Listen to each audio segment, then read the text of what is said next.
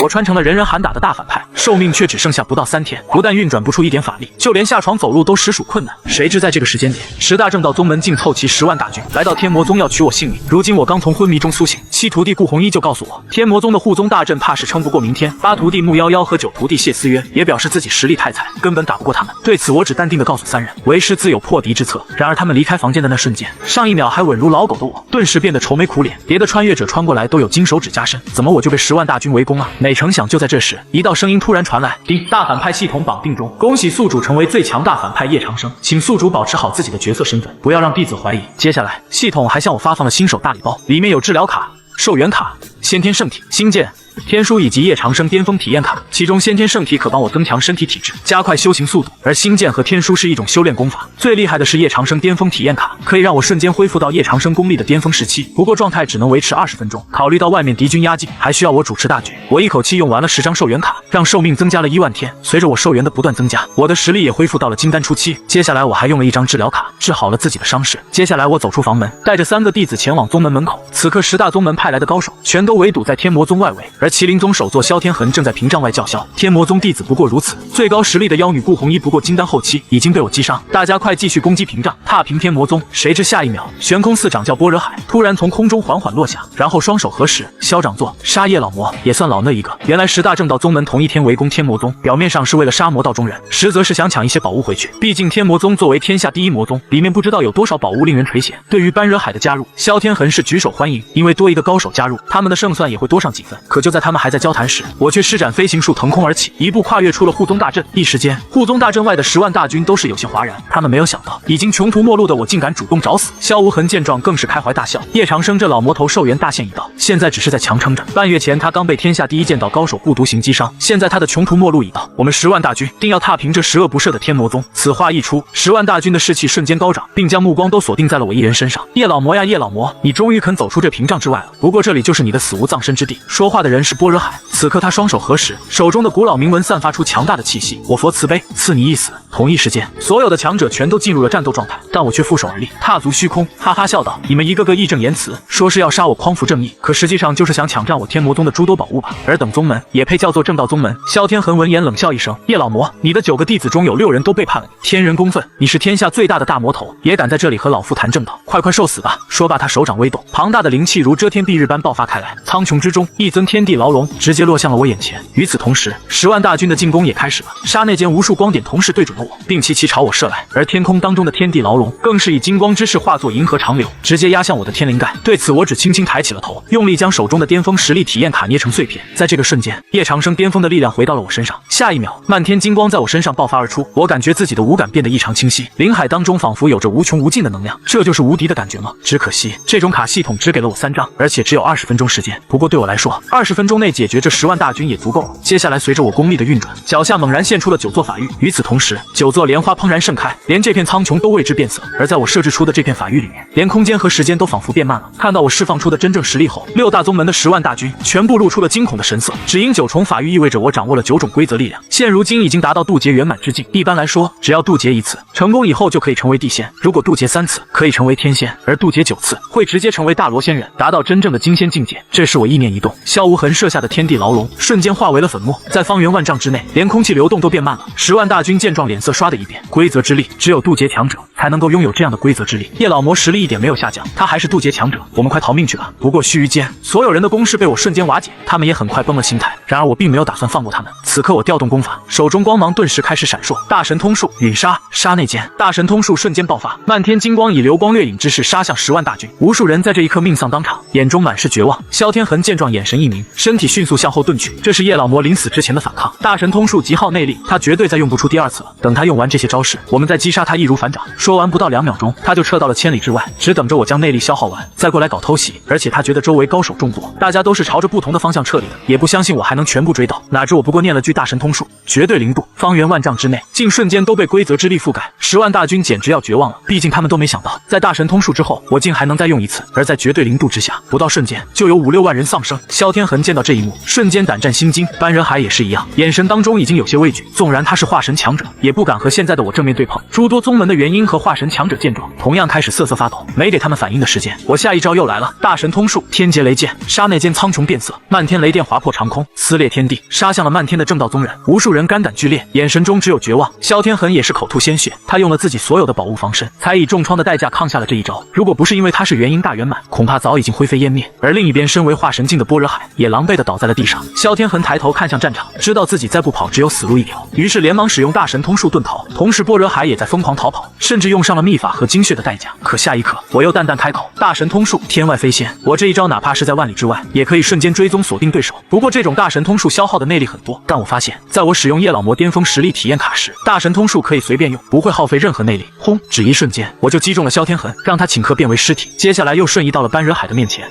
般若海心如死灰，这就是叶老魔的可怕吗？可以一直使用大神通术，完全超出了他们的常识。叶老魔，我佛慈悲，纵然你是渡劫强者，老衲也要和你决一死战。大神通术，玄冥法印。悬空4方丈般若海扔下佛珠，手中禅杖释放出绚丽的铭文，古老铭文化作一道道法印，冲向了叶长生。叶长生目光平淡，指尖微点，咚！整个空间都仿佛崩塌，古老的铭文顷刻间化作碎片。般若海身为化神强者，最强的大神通术在叶长生面前不堪一击。大神通术9字法印，看清楚了，这才是真正的法印。叶长生随手击出，转身便已离开，甚至都没有回头。他知道，在他用出9字法印的时候，般若海已经是死人了。般若海瞳孔放大，身体倒射出万丈之外。他见到了什么叫做真正的天地法印，一道道大字带着强大的道运和天地规则轰在了他的身体上。9字法印：临、兵、斗、者、阶、震、烈、在、前。般若海吐了一口鲜血，他苦笑一声。世上竟然有人在法印上比他悬空寺的造诣更高。每一道法印都蕴含着道运，每一道法印当中都有强大的规则之力。这就是天下第一大魔头叶长生的真正实力，无人可挡。10万大军都无法挡住叶长生的攻击，弹指之间10万大军灰飞烟灭。叶长生从苍穹之间缓缓落下，目光淡然，而叶老魔巅峰实力体验卡的时效也已经过了。顾红衣、穆夭夭、谢思渊眼睛中满是震撼，他们看到了师傅的真正实力。不到片刻，灭杀10万大军，师傅他老人家原来这么厉害，怪不得听师姐说过，师傅巅峰时期天下无敌。顾红衣开口道，胸脯微微起伏，满脸的惊叹，他已经看呆了。所谓的元婴和化神期强者，在叶长生面前是如此的不堪一击。师傅真的好厉害，天下第一强者。穆夭夭说道，眼神清澈，没有一丝尘埃。这就是我师傅，嘻嘻，师傅太棒了，我就说师傅出手，打败那么多所谓的名门正派。谢思渊活蹦乱跳的说道，眼神满是骄傲。3个女孩都在今天见证到了他们的师傅究竟到了怎样的境界。徒儿拜见师傅，徒儿拜见师傅。顾红衣、穆夭夭、谢思渊看到叶长生回来了，都跪在了地上。叶长生身上刚才那种恐怖的力量都已经消散不见了，又恢复了之前普普通通的样子。可在3个弟子眼中，满眼都是仰慕和尊敬。师傅，您真的好强，把那些10万大军打得落花流水。谢思渊嘻嘻一笑，挽住了叶长生的胳膊。那是，师傅天下无敌，那还用说吗？顾红衣也开心地说道。七姐说的对。穆夭夭轻轻点头。本来天魔宗都已经没什么人了，加上叶长生也只有4个人。有很多人看到叶长生寿元大限将至，都以为天魔宗要倒，全部都提前跑路了。只有3个弟子一直都跟着叶长生。好了，少贫嘴，你们的修为怎么样了？叶长生看向3个弟子。师傅，徒儿刚刚突破到金丹后期。顾红衣说道，他才18岁就已经到了金丹后期的境界，可以说是真正的天才了。师傅，徒儿是金丹中期。穆夭夭轻柔的声音响起，让人有种沐浴春风的感觉。她一身白裙，纯洁无瑕，平时又安安静静，很听叶长生的话。哦，徒儿筑基大圆满了，虽然比不上师姐，可也是很厉害的。谢思渊拍了拍胸脯，抬起了头，还想让师傅夸奖他几句。谢思渊今年只有15岁，他的修为已经到了筑基大圆满。放在大陆上任何一个势力，15岁就能突破筑基大圆满的修为，都是天才当中的天才了。叶长生敲了敲谢思渊的脑袋，15岁才筑基大圆满，修为太低了，有什么骄傲的？看看夭夭，16岁就已经金丹中期了。谢思渊吐了吐舌头，那是八姐太厉害了。叶长生微微皱眉，那是夭夭修行比你认真。好了，从今天开始，都给为师好好修行。如果不用功修行，都给为师去闭门思过。叶长生缓缓说道。夭夭，扶为师进房间休息。穆夭夭轻轻点头，乖乖地扶住了叶长生的胳膊。谢思渊委屈地说道，师傅，你都不要我扶你去休息了。谢思渊很委屈，9个徒弟当中，也只有他敢仗着师傅宠爱他，对叶长生撒娇扮鬼脸了。叶长生面无表情，看了谢思渊一眼。师傅，徒儿知错了，徒儿一定好好修行，不辜负师傅的期望。谢思渊看到师傅变脸了，立马就跪了下来。叶长生走了之后，顾红衣开口说道：“我感觉师傅和以前不太一样了，以前的时候师傅都不会关心我们修行的。”谢思渊站了起来：“师傅这么厉害，我们的修行也不能落下，不然传出去多丢人。”房间里，叶长生看了看系统界面，宿主叶长生，道具治疗卡乘9，先天圣体乘1，星剑乘1，天书乘1，叶长生巅峰体验卡乘2，寿元10003天，阅历值8420。叶长生摇了摇头，他现在的实力还是太低了，他只有叶长生巅峰实力体验卡可以用，就剩下2张卡了。万一遇到敌人，总不能每次都用1张巅峰实力体验卡吧，这样太浪费了。想要在这个世界保命，一方面要快速提升他的实力，另一方面也要提升弟子们的实力。现在他的3个徒弟实力还是太弱了。一场大战之后，叶长生发现他多了8420的阅历值，当即打开了系统商城。一张寿元卡要500阅历值，一张治疗卡500阅历值，不灭圣体需要2万阅历值。翻了半天商城，叶长生也没找到巅峰体验卡这种稀有道具，倒是可以花100阅历值来抽奖一次，或许可以抽中一些好东西。商城之中有一种道具吸引到了叶长生的注意力，自动格挡，可以自动格挡一次任何级别的杀招，800阅历值。一击秒杀，可以击杀任何一名对手，只能使用一次，对手无法逃脱，1000阅历值。全能防御，使用后1分钟内处于无敌状态，1000阅历值。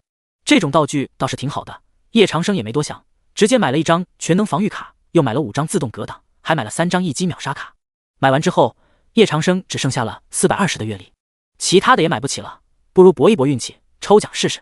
第一次抽奖什么都没抽中，第2次、第3次抽奖都没抽中。叶长生摇了摇头，又抽了一次，抽奖成功，获得一击秒杀乘3。叶长生又看了一下道具页面，道具治疗卡乘9，先天圣体乘1，星剑乘1，天书乘1，叶长生巅峰体验卡乘2，自动格挡乘5，一击秒杀乘6，全能防御乘1。这些道具也让叶长生有了一些自保能力。使用一下先天圣体试试，叶长生说道，开始准备闭关修行。在他使用完先天圣体之后，叶长生感觉他的实力再度获得了升华，整个身体对周围的外界感知都变得无比清晰。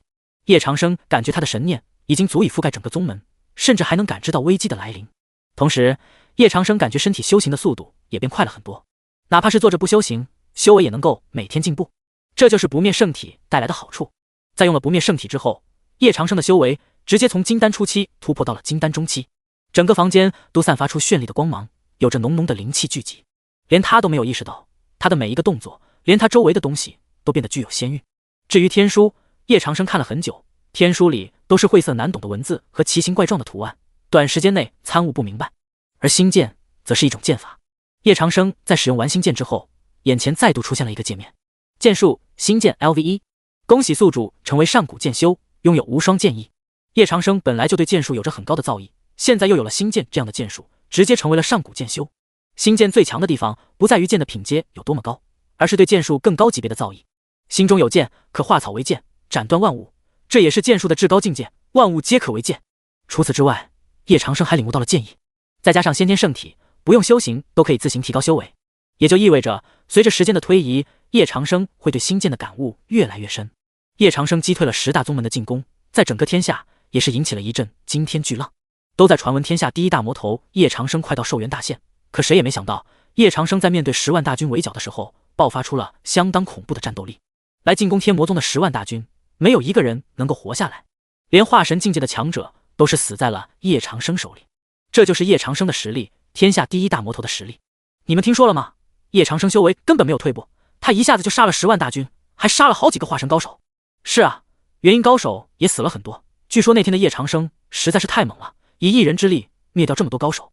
不是说叶长生快到寿元大限了吗？他为什么还会那么厉害？厉害的都有些不科学了。我听到那天有人围观，看到叶长生连续用大神通术，这可是超乎常人的厉害啊！叶长生还度过了雷劫，掌握了雷劫法则，这样的实力，天下还有几个人是他的对手？如果他要再进一步，说不定就成仙人了。仙人那可是真正的强者，大陆上都没听说过有人能够飞升进入大成境界，成为仙人啊！我看叶老魔实力很强，说不定他之前都是装出来的。叶老魔还有9个弟子，前6个弟子一个都比一个厉害，这谁能顶得住啊？叶长生秒杀10万大军的消息迅速传遍了天下，各方势力都知道了叶长生那天大开杀戒的状态。当知道这个消息的时候，大徒弟瑶池和2徒弟苏九正在瑶台仙宫当中。瑶台仙宫位列8大仙宫之一，弟子无数。传说瑶台仙宫当中的人都是仙子，而瑶池仙子更被无数人奉为至高无上的女神。二徒弟苏九是九尾妖狐，还有一个称号是妲己，而妲己更是妖族文明的存在。师傅他老人家苏九美眸抬起，看向苍穹。师傅能够杀掉10万大军并不奇怪，他老人家手段多得很呢。瑶池轻声说道，一举一动都带有仙气。只是这场大战之后，师傅的手段也该用尽了吧？瑶池摇了摇头。苏九儿眼神当中闪过一丝凌冽的光芒，区10大宗门也敢进攻天魔宗？师姐，纵然我已不是天魔宗弟子，我也想把这10大宗门全部灭门。苏九儿，妖界第一人，实力强大，他从不喜欢建立势力，向来都是独来独往。虽然身为狐妖，但他也很少关心这些事情。他只知道，想要伤害师傅的人都要死。瑶池淡然一笑，没这个必要，我们已经和天魔宗已经没有关系了，你为何还想去帮助天魔宗？苏九儿美眸轻抬，至少我曾经是师傅的弟子。瑶池声音变得冷了几分，是又如何？师傅他逼我们出走宗门的时候，又何曾在乎过我们是他的弟子？他为了自己的私欲，为了他的长生大道，竟然想要对我们这些事情，你不清楚吗？苏九飘然离开。是啊，师傅当初逼他走的时候，又何曾想过那么多？纵然师傅现在健在，可他早已经不是天魔宗的人了。你还要灭10大宗门吗？瑶池的声音传来。师姐，我有我自己的选择，纵然师傅不要我了，我也曾经是师傅的弟子。苏九轻声说道。师傅，如果你还和以前一样，该有多好，可惜不可能了。苏九儿眼眸中留下了一滴泪痕，泪痕过后，苏九儿变得决绝。或许师姐说的对，我们师徒情分早已经恩断义绝。苏九儿朝着10大宗门的方向走了过去，这也是他为宗门做的最后一件事情了。曾经的师傅已经不见了，永远也不可能再回来了。要是师傅能不追求他的长生大道，不做出那些事情，他或许还是师傅手下最得意的弟子之一吧。玄空寺掌门般若还死的消息已经传遍了玄空寺，玄空寺推出了新的掌门方正。南无阿弥陀佛，天魔宗不灭，正道1日不能平安。方正带领着一众僧侣为般若海叹息，他们一直都是正道宗门，只为屠魔。这次般若海前去，本以为胜券在握，谁能想到又被叶老魔当场斩杀。灭掉天魔宗，不灭天魔宗，誓不为人。灭掉天魔宗，不灭天魔宗，誓不为人。玄空寺里的僧侣都是愤怨滔天，方正也是化神境界的强者，如今在玄空寺是独一档的存在。下一刻，方正感觉毛骨悚然，身体都在颤抖。一个轻柔而又冷冽的声音传进了方正耳中。是吗？那玄空寺今天就可以灭门了。一个绝美的女子出现在了玄空寺的上方。阁下是谁？方正开口说道。他竟然无法洞察到已经有人来到了玄空寺。苏九儿，你也可以称呼我为苏妲己。这是方正听到的最后一句话。下一刻，他的人头已经落在了地上。苏九儿的身影飘过了玄空寺。玄空寺所有人死。第二天，来进攻天魔宗的10大宗门全部都被灭门。灭门的人是天魔宗的2徒弟苏九儿。为什么啊？天魔宗2弟子不是已经退出了天魔宗，为什么还会途径10大宗门？苏九儿虽然退出了天魔宗，可谁敢动天魔宗？动了之后，他一定会反过来途径这个宗门。苏九儿，那可是叶老魔手下实力最强的弟子之一啊，据说和大徒弟瑶池一个实力了。不要慌，也就是一个苏九而已。这次去围剿的10大宗门本来也不是顶尖的宗门，失败也无妨。8大仙宫、9大仙域，还有7大寺、药谷，诸多顶峰势力都没有对天魔宗出手。天魔宗如今就剩下叶老魔和3个实力低微的弟子，又有何惧？反而这次叶老魔出手，他的底牌也自然用尽了。他的寿元大限已到，这是毋庸置疑的事实，最多再等10年，叶老魔必死。天魔宗，叶长生也知道苏九儿把10大宗门的人全部杀完了，或许这孽徒还有一点良知吧。叶长生并不知道叶老魔是怎么把这么多弟子给赶出宗门的，这部分的记忆他并不太清楚。不过这也不重要，在宗门被围的时候，也不见有弟子来救援。不管是什么理由，凡是离开宗门的弟子都是孽徒，但凡被他抓住一个孽徒，自然要好好调教。只有宗门里的这3个弟子让叶长生安心一些，至少在危机的时候还有这3个弟子在叶长生身边。不知不觉已经过去了半个月，叶长生的星剑等级已经提升到了 LV5， 周围的环境在他不知不觉的时也发生了一些变化。今天叶长生打算看看弟子们的修行成果。顾红衣、穆夭夭和谢思渊都来到了叶长生的府邸内。刚刚进入府邸，3个人便感觉一阵浓郁的香味传来，这种香味让他们的毛孔舒张，感觉到浑身的舒服。顾红衣瞪大了眼睛，这是天地灵气，师傅的府邸内居然有了这样浓郁的天地灵气，这就是师傅他老人家的手段吗？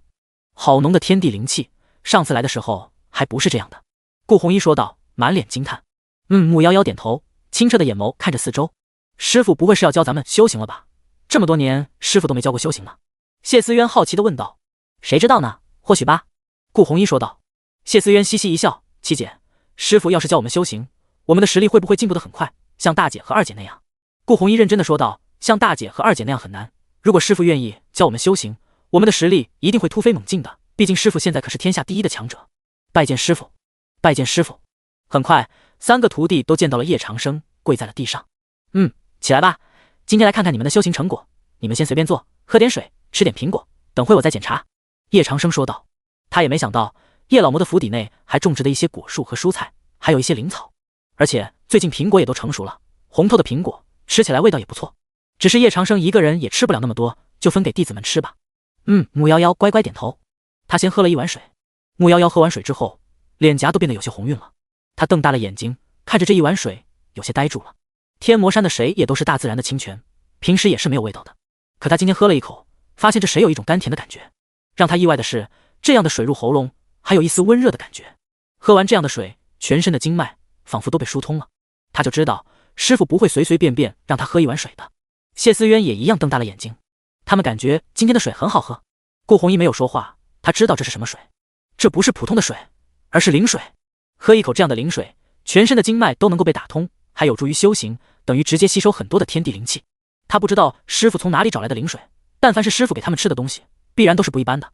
这种东西在外面根本就是有价无市。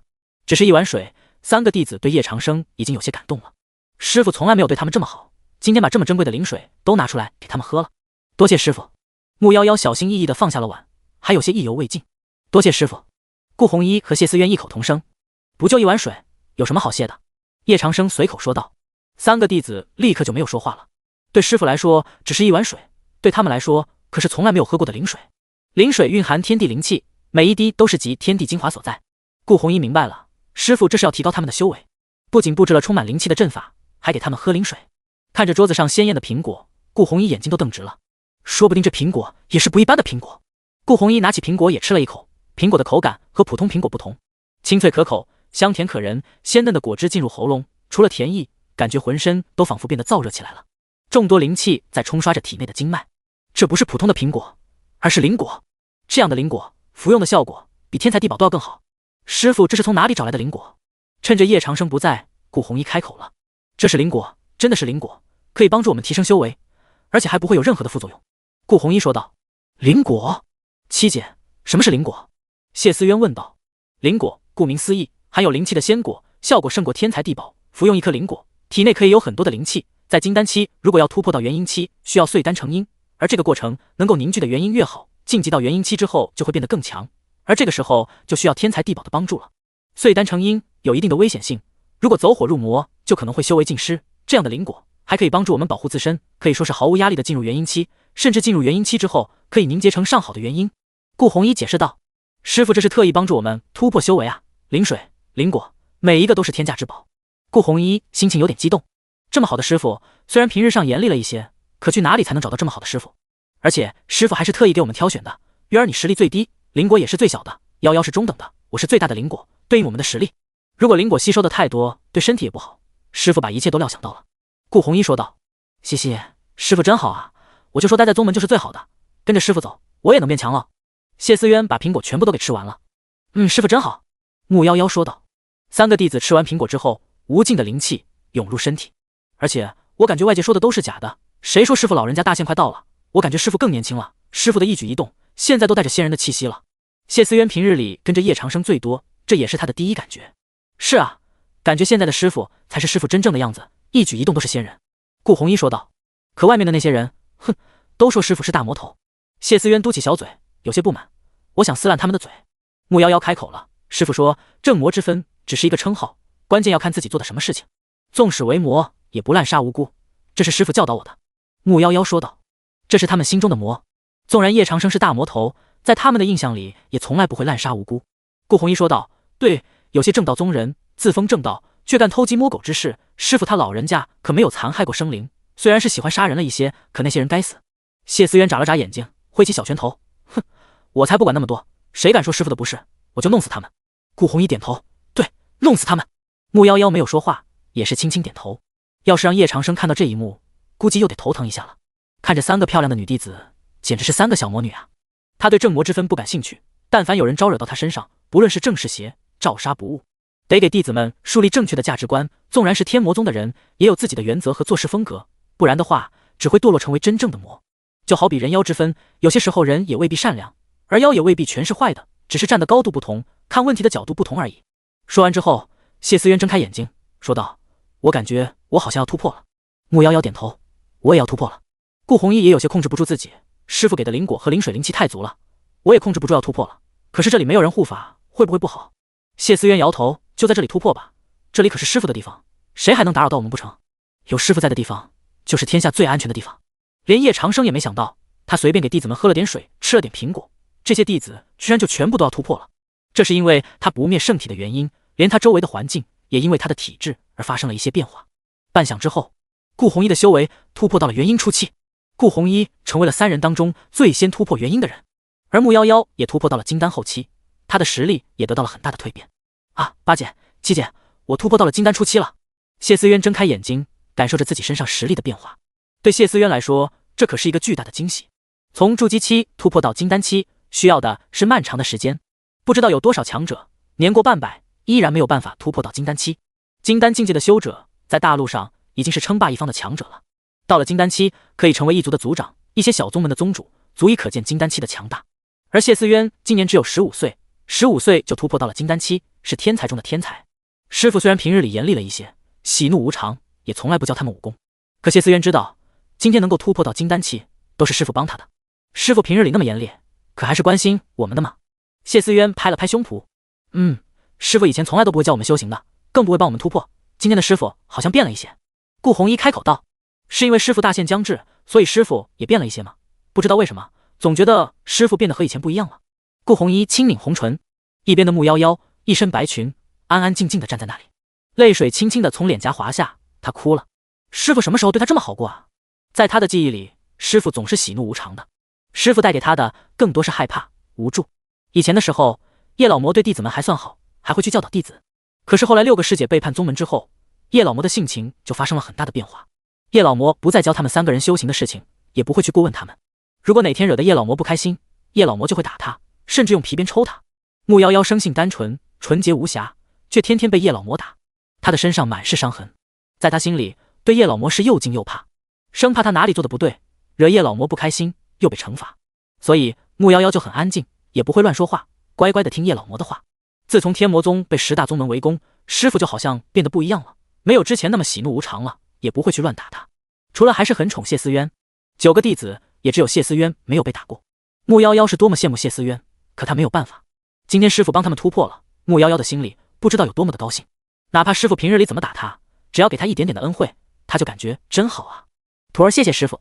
木夭夭跪在了地上，轻声说道：“不要怕，师傅变了，说不定不会再像以前一样惩罚我们了。”顾红衣拍了拍木夭夭的肩膀，木夭夭乖乖点头，肩膀还是缩了缩，疼痛的感觉传来。顾红衣也很心疼木夭夭，温柔一笑：“师姐那里还有点疗伤药，等会都给你送过来，吃点疗伤药就没这么疼了。”叶长生回来的时候，正好听到了这一段话，有一部分记忆逐渐变得清晰起来，涌入了叶长生的脑海当中。看完这部分记忆之后，叶长生有点生气。叶老魔不愧是个大反派，连自己的弟子都能狠下毒手暴打一顿，用皮鞭打木夭夭，打得木夭夭白纱都被染红了，他硬是一声不吭。有这么漂亮的弟子都能毒打一顿，叶长生不禁有些怀疑叶老魔的人品了。还有很多的事情，叶长生回想不起来，或许这也是6个弟子背叛叶老魔的原因之一吧。他穿越到了叶老魔的身上，虽然是大反派的身份，却不代表他会和叶老魔一样。至少木夭夭、谢思渊、顾红衣都是他的徒儿，对自己的徒儿，叶长生可下不去狠手。至于3个弟子全部突破了，叶长生也没多想，估计是弟子们天赋比较好。叶长生缓缓走了进来，坐在了椅子上，拜见师傅。3个弟子全部跪在了叶长生的面前。月儿和红衣先下去吧，老八留下。叶长生平静地说道，让人看不出他的喜怒。听到叶长生这么说，木夭夭轻抿苍白的嘴唇，身体轻轻地颤抖了一下，有些害怕，又有些无力。以前的时候都是这样的，师傅心情不好的时候就会把他留下，然后惩罚他。这种惩罚除了谢思渊之外的8个弟子都感受过，痛苦、绝望，如果敢反抗会被打得更惨。顾红衣和谢思渊看了木夭夭一眼，也不敢说什么。2人离开之后，房间里只剩下了叶长生和跪着的木夭夭。木夭夭身体在颤抖，在害怕。师傅，徒儿错了，请师傅惩罚。木夭夭开口就认错，低着头把手掌心滴在了叶长生面前。他不知道师傅哪儿不开心了，也不知道自己错在哪儿，可他知道自己如果不这么说会更惨。你没错，叶长生说道，有些莫名其妙，在几个弟子眼里就这么害怕叶老魔吗？不，徒儿知错了，师傅可以任意责罚，弟子一定会改正的。穆夭夭听了之后更加害怕。叶长生，你知错你妹啊！他现在是叶长生，可不是以前的大魔头叶老魔了。看来叶老魔留给穆夭夭的阴影太大了。这么好看的女孩，天资卓绝，16岁到达金丹后期，更是天才中的天才，天赋甚至比谢思渊还要高。这样的女孩怎么舍得用皮鞭打呀？站起来！叶长生开口。穆夭夭这才乖巧地站了起来，清澈的眸子看着叶长生，有些害怕和恐惧。转过身，叶长生说道。穆夭夭照做了，有些痛苦地闭上了眼睛。他知道自己后背又会被皮鞭抽了。脱掉上半身的衣服，叶长生说道。穆夭夭更害怕了，他不敢反抗。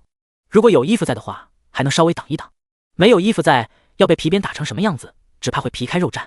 接下来，叶长生看到了让他血脉喷张的一幕。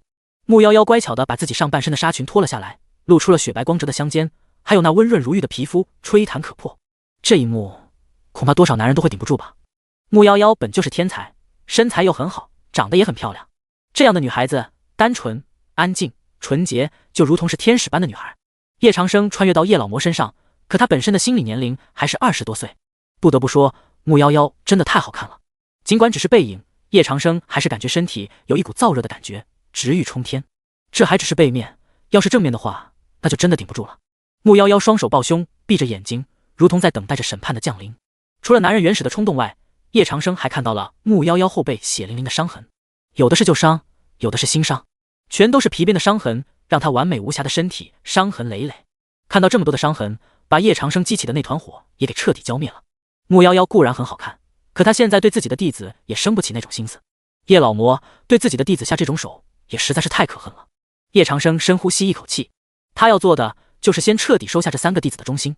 毕竟现在的叶长生实力还很弱，各种道具卡也都是有限的。先把弟子的忠诚度提高，再把他们的实力提升上去，这样也能够保证叶长生的安全。穿上衣服吧，叶长生说道。师父不惩罚弟子了吗？穆夭夭穿上了白色纱裙，清澈的目光看向了叶长生，心里有些惊喜。或许真的和七姐说的一样，师父变了。你没做错事情，为师为何要惩罚你？叶长生笑了笑，轻轻地揉了揉穆夭夭的头发。穆夭夭呆呆地站在原地，看着叶长生。师父从来都没有摸过他的脑袋，从来没有对他这么温柔过。在叶长生面前，穆夭夭清澈的眼睛中有着泪光。他不奢求什么，只要能在师父身边就好了。夭夭，你修炼得不错，为师给你一点奖励，伸出手。叶长生微笑道。穆夭夭伸出了小手，叶长生捏住了穆夭夭的小手，捏碎了治疗卡。治疗卡可以恢复穆夭夭身上30%的伤势，当然这也是分情况的，哪怕是重伤垂死的人，也可以瞬间恢复30%的伤势。而如果全部都是外伤，就像是穆夭夭这样的伤痕，一下子就可以全部治好了。淡白色的光芒环绕在穆夭夭的身边，穆夭夭惊奇地发现，她身上的所有伤痕都消失了，一点也都感觉不到疼痛了。谢谢师傅。穆夭夭又跪在了地上。穆夭夭的忠诚度上升了5。系统的提醒声传来，在叶长生脑海之中自动浮现出了弟子们的忠诚度。顾红衣81，谢思渊86，穆夭夭95。当叶长生看到95的忠诚度时，心里感觉到一丝暖意。叶老魔之前对他这么差，他都有90的忠诚度啊，有这样的弟子也是一种幸福。系统推出了忠诚度，也让叶长生对这几个弟子彻底放心起来，毕竟系统给的数据是不会骗人的。师傅老了，以后来帮师傅侍寝吧。宽衣，捏捏肩膀，泡泡澡。叶长生笑道，有这么一个宝贝徒儿在身边伺候着，倒还是挺好的。好。穆夭夭欣喜的点头。走吧，扶为师去外面看看。叶长生缓缓说道。穆夭夭搀扶着叶长生，跟着叶长生走出了房门。天魔宗很大，尤其是叶长生住的地方更是相当宽敞，绿树成荫，远处还有瀑布和溪水，空气清新，到处都是灵气。在这里修炼，如同在真正的世外桃源当中。好了，帮师傅捏捏肩膀吧。叶长生坐了下来，也难得的可以休息一会儿。穆夭夭都听话照做了，这种柔软的触感让叶长生很是享受，有人帮自己按摩的感觉确实很爽啊。夭夭，你有在宗门外谈恋爱吗？叶长生随口问出了一个问题，毕竟像穆夭夭这样的女生应该有太多人追求了。穆夭夭按摩的手停了下来，说道，师傅，天魔宗弟子禁止与任何人谈恋爱，而且我心里只有修行像师姐一样那么强，就可以保护师傅了。还有一句话穆夭夭没有说，他的偶像就是师傅，对其他的异性又怎么会有感觉呢？好好修行。叶长生说道。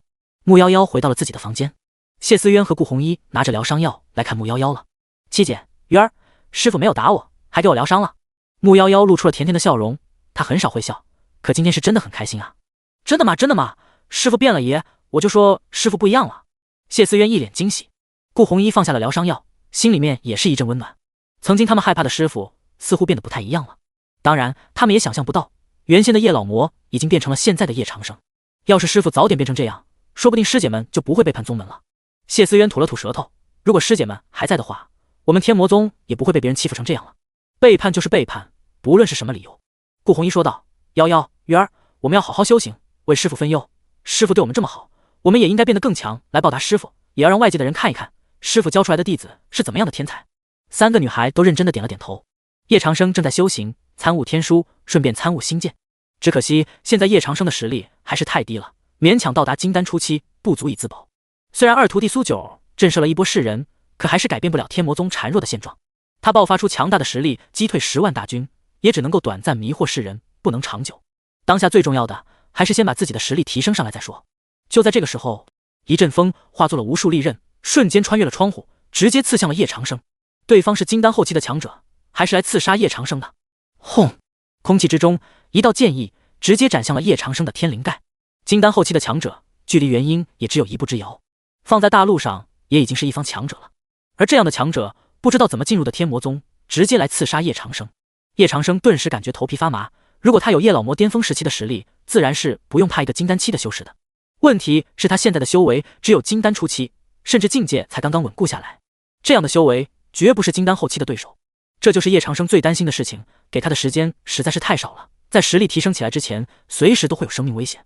叶老魔是天魔宗的老祖，谁知道叶老魔平日里有多少仇家？咚！这一剑直接斩在了叶长生的身上，叶长生毫发无损。不过他的自动格挡卡已经自动用掉了一张，自动格挡卡可以格挡对他任何致命的攻击。现在自动格挡卡还剩下4张，如果用完的话，他真的会死。谁知道金丹期的修士可以在一瞬间发起多少攻击？稳住，不能慌。叶长生缓缓地睁开了眼睛，看向了对面，是一个中年男子。叶婴是金丹后期的强者，实力强大，26岁就已经到达了金丹后期，也是天才之资。5年前，他全家都被天魔宗的人杀光了。叶婴一直在等待一个报仇的机会，一个可以杀叶老魔的机会。终于，他等到了。天魔宗岌岌可危，被10大正道宗门围攻，叶老魔寿元殆尽，正是报仇的大好时机。在叶婴看来，叶老魔尽管杀了10万大军，也只是强弩之末而已。一个寿元殆尽的人，恐怕也只能爆发这一次了。叶婴溜进了天魔宗，用出了自己毕生以来最强的一剑，直接斩向叶长生。他感觉不对，因为叶长生的状态根本不像是一个生命垂危的老人。他的全力一剑击中了叶长生，而叶长生却一点都没有受伤。这就是天魔宗大反派叶长生的实力吗？根据传说，叶长生已经进入了渡劫期，甚至快要突破到地仙了。毫不夸张地说，叶长生就是大陆之下的第一人。一阵恐惧感升上心头，叶婴顿时感觉自己浑身无力，还有些恐惧。他的全力一击对叶长生居然无效，叶长生的实力竟然已经到了这样的地步。外界的传言都是虚的，不可能，这不可能。都说你寿元大限已到，为什么还会这样？叶婴青筋暴起，握紧手中的剑。他来到这里就没有想着要活着离开，又是一剑直接冲向了叶长生。这一剑更是凝聚了无穷的剑意，连四周的空气都被瞬间斩断。叶长生坐在椅子上看着叶婴，他已经捏住了一击秒杀卡，只要用出一击秒杀卡，不论对手的实力有多强，都可以瞬间灰飞烟灭。下一刻，一道白色的身影落在了叶长生面前。休想动我师傅！穆夭夭身上沐浴着白色的圣光，一道琴音法术直接挡住了叶婴的剑意。即便同是金丹后期的强者，穆夭夭的金丹后期也远比叶婴要强大。此时此刻，穆夭夭变得很美，长发飘扬，所有灵气调动。她玉手之间出现了一把古琴，琴音飘扬，一道道琴音法术如同一个个大道之音攻向了叶婴。叶婴躲闪不及，直接被一道琴音轰到了远处的山岳上，形成了一道人形的痕迹。而叶婴的身影就烙印在那座山上，只是一击就击退了和他同境界的强者。你也一样是金丹后期，为什么差别会这么大？叶婴感觉心脏都仿佛碎裂般，不可置信地看着眼前的一切。他也是金丹后期啊，而且他能够感受到穆夭夭还是近期才突破的金丹后期。然而他和穆夭夭之间的差距却是天差地别，他完全不是穆夭夭的对手。因为我是师父的弟子。穆夭夭开口，这就是叶老魔的实力强大恐怖，不愧是天下第一人，连他教出来的弟子都和我有着这么大的差距。叶鹰眼神中只有深深的震撼，还有一丝不甘。他努力半辈子，却都没有叶长生的徒弟厉害。而穆夭夭已经是天魔宗当中实力比较弱的弟子了，如果遇上传说中的大徒弟瑶池、二徒弟苏九、三徒弟岳霓裳这些顶尖的天之娇女，那他败的只怕会更惨。这就是叶长生的实力，天下第一人的强大之处。在叶长生面前，叶鹰感觉到了什么叫做无力感，什么叫做差距。他来偷袭叶老魔，叶老魔甚至都没有出手，他就已经败了。叶老魔仅仅只是看了他一眼，就让叶鹰感受到了可怕的压力。如果刚才是叶长生出手的话，他恐怕会死得更惨。叶鹰还想要再想下去，意识却已经渐渐消亡。顾红衣和谢思渊都已经赶了过来，而谢思渊先一步结束了他的性命。哼，我只是修行了一会儿，居然有人敢来刺杀我师父！我师父那可是什么人？也是你们能够刺杀的吗？谢思渊拍了拍手，一道火焰直接把叶鹰的身体都化成了灰。这小家伙动手比穆夭夭更狠啊！叶长生摇了摇头，这几个徒弟看着都是漂亮可爱的女生，动起手来一点都不含糊。一个直接把对手轰在100米之外，另一个直接把对手化成了灰，这也让叶长生感觉到了一种安心感。他还没有动手，弟子们就已经都赶过来了。看来把这些弟子们全部调教成实力强大的高手，以后遇到高手，他也没有必要亲自出手了。毕竟那些卡片也都是有限的，经过这次暗杀，他自动格挡只有4张了。万一下次还有人来暗杀他，趁他不注意发起1000万道攻击，那就不是自动格挡能挡住的了。一方面培养弟子，另一方面提升自己的实力也比较重要啊。师父，您没事吧？谢思渊蹦蹦跳跳到了叶长生的面前，担心地看着叶长生。师父不会有事的。穆夭夭轻声说。对哦，师父可是天下最厉害的人了，当然不会有事的。谢思渊亲昵地挽着叶长生的手臂，嘻嘻一笑。油嘴滑舌，你八姐都金丹境后期了，你才刚刚到金丹初期，还得好好修行。叶长生敲了敲谢思渊的脑袋，弟子遵命，弟子会努力修行，赶上八姐的。谢思渊吐了吐舌头，叶长生缓缓点头，退下吧。3个徒弟全都离开之后，叶长生的心境才逐渐平稳下来。天魔宗原本是有护宗大阵的，但是在之前的战斗当中，护宗大阵也没有多少能量支撑了。想要完善天魔宗的护宗大阵，以叶长生现在的实力也做不到。那可是渡劫期的强者才能够完善的护宗大阵，护宗大阵能量不足，就导致阵法会出现一些破绽，而一些人正好能够顺着破绽溜进天魔宗来刺杀他，还用掉了他的一张自动格挡卡。天下正道宗门的人恨叶老魔的实在是太多了，才有人哪怕冒着死的风险也要来天魔宗刺杀他。毕竟在外界看来，天魔宗现在的护宗大阵几乎形同虚设，宗门内也只有3个弟子而已，而这3个弟子修为最高的顾红衣实力也仅仅只有元婴初期而已。元婴境界也是大陆上的强者了，不过放眼整个天下还是不够强大。元婴境界之上还有化神境、渡劫境的强者，这些强者都不是元婴能够抵抗的。叶长生看了看系统界面，他的实力还在金丹初期，而新建的等级已经提升到了 LV13。当下最重要的还是提升自己的实力。叶长生再度打开了天书，开始观摩起来。天书晦涩难懂，看的时间久了，叶长生感觉仿佛能够看懂一些古老的符文。好在是终于对天书有了一丝丝的感悟了。雷鸣宗金丹后期的强者叶鹰去刺杀叶长生，已经死了。宗主，叶鹰死了，生命气息已经消失，而且还是被一击秒杀的。一个长须老者说道，他名叫西海南，已经是元婴境的修士。本座知道了。宗主叫做叶华，目光平静。雷鸣宗宗主叶华已经是元婴后期的强者了，实力恐怖，半只脚已经踏入了化神境界。雷鸣宗不像其他的大宗门一样强盛，却也算作正道宗门。天魔宗是天下最大的魔宗，几百年来，我们正道宗门一直被魔道宗门压制，多少同门惨遭魔道宗人杀死。自古正邪不两立，现在本座终于等到了天魔宗实力最弱的时候。叶老魔寿元不足10年，实力衰退，正是我们灭掉天魔宗的大好机会。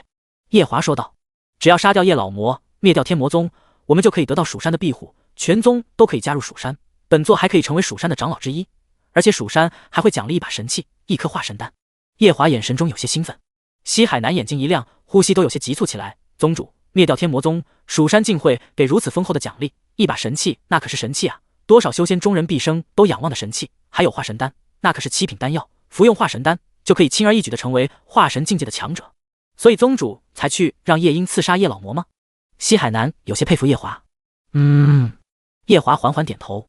那宗主，现在叶华死了，是否能证明叶老魔还是巅峰实力？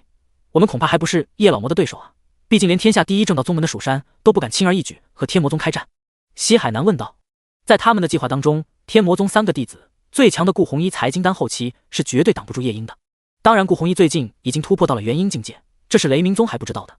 同是金丹后期，夜莺的实力绝对要在顾红衣之上。如果要杀夜莺，只有可能是叶老魔亲自出手。叶华摇了摇头，不，夜莺去刺杀叶老魔只是一个试探而已。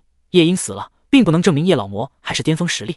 夜莺身上挂着天剑宗的令牌，如果叶老魔还在巅峰实力，看到天剑宗的令牌，必然会去途径天剑宗所有族人。然而叶老魔却根本没有出手。换做以前的叶老魔，会如此心慈手软吗？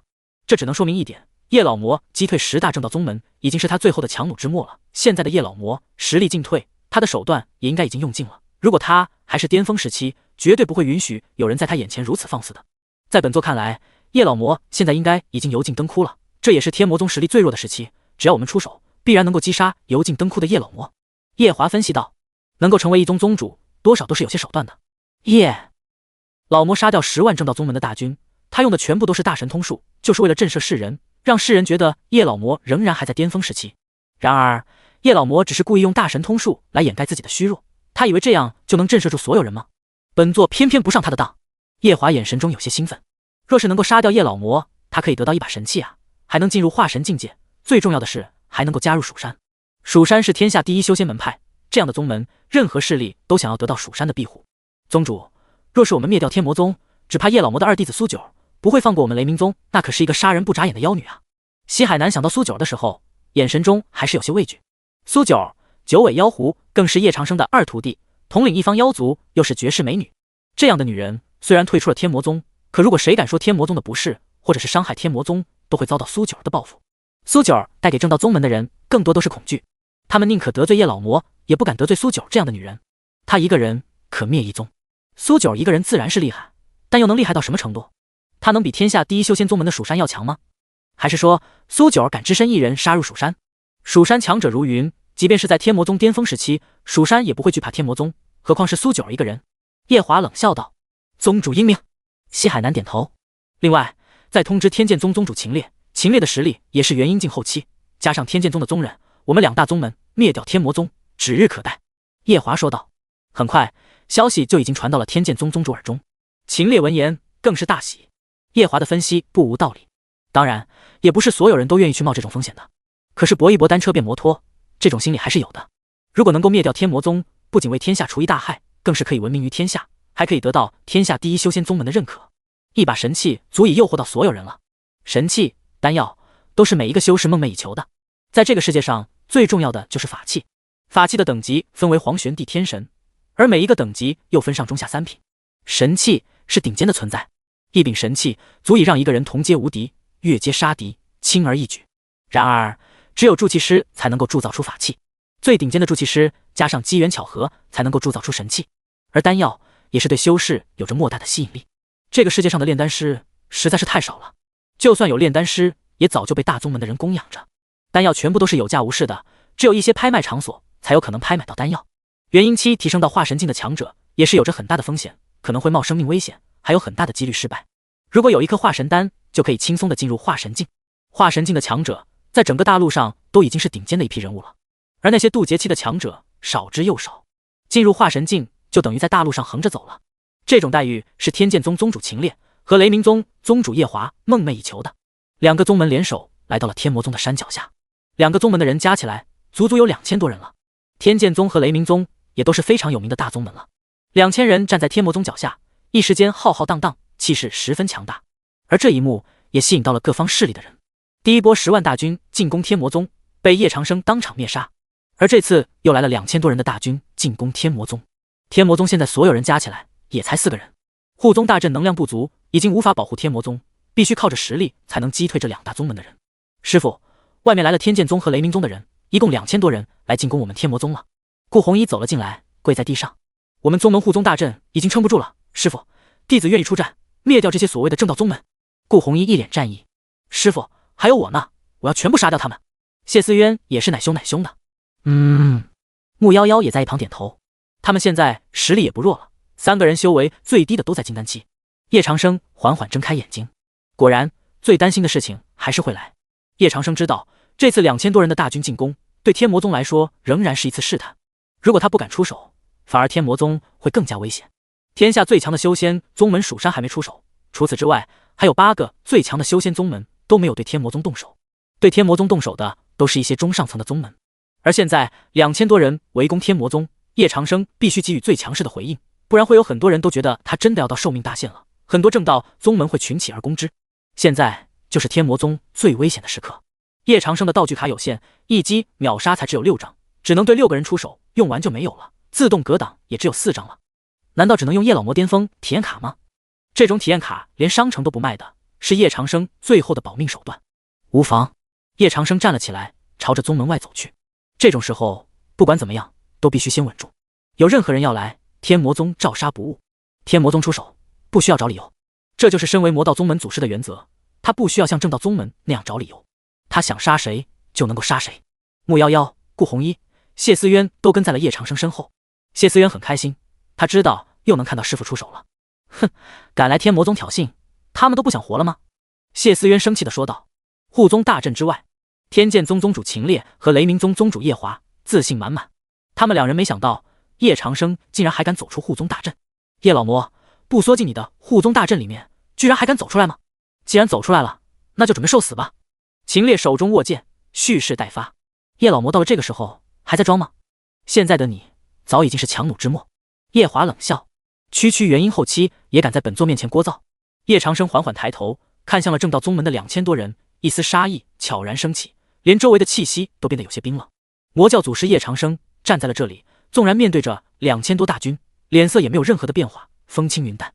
动手，杀掉叶老魔，奖励神器一把。杀掉叶老魔身后的3个妖女，奖励高阶法器。杀！在叶华一声命令之下，2大宗门的人同时发动了进攻。2000多人真正聚集在一起的时候，才知道2000多人究竟有多少人。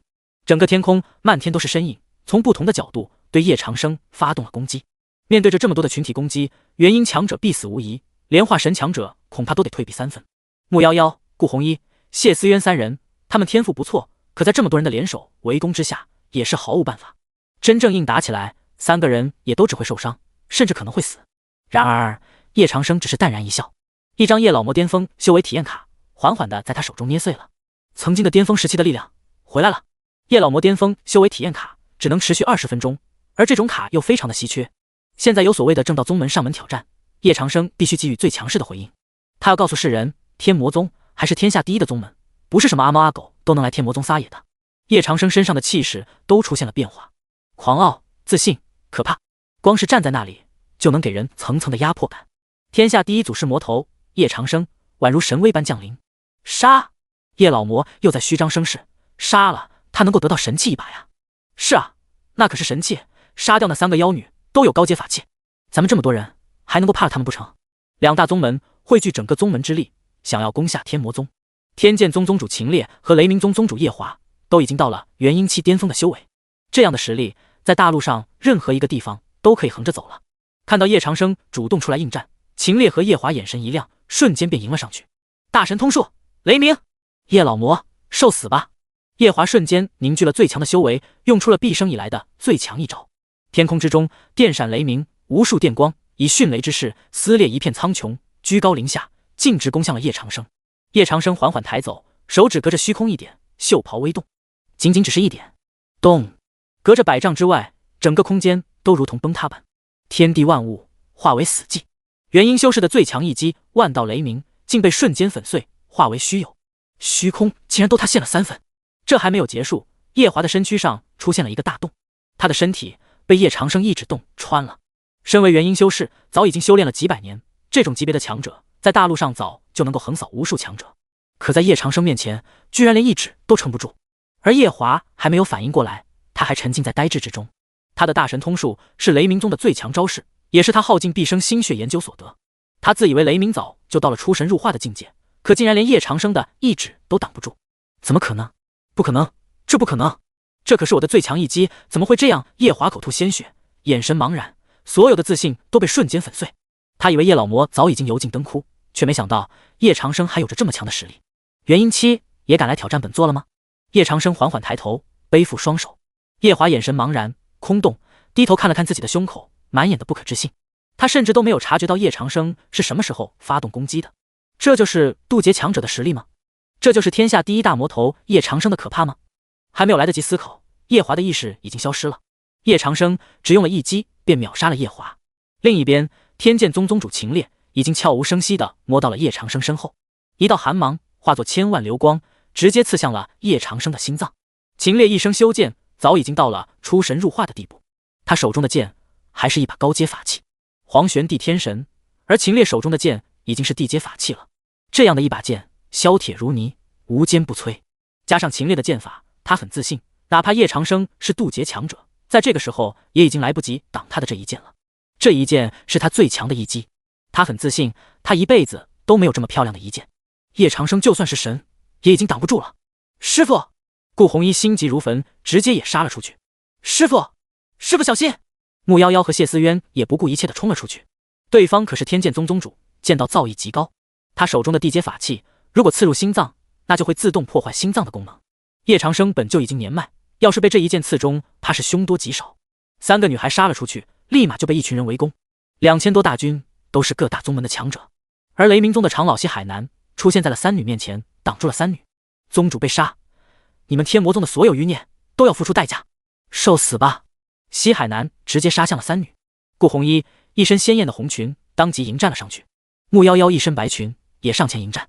而谢思渊穿着紫色的长裙，没有犹豫也杀了上去。顾红衣也只有元婴初期的实力，穆夭夭是金丹后期，而谢思渊只有金丹初期。他们的对手西海南已经是元婴后期了，这其中的境界差距太大了。另一边，天剑宗宗主秦烈已经攻向了叶长生。叶长生缓缓回头，眼神平淡。叶老魔对所有的东西都有很高的造诣，这些造诣都在叶长生的记忆当中。即便是剑术，叶长生掌握的剑术也是天下最强的剑术。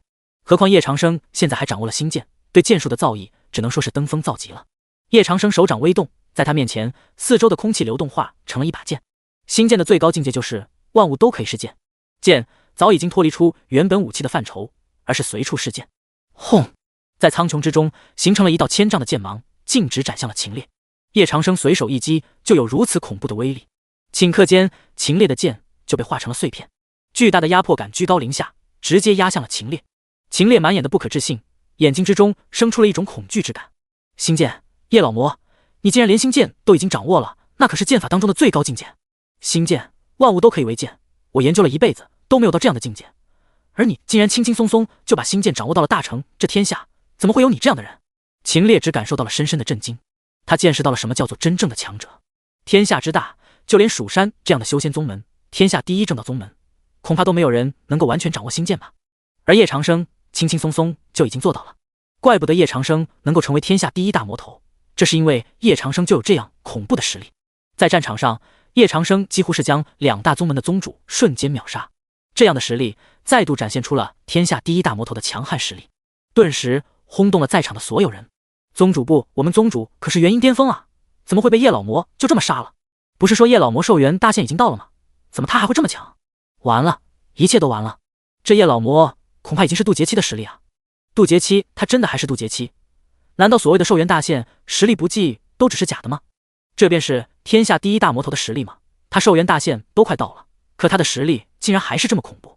而另一边，西海南看到两大宗主都陨落了，眼神中流露出了深深的恐惧。两大元婴巅峰的强者在大陆上早已经能够翻云覆雨，可在叶长生面前竟然会如此的不堪一击。那叶长生的实力究竟该恐怖到了怎样的地步啊？老夫不是叶老魔的对手，但老夫也可以杀掉你们这三个妖女，为天下苍生除去一大巨害。西海南眼神通红，看向了三女，杀意凛然。顾红衣、穆夭夭、谢思渊三个女弟子，论实力，没有一个是西海南的对手。毕竟是元婴后期的强者，这样的实力绝不是普通元婴和金丹期能够挑战的。一瞬间，西海南的身影消失在了空中，他的目的直指谢思渊。在三人之中，谢思渊的实力也是最弱的，他要先杀谢思渊，再杀穆夭夭，最后再杀顾红衣。谢思渊美眸轻抬，他发现他找不到西海南的身影了，甚至连他的身体都动弹不得。他发现自己的身体被锁定了，一股庞大的灵气铺天盖地般的压制而来，让他都变得难以呼吸。谢思渊甚至连手都难以抬起来，他现在才真正明白元婴后期的可怕之处。元婴和金丹期纵然只差一个等级，可真正战斗起来，不论来多少金丹修士都不会是元婴期的对手。这就是真正的实力压制。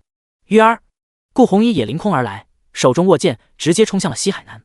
谢思渊是9个弟子当中年纪最小的那个，平日里活泼可爱，也是所有人最疼爱的九妹。即便6个师姐都离开了宗门，可这些师姐也都对谢思渊疼爱有加。他也是唯一一个没有被师傅打过的弟子了。如果谢思渊被杀的话，那顾弘一不敢想象师傅会有怎样的怒火。不光是师傅，恐怕也会激怒他的6个师姐。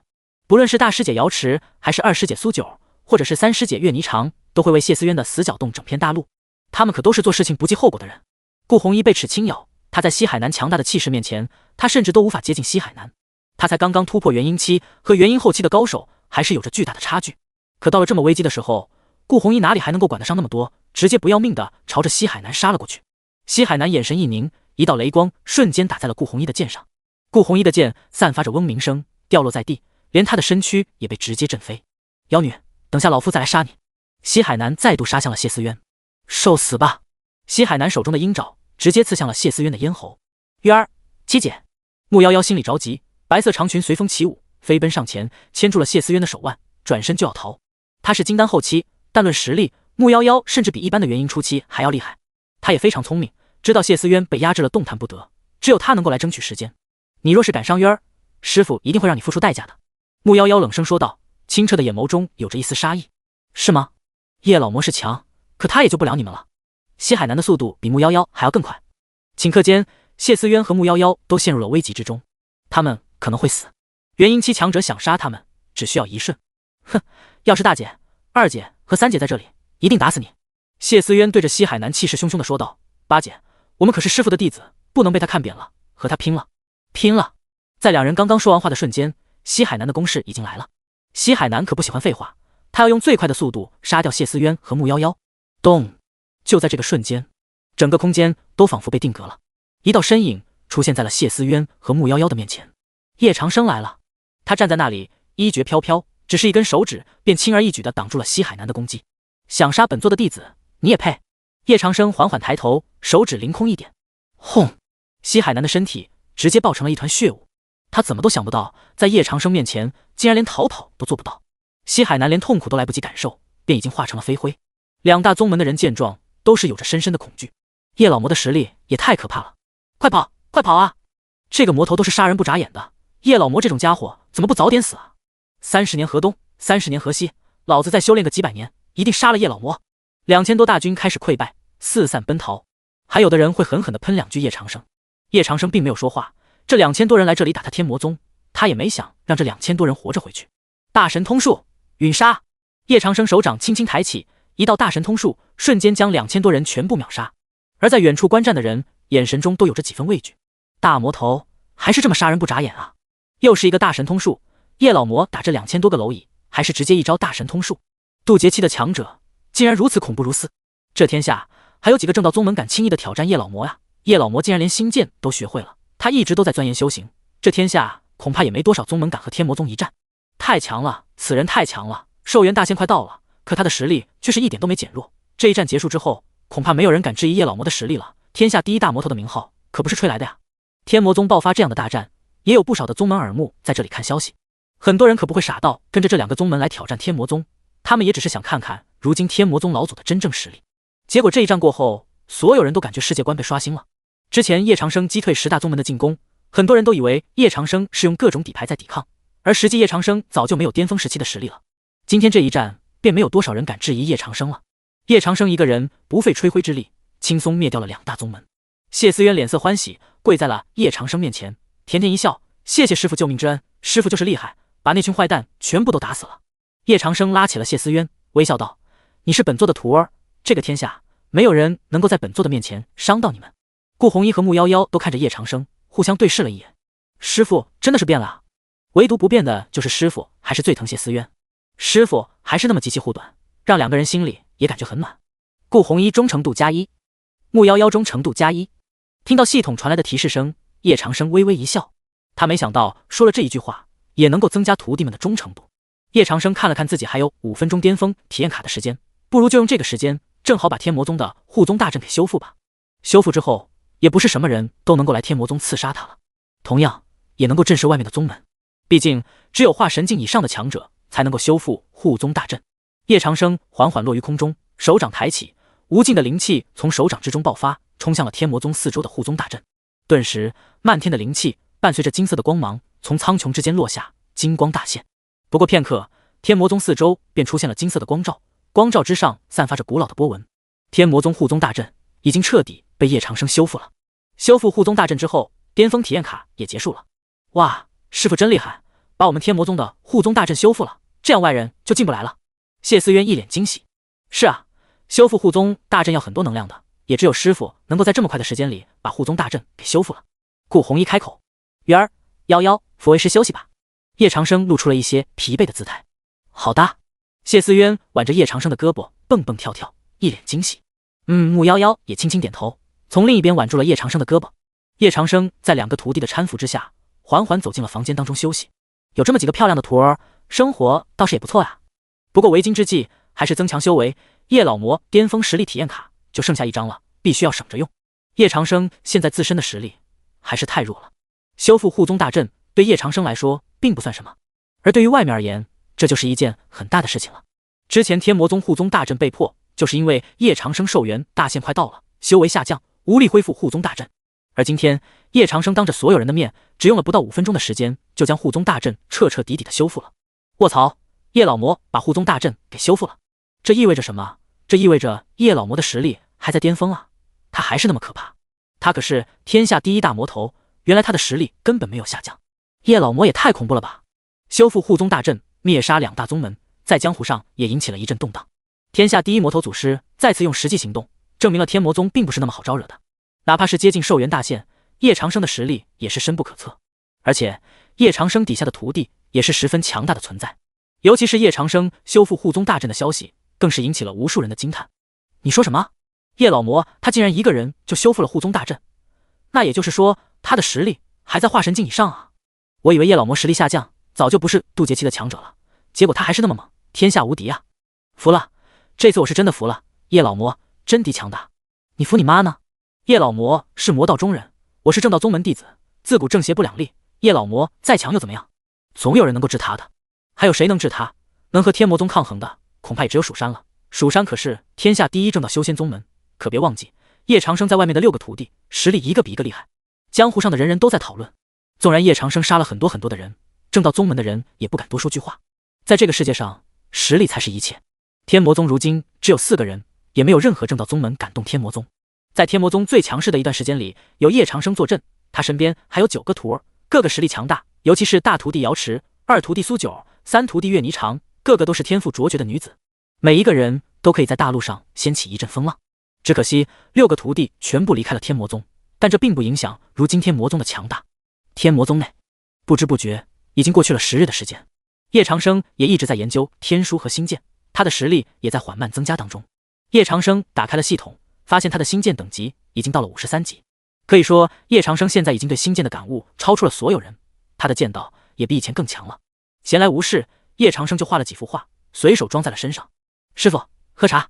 谢思渊端着茶放在了叶长生旁边的桌子上。叶长生缓缓点头。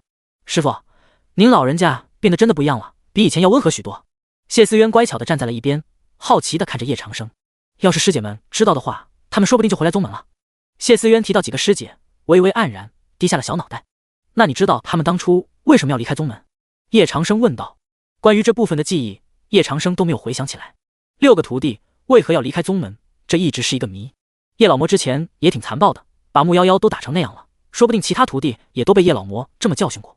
如果是这样的话，那这些弟子离开天魔宗也是情有可原的，毕竟谁会喜欢师傅天天打自己？弟子不知道，以前师姐们在宗门待着都挺好的，就是师傅经常会打师姐们。谢思渊轻轻地叹了口气。师姐们人都挺好，可他们离开了宗门就是不对的。谢思渊说道。谢思渊看到叶长生没有说话，又继续说道，要是徒儿的话，一定不会离开师傅的，嘻嘻，师傅最好了。叶长生敲了敲谢思渊的脑袋，好好修行吧，少耍贫嘴。谢思渊立马跪在了地上，师傅，徒儿这就去认真修行，争取赶上师姐们，这样我就能保护师傅喽。谢思渊走了之后，叶长生坐了下来。如果时机允许的话，他倒是想见一见自己的这几个徒儿。不过谢思渊说的话并没有错，哪怕师傅严厉了一些，也不是他们离开宗门的理由。离开宗门都是孽徒，该惩罚就得好好惩罚，该怎么调教也得好好调教。不好好调教这些孽徒，万一以后还继续离开宗门怎么办？此时此刻，一个白衣男子，一身白衣，气质出众，很是年轻的样子，朝着天魔宗走来。他虽然样子年轻，可他的年龄已经超过了100岁。修士修行到一定境界，就可以保持在年轻时期的模样，而修为越高的人，能够活的时间也就越长。白衣男子正是大陆上赫赫有名的剑道天才，一生爱剑，对剑法的造诣已经到了很深的地步。白墨尘，天下第一剑客。曾经白墨尘上蜀山挑战蜀山第一剑客，大战3天3夜，拿到了最后的胜利，连蜀山也承认了白墨尘天下第一剑客的地位。当然，白墨尘他也知道，有一个人的剑道非常的出众，甚至和他不相上下。如果光是比拼剑术，天下就有一个人能够和他打成平手，那就是天魔宗旗下第3弟子，也是叶长生的3徒弟岳霓裳。这还光是比拼一下剑术，要是生死之战的话，白墨尘觉得他恐怕不是岳霓裳的对手，毕竟那可是大魔头的徒儿啊。天下人人畏惧的叶老魔，他的徒弟也是让天下人畏惧3分的存在。白墨尘一生最爱的就是剑术，如果在剑术上拼到极致，他觉得他的剑术也不输岳霓裳。只是岳霓裳拿的剑是一把神器，听说叶长生的剑术高超，白墨尘特意前来挑战叶长生。而白墨尘的实力已经到了化神境中期，修行界等级分为炼器、筑基、金丹、元婴、化神、渡劫，可以想象白墨尘如今实力的强大深不可测。白墨尘走到了天魔宗门口的时候，缓缓落了下来，而穆夭夭正在宗门门口守着。你好，我是天下第一剑客白墨尘。白墨尘倒是很有礼貌，看着穆夭夭微笑道：你就是叶前辈的8徒弟穆夭夭吧？你怎么知道？穆夭夭站了起来，一身白裙，纯洁无瑕。听岳小姐说过，叶前辈的9个徒弟当中，就属穆夭夭最为清纯漂亮。白墨尘说道：有什么事吗？穆夭夭问道。哼，还什么天下第一剑客，我3姐玩剑玩的就比你好，要说天下第一剑客，应该是我师父才对，什么阿猫阿狗都来号称自己是天下第一剑客。谢思渊跑了出来，跺了跺脚，有护宗大阵在，他也不怕白墨尘攻进来。这位就是谢小姐吧，脾气挺暴躁的。白墨尘微笑道：我此行前来是来挑战叶前辈的，麻烦谢小姐通报一下。你才脾气暴躁呢，你全家都脾气暴躁，信不信我出去踩死你？谢思渊一脸不服输的样子，生气的撅着小嘴。谢小姐不是我的对手。白墨尘微微欠身，脸色不变。那你进来打我啊，你能打到我，我就去找师傅，也不是什么人都能挑战我师傅的。谢思渊轻哼一声。谢思渊很自信，这可是师傅刚刚修复的护宗大阵，不是高手的话，是绝无可能冲破护宗大阵的。哪怕是高手，想要冲破护宗大阵也不是这么容易的。白墨尘微微一笑，手中的剑化作了一道剑芒，如同闪电般直接打在了护宗大阵上，就连护宗大阵都出现了一丝裂痕和缺口。而白墨尘的剑芒凌空斩下，直接斩向了谢思渊。在快到谢思渊胸口的时候，剑芒又化作了一道微风，谢思渊的一缕青丝伴随着微风掉在了地上。护宗大阵，白墨尘轻轻松松就攻破了一个缺口，这就是天下第一剑客的实力。护宗大阵是用来整体防御的，而单点的防御力便没有那么强了。白墨尘的剑术已经到了出神入化，轻轻松松便打开了一个缺口。啊！谢思渊慌了，跑到了穆夭夭的身后。穆夭夭伸开了双手，看着白墨尘。就在此刻，一道身影缓缓落下，落在了谢思渊面前。谢思渊委屈地看着叶长生，师傅，有人欺负我。就是他，他欺负我，他还破坏护宗大阵。叶长生微微皱眉，看向白墨尘，是你欺负本座的徒儿？白墨尘看到叶长生，微微躬身，叶前辈，晚辈不会欺负谢小姐的，晚辈前来只是想在剑术上挑战一下叶前辈，还望叶前辈能够成全。叶长生脸色冷淡，没兴趣，不是什么人来挑战他，他都要接的。白墨尘看着叶长生，继续躬身，叶前辈，晚辈曾经和您的3徒弟打成平手，他说如果是他师傅来打的话，我必败无疑，但我不服，若不是您的3徒弟用的神器，晚辈又怎么会和他打成平手？在剑道上，晚辈觉得自己不会输给任何人，也包括您，叶前辈。可以说，白墨尘是一个彻彻底底的剑痴，他觉得他的剑道已经修炼到了巅峰。和岳霓裳一战，光是在剑道上，白墨尘觉得自己并没有落入下风。若不是岳霓裳有一把叶长生送的神器，又怎么可能会打成平手？在和岳霓裳战完之后，白墨尘又去找了蜀山第一的剑道天才，并拿到了胜利。从此之后，白墨尘觉得他的剑术天下无敌。你的意思是，在剑术上，你能打过本座的孽徒？叶长生看向了白墨尘，目光平淡。叶前辈，晚辈的剑术不输任何人，当然若论生死之战，我可能不是岳小姐的对手，但若只论剑术，岳小姐绝不是晚辈的对手。白墨尘躬身说道，这是他对自己的自信，也是他对自己剑术的自信。叶长生微微沉吟，他清楚的知道9个徒儿当中，3徒弟岳霓裳的剑术高超，还有一把他送的神器冰棱剑。论实力，不用道具卡的话，叶长生还不是白墨尘的对手。但论剑术，叶长生可不觉得任何人能够比得过星剑。他除了掌握星剑之外，也对剑术有着极高的造诣。别忘记，岳霓裳就是叶长生亲自教导出来的弟子。孽徒真是丢本座的脸，孽徒连为师剑术的1/10都没有学会，便觉得可以脱离宗门，自立门派了吗？叶长生冷声说道。听闻前辈在剑法上也有非常高深的造诣，晚辈请求一战。白墨尘再度躬身。作为真正的剑痴，他在剑道上是极度自信的，没有人会怀疑自己的剑法。如果一个剑修先怀疑自己的剑道，那便会本心不稳，也无法成为一名真正的剑道大师。白墨尘在剑法上不怕任何人，他连天下第一修仙门派的蜀山都敢挑战，也同样敢来挑战天下第一魔头祖师叶长生。叶长生目光缓缓抬起，他本来也懒得接白墨尘上门的挑战。白墨尘言语之间还算是客气，就是觉得他的剑法要比岳霓裳要强。叶长生比较护短，他可不喜欢听有人说他徒儿的不是。既然这样，本座便来略微指点你一下，什么叫做真正的剑道。叶长生凌空而起。叶前辈，纵然您是天魔宗宗主，我也不得不说一句，这个天下没有几个比我更懂剑道的人。白墨尘也踏足于空中，一身白袍随风舞动，手中的长剑散发着凌冽的剑意，一股庞大的气势朝天迸发。白墨尘的身上有着高昂的战意，整个人都仿佛是一把即将出鞘的利剑把，释放着尖锐的锋芒。白墨尘手中的剑也散发着璀璨耀眼的光芒，无尽的剑意仿佛要将空气都斩断般，在天空中肆虐。前辈不用剑吗？白墨尘微笑道，已经做好了战斗准备。来。叶长生背负着双手看着白墨尘，白墨尘也没有说话，整个人影直接消失在了原地当中。下一个瞬间，白墨尘手中的剑以流光掠影之势从遥远的天边杀来。这一剑洞穿了空气，洞穿了虚空，剑锋嗡鸣，剑意滔天，甚至还带着古老的波纹和强烈的杀戮之意。剑道走到极致，比的就是出剑的速度，只要出剑够快，任何人都躲不过他的剑。这就是剑道的极致，来无影去无踪，将剑的速度发挥到极致，便胜过一切剑术了。白墨尘剑法的快超出了想象，连他的身形都化作了残影，伴随而来的还有令人窒息般的压力，连空气都被斩断，可想而知这一剑的威力和速度究竟快到了怎样的地步。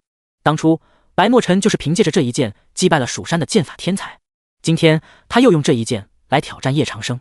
叶长生目光抬起，看着白墨尘所在的方向，他指尖轻轻一点，动，眼前的整个空间瞬间塌陷。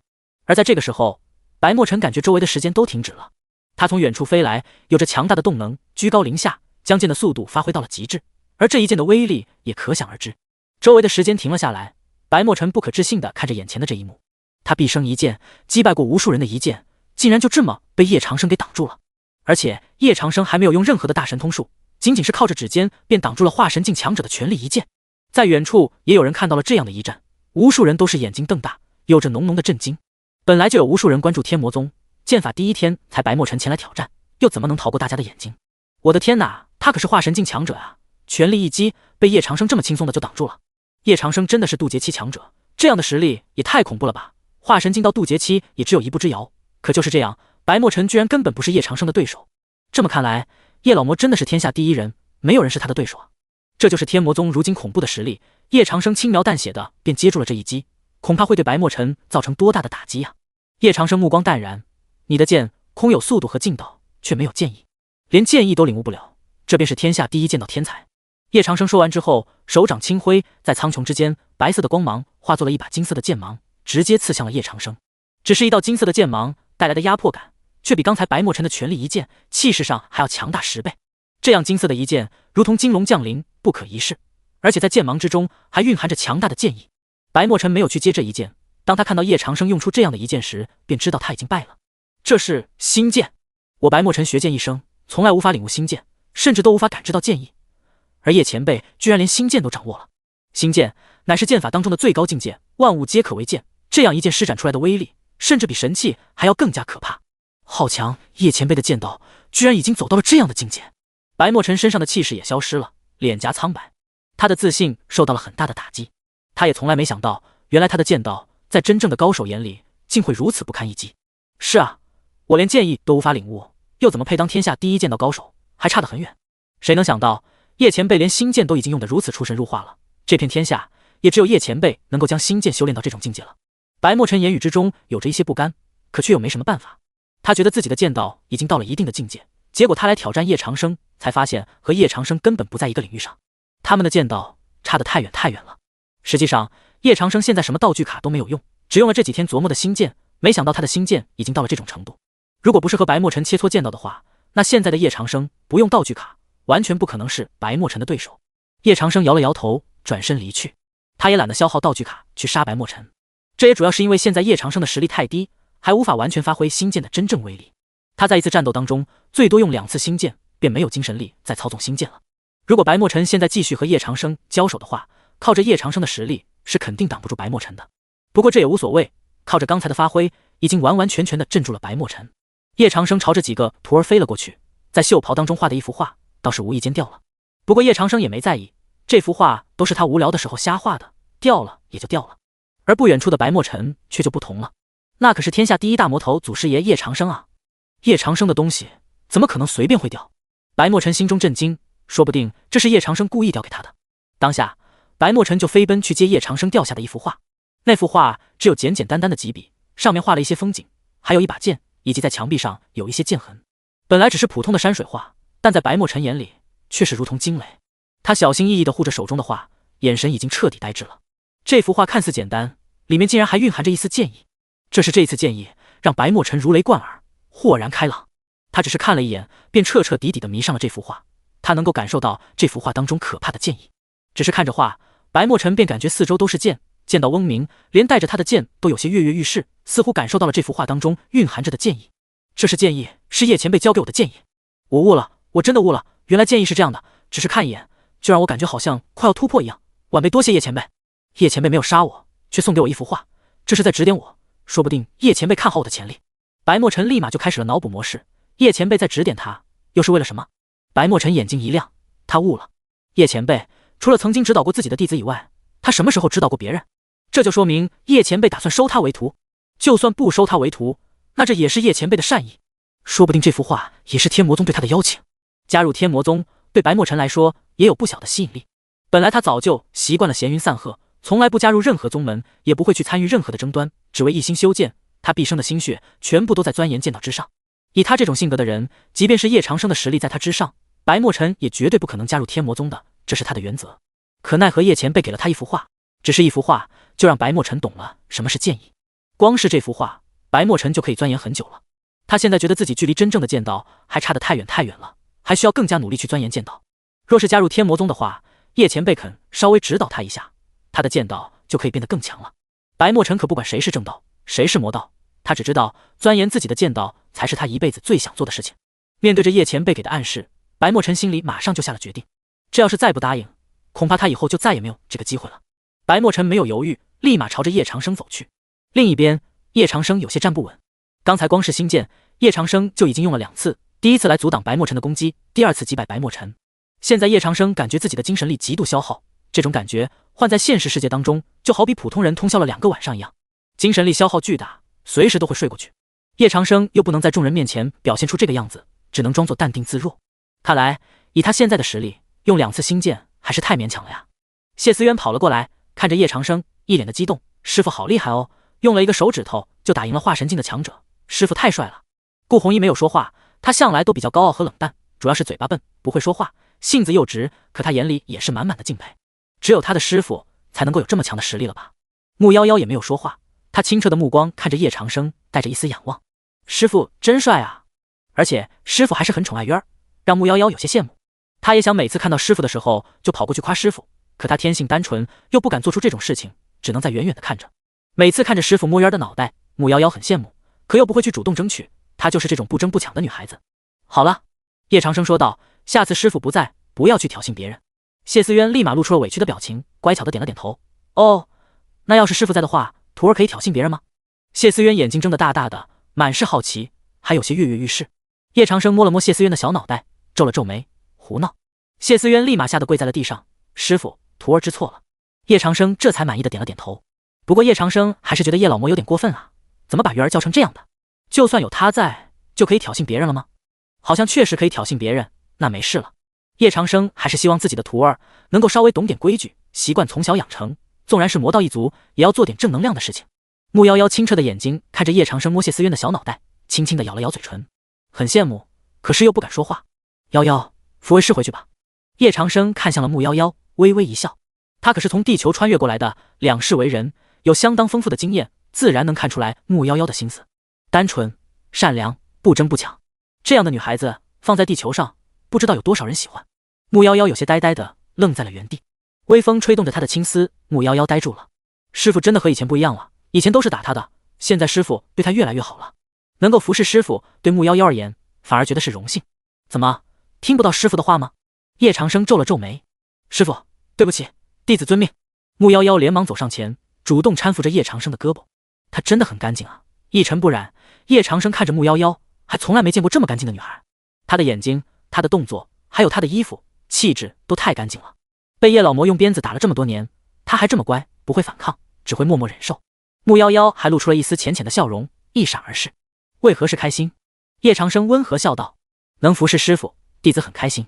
木夭夭收敛了笑容，挽着叶长生的胳膊，只是觉得叶长生的身体比平时要重了一些，可他也没有在乎。只要师傅以后不打我，那弟子就是全天下最幸福的人了。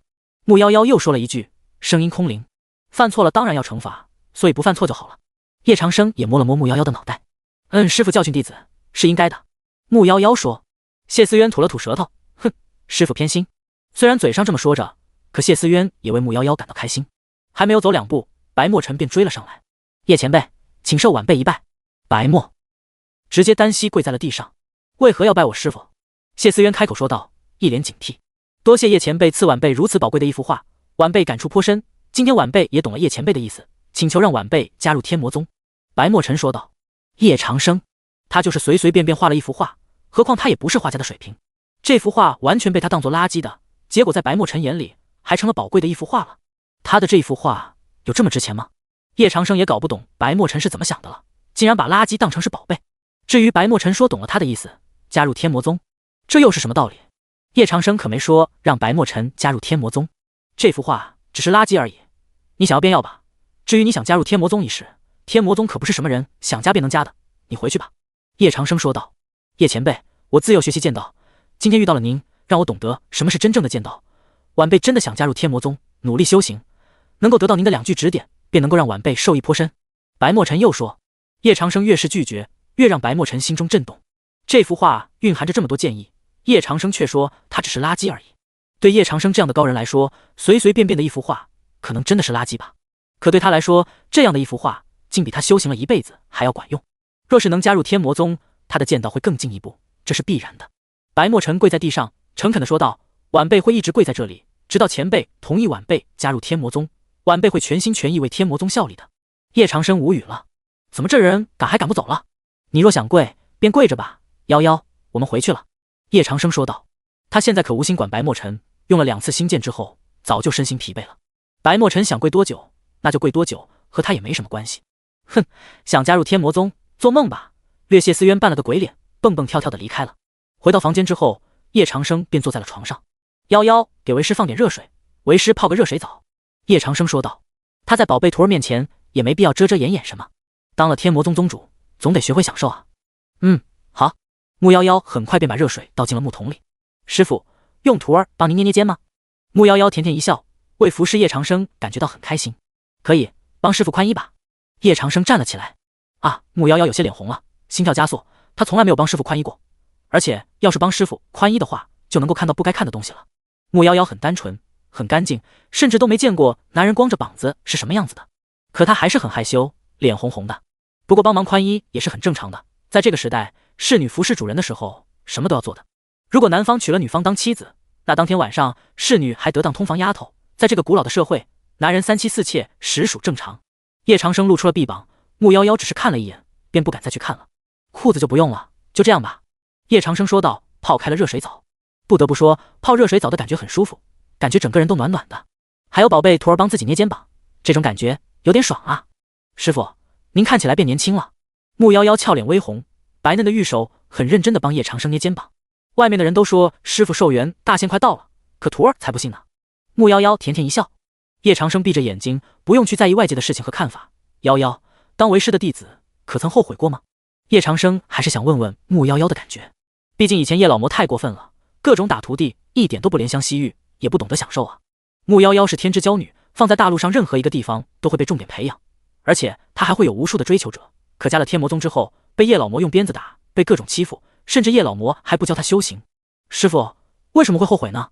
木夭夭不解。以前的事情就不提了，当为师的徒儿，每天要被别人说成是妖女，还要和侍女一样来服侍师傅，不曾想过后悔吗？叶长生问道。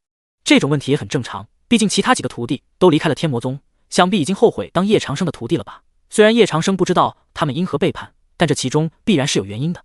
服侍师傅是弟子的荣幸，弟子未曾后悔。师傅您是不是不要我了，想要赶弟子离开？穆瑶瑶眼眶湿润了，跪在了地上。师傅，徒儿知错了，请师傅责罚，只求师傅不要赶徒儿离开。这样的女孩子，哪怕叶长生随便问几句话，也会担心害怕，去多思考些什么。听到穆瑶瑶的回答，叶长生微微一笑，放心吧，为师不会赶你走的。只是有时候为师觉得不太公平，你加入了天魔宗，便意味着这辈子都无法再找到道侣了，只能孤身一人修行。叶长生说道。毕竟正道宗门的那些天才们，没有谁会看上一个妖女。穆瑶瑶清澈的眼睛看着叶长生，眼神真挚。师傅，弟子永远不会和别人结成道侣，能够当师傅的徒儿是弟子上辈子修来的福分。在这个世界上，也没有能够让他动心的人，他唯一仰慕的人也只有师傅。可他清楚的知道，这也是不可能的事情。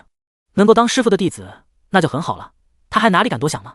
在叶长生击败白墨尘之后，整个天下的修仙门派还有魔道宗门都是齐齐震动。宗主，天下第一剑道高手白墨尘在叶老魔面前被一招击败。宗主，传闻叶老魔已经掌握了新剑，他的剑法已经到了登峰造极的地步。我发现了一件大事，连化神境的高手白墨尘都想要加入天魔宗，他可是化神境高手啊，在叶老魔面前竟然会连一点反抗之力都没有，太强了！叶老魔的实力实在是太强了，现在谁还敢质疑他的实力啊？掌教，你说我们还要不要对天魔宗动手？你怕不是个傻子吧？连化神境高手在叶长生面前都不堪一击，咱们怎么和天魔宗交手？恐怕能够和天魔宗交手的，也只有真正的大型宗门了。而且我们也完全进攻不了天魔宗了。叶长生他已经把护宗大阵给修复了，想要再破开护宗大阵，难上加难啊！叶老魔现在的状态，没有几个人能够打赢他。整个江湖都为这件事情震动。之前的战斗都可以说叶老魔毕竟是天下第一的大魔头祖师，有几个底牌也很正常。可这次和白墨尘的战斗是硬碰硬的战斗，没有任何的虚假。这也就说明叶长生是完全靠着实力碾压白墨尘的。叶长生在剑术上到了天下无双的地步，江湖上人人传言，恐怕这个天下能够压制天魔宗的，只有天下第一的正道宗门蜀山大越王朝。一个女子穿着青丝纱裙，纤尘不染，她深来而高贵，光是站在那里便让所有人仰望。如此高贵的女子仿佛惊艳了时光，她便是大越王朝的千金公主。如今她在大越王朝有着女帝之姿，等到她的父亲退下皇位的时候，她将会成为大越王朝的女帝，带领整个王朝。同样，这名女子还有另外一个身份，天魔宗三弟子化神境中期。公主，天魔宗一战，叶前辈轻松在剑术上击败了白墨尘，并且还修复了天魔宗的护宗大阵。一名侍女汇报。岳霓裳美眸轻抬，望向了天魔宗的方向，没有人知道她在想什么。提起天魔宗，她美眸中有着一丝眷恋，有着一些想念，又有些害怕。听到叶前辈这三个字，岳霓裳微微低下了脑袋。师父真的很厉害啊！和他打成平手的白墨尘被师父轻轻松松的击败。师父，您这么厉害，却又为什么那么严厉，不要徒儿呢？岳霓裳心中想到，微微低头，有些失落。侍女又说道：公主，叶前辈还说，他说您丢了他的脸，连他剑术的1/10都还没有学会。叶长生当天说这句的时候，有很多人都听到了。岳霓裳可是大越王朝的公主，实力强大，在9个徒弟当中，仅仅次于大徒弟瑶池和二徒弟苏九。作为化神境中期的强者，叶长生却说他丢脸了。师父，徒儿是给您丢脸了。岳霓裳听了之后，眼神有些黯然。他是叶长生的徒儿，他本来以此为骄傲，可他却不得不离开天魔宗。公主，您这么想念天魔宗，为什么不尝试回去呢？侍女问道。天魔宗回不去了，师父他变了，他已经不是以前的师父了。就算我想回去，师父还会要我吗？在师父眼里，我只是叛逃的弟子。岳霓裳摇了摇头，在他的心里有一段难以忘却的记忆。以前的师父人很好，会每天指导他们修行。可有一天，师父和大师姐瑶池起了矛盾，瑶池身为大徒弟，被赶出了宗门。从那天以后，师父的脾气就变得喜怒无常。所有徒弟除了谢思渊之外，都被师父教训过，尤其是穆夭夭被师父拿着鞭子打。后来二师姐苏九儿也寒心了，不知道是什么原因离开了天魔宗。紧接着四妹、五妹、六妹全部都离开了天魔宗，他们都已经对师父失望了。岳霓裳是最后一个离开天魔宗的。他清楚地记得师父那几天的状态，疯癫，性格暴怒，不愿意再教弟子任何修行，每天除了酗酒便是发狂，如同一个疯子一样。他去质问师父为什么要这么做，为什么要将师姐师妹们全部赶走。他去问了大师姐，去问了二师姐，终于找到了原因。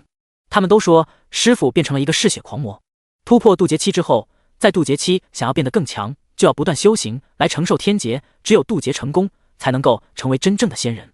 而且说不定成为仙人才能够追求永生。他问了师姐们才知道，师傅因为渡劫失败，走火入魔，经常殴打弟子。后来不知道师傅从哪里找到了一本古籍，说是想要渡劫成功，可以服用化神境强者以上修士的鲜血，便可以增加渡劫成功的几率。这种事情也只有叶长生的几个徒儿才知道。岳霓裳知道了所有事情的根源之后，也明白了为什么大师姐和二师姐要离开天魔宗。在天魔宗的话会死。那个雨夜，岳霓裳回到了天魔宗，她想去看看师傅，结果她没想到那个雨夜成为了她的噩梦。师傅竟然要杀她，她全力逃跑，和师傅大战一场。当时的一场大战，她输了，师傅赢了。可因为叶长生寿元大限快到了，他也受了重伤。叶长生本来可以杀他，却在最后关头绕过了他的性命，让他滚出天魔宗，还说断绝师徒关系。他看着叶长生步履蹒跚离去的背影，感受到了绝望。他也无奈之下离开了天魔宗。他回想起师傅那个时候的决绝，要赶他走时候说的每一句话，便让他心如刀绞。想到这里，岳霓裳的眼睛当中泪水轻轻滑落。师傅，您不认我这个徒儿了，可在我心里，您永远都是我的师傅。要是我还能回到天魔宗，该有多好啊！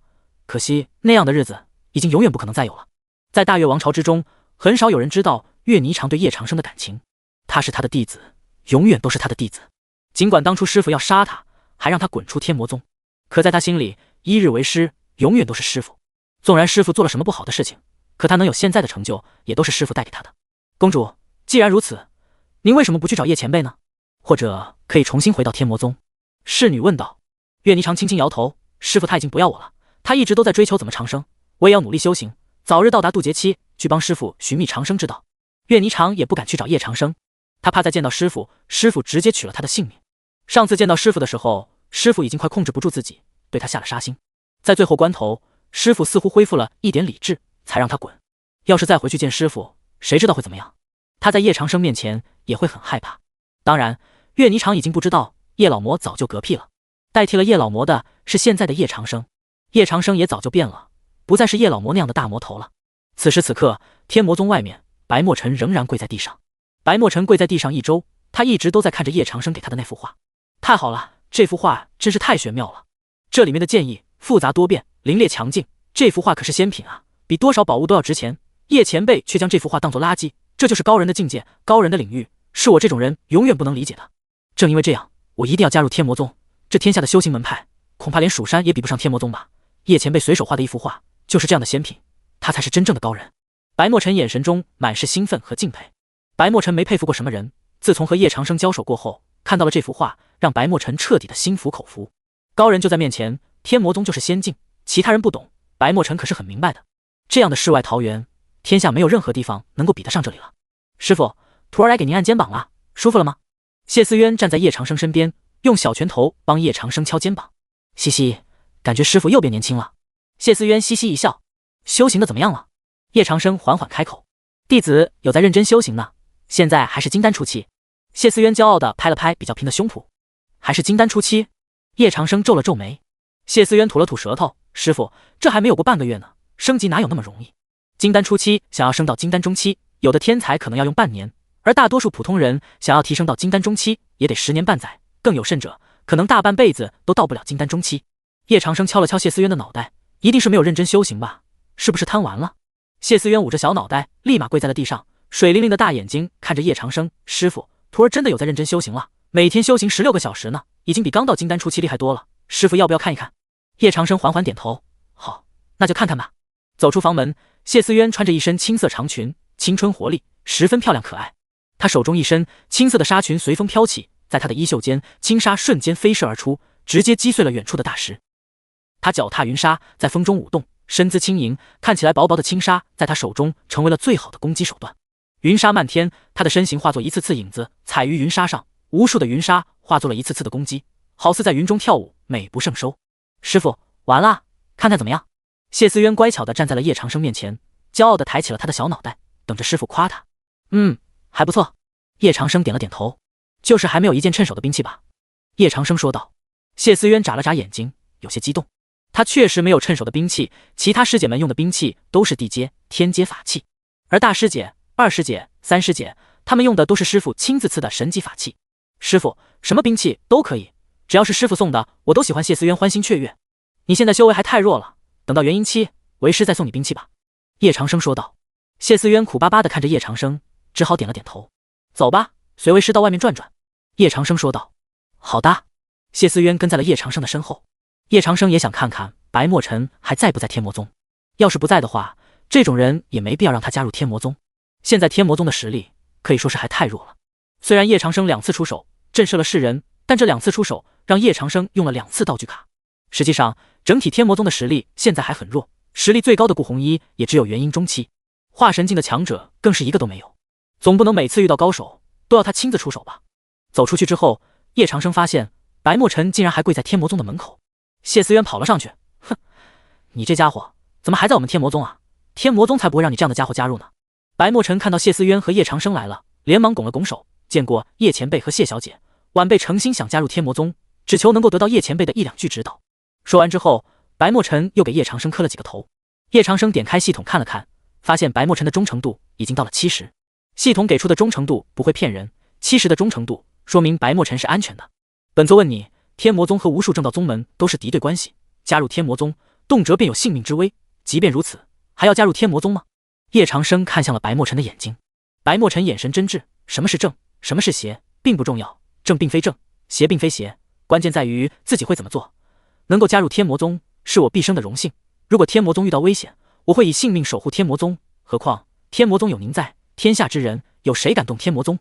切，还算你说的像样。谢思渊眨了眨眼睛，本座已经不收徒弟了，本座的徒弟现在也只有3个人，足够了。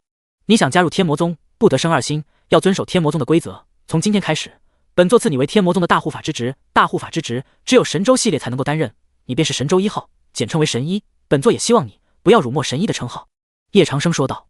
他建立神州系列便是要组建天魔宗当中最强的势力，神1、神2、神3每一个都是绝世高手，来无影去无踪，都是天魔宗旗下的强者。用不了多久，江湖上的人听到神州2字都会发抖，到时候江湖上的人便会有这样一个印象，天魔宗除了有9个天才弟子之外，还有神州强者，都是大陆上数1数2的存在。遵命，宗主。那我以后也是天魔宗的人了。白墨尘一脸惊喜，跪在地上又对着叶长生磕了几个头。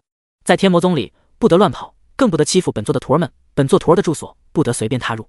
叶长生开口，毕竟渊儿、夭夭、顾红衣都是女孩，白墨尘又是一个男子，自然有些不方便。遵命。白墨尘高兴地说道。喂，要叫我师姐哦。谢思渊扮了个鬼脸，看着白墨尘。这白墨尘有些懵逼，他好歹也是修炼了大半辈子的人，如今虽然是20多岁的模样，但他的实际年龄也已经有200岁了。谢思渊才10几岁，让他称呼谢思渊为师姐，这多多少少有些不合适啊。渊儿，不得胡闹。叶长生说道。是，师傅。谢思渊吐了吐舌头，有些小遗憾的样子。师妹，我刚刚加入天魔宗，放心吧，我一定会做好自己的职责，如果有什么困难的地方也可以来找我。白墨尘微笑道。白叔叔，那渊儿以后找你干苦力，你可不许拒绝。谢思渊俏皮地说道。叔叔，我有那么老吗？白墨尘无奈。切，我没叫你爷爷呢，知足吧。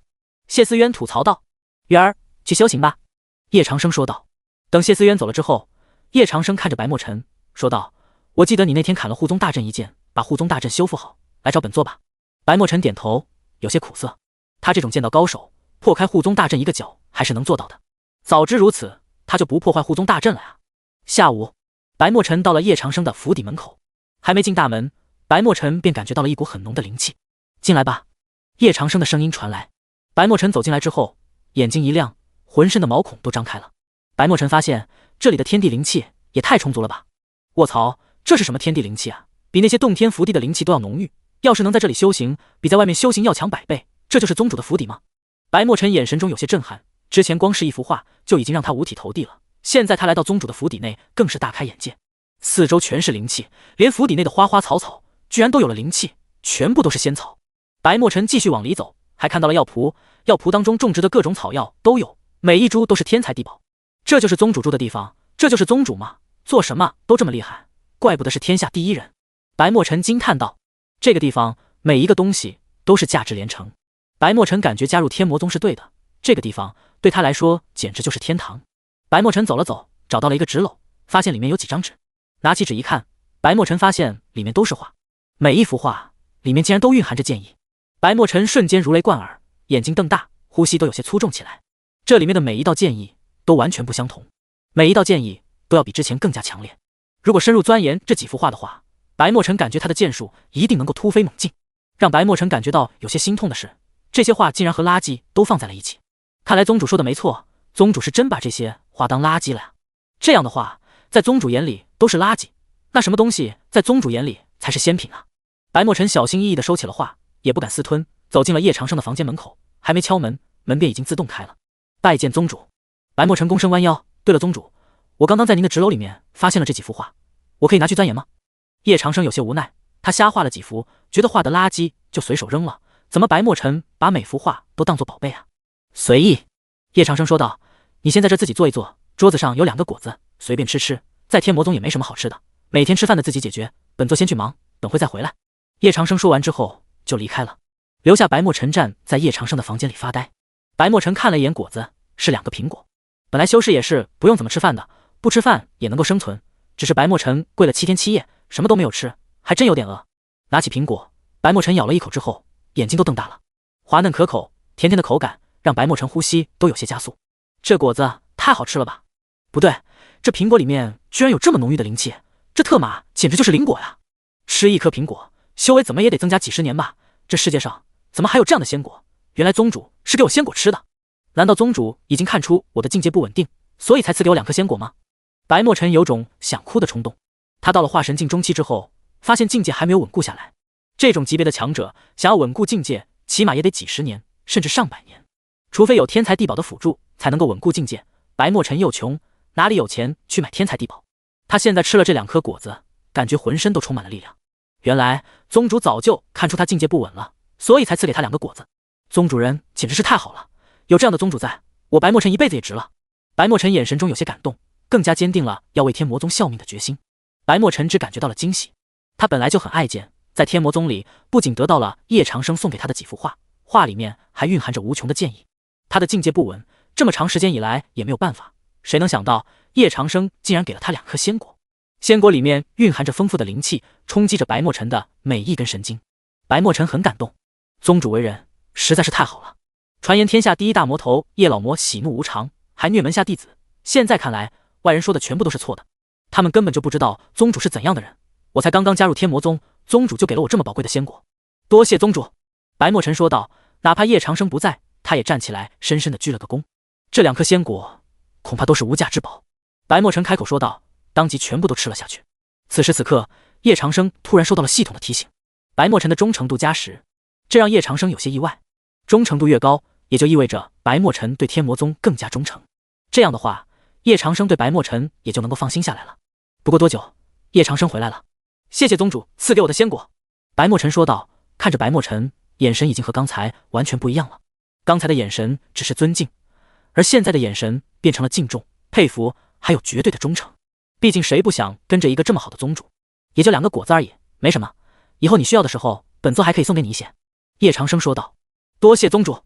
白墨尘高兴的点了点头，这宗主简直是在提醒他，只要他好好修行，需要仙果的时候，宗主自然会送给他，帮助他提升修为。你先暂时待在宗门里，把境界稳定下来再说。本座可问你，你有我那几个孽徒的消息吗？叶长生问道。宗主，您一共有6个徒弟离开宗门，大徒弟瑶池创立了瑶台仙宫，现在已经位列8大仙宫之一，而您的2徒弟苏九，千年9尾狐仙，统领妖族，实力强大，来无影去无踪，而您的3徒弟月霓裳是大月王朝的公主。至于您的4徒弟、5徒弟暂时未知，而您的6徒弟冰瑶创立了冰宫，还设立了遍及各地的情报网。白墨尘说道。那他们的修为现在怎么样？叶长生又问道。这些孽徒背叛宗门，叶长生总得去好好调教他们。不过调教他们之前要有充足的实力，别没调教到弟子，反被弟子调教了，那就不好了。瑶池已经是渡劫期强者，而苏九也是渡劫期强者，他们2人谁强，那就不清楚了。而您的3徒弟月霓裳现在是化神境中期，6徒弟冰瑶是化神境初期。白墨尘思考了一下，叶长生缓缓点头。这么说，他的几个孽徒都已经在渡劫期了。这个世界的修行体系，叶长生大概也明白了一些：炼体、筑基、金丹、元婴、化神、渡劫。而渡劫又分为9重，想要真正的渡劫成功，成为仙人，必须渡过9重劫，才能够真正的成为仙人，蜕变为真正的强者，到达不老不死的境界。当然，这也只是传说，目前大陆上还从来没有人能够渡劫9重成功的。9重天劫，每一劫都是难上加难，危机四伏，稍有不慎便会死亡。很多渡劫期的强者也不敢去尝试这9重天劫。而叶老魔之前已经度过2重天劫，在度过第3次天劫的时候不幸暴毙了，所以就有了穿越过来的叶长生。也就是说，用叶老魔巅峰体验卡还是能教训自己的那几个孽徒的，就是巅峰体验卡实在是太少了。叶长生说道，平日里可以帮本座打探几个徒弟的消息，等本座有时间好好去收拾一下这些孽徒，在宗门里偶尔也可以指点一下本座的几个徒儿。叶长生说道。白墨尘点头，好的，我都会认真完成任务的，宗主。其实认真来说，您的6徒弟冰瑶实力比较低，但她却是天才少女，一般人想抓到她比较难，而想要带走您的大徒弟和2徒弟，恐怕也只有您亲自前去了。至于您的3徒弟岳霓裳，他有一把神器，真正打起来，我不是他的对手。白墨尘有些苦恼，凡是从天魔宗离开的徒弟，每一个都是天才中的天才，哪里是那么好抓的？没事，本座亲自去找他们。叶长生说道。这些孽徒抓回来一定得好好调教，要是所有的徒弟都和木夭夭一样乖就好了。倒是有件事情，宗主，最近我们魔界9域大会马上就要开始了，9域大会会派出9域里面最年轻的弟子参加9域大比，决定出谁才是年轻一辈真正的天之骄子。而年轻一辈当中，哪个宗门的弟子能够拿到好成绩，也就可以得到更好的修炼资源，帮助全宗上下修行。白墨尘说道。叶长生回想了一下脑海当中的记忆，在这个世界上，除了正道宗门之外，当然也有魔道宗门，而这些魔道宗门也并不全是由天魔宗管辖，也可以说天魔宗也从来没有管过其他的魔道宗门。因此这些年来脱颖而出逐渐变强的魔道宗门也是非常多的，而修炼就会需要修行资源，丹药、仙草、法器、炼器、金钱等等，一个宗门的成长壮大，资源是缺一不可的。拥有雄厚的资源，整体宗门才能够走上强盛，这也是亘古不变的道理。而魔道宗门众多，各大宗门也需要修行资源，本来正道和魔道就是敌对的，所以魔道宗门也不能为了修行资源而内部自相残杀，正因为如此才推举出了9域大会。各大宗门的弟子谁比较强，那就可以拿到更多的修炼资源，而修行资源也有很多，比如一些精品矿山的开采权、药铺的开采权等等。以往叶长生6个徒弟还在的时候，天魔宗永远都是第1名，其他魔道宗门也不敢有异议。9域大会3年举办一次，这次的9域大会也将决定着很多修行资源的归属，同时也是各大魔道宗门象征自己实力的一次机会。也就是说，9域大会也会体现出哪个宗门的实力更强。只有宗门年轻一辈实力强大，才能够代表这个宗门比较活跃，也能代表整个宗门的新生力量比较强大。而9域大会每3年举办一次，也是非常隆重的。在今年正好要召开新一年的9域大会了。之前每次天魔宗都能够拿到第1名，也能够得到最丰富的修炼资源。听白墨尘这么说了之后，叶长生才点了点头。记忆如潮水般涌来，白墨尘也想起了一些事情。天魔宗想要变强，也需要源源不断的各种资源，最简单的就是钱。如果没有钱，整个天魔宗的运转也会出现一些问题。身为天魔宗大魔头，总不可能出去抢钱吧？虽然现在宗门上下加起来也就5个人，也不用怎么花钱，不过能够有点钱，得到点修行资源还是不错的。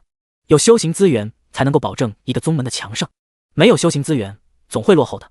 而木夭夭、顾红衣、谢思渊3个徒弟修行也都需要不少的修行资源的，这也是毋庸置疑的。加上叶长生平日里喜欢炼器、炼丹，用的修行资源也不少。天魔宗如果日后想要发展壮大，也需要修行资源的积累，否则的话，天魔宗也难以继续发展壮大了。当然，这么多东西，其实叶长生也不是很在乎。现在增强自身实力才是最重要的。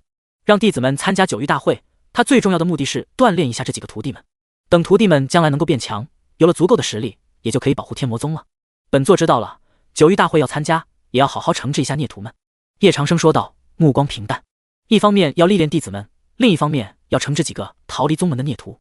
不管当初是什么原因导致这些弟子离开了宗门，但他们之前也是天魔宗的弟子，现在不管不顾地离开了天魔宗。叶长生作为师傅，自然要好好惩罚这些弟子，任何一个人都不会例外。这才是叶长生想要的结果。好的，宗主，那我先去忙了。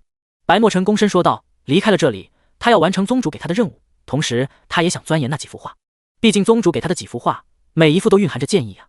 如果他能够把这些剑意全部都领悟的话，假以时日，他说不定还能够突破到化神境后期。加上宗主还送给了他2个仙果，让白墨尘感觉体内有着异常充足的灵气。白墨尘离开了之后，叶长生又去找了顾红衣，拜见师傅。顾红衣正在练剑，一身红裙飘飘，剑法凌冽，看到叶长生来了，连忙跪了下来。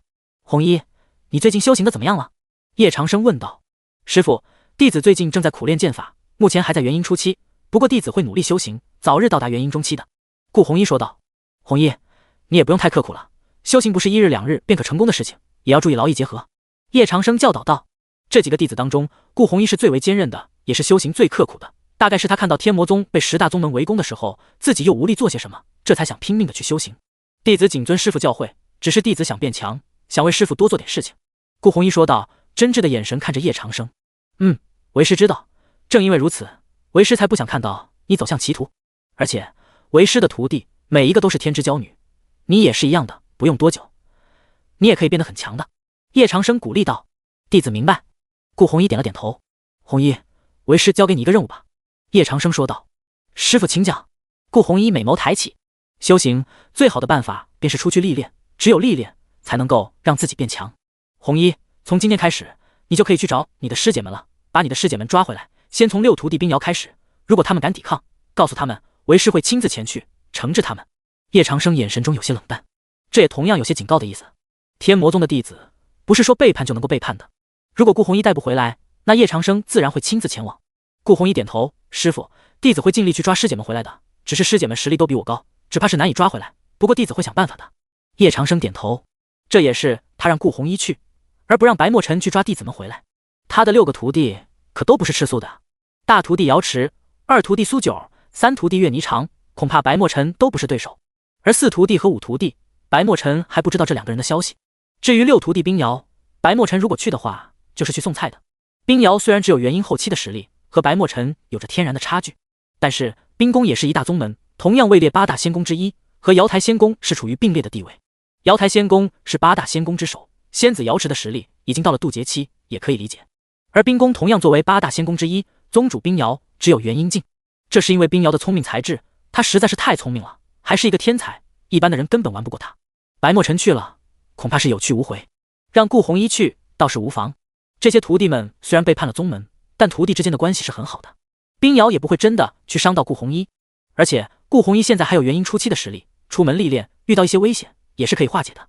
师父，过些时日9域大会就要召开了，弟子如果去执行任务，那谁来参加9域大会？顾弘一说道。9域大会分为筑基期、金丹期和元婴期的弟子，元婴期一般都是元婴初期的弟子，而元婴初期的弟子在魔道当中少之又少，只有一些极少的天才能够在30岁之前到达元婴期，超过30岁自然就不能参加9域大会了。如果顾弘一去执行任务，那天魔宗便没有元婴初期的弟子上去战斗了，这样的话9域大会很可能就会输，毕竟穆夭夭和谢思渊都还没有到元婴期。你放心去执行任务吧，有夭夭和渊儿就已经够了，他们如果拿不到冠军，为师自然会惩罚他们。对了，你出门在外，为师便送你件兵器吧。叶长生说道。你这件兵器太过于普通了。叶长生看了看顾弘一手中的剑，摇了摇头。听到师父要送给自己兵器，顾弘一有点目瞪口呆。以前的时候，师父都是很少送弟子们兵器的，也只有大师姐、2师姐、3师姐、4师姐才有幸得到师父送的兵器，他们都是到了化神境以后，师父才赐给他们神级兵器的。师父以前也很宠爱冰瑶，也送给了6师姐冰瑶很多好用的法器。后来自从有师姐背叛宗门之后，师父便不再送给徒弟兵器了。他从来没想到师父有一天会赐给他兵器。多谢师父。顾弘一双膝跪在了地上，满眼感激。那可是师父的兵器啊，师父送的兵器向来都是最为上乘的兵器，如果能够得到师父送给的兵器，他的实力也会进步一个巨大的台阶的。而且师父还是世界上最强的炼器师，凡是师父炼制出来的兵器，那都是最为上乘的。你现在还只是元婴期，实力还是太弱了，用神级的兵器你还无法掌握，为师便赐给你另一把兵器吧。叶长生说道。顾弘一心里咯噔一声，神级兵器，一件神级兵器放在大陆上都是有价无市的，甚至天下人都会去为了一件神级兵器抢得头破血流。这也是之前为什么会有那么多的正道宗门想要把天魔宗攻下来。众所周知，天魔宗里面有无数叶长生留下来的好东西啊，他也从来没有想过自己可以得到神级兵器。可是现在听师父的意思是他的修为太低，才不给他神级兵器，这说明师父已经变了，他和以前的师父完完全全的不一样了。原来师父也会对他这么好啊。这把红绫剑为师赐给你，目前这把红绫剑是天阶法器，等你的实力到了化神境，这把红绫剑便可以自动升到神级法器。叶长生说道。他这段时间也想了很久，自己的这几个宝贝徒儿也应该拿到一些好用的法器来增强他们的实力。而叶长生现在已经不仅仅是最强大的炼器师了，他还有了先天圣体，炼器又十分方便。叶长生微微挥袖，一把长剑缓缓地落在了顾弘一手中。顾弘一小心翼翼地接过了叶长生送给他的剑，他刚刚接过手，便感觉自己和这把剑有了一丝丝的共鸣，仿佛这把剑本该就属于他一样，和他能够连通心意。也就是说，这把剑根本不是一个冷冰冰的兵器，这把剑已经具有了灵智，只要有合适的主人，这把剑便会绑定主人，从此人在剑在，人亡剑亡。师傅，这把红灵剑已经有了灵智，您是怎么办到的？按理来说，只有宿主和剑陪伴的时间足够久，剑才可能会产生灵智。可这把剑我还没有用过，它便和我有一丝丝的共鸣。这把剑是有灵智的，只能说师傅你也太厉害了，天下那么多人，没有一个能够比得上师傅。顾红衣满脸笑容，用用看看吧。叶长生微笑道。顾红衣拔剑而出，轻轻地划过了自己的指尖，一滴血痕烙印在了剑上。瞬间，红灵剑上散发出了璀璨的剑芒，红色的剑意滔天升起。法器认主了。顾红衣凌空而起，他享受到了什么叫做人剑合一的感觉，他还能够感觉到这把剑的威力无穷，一剑斩出去，削铁如泥。顾红衣已经爱上这把剑了。师傅，您赐给的兵器我一定会好好用的，多谢师傅，弟子无以为报，但弟子一定会当好师傅的徒儿。顾红衣收起了剑，重新跪在了地上。叶长生走上前，拍了拍顾红衣的肩膀，负手而立。为师年岁也大了，还不知道能够活多久，这些法器留着也没什么用，以后万一哪天师傅保护不了你们，未来的日子只能靠你们了。叶长生微微叹息。顾红衣眼睛里有一丝泪光，师傅，不会的，您可是仙人，比所有人都要厉害的仙人，怎么可能会保护不了徒儿呢？外面所有人都在传叶长生寿元大限快到了，连叶长生也这么说，可是顾红衣不相信啊，他已经没有亲人了，只有这么一个师傅。师傅对他有恩情，愿意教他武功，还愿意赐给他法器。看着叶长生的背影，顾红衣更是坚定了决心。师傅已经对他这么好了，他决然不可能和其他师姐一样的。从此以后，他的命就是师傅的。师傅如果要他的命，他也不会有任何含糊。顾红衣的忠诚度上升，目前忠诚度95。听到系统传来的提示声，叶长生微微一笑，看来这个套路还是比较好用啊。不过叶长生也是真心希望他的徒儿们能够变强，未来不依靠他这个师傅，也可以顶天立地，成为一方强者，这也是叶长生心中所想。叶长生还是没有说话，只是露出了一个背影。一时间，顾红衣看着叶长生的背影，只感觉有些想哭。在别人看来，师傅都是那个无恶不作的大魔头，连6个师姐都不理解师傅。可现在他看到了，师傅变了。师傅原来也这么关心他的徒弟们，原来师傅也有老的一天。师傅，别人都说您的寿元大限快到了，弟子之前也不敢问，师傅，您真的有一天会离开弟子吗？顾红衣美眸抬起。叶长生转过头，露出一抹笑容。天下之大，或许有长生之术，又或许没有。为师只希望你们能够快快乐乐，不被江湖上的其他人欺负。就这样了，去办事情吧。师傅可不是那么容易会和命运妥协的人。叶长生拉起了顾红衣。顾红衣眼中含着泪光，转身离开了。师傅这是承认了，哪怕师傅是仙人，如果找不到长生之术，或许真的会。这也让顾红衣下定决心，他更加要好好修行，帮师傅去寻找长生之术。如果他一个人不行，他还有师姐们。到了这一刻，顾红衣突然明白了师傅的良苦用心。师姐们叛逃宗门，这个中的细节顾红衣不太清楚，可他能够隐隐感觉到，说不定师姐和师傅之间的矛盾是出现了误会。这一点发现让顾红衣很开心，说不定未来有一天，师姐们都会回到天魔宗，重新做回师傅的徒弟。师傅真好，正因为这样，我才要把师姐们都带回来，让他们都好好认错，接受师傅的惩罚。天魔宗。顾红衣离开了之后，叶长生去了木夭夭修行的地方，拜见师傅。木夭夭看向叶长生，跪了下来。修行的怎么样了？可有什么问题？叶长生坐了下来，问道。师傅，弟子修行的都挺好。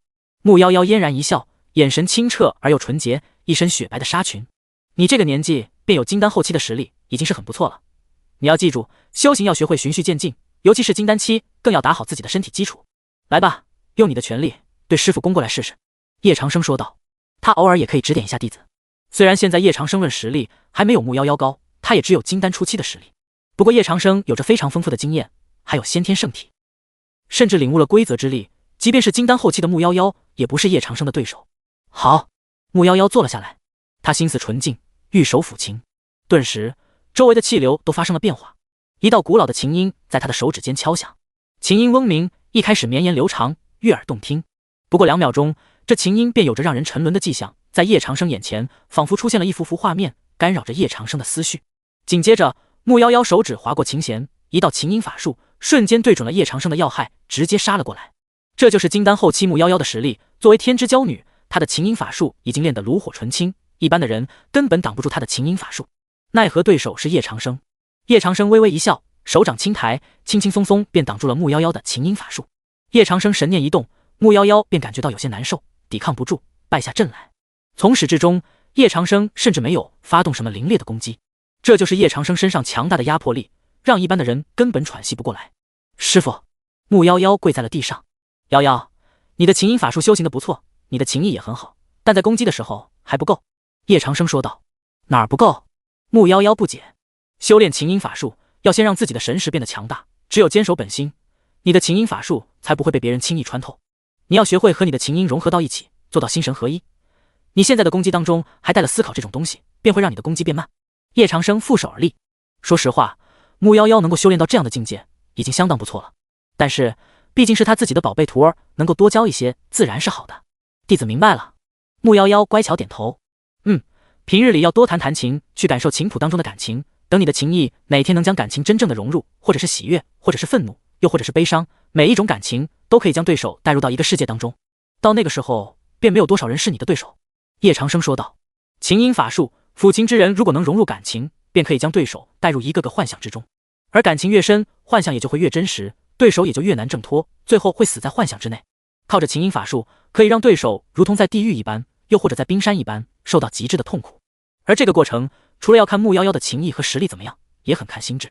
如果木夭夭的心智不够坚定，遇到比他强大的对手，这些对手便可以在幻境当中挣脱出来。这同样也是非常考验木夭夭的心理。只有磨练出强大的心理，不被一般的事情所动，泰山崩于前而面不改色。只有修炼到这样的境界，才能够将琴音法术修炼到极致。明白了。木夭夭浅浅一笑。师傅，我去给您倒杯茶。木夭夭收起了琴，站了起来。不用倒茶，帮师傅倒点酒，再来点好菜。叶长生说道。本来到了他这个境界的修行者，10天半月不吃饭也是简简单单的事情，并没有任何的影响。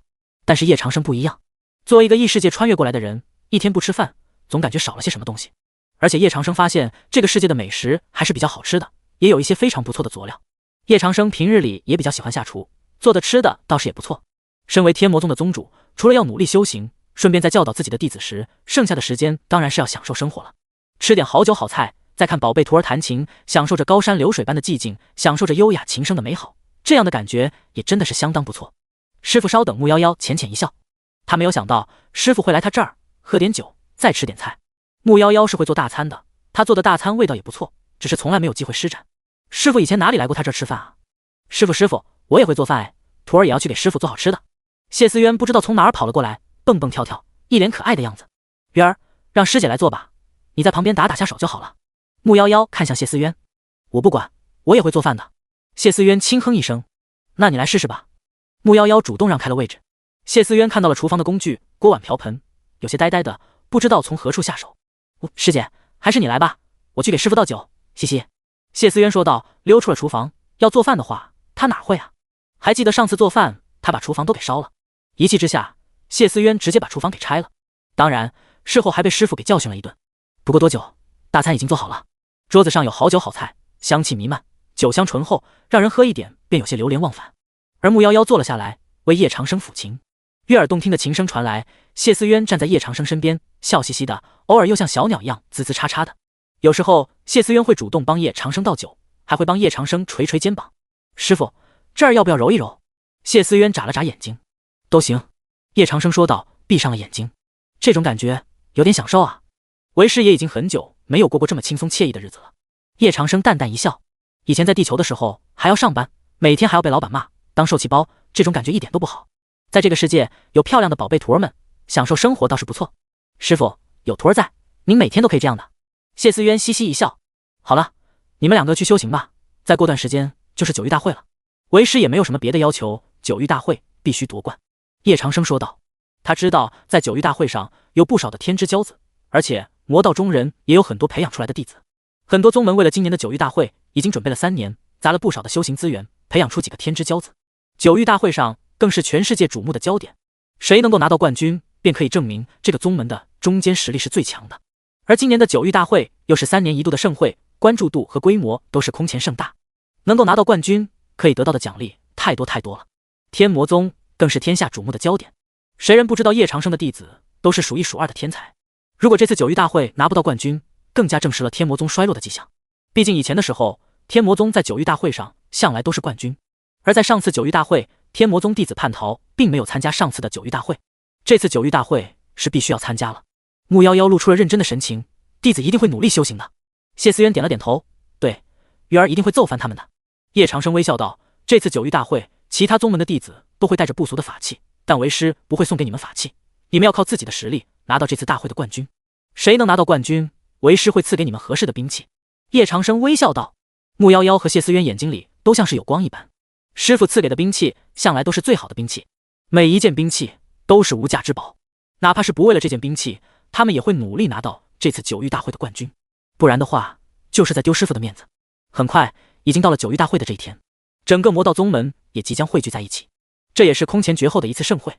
这次连白墨尘也出来了，心情还有些激动。拜见宗主。白墨尘笑道。师妹们好。白墨尘又看向了谢思渊和穆夭夭。师兄好。穆夭夭轻声说道。白叔叔，今天你可是有重要任务哦。谢思渊跑到了白墨尘的身边。你看向我们一堆人去九域大会，总要乘坐个交通工具，到时候就靠你开了。白墨尘以往去什么地方都是直接御剑飞行，那样又帅气又耍酷，他哪里乘坐过什么交通工具？看着白墨尘的表情，谢思渊说道，只有你能操纵飞辇了，总不能让师傅来操纵飞辇吧？操纵飞辇最少也要元婴境，我和八姐都不行呢。白墨尘仰天长叹，他怎么感觉自己是个工具人啊？不过他也只能够遵命了。谢思渊和穆夭夭两个妹子他又惹不起，至于这种苦力活也只能他来干了。行了，出发吧。叶长生说道，先行一步登上了飞辇。中州聚集了大大小小的上千宗门，在这里几乎都是各界魔道宗门，不管有头有脸的还是宗门地位一般的，都来参加这次盛会了。魔道就是这样，人人平等，只要有宗门资质就可以派人来参加这次九域盛会。九域大会除了可以决定很多修行资源的归属，其实也是一次魔道宗门的排名之战，有实力的宗门自然会爬上去，得到众人的认可。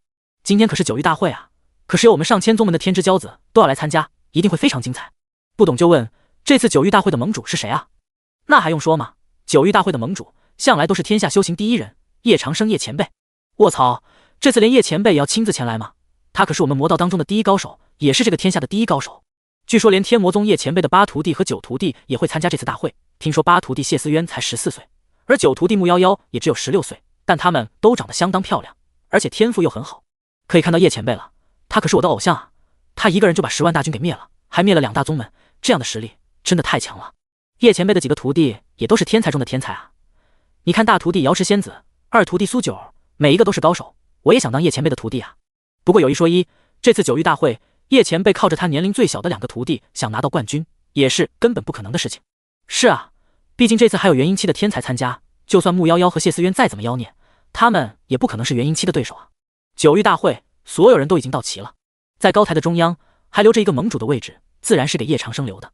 而在高台上一共有8个宗主：魔云宗宗主化神境后期凌啸，刀魔宗宗主化神境后期灵异刀，剑魔宗宗主化神境后期狂一剑，绿云宗宗主化神境后期叶绿，天门山宗主渡劫七强者苍无涯。其他还有2个宗主也都是化神境后期。能够坐在高台上的8个宗主都是魔道一族中佼佼者的存在，其中尤其是天门山的宗主实力更是强大，已经到了渡劫期，这样的实力在整个天下都是绝对的强者。而还有一个宗门也来参加了这次的盛会，那就是瑶台仙宫。坐在高台上的是瑶台仙宫的掌教青灵儿，渡劫期初期的强者。瑶台仙宫作为8大仙宫之一，这次派来坐镇的强者竟然也是渡劫期的强者，而且这还是瑶台仙宫宗主瑶池没有出现的情况。谁都知道瑶池是叶长生的大徒弟，不过已经叛逃出了宗门。纵然如此，瑶台仙宫还是敢派人来参加这次的九域大会，这就代表了瑶台仙宫对自身的底气，也想试探一下叶长生对瑶台仙宫的态度。九域大会高台上已经坐了8个各大宗门的强者，而最后一个位置自然是天魔宗宗主天下第一人叶长生。而这次也是规模空前的盛会，刀魔宗宗主灵异刀露出了粗狂的笑容。各位，恕我直言，今年九域大会的冠军可能是我们刀魔宗的弟子了。剑魔宗宗主狂一剑一脸冷漠，灵异刀，你可拉倒吧，能拿到冠军的自然是我们剑魔宗宗主的弟子，我们剑魔宗这几年可是培养了不少的出色弟子。绿云宗宗主叶绿淡淡一笑，你们啊，叶前辈还有2个弟子呢，你们觉得你们宗门的天才能够打败叶前辈的2个徒弟吗？叶前辈的徒弟可都是天才中的天才。瑶台仙宫的掌教青灵儿露出了恬静的笑容，眼神中却有些自信。叶前辈虽然神通广大，可他的2个徒弟年龄还太小，阅历不足，纵然天赋再好，实力上也有着不少的差距，所以今年九域大会的冠军必然不会是叶前辈的2个徒弟。青灵儿也说出了大家想说的话，毕竟这次的大比只要是年龄30岁以下的人都可以参加，而不少宗门的天才早就突飞猛进，打败2个10几岁的小孩还不是简简单单。纵然是天才又如何，实力不足便在九域大会上拿不到较好的名次。天门山宗主苍无涯脸色淡然，叶老魔已经老了，接近寿元大限，怕是也没什么精力教导弟子了。而且这次出了一个九域榜，上面都是各大宗门的天之骄子，你们可以看一看叶老魔的2个徒弟排在什么名次。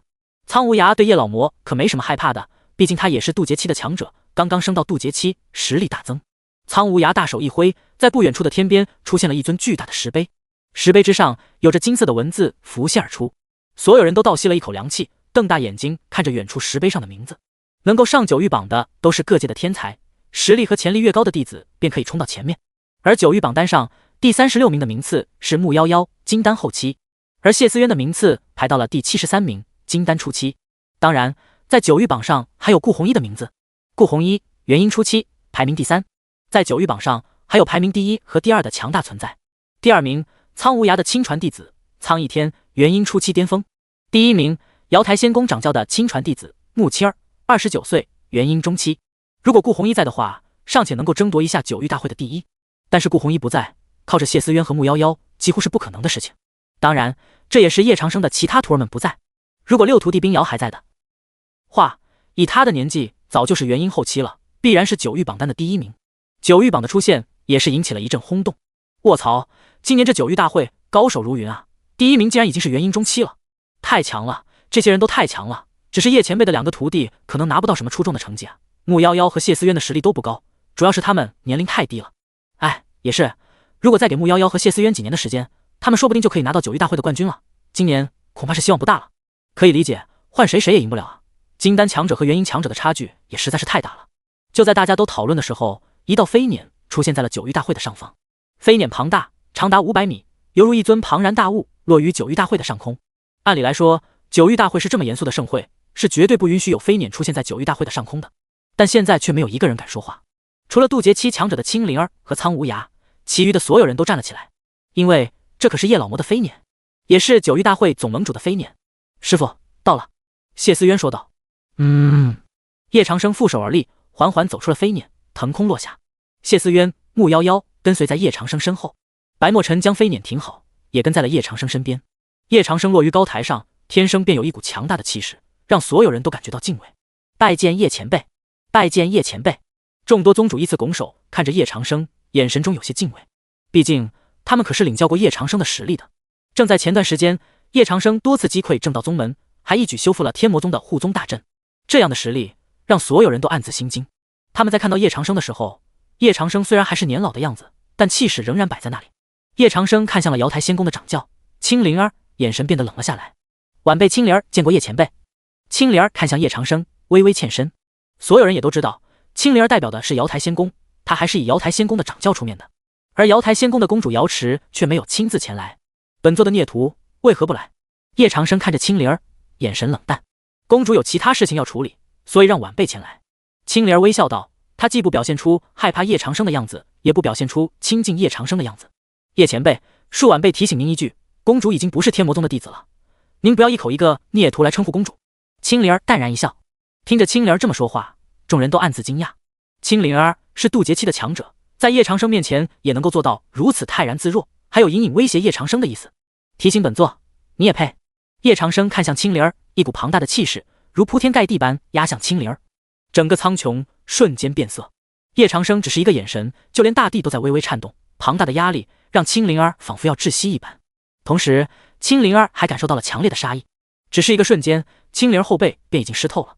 他以为他到了渡劫期，和叶长生也算是平辈了，但他没有想到，他只是感受了一下叶长生的气势，便已经彻彻底底的败了。如果真正的打起来，他恐怕根本不是叶长生的对手。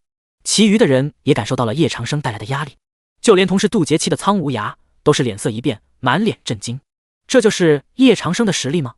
同样都是渡劫期，差距为什么会这么大？苍无涯感受到了什么才叫做真正的强大，这就是天下第一强者的实力，仅仅是一个气势便让苍无涯有些动容。就算同是渡劫期，有一些差距也是难以逾越的。当然苍无涯和青灵儿并不知道，这种气势是叶长生先天圣体带来的。要是真正打起来，叶长生不用道具卡的话，必然不是2个渡劫期的对手。不过有人在他面前这么装逼，这当然是不能容忍的。对不起，晚辈知错了。青灵儿承受不住这种巨大的压力，直接跪在了叶长生的面前。他能感觉到，如果叶长生想对他动手的话，他也完全反抗不了。对方可是天下第一的大魔头啊！只是一个交锋，青灵儿便已经彻彻底底的败下阵来。本座的孽徒，本座想惩戒便能惩戒。闲话也不多说，本座来介绍一下这次九域大会的奖励。第一名，奖励任意2件天阶法器，4颗化身丹，4颗九重丹。第二名，奖励1件天阶法器，3颗化身丹，3颗九重丹。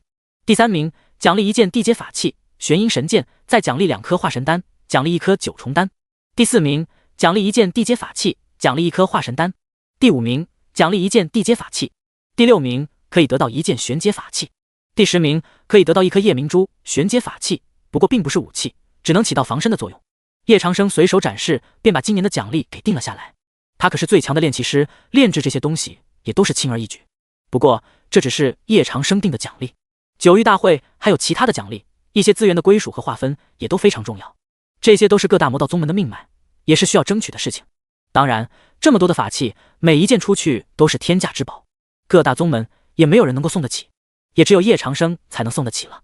不过叶长生也不会白送这些东西，每年受天魔宗庇护的魔道宗门也是需要向天魔宗上供很多的修行资源，否则的话，天魔宗自然不会庇佑这些宗门。叶长生召开九域大会，也是刺激魔道宗门的发展壮大。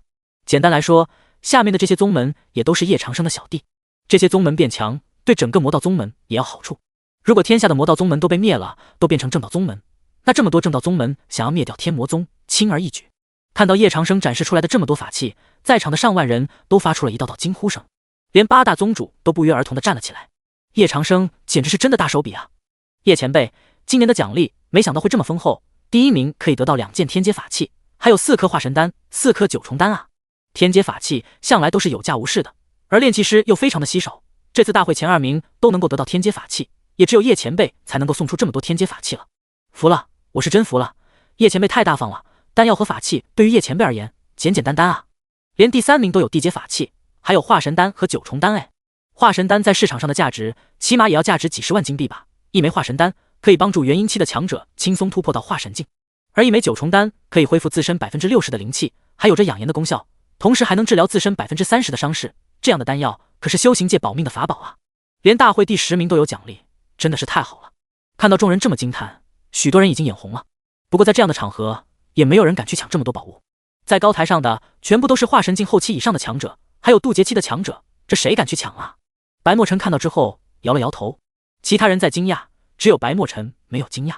这些人恐怕还不知道宗主究竟有多么厉害。宗主画的一幅画里面都蕴含着剑意，一幅画比天阶法器的价值还要更高啊！还有宗主府邸里的那么多天才地宝，仙国每一个拿出来都要比这些奖励还要更丰厚。白墨尘心中想到，他也愈发的对叶长生佩服了。宗主对自己人还是相当大方的，现在开了个九域大会，看着送大家的东西都挺好，很多人也都很高兴。可他们还不知道宗主有多少好的宝贝，都是这些人永远不可能得到的。比起天阶法器，白墨尘更加喜欢那几幅画当中的剑意。他现在的实力已经稳固到了化神境中期，要真正战斗起来的话，他觉得他已经不输给一些化神境后期的强者了，因为他已经领悟了一部分剑意。虽然还没有宗主领悟的剑意高深，但这对白墨尘来说已经是一个巨大的进步了。而青灵儿和苍无涯对叶长生的态度也出现了一些变化，他们也变得稍微尊敬了一些。毕竟在这种场合，谁敢得罪叶长生啊？要是叶长生直接不让他们参加九域大会了，那他们可是连一点修行资源都拿不到了，更加拿不到这么多奖励了。这个时代最重要的还是实力说话，有实力自然便有话语权。好了，本座宣布此次的九域大会正式开始吧。叶长生的声音缓缓落下，顿时上万人的广场都在欢呼。九域大会开始了，这届九域大会的天才高手如云，主要是奖励还相当丰厚，我一定要去拿个名次，哪怕拿不到前5名，拿个6、7、8名也是好的呀。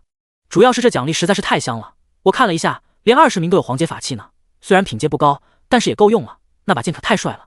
叶前辈无敌，我就喜欢这么大方的人，比起那些抠抠搜搜的正道宗门不知道强了多少倍啊！爱了爱了，叶前辈的2个徒弟好漂亮啊，一个是谢思渊，一个是木夭夭，他们这么年轻却这么好看，尤其是木夭夭纯洁无瑕，可太好看了，爱了。谢思渊也漂亮，现在她才14岁就这么好看了，长大以后更是美人胚子啊，绝了绝了！关键是2个女孩都是天之娇女，不过她们是天之娇女也一样，我一定要赢下她们才行。就是不知道她们2个人有没有男朋友，要是没有的话，我是不是可以考虑一下？谢思渊和木夭夭2个人也都去了人群当中，没有再和师傅说话了。他们2个人看到了石碑上的排名，那是九域大会上根据众人的实力做的一个排名。当谢思渊和穆夭夭看到排名的时候，谢思渊就有些不满了。哼，为什么排名这么低？我都去73名了。谢思渊吐了吐舌头，有些生气。八姐，你才36名，看来那些人还不知道咱们的实力呢。谢思渊生气地说道。穆夭夭轻轻点头。八姐，你就不生气吗？谢思渊看着穆夭夭。不生气。穆夭夭清澈的目光看着谢思渊，一身白裙，纤尘不染，干干净净，连话永远也是这么少。也对，没有必要和他们生气。这次大赛，师傅还在上面看着呢，不知道有多少人关注我们，所以我们一定不能让师傅失望，一定要拿到冠军才行。谢思渊也认真起来了，他们可是叶长生的徒弟。众所周知，天下人都知道，叶长生的徒弟们都是天才，也是妖孽。叶长生的每一个徒弟，在大陆上都是赫赫有名的存在，而他们同样是叶长生的弟子。尽管他们的年龄比较小，可在九域大会上输了就是输了，年龄小也不能当做一个借口。他们如果输了，丢的是师傅的人。所以这场战斗，他们二人也绝对不能输。这场战斗会有无数人关注，他们如果输了，恐怕连师傅都会成为笑柄。高台上，叶长生也看到了那座石碑，微微皱眉。自己的两个宝贝徒儿，谢思渊排名73，穆夭夭排名36。主要原因还是因为两个徒儿的年龄都比较小，那些排在他们前面的都比他们多修炼了10几年的时间。叶前辈，这次九域大赛，老夫十分期待你两个徒弟的表现。天门山宗主苍无涯微微一笑。叶前辈，您两个徒弟的天赋真的是顶尖的，是我们刀魔宗弟子不能比的。我们刀魔宗的弟子虽然排名靠前一点，但他们都已经28、9岁了。你这两个徒儿才10几岁，就有了这样的实力，假以时日，以后必能成大器啊。林一刀摸了摸胡须，众人脸色都有些震惊。谢思渊和穆夭夭10几岁就到了金丹期，这样的天赋可以说是用妖孽来形容了。这就是叶长生教导出来的徒弟。再看看其他宗门用资源砸出来的徒弟，10几岁的时候又有谁能够到达金丹期？叶长生微微摇头，他们天赋确实不错，不过经验太少。这次九域大会，本座也只是带他们来历练历练，也没指望他们能拿到太好的名次。叶长生看了一下九域榜，就都明白了。在场上千的宗门都为了这一天准备了太久了。九域大会是无数宗门想要改变命运的一次大好机会。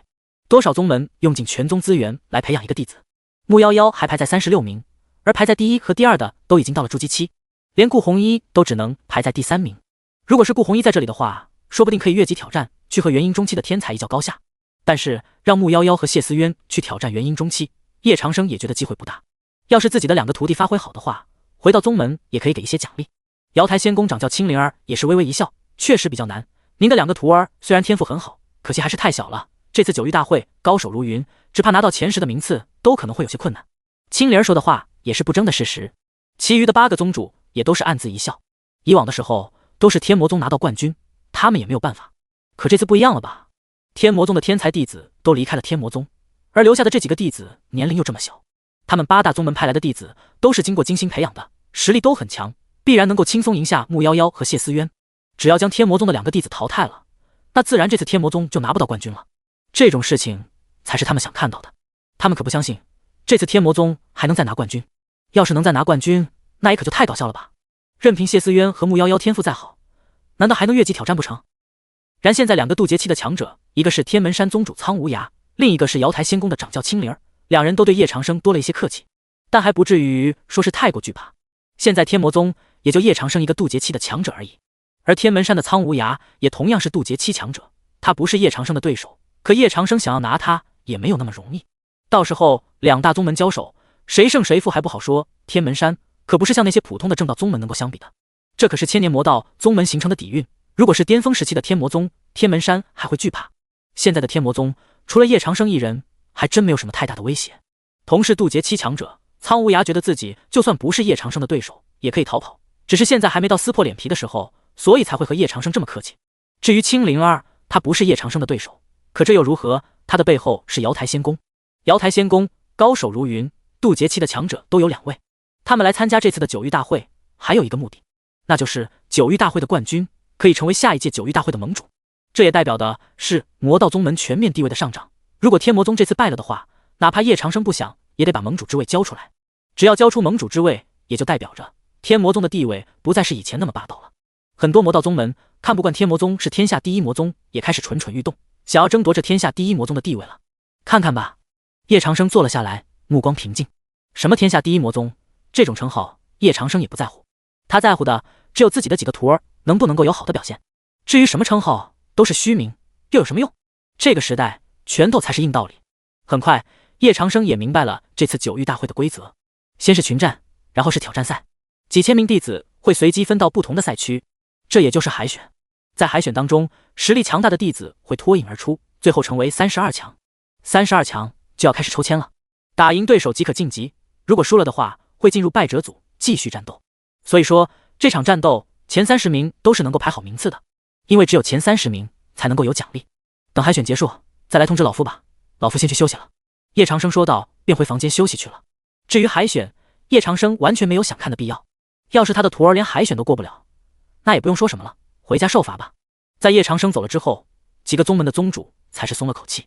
哈哈，叶长生也知道他的2个徒弟这次怕是拿不到什么好名次了，连海选都不看了。不过叶长生这种做法，老夫也能理解，毕竟老夫的亲传弟子苍一天可是在榜单第2的，现在都已经元婴初期巅峰了。苍无涯露出了自信的笑容。是啊，老夫的亲传弟子也可是在榜单前10的，比叶前辈的几个徒弟都要厉害。这次大赛结束之后，说不定老夫的天门山就可以成为天下第1魔宗了。天魔宗虽然很强，可惜年轻一辈的力量还是太少了，光有叶老魔一个人强，那整个天魔宗的综合实力还是不够看。我支持，我也支持。苍老哥，你们这次要是能夺冠，我也支持天门山当天下第1魔宗。这天也该变了，毕竟叶长生的寿元大限快到了，虽然他现在的实力很强，但人都是会老的，天魔宗也总需要退位给我们其他的魔道宗门的。不过这次的大赛冠军可不好拿啊，还有瑶台仙宫，瑶台仙宫已经是8大仙宫之首了，而穆青儿又是瑶池仙子的亲传弟子，如果这次大赛是穆青儿夺冠的话，说不定瑶台仙宫就可以成为天下第1魔宗了。在叶长生走了之后，众人讨论就放开了。这些宗门的宗主都是老狐狸精，见人说人话，见鬼说鬼话。说白了，这次九域大会，他们也都是为了给自己的宗门争取更好的利益而来的。至于当面奉承叶长生几句，也仅此而已。天下魔宗本就不可能齐心协力，在天魔宗受到10大宗门围攻的时候，这些魔宗也没有一个人会来帮忙，反而想看着天魔宗被灭。这是因为天魔宗当时弟子叛逃，叶长生寿元大限都快到了，大家觉得来帮天魔宗也没什么意义。如果天魔宗当时的实力还在鼎盛巅峰的话，天魔宗有危险，这些魔道宗门都会抢着来救，来当天魔宗的舔狗，这就是事实。青莲儿嘴角轻扬，各位前辈，我们公主说了，即便拿到这次九域大会的冠军，要的也只是一些修行资源，不会争夺天下第1魔宗的地位。听到青莲儿这么说，苍无涯嘴角的笑容越来越深了。瑶台仙宫对天下第1魔宗没有兴趣，可他们天门山对这个还是很有兴趣的。要是叶长生的2个徒儿拿不到好名次，那叶长生总不能死皮赖脸的还要天下第1魔宗的地位吧。不过2日，海选的结果就已经出来了，而32强的名单也出来了。当看到这32强的名单时，众人都有些目瞪口呆。各位，32强的名单已经出现在了石碑上，这32名选手分别是瑶台仙宫穆青儿、天门山弟子苍一天、天魔宗穆夭夭、天魔宗谢思渊。谁都没有想到穆夭夭和谢思渊能够冲出海选，直接到了32强，因为这2个人的初始排名都在32强之后。在海选的时候，穆夭夭和谢思渊还会受到多人的针对，可即便如此，2人还是一起进了32强。这样的结果让太多的人震惊了。卧槽，牛逼啊！穆夭夭好歹实力强大，他在初始排名已经有36名了，和32名差距也不大。可谢思渊73名，他是怎么直接进了32强的？不清楚啊，昨天的比赛太多了，我也没有注意。有没有钓大的知道昨天发生了什么情况？我看到了，昨天的比赛我可看得清楚了。你们不知道谢思渊有多么厉害，他才是金丹初期，但是他却将金丹初期的人全部都秒杀了。是啊，昨天有3个金丹初期的高手一起围攻谢思渊，然后谢思渊大概用了不到10秒钟吧，就把这3个人给打下去了。是啊，谢思渊的实力太恐怖了，我观察了一下，一般的金丹初期根本不是谢思渊的对手，那些筑基期的就更不用说了，在谢思渊面前就和小孩子一样。卧槽，那谢思渊用的是什么武器？他这实力也太恐怖了吧？是不是叶老魔给了谢思渊一些比较厉害的法器？如果是那样的话，那我上我也行啊。你们想多了，我也以为谢思渊要用武器，结果他人家昨天的比赛根本没有用武器，赤手空拳击败了好几个用着地阶法器的高手。什么？谢思渊赤手空拳就能秒杀这么多高手吗？这怎么可能啊？叶前辈教出来的弟子都是这么逆天的存在吗？那叶前辈究竟是怎么教的徒弟啊？太羡慕了，我甚至都不知道是怎么做到的。谢思渊可是叶前辈教出来的天才弟子，太过出众了。到目前为止，我还没有发现有人可以给谢思渊造成压力的，甚至都没有人可以逼出谢思渊的武器，他这样也太夸张了。众多的弟子被淘汰之后，也深深地感受到了谢思渊的天才之处。很多人也明白了，叶长生教出来的弟子一个比一个妖孽啊！到现在为止，都没有人可以给谢思渊造成压力。可想而知，谢思渊的实力究竟到了怎样的境界？仅仅是金丹初期表现出来的战斗力却异常的强悍，连高台上的8个宗主也都是有些震惊。你们有谁看出来谢思渊用的是什么武器吗？不，她昨天都没有用武器。这丫头的天赋真的是天才中的天才，她对战斗的敏锐程度实在是太高了，一般的人都不是她的对手。这就是金丹初期吗？她的金丹初期可以说比多少普通人都要强了。叶长生教出来的2个弟子是真的强，这能说明什么？只能说明叶长生太厉害了，他还能再逆天一些吗？教出来的每个弟子都是天才中的天才。听到几个宗主这么说，天门山宗主苍无涯有些不满了。苍无涯开口说道：“这些又有什么？谢思渊虽然实力不错，但他也只是和金丹初期的交手，运气好没有遇到比较厉害的高手，进入32强并不能说明什么，真正的挑战还在后面。谢思渊也不可能拿到这次大赛的冠军的，他再厉害也不可能的。”苍无涯很自信，不过如此而已。要说表现好的话，他的亲传弟子苍一天表现得更是相当精彩，一般的人根本挡不住苍一天。而叶长生这个时候还没有露面，众人对谢思渊和穆夭夭的讨论也已经相当多了。穆夭夭的实力也很强啊，我都没有看到穆夭夭用什么招数，就是简简单单的就击败对手了。金丹后期的压制力恐怖如斯，穆夭夭也是一绝。我感觉穆夭夭的实力拿到16强应该问题不大。我也是这么觉得，不过谢思渊想要拿到16强就比较难了吧，毕竟接下来的对手可就没有金丹初期的对手了，基本上都是金丹中期了，谢思渊也要落败了。在众人讨论的时候，叶长生出来了。叶长生看向主持长老道：“抽签吧。”主持长老点头，很快抽签就完了。穆夭夭没有对上谢思渊，谢思渊的对手是一个金丹中期的高手，叫做李明，而穆夭夭的对手是一个金丹后期的修士。李明看到抽到了谢思渊，更是激动的跳了起来。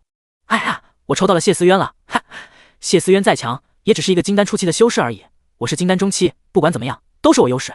我还有地阶法器，这把剑足以让我击败谢思渊了。李明非常自信，而谢思渊则是一笑，蹦蹦跳跳的跑到了叶长生身边。师傅，你还没有给我武器呢，徒儿的剑法也很高超呢，师傅随便给徒儿一把好不好？谢思渊嘻嘻一笑。叶长生皱眉，随便扔了一把剑给了谢思渊。这把剑也只是单纯的宝剑而已，连黄阶法器都比不上，就是一把单纯的剑。谢思渊握着剑，在努力思考师姐是怎么练剑的。32进16，第一场对决，谢思渊对阵李明，请双方选手上台。主持长老开口道：“嘻嘻。”谢思渊走上了擂台。见过谢小姐。李明也是微微拱手，他对待美女还是比较客气的。谢小姐，你放心吧，我不会伤害到你的。我也给你个建议，你先认输吧。尽管你的武器是剑，可你师傅对你好像一般般，连一把像样的法器都不给你啊。少废话，开打吧。谢思渊又恢复了小魔女的样子，她天真烂漫可爱的形象，当然也只让师傅看到了。听着李明这么说，谢思渊有些生气，竟然有点看不起他。他修炼的虽然不是剑，可他的实力也一点不弱。而且这次比赛和之前不一样了，之前师傅都不观战的，从这场比赛开始，估计师傅要一直观战了。随着主持长老一声令下，战斗开始了。谢思渊看着手中的剑，当即飞跃了出去。他一字马轻松落下，一剑斩向了对方的咽喉。快、准、狠！众人一阵惊讶，谢思渊用剑竟然用得这么好，所有人也就都认为谢思渊的武器是剑了。而李明大吃一惊，迅速后退，但谢思渊却一直都在追着李明，只要李明敢停下，这一剑便可以洞穿李明的咽喉。李明心中一惊，当下手中的剑散发出了青色的剑芒，直接挡住了谢思渊的这一个攻势。剑用得很好，可惜你的剑不是地阶法器，加上你实力太弱，这场战斗你不会是我的对手。李明有着自信。当即李明手中的剑蓄起了强大的光芒和剑气，直接凌空斩向了谢思渊。他要用剑直接将谢思渊的剑给一分为二。地阶法器和普通的剑不一样，如果普通的剑碰到地阶法器，会直接被斩断成两半的。李明要将地阶法器的威力全部都发挥出来，这也是很多修行者喜欢战斗的方式。这就好比在玩游戏的时候，明明有普通你却不用，转而蓄力放大招。为什么？因为大招的效果帅气啊！谢思渊眼神一凝，嘴角轻轻上扬，轻盈的身形轻松躲开了李明的攻击，而他的身法速度又很快，直接出现在了李明的身后，一掌落在了李明的身上。仅仅是一掌，李明还没有来得及反应，便被一掌拍在了地上。这一掌，谢思渊还用了一些灵力，直接将李明打成了重伤。紧接着，谢思渊的长剑对准了李明的咽喉。认输吧，本姑娘饶你不死。师傅说过，用剑要用心去感受剑，什么法器都一样，关键要看会不会使剑。如果你太依赖手中的武器，那你就不会是本姑娘的对手。谢思渊看着李明，居高临下，他可是师傅的弟子，还有那么多师姐，每个都教过他，他的作战经验并不是一般人能比的。哪怕他不是李明的对手，这场战斗也轻而易举地赢下了李明。我认输。李明心里有些不甘，他怎么都没想到自己会这么轻而易举地输掉。他可是拥有地阶法器啊，他父亲为了给他买一把地阶法器，可是用上了全宗的资源，整个宗门都将希望寄托在了他一个人的身上，结果他却败给了谢思渊，还是以这么耻辱的方式。李明甚至感觉他连自己的实力都没有发挥出来，就这么败了。我不甘心，不甘心！为什么？为什么我会输？谢思渊，去死吧！李明抬起手，地阶法器脱手而出，一道强大的剑气凌空斩下，直接攻向了谢思渊。这一招可以说是致命杀招了。还是从背后偷袭，战斗已经结束了，可李明却想杀掉谢思渊。就在这个瞬间，一道倩影出现在了谢思渊的面前。他玉手轻抬，手中有着淡白色的光芒，轻松挡住了李明的这一招。木夭夭玉手轻挥，一掌打在了李明的身上。李明身体的经脉瞬间断裂，一瞬间他的修为就这么废了。没有人能在我面前欺负渊儿。木夭夭开口，看着李明。场上寂静无声。如果刚才的战斗只是一个开始的话，那木夭夭的手段也让所有人都见识到了。仅仅是一击便废掉了金丹中期的李明。木夭夭看着纯洁无瑕，可他动起手来却是很认真。有人想要杀渊儿，木夭夭怎么会看着这种事情发生？连师傅都舍不得欺负渊儿，谁能欺负渊儿？不！李明痛苦万分，就这么被废了。他的一身修为尽数废掉，连他自己也成了一个废人，更成了所有人的笑柄。李明怎么都没想到，他只是冲动了一下，却成了这样的结果。八姐，谢思渊挽住了木夭夭的胳膊，看都没有看李明。木夭夭点头，和谢思渊一起走下了擂台。看到这一幕，所有的人目瞪口呆。不仅仅是因为李明私自偷袭，也同样震撼谢思渊和木夭夭的实力。谢思渊和木夭夭的表现，刚才实在是太精彩了。谢思渊很高兴，也很开心，同时还感觉到一些伤感。八姐是师傅所有徒弟当中最单纯的一个了，她也从来没有杀人。李明这么做，仅仅只是废掉李明。要是换任何一个师姐，恐怕李明和李明背后的家族都会被当场除掉吧。这场战斗，谢思渊获胜。若老夫发现再有人敢在战斗结束之后私自偷袭对手，直接废掉修为，除掉其宗门永远参加九域大会的资格。主持长老开口说道，声音严厉。在场的任何人，哪怕是上面坐着的八大宗主，也不敢有人直接对谢思渊动手。就算是渡劫期的强者，也不敢随随便便伤害谢思渊。他们可以伤害叶长生，却不能够随便伤害谢思渊。叶长生可是现在的天下第一魔头，谁敢伤害他最心爱的徒儿？天下谁人不知道，叶长生宠谢思渊最多，伤害了谢思渊，那就是找死。而且谢思渊背后的后台也太多了。瑶台仙宫公主瑶池是谢思渊的大师姐，虽然瑶池离开了天魔宗，可她对外声明过，不让其他人随随便便的伤害她的师妹，否则就是瑶台仙宫的敌人。而天魔宗二弟子苏九又是一个极其护短的，有人伤害了天魔宗，他都要去屠对方满门。天魔宗三弟子岳霓裳，那可是大越王朝的公主，实力强大。天魔宗的9个徒弟们关系都很好，谁伤害了谢思渊，其他弟子们都会去找对方算账。而在场上也有着一阵阵的惊呼声响起。天啊，谢思渊也太强了吧，他只是用了一把普通的长剑就击败了金丹中期的李明。是啊，这完全是智商压制，谢思渊的战斗技巧还有综合实力都在对手之上。我没有看错吧？谢思渊已经进入16强了，他是第一个金丹初期就能进16强的，太厉害了。原来谢思渊是用剑的，其实李明也还好，总算是逼出了谢思渊的武器，比之前的对手都要强大太多了。换做其他人，谢思渊都懒得用武器的，既然谢思渊用的是剑，那就比较好针对了。我可以放话在这里，谢思渊想要更进一步，只怕是难了。到了16进8，只怕谢思渊遇到的对手都是金丹后期的了，可就没有金丹初期的李明这么好对付了。不过木夭夭的实力是真厉害啊，你们刚才看清楚了没有？木夭夭他轻轻松松的就把金丹中期的李明给废掉了，而且我看出来了，木夭夭的武器也是剑。叶长生的徒弟们都是用剑的嘛，谢思渊和木夭夭的剪发都感觉不一般啊，他们修行的实在是厉害，没有人能比得上他们。在众人的惊叹声之下，还有不少人想要做叶长生的徒弟。叶长生的徒儿，天魔宗的弟子，果然是名不虚传。只是这几场战斗，便再也没有人敢轻视天魔宗的弟子了。尽管谢思渊和木夭夭的实力比较弱，可他们在擂台上表现出来的战斗力都要比同级的还要强大。很快，木夭夭和对手的比赛也开始了。对手是一个金丹后期的修士，所有人的目光也都集中在了这场战斗上。果不其然，面对着金丹后期的高手，木夭夭想要靠着赤手空拳就这么击败对手，也是比较困难的。他也用了同样的武器剑，在木夭夭拿出了武器之后，只是用了3分钟便击败了对手，而且全程到位。木夭夭的剑法行云流水，让所有的人都看到了天魔宗弟子的实力。天啊，这就是木夭夭的实力吗？他的剑法也用得太好了。木夭夭也是用剑的，对手坚持了不到3分钟就这么败了。木夭夭这是怎么做到的？叶前辈的徒弟都是天才，真的都是天才，他们都用剑，而他们的剑法都是出乎意料的强大。叶前辈，我也想做您的弟子，请问您还收徒吗？看到木夭夭的精彩表现，九域大会上在场所有的人也都领教到了木夭夭的强大。叶前辈，这2个徒弟不愧是您的弟子，您教导出来的弟子果然是很强啊。是啊，叶前辈的两个徒儿，光从实力上来说，已经完全不逊色同辈的选手了。叶前辈，您两个弟子的剑法练得都不错，不过我总是有些许的疑惑，感觉他们的基础剑术好像不是那么牢固。剑魔宗的宗主狂一剑说道，他平生修剑，也教导弟子练剑，所以看到穆夭夭和谢思渊用剑，总感觉有些奇怪。尽管两个人的剑法高超，可他觉得还是哪儿有点问题。叶长生微微一笑，道：“我没怎么教导过他们修行，平日都是他们自己在修行的。这次大赛也只是抱着一个参与的态度，他们拿不拿得到这次大赛的冠军并不重要。至于所谓的盟主之位、天下第一魔宗，这些虚名对叶长生来说都无所谓，拳头大才是硬道理。”听着叶长生这么说，苍无涯也是放心下来了。天门山宗主苍无涯甚至还有些想要嘲笑叶长生，他们都是顶级高手，自然能够看得出来穆夭夭和谢思渊用剑的缺陷。叶长生的两个徒弟用剑都不精啊，虽然剑法花里胡哨，不过基础的剑法用的实在是太一般了。苍无涯叹了口气，心中想到，我还以为天魔宗的弟子有多强，现在看来也不过如此，连基础剑法都掌握不牢，剑法又能修炼到多厉害？瑶台仙宫掌教青灵儿淡然一笑，没有评价。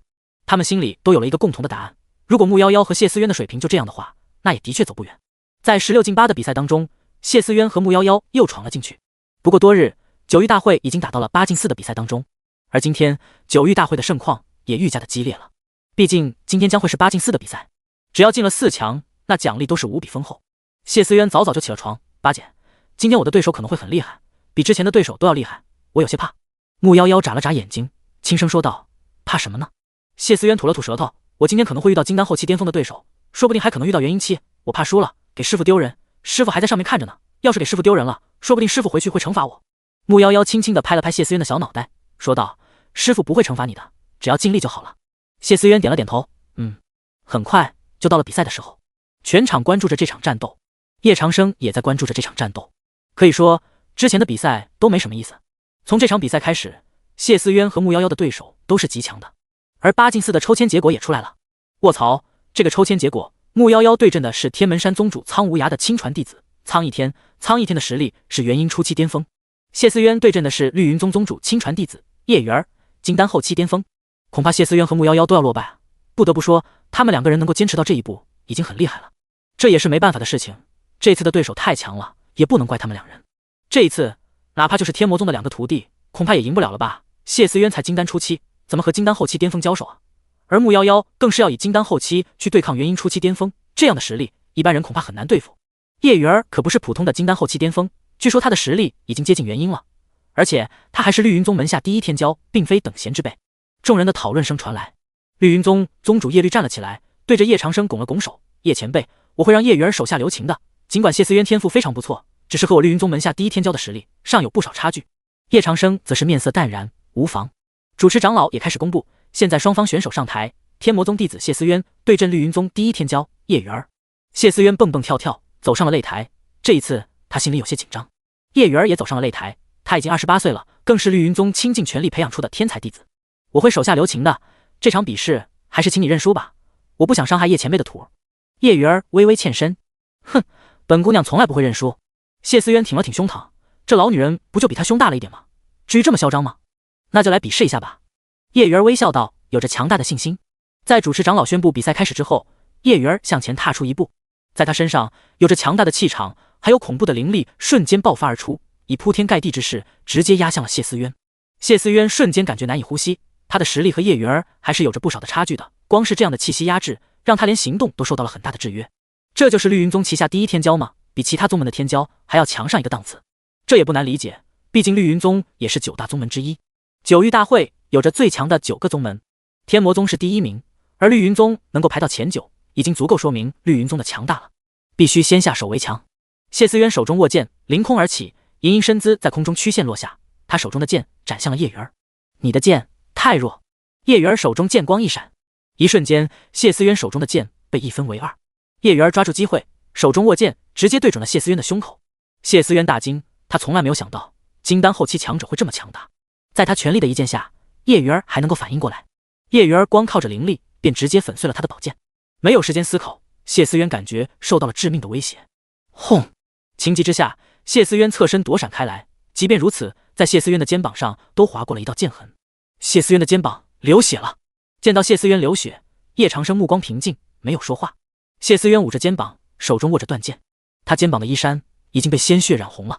长这么大，谢思渊还从来都没有受过伤，今天是他第一次受伤。认输吧，你不是我的对手。叶雨儿露出了自信的笑容，居高临下，手中握剑对准了谢思渊。嗡！顿时，周围有着一阵阵哗然之声响起。哈哈，这还是我第一次看到天魔宗弟子被伤。是啊，以往天魔宗弟子都是在九域大会上大杀四方的，没有想到也有一天是天魔宗的弟子受伤。我看这次天魔宗的弟子也就只能走到这里了，他们的实力也不怎么样。是啊，要是还不认输的话，就是不知好歹了。众多的嘲笑声传来，修行界就是这样，如果输了的话，就会被别人嘲笑，没有人会因为你年龄小而去怜悯你。修行界胜者为王，败者为寇，这也是没有办法的事情。听到周围人的声音，谢思渊轻抿红唇，他从来没有被这样打过，也从来没有被别人指着剑让他认输。他听着周围人的话，他也知道师父是不可能站出来帮他的。如果他在这里输了，只会丢师父的面子，丢师姐们的面子，还有丢天魔宗的面子。他可是天魔宗的弟子，还是师父最宠爱的徒儿。谢思渊知道，他的师姐们每一个师姐都可以做到越级挑战，如果连越级挑战都做不到，那还当什么师父的徒儿？他不能输，哪怕面对着再强的对手，他都不能输。他一步都不可能会退，如果他退后一步，那他以后永远在师姐面前也抬不起头来了。师姐说过，我不会输的。师父也说过，我们这次大赛要拿到冠军，不能输。你是金丹后期巅峰又怎么样？我也一样可以赢你。谢思渊的身上散发出了红色的光芒，他抬起头，眼中没有之前的俏皮可爱了，反而变得极其认真。这场战斗实力差距悬殊太严重了，就算天赋再好，在这个世界想要越级作战也是很难很难的。想要越级作战，除了要有天赋之外，自身还要学到非常厉害的功法，同时有着很强大的武器才可以。而谢思渊他没有厉害的武器，唯一的武器还是一把普普通通的铁剑，而叶源的手里握着的是天阶法器。你还要再继续战斗吗？不要怪我没有提醒你，我手里的是天阶法器，如果你还要战斗，我控制不了天阶法器的力量，可能会误杀你。叶源开口道。少废话，来打吧。谢思渊美眸抬起，眼神中尽是坚定。在强大的压力之下，他突破了，他突破到了金丹中期。可谢思渊完全没有突破的喜悦，他甚至不知道自己已经突破了，他只知道必须要赢下眼前的这个对手。所有人在看着他，师父也在看着他，本来就不是本姑娘的武器。谢思渊凌空而起，红色长裙翩然起舞，在他的衣袖之中，一道红色的纱布瞬间飞散而出，直接绑住了叶源的腰。紧接着又是一道道纱布从四面八方落下，谢思渊手中握着纱布，所有的灵力同时释放，他如同仙子一般脚踩纱布在空中飞舞。那把天阶法器也被纱布卷起，直接被扔到了擂台之外。漫天的红色纱布有着无数的灵力将叶源全部的包裹起来。原来你修炼的并不是剑，可那又如何？在我面前，你的实力还是太弱了。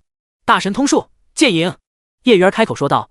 吊在场外的天阶法器瞬间腾空而起，化作了无数剑光，斩向了谢思渊的红色纱布。所有的红色纱布全部都化作了碎片，而无数的剑影直接杀向了谢思渊。大神通术流云落沙，谢思渊也用了所有的灵力，用出了大神通术。无数的红色纱布出现在他面前，漫天红色光芒帮他来抵挡叶源的剑影。可谢思渊要面对是金丹后期巅峰强者的全力一击，对手用的还是天阶法器。谢思渊的脸颊苍白，他感觉自己要坚持不下来了。金丹初期的大神通术面对着金丹后期强者的大神通术加天阶法器，让他是难以抵挡。我不会输的，不会输的。师父，鱼儿会成为您最骄傲的弟子。谢思渊所有的红色纱布都化成了碎片，但他没有放弃，手中最后仅仅残存的灵力绽放出了红色光芒，将红色纱布遮挡住了叶源的视线。而他本人用最快的速度冲向了叶源，叶源来不及反应，直接掉下了擂台。而谢思渊是抱着叶源掉下擂台的，这样最先落地的会是叶源。但是谢思渊已经来不及去挡下后辈来的攻击了。砰！叶源先落下了擂台，而背后的无数剑光则斩向了谢思渊的后背。在这个瞬间，叶长生动了，仅仅是一瞬，叶长生便将那些剑影捏成了碎片。他的心剑早已经出神入化，只靠着意念便可破剑。叶长生出现在了谢思渊的身边，将他抱了起来。师父，鱼儿没有给您丢人。谢思渊浅浅一笑，看到师父来了，他做的一切也都值了，谢谢师父救鱼儿一命。输了也不会给为师丢人，只要你能进步就好了。叶长生抱着谢思渊灿烂一笑，轻轻地揉了揉谢思渊的小脑袋，一颗丹药喂到了他的嘴巴里。师父，这是疗伤丹吗？谢思渊想都没想就直接吃了下去。叶长生点头。谢思渊吃下丹药之后，有着淡淡的白色光芒环绕在他周围，他身上的伤势康复了一大半。谢思渊感觉自己被师父这么抱着，很幸福。叶长生打算把谢思渊放下来，没想到谢思渊嘟起小嘴，渴望的小眼神看着叶长生。师父，抱抱。鱼儿还想让师傅再抱一会儿。胡闹！叶长生把谢思渊放了下来。在场的有这么多人呢，谢思渊在叶长生怀里撒开娇了，还让叶长生多抱抱他，这成何体统？就算抱，也可以回宗门再抱啊。叶长生有些无奈，作为天魔宗的大魔头，总不能当着这么多人的面占自己宝贝徒儿的便宜吧？虽然这也是谢思渊要求的。而周围的8个人看到了谢思渊疗伤的速度，眼珠子都瞪大了。叶前辈，您的这颗疗伤丹比9重丹的疗伤能力还要更强一些啊！林一刀惊讶道：“这颗疗伤丹可以瞬间恢复60%的伤势，而9重丹只能够恢复30%。”叶长生开口道：“什么？60%？”林一刀站了起来：“卧槽，这样的丹药疗伤效果也太逆天了吧！叶前辈，我想问一下，是什么修士吃上这些丹药都能恢复60%的伤势吗？”苍无涯也有了几分兴趣。不可能的，化神境以上的强者吃这样的丹药，也难以一下恢复60%的伤势，最多恢复个2-3成。若是渡劫期的强者吃上这样的丹药，能够恢复1成的伤势就不错了。叶长生说道：“化神期和渡劫期的强者一旦受伤，那肯定不会受轻伤。这样的强者一旦受到重创，便不是2颗丹药就能够这么简单的恢复了。有时候渡劫期的强者可能养伤养个几十年都不可能康复。纵然如此，这样的丹药也可以说是相当逆天了。因为化神境和渡劫期的强者一旦受伤，能够恢复个1-2成的伤势，也足够可以逃跑了。这简直就是救命丹药。”苍无涯有些激动：“叶前辈，这样的丹药您看看可以出售吗？如果我们天门山也有这样的丹药，那必然不会怕那些正道宗门了。”苍无涯说道：“是啊，叶前辈，您的这种丹药比这次9域大会上奖励的9重丹药效还要更高，我们刀魔宗也想向你们购买一些这样的丹药，毕竟这可是您炼制出来的丹药，可以毫不夸张地说，这是天下第一炼丹师炼制出来的极品丹药啊。”林一刀也笑道。看着众人对丹药这么垂涎，叶长生也是微微一笑。炼制这样的丹药本就需要不少的天材地宝，而这些天材地宝又极难寻找，本座也没有太多这样的丹药。倒是本座可以定期拿3颗丹药出来拍卖，大家到时候也可以去天魔宗外的商会上来购买，每3个月拍卖一次吧，每次3颗丹药。叶长生说道。炼制这种丹药，以现在叶长生的水平，自然是没有问题的。而且天魔宗里面也不缺炼制这些丹药的天材地宝。不过这也是因为叶长生有了先天圣体，才能够炼制出这么多的丹药。而市场上又没有像他这样的炼丹师，这就导致大家都觉得这样的疗伤丹非常稀缺。叶长生又每3个月才拍卖3颗丹药，自然会将这3颗丹药的价格提上去。没问题，多谢叶前辈。苍无涯露出了一丝笑容，能够买到叶前辈亲自炼制的丹药，是我的荣幸啊。到时候我也一定会去参加拍卖会的。叶前辈亲手炼制出来的丹药，恐怕每一枚丹药都是绝品。是啊，这样的疗伤丹功效真是太绝了。叶前辈还是炼丹师，这天下人恐怕能够比得上叶前辈的炼丹师少之又少啊！看着众人的反应，叶长生心里也多了一些想法。就算他是天魔宗大魔头，天魔宗一系列的日常用度也是需要不少钱的。他这个大魔头总不能去到处抢钱吧？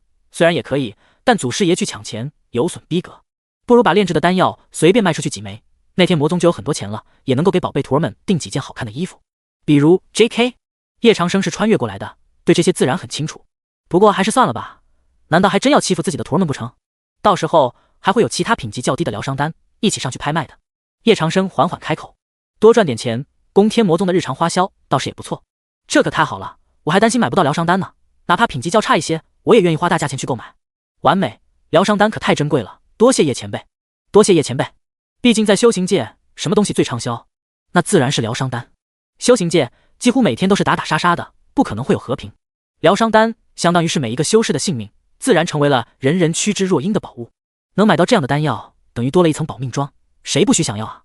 而市面上的疗伤药几乎都被各大宗门掌控着，修士也只能够买到最普通的金疮药，药效可想而知。就算是那些宗门掌控着的疗伤丹药，药效也没有那么好，绝对没有叶长生亲自炼出来的丹药要好。师傅，您给的丹药实在是太神奇了，我的伤势都好了。谢思渊站在叶长生面前，嘻嘻一笑。渊儿，下面的比赛你尽力就好，现在已经进入4强，也不用太勉强自己了。叶长生笑道，摸了摸谢思渊的脑袋。徒儿会努力的，不辜负师傅的期望。谢思渊轻轻的点了点小脑袋，很是开心的样子。诺，师傅喝酒。谢思渊主动帮叶长生倒了一杯酒，双手端到了叶长生面前。好了，去吧。叶长生接过了酒，带着满意的笑容。说实话，渊儿能够有这么好的发挥，在叶长生心里是比较满意的。能够以金丹初期击败金丹后期巅峰，足以证明谢思渊是天才中的天才了。只是接下来谢思渊必然会面对元婴期的修士，他几乎不是对手了。能不能拿到最后的冠军，还得看木夭夭。师傅，那我走了。谢思渊甜甜一笑，准备离开。玉儿，叶长生的声音从背后响起。师傅有什么吩咐？谢思渊又跑到了叶长生身边。没什么，你先去吧。叶长生本来想给谢思渊彩云纱的，不过想了想，还是算了。哦，一定是师傅的酒喝完了，鱼儿再给师傅倒杯酒。谢思渊很快就给叶长生又把酒满上了。那鱼儿先去看八节比赛了。无数人看向了高台上叶长生和谢思渊的关系，都不由得有些羡慕。我怎么感觉叶长生很宠他的徒儿啊？之前听说叶老魔是一个十恶不赦的魔头，今天亲眼见到，才发现叶老魔和他的徒儿们关系也这么好，而且谢思渊也很开心的样子，不像是装出来的。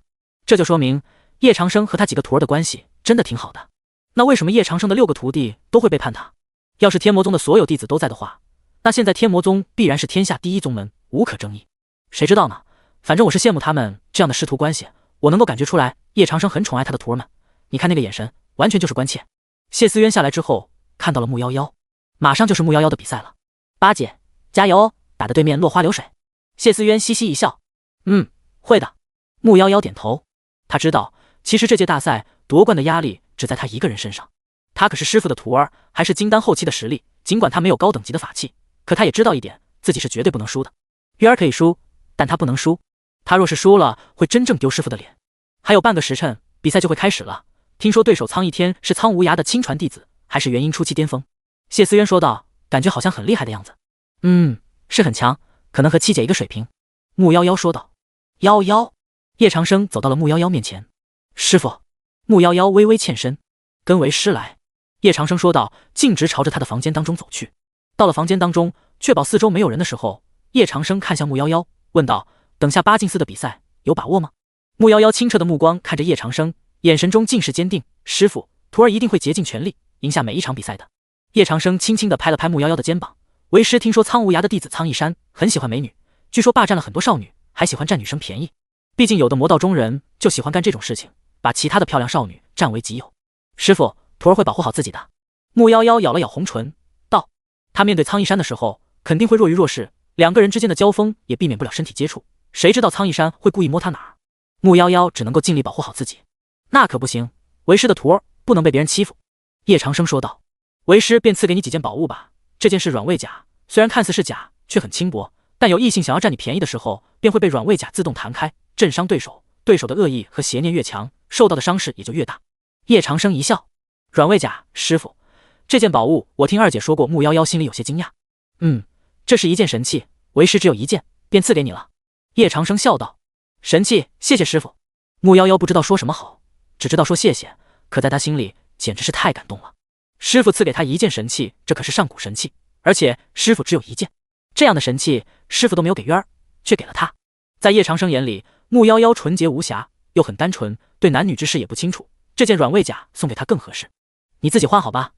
叶长生说道，他也没打算偷看自己徒儿换衣服的场景，虽然以他的能力轻松就能做到，但叶长生并不是那样的人。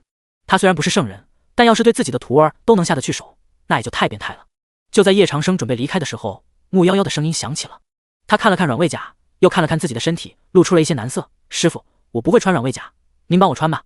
叶长生皱了皱眉，想要穿这件软猬甲，自然是要脱掉上半身的衣服的。要让他来帮忙穿，那岂不是什么都看到了？穿着软猬甲确实挺困难，不过穿上之后就不好脱下来了。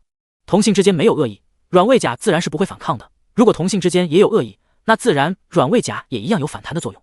夭夭，男女有别，师傅帮你穿软猬甲，以后你还怎么嫁人？叶长生笑道，摸了摸穆夭夭的脑袋。在这个时代，女性还是非常保守的，穿的也很保守，而且女性也很守妇道，很注重清白。一些被玷污的女人可能会上吊自杀，所以女生的清白在这个世界异常重要。穆夭夭俏脸微红，双手捧着软猬甲，走到了叶长生的面前，轻灵的声音响起，师傅，徒儿自从加入宗门就没有想过要嫁给别人。叶长生也是叹息一声，等到你将来到了化神境以后，就可以离开天魔宗，去过你自己的人生了。为师寿元大限快到了，若是不能突破寿元大限，为师也早晚会离开你们，你终究还是要有自己的人生。这件软猬甲还是要自己穿的，为师帮不了你。叶长生说道，下了一道神念，隔绝这件。子和外面的联系，便转身离开了。叶长生缠美女的身子吗？那是肯定的，几乎没有人能够拒绝这样的诱惑，但叶长生还是拒绝了。他没有叶老魔几千年的岁数，可以抵抗住美少女的诱惑。实际上，叶长生也就只活了20多岁，遇到美女还是顶不住。夭夭这么好看，要是叶长生没把持住，很可能对自己的徒儿干一些想象不到的事情。不过穆夭夭可是自己的徒儿，这种事情怎么能做得出来？违背道德和良心。看着师傅离开了，穆夭夭眼睛里有着泪水悄然落下。师傅，徒儿这辈子又怎么可能会喜欢别人呢？徒儿心里一辈子只敬仰过您一个人。穆夭夭还是很清楚自己的身份的，他哪里对师傅敢用喜欢二字，他哪里敢奢望那么多，师傅对他好一点，他就心满意足了。实际上，叶长生还没有领悟到自己徒儿的心意。当一个女孩子都愿意在你面前说出这样的话，让你为她去做那些事情的时候，那就代表这个女孩子对你是100%的信任。在这种情况下，你对她做什么都可以，甚至让她肚子里有宝宝。这是女孩对男孩一种特殊的情感，她愿意将一切都交给你。而叶长生纯属没考虑到这个，他还在为自己的徒儿考虑。毕竟谁会相信一个10几岁的少女喜欢他这个上千岁的老头？叶长生虽然穿越过来了，可这个身体的年龄确实已经那么大了。叶长生再聪明，也想不到自己的宝贝徒儿还有这种心思。他只是单纯的不想让穆夭夭被欺负。过了许久之后，穆夭夭走了出来，而叶长生已经不见踪影了。谢谢师傅，穆夭夭轻声说道。他有了这件软猬甲，也可以放心的去战斗了。而此时此刻，也终于到了比赛要开始的时候了。主持长老宣布道：现在请双方选手上台，天魔宗8徒弟穆夭夭，天门山大弟子苍一天。这场战斗将是实力差距悬殊最大的一场战斗。穆夭夭只有金丹后期，而苍一天已经是元婴初期巅峰了。听着主持长老这么说，众人也都是为穆夭夭感觉到叹息。这么长时间的战斗，还从来没有出现过越一个大等级战斗的情况。穆夭夭的实力就是再厉害，也不可能是元婴境界的对手，这里面差的可是一个大段位啊！是的，实力差距一个大段位，想要战斗就不是那么容易了。苍一山已经凝聚了阴火，而穆夭夭还只是结了金丹，这里面的差距无法相比。这场战斗，穆夭夭危险了呀！天魔宗弟子可能要在9域大会上迎来首败了。纵然他是穆夭夭，这场也是必败无疑。苍一山满脸自信的笑容，他十分清楚，他在这场战斗几乎是必胜的。让苍一山比较激动的是，穆夭夭的颜值实在是太高了，而且穆夭夭的身材也相当好，纯洁无瑕，纤尘不染，清澈的眼睛里没有一点点的瑕疵。她是那样的单纯干净，让人想要去呵护，想要去拥有，想要去享受。这样的奇女子，若是能够得到手的话，该有多么幸福！再让她为自己生个一儿半女，那生活简直是爽到了极致。夭夭妹妹，我是天门山的大弟子，这场战斗我期待了很久。夭夭你天赋卓绝，我实力也不差，我们可以结成道侣，一起修行，共同迈向修行的大世界。你是天魔宗弟子，嫁入我天门山也不亏，我愿意对你许诺，终身只娶你一人，你看看可愿意吗？苍一山发出了邀请。要是能追到穆夭夭的话，那苍一山可真是太幸福了。我拒绝。穆夭夭只用了简单的3个字便答复了对方。为何拒绝？你若是同意，这场战斗我可以认输，让你进入4强。苍一山说道。不需要。穆夭夭说道。哈哈，很久没遇到这样的女子了，这不是才让人有征服的欲望吗？苍一山更加想要拥有穆夭夭了。他看了看穆夭夭的身材，简直想要流口水，那胸那腿，可以完年啊！战斗开始。苍一山发现穆夭夭不用剑了，也就是说穆夭夭的武器原本也不是剑，这便是穆夭夭和谢思渊剑法不精的原因，因为他们的武器本来就不是剑。大神通术落花。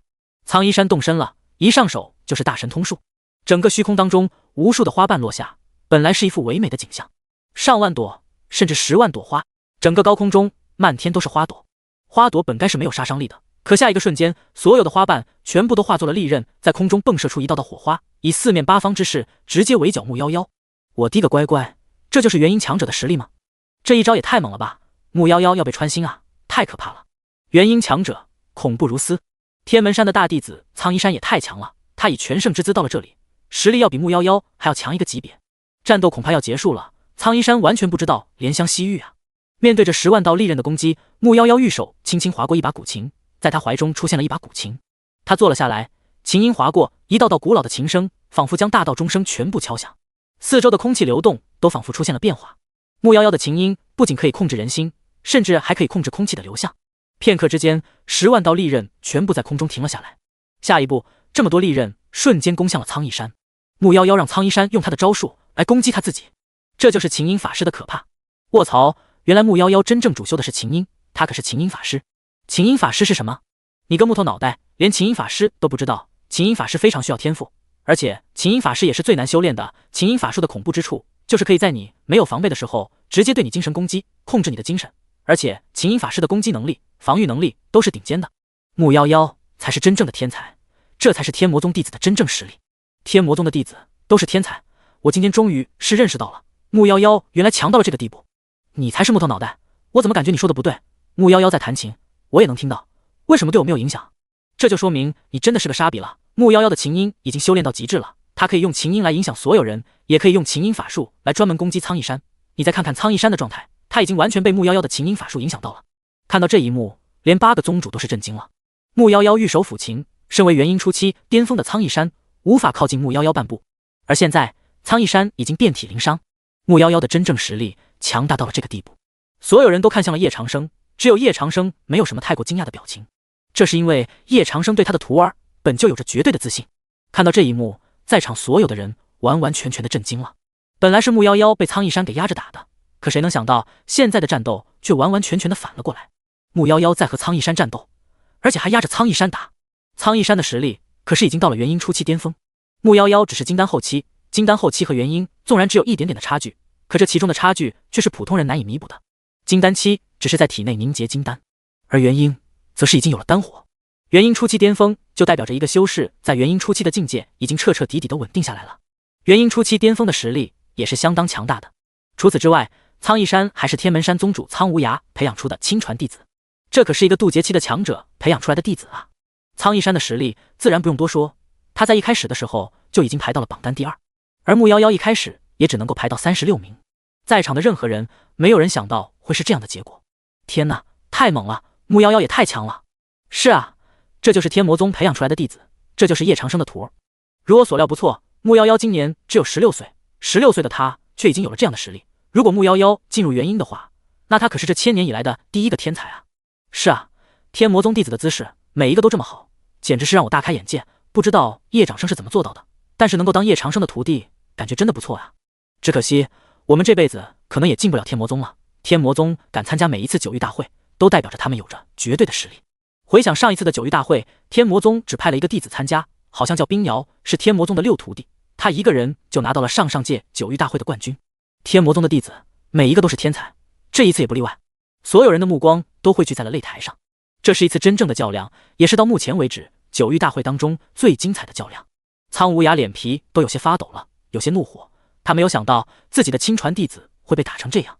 天门山为九域大会的这一天准备了多久，各种资源全部都砸给了他的弟子苍一山，就是为了能够让天门山能够拿到这次大赛的冠军，可以争夺到更多的资源，这也是最重要的事情。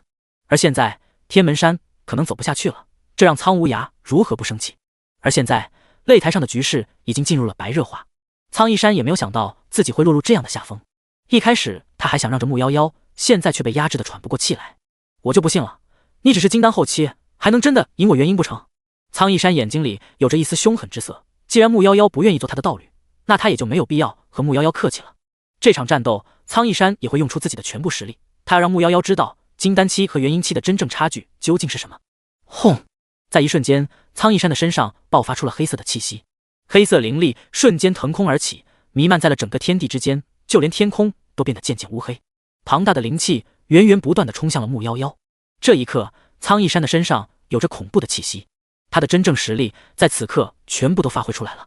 木夭夭，不得不承认，天魔宗的弟子每一个都是天才，你如果再修炼2年，我一定不会是你的对手。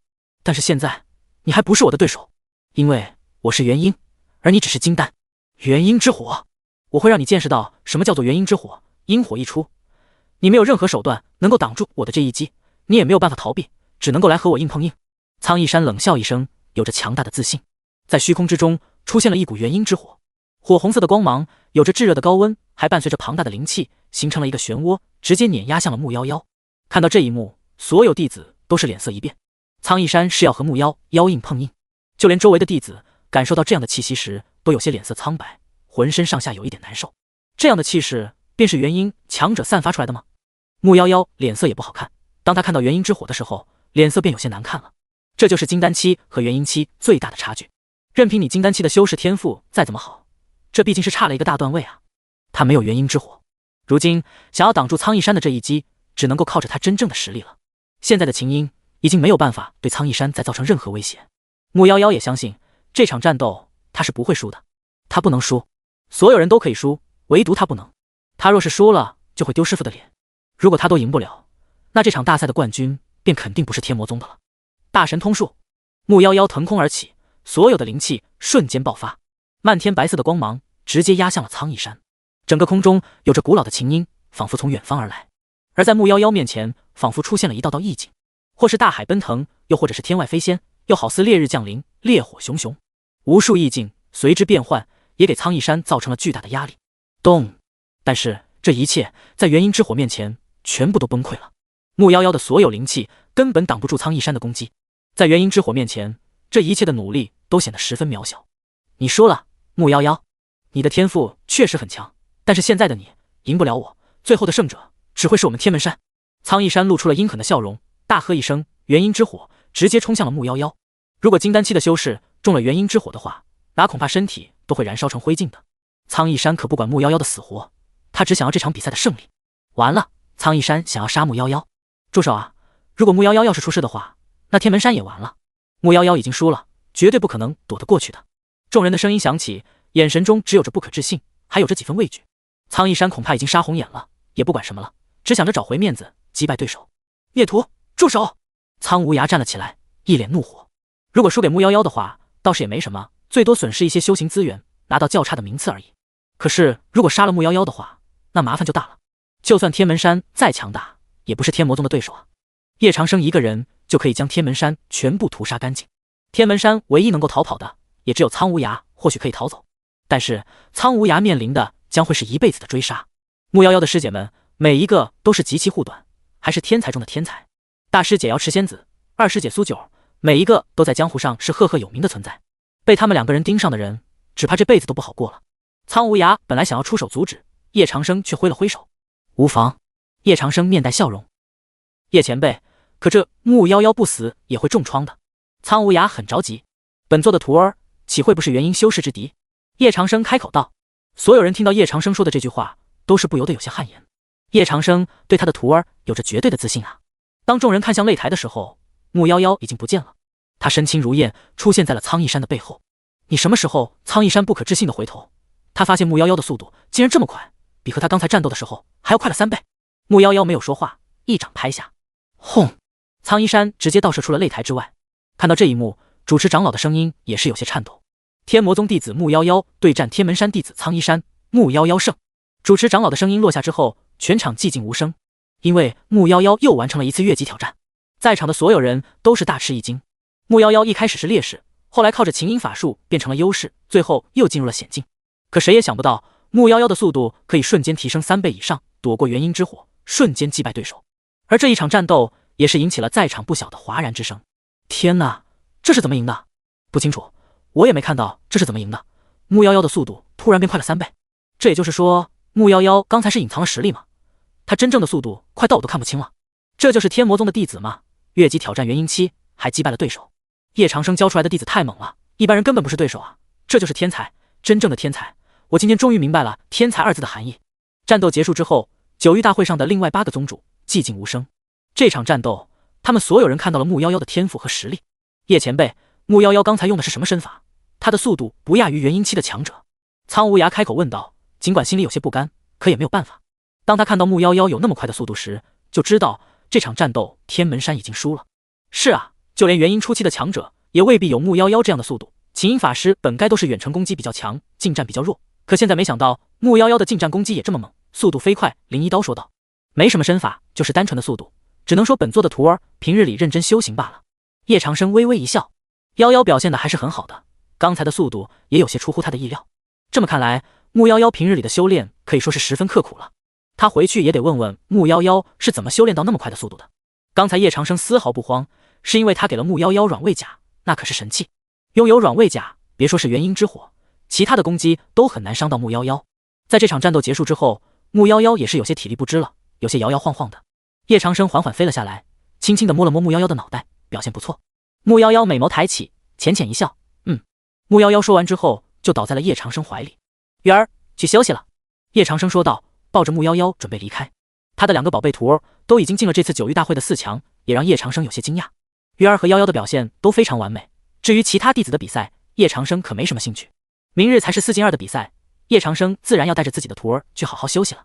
看着叶长生对自己的徒儿这么宠溺，周围的人都有些羡慕。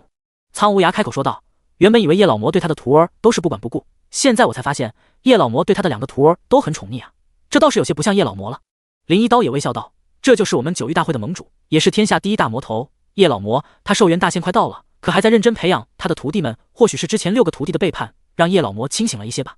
狂一剑眼神也变得有些恭敬了。叶长生不愧是我们魔族的第一人，他教出来的弟子每一个都会闻名于天下。这2个徒弟也是妖孽中的妖孽，光论天赋不比任何人差。我现在倒是有些佩服叶长生了。虽然天魔宗岌岌可危，但有叶长生在，还是会让大家感到心安。苍无涯点了点头，我之前还看不起叶老魔，现在也明白了一些了。叶长生的境界已经不是我能够达到的了。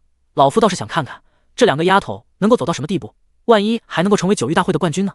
在场的众多高手都不得不有些敬佩叶长生了。能够教出这样的弟子，这便说明叶长生的实力和底蕴有多么可怕了。很快，九域大会也即将进入了高潮。今天的比赛正是4进2的比赛，而在这场九域大会上，前4名的奖励都是非常丰厚的，但是第3名和第4名只能够得到地阶法器而已，而到了第1名和第2名却是天阶法器，这其中的差距自然也是不言而喻的。地阶和天阶的差距差了整整1个品级。前几10名的奖励虽然是叶长生给的，但每年这么多的魔道宗门也要为天魔宗上供不少的修行资源。八姐加油，如果都能进决赛的话那就好了。谢思渊嘻嘻一笑，木妖妖点头。他最敬佩的人就是师傅，最喜欢的也是天魔宗，他还是师傅的徒弟，当然不能给师傅丢脸了。很快抽签结果出来了，谢思渊对阵瑶台仙宫掌教的亲传弟子穆青儿。穆青儿今年29岁，已经到了元婴中期，这样的天赋在修行界当中也算是十分妖孽的存在了。当然，这也是瑶台仙宫及其所有资源这么多年来才培养出的一个天才。世界上也并不是所有人都和天魔宗的弟子一样妖孽。叶长生看了看抽签结果，谢思渊对穆青儿，哪怕谢思渊再过妖孽，现在的他只有金丹中期，也不可能是瑶台仙宫穆青儿的对手。而穆妖妖的对手一样是一个元婴初期的强者，穆妖妖进决赛是没有问题的，而谢思渊恐怕就不是对手了。渊儿，这场战斗不敌的话认输就可以了，不要强求。叶长生说道。听着叶长生这么说，周围的众人都是不免的有些惊讶。以往叶长生对自己徒儿的要求也是十分严格的，只允许胜利，不允许失败。如果失败了的话，不管是什么原因，叶长生也都会惩罚自己的徒儿。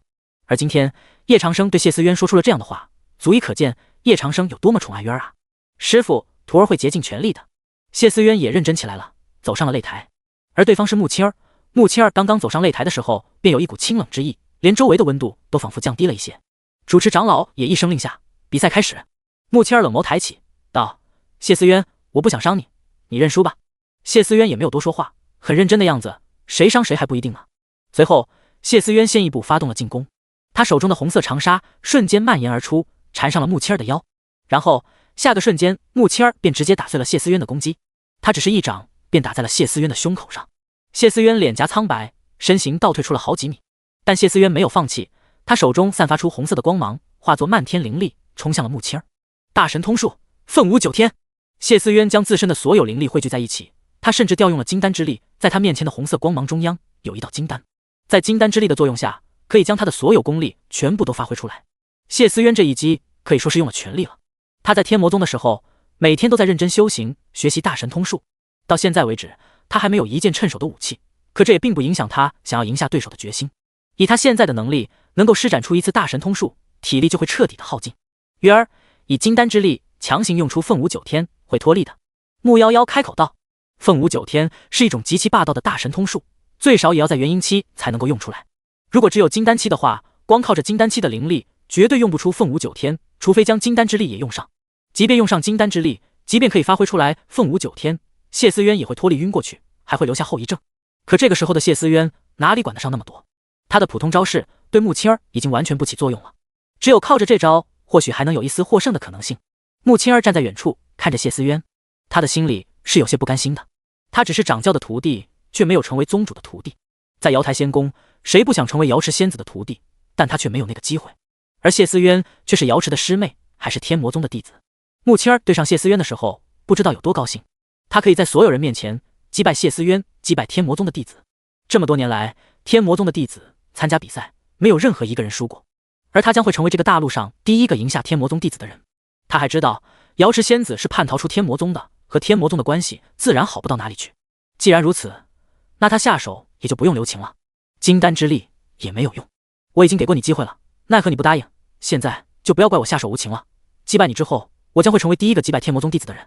穆七儿飞速上前，身上光芒大现，可怕的气势爆发，一掌爆发而出，周围的空间都在结冰，就连谢思渊的金丹也被瞬间击溃。还好这是谢思渊的金丹，如果换作是别人，恐怕金丹都会被穆七儿一掌击碎。击碎金丹的后果就是这个弟子修为尽废。穆七儿想要废掉谢思渊，而且他废掉谢思渊，别人还拿他没有办法，是谢思渊主动先用出金丹之力的。谢思渊嘴角吐出了一口鲜血，金丹强行收回，感觉胸口都仿佛炸裂般，凤舞9天还没有用出来，便被强行打断了。穆七儿又是一掌拍在了谢思渊的后背，这还没有完，穆七儿再度凌空而起，一掌轰向了谢思渊的身体。他这连续几招用下来，谢思渊不死也得重伤。在这个时候，穆夭夭凌空而起，白色的灵力瞬间挡住了穆七儿的攻击，握住了穆七儿的胳膊。月儿已经没有反抗之力了，适可而止吧。穆夭夭开口说道，清澈的目光中有着一丝冷淡，还有一丝杀念。这只是一场战斗，有人却将月儿打伤了。好了好了，那就不打了。本来以为天魔宗的弟子能稍微像样点，现在看来不堪一击。穆七儿淡然一笑，走下了擂台。月儿，穆夭夭没有去理穆七儿，抱起了谢思渊。对不起，八姐，我输了。谢思渊开口说道，他原本绝美的脸颊上有着一丝鲜血。他从来没有受伤，今天还是第一次受伤。这也是因为对手的实力太厉害了，金丹中期又如何与元婴中期对抗？说完之后，谢思渊就晕了过去。高台上的叶长生也在看着这一幕。叶长生没有说话，小辈之间的战斗，他也不好直接插嘴说什么。只是月儿是他最疼爱的徒弟，月儿受伤这件事情他记住了，本座日后会亲自上瑶台仙宫看看。叶长生说道，转身离开。叶长生说的这3个字就已经很重了。谢思渊被伤成这样，还是在擂台上，毕竟是9域大会，叶长生也不好找小辈的麻烦。但是这不代表叶长生不会找瑶台仙宫的麻烦。听到叶长生这么说，青灵儿脸色一变。叶前辈，刚才只是小辈之间的争斗，如果有伤到您的徒弟，瑶台仙宫愿意赔罪。青灵儿拱手说道。青灵儿也是故意这么说的，他虽然敬畏叶长生几分，也不代表会真正的在叶长生面前屈服。叶长生还真会为了一个徒弟，在9域大会上当着这么多人的面大发雷霆，对一个小辈出手吗？一旦传出去，恐怕遭天下人耻笑。叶长生没有理会青灵儿，去抱起了谢思渊。回到房间，谢思渊苏醒了之后，跪在了叶长生面前。师父，徒儿输了，丢了师父的脸，请求师父责罚。谢思渊很害怕，也很惶恐，更多的是自责。叶长生坐着看着谢思渊，脸色阴沉，没有人知道叶长生在想什么。月儿，叶长生拉住了谢思渊的胳膊，轻轻地抱着他，把他放在了床上。伤势怎么样了？叶长生问道。还好啦，师父，也不是很疼。谢思渊嘻嘻一笑，眨了眨眼睛，乖巧地躺在叶长生面前。金丹差点碎了，能不疼？叶长生说道，给谢思渊服下了一颗疗伤丹。师父，要是徒儿金丹碎了，是不是再也修行不了了？谢思渊有些委屈。要是你金丹碎了，师父帮你杀上瑶台仙宫，这9域大会也别想办了。叶长生说道，眼色中有些阴狠。瑶台仙宫也愈来愈放肆了，为师宽容了他们几天，便敢对本座的徒儿下这么重的手。叶长生身上有着一股霸道的气息，他这人唯一的优点就是护短。尽管叶长生已经不是叶老魔了，可他还是对自己的这3个宝贝徒儿有感情的。至于其他6个背叛的徒儿，在叶长生眼里必须要好好调教和惩罚。来到异世界，叶长生每天接触的就是自己的3个徒儿，如今月儿受伤，这件事情自然就不能这么算了。师父，徒儿是被穆七儿打伤的，和瑶台仙宫没有关系，大姐一定不会欺负徒儿的。谢思渊说道。好了，你也不用为那孽徒说话，那孽徒不允许瑶台仙宫的人敢伤你。叶长生开口道。先休息吧，养养伤，回去之后多多修行，知道了吗？叶长生摸了摸谢思渊的脑袋。徒儿知道了，徒儿回去之后一定会好好修行的。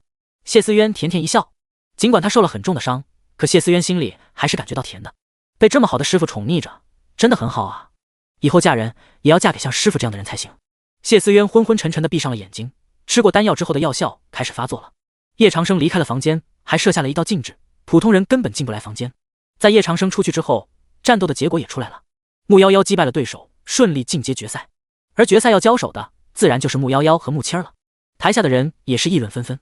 穆夭夭的实力还是很强啊，可是穆七儿的实力也不弱，把天魔宗的谢思渊给直接打败了。明天这场决赛好看了呀，穆夭夭一定会全力进攻的。听说天魔宗的几个徒弟都很护短，穆夭夭怕是要让穆七儿付出代价了呀。说实话，穆夭夭可能也不是穆七儿的对手，穆七儿不管怎么说都已经到了元婴中期，实力不是普通人能比得了的。穆夭夭战胜对手之后，直接便打算回房间去看谢思渊了。师父，月儿怎么样了？穆夭夭着急地问道。月儿无碍，现在睡着了。叶长生笑道。那就好，师父，明天的决赛弟子一定会打赢穆七儿的，这次9域大会的冠军弟子一定会拿到手的。木夭夭说道。连她这么纯洁无瑕的女孩子，这次都很生气。她认定的东西，那就是她认定的。她的师妹受伤了，这种事情不能容忍。叶长生说道。夭夭来，为师赐给你一件法器。木夭夭乖巧的点头，跟在了叶长生的身后。进了房间之后，叶长生坐了下来。师傅喝水。木夭夭主动给叶长生倒了一杯水。夭夭，现在的你应该还不是木青儿的对手。叶长生说道。有人伤了渊儿，为师不方便出手，你便代替为师出手吧。这件法器本是以后该赐给你的，现在为师便先赐给你。叶长生微笑道。谢谢师傅。木夭夭跪在了地上，美眸抬起。他没有想到，原来师傅也会赐给他法器。要知道，师傅只给5个徒弟赐过法器：大师姐瑶池，二师姐苏九，三师姐月霓裳，五师姐陈思思，六师姐冰瑶。而今天师傅竟然要先赐给他法器了。师傅赐出去的法器，每一件法器都是绝品中的绝品。他本来以为能够拿到法器这种事情，也只有师姐们才能拥有，可他却从未想到自己有一天也会得到师傅赐的法器。木夭夭不知道怎么说话，便给叶长生磕了3个响头。师傅，夭夭愿起誓，夭夭永远会是师傅的弟子，不论什么时候，不论发生任何情况，我也会是师傅的弟子，永远都不会背叛师傅。为师相信你。叶长生笑道。看到木夭夭这样的态度，叶长生也就放心了。木夭夭的忠诚度一直都是最高的，叶长生也不会怀疑系统给出来的数据。你喜欢弹琴，为师便送给你一把琴。叶长生手掌微动，散发着圣洁般光芒的古琴缓缓落在了木夭夭手里。古琴上散发着淡淡的光芒，还有着一丝仙气，干干净净，又带着神圣般的气息。这把古琴叫做一叶清泉，威力无穷。等你的灵力融入到古琴之后，古琴认主，这把古琴便可以随你的想法变换形状。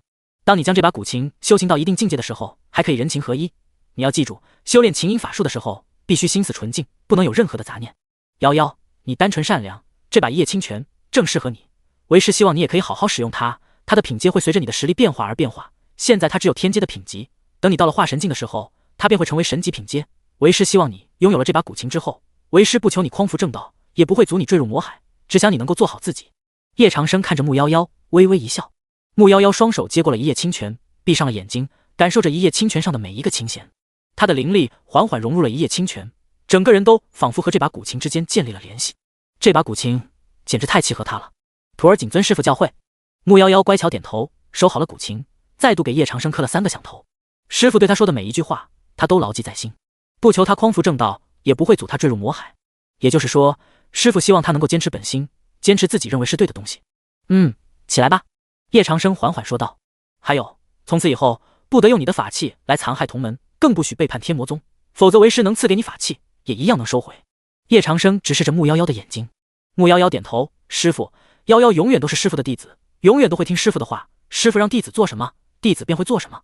听到木夭夭的回答之后，叶长生也满意的点了点头。木夭夭离开叶长生的房间之后，心里更是坚定了下来。他知道什么是对，什么是错。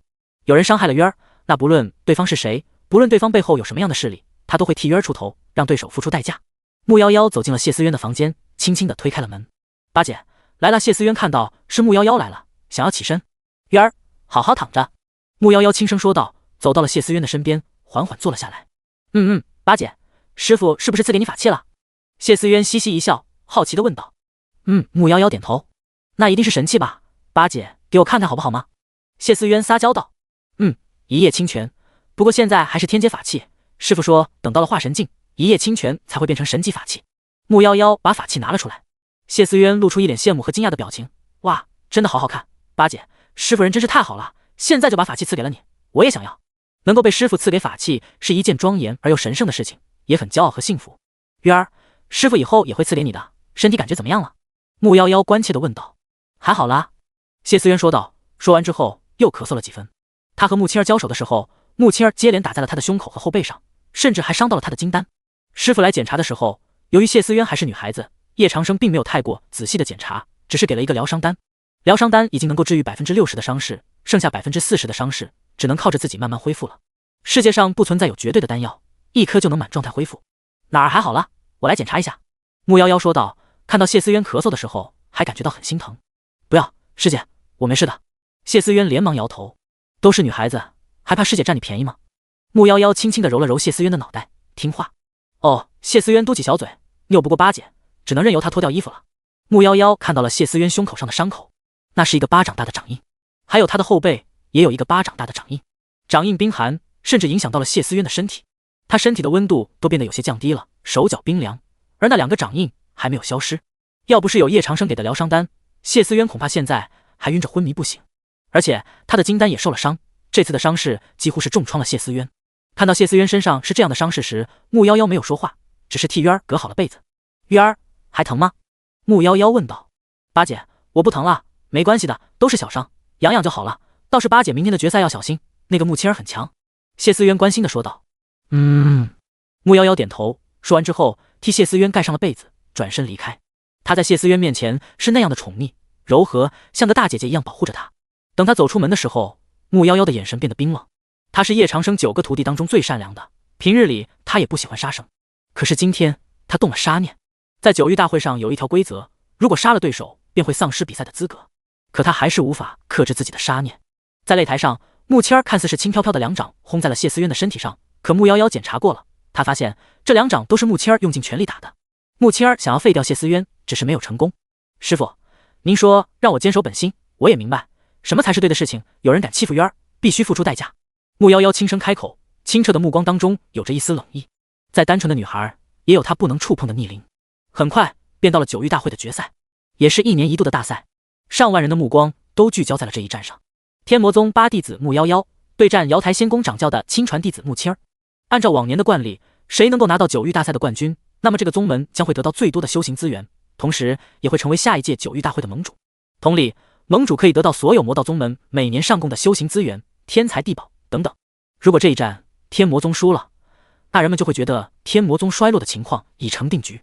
在以往的9域大会上，天魔宗向来都是盟主，每年天魔宗的弟子都能够以碾压性的优势夺冠。作为魔族第一宗门的天魔宗向来有着这样的优势，而今年天魔宗的9徒弟谢思渊却被对手轻松击败，这一场大战也关乎到了天魔宗的荣誉。上万人也开始议论纷纷。不知道这次谁能拿到冠军？我看穆夭夭比较难拿冠军啊，瑶台仙宫的穆青儿实力是相当强悍。看来天魔宗第一的时代要过了，现在的天魔宗确实不怎么样了。天魔宗旗下第一高手是一个化神境的强者，剩下的就这3个弟子了。而叶老魔寿元大限快到了，还不知道是不是其他渡劫期强者的对手呢？也许叶老魔已经不是其他渡劫期强者的对手了吧，毕竟他已经老了，据说快到寿元大限的时候，实力肯定会下降的。你这不是废话呢？你都快死了，你还能像年轻的时候一样？不知道怎么说，这场战斗我是感觉穆夭夭没有希望。穆夭夭是金丹后期，谢思渊是金丹中期，也只差了一个小段位，可谢思渊是完全被碾压的，穆夭夭上了，多半也要被碾压吧。没错，金丹中期想要对付元婴中期几乎是不可能战胜的，天魔宗的时代已经过去了。9域大会上，天魔宗的2个弟子确实不是对手，但是要说比颜值的话，有一说一，没有人比穆夭夭和谢思渊好看啊。叶前辈的2个徒弟是真的漂亮，就好像仙女一样，爱了。众人都在议论纷纷，而在高台上的8大宗主也都在讨论。片刻之后，叶长生凌空而来。当叶长生来的时候，整个天地原本嘈杂的声音都瞬间变得安静了下来。叶长生来了，吸引了所有人的目光。不管现在天魔宗怎么弱势，也没有一个人敢小觑天下第一的大魔头祖师叶长生。比赛可以开始了。叶长生缓缓开口。比赛开始。主持长老听到叶长生的指令，正式宣布比赛开始。在决赛的舞台上，微风吹拂，穆夭夭的青丝随风舞动，她一脸的冰冷，清澈的目光中只有着冷意。而对手是穆青儿，穆青儿的身上更冷，她本就是极寒体质，在她周围一切温度都会下降几分。穆青儿没有说话，手掌微动，一道冰冷的青色光芒爆发，周围的世界仿佛都化作了冰山般，青色光芒所到之处，地面全部结冰。她要来限制穆夭夭的行动。穆夭夭轻轻跃起，脚踩青纱之上，她身上沐浴着圣光，周围的温度迅速上升，将穆青儿带来的寒意全部抵消。她凌空而起，一掌轰向了穆青儿。穆青儿没有后退，同样一掌轰出，两人的掌锋轰在了一起，就连四周的空气都是塌陷开来。轰！烟尘弥漫。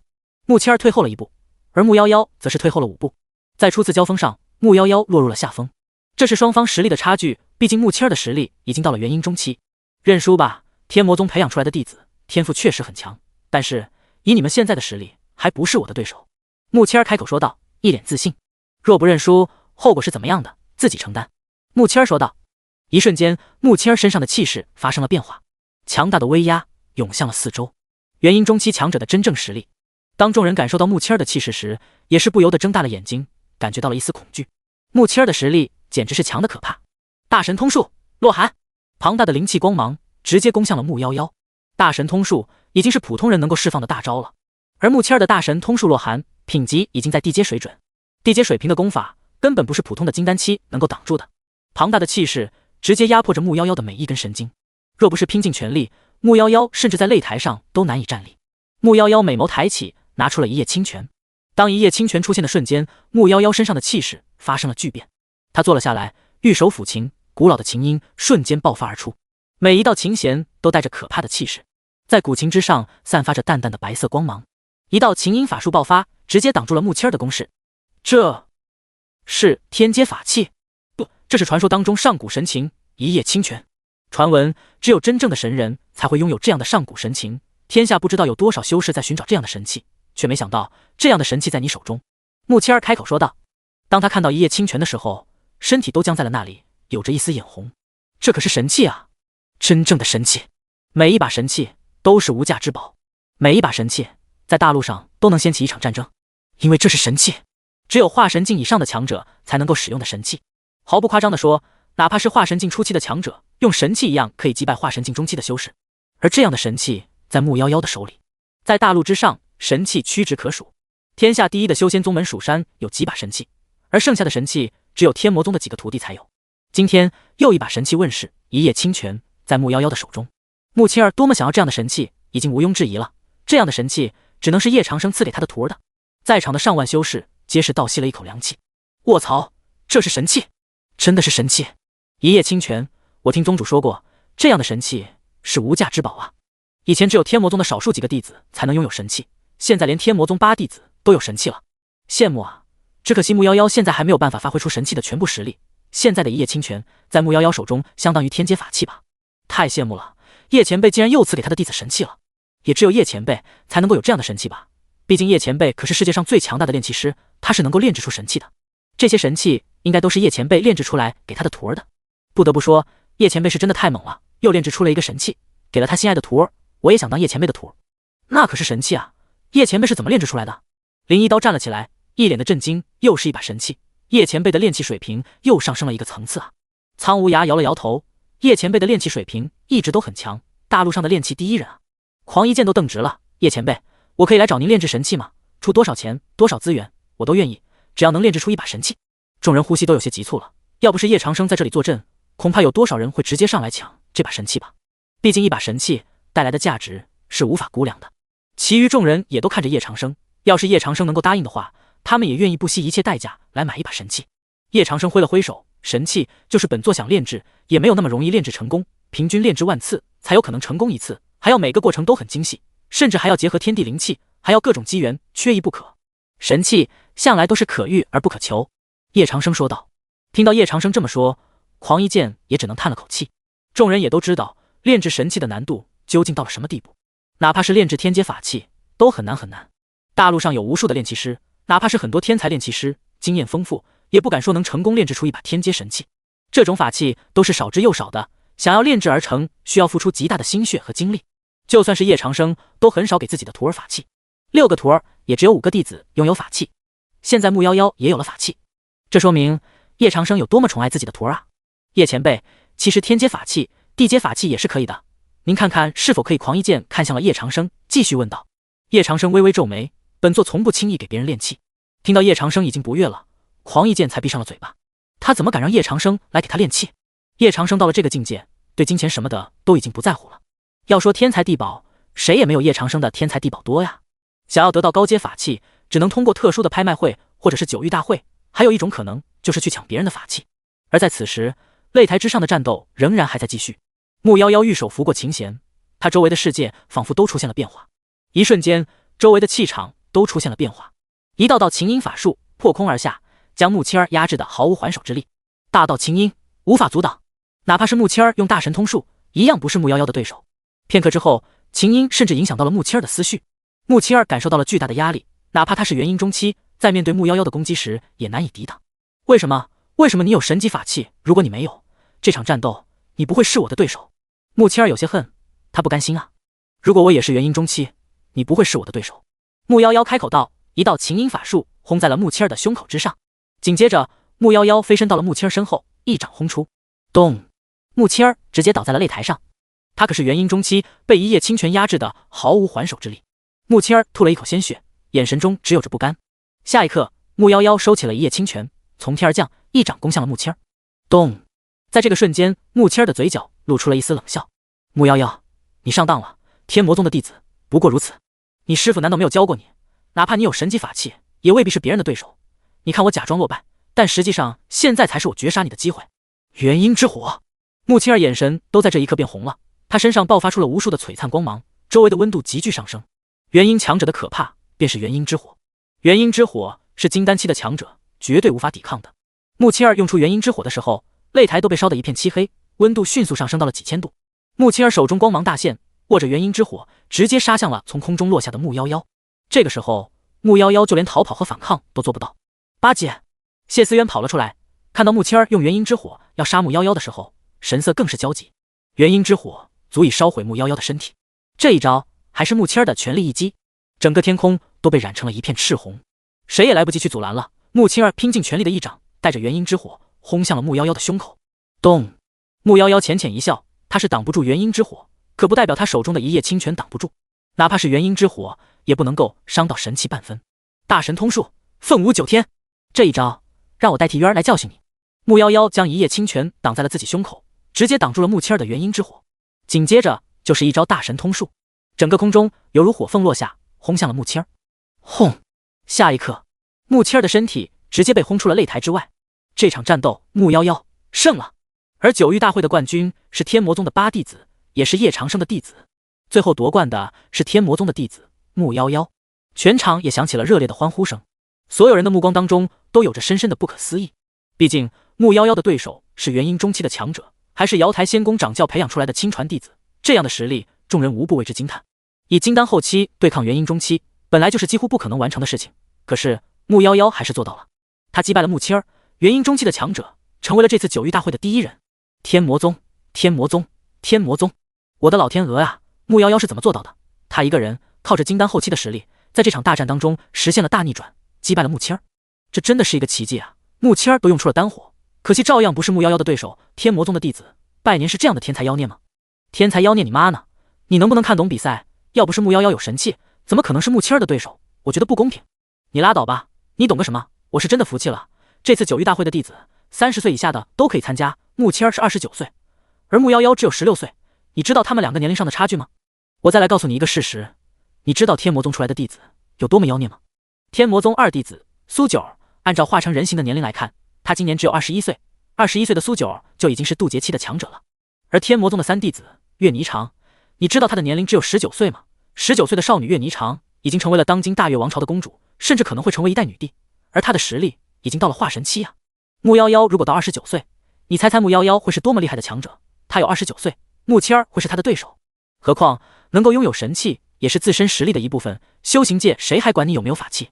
众人有互相争吵的，也有满脸羡慕的，当然更多的是崇拜，因为穆夭夭简直是太好看了，她的颜值让无数人感觉到喜欢怜惜。如此清纯的女孩，干净的好像是一张白纸，还有这么年轻，便如同仙子一样，任凭谁也喜欢啊！爱了爱了，不知道我怎么样才能够娶到这么漂亮的女孩啊？恐怕这辈子是没什么希望了。我也觉得我也没有希望了，这样的仙子我能够多看几眼就好了，怎么还敢娶她呢？也不知道什么人才能够拥有这么漂亮的女孩子啊，羡慕哭了。就是不知道叶前辈的天魔宗还收不收男弟子，哪怕是收个佣人也行啊，只要能够让我看到仙女，做什么都行。擂台上，穆夭夭看了穆青儿一眼，转身离开。穆青儿也受了重伤，只可惜他没有能够杀掉穆青儿。如果他的实力再强一些，一定可以杀掉穆青儿的。至于夺冠的喜悦，穆夭夭并没有感觉到。天魔宗的弟子参加九域大会，每一年都是应该夺冠的，没有任何例外。他夺冠也是应该的。如果他在这场九域大会上不能夺冠，穆夭夭反而会认为这是他自己的问题，自己会丢了天魔宗的脸。倒是谢思渊一脸的惊喜，八姐夺冠了，八姐是九域大会的冠军，嘻嘻，总算没有给师傅丢人呢。谢思渊跑到了穆夭夭的怀里，渊儿，你还受伤呢，不许乱跑。穆夭夭说道，抱住了谢思渊。那渊儿可不管，八姐都夺冠了，我感觉也不痛了。谢思渊露出了天真烂漫的笑容，很是开心的样子，也为穆夭夭夺冠而感到高兴。主持长老也是一脸的惊讶，看着眼前的场景，又看了看在地上摔着的穆青儿，也是终于缓过神来了。老夫宣布，本次九域大会的冠军是天魔宗9弟子穆夭夭。天魔宗再度培养出了2个天才少女，谢思渊、穆夭夭，本次大赛的冠军是穆夭夭，而亚军是穆青儿，季军便是谢思渊。让我们恭贺天魔宗，恭贺叶前辈，恭贺叶前辈，恭贺叶前辈！在场所有的人都是拱手弯腰行礼。在这里，叶长生便是盟主。有人想要说叶长生的坏话，也只敢在叶长生背后说这些坏话。在叶长生面前，所有人连个屁都不敢放一下。毕竟整个魔族，甚至整个天下，没有人不害怕叶长生的。叶长生微微点头，可以发奖励了。叶长生说道：“本座亲自给冠军发放奖励。”叶长生站了起来，拿出了2件天阶法器，交到了穆夭夭的手里，还有4颗化神丹，4颗九重丹。徒儿多谢师傅。穆夭夭跪在了叶长生的面前。无妨，你是为师的徒儿，为师亲自赐你2件天阶法器。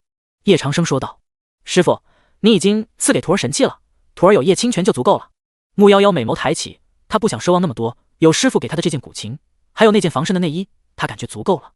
那是为师作为师傅赐给你法器，而今天你是9域大会的冠军，所有的奖励也是为师应该赐给你的。”叶长生说道。听到师傅的语气，穆夭夭跪了下来。第1件天阶法器素羽长裙，穿上之后不仅可以变得漂亮，而且这件衣服的防御能力也是天下一绝，没有化神境的强者伤不到你半分，不论男女。叶长生笑道，手掌轻轻一挥，素羽长裙穿到了穆夭夭的身上。至于穆夭夭原来的裙子已经被替换了，穿上素羽长裙之后，穆夭夭轻轻地转了一圈，仙气飘飘，她的黑丝长发缓缓落下，飘然若仙，娉娉婷婷，气质出尘，如同真正的仙女一般。哇，八姐好漂亮啊！谢思渊一脸惊喜的样子，看着穆夭夭，满脸羡慕。太美了，太美了，真的是仙女！天啊，叶前辈送给他的徒儿天阶法器素羽长裙，这可是传说当中的仙裙啊，还是绝佳的护身法宝。爱了，羡慕嫉妒恨，我也想当9域大会的冠军，可惜我和冠军无缘啊。别人都说叶前辈很抠门，我看叶前辈对自己的徒儿真的是太好了，又这么宠溺，也只有叶前辈才能够有这么多的法器吧。看着叶长生赐穆夭夭法器，就连8大宗门的宗主都是忍不住有些震惊。这些都是天阶法器，他们也都想要啊，可惜有叶长生坐镇，谁敢有什么想法。第2件法器，为师赐给你夜明珠1枚，虽说是天阶法器，它的作用有着精心养颜之效，不仅如此，还有源源不断的灵气可以供你修炼，有这样的夜明珠在，便是最好的修炼场所，比外面的紫气洞穴还要好上100倍。叶长生又挥了挥手，听，是夜明珠的时候，众人还以为这是个垃圾，毕竟夜明珠只是一个晚上发光用的东西而已。可是听到叶长生的解释，众人全部都瞪大了眼睛。在这个世界，弟子们修行都是需要灵石的，因为灵石可以有灵气，而众多的弟子修行全部都需要用灵石，没有人可以例外。灵石当中蕴含着大量的灵气，用灵石铺在身下修行，一方面可以吸收灵气，加速自身体内灵脉运转，还可以提升实力。灵石是大陆上每一个人都需要用的修行资源，如果普通人没有灵石，修行速度便会奇慢无比。而这颗夜明珠每天可以源源不断的有充沛的灵气，而且还是上等灵气，比紫气洞穴还要强100倍啊！上等的灵气会让弟子们修行速度更快，这也就是为什么大型宗门培养出来的弟子天赋更好，实力更强，原因就是在这里，大型宗门的修行资源很多，也能给弟子提供很多不错的灵石。而有了夜明珠，夜明珠提供的灵气比上等品质的灵气还要更好一些。有这样的夜明珠在，不仅可以解决了灵石的修炼资源，每日的修行将会事半功倍。在这样的修行之下，自己的修为也会飞速增加。除了增加修为之外，还可以养颜。穆夭夭的颜值本来就已经这么好看了，再加上夜明珠的存在，那穆夭夭岂不是变得更加漂亮了？要知道，夜明珠这种珍贵的宝物是多少女子梦寐以求的东西，天魔宗的9个弟子也只有穆夭夭得到了夜明珠，足以可见叶长生对自己的徒儿有多么宠溺了。这样珍贵的宝物也毫不吝啬。谢谢师傅。穆夭夭接过了夜明珠，小心翼翼地收了起来。日后好好修行。叶长生微笑着点头。看到第2名是穆青儿的时候，叶长生也只是冷漠，并没有给穆青儿发放奖励。不过按照9域大会的规则，自然是要给第2名发放奖励的，这也是必须要做的。穆青儿满心欢喜的想来接受叶长生亲自赐给的礼物，不料叶长生也都没有理会他。而这个时候，主持长老议会了过来，连忙笑道：“穆青儿，9域大会第2名可以得到天阶法器的奖励，由老夫来亲自赐给穆青儿。”看到叶长生这么差别待遇，众人也都是可以理解，更加羡慕了。叶长生只会亲自赐给自己的徒儿奖励，至于其他人，也不看看那些人配吗？穆青儿接过奖励之后，对着叶长生微微欠身，多谢叶前辈的赏赐，伤到您的徒弟，我很抱歉。叶长生也只是看了一眼穆青儿，无妨，本座会亲自上瑶台仙宫的，记住告诉瑶池，若瑶池不在，本座会灭掉瑶台仙宫。听到叶长生这么说，穆青儿吓得脸色发抖。他伤谢思渊和穆夭夭，是他自己想要证明自己，而且青灵儿也没有反对。只是现在叶长生要去瑶台仙宫，哪怕瑶台仙宫位列8大仙宫之一，听到叶长生的名字也还是会瑟瑟发抖。毕竟他可是叶长生啊，又怎么是一般人能够相比的？叶长生看向了谢思渊，摸了摸谢思渊的脑袋。9域大会第3名，谢思渊，这把玄阴神剑不适合你，月儿想要什么？谢思渊委屈地说道：“师傅，徒儿才不要天阶法器呢，徒儿要一把神器可以吗？”叶长生敲了敲谢思渊的脑袋：“你当这神器是大白菜啊？不过你想要，等日后吧。日后你若是修为精进，为师便赐给你。”谢思渊点头：“嘻嘻，好的，那这次的神器师傅还是赐给我吧。”叶长生皱了皱眉，贪得无厌。谢思渊晃了晃叶长生的胳膊：“师傅人最好了，而且我还是第3名呢，要骄傲一下。”要是换做以前，谢思渊哪里敢在叶长生面前这么撒娇？主要是这段时间，叶长生看着也没有以前严厉和暴怒了。在谢思渊眼里，师傅一直都是那么宠他的，虽然偶尔严厉一下，可在他心里，师傅就是最好的。他也只会在师傅面前撒娇，多么幸福啊！在别人面前，他才不会这么撒娇呢。行吧，师傅再给你一件彩云流沙裙，天阶法器，穿在身上轻飘飘的。不过穿上这裙子可以，还是不准去随便挑衅别人啊。叶长生说道：“徒儿多谢师傅。”嘻嘻，我也有这么好看的裙子了，谢谢师傅。师傅，以后我帮您捶背，帮您捏肩，帮您端茶倒水都好。谢思渊开心爆了，看着师傅赐给他的裙子，整个人都变得很高兴。师傅，可是渊儿才14岁，还会长高呢，长高了裙子不合身怎么办？谢思渊期待的小眼神看着叶长生，师傅要不要等我长高，再送我一套裙子？叶长生皱眉，这套裙子是仙器，会根据你的身材变化自行调整，不要贪得无厌，不然回去受罚。谢思渊听到这个答案，满意的跑开了。其实这次大赛第3名只奖励地阶法器的，可是师傅还是送给了他一个天阶的裙子。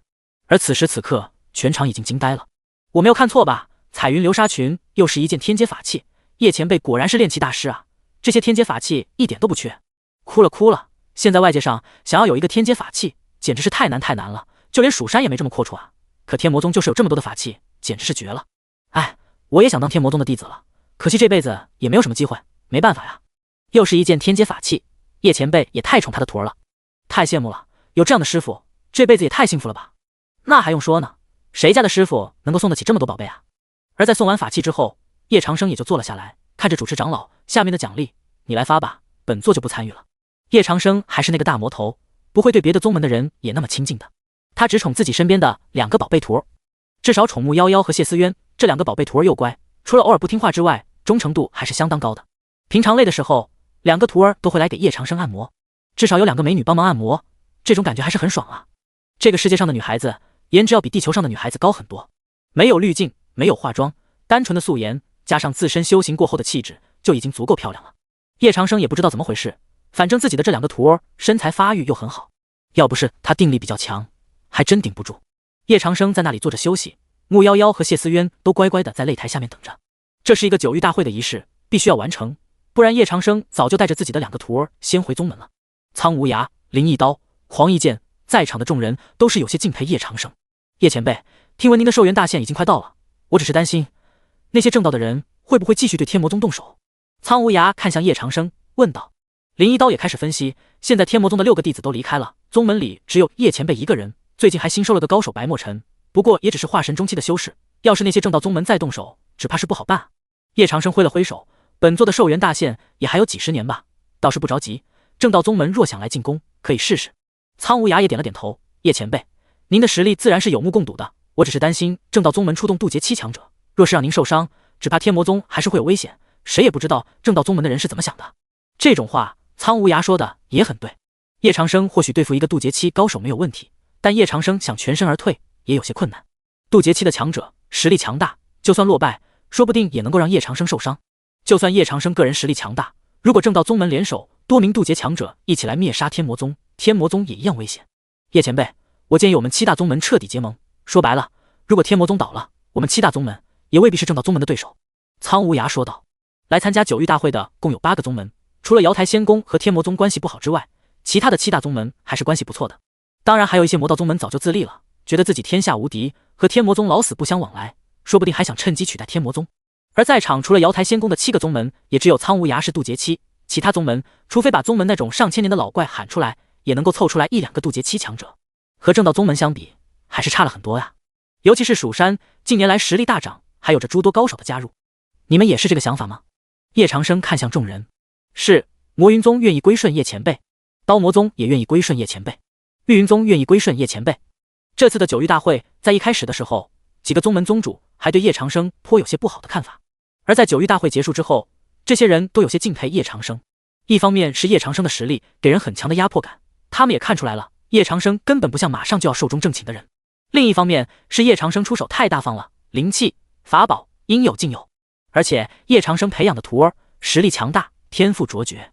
最让他们感觉到震惊的是，叶长生说要亲自上瑶台仙宫。叶长生敢一个人去8大仙宫之一的瑶台仙宫，足以说明叶长生的自信了。他们这些人都是很精明的，看到叶长生这么自信，当然要来抱叶长生的大腿了。当然，至于天魔宗遇到危险的时候，这些人会不会出来支援，那就不一定了。在众人以为天魔宗要倒的时候，没有人来帮天魔宗。在天魔宗如今变强的时候，众多宗门又来依附天魔宗了。叶长生目光抬起，道：没必要，不用归顺天魔宗，魔道宗门本就是一体，魔道宗门不来招惹天魔宗，天魔宗也不会主动进攻。若是有人敢来招惹天魔宗，本座自会亲自动手。叶长生拒绝了几个人的结盟，以现在天魔宗的实力，不需要结盟。若是和这些宗门结盟，表面上看是对天魔宗有好处，等到实际战斗起来的时候，这些宗门被欺负了，叶长生是管还是不管？若是天魔宗遇到危险，这些宗门又会来支援吗？叶长生说完之后，这几个人也都是点了点头，至少不和天魔宗为敌就够了。无聊的时候，叶长生又看了看自己的系统界面，剑术星剑 LV123，恭喜宿主成为上古剑修，拥有顶级无双剑意。道具治疗卡乘9，先天圣体乘1，星剑乘1，天书乘1，叶长生巅峰体验卡乘1，自动格挡乘4，一击秒杀乘6，全能防御乘1。阅历值13245，注100阅历值可以抽奖1次。看到系统界面，叶长生才微微点头，不知不觉已经有13245的阅历值了。叶长生又查询了一下阅历值是怎么来的，他发现自己的徒儿夺冠也能给自己增加阅历值，他杀人也能够增加阅历值。阅历值可以在系统商城中购买道具卡，也可以用来抽奖，还是不错的。就是现在自己的实力还是比较弱呀。叶长生心里清楚，巅峰体验卡就剩下1张了。先天圣体可以给他带来很强的气势，但叶长生现在的实力实际上只有金丹中期。有星剑在，叶长生的星剑倒是可以对抗化神境甚至渡劫期的强者，不过一次战斗最多只能使用2次。如果真正和这些强者生死决斗，还得靠道具卡，只是现在的道具卡有点少啊。就在叶长生思考的时候，整个天空风云变色，一股巨大的威压凌空传来，让所有人都闻风色变。在场强大的威压瞬间让实力较弱的弟子昏厥了过去。整个天空电闪雷鸣，有着可怕的气势从远古传来。在这样的气势下，就连苍无涯和青灵儿2个渡劫期的强者脸色都有些难看。对方是渡劫期强者，叶前辈小心，而且对方的实力恐怕还要在我们俩之上。苍无涯立刻就得出了这样一个结论，他是刚刚突破到渡劫期的，青灵儿也是一样的，比那些早就突破渡劫期上百年的人来说，实力上还是差一些的。若是真正战斗起来，在气势上就已经输给对方了。而林一刀、黄一剑等人脸色难看，纷纷提升了自己的气势，不然在对方面前都难以呼吸。在这样的气息压迫下，叶长生有先天圣体，倒是不惧怕对方的气息压迫。不过有人敢直接强行闯九域大会，说明对方的实力自然也不弱。一道阴森的声音从四面八方传来：哟，叶老魔，你寿元大限都快到了，不龟缩在你的天魔宗，还敢出来办九域大会？声音传向了四面八方，无数的记忆涌来，叶长生也是立马就听出了对方是谁。魔商教。魔商教在10年前是天下第2魔宗，实力强大，人才济济，光是渡劫期的强者就有2位。魔商教底下的弟子众多，掌握的势力之庞大，完全不输给天魔宗。不过当时的天魔宗是何等的阵容，大徒弟瑶池仙子，2徒弟苏九儿，3徒弟月霓裳，还有天才少女6徒弟冰瑶，还有心智缜密的强大少女陈思思。在这样豪华的阵容下，即便对手是魔商教，也不是对手。曾经魔商教的教主来挑战天魔宗，被大徒弟瑶池击败，而此人便是魔商教的2教主魔云海。如今魔云海已经是渡劫期老怪了，实力强大，远非苍无涯、青灵儿这样初入渡劫期的强者能比的。区魔商教也敢在本座面前放肆？叶长生缓缓抬头，手里的叶长生巅峰体验卡已经捏好了，如果有生命危险，自然要第一时间用出来。还好叶长生现在有自动格挡卡，也不会害怕对方突如其来的攻击。有先天圣体在，叶长生对周围的敏锐程度也是十分强大。哈哈哈哈！阴冷的笑声响起，魔云海的声音继续传来：叶老魔，你已经不是老夫的对手，你以为现在的你还是当初的你吗？你的那些手段能够震慑其他宗门，可震慑不了老夫。今天你徒弟身上的2件神器，还有这么多的天阶法器，老夫要了。老夫虽说杀不了你，可杀你的2个徒弟易如反掌。顿时，在苍穹之中，一个巨大的手掌从上空中落下，就连地面上都有着无数灰尘吹起，大地在崩裂，天空都在颤抖。巨大的手掌直接锁定了穆夭夭和谢思渊，这就是魔云海的实力，也是渡劫期强者的实力。对方可是渡劫期强者，也是叶长生遇到的最强高手，而且对方心狠手辣，一点也不给叶长生机会。魔云海说的没错，同是渡劫期强者，想杀对方很难。不过魔云海若是想杀叶长生的2个徒弟，轻而易举就能够做到。系统界面出现在了叶长生面前，还出现了2张新的道具卡，囚笼卡，一张囚笼卡价值1000月历值，而囚笼卡能够囚禁对方的概率是 50%， 对方有一定几率可以逃脱。一旦使出囚笼卡，哪怕对方是渡劫期强者，只要被控住，绝对难以逃脱。叶长生还看到了一个界面，有一张强力囚笼卡，价值2000月历值，但囚禁对方的概率是100%。叶长生想都没有想，直接买了2张强力囚笼卡。谢思渊和穆青儿都感觉身体已经动不了了，巨大的压力几乎要将他们摧垮。这就是渡劫期强者的强大实力。穆青儿和谢思渊没有逃跑的可能性，只能束手就擒。那一个瞬间，魔云海的攻势已然落下。同一时间，叶长生出现在了穆夭夭和谢思渊的面前。叶长生没有动手，在虚空之中已经出现了一把巨大的光剑，高达万丈，万丈长的光剑散发着金色光芒，这就是叶长生的星剑。叶长生一剑斩下，直接破了渡劫期强者魔云海的第1道攻击，那种令人恐怖的窒息威压也消失不见。穆夭夭和谢思渊才能够喘口气，看到师傅出现在他们2人面前，他们2人才放下心来。有师傅在，不管对方是多么厉害的强者，他们也安心了。哟，叶老魔，多年不见，你的剑法居然已经练到了这种地步，值得夸奖啊！但是，你不觉得你的剑意虽强，但威力太弱了吗？魔云海猖狂一笑，又是比刚才更加可怕的一招瞬间爆发。他的人影没有出现，可他的致命攻击又来了。叶长生的星剑的确可怕，可以阻挡渡劫期强者的攻击，甚至可以击败一般的化神境强者，但是这一招太过消耗体力了。而且还有一个弱点，就是叶长生现在实力不足，靠着星剑是不可能战胜渡劫期强者的。而且叶长生还没有办法找到对方，找不到对方便没有办法使用致命一击卡。来不及思考，魔云海的恐怖攻势又从天而降了。渡劫期强者的恐怖一击足以在整个天地间翻起惊涛骇浪，这样的恐怖一击，叶长生也是微微皱眉。他找不到对方，找不到对方的话，道具卡也都没有办法使用。主要是叶长生的先天圣体还修炼的不到家，目前还难以掌握渡劫期强者的踪迹。只有等叶长生到了元婴期，靠着先天圣体、精神力才可以找到渡劫期强者。不过，在场并不会有人觉得叶长生找不到渡劫期强者。魔云海也知道，他自己隐藏起来是没有用的，至少在别人眼中看来是这样的。所以叶长生也不能够表现出一副菜鸡的样子，越是这个时候，越要镇定。魔云海的这2招也都是在试探叶长生，他不敢现身，因为他怕他现身之后就跑不了了。叶长生手中微微一动，一道星剑散发着金色的剑芒，直接凌空而起，斩向云霄。叶长生再度化解了魔云海的攻势。看到这一幕的时候，全场都是有着一阵阵哗然之声响起。终于看到叶前辈出手了，没有想到魔商教的渡劫期强者居然都敢来挑战叶前辈了。叶前辈的这一招也太帅了吧，他居然都可以用空气化成剑了，这一招还蕴含着剑意，太强大了。是啊，传说叶前辈的剑意已经到了炉火纯青的境界，之前还没有见识到，今天是真真切切的见识到了。叶前辈亲自出手，恐怕没有人是对手，这个魔商教的人只怕是惨了。那也未必，对方可是渡劫期强者，就算是叶前辈，如果对方要逃跑的话，也很难留下对手。众人躲在远处看着这种规模的战斗，既感觉到兴奋，又感觉到一些害怕。他们平日里几乎看不到渡劫期强者的战斗，而且这一次还能够亲自看到叶长生出手。叶长生出手和其他人自然也是不一样的。白墨尘也在叶长生不远处的地方，他也感觉到了一阵阵震撼。他能够感觉到，这才是宗主的剑法。原来宗主的剑法已经到了这样的程度，一剑破天。白墨尘也深深地领会到了这一点。不过这已经是渡劫期强者的战斗了，白墨尘自然参与不了。他能够做的就是保护好穆夭夭和谢思渊。不过有宗主在，白墨尘可不认为对方有伤穆夭夭和谢思渊的能力。对方是渡劫期强者，也是一样的。在叶长生用了2次星剑之后，也只能够破招。靠着星剑想要杀掉渡劫期的强者，以他目前的实力还是不可能做到的。用了2次星剑，叶长生的体力已经消耗殆尽了。在这个时候，叶长生已经捏好了叶老魔巅峰体验卡。如果对方还要继续攻击的话，他也只能够这样了。用这张体验卡就可以立马找到对方的踪迹。叶长生思路非常清晰，他不知道对方的位置，但对方不知道他不知道对方的位置。魔云海会在潜意识当中认为叶长生必然是能够找到他的。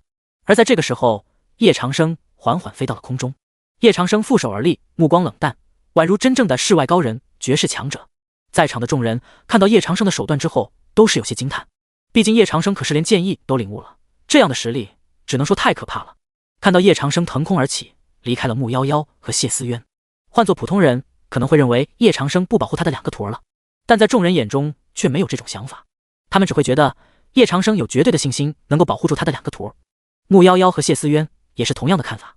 叶长生缓缓抬起手，先天圣体爆发，可怕的气势一下子从叶长生身上爆发了出来。这种气势便是真正和使用了叶老魔巅峰体验卡的效果是一样的，只在远处看着便能够让人感觉到什么叫做真正的天下第一大魔头叶长生。天下之大，无人可以挑衅本座。你也配？叶长生伸出手，眼神冷漠。实际上叶长生根本没有能力发动攻击了，他这么做只是在装腔作势，但在别人眼里，叶长生一副要用大招的样子，似乎已经锁定了对手的位置。魔云海更是脸色一变，身形凌空而起，直接转身就想要逃跑。他本来只是想试探一下叶长生的实力，结果2招下去都被叶长生轻而易举地挡住了。而且叶长生还掌握了这样可怕的剑意，魔云海心里也一下犯了嘀咕起来，当场跑路。他清楚地知道，就算叶长生实力高强，也不可能留下同是渡劫期强者的他。看到对方身影的瞬间，叶长生嘴角微微上扬，他也没想到魔云海会真的上钩。既然如此，那他也就不客气了。天地牢笼，叶长生一发道具卡甩了出去，整个苍穹之上出现了巨大的金色大网，从天而降，直接抓向了魔云海。这个瞬间，整个天际都瞬间变色，金色大网仿佛能够抓住一切。当金色大网锁定魔云海的时候，魔云海甚至连移动都十分困难。想抓我？叶老魔，你还抓不住老夫？大神通术瞬移。魔云海最引以为傲的就是他的瞬移术，一下可以瞬移上千公里，这招金色大网又怎么可能真正限制住他？然而下一刻，魔云海脸色巨变，他发现自己的大神通术瞬移竟然失效了。在金色大网之下，他的大神通术没有发挥出任何作用。不可能，怎么可能？魔云海双目欲裂，想要飞速的遁逃，靠着速度逃出去。他发现根本无法逃脱开金色大网的掌控，那张金色大网仿佛是要真正锁定他一样，他无路可逃。大神通术失效，毫无作用。大神通术烈焰神雷，大神通术审判，大神通术地狱狂雷。魔云海又连续用了3招大神通术，想要毁掉叶长生的金色大网。但魔云海发现，他在用任何大神通术都无法破掉这张金色大网。魔云海感受到了深深的恐惧，这就是叶长生的手段吗？这就是天魔宗祖师叶长生的实力，同是渡劫7强者，他却连逃跑都做不到。不可能，这绝对不可能。叶老魔，你的实力什么时候到了这种地步？你这张金色大网，我为什么会破不开？为什么？魔云海在地上打滚，他的身体已经被金色大网彻底的包裹住了。叶长生在虚空之中，目光看向了魔云海，他也没有说话，指尖轻轻一点，顿时一击秒杀的道具卡也扔了出去。一击秒杀的道具卡，不论对手是什么实力，哪怕是渡劫7强者，也能够一击秒杀。就在叶长生手指轻轻一点的时候，整个空间瞬间塌陷下来，就连虚空都在颤抖。叶长生一指，虚空塌陷，而在空中响起了一阵阵的音爆之声，就连周围的温度都变得冰冷。可怕的气势从苍穹间落下，连周围的一切都仿佛变成了灰色。魔云海的身体在这一指之下，竟然就这么炸了。渡劫7强者的身体炸裂了，就连魔云海的灵魂也在这一指之下形神俱灭。而魔云海在死之前，甚至不知道自己是怎么死的，他只知道在叶长生的面前，他没有一丝一毫的反抗之力。当魔云海被秒杀的时候，天地间的气氛都变得安静下来，四周变得一片死寂。在场的上万人全部都瞪大了眼睛，不可置信地看着眼前发生的这一切。刚才发生的一切，他们全部都看到了。魔商教的2教主拥有渡劫期的实力，而且他在渡劫期的实力还要领先于苍无涯和青灵儿这样初入渡劫期的强者。可魔云海有着这样的实力，在叶长生面前竟然被一招秒杀了。所有的人全部都傻在了原地。有无数人只知道叶长生很强，可这些人今天才真正看到了天魔宗的祖师叶长生究竟有多么强大。一招秒杀渡劫7强者，同是渡劫7强者，竟然都有着这么大的差距。片刻之后，天地之间响起了莫大的哗然之声，无数人感觉到了惊叹和深深的震撼。天啊，我没有看错吧？叶前辈他只用了一招杀了渡劫7强者的魔云海。你没有看错，叶前辈还用了一招叫做天地牢笼，直接将对手困到无法动弹。都说渡劫7强者难以留下渡劫7强者的敌人，可今天我亲眼看到了，根本不是这样。叶前辈也太恐怖了吧，这就是天魔宗祖师的实力。我终于知道为什么天魔宗的弟子总能够拿到9域大会的冠军了，这是因为天魔宗的祖师就是天下第一人，这才是真正的渡劫7强者，当叶前辈发挥实力的时候，没有任何人是他的对手。叶前辈的实力竟然如此恐怖如斯！我滴个乖乖，魔商教二教主就这么死了。传闻他在渡劫期当中已经算是强者了，可这样的强者在叶前辈面前没有撑得住一个回合。天下第一人正是如此，今天的这一战，恐怕天下人都会知道了。从此以后，还有谁敢说叶前辈寿元大限已至，实力没有以前厉害了？白墨尘也是忍不住的吐了吐口水。卧槽，宗主的实力竟然到了这种程度！宗主和我交手的时候，恐怕还没有用1成实力吧？他要是稍微认真一点，我可能就化成灰了。也只有白墨尘能够感受到叶长生的强大。叶长生的实力到了这种地步，还懂得各种各样的剑意。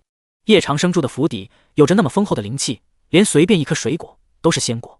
叶前辈随便画的一幅画就有剑意，蕴含着无穷无尽的道理。连宗主的一幅画威力都强到了这个地步，可想而知宗主本人的实力该有多么强。木夭夭和谢思渊已经看得吃了。哇，师傅好厉害啊！谢思渊说道。木夭夭也点头。我以前觉得大师姐和二师姐的实力就已经很强了，可今天看到师傅才知道师傅究竟有多么厉害。谢思渊眼睛里像是有光一样。木夭夭又点了点头。两个女孩子已经激动到并不知道说什么了，她们只知道师傅的实力已经到了她们无法理解的境界，恐怕连大师姐和二师姐这样天下闻名的强者也不是师傅的对手。这一战让他们领教到了师傅的强大，他们觉得能够当叶长生的徒儿是一种荣幸啊。天门山宗主苍无涯看着叶长生的背影，苦笑一声，我以为我到了渡劫期便可以和叶前辈较量一下了，今日一见才知道什么叫做人外有人，天外有天，我从来没有倒有人可以一招秒杀渡劫期强者，今天算是见识到了叶前辈的实力，我终身都无法企及了。青灵儿也站了起来，满脸震撼，这便是叶前辈的真正实力吗？怪不得公主说过，哪怕是公主和二小姐联手，也不是叶前辈的对手。我以为我可以帮瑶台仙宫在叶前辈面前挺一挺腰杆，可没想到叶前辈的手段竟已经强到了这个层次。八大宗门的人全部只有着敬畏。这一战，他们对叶长生的态度也都发生了变化。他们看到了什么叫做真正的强者，即便面对渡劫期强者，依旧可以战胜对手。以前的时候，从未听说过渡劫期强者陨落是被别人杀的。今天，一个奇迹在整个大陆上诞生了，叶长生又创造了一个奇迹。魔商教的二教主死了，恐怕魔商教都不敢说一句话吧。而今天的一战也将会惊动所有人。叶长生杀了对手之后，缓缓落了下来。实际上，叶长生已经没有体力了，不过不能慌，逼格要保住。拜见师傅，拜见师傅！谢思渊和木夭夭都跪在了地上，两个女孩子都瞬间变得更加乖巧听话。她们这一刻是真真切切的被叶长生的实力震撼到了，在她们心里再也不会有质疑了。在她们心中，他们的师傅便是天下第一。今日一战，在整个天下都引起了一阵阵惊涛骇浪。谁都没有想到，渡劫期强者魔云海来挑战天魔宗，被叶长生一招秒杀。叶长生的房间内，在回到房间之后，叶长生彻底的脱力。刚才在外人面前没有表现出来，实际上他和渡劫期的强者交手太勉强了。如果不是在心理博弈上战胜了对手，那他恐怕也只能拿出叶老魔巅峰体验卡来和魔云海交战了。还好刚才的演技天衣无缝，这段时间的战斗让叶长生也感觉自己的身体内出现了一些变化。叶长生打开系统，正好看到了系统界面，击杀渡劫期强者魔云海，阅历值增长39921，目前阅历值53100。让叶长生惊讶的是，他现在已经有了5万的阅历值，杀死一个渡劫期强者得到的阅历值还是相当多的。叶长生简单的看了一下道具卡，道具治疗卡乘9，先天圣体乘1，星剑乘1，天书乘1，叶老魔巅峰体验卡乘1，自动格挡乘4，一击秒杀乘5，全能防御乘1，天地牢笼乘2，强力版天地牢笼乘1。道具卡还是太少了，一击秒杀只有5张，而叶老魔巅峰体验卡就剩下1张了。叶长生缓缓开口，不如补充一点道具卡，也可以保证自身的安全。叶长生打开了商城，自动格挡可以自动格挡一次任何级别的杀招，800阅历值，一击秒杀可以击杀任何一名对手，只能使用一次，对手无法逃脱，1000阅历值。全能防御使用后1分钟内处于无敌状态，1000阅历值。天地牢笼有 50% 几率可以抓到对手，对方无法挣脱，1000阅历值。强力版天地牢笼 100% 几率抓到对手，对方无法挣脱，3000阅历值。太阳圣体乘1 4万阅历值。叶长生被太阳圣体给吸引到了。上次系统送给他一个先天圣体，叶长生在掌握了先天圣体之后，整个府邸都变得灵气充沛，甚至连他画的画做的事情都变得有了一丝神韵。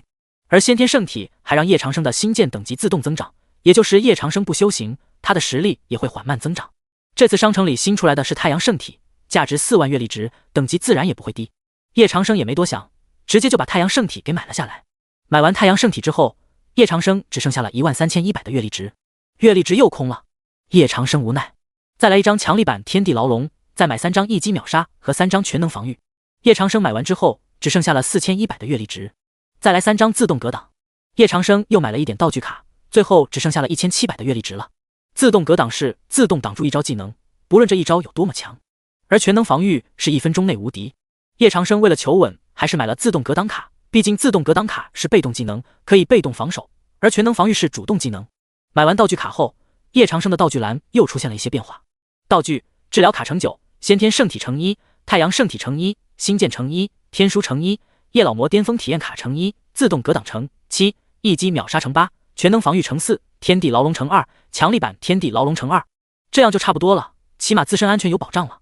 叶长生心中想到，至于太阳圣体，等回到宗门再用吧。要是现在用的话，会弄出什么动静也不知道。还剩下1700月历值，不如抽奖试试。抽奖失败，幸运值+1。抽奖失败，幸运值+1。抽奖失败，幸运值+1。叶长生不信了，他都抽了10次了，花了500月历值，竟然毛都没抽到。又来了个10连抽，结果叶长生还是什么都没抽到。叶长生，算了，最后再抽一次吧。要是再抽不中，就不抽了。抽奖成功，恭喜宿主获得神兽青龙。神兽青龙对宿主的忠诚度100%。注：宿主随时可以召唤出青龙。看到这样的一幕时，叶长生也是一脸惊喜。这么说来，这次抽奖不亏啊！20次没有抽中，第21次就抽中好东西了。不如再抽一次。叶长生又抽了一次，结果什么都没抽到了。看来好运也只有这一次了。叶长生说道，他的月历值还剩下600。在休息了1个时辰之后，叶长生决定还是先离开这里，在这里待着实在是不安心。而渊儿和木夭夭正在休息。渊儿，夭夭回宗了。叶长生开口道：“师傅来啦。”谢思渊蹦蹦跳跳的跑到了叶长生面前，木夭夭也走了出来，安安静静的等着叶长生安排。白墨尘，你驾驶飞辇回宗吧，本座先带渊儿和夭夭回宗了。叶长生说道：“宗主，那您怎么回宗？这里距离宗门有上万公里，若是飞行的话，渊儿和夭夭恐怕还飞不回去。”白墨尘道：“不用，我们坐青龙就可以了。”叶长生意念一动，一道青色的巨龙从天空中降临。4大神兽之一青龙降临。当青龙降临的时候，有着恐怖的威压释放而出，而众人看到青龙的时候，更是脸色发颤。卧槽，这不是神兽青龙吗？4大神兽之一的青龙居然来我们这儿了，青龙要干什么？卧槽，我可不是青龙的对手啊！这青龙一爪子能把我拍死。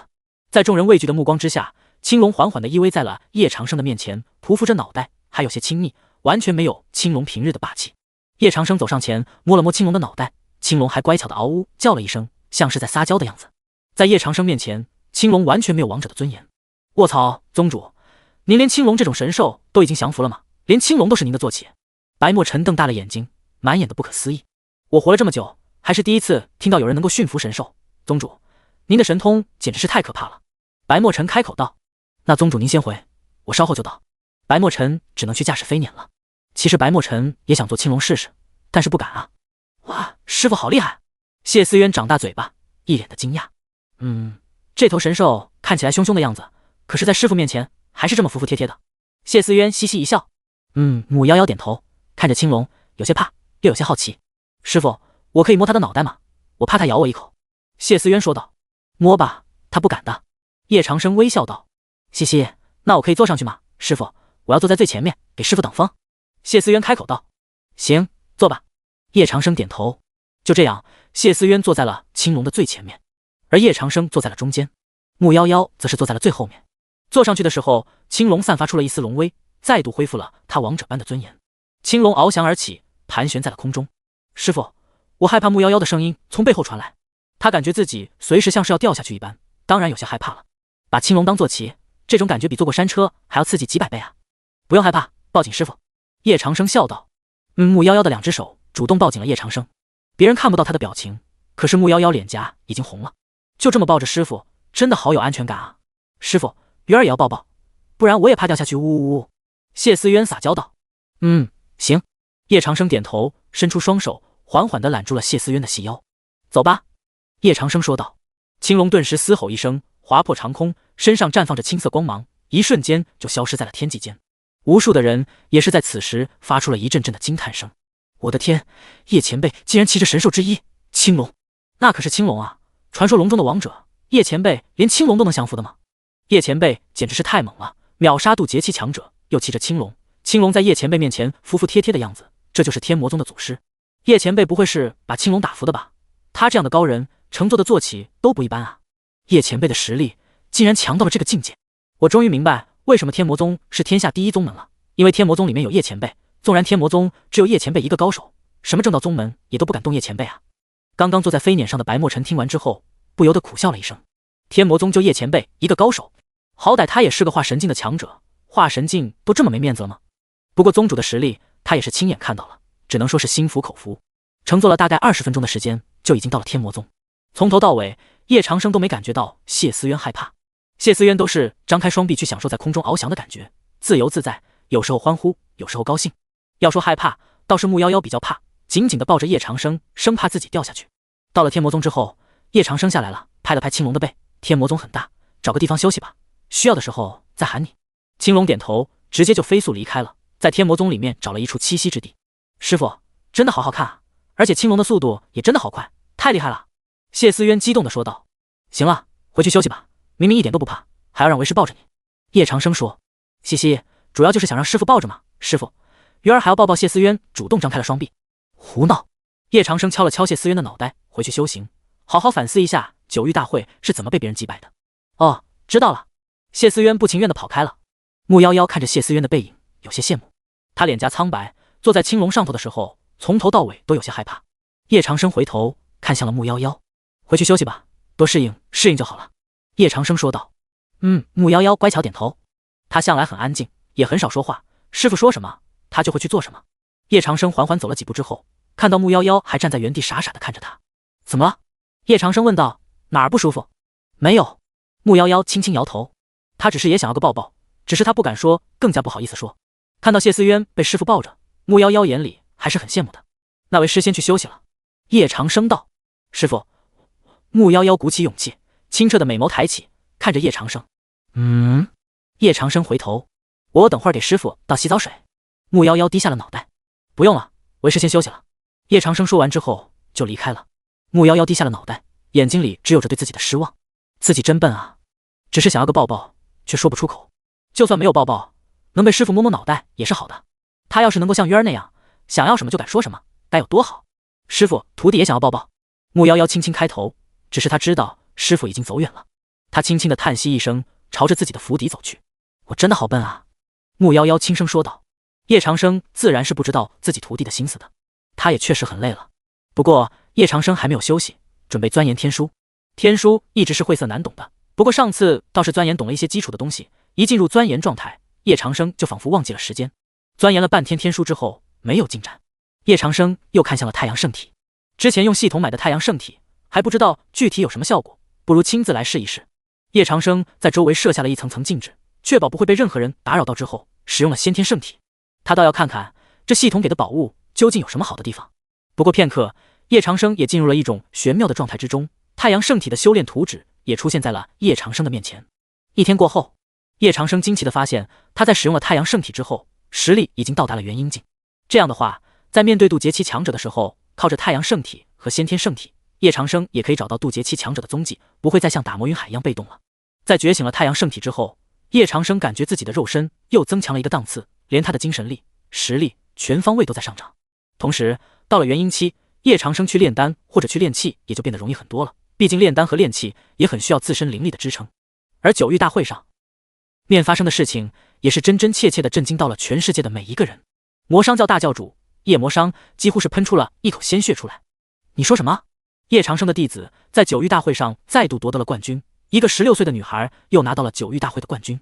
这叶老魔的弟子怎么每一个天赋都这么妖孽啊？而且叶老魔的实力怎么可能会这么强？连二教主魔云海都死了，还是被一招秒杀的。同是渡劫期，怎么叶老魔会强到这个地步？是因为叶老魔的实力又突破了吗？叶魔商说道，眼睛里有着震撼，还有着一些恐惧。这叶老魔如果不除的话，终是祸患。叶魔商开口道，在天下也是引起了一阵阵的浪潮。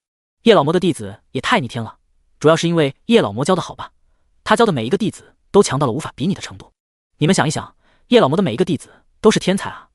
而且这次2个最年轻的弟子都能够拿到这么好的成绩，天魔宗也实在太可怕了。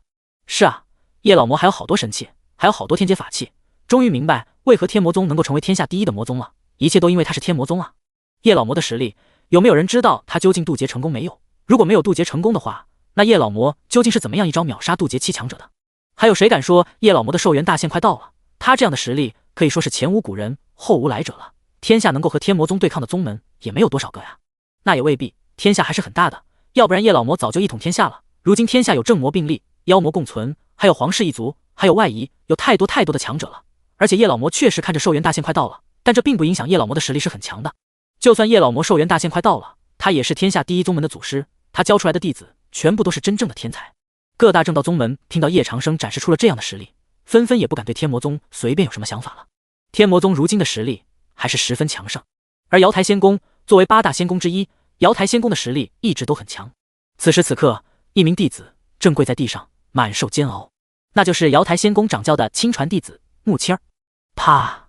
一个巴掌传来，穆青儿直接被一巴掌打飞了10几米，倒在地上。公主，饶青儿一命吧，这都是我自作主张的。我想在叶老魔面前能够站直腰杆，想让叶老魔的弟子吃一吃苦头。青灵儿跪在大殿面前，满脸自责。而在瑶台仙宫的宫殿之上，坐着一位绝世仙子，她穿着一身淡白色的长裙，纤尘不染，气质高贵，风姿绰约。仅仅是坐在那里，她的容颜便可以让无数人沉沦。瑶台仙宫的公主瑶池仙子，她的容貌没有一丝瑕疵，漂亮又美丽，高贵而又端庄。瑶池便如同是真正的仙子般，她清澈的美眸抬起，便能给人很沉重的威压。而穆青儿则是跪在地上，不断磕头。在瑶池身边还有3名女子，同样实力强大。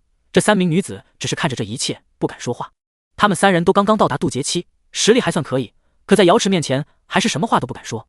瑶池仙子美眸抬起，随手一抬，渡劫7强者青灵儿直接被打飞。可即便如此，青灵儿还是不敢有任何反抗。在她面前的可是瑶台仙宫的仙子瑶池啊，为何要伤渊儿？瑶池眼神中有些冷淡，看向穆青儿。渊儿是我的师妹，她不仅是师父最疼爱的弟子，也是我最疼爱的妹妹。这个天下没有人能伤渊儿，任何人都不行。纵然我已脱离天魔宗，但瑶池仙宫的任何一人不允许伤害天魔宗的任何一个弟子，尤其是渊儿。下次谁若伤渊儿，我便杀了谁。瑶池开口道：“下去吧，带穆青儿去冷宫面壁6个月，不得踏出冷宫一步。”瑶池开口道。听到这么重的惩罚，穆青儿和青灵儿都不敢说话。若不是穆青儿是瑶台仙宫培养出来的天才，还拿到了9域大会的亚军，正好谢思渊也没什么大事，不然的话，恐怕穆青儿的性命是肯定保不住了。正在此时，一个穿着粉色长裙的女子走了进来。当众人看到粉色长裙的女子时，眼睛都不由得有些惧怕。天魔宗2弟子更是妖族之首，让无数人害怕的存在。苏九，当苏九来的时候，其余的众人都自动退了下去。九儿，瑶池看向了苏九，微微一笑，惩罚的有些太轻了吧？苏九儿美眸直视瑶池，九儿想怎么惩罚，师姐便怎么惩罚。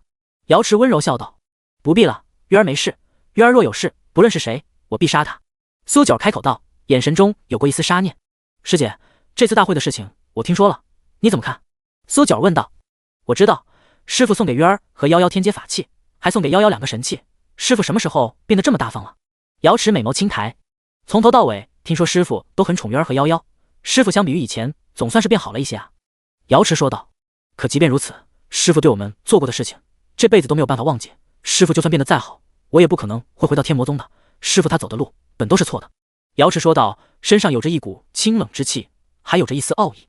师傅的实力好像比以前变得更强了，他可以一招秒杀渡劫期的强者了。苏九开口道：“哼，那魔商教的人不懂事，以为随便出动个渡劫期的老怪便能伤到师傅，若是偷袭也就罢了，还是从正面攻过去，就怕让师傅看到。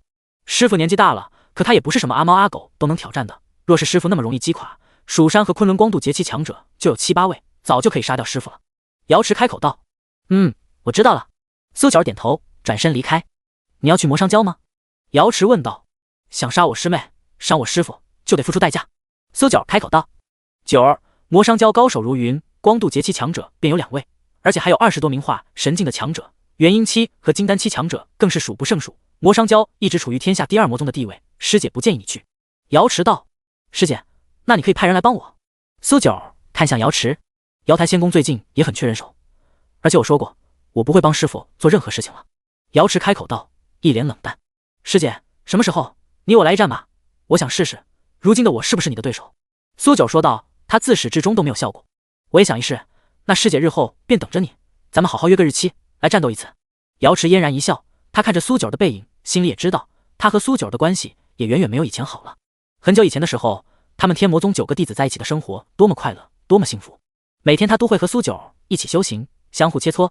当时的他每次都会击败苏九，可后来苏九进步飞速，还得到了师傅赐给他的法器星命。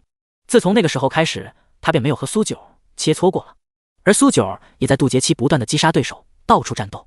他在江湖上更是人见人怕，在江湖上早已经成为了一大绝世高手。苏九离开了，他知道没有人会帮他。师傅，我已经自认为我的实力不输给任何人，您给我的星命我也已经用得很好了，而我的剑术也早已经成为了天下第一剑，我的法力胜过任何人。我原本想一辈子都当好您的徒弟，可是您为什么要变成那样的人？天魔宗，我恐怕今生今世都再也回不去了。能看到您现在有转变，我很高兴。有人想要伤害师妹，想要伤害您，也得先问我的意见。苏九一个人朝着魔商宗去了。魔商宗原本有3大渡劫期强者，尽管死了一个2教主，也还有2名渡劫期强者。而且墨商宗的教主夜魔商曾经是魔族的第一天才弟子，实力强大，已经成长到了这样的地步。夜魔商的刀法一绝，实力恐怖，又无人能比。他的实力比魔云海还要更强，绝非普通的渡劫期强者。加上魔商宗内高手众多，当苏九来到魔商教的时候，直接给了夜魔商一封信。晚上，夜魔商打开了信，才是大吃一惊。信上的内容很简单：3天后，我来取你性命。只有着这简单的9个字，而这张纸的背后有着一只小狐狸的画像。这封信已经足够表明是谁来要杀他了。天魔宗2弟子9尾妖族之首，更是有着1000年妖力的苏九。苏九，天魔宗2弟子，纵然你实力强大，可是你也太狂了一些。我可是魔商教的教主，如果是叶老魔亲自来杀我，我倒是还害怕一些。你一人便想来魔商教杀我，白日做梦。来人，给我布下天罗地网，3日之后，老夫要先取苏九的性命。这个消息很快也就传出去了。有人说苏九要来魔商教杀掉魔商教的教主，毕竟江湖上人人都知道，如果有人对天魔宗动手，那么这个人甚至整个宗门都可能会被灭门。苏九向来是有仇报仇，有怨报怨，他退出了天魔宗，可若有人伤害天魔宗的弟子，他还是会亲自出手。卧槽，这是真的消息啊！苏九要在3天之后和魔商教大战，开什么玩笑？纵然苏九天赋和实力再强，也不可能把天下第2的魔宗就这么灭了呀。是啊，魔商教的实力也很恐怖的，哪是那么容易就能灭掉的？到时候苏九怕是先自投罗网了。就在人们这么的讨论之下，苏九在第3天来到了魔商宗。魔商宗的大门乃至于周围的围墙全部都塌陷开来。苏九身上散发着粉色的光芒，从天而降，他美眸之中只有着杀意。在他手中正是师傅赐给他的神器星命。当他踏入魔商教的一瞬间，天罗地网已经正式对苏九发动了。元婴期和化神期的强者一拥而上，直接朝着苏九杀了过去。在整个上空还有一张红色的大网对准了苏九。苏九美眸抬起，身上有着可怕的气势，一瞬间腾空而起。他就这么缓缓地朝着魔商教里面走去，而他的神器星命也在同一时间发动了。那张红色的大网被瞬间粉碎，星命散发出了强大的光芒，整个星命都彻底的旋转了起来，带着一丝神威，朝着周围的化神期强者和元婴期强者直接冲了过去。元婴期的强者在星命面前被一招秒杀，而化神期的强者见到星命，脸色大变，纷纷四散而逃。一些实力较弱的化神期强者也被瞬间秒杀。不可能吧？这苏九的实力怎么能强到这个地步？他是渡劫期强者，可是也没见过这么强的渡劫期强者，连化神期的强者在苏九面前也不能阻挡他一下吗？这人也太强了吧！快逃！1日之后，魔商教的教主夜魔商被杀，整个魔商教几乎被摧毁了一半。而听闻苏九在这场战斗之后也受了伤，至于伤势怎么样，便没有人知道了。这场战斗惊天动地，更是惊动到了每一个人。因为魔商教的人对天魔宗动手了，然后魔商教差点被毁了。教主渡劫期强者夜魔商被轻松击败。在天魔宗的叶长生也听到了这个消息。师傅，二姐她受伤了，还杀了夜魔商。谢思渊把最近的消息全部都汇报给了叶长生。叶长生继续在画画。他平日里除了修行，就是种种菜、种种树，或者是画画。谢思渊看到叶长生不说话，他也不敢说话。其实谢思渊和苏九的关系还是挺好的，因为苏九很宠谢思渊。只是这些师姐都背叛了，谢思渊心里还是有点生气的。叶长生目光微微沉吟，苏九受伤了，也不愿意回宗门。有人动天魔宗，他就会出手，可他却不愿意回天魔宗。这么看来，他和苏九之间看来还是有着很深的误会啊。不过找回徒弟的这种事情，叶长生也没有着急，最重要的还是要先把实力提升上去。如果实力提升不上去，现在去找苏九恐怕也找不回来。同一时间，冰宫之中，顾红衣找到了冰瑶，红衣，来喝茶呢。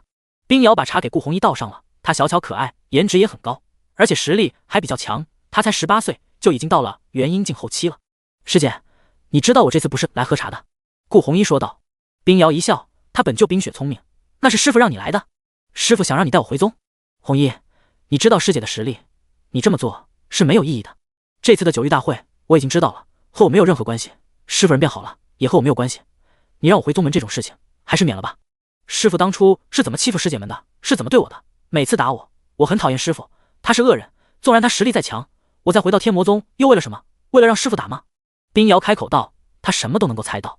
不，师姐，师傅现在已经变了，他再也没有打过弟子了，而且师傅人还很好，平日里会指点渊儿和夭夭修行，听说师傅还送了师妹们神器，师傅真的变了，他不再和以前一样了。顾红衣说道。不，他只是暂时性表面上对你们好而已，他那样的人又怎么可能会变好？你们还小，知道师傅的为人，我一辈子都不会原谅他的，我也恨不得他立马去死。冰瑶说道。在众多弟子当中，冰瑶就非常的恨叶长生。师姐，不准对师傅无礼。顾红衣拔出了剑，如果师姐不允许，那我也要把师姐带回宗门，师傅见到你自然会发落。顾红衣说道，剑光凌冽，有着强烈的战意。他不会像木夭夭那么温柔，也不会像谢思渊一样撒娇，他做每件事情永远都是很直接的去办。现在就敢对师姐出手了吗？收起你的剑吧，看在你是我师妹的份上，我不会对你动手。你看现在的冰宫多好，已经成为了8大仙宫之一，虽然综合实力只是排在末尾，可你看看冰宫有多么繁华，有多么有钱。冰瑶乐呵呵的笑道，我的确拿不下你，但是师傅说了，如果这次不带你回去，下次他会亲自来找你。顾红衣说道。冰瑶摇头，不，师傅他不会来的，在他眼里我什么都不是，他又怎么可能会来抓我？我值得他去抓吗？师傅宠弟子的时候从来没有宠我，师傅打弟子的时候却从来都打我，不论我是犯错还是没有犯错，在师傅眼里根本没有我。或许在师傅眼里我都不是他的徒弟吧。冰瑶说道。顾红衣不知道怎么和冰瑶解释，只能说不是这样的，在师傅眼里咱们9个人都是他的弟子。冰瑶走上前，轻轻地抱了抱顾红衣。好了，红衣，师姐要带着冰宫准备参加一场决战呢。最近冰宫里查到了好几个巫师，据说是西方达摩教的人，不如红衣你留下，陪师姐一起战斗吧。顾红衣摇头，师姐，我不会参战的，还要去完成师傅交代的任务。你好自为之，战斗的事情，我向来不担心师姐，只是巫师是何物，我从来没有听说过。冰瑶摇头，纵然以他的天才之处，也无法理解巫师。巫师的实力很强，比一般的高手都要强，而且巫师还会操纵人心，最重要的是巫师还精通阵法，实力很强。达摩教是西方的人，西方有很多传教组织，每一个组织都实力强大，最近发现的几个巫师似乎想要渗透进入我们冰宫。那你就先走吧，师姐还很忙呢。冰瑶挥了挥手。冰瑶人也挺好，就是觉得师傅对待弟子不公平，平日里也不宠他，也不关心他，加上师傅还对师姐们那种态度，他对师傅也彻底的失望了，才退出了天魔宗。如今冰瑶创立了冰宫，今年刚刚进入8大仙宫。顾红衣走了之后，冰瑶美眸才轻轻抬起。师傅，我原本在您心里都没有我这样的徒弟了，原来还是有一点的呀。看到顾红衣来找自己，冰瑶心里还是很开心的，至少师傅还在乎他，并没有完全忘记他，不过也仅限于此而已。冰瑶也不可能因为这样就回天魔宗，说不定师傅只是想惩罚他，甚至想杀他。加上冰宫已经到了这种地步，势力也很强了。冰瑶走出宗门，更多的是为了向师傅证明，他和其他师姐们是一样优秀的，他也可以做到和大师姐一样好，他也可以把每件事情都做好，他也是天魔宗当中最出色的弟子之一。在别人眼里，天魔宗的每一个弟子都是天才，所以就算师傅想要找他回来，他也是不会回天魔宗的。天魔宗，叶长生正在领悟天书，在觉醒太阳圣体之后，对天书也有了一定的研究。研究到一些天书之后，叶长生感觉自己的精神力又上涨了很多，精神力也变得更加开阔，连叶长生的感知也变得敏锐了很多。叶长生还从中领悟了天书之力。就在叶长生领悟的这个过程当中，顾红衣已经回到宗门了。师傅，顾红衣跪在了地上。事情办得怎么样了？叶长生开口问道。师傅，六姐不愿意回来，弟子无能，带不回六姐。顾红衣说道。无妨，为师亲自前去冰宫，再陪为师去一趟瑶台仙宫。叶长生开口道。这些也都是他已经做好的打算，其他的几个弟子踪迹还没有把握住，至少瑶台仙宫和冰宫叶长生还是知道的，不如就直接先抓这2个孽徒回来。他让顾红衣去把他们带回来，结果他们还居然都不回来。好歹这几个徒儿也都是叶长生的弟子，如果在外面的话，遇到什么危险，叶长生也是不会答应的。天下之大，正道宗门之多，又有蜀山和昆仑这样的天下顶级的修仙宗门，他的几个徒儿在外都有危险，把徒儿们带回天魔宗，也可以壮大天魔宗的实力。至于正道宗门会不会对天魔宗动手，这也是必然的。只是正道宗门的人都会讲究一个时机，若是时机到了，自然会来和他们开战。而叶长生要做的，除了要增强自身的实力之外，还要增强整体天魔宗的实力。好，顾红衣点头。红衣，修炼的如何了？叶长生看向顾红衣，问道。师父，弟子愚钝，仍然在元婴初期。顾红衣跪在地上，有些自责。等你到了化神境，为师赐你法器。叶长生开口道。若是现在赐给你，你实力太弱，在宗门之外难免会遇到危险。弟子谨遵师父之命。顾红衣点头。听到神器的时候，顾红衣心里面也有些高兴。他知道师父已经变了，师父都打算要送给他神器了呀。顾红衣的忠诚度+3。看到系统来的提示，叶长生也是满意的点了点头。师父何时动身出发前往冰宫？顾红衣问道。7日之后。叶长生开口。就在同一时间，一个刀客强者董无情来到了天魔宗的门口。董无情，化神境中期的强者，他的刀法堪称天下一绝，有着天下第一刀客之称。本来董无情在自己的宗门里面待着挺好，他们的族人家人也都在天涯宗里。然而有一天，一个昆仑旗下的大门派落日宗来问天涯宗要修行资源，天涯宗掏不出来太多的修行资源，于是便想要天涯宗并入落日宗。天涯宗的人当然不允许，于是落日宗便对天涯宗开战了。理由很简单，就是天涯宗没有缴纳够足够的修行资源，于是整个天涯宗皆被灭门。等到董无情回到宗门的时候，发现宗门被灭，族人也都死完了。他知道是落日宗干的，所以董无情和落日宗的人打了一场，结果董无伤负伤逃跑。毕竟落日宗里化神境中期的高手便有3位，就算董无伤有着天下第一刀客之称，也绝不是落日宗的对手。走投无路之下，董无伤想到了天魔宗。他来到天魔宗门口，一是想看看有没有机会入天魔宗，二是想在这里了断自己。他的家人都已经死了，他一个人活在这个世上，若不能为家人报仇，那他活着又有什么意义？你好，请问有什么事吗？木夭夭清澈的嗓音传来，看向了护宗大阵之外的董无情。我是董无情，我想见一见叶前辈，求仙子能够让我见上叶前辈一面。董无情说道。董无情，天下第一刀客天才吗？我师父正在修行呢。木夭夭开口道，算是拒绝了董无情。呵呵，天下第一刀客，我还配这个称号吗？家人被杀，我却连深仇大恨都报不了，这个称号又有什么用？仙子，天魔宗是不是已经不收人了？董无情看向了木夭夭。木夭夭点头，师父不会再收弟子了。董无情闻言也很理解，天魔宗招收的9个弟子都是女弟子，又怎么会收他呢？既然报不了仇，不如便在这里了断自己就好吧。我有一事想求仙子，我听说叶前辈的剑法天下超群，我想挑战一次叶前辈，感受一下叶前辈的实力有多么强大，也想看到人外有人，天外有天是什么样子。董无情说道。他现在对这个世界也没什么留恋了，目的只求一死。董无情拿出了手中的刀，刀芒之上散发着鲜血的气息，还有着冰冷的杀意。这就是刀客，刀客手中沾染过无数鲜血。叶长生缓缓走了出来，看向了董无情。你想寻死？叶长生开口说道，看向了董无情。叶前辈，晚辈报仇无望，活着又有何意义？只是晚辈从来没有见过天下第一剑究竟有多么强，所以晚辈想来找叶前辈来看一看。董无情说道。我想看一看叶前辈的剑法已经到了什么地步。董无情手中的刀散发着一丝丝的寒芒，化神境中期不是本座的对手。来吧，你可尽情出手。叶长生走出了护宗大阵，正好他也想试试自己的实力如今怎么样了。能够与叶前辈交手是晚辈的荣耀。董无情说道，手中的刀芒大现，连四周的空气都变得冷了几分。他的身形化作残影，手中的刀芒斩断了空气，直接对着叶长生刺了过来。这一击已经是董无情的最强一招。无情刀法。无情刀法第31式，一刀斩断天下红尘，一刀斩断自己过往。他这一刀有着可怕的威力，只见的一片刀光凌空斩下，仿佛没有任何东西能够挡住董无情的这一刀。在看到这一刀的时候，顾红衣、木夭夭、谢思渊都是不由得屏住了呼吸。天下第一刀客董无情的实力果然是相当厉害。当这一刀斩向叶长生的时候，叶长生也没有后退一步，天书之力瞬间释放而出。遥远的苍穹当中，仿佛有着大道之音响起。大道之音直接在叶长生的面前形成了一层屏障，除此之外，还有着强大的冲击力，直接将董无情给弹飞了1000米之外。这一招的杀伤力、实力都已经恐怖到了极致。叶长生看到天书之力的威力时，也是不由得有些惊讶。这一招可以直接挡住化神境中期的最强一招，还可以重创对手。要知道，刚才天书之力的威力，叶长生也只用出了一半。若是真正战斗起来，叶长生用出100%的天书之力，恐怕是渡劫期强者也能够战胜对手。只是用完天书之力过后，叶长生的精神力瞬间就减弱了一半。天书之力虽然强大，但需要用的精神力太多了。到了元婴中期，叶长生的星剑已经可以使用3次了，而天书之力也只能使用2次，足以见得天书之力需要用的精神力更加恐怖。师傅好厉害！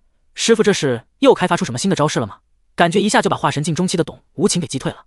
没办法，谁让他是师傅呢？师傅就是这么厉害。嘻嘻，师傅最厉害了，又能够看到师傅的厉害了。看到叶长生这么厉害的时候，董无情也是真真切切地感受到了叶长生的强大。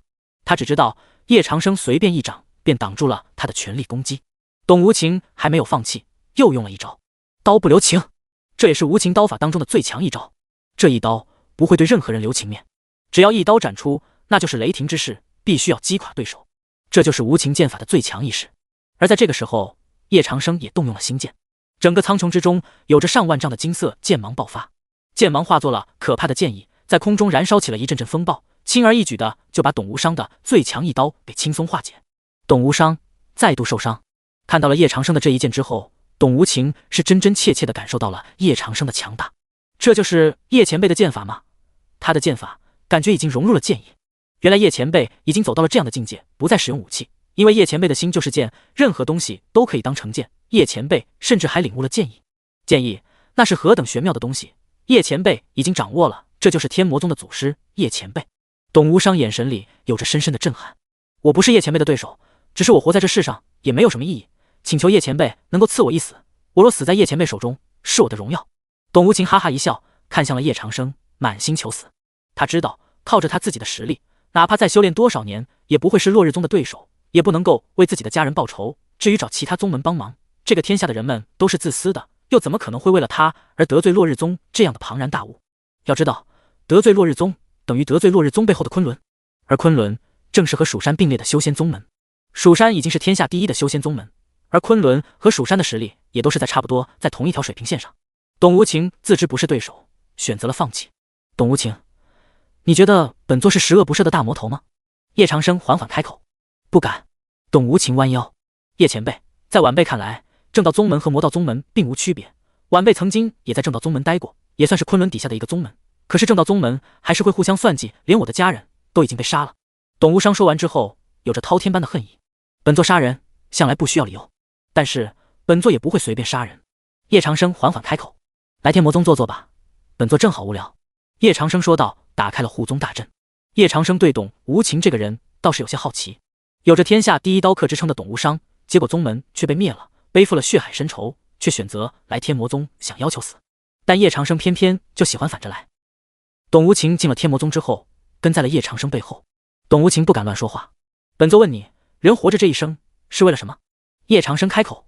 人活着一生便是为了逍遥快乐，幸福美满，能够和家人在一起，能够有自己的生活，有自己的理想，有自己的追求。董无情道。既然如此，为何来寻死？叶长生反问。家人已死，我无法替家人报仇，活在这世上已无意义。董无情开口。人该为自己而活，你连死都不怕，却偏偏怕了你的仇人。大丈夫身于天地间，当自强不息。叶长生看着董无情的眼睛。大丈夫身于天地间，当自强不息。董无情口中喃喃道，突然眼睛里金光一闪，当即跪倒在地。叶前辈，我明白了，大丈夫连死都不惧，又怎能惧怕仇人？多谢叶前辈提点，我这就去报仇。董无情当下如同醍醐灌顶般就要去报仇。叶长生叹息一声，摇了摇头。有想法可以，但去送死便没必要了。叶长生开口道。你现在身负重伤，若是去送死，必死无疑。叶长生说道。那叶前辈，我该怎么做？董无情看向了叶长生。来本座的府邸内。叶长生开口。就这样，董无情跟在了叶长生身后。等到了叶长生的府邸内的时候，董无情感受到了什么叫做真正的仙境。这里灵气充裕，仙气随处都能够感受到，周围还有无数的天材地宝、药谱、鲜花，还有太多的宝物了。在这里就如同世外桃源一样，尤其是这里的灵气，让董无伤看到之后眼睛都瞪直了。这里的灵气也太好了吧！如果要修行的话，在这里简直就是一个洞天福地。你在这里坐一坐，相遇即是缘分。本座赐你一颗疗伤丹，这儿还有2颗苹果，正好送给你吧。不过这疗伤丹也不是白送给你的，你若是将来能成功报仇，便需要帮本座无条件做3件事。叶长生开口道。毕竟很多事情他一个人也做不过来，他的宝贝徒儿们实力还比较低。白墨尘也还在去搜集弟子们的消息。疗伤丹叶长生随处都有，也没多少价值，不过能够让董无情给他做3件事，也算不亏。就在这里服用疗伤丹吧。叶长生开口道，随后便离开了这里。在叶长生走了之后，董无情服下了疗伤丹。当他服下疗伤丹的时候，眼睛一亮，他发现自己的伤势正在迅速的变好。不到1个时辰，他的伤势就已经恢复了大半。叶前辈送的疗伤丹也太有用了，至于帮叶前辈做3件事，自然是没有问题的。只是叶前辈为何送我2颗苹果？不过既然是叶前辈送的，那我便吃完吧。董无情也没有多考虑，难道叶前辈还能用苹果毒死他不成？当董无情咬了一口苹果的时候，感觉无数灵气顺着身体内涌入了4肢百骸，无数充沛的灵气入体，让董无情眼睛一亮。天哪，这2颗苹果居然蕴含着这么多的天地灵气，而且在这苹果里面居然还有道玉，大道之音。这哪里是苹果，这分明是2颗仙果。董无情不可置信地看着这颗苹果，都彻底惊呆了。在吃完2颗苹果之后，董无情感觉这是他吃过最好吃的2颗苹果。当然，在叶长生的府邸内到处都是好东西，董无情也不敢随便乱拿。我就知道叶前辈不会平白无故的送我2颗苹果，这是2颗无价之宝啊，2颗真正的仙果。叶前辈还说让我替他做3件事，这是想让我加入天魔宗。我明白了，我一切都明白了，原来这才是叶前辈的深意。若是找人来帮我报仇，即便报仇了，也没有自己报仇来的解恨，所以叶前辈才赐给我这样的宝物。董无情突然感觉他要突破了，他竟然要突破了。本来董无情在化神中期已经待了30年了，30年他都没有突破。这次参加了生死之战，加上这2颗仙果，董无情感觉自己的实力如同水涨船高一般，直接突破到了化神境后期。董无伤开始了自己的突破之旅，他也没想到今生今世还有幸突破到化神境后期，这一切全部都是叶前辈的功劳。看到董无伤要突破，叶长生也是微微皱眉，不过随即还是点了点头。这说明董无情还是一个可塑之才，化神境突破最少也要10天半月的。而且董无情还在他的府邸内，那叶长生反而没地方睡觉了，这倒是有些尴尬了。虽然天魔宗很大，睡觉的地方也很多，但是这里毕竟是现实，很多没人住的地方也全部都是灰尘，需要人去打扫，而且也没有被褥。修仙者也可以10天半月不睡觉，只是叶长生是穿越过来的，还是习惯了每天睡觉休息。睡觉休息也是恢复精神力的一种方式。那这几天去哪儿睡觉？算了，今晚去鱼儿那儿休息吧。叶长生说道，和自己的宝贝徒儿一起凑合一晚上应该也问题不大。这种感觉怎么就和古代的皇帝差不多啊？去哪个徒儿那里休息？这不相当于是古代皇帝翻牌子的样子吗？叶长生苦笑，也没有多想。叶长生去了谢思渊的府邸内。叶长生发现谢思渊正在努力修行。自从9域大会上谢思渊输了之后，他每天都在认真的修行，虽然偶尔还是会出来调皮一下，但更多的时间谢思渊几乎在不停歇的修炼。就这样，叶长生看了2个时辰，谢思渊都没有反应过来师傅已经来了。2个时辰过后，谢思渊修行完了，又回房间洗了个澡，洗完澡穿上了漂漂亮亮的衣服，才蹦蹦跳跳的出来。他出来的时候发现师傅已经在了。师傅，您老人家什么时候来的呀？月儿怎么都不知道呢？谢思渊跑到了叶长生的面前。2个时辰前就来了，看月儿修行了2个时辰，修行的不错。叶长生笑道，西西，原来师傅早就来了，那师傅刚才不会偷看月儿洗澡吧？师傅是坏婴。谢思渊嘟起小嘴说道，为师不看你洗澡，何况也没什么看的。叶长生说道，哼，师傅是坏人，不理师傅了。谢思渊生气地转过了小脑袋。其实谢思渊也没有在乎过师傅看不看他洗澡这个问题，他和七姐讨论过，七姐说师傅若是想看的话，什么时候都能看到的，他也发现不了，反正都是师傅的徒儿，看看也没什么的。谢思渊也不在乎，当然若是其他男人看到的话，那他可要生气了。9个徒儿的房间，每一个都有叶长生设下的禁制，任何人都不能从外面窥探里面的景象，只有叶长生可以，就算叶长生想看，也得走进府邸内才能看到。叶长生虽然能看，但也不会去故意看，他总不能连自己的徒儿都不放过吧？师傅，今晚是不是想来月儿这里睡觉？我看董无情还在师傅的府邸内突破呢，既然师傅来了，那就进来吧，月儿帮师傅按摩，帮师傅洗澡，帮师傅捶背，帮师傅暖床喽。谢思渊嘻嘻一笑，胡闹。叶长生说道，暖床就算了。叶长生敲了敲谢思渊的小脑袋，这丫头脑袋里都在想些什么呀？很快，叶长生也就洗漱好了，躺在了月儿的床上。不得不说，月儿的床铺还是很柔软的。之后，月儿也蹦蹦跳跳的上了床，不过衣服就没有脱了。师傅，睡觉了，抱着月儿睡吧。月儿一个人睡觉很害怕。谢思渊吐了吐舌头，便钻进了叶长生的怀里。叶长生也有些无奈，他都没做什么呢。无奈之下，叶长生的手缓缓地抱住了谢思渊，也就这么睡着了。当然，这也只是简单的睡觉而已。叶长生可不会真的对自己的徒儿动什么想法，尤其是鱼儿还这么小，要是对他有那种比较邪的心思，岂不是太过分了？夜晚，叶长生感觉谢思渊靠得他越来越近了，这种感觉也还是挺好的，就是有些顶不住啊。不过叶长生也很快的睡着了。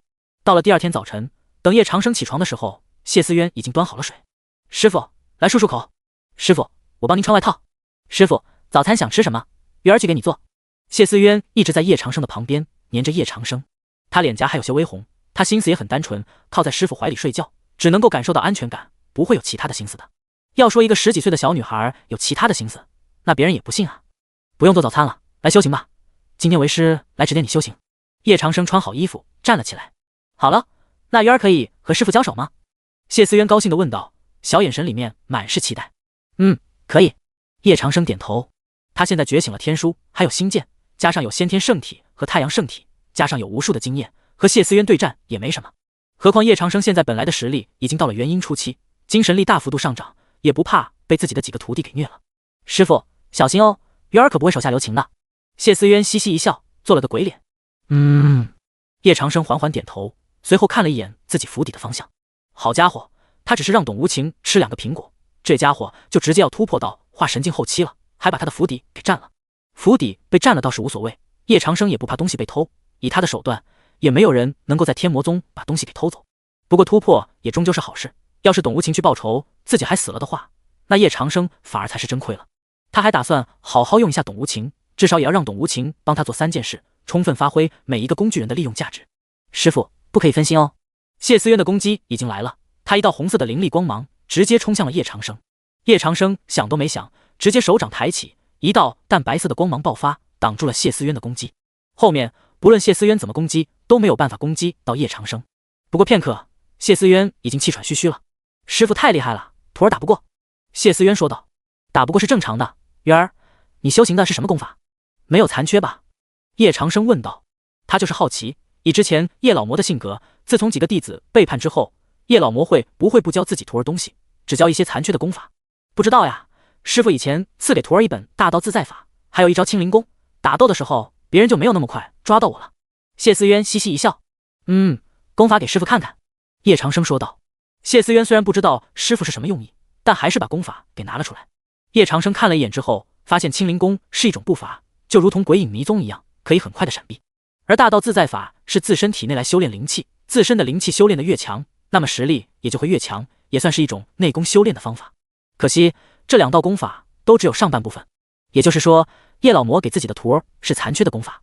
叶老魔还是挺宠爱鱼儿的，结果却只给了残缺的功法。叶长生微微皱眉，如果是这样的话，那谢思渊修行便会处于瓶颈，恐怕也一直没有办法进步。师傅，当初您说这2个功法只有上部，还有下部没有给鱼儿呢？谢思渊嘻嘻笑道，也不在乎的样子。鱼儿，你怎么不主动和为师提？这么长时间以来一直修炼上半部的功法。叶长生皱眉。鱼儿听师傅的，师傅让鱼儿修炼什么，鱼儿就去修炼什么。谢思渊认真的说道。好了，你先去修行吧，为师看看你的这2部功法。叶长生说道。师傅要帮鱼儿补全功法了吗？师傅太好了，这2部功法都是地阶品级的，师傅当初说鱼儿还修炼不了高阶的呢。谢思渊说道。叶长生摸了摸谢思渊的小脑袋，转身回到了房间当中。看着这2部功法，叶长生脑子里是一片空白的。他继承了叶老魔的大部分记忆，但也有一小部分记忆叶长生是完全不知道的。比如这些功法，在叶长生心里真没什么印象。这么多功法，就算一开始叶长生有印象，恐怕在心里面也是根本都记不住的。看着这2部功法，叶长生头大了。如果不能够帮助自己的徒儿补全功法的话，那就会有一个问题。谢思渊已经修炼这些功法修炼了挺久了，不可能中途改变功法。但一直修炼这些功法的话，由于功法是残缺不全的，导致谢思渊的实力也就很难提高。而且这只是谢思渊的功法，叶长生还不知道自己另外2个徒儿的功法怎么样。如果另外2个徒儿功法也都是残缺的话，那叶长生可就真的是头皮发麻了。让徒儿修炼残缺不全的功法，也只有叶老魔这种家伙能够想出来了，反正叶长生是想不出来的。想要让自己的徒儿实力进步的话，必须想办法先把这2部功法给补全。但是怎么补全？叶长生开始翻看这2部功法，一上午的时间就这么过去了。翻了一上午的功法之后，叶长生一开始还没什么感觉，但是全部翻完功法的时候，在叶长生的脑海里仿佛就已经会了这些功法。这些功法的上半部、下半部，甚至哪些地方可以修改，哪些地方可以精进，在叶长生的心里面都有了清晰的认知。这样的变化，也是让叶长生有些惊讶，他也没有想到自己竟然可以补全这2部功法，看来这就是太阳圣体的作用了。有了太阳圣体，让叶长生也有了补全一些功法的能力。这么说来，花了3万月历值买了太阳圣体，还是非常管用的呀。不过3个时辰，叶长生就已经把这2部功法都给修补全了。当叶长生把2部功法都修补全的时候，大道自在法和清灵功都散发出了金色的光芒。叶长生也是眼前一亮，这2道金光就意味着这2部功法从地阶已经变成了天阶功法。这2部功法被叶长生自己修改之后，功法也变得更加进步了。这个世界上法器是非常珍贵的，但法器也是可以炼制的。大陆上有着很多的炼器师，还有很多的炼器宗门专门来修炼法器，来赚取修行资源和金币。而这个世界上最缺的东西就是功法，没有之一。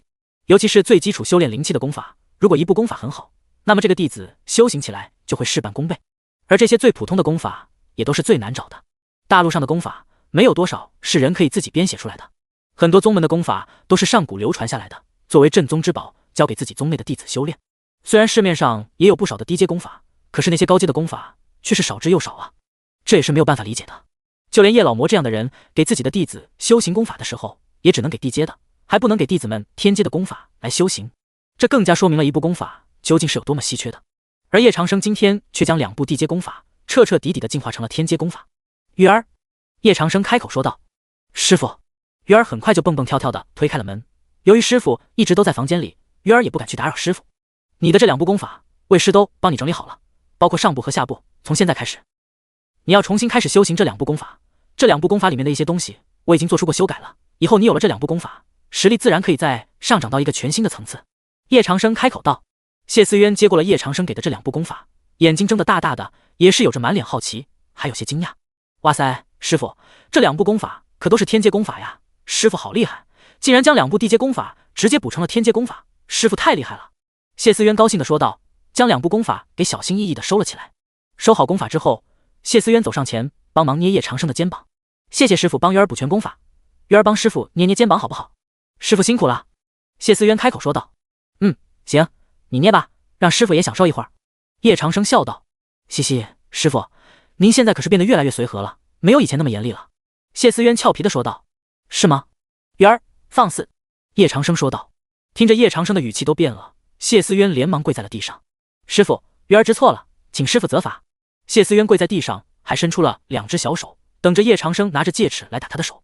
看到谢思渊这个反应，叶长生也算是放心下来了。就算他平日里比较随和，也还是要在弟子们面前保持一定的威严，不然以后还怎么师徒相处啊？叶长生拿手象征性的打了2下谢思渊的小手。好了，下次不准再犯。谢思渊吐了吐舌头，委屈的说道。知道了。叶长生这才点头。好了，继续吧。谢思渊站了起来，又帮叶长生开始捏捏肩膀。反正有谢思渊在，叶长生感觉自己的生活还是比较幸福的。至于董无情，还在继续突破当中，化神境中期的强者想要突破到后期，恐怕最少也得突破半个月，甚至可能会突破1个月，也是完全有可能的。这些东西叶长生倒是也不着急，反而可以在鱼儿这里享受享受。被人捏肩膀还是比较享受的一件事情，尤其是鱼儿的手还这么嫩。虽然鱼儿比较小，可他也是修行者，还是会控制力量的。捏完肩膀之后，过了一会儿，谢思渊又打了一盆水回来。师傅，鱼儿帮你洗脚。谢思渊嘻嘻一笑。洗脚就不必了。叶长生说道，有些无奈，这简直过的就是帝王般的生活啊！漂亮软萌妹子给自己捏肩膀，还要来给他洗脚，而且是任劳任怨。有这么好的徒儿，这生活只能说是太享受了。师傅，不要介意了，您累了一天也是要洗脚的。谢思渊说道，把洗脚水端到了叶长生面前。叶长生本来是不习惯这种的，毕竟脚肯定是臭的，他的脚倒是还好，不臭。但是正常人也会觉得帮别人洗脚是一件很那啥的事情。可是谢思渊却完全没有这种想法，他觉得帮师傅洗脚反而是一件比较幸福的事情。嘻嘻，师傅，其他师姐们想帮师傅洗脚也还得排队呢。谢思渊说道。叶长生就这么坐着，缓缓地闭上了眼睛。洗完脚之后，谢思渊嘻嘻一笑，师傅，那鱼儿先去洗澡了，外面有个温泉，师傅可不准偷看哦。师傅要是偷看的话，鱼儿的清白就没有了。看着谢思渊的样子，叶长生也是微微一笑，摸了摸谢思渊的脑袋。去吧，毕竟鱼儿以后还是要嫁人的。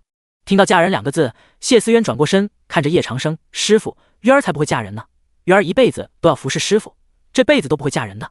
叶长生看着谢思渊的笑容，也是微微点了点头。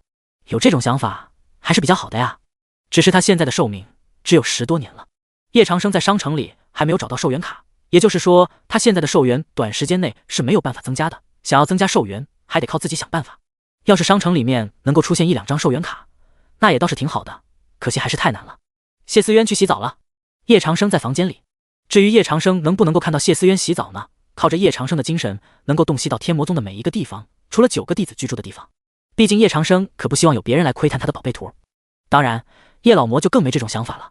在叶长生的记忆力，叶老魔完全就是一个修炼狂人，每日里只想着怎么修炼。至于弟子的事情，叶老魔才会不关心。这也可以理解，毕竟一个活了上千岁的老人，加上还是一个绝世强者，年轻的时候什么美女没有见过？可能叶老魔活了上千岁，已经对女人这种生物失去了感觉。但是叶长生不一样啊，叶长生是穿越过来的，看到好看的软萌妹子，还是会心动一下的。就是叶长生的三观比较正，不会对自己的徒儿有什么不好的想法。现在鱼儿就在洗澡，要不要看一眼？叶长生有些控制不住，神识缓缓地探出了房间之外。刚刚探出去，叶长生就看到了一个绝美的倩影。谢思渊已经脱掉了外面的裙子，半个身子刚刚进入温泉当中。叶长生看到了谢思渊雪白光滑的后背，冰清玉洁。女孩子总是干干净净的，尤其是这个时代的女孩子更是不一样。只是看了一眼之后，叶长生就感觉自己的身体里面仿佛有着一些燥热。尽管他的身体已经老了，可叶长生的心还没有老。叶长生赶忙收回了神识，没有再去看了。要是再去看的话，那可就真的顶不住了。当师傅可以，叶长生可不能对自己的徒儿有那些心思。要是对徒儿都不放过的话，那叶长生也就真是个畜生了。当然，宝贝徒儿们自愿的话，倒是可以考虑一下。可这些宝贝徒儿们又怎么可能会喜欢他这个老头子？叶长生苦笑，要是他年轻的时候穿越过来，那肯定要什么软萌妹子就有什么软萌妹子。现在他这个形象，还是算了吧。万一在江湖上传出去，叶老魔收9个仙女弟子，竟然是为了把这9个仙女弟子收成后宫，那叶长生的人设可就在江湖上完全崩了。以后叶长生也不用被称呼为叶老魔了，可以直接称呼为色魔。过了半个时辰之后，谢思渊洗完澡回来了。他的裙子当然是不用洗的，用法术稍微过一下，裙子就会干干净净的。师傅，我回来了。谢思渊说道。叶长生点头。嘻嘻，师傅没有偷看吧？谢思渊睁着大眼睛看着叶长生。跪下。叶长生开口说道。对不起，师傅，鱼儿知错了。谢思渊知道自己又说错话了，很委屈，直接跪在了地上。为师宠你，不代表你可以什么话都口无遮拦。叶长生说道。跪到天明，好好反省一下。叶长生说完之后，转身就走了。谢思渊听到叶长生这么说，更加委屈了。他跪在原地，一动都不敢动。师傅什么时候惩罚过他？这么多年来，师傅最宠他了，什么时候都不会惩罚他。可是现在，谢思渊却第一次被师傅惩罚了，要跪在这里跪一个晚上。师傅，鱼儿真的知错了。谢思渊快要哭了的样子，很是自责。只是叶长生已经远去了。叶长生今晚自然不能和鱼儿再睡到一起了。要是睡到一起的话，那岂不是自己就顶不住了？万一要是真的忍不住对鱼儿做出了什么事情，那会给他的心里留下阴影的，说不定叶长生以后又会少一个宝贝图，这也是不好的。当天晚上，叶长生来到了顾红衣的府邸内。刚刚到了顾红衣府邸内之后，叶长生就看到顾红衣在练剑，他还在努力的修行，他的样子看起来就没有谢思渊好看了。顾红衣修行太辛苦了，他知道自己天赋没有师妹们好，只能刻苦修行，以至于顾红衣每天都在练剑，只要不执行师傅给的任务，他就会全力修行。实际上，顾红衣也是长得很漂亮的，风姿绰约，一身红裙，有着一股风情，不知道能够吸引多少人的目光。她的身材也很好，前凸后翘，比起其他师妹们，她的年龄就算大了。叶长生来的时候，顾红衣很警觉，直接握着手中的剑对着叶长生刺了过来。看到是叶长生的时候，顾红衣又连忙收起了自己的剑。徒儿拜见师傅，徒儿刚才没有看清是师傅，就对师傅出手，请师傅责罚。顾红衣跪在了地上，没有一丝怨言。看看，这就是叶长生宝贝徒儿们的素质。这要是在现代，一个男人单枪匹马冲入了女生的房间，是必然会被骂变态的。而顾红衣却还在找自己的原因，让师傅来责罚他。叶长生摇头道：“不用责罚，起来吧，为师就是想来看看你，没想到你这么晚还在修行。”顾红衣站了起来，看着叶长生，眼神中充满着坚定：“师傅，弟子天赋没有师妹和师姐好，只能努力修行，不辜负师傅对徒儿的期待，也不给天魔宗拖后腿。”叶长生摸了摸顾红衣的脑袋：“好了，先去洗个澡，换身衣服再来。”顾红衣点头，半个小时之后，他已经换好了新的衣服。跟为师走走吧。叶长生开口道。顾红衣点头。就这样，叶长生走在前面，顾红衣跟在后面，一路上也没有什么话。良久之后，叶长生才问道：“红衣，你觉得为师是一个怎样的人？”顾红衣愣了一下，道：“师傅，您在徒儿心里一直都是最好的，您惩罚徒儿是应该的，哪怕您打得再重，也都是徒儿的师傅。您做的每一件事情都都是对的，您是我的师傅，您有您的想法，其他师姐不懂您的想法，可是徒儿明白。看到顾红衣这么说，叶长生也是微微一笑。红衣，好好修行吧，让为师来看看你的简朴和修炼的功法。叶长生开口说道，看向了顾红衣。好。顾红衣点头。他知道他的功法是残缺不全的，也知道师傅平日里没有教他修行。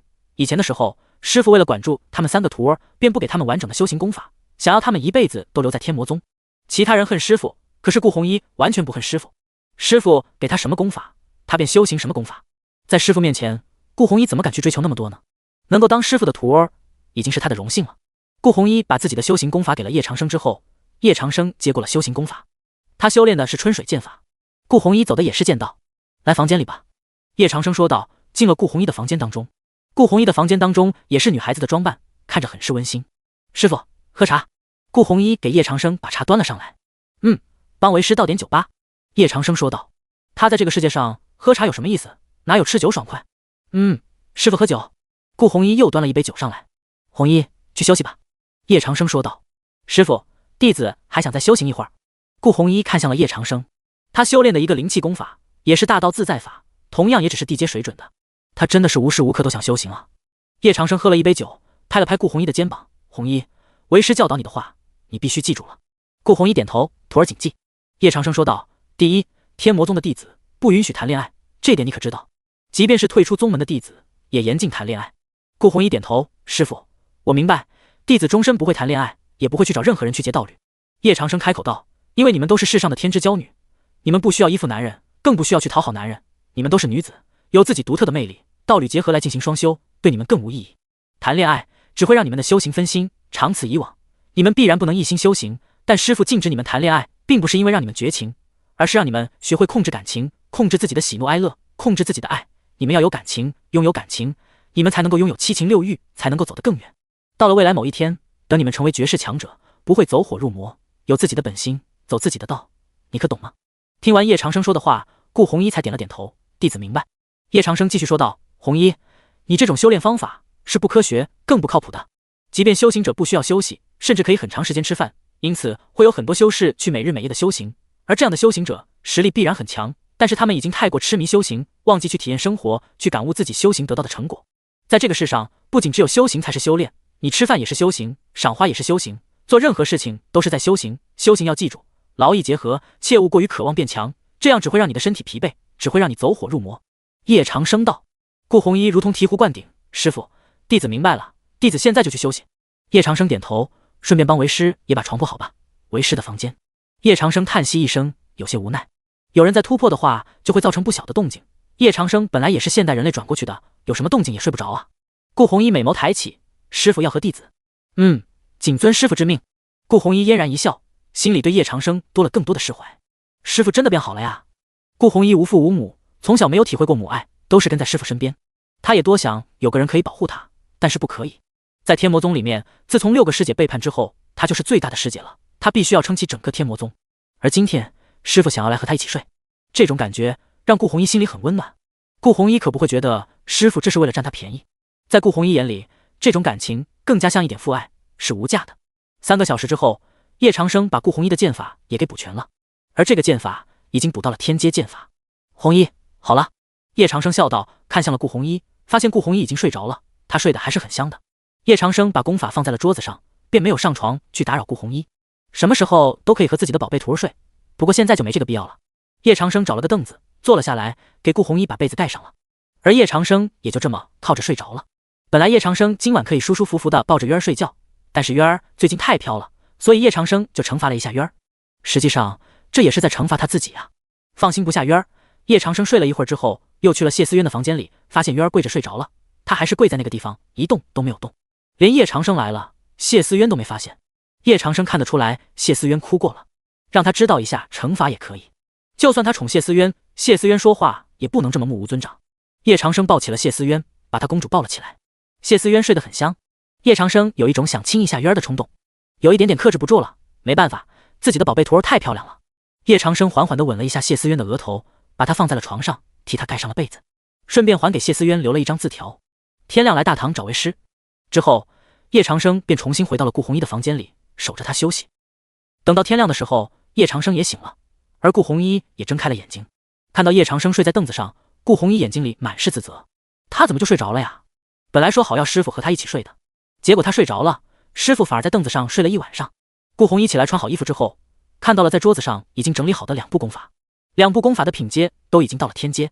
顾红衣长大嘴巴，眼睛里满是震撼，他发现师傅给他修改了功法，功法的品阶更进一步了。如今的这部功法已经到了天阶功法，师傅也太厉害了吧！师傅，谢谢您，谢谢您愿意相信徒儿，还把这么宝贵的功法赐给徒儿，徒儿也会当好您的徒弟，不给天魔宗丢人的。顾红衣俨然一笑，轻轻地拿起了一件毛毯，披在了叶长生的身上。一大早，等叶长生醒来去了大堂当中的时候，看到谢思渊已经跪在了那里，他眼圈还是有些红，想必是为昨天的失言而自责。这也是师傅第一次惩罚他。叶长生走到了谢思渊身边，渊儿，起来吧。谢思渊点头，师傅，徒儿知错了，以后再也不敢说那些话了。叶长生看着谢思渊问道，为师昨天惩罚你，难受吗？谢思渊点头，又连忙摇头，不敢，师傅惩罚徒儿是应该的。叶长生走上前，轻轻地抱了抱谢思渊，说真话。看到叶长生抱住了自己，谢思渊像小孩子一样哭了出来，师傅，你以前都没有惩罚过徒儿的，当然难受了，一晚上徒儿都没有睡好。叶长生揉了揉谢思渊的脑袋，为师只是想教你，在这个世界上，不论什么时候都不能口无遮拦，知道了吗？今天有为师来惩罚你，为师可不希望以后有人来欺负渊儿。叶长生说道，师傅，渊儿明白了，渊儿知错了。谢思渊点了点头，去修行吧。叶长生说道，师傅，我修炼灵气的功法都变成天阶来，以后修炼一定会更快的，不让师傅失望。谢思渊说道，叶长生点头。在谢思渊和顾红衣都去修行之后，叶长生也开始了自己的修行之旅。那边董无情还没有突破成功，倒是不着急。而另一边，顾红衣知道了谢思渊被罚的消息。渊儿，师傅还罚你了吗？顾红衣问道，有些惊讶。师傅罚我跪了一夜呢，结果半夜把我抱在床上了，让我天亮去大堂找他。谢思渊说道。为什么罚你？顾红衣又问道。我说师傅是不是偷看我洗澡了，然后师傅就生气了。谢思渊还是有些委屈。胡闹，师傅是何等人物，他已经不对世俗红尘感兴趣了，他怎么可能会偷看女人洗澡？顾红衣说道，在他心里，师傅一直都是完美的，别说是偷看了，哪怕有女人脱光，师傅也不会看一眼吧。师傅早已经和他们不在一个境界了。好了，渊儿，好好修行吧。顾红衣也开口道，转身离开了。嘻嘻，知道了，不过师傅对我还是很好的。谢思渊蹦蹦跳跳的走了。不知不觉已经到了晚上，之前都是在谢思渊和顾红衣那里，今天就来夭夭这里吧。当叶长生走进了木夭夭的府邸之后，发现了一些不同。谢思渊的房间很是鲜艳，他本来天性就活泼，房间也装饰的比较好。而顾红衣的房间则是稍微有些乱，他平常都忙于修行，这也是可以理解的。而木夭夭的房间则是简简单单，干干净净，东西也摆放的整整齐齐。他的房间没有什么太华丽的装饰品，却看得很让人舒适。当然，在这个世界上，科技还是不错的。在他床上有一只小熊的布娃娃。不要问为什么在这个时代为什么会有布娃娃，这些女孩子们穿的衣服都这么好看，找人定做一件布娃娃也不是很难的事情。师傅，您什么时候来的？木夭夭推开门，发现叶长生已经在房间里了。刚来不久。叶长生说道。师傅，您想吃什么？我去给您做。木夭夭浅浅一笑，他做饭的手艺也很好，随便来点小菜和酒就好了，师傅爱喝酒。叶长生笑道，坐了下来。师傅稍等。木夭夭点头，很乖的就去做好吃的了。天魔宗里面的材料不够好，木夭夭便下山去买一些菜和肉，回来给叶长生做点小菜。走到一半路上，谢思渊正好遇到了要下山买菜的木夭夭。八姐，你去哪儿呀？谢思渊跑了过来。买菜，给师傅做好吃的。木夭夭看到谢思渊，露出了一个笑容。做好吃的？渊儿也会做好吃的呢。八姐，咱们一起下山买菜喽。谢思渊兴奋地说道，师傅想吃大餐呀，那我也要给师傅做大餐。木夭夭乖乖点头。一路上，谢思渊一直都在不停地说话，木夭夭只是安静地听着，偶尔点一点头。八姐，师傅现在真的变得大不一样了，他很宠咱们呢。以前的师傅高傲冷漠，很少会和咱们说话，别人都很害怕师傅。可是现在的师傅真的变得随和了不少，师傅现在还喜欢喝酒吃菜呢。以前的时候，师傅哪里让咱们做过这些事情？谢思渊嘻嘻一笑，师傅变了。木夭夭也点头。谢思渊俏皮地眨了眨眼睛，八姐，那你是喜欢以前的师傅呢，还是现在的师傅呢？木夭夭听后愣了一会儿，都喜欢。他这句话的意思就是，以前的师傅也是他的师傅，现在的师傅也是他的师傅，不管师傅的性格怎么变，他都一如既往的喜欢师傅。谢思渊拉了拉木夭夭的胳膊，撒娇道，八姐，不许唬我，你说嘛，必须选一个。木夭夭清澈的眸子看着谢思渊，又看了看天魔宗的方向，露出了一丝浅浅的笑意。一顾倾人城，在顾清人国正是如此。他没有回答，他的这个笑容已经是他的答案了。走啦，买菜。穆夭夭说道。哼，八姐就是不愿意说，要是让渊儿来选的话，渊儿还是更喜欢现在的师傅。谢思渊吐了吐舌头。现在的师傅虽然随和，可是师傅生气起来还是很厉害的，没有人敢招惹师傅。谢思渊说道。是呀。穆夭夭说道。八姐，你多说2句话不好吗？只有我一个人说话，等会儿买菜的时候我来讲价，你不许插手哦。谢思渊说道。在这个世界，买菜也是要讲价的，不然还是很容易被宰的。而且现在天魔宗又没有什么实质性的收入，他们手中的钱是用一点会少一点。当然，他们2个人身为天魔宗的弟子，也可以到处去抢，反正天魔宗做事还用别人指点。只是2个天魔宗弟子去抢钱，这种事情他们也做不出来。你见过哪家大魔头到处去抢钱的？天魔宗的日常维护、零食购买也都需要不少钱。现在天魔宗的积蓄也已经快用光了。虽然天魔宗有很多的修行资源，不过却没有机会换成钱。而这个世界上，不论是买什么东西都要钱，吃穿用度、修行资源无一例外。穆夭夭去买菜的话，估计会被那些人宰。别人说多少钱，他就会乖乖的去拿多少钱。在这个世界里面，钱分为铜币、银币、金币。1银币等于100铜币，1金币又等于100银币。铜币的价值是最低的，很多居民都是用铜币来生活，而1-2个金币都够一家人半年的吃穿用度了。而金币、银币、铜币也都是稀有的修行资源，比如炼器就需要这些金属资源，所以这种钱币也被全世界通用。不论是正道宗门还是魔道宗门，平日里互有争端，但在钱币这方面，双方还是达成了一定的默契。而天魔宗附近都是一些魔道宗门，这里也有很多的大街小巷，奇人异事，什么东西也都有卖的。在这条商业街上，魔道的人也都达成了一定的默契，不会互相去抢，因为在这条商业街背后的背景也是众人招惹不起的。如果有人敢在这里闹事抢劫，必死无疑。今天穆夭夭和谢思渊都下山来买东西了。2个女孩挑选了一顿菜之后，谢思渊问道：老板，结账多少钱？老板娘嘿嘿一笑，算了一下，2位小姐，你们买了这么多菜和肉，有羊肉和牛肉，共计6个银币。老板娘看到谢思渊和穆夭夭都穿得很好看，自然猜到这2个小女孩有不少钱，所以老板娘才敢要这么高的价格。要是这2个小女孩给得起就算了，要是给不起的话，那这2个小女孩也没什么实力，吃霸王餐自然是不允许的。穆夭夭听到6个银币，连忙去口袋里找钱。谢思渊则不一样，他好歹还是有家的，只是当了叶长生的徒儿。谢思渊也是知道一些东西的价格的，尽管他们买了不少的菜和肉，还有上好的酒，可也用不了6个银币啊。6个银币相当于600铜币了。看到穆夭夭掏钱，老板娘脸上的笑容更深了。谢思渊却是拍了一下桌子，还跺了一脚，一脚下去，连地面上都出现了一条裂痕。你们别想着坑人，还6个银币呢。老板娘，你再认真说一遍，这点东西值多少钱？谢思渊手放在桌子上，看着老板娘气势汹汹的样子。这些东西就是6个银币啊，怎么付不起钱了，反而嫌我们东西贵？老板娘说道。还有，踩坏了我们这儿的地板，一起赔钱吧。要是不赔钱，今天你们就别想走了。老板娘开口道，直接释放出了自己金丹初期的气势。胡说，这些东西最多值2个银币，你们就是想坑钱，还想留本姑娘在这里。谢思渊也放出了自己身上的气势。金丹中期。当众人看到谢思渊的实力时，都是瞪大了眼睛，还有老板娘也是倒吸了一口凉气。金丹中期，怎么可能？你这么年轻，怎么可能就会有金丹中期的实力？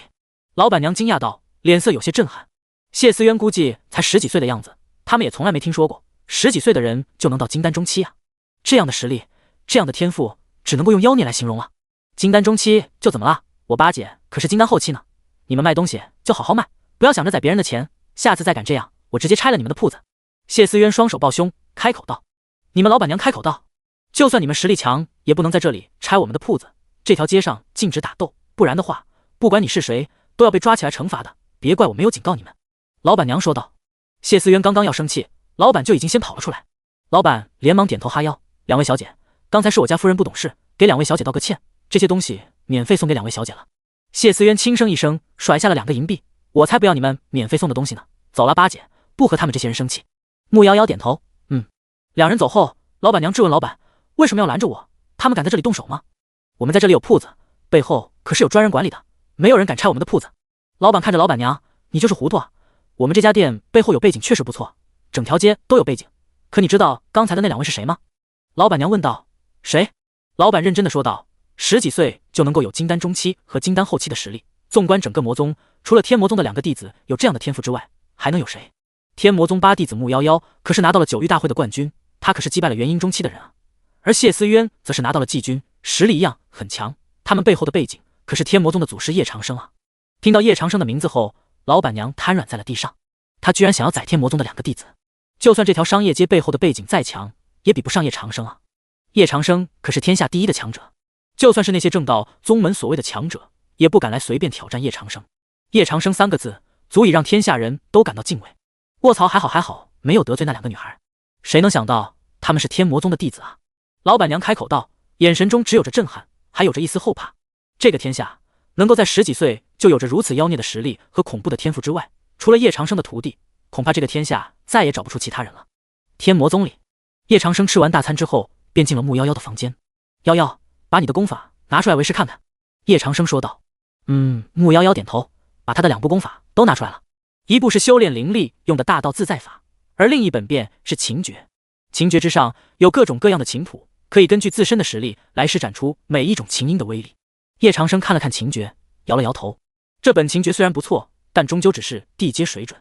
为师来帮你补全一下2本功法吧，你先休息。叶长生笑道，便坐了下来，开始仔细端详穆夭夭的琴诀。对了，再给为师放一壶好酒过来。叶长生说道。谢谢师傅。穆夭夭点头。叶长生哪怕有着太阳圣体，想要帮穆夭夭补全琴诀还是比较困难的。琴诀和其他功法不同，需要对琴音有极高的造诣才行。只是前世叶老魔对琴诀的修炼也一般，而叶长生又更不会弹琴，想要领悟琴诀当中的每一种琴谱还是很困难的。至于想要完善琴诀，修改里面不足的部分就更难了。到了深夜，叶长生仍然在仔细翻阅着琴诀，而穆夭夭也没有睡觉，便在一旁站着，他也不会打扰叶长生。有时候穆夭夭会主动给叶长生倒酒，天气冷的时候，他会拿一件毯子披在叶长生背上。就这样，不知不觉已经快天明了。叶长生已经进入了一种奇妙的境界之中，他的所有精神力都融入了这本琴诀当中。又过了半天的时间，叶长生终于对琴诀有了新一步的理解。也正是因为这样，叶长生终于可以开始帮穆夭夭去修改琴诀了。这段时间，叶长生也只是喝酒，无聊的时候喝酒，渴了的时候也在喝酒。持续了48小时之后，叶长生终于把琴诀修改好了。夭夭，改好了。叶长生笑道，也露出了满意的笑容。这本琴诀终于从地阶功法改成了天阶功法。师傅，您忙了2天2夜，帮我把这本琴诀改成了天阶功法。师傅，徒儿一定会好好修行的。谢谢师傅帮徒儿修改琴诀。穆夭夭开口说道，眼神中有着惊叹和感激。师傅给他改过的琴诀一定是最好的。他也看出来了师傅的手段究竟有多么厉害，连地阶的功法都能够变成天阶，而且师傅还这么用心的帮他去修改功法。穆夭夭心里也很感激。换做以前，师傅哪里会帮他来做这种事情？叶长生摸了摸穆夭夭的脑袋，微微一笑，你是我的徒儿，帮你改改功法也没什么的。倒是这2天你也没有怎么休息吧？我看你都没有怎么坐下。穆夭夭轻轻摇头，弟子不累。作为修行者，也是可以10天半月不休息的。穆夭夭也一直在旁边照顾着叶长生。叶长生站了起来，感觉还是有点困啊。尽管他已经是修士了，还是元婴期的实力，可前世带来睡觉的习惯，叶长生不睡觉便感觉不舒服。打开窗户，看到了满天的星星。叶长生微笑道，你不累，为师累了，只可惜那董无情在为师的府邸内突破。穆夭夭点头，那师傅在夭夭这里休息吧。他也知道前几日叶长生都是在谢思渊和顾红衣那里休息，叶长生便点了点头，夭夭，你也一起休息吧。穆夭夭摇头，弟子不敢。叶长生上前宠溺般的揉了揉穆夭夭的脑袋，没什么不敢的，好好休息，明天为师来指导你修行。修行除了要刻苦努力之外，还要劳逸结合，让身体能够有放松的时间，这样修行的时候才能够事半功倍。穆夭夭脸颊微红，乖乖的点头，然后叶长生就和宝贝徒儿穆夭夭躺在了床上。弟子们的房间虽然大，不过只有1张床，他们平日里休息也只用1张床就足够了。现在叶长生来了，总不能够让叶长生睡在地上吧？当然，叶长生也不会真的和自己的徒儿发生些什么，他还是会尽力克制的。片刻之后，穆夭夭俏脸微红，清澈的眸子抬起，转过来看着叶长生，小心翼翼地问道：“师傅，我……”叶长生看着穆夭夭，温和一笑：“好了，别的事情都不要想，好好休息吧。”叶长生笑道，轻轻地拍了拍穆夭夭的后背。穆夭夭点头，他只是想要个抱抱，只是一直都不敢说出口。他只能小心翼翼地靠近一点叶长生，缩在了叶长生的胸膛处。叶长生见状，也是轻轻地抱住了穆夭夭。他知道穆夭夭自小无父无母，家族人全都被杀了。他从小心思单纯，又很缺乏安全感。叶长生也没有多想，抱着自己宝贝徒儿睡觉不也是应该的吗？穆夭夭俏脸上出现了一丝红霞，心里还有些甜甜的。原来被师傅抱着的感觉这么美好啊！不知不觉当中，15天的时间就过去了。董无情也已经突破到了化神后期的境界，整个府邸内都爆发出了强大的气息。董无情的实力大涨。在突破之后，董无情第一件事情就是找到了叶长生。扑通一声，董无情就跪在了地上，他眼神中只有感激。若不是高人赐给他2颗仙果，他又怎么可能突破到化神境后期的实力？叶前辈对晚辈的再造之恩，晚辈会永远铭记于心。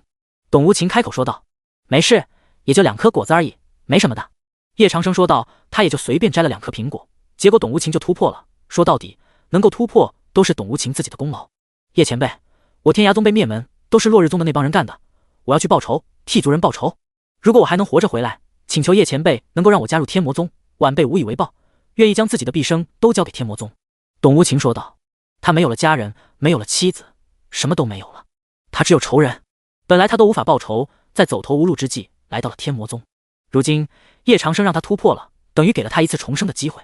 董无情不知道怎么报答叶长生，他只希望自己能够在天魔宗为叶长生做些什么，哪怕叶长生让他去死，董无情也不会有意见的。可以。叶长生缓缓开口。如今天魔宗的实力不是很强，叶长生也只是短时间威慑住了那些正道宗门，早晚有一天正道宗门和魔道宗门也是必然会开战的，而增强天魔宗的实力也是必然要做的。叶长生除了要教导徒弟，也要想办法让天魔宗变得强大起来。而化神境的强者，只要忠诚度足够，加入天魔宗也未尝不可。白墨尘，化神境中期的强者，在天魔宗门口跪了7天7夜，叶长生才让白墨尘加入了天魔宗。而董无情则是家破人亡，在天魔宗得到了突破的机会。当然，最重要的是有系统可以看到这些人的忠诚度。叶长生也不怕这些人会背叛他，系统给出的数据毫无疑问永远都是最准确的，也不用着急去报仇，先来本座的府邸内喝杯水再走吧。叶长生说道。好。董无情点头，他知道这不仅仅是喝水，叶前辈肯定还会有重要的事情嘱咐他。鱼儿，来倒2杯水。叶长生说道。谢思渊点头，迅速倒了2碗水。董无情看着2碗水，心情一样有些激动。叶前辈怎么可能会随随便便给东西呢？2颗果子就已经是仙果了，每一个果子都是价值连城，而2杯水也一定是琼香玉露。董无情喝了一口之后，感觉这水有一丝甘甜，最主要的是这2碗水也太好喝了。天哪，这哪里是普通的水，这简直就是灵水啊！这样的灵水，喝一口就感觉自己的精神力都恢复了不少，灵水里面还蕴含着丰富的灵气，让我全身的灵气运转速度都仿佛加快了许多。董无情心中想到，这样的琼香玉露恐怕也是真的无价之宝。等等，这水里面竟然还有道玉，这真的是水吗？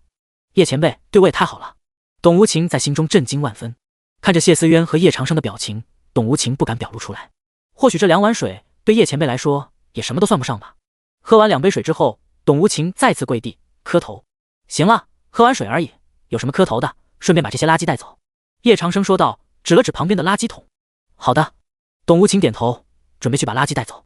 董无情正好看到垃圾桶里面有一张纸，是叶长生画的一幅画，而这幅画只是一把简简单单的刀。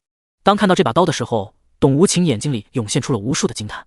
这哪里是一幅画，这幅画里面竟然还蕴含着刀意。董无情的眼神死死地看着画，他看到了画中的这把刀锋利无比，而这把刀矗立在岩石上，里面有着无穷无尽的刀意，变化万千。他还看出了这把刀很孤独，这是无情刀意。一幅画里面蕴含着无情刀意，连叶前辈的画里面都蕴含着刀意啊！这是无情刀意，斩断红尘。叶前辈这是在暗示我心无旁骛，从此以后我若是学会无情刀意，那我的刀法又能够提高一个境界。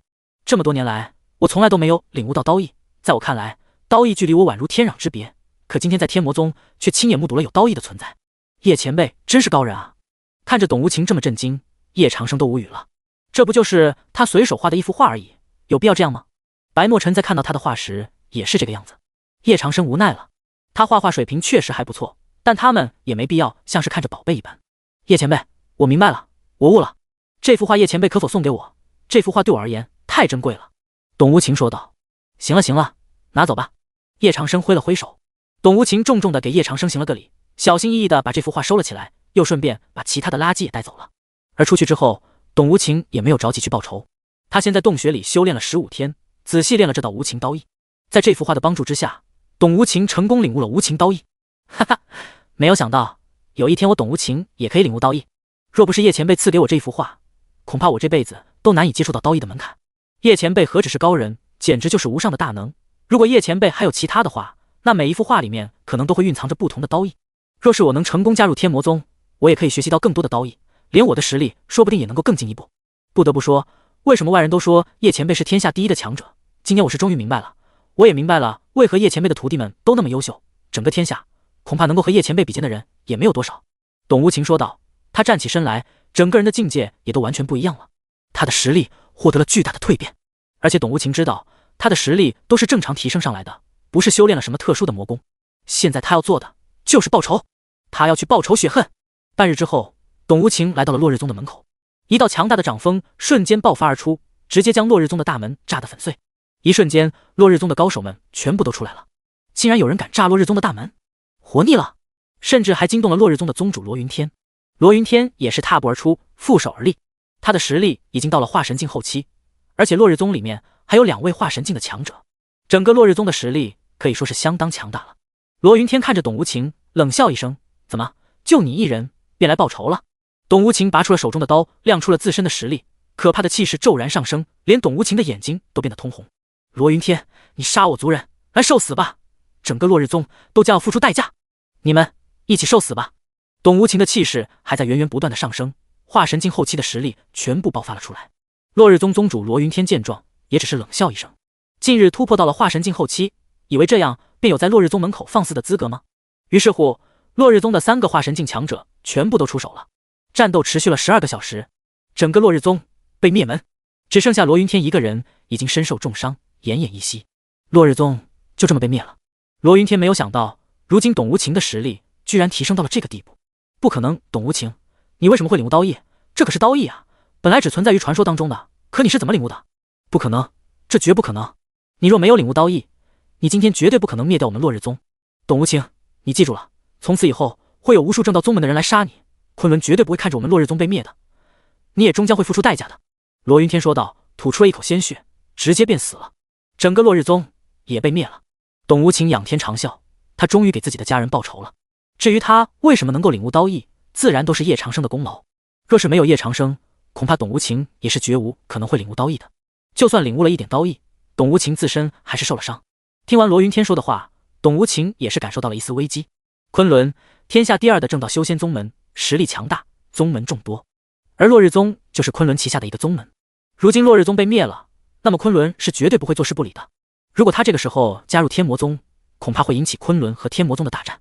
他自己可以死，但他不能连累天魔宗。考虑再三之后，董无情来到了天魔宗的门口。叶前辈，多谢您对我的救命之恩，只是现在的我还不能加入天魔宗，请叶前辈谅解。董无情跪在地上，低声说道。他很想加入天魔宗，但是他不敢。万一昆仑真的报复，他岂不是给天魔宗带来危险吗？为何？叶长生开口道，冷眼看向了董无情。他需要一个理由。在董无情说了理由之后，叶长生则是淡然一笑。昆仑那又如何？有本座在，昆仑又算什么东西？莫说是昆仑，就算是蜀山，也一样不敢动天魔宗。无妨，你放心入宗，有本座在，天下无人敢动天魔宗。叶长生说道，转身离开。宗主，请受我一拜。董无情给叶长生磕了3个响头，眼神中只有着感激。即便是这样，叶前辈仍然愿意收他进天魔宗。要知道，这样等于得罪了昆仑这样的修仙宗门啊。董无情明白了，叶前辈这样的大能强者，即便是昆仑，又能奈叶前辈如何？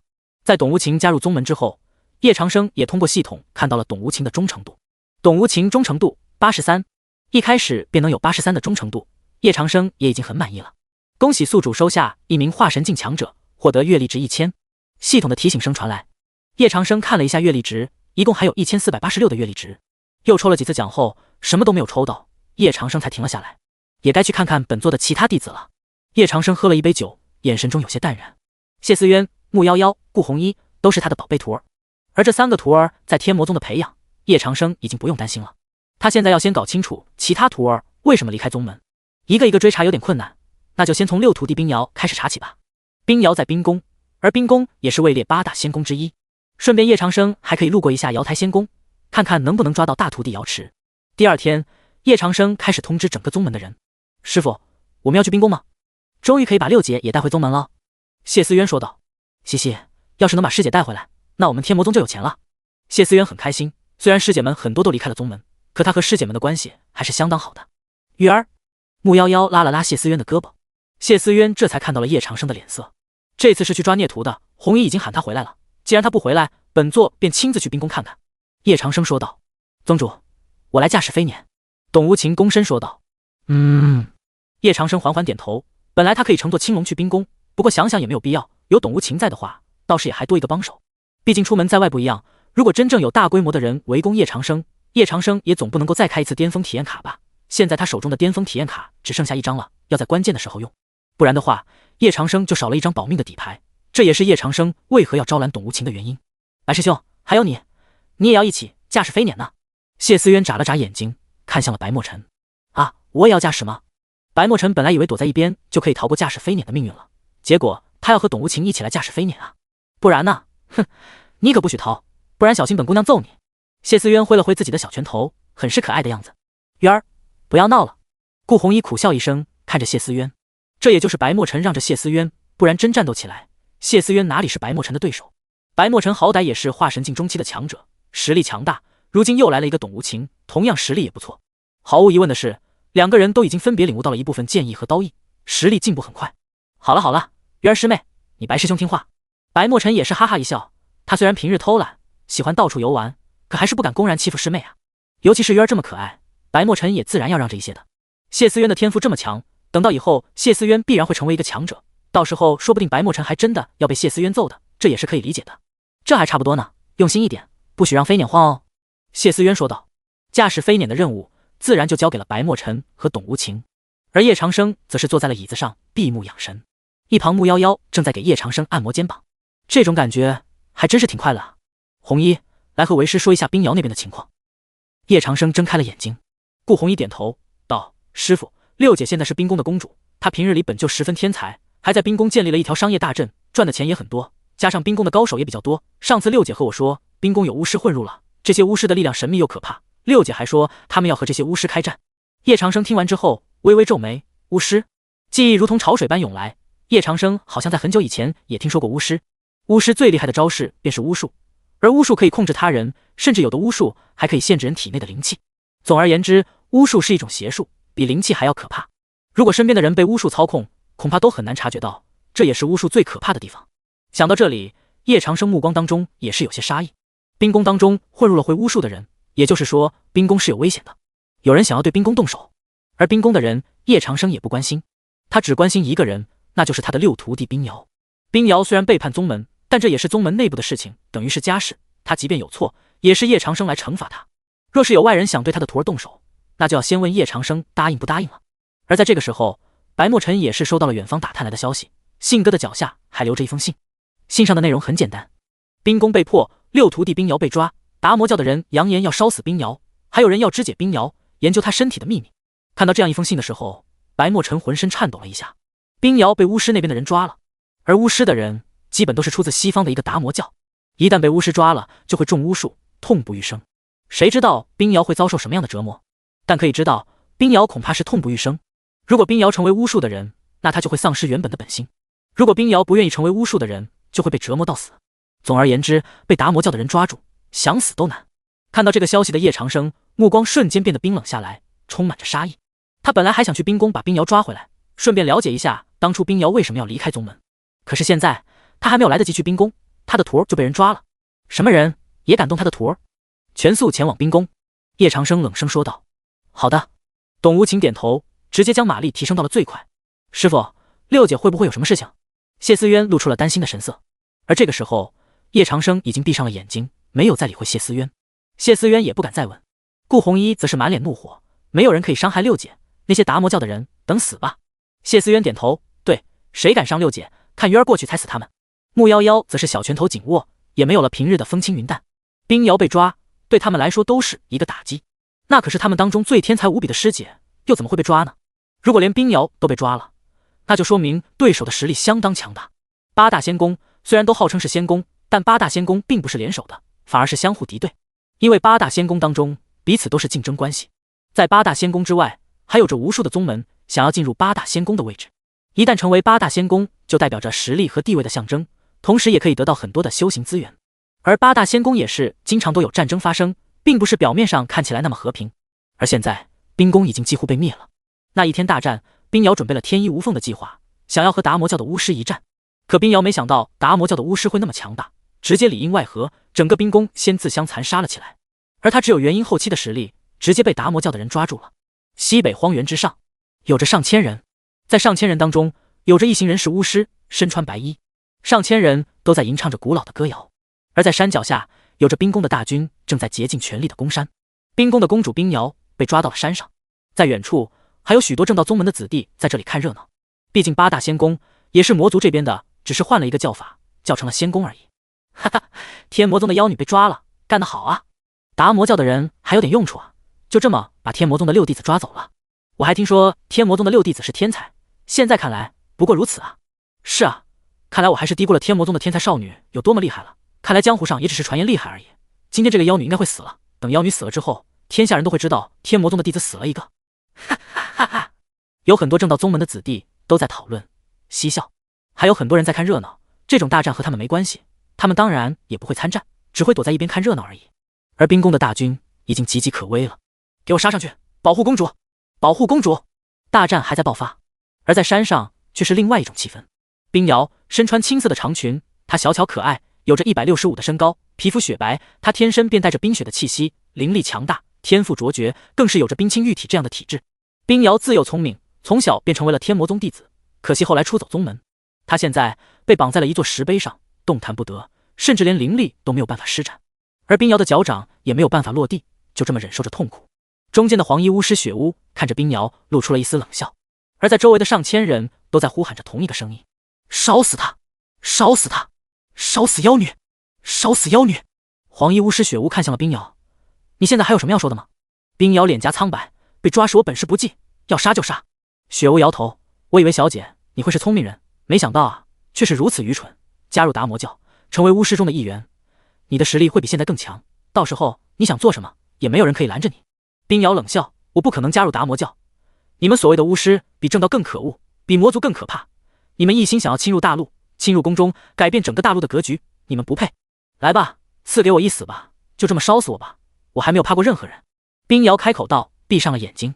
看着冰瑶一心求死，黄衣巫师雪巫面带冷笑：你想死便能够死的了吗？看清楚了吗？我手中有个匕首，这把匕首上带着尸毒，一旦划破你的脸蛋，你的脸蛋上就会有个疤痕，终身都不可能消除。看你这么漂亮，要不要来尝一下？雪巫阴冷的笑声响起。冰瑶没有说话，轻抿红唇。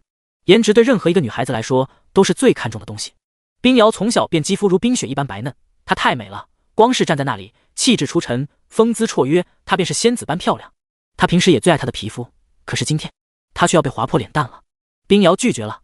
就这样，雪巫拿着手中的匕首划过了冰瑶的脸蛋，血液缓缓流下，在冰瑶的脸蛋上出现了2道疤痕。啊！你杀了我，杀了我！冰瑶痛苦的叫声响起，她不敢去看自己的脸蛋怎么样，她只感觉到脸上仿佛被灼烧一般，连身体都在痛苦。周围也是传来一阵阵讥讽的笑容。都说冰宫公主是天下美人，现在看来怎么这么丑啊？是啊，冰宫公主是真的丑啊！哈哈哈，有点爽啊！要不要把她的衣服扒光，让大家来欣赏欣赏？雪巫听到之后也觉得有趣，她就要上前动手去扒冰瑶的衣服。冰瑶浑身灵力被封，她的心也在一点点破碎。就在雪巫准备动手的时候，旁边来了一个橙衣巫师，叫做雪橙。住手！冰瑶是主人要的猎物，不能要了她的清白，否则的话，她的冰清玉体就会被破掉，她也就失去了研究的价值。橙巫说道，身上流露出了一丝可怕的气息，吓得一旁的雪巫立马就退在了一边。在巫师当中，红衣巫师的等级最高，其次是橙衣巫师、黄衣巫师，还有最可怕的一种紫衣巫师。传言紫衣巫师的实力已经比人类渡劫期的强者还要更强了，而红衣巫师也已经有了渡劫期强者的实力。我明白了。雪巫点头，立马就退后了。红巫大人，冰瑶的神智已经不清晰了，现在正是对他动手的时机，让他变成我们巫师的人吧。雪橙开口道。红巫达米斯走了出来。当达米斯走出来的时候，所有的人全部都跪在了地上。这就是巫师界的强大。你动手吧，本座先休息了。红巫达米斯的身形化作一团红雾，又消失在了天地间。好的。雪巫开口。在雪巫的身上散发着一种橙色的诡异光芒，一道橙色的丹药直接强行送进了冰瑶的身体里，而连巫师的印记也直接打入了冰瑶的额头上。随后就是巫师印记的强化，雪巫身上的黄色光芒在不断的冲击着冰瑶的神智。冰瑶痛苦万分，她在挣扎，她在反抗，可是她现在根本反抗不了。冰瑶的神智一点点在消失，冰瑶清澈的美眸当中有着泪水滑下。对不起，师傅，徒儿不是有意要背叛您的，能够当您的徒儿是我这辈子最大的幸福。我还没有来得及和您解释为什么要离开天魔宗，大概这辈子再也见不到师傅了。师傅，徒儿很笨，徒儿没有能做好想做的事情。现在我也不配成为您的徒儿了，让我来世再成为您的徒儿吧。就在这个时候，一尊飞辇出现在了大山的高空之中。叶长生缓缓从飞辇当中走了出来。当看到冰瑶正在发出痛苦的叫声，所有人都在欢呼，在折磨冰瑶的时候，整个天地的温度都在此刻变得冰冷了下来。而所有人也看到了天空中的飞辇。当下就有正道宗门的弟子喊出了声：“这是叶老魔的飞辇！”卧槽，叶老魔来了！完了，这下可完了！咱们躲远一点看吧。不是说冰瑶已经退出了天魔宗吗？怎么叶老魔还会来救他的徒儿？哈哈，叶老魔来晚了，冰瑶差不多也快成为巫师的人了。六姐，谢思渊看到冰瑶成了那个样子，急得都快要哭了。六姐，六姐！顾红衣也是喊了出来，当下眼泪就直接流了下来，除了眼泪之外，还有无穷无尽的愤怒。而白墨尘和董无情也都看到了这一幕。雪雾刚刚抬起头，便看到了叶长生的影子。下个瞬间，叶长生已经出现在了雪雾的面前，抓住了雪雾的手腕。只是一瞬，雪雾的手腕已经被叶长生给捏断了。叶长生而已，没有去管雪雾，看向了周围绑着冰瑶的绳子。叶长生只感觉到了怒火。师傅，师傅，我没有看花眼吧？真的是师傅！冰瑶睁开眼睛，看到了叶长生，下一秒钟他就倒在了叶长生的怀里。还认我是你师傅吗？叶长生抱起了冰瑶，看着怀中的女孩，尤其是看到了她脸上的血痕，叶长生心目当中的杀意已经再也遏制不住了。对不起，师傅。冰瑶说完之后，就彻彻底底的昏迷了过去。他没有正面回答叶长生的问题，可他一直都在喊叶长生师傅，可是这已经说明一切了。叶长生抱着冰瑶，他能够感受到冰瑶身上的痛苦，也没有来得及解释，叶长生直接动用了治疗卡给冰瑶治疗。他有疗伤的丹药，可这种丹药也都没有治疗卡的效果要好。治疗卡用出去之后，冰瑶的伤势已经恢复了很多，可她脸上的2道血痕还没有恢复。除此之外，冰瑶仍然是昏迷的，连治疗卡都不能彻底根治冰瑶，这也是让叶长生没有想到的。不管怎么样，冰瑶还活着就好。在场的人杀无赦。叶长生缓缓开口：“遵命。”白墨尘和董无情同时都动手了，化神境强大的实力展现了出来。就是你这个黄毛怪，敢伤害六姐，还敢把六姐划伤，你去死吧！谢思渊手中的彩云杀已经出手了，而顾红衣也直接杀了上去，手中的剑散发着强大的剑芒。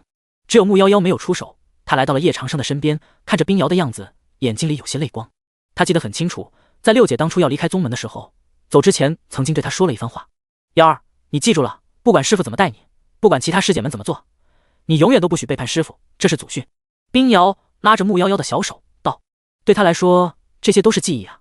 六姐对他说的话，教导他做的事情，一直都是对的。至于后来六姐为什么离开宗门，他就不知道了。可他仍然记得六姐告诉他的话。现在六姐就这么躺在师傅怀里，生命垂危。穆夭夭是真的生气了。他有这么多师姐，很多师姐都是直接喊他夭夭，大多数师姐都是更腾约的，他也一样。只有六姐一个人会喊他夭。战场之上，顾红衣一剑直接洞穿了雪雾的心脏。不可能，这不可能！雪雾开口说道，脸色痛苦。他没有想到天魔宗的宗主叶长生亲自来了，还带了这么多的高手。雪雾眼睛里有着痛苦，有着害怕，可他却没有办法抵抗，意识也渐渐消散，逐渐死亡。而另一边，谢思渊也已经杀了起来。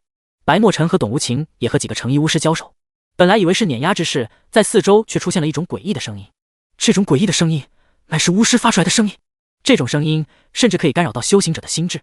在这种声音的干扰之下，连白墨尘和董无情都受到了影响，而谢思渊和顾红衣则是连手中的武器都拿不稳了。穆夭夭美眸轻抬，手中出现了一叶清泉，坐在了地上。当他玉手抚琴的时候，天地间出现了一丝柔和的音乐，进入了谢思渊、顾红衣的耳朵当中。在穆夭夭琴音的作用之下，谢思渊和顾红衣才勉强好转了过来。而董无情和白墨尘也是满脸惊讶地看向了穆夭夭。穆夭夭的琴音简直是太厉害了，竟然还可以阻挡巫术。而下一刻，穆夭夭的手指变快，琴音也换了一个风格。在场所有的人，除了天魔宗的人之外，全部都受到了穆夭夭琴音的干扰。琴音仿佛化作了利剑一般，直接刺穿了无数人的耳膜。在场上千人竟然全部都抵挡不住这种琴音，直接就当场死了过去。当然，一些实力较强的元婴期还能够勉强抵挡，凡是元婴期之下的，几乎都是被秒杀。不可能吧？这人的琴音怎么这么厉害？卧槽，这也太恐怖了！你们看上面，上千人竟然都直接倒下了。我离着这么远都能够感觉到痛苦。弹琴的那个人是谁啊？弹琴的那个人是天魔宗的8弟子穆夭夭，他也太天才了啊！叶老魔的弟子，每一个简直都是妖孽啊！他还是这届就语大赛的冠军。卧槽，那穆夭夭是真的强啊！一般人恐怕根本就不是他的对手。别说了，我都感觉到难受，快让我再跑开一点，不然我再继续听着这种琴音下去，感觉我的身体都已经接受不了了。我受不了了，木夭夭的琴律也太绝了吧！战斗还在继续，一些橙衣巫师也是直接爆发了出来。雪城见状，也是目光变得冷漠。他们为了今天可是准备了这么久，眼看就要成功了，却出现了这档子事情。天魔宗的宗主又如何？一样要死。敢来到这里，就算你是天魔宗的宗主，那又如何？我们巫师是不可战胜的。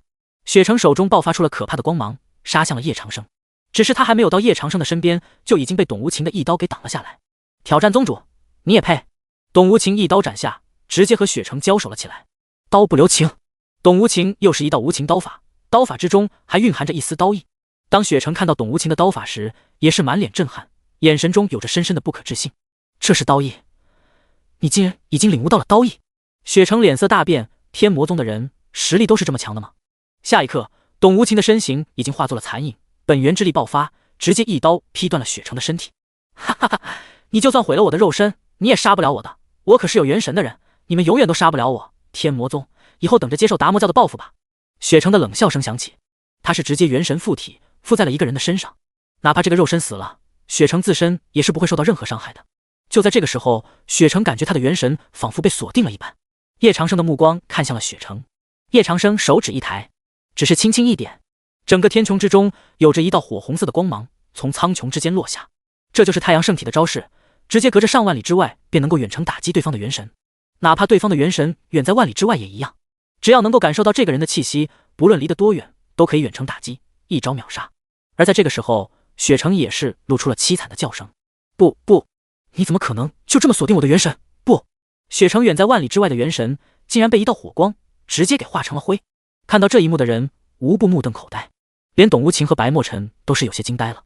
他们两个人也是化神境的强者，却对刚才也没有办法，想要抓到对方的元神谈何容易。可是叶长生却是完全不一样，宗主也太强了，竟然连巫师的元神都能够锁定，一招秒杀，这样的实力也太逆天了吧。董无情开口说道，这何止是逆天，这简直就是恐怖啊！不愧是宗主，宗主的实力当然不是我们这种人能够理解的了。白墨尘也是一笑，宗主简直就是神人也。董无情也很赞同白墨尘说的话。而在远处的人看到这一幕的时候，无不惊叹，看到了吗？这就是强者，天魔宗的祖师叶长生，他这是什么实力啊？化神境的强者，远在万里之外的元神被叶长生就这么轻而易举的秒杀了。大概这就是世界上最强的祖师吧。叶老魔的实力至少在魔界是天下第一的，不就是秒杀一个化神境的元神？上次叶老魔还亲自动手，直接将一个渡劫期的强者给干死了，这也太逆天了。什么？叶老魔有这么强吗？我之前都以为人们在吹呢，今日一见发现是真的强啊。毕竟这个男人可是天魔宗的祖师叶老魔呀。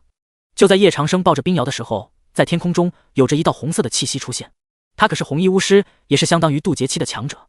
红乌达米斯出现了。当红乌达米斯出来的时候，整个天地之间都有着一丝可怕的压力，这种压力几乎让人感觉到窒息，甚至连这片苍穹都为之变色。这就是红乌达米斯的强大。不少人看到红乌的时候也是露出了一丝恐惧，仿佛只要看到红乌一眼就会彻底沉沦进去。天哪，这是红乌！红乌的实力据说已经到了渡劫期，而且红乌还是在巫师当中仅次于紫巫的存在啊！连红乌都出来了，而且巫师的能力比一般的渡劫期强者还要厉害，恐怕就算是叶长生也未必能够在红乌面前全身而退吧。要是叶老魔在这里死了就好玩了，哈哈哈！许多正道宗门的人还是摆着看热闹的心态，至于谁活谁死，他们可一点也不关心。发生什么事情和他们的关系也不大，他们只需要看热闹就行了。当红乌达米斯出现的时候，叶长生的目光也缓缓抬起。天魔宗，叶长生。红乌达米斯缓缓开口，破坏了主人的计划，总有一天天魔宗会受到惩罚的。红乌达米斯说完之后就想要走了。同样是渡劫期的强者，红乌达米斯也不敢和叶长生一战，毕竟对手可是天下第一的祖师叶长生。在叶长生的面前，红乌达米斯都能感受到一股巨大的压力，这种压迫感甚至比紫乌大人给的压迫感都要更强，这种压迫感也是无法相比的，仿佛只要被叶长生看上一眼，便再也没有办法挣脱了。回去告诉紫乌，本座会亲自来找他算账。叶长生开口了，哼，本座也不会和你在这里纠缠，这里有一个大阵，马上就要爆炸了，叶老魔，受死吧！红乌达米斯笑道，他是渡劫期的强者，可他的实力已经恐怖到了极致，他也有自信可以在叶长生的手下离开。红乌达米斯的手掌当中有着红色的光芒，直接笼罩在了整座山上，这是阵法之力，而且是提前布置好的阵法之力。目的就是在这里诛杀叶长生。红乌达米斯说完之后，身形就诡异的到了上空当中，而整个山上都有一座巨大的红色光圈在挡着。董无情和白墨尘出手，发现竟然破不开这个红色光圈，只要5秒钟的时间，整个山上就会直接爆炸。这种爆炸的威力压缩到了极致，恐怕在这个山上的所有人都会被重创，甚至直接炸得灰飞烟灭。叶长生目光抬起，星剑直接爆发，整个苍穹之上，金色的光芒化作了上万丈的巨剑，直接将红色光芒瞬间劈开。而青龙直接来到了叶长生的身边，带着叶长生、穆夭夭、顾红衣全部离开了。叶长生怀里抱着冰瑶，而另一边董无情和白墨尘也是迅速的飞了出来。刚刚飞出来，整座山上爆炸声直接响了起来，一座山直接就这么灰飞烟灭了。没想到啊，叶老魔的剑法已经到了这种地步，连剑意都已经大成了，值得夸奖。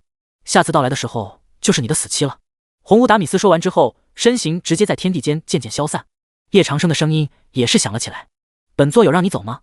叶长生开口道，直接就甩出了一张道具卡，致命一击。当致命一击锁定了红乌达米斯的时候，红乌达米斯露出了不可置信的神情。他发现他的身体竟然难以移动一步了。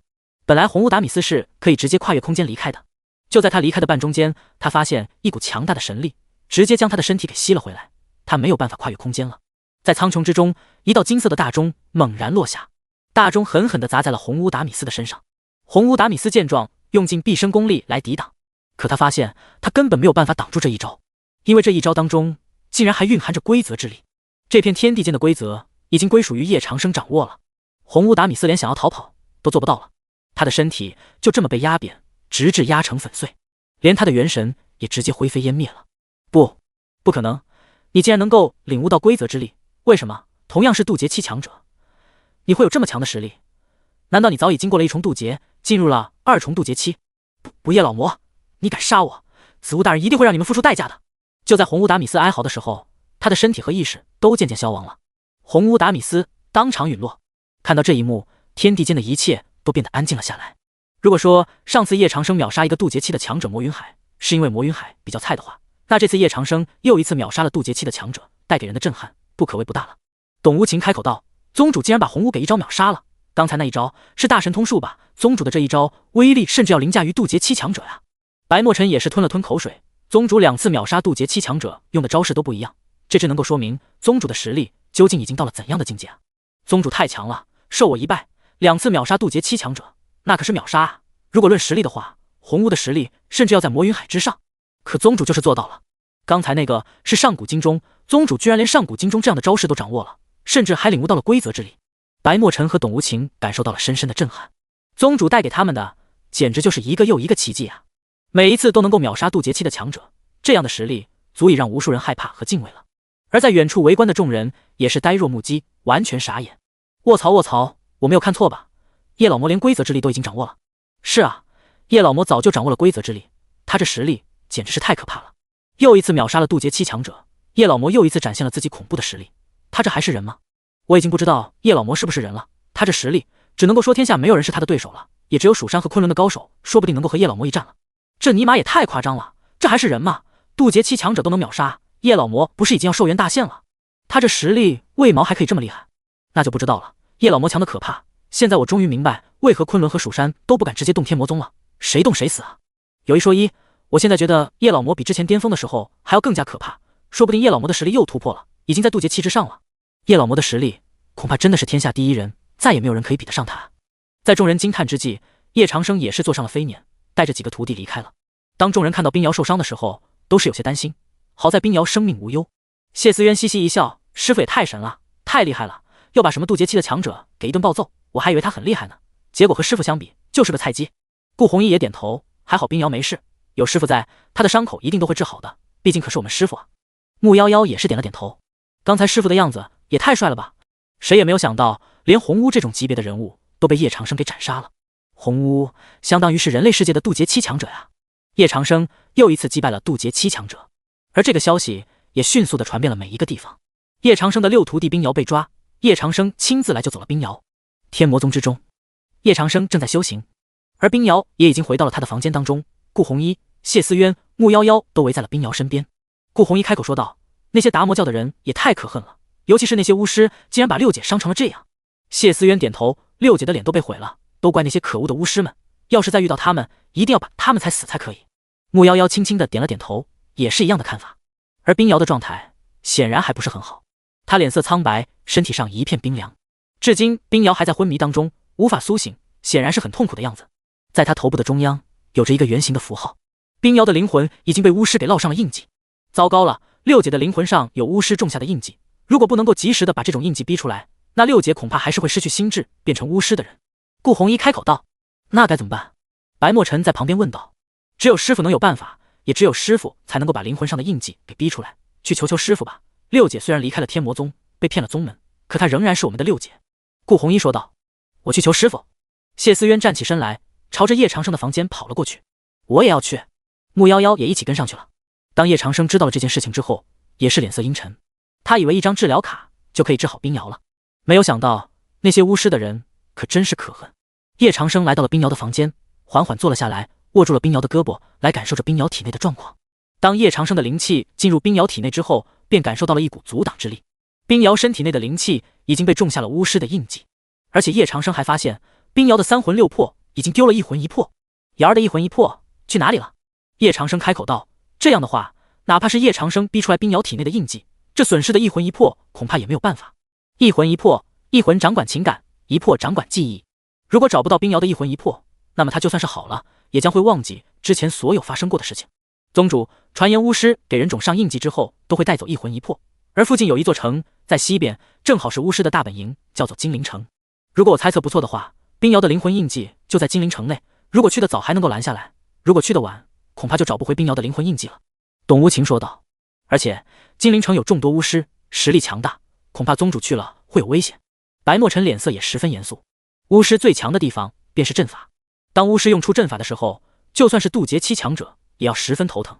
而在精灵城里面，一般的高手也是没有办法攻进去的。师傅，我去。顾红衣美眸抬起。我也去。谢思渊抬起头。木夭夭没有说话，可他也是一样看着叶长生。好了，你们都在家里照顾瑶儿，为师亲自前去。你们先出去一下，我先把瑶儿体内的印记给逼出来。众人出去之后，叶长生开始运转体内的灵气。他不知道靠着天书之力能不能逼出来冰瑶体内被种下的巫师种子。若是连天书之力都逼不出来的话，或许就真的没有办法了。叶长生坐了下来，一道掌风打入了冰瑶体内，顺带着强大的灵气，直接冲刷着冰瑶体内的每一根神经。冰瑶痛苦的声音传来，而巫师种下的种子也开始在反抗。就这样一直持续了2个时辰。叶长生再度一掌拍下，手掌当中还蕴含着一丝天书之力。冰瑶直接吐出了一口鲜血，顺着鲜血还有着一团浓浓的红雾，而这股红雾当中还传来了巫师的声音：“叶老魔，你敢坏我教主大事，尔等都将必死无疑。”巫师的声音隔空传来。当这个声音还想再说话的时候，已经被叶长生捏碎了。看着冰瑶脸上的伤痕，叶长生脸上只有着一片冰冷。为了冰瑶一颗疗伤丹之后，叶长生转身走出了房间。鱼儿、夭夭，照顾好瑶儿，为师便亲自去一趟精灵城，看看有谁敢拿瑶儿的一魂一魄。叶长生冷声说道。董无情和白墨尘也是直接上了飞辇，用最快的速度和叶长生一同前。精灵城，看着叶长生这么离开，顾红衣、谢思渊、木夭夭的眼睛里都有着一丝感动。师傅还是一如既往的好啊。顾红衣说道。我还以为师傅会生气，或许会好好惩罚一下六姐，可师傅没有，他还是叫六姐的小名，说明在师傅眼里，师姐们一直都是他的徒弟，哪怕离开了天魔宗，也一样是他的徒弟。谢思渊点头，那当然了，师傅一直都是这么好的，他只是嘴上说着孽徒，实际上可关心师姐们了。谢思渊继续说道，师傅的样子看得好吓人，有师傅亲自来，六姐的一魂一魄一定可以回来的。很快，叶长生便来到了精灵城，精神力全部动开，叶长生一下子便找到了冰瑶的一魂一魄，已经被装在了一个小胖子里。下个瞬间，叶长生从苍穹间落下，直接飞到了精灵城当中。你谁？一个橙衣巫师看向叶长生，满脸的惊骇。叶长生手掌轻轻一点，那个橙衣巫师竟然直接就炸了，橙衣巫师的身体直接炸成了灰飞烟灭。叶长生接住了那个瓶子，里面正是冰瑶的一魂一魄。谁都没有想到叶长生会出手如此迅速，整个精灵城的上千人都被这一幕彻底的惊呆了。天魔宗的大魔头来了，这他妈真是大魔头啊！这叶老魔的实力也太恐怖了吧，他一下就秒杀了一个城巫啊！是啊，那还用说吗？叶老魔的这个实力只能说太强了，别说是化神境，就是渡劫期的强者，他说不定都可以一下秒杀啊！众人的惊讶之声纷纷响起，有不少人都已经开始逃跑。旁边的董无情和白墨尘都已经落了下来，没有说话，两人便直接投入到了战斗当中。一剑一刀，直接准备在金陵城开杀。就在这个时候，轰！叶长生的周围直接有着古老的铭文在地下出现，古老铭文化作了八卦阵法，直接将叶长生给包围了起来。而在古老的阵法之中，还蕴含着强大的巫师之力。四面八方一共出现了8名成衣巫师，每一名成巫手中都燃烧着巫术的光芒，打算把叶长生困死在内。在此时，一个红衣巫师出现了。红衣巫师的名字叫做冷无情。冷无情一身鲜艳的红袍，散发着阴冷的气息。叶老魔，你破坏教主大计，没想到还敢来金陵城，在这里早就已经给你设下了天罗地网，这是绝地诛杀阵。在绝地诛杀阵当中，你所有的实力都被削弱一半，而且你还逃不出去绝地诛杀阵，只要1时3刻，你的身体便会化为脓水。天下第一的大魔头叶长生，不过如此而已。冷无情冰冷的笑容响起，整个阵法之内都已经变成了赤红色。白墨尘和董无情都受到了巨大的影响，想要从绝地诛杀阵法当中冲出去，可任凭他们2个人怎么努力，都冲不出去这道阵法。别说是这道阵法了，他们2人甚至连8个成巫的身体都碰不到。绝地诛杀阵法传言可以诛杀渡劫期的强者，一旦踏入其中，便是十死无生。这就是绝地诛杀阵法的可怕，也是巫师一族当中的阵法之一。外面的人看到这样的阵法时，都是不由得倒吸了一口凉气。绝地诛杀阵，传言这座阵法甚至诛杀过渡劫期强者，今天怕是叶老魔也逃不出去吧？完了，天魔宗的祖师很有可能会在这里陨落呀！要是陨落了，那可就好玩了。那天魔宗也会直接陨落吧？不过巫师的力量可真是可怕，要是连叶老魔都被困死了，那还有谁能够对抗这些巫师？在阵法中央，8个成衣巫师的强大气息直接将阵法牢牢地控制住了。而且这8个成衣巫师，只要有1个人活着，阵法都会存在。外面的8个成衣巫师相当于有8个化神期的强者，被8个化神期强者包围，那种滋味只能够说是很难受。纵然叶长生实力强大，不动用天书之力和星剑也不能和化神期的强者抗衡，而天书之力和星剑也都是有使用次数的，就算全部都用了，也解决不了这8个成巫。说不定在这个阵法当中，连天书之力和星剑都要受到很大的限制。白墨尘和董无情已经完全不是对手，在阵法当中相当痛苦。叶长生也明白了这一招的强大，这就是巫师当中的阵法之力吗？不过他也是不会被困在这里的。叶长生立马打开了商城，花了2000月历，又买了2张一击秒杀卡。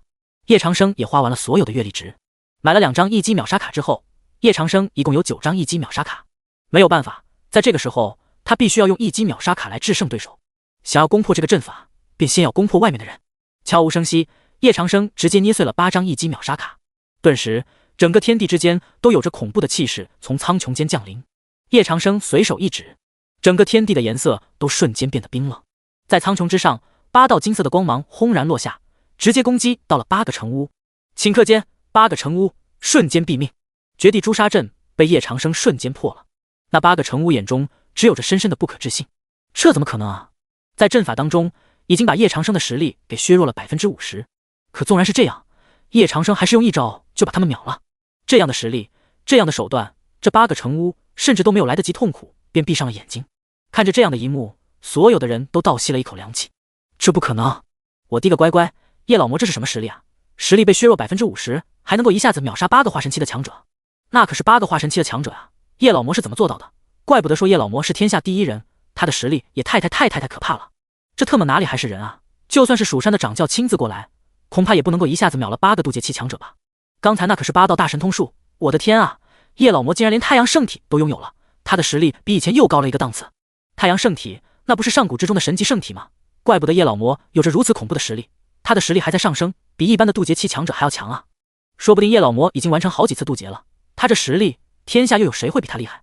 传言只有经历过2重渡劫才能够拥有太阳圣体，难道叶老魔已经完成2重渡劫了？卧槽，叶老魔竟然扛过了渡劫期，他要完成几重渡劫啊？无数人都被眼前的这一幕惊呆了。8个化神期的强者被直接秒杀，已经不是普通的渡劫期强者能够做到的了。而且这8个化神期强者尸骨无存，连元神都被击碎了，可想而知叶长生的这一招有多么可怕。而董无情和白墨尘也是抬起头，满脸敬佩地看着叶长生。宗主这也太强了，宗主都有了太阳圣体，这是什么实力啊？只能够用逆天来形容吧。2重渡劫期的宗主，怪不得他能够秒杀渡劫期强者，这已经说明宗主的实力还要在渡劫期之上了。看到叶长生如此强大的战斗力，在场的所有人都是深深的倒吸了一口凉气。叶长生再度展现出了恐怖一般的压制力，连续秒杀了8名化神期的强者。那名渡劫期的红巫见状，直接转身就撕裂空间逃走了。叶老魔也太可怕了吧！从来没有想到天魔宗的祖师会有如此可怕的战斗力，这件事情必须要先回去报告教主大人来定夺。红屋果断地逃跑了，连阵法之力都没有控制住叶长生。他们只知道阵法之力可以削弱叶长生一半的实力，可叶长生被削弱了一半的实力之后，还是有着如此可怕的战斗力，这就相当可怕了。叶长生看到红屋逃走之后，也没有去追，他先把冰瑶的灵魂印记拿回来才是比较正经的事情。在杀死8名成巫之后，叶长生也收到了来自系统的提醒，恭喜宿主得到6000阅历值。叶长生又看了看系统里面的道具卡，一阵心疼。道具：治疗卡乘7，先天圣体乘1，太阳圣体乘1，星剑乘1，天书乘1，叶老魔巅峰体验卡乘1，自动格挡乘7，一击秒杀乘1，全能防御乘4，天地牢笼乘2，强力版天地牢笼乘2。一击秒杀卡就剩下1张了，如果再遇到高手，叶长生也只能够用1张道具卡了。而且叶老魔巅峰体验卡也就剩下1张，这种道具卡在商城里面还没有看到卖的，很有可能这种道具卡就不会有卖的，用完这最后1张就彻底的消失了。好了，走吧。叶长生开口道，坐上了飞辇。好的，宗主。董无情点头。宗主，您刚才是怎么做到的？连这种阵法都能够攻破？白墨尘开口道。那可是咱们宗主，咱们解决不了的事情，还有宗主解决不了的吗？董无情看向白墨尘道。说的也是，宗主的手段可不是寻常人能够相比的。白墨尘点了点头。在飞辇上，叶长生还想到了冰瑶的脸也被毁了，正是这些巫师们做的。这次虽然是毁了精灵城，但还没有完全摧毁巫师。巫师的可怕之处就在于控制人心，能够将一个宗门从上到下的瓦解。还好天魔宗里面也没什么人，不至于威胁到天魔宗。至于其他地方，那就不好说了。巫师若是成长起来，研究出一些强大的阵法，可能连叶长生都挡不住。去一趟药谷，本座要去讨的一件东西。叶长生说道。冰瑶的脸是被有毒的匕首划破的，尽管毒素被逼了出来，可冰瑶的脸上有着不可修复的创伤。而药谷里面有着天下各种各样的天材地宝、丹药，天魔宗里面也不缺天材地宝，不过毕竟术业有专攻。叶长生想要炼制一颗雪花润玉丹，这就需要一颗价值连城的天材地宝冰山雪莲。冰山雪莲这种宝物数量极少，也只有药谷才有2株。到了药谷之后，众多药谷的弟子也看到了叶长生的飞辇，而叶长生缓缓地走了出来，就这么进了药谷当中。白墨尘和董无情也跟在了后面。叶兄，欢迎叶兄来到我药谷。一名老者走了出来，叫做申老。申老，多年不见，你这更老了一些啊。叶长生微微一笑，他和申老已经是老相识了。申老正是药谷的谷主，有着渡劫期的实力，整个药谷如今欣欣向荣，也离不开申老的帮助。哈哈，叶兄，来，坐，好酒好菜先端上来。申老也是立马让人上了好酒好菜。叶长生也坐了下来，喝了一口药谷的酒，不禁赞叹道：“这里的酒还是很香的，很不错。”申老笑着点头，哈哈，叶兄，多年不见，听说你快到了寿元大限了，咱们2兄弟能喝酒的日子也不多了呀。叶长生又喝了一口酒，你这老家伙，寿元大限不是也快到了吗？申老也是叹息一声，哎，都说成为强者可以得到永生，到了渡劫期才发现，距离永生还差得远呐。叶兄对长生的事情可有什么新的感悟？叶长生摇头，倒是没有，难啊。2人又喝了几杯酒，申老看向了叶长生，道：“叶兄，这次有什么事情来找我，兄弟我一定能帮就帮。”叶长生也不见外，直接说道：“申老，我想要1株天山雪莲，可以炼制雪花润玉丹。我的6徒弟脸上被巫师的人毁容了。”申老听到叶长生要的是天山雪莲，也是皱了皱眉，毕竟那可是天山雪莲啊，天山雪莲1000年才能够成1株，这样的天材地宝几乎都是无价的。如果炼制丹药，可以延年益寿，增强实力，还可以炼制养颜丹，总之是用处多多，是很多丹药炼制的首选。申老开口道：“叶兄，这枚天山雪莲的价值很高，目前药谷也只有2株，不过既然是叶兄开口，那就没有不给的道理。叶兄，来和我取天山雪莲。”申老虽然有些为难，还是很爽快的把天山雪莲给了叶长生。到了密室之中，申老拿出了一个玉盒，玉盒之中正是天山雪莲。拿到了天山雪莲之后，叶长生也是拍了拍申老的肩膀：“放心吧，老夫还能白拿这种天材地宝不成？”叶长生笑道：“带我去见见你的孙女吧。”申老听后吃惊的说道：“叶兄，你这都一把年纪了，不会还对我的孙女有想法吧？”叶长生捶了申老一拳：“老夫是那种人吗？”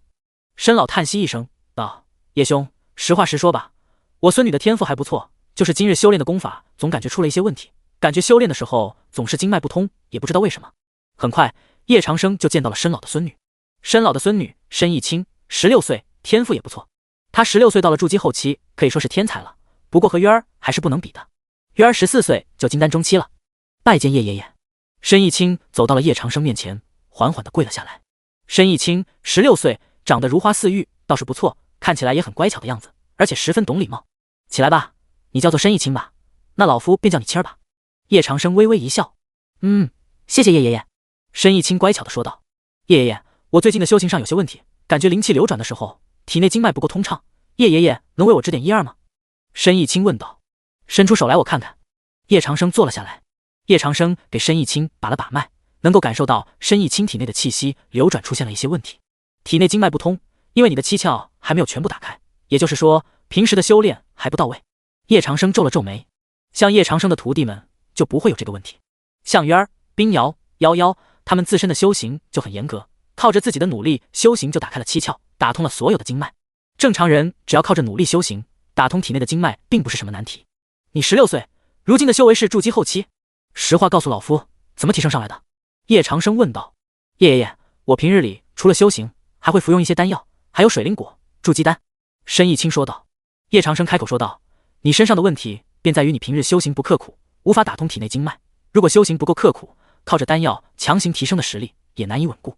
丹药只是用来辅助修行的，想要突破修为，更重要的是先把基础的东西打好。叶长生开口。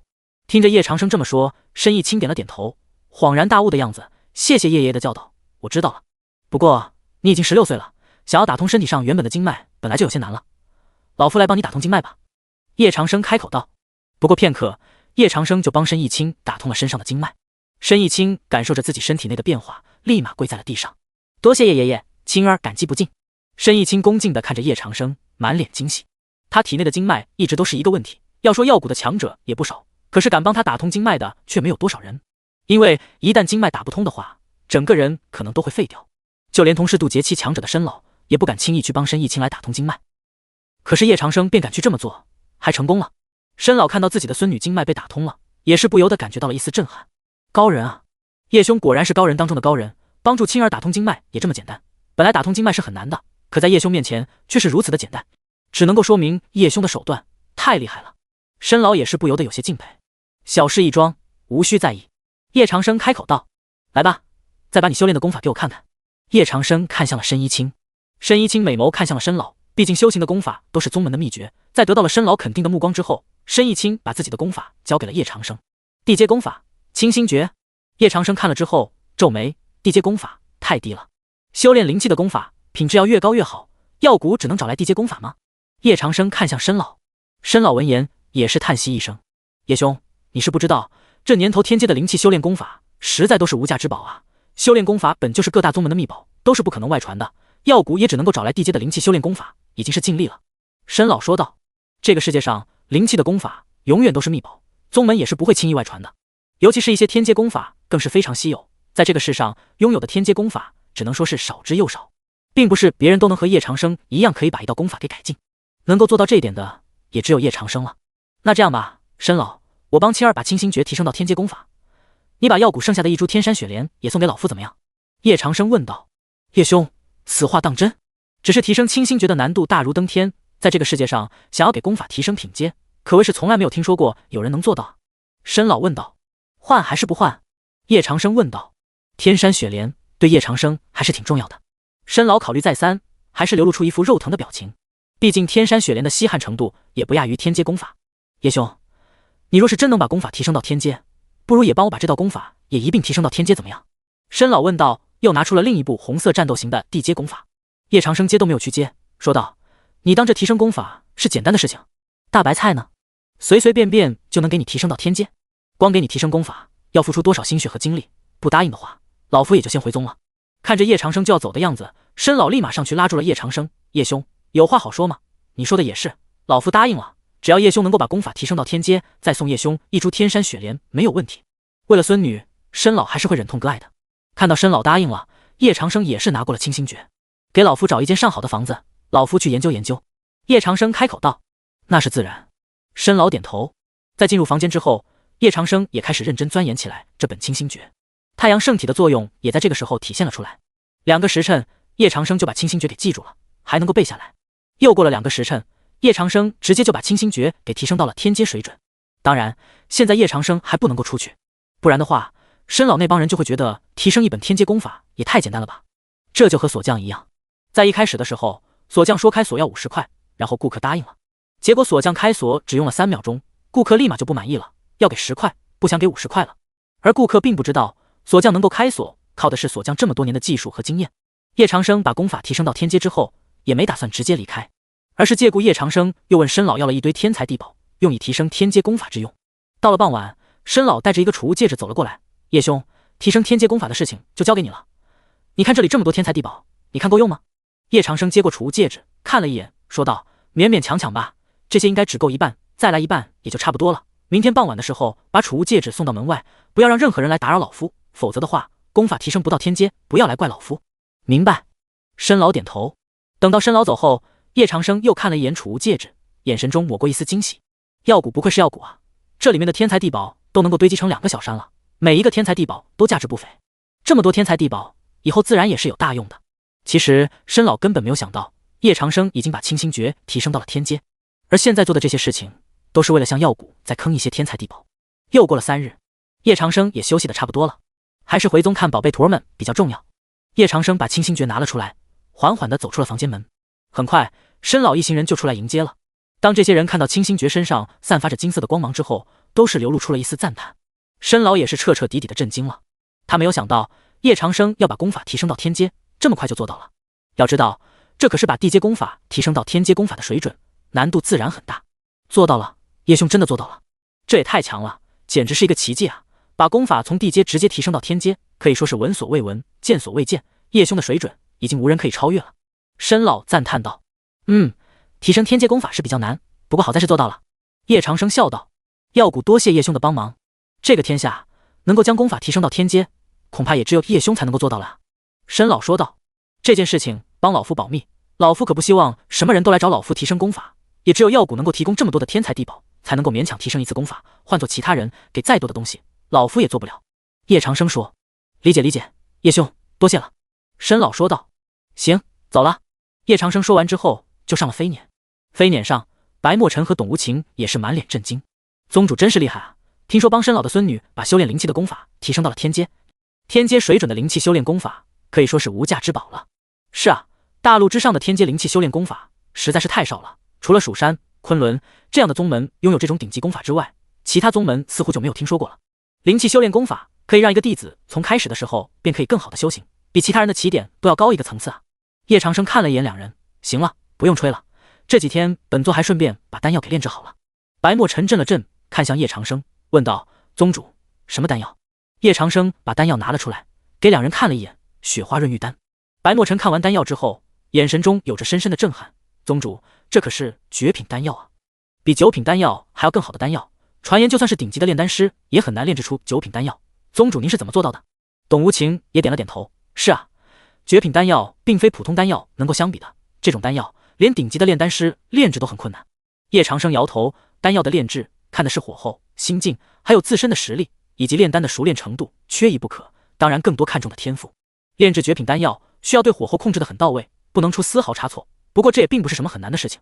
白墨尘、董无情对两人来说，这种东西已经难到天上去了，可对于叶长生来说却是很简单的样子。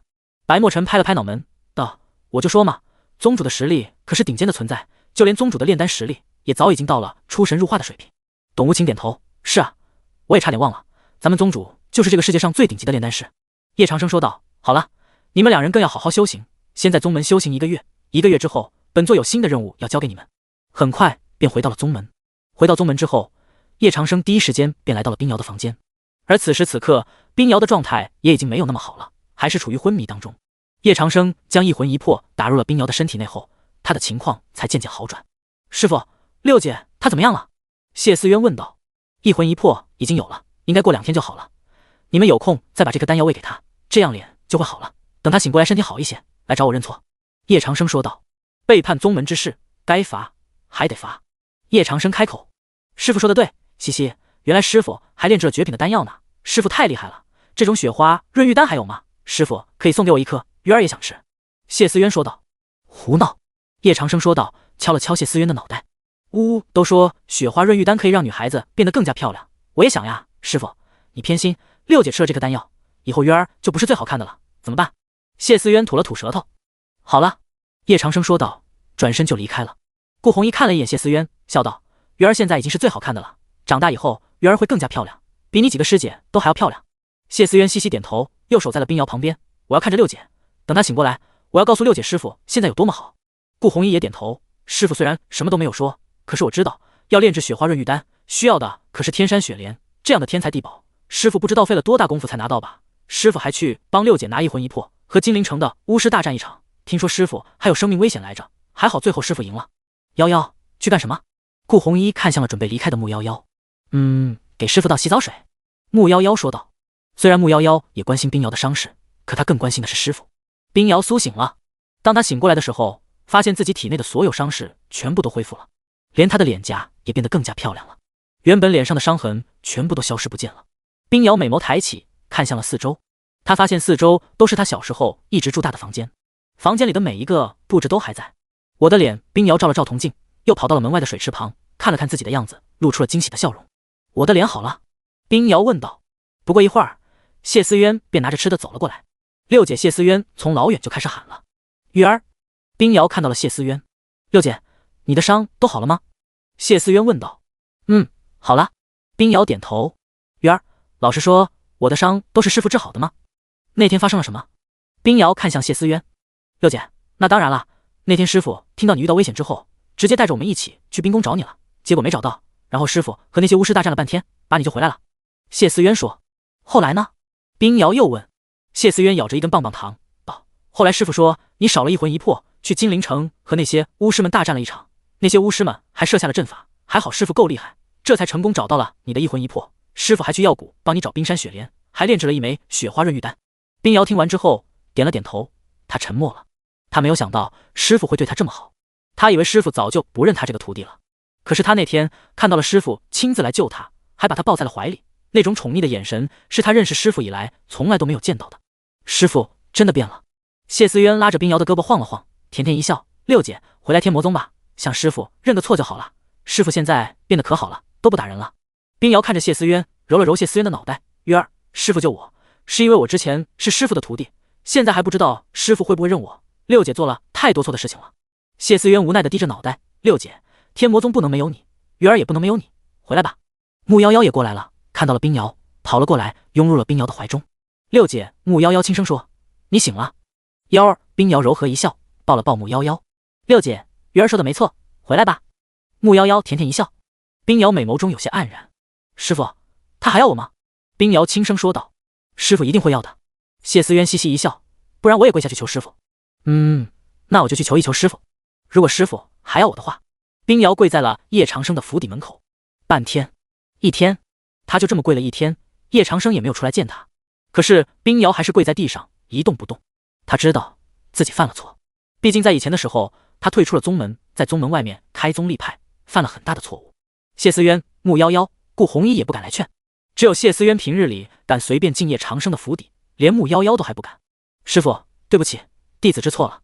冰瑶开口说道。在不知过了多久之后，叶长生缓缓地打开了府邸的门，看到了跪在地上的冰瑶。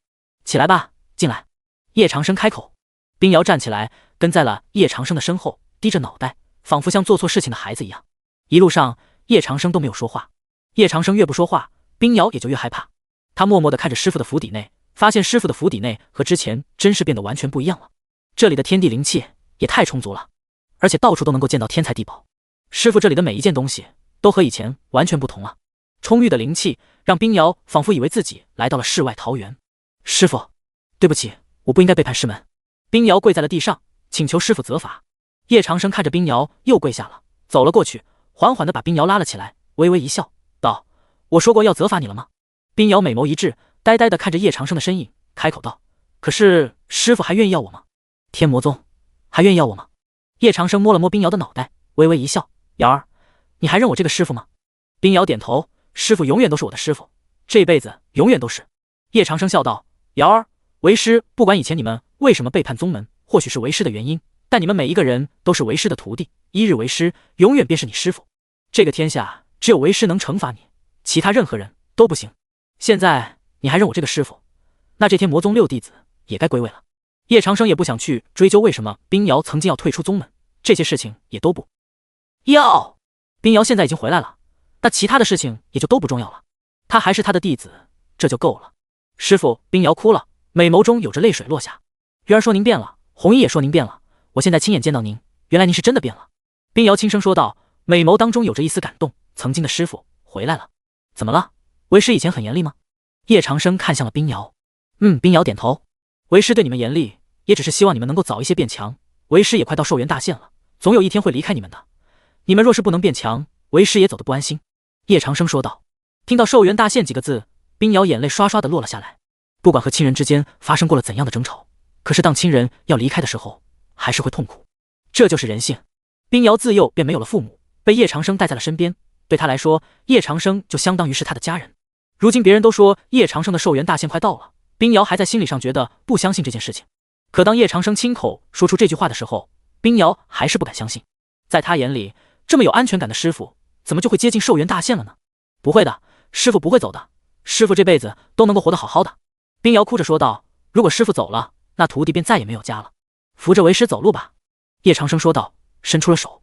冰瑶主动挽住了叶长生的胳膊，扶着叶长生一点点走路，如同他小的时候一样，师傅会拉着他的手，教他走路，教他学习说话，再教他修行。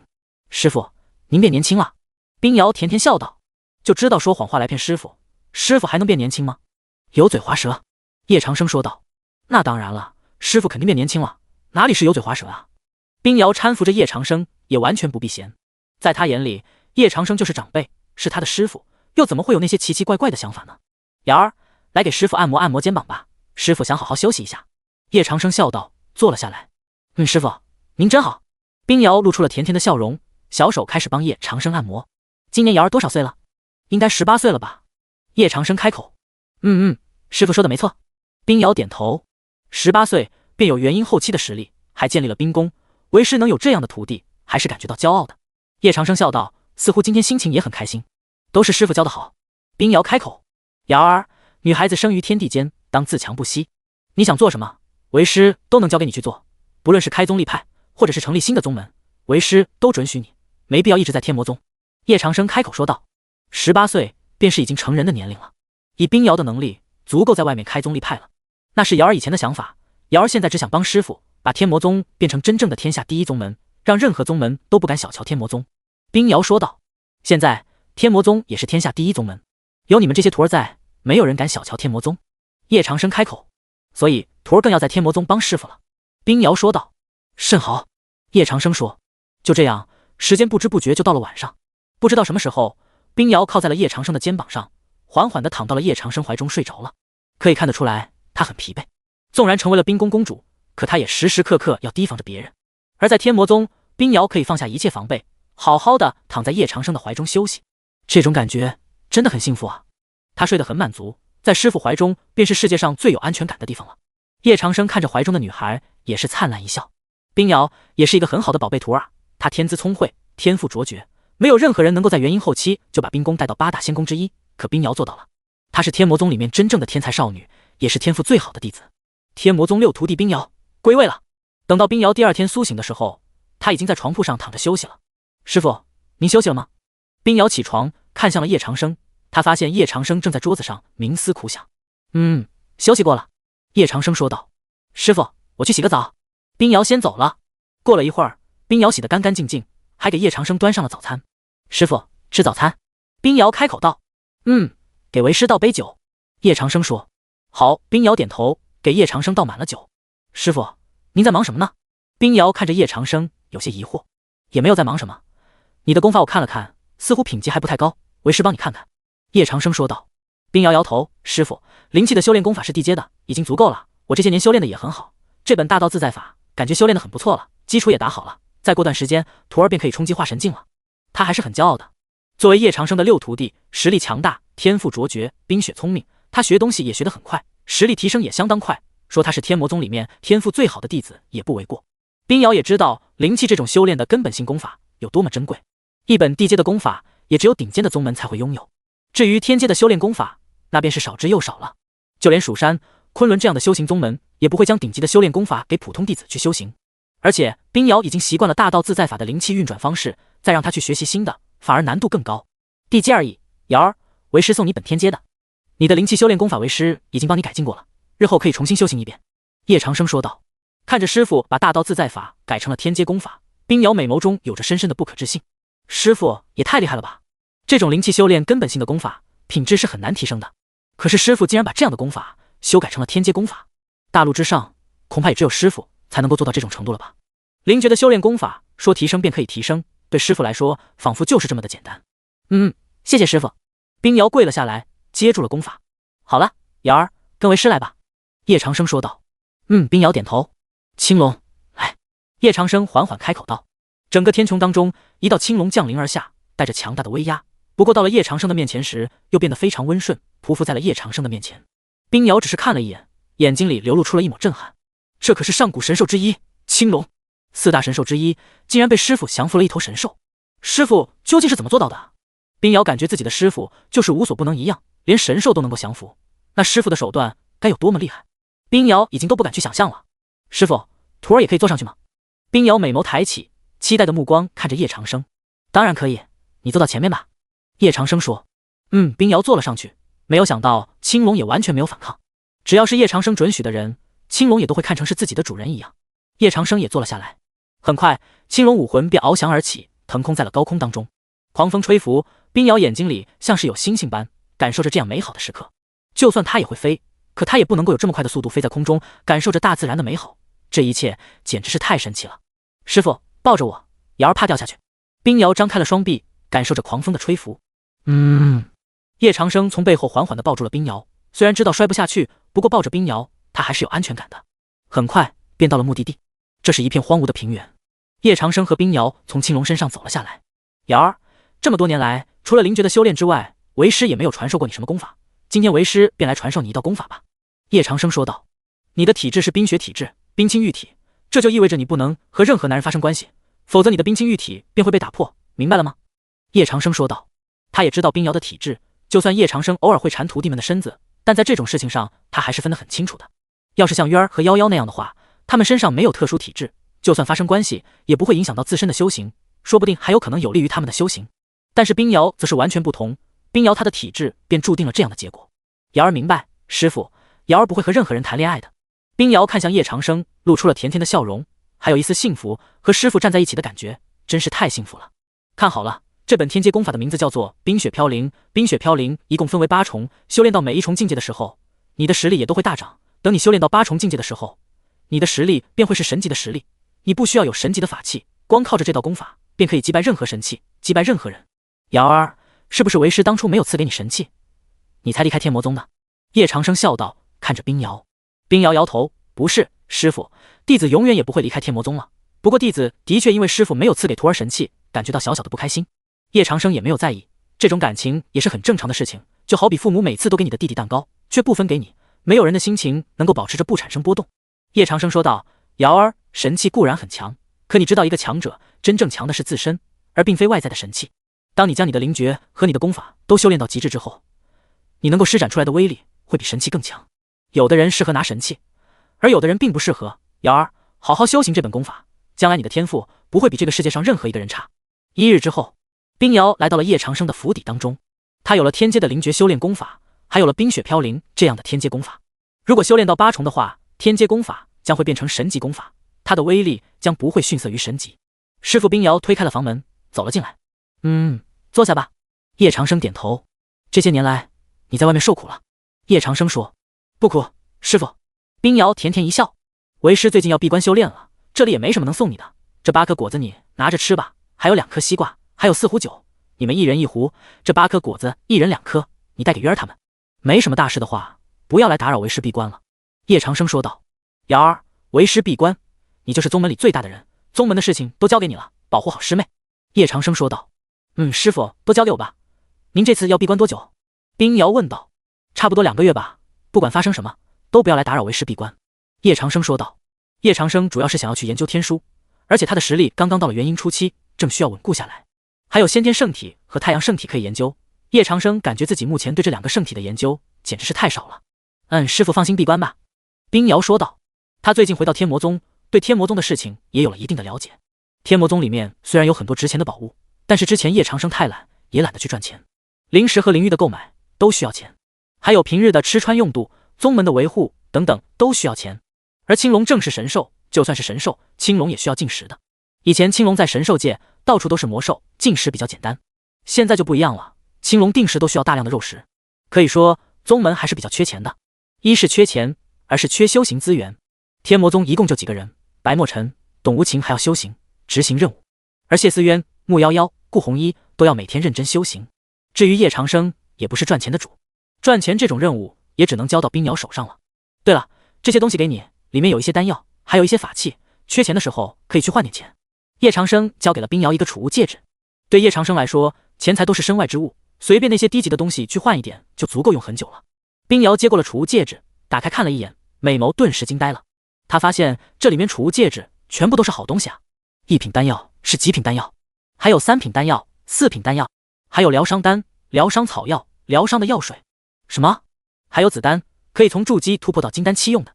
这还有好多的黄阶、玄阶、地阶的法器，甚至还有一个天阶法器。这不是师傅上次在九域大会上奖励的那把剑吗？只是没有奖励给鱼儿。这储物戒指里面全部都是宝物啊！冰瑶美眸抬起，每一个宝物都能够换不少的钱，每一个法器都是价值连城。在冰瑶脑子里立马就有了赚钱的想法。反正现在师傅闭关，宗门的事情都是交给他来负责。他来负责的话，那要先把天魔宗的生存问题解决了。先把吃的分给师妹们吧。冰瑶拿着一堆吃的出来了。什么？师傅闭关了？谢思渊睁大了眼睛。哦耶，那我可以每天偷懒了，不用修行了。以前师傅会监督我，现在师傅可不会监督我了，嘻嘻，开心。谢思渊露出了天真的笑容。鱼儿，想什么呢？修行要认真修行的。顾红衣看向了谢思渊。知道了。谢思渊吐了吐舌头。对了，这是师傅带给咱们吃的，让咱们分一下。冰瑶说道。看到冰瑶带出来的东西，几个人都惊呆了。这可是有8颗鲜果，2个西瓜，还有几壶酒。哇，师傅也太好了吧，又赐给这么好的东西。谢思渊惊讶道。是呀。穆夭夭点头。这不就是几颗果子吗？虽然师傅的宝贝很多，可几颗果子几壶酒也让你们大惊小怪。冰瑶说道。不，六姐，师傅现在和以前不一样了。师傅送的果子都是鲜果，师傅给的西瓜也一定是鲜瓜，很好吃的，比天才地宝的效果还好，可以让身体大补一顿。至于那壶酒，里面一定是琼香玉露，特别好喝。谢思渊高兴地说道，已经快要跳起来了。鲜果、鲜瓜、琼香玉露。冰瑶不理解。然后冰瑶咬了一口果子，他发现这果子也太好吃了吧，比任何地方的果子都要好吃，而且在果子里面蕴含着丰富的灵气，直接随着果子进入了身体的每一个部分，整个身体都有一种飘然若仙的感觉。这种感觉简直是太舒爽了。天哪，这真的是鲜果，这里面的灵气也太丰富了。是，送的果子都这么好，冰瑶也惊呆了。他在外面行走江湖这么久，也从来没见过这么好吃的果子啊！鲜果也太绝了。冰瑶又吃了西瓜，发现西瓜也真的是鲜瓜。最后喝了一口酒，冰瑶彻彻底底的呆住了。这酒也很好喝，味道琼香醇厚，最重要的是，这酒里面竟然蕴含着一丝大道之音，酒里面还有道韵。冰瑶彻彻底底的瞪大了眼睛，这每一个东西都是绝世宝物啊！师傅太厉害了吧，他是怎么做到的？这些东西都这么好。冰瑶开口道。嘻嘻，师傅就是那么厉害。六姐，你先回房间吧，师傅送你这么多东西，说不定能够让你突破到化神境呢。谢思渊说道。我确实感觉自己快要突破了。难道师傅也看出我快要突破了，所以才赐给我这么多宝物？谁能想到这酒里面还蕴含着道韵，有了这些宝物，感觉我马上就要突破到化神期了。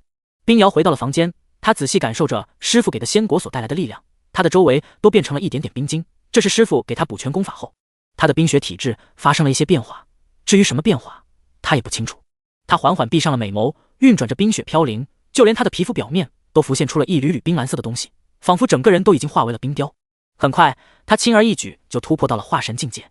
是六姐，她成功突破了化神境界，师傅给的仙果还有助人突破的效果。谢思渊看着房间里的气息弥漫了出来，跳了起来。这样一来，他们的天魔宗就又多了一位化神境强者，实力进一步加强了。冰瑶稳固了一下自己的修为，就走出了房间。六姐，师傅闭关了，在师傅闭关期间，我们要想办法把天魔宗变得强大起来。等师傅出关了，会很高兴的。穆夭夭抱着冰瑶的胳膊说道，他就知道只要有他六姐在，他们天魔宗就会越来越强的。说不定六姐有了赚钱的想法，我正好有这个决定。我看师傅有很多法器、鲜果、鲜瓜等等，拿出去卖的话价值连城，我们可以开一个小型的拍卖会。冰瑶摸着下巴说道。小型拍卖会？那要邀请哪些宗门参加呢？谢思渊说道。六姐就是六姐啊，这赚钱的小手段是一个接着一个的。就魔道宗门吧，以天魔宗的名义向10大宗门八大仙宫发布拍卖会的邀请函。冰瑶的玉手上已经有了8封邀请函了，这邀请函里的内容每个宗门的都不一样。接着他玉手一挥，这18封邀请函就化为18道流星，向着10大宗门、8大仙宫所在的位置而去。六姐，我来布置拍卖会的场地吧。谢思渊心灵手巧，主动开口说道。还是先看看天魔宗各处吧，不能影响到师傅闭关。冰瑶在天魔宗四处转了转，有很多地方都适合举行拍卖会的场地，但因为离叶长生的房间太近，都被他 pass 掉了。在谢思渊、穆夭夭、顾红衣的陪同下，冰瑶来到了天魔宗的后山。天魔宗的后山灵气浓郁，占地面积很大，还是一处广阔的平坦地，刚好可以用来当做拍卖会的场地。只是叶长生的神兽青龙在这里，青龙，能帮我们照看一下拍卖会的场地吗？冰瑶上前摸了摸青龙的脑袋，有4大神兽之一的青龙在此坐镇，就算师傅闭关，也没有人敢在拍卖会场地闹事。吼！青龙仰天吼了一声，表示同意了。青龙你好乖啊，张嘴啦！果真，青龙张开了他的大嘴，冰瑶就向青龙的大嘴中丢入了一个苹果。青龙吃后，整个龙都神清气爽，龙眼都瞪大了。主人种的鲜果，就是好吃啊！看到青龙还想再吃一个苹果，冰瑶笑了一下，用手指戳了戳他的巨大的龙脑袋，贪吃，等你守好了拍卖场地，再奖励你哦。见冰瑶只给了他一个，青龙仰天长吼，表示悲愤。谢思渊被青龙的可爱给逗笑了，伸出玉手摸了摸他的脑袋。好啦好啦，六姐说会奖励你，就一定会奖励你的。场地选好了，出苦力的人还没有选好。冰瑶揉了揉谢思渊的脑袋，师傅不是新收了2个守门人吗？那就让他们来好了。正在修炼的董无情还有白墨尘身躯都打了个哆嗦。就在这时，他们的房间门响起了。白师弟，你在吗？董师兄，你在吗？冰瑶、顾红衣、谢思渊、穆夭夭分头行动，敲响了白墨尘和董无情的房间门。最初白墨尘和董无情还是很懵逼的，但他们搞清楚情况后就更苦逼了，因为他们要充当修拍卖场地的苦力，真是太难了。但宗主闭关，冰瑶是天魔宗的负责人，他们不敢不听啊。不过他们这苦力也不是白做的，冰瑶从叶长生的房间中拿出了2幅字画给他们，他们也就爽快的答应了。毕竟叶老魔的字画哪怕在叶老魔的口中是垃圾，但在他们这里就是领悟刀艺还有剑意的顶尖宝物，无价之宝。面对这样的诱惑，他们最终答应了，不就是建造拍卖场地吗？他们做10大宗门之一刀魔宗。刀魔宗正在召开全宗大会，因为他们收到了天魔宗拍卖会的邀请函。林一刀眼神沉重地看着长老们，你们说10大宗门、8大仙宫都已经收到了天魔宗的邀请函？是的宗主，相信他们也和我们一样在召开全宗大会讨论。宗主，我们要不要应邀？刀魔宗的大长老开口说道。9域大会的时候，叶老魔拿出来的神器仙果每一样都是罕见至极的珍宝，他们刀魔宗若是得到一件，全宗的实力必然会上升好几个台阶。他们之所以没有应，是在迟疑观望。要拍卖的东西实在太珍贵了，叶老魔未必真的会舍得拿出来。但叶老魔那日在9域大会上的大方，又不得不让他们心动。林一刀深吸了一口气，他们透露了要售卖什么吗？没有透露，据说会拍卖7样东西，数量少得可怜。刀魔宗大长老说道。那我们应啊，为何不应？只有7件，若是被其他宗门抢了去，就是我们大亏了。再说了，叶老魔用不了几年就会接近大限，天魔宗举办拍卖会只不过是在做最后的垂死挣扎。林一刀拍板道，很多宗门和林一刀是一样的想法，他们都准备了很多的钱，就为了拿下天魔宗拍卖的7样东西。天魔宗拍卖场地已经建好了，是一座大型的拍卖场，虽然简陋，但也很大方。为了建造拍卖场地，白墨尘和董无情都累得不行了，没日没夜的忙活，就算是化神境界也会吃不消的呀。还要维护拍卖场的防御结界，宗主不在，这对于他们来说实在是困难极了。谢思渊看向董无情和白墨尘，可爱的说道：“2位师兄，你们完成的太好了，等师傅出关了，我想师傅一定会赏赐你们的。”这才哪里，宗主收留我们并指点我们，已是对我们的大恩，我们哪敢再奢求赏赐。董无情拍了拍胸脯说道：“元儿师妹你放心，只要宗门有需要，叫我们2个就行。”白墨尘也跟随道：“对，我们2个什么事儿都可以做的。”六姐已经将7样东西拿出来了，我们一起去看看，一定都是好东西。谢思渊也很好奇，六姐准备的7样要拍卖的东西是什么？叶长生的房间门口，冰瑶将这7样东西收在了空间戒指中，就看到谢思渊3人走了过来。谢思渊撒娇道：“六姐，能给我们看看那7样东西吗？”想看就看吧。冰瑶手指在空间戒指上轻轻一划，就将7样东西给取出来，是3件法器，3个不知道从哪摘的水果，还有从山里的天然溪水中随便装的溪水。这些东西都充满了灵气，虽然比叶长生给宝贝徒儿们喝的差太多太多，但拿出去卖也能卖出天价的。这3件法器居然是像比古月、3挺金贝、5毒流星，还有些仙果仙酒，我也是从来都没有见过的。白墨尘看到这7样东西都认出来了，简直是惊世骇俗啊！想当年他还没有加入天魔宗的时候，象比古月、三挺金贝就以地阶法器为刀之终极，蜀山、昆仑两大正道，宗门苦寻千年万年都没有找到，居然就在叶长生这里，还拿出来拍卖，这也太暴殄天物了。还有这五毒流星就更不了不起了，是用在尼日神山产出的尼日佛星时铸造而成的。据说铸成之日，有5道流星划破夜空，五毒流星就因此得名。可想而知，这3大地阶法器一旦被拍卖成功，将造成整个天下的轰动。这可是拍卖地阶法器啊，这是谁也不敢想的。刀魔宗前来应邀拍卖会，还请贵宗打开护宗大阵。剑魔宗前来应邀拍卖会，还请贵宗打开护宗大阵。乾元仙宫前来应邀拍卖会，还请贵宗打开护宗大阵。瑶台仙宫前来应邀拍卖会，还请贵用打开护宗大阵。天门山冰宫一道道声音响彻天地，透过天魔宗的护宗大阵传了进来。白墨尘道：是10大宗门8大仙宫的人到来，冰瑶师姐是否打开护宗大阵，让他们进来？打开吧，有4大神兽之一的青龙在，谅他们也不敢放肆。冰瑶点了点头，说道：是。白墨尘轻轻挥手，一道剑光就将天魔宗的护宗大阵打开了。10大宗门8大仙宫的一群人足有1万之数，全部都涌进了天魔宗。天魔宗之中一时热闹非凡，好在天魔宗够大，装下这1万多人，绰绰有余。我还没有进来过天魔宗，作为魔道宗门之首，天魔宗的灵气竟然如此浓郁。是啊，我感觉要是在这里修炼，我的修炼速度起码得提升4倍，而且这里宛若仙境啊！之前是谁说天魔宗已经衰败不堪的？这就是证据。我已经觉得我们宗门的修炼环境已经很好了，但看了天魔宗的，简直就是小巫见大巫啊！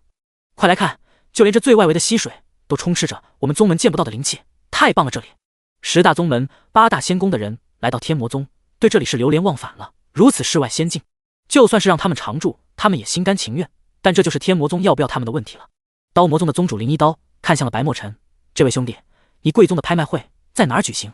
白墨尘手指指了指后山，说道：去后山就可以了。多谢。10大宗门8大仙宫的人来到了后山，看到了神兽青龙，无比震惊。就连青龙都来给天魔宗的拍卖会镇场子，这牌面足以胜过其他宗门举行的拍卖会了，太不可思议了。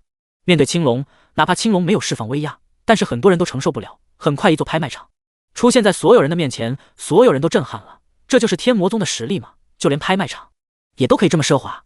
谢思渊姑娘，这是我们的邀请函。谢思渊站在拍卖会的门口，今天他穿的是师傅给的彩云纱，露出精致的锁骨，都给人一种活泼灵动的感觉。进去吧。谢思渊将18封邀请函都收了起来，跑到冰瑶的面前，挥了挥手中的邀请函，说道：冰瑶姐，邀请函都收上来了，10大宗门8大仙宫的人都来了。看好拍卖场，去主持一下拍卖会。冰瑶道：以他的商业逻辑，能将这次拍卖的东西全部都卖出天价，若是其他人，恐怕不行。嘻嘻，终于又能看到六姐大展身手了。六姐，这次要是赚了大钱，我们能不能去吃顿好吃的呀？谢思渊蹦蹦跳跳，那双绝美的大眼睛里充满了期待。天魔宗穷太久了，也是时候大赚一笔。只要渊儿乖巧，每天都吃好吃的也不是不可以，到时候可以让妖儿给你和师傅露一手。冰瑶宠溺地说道。9个师姐妹都是最宠谢思渊的，六姐最好啦。谢思渊的脸颊露出可爱的小酒窝，然后又看向身边的木夭夭：八姐，我能不能先预定一下烤鸡翅？不行，烤鸡翅太油腻了，我怕你吃了会胖，就不漂亮了。木夭夭敲了敲谢思渊的小脑袋：才不会。谢思渊嘟了嘟嘴说道。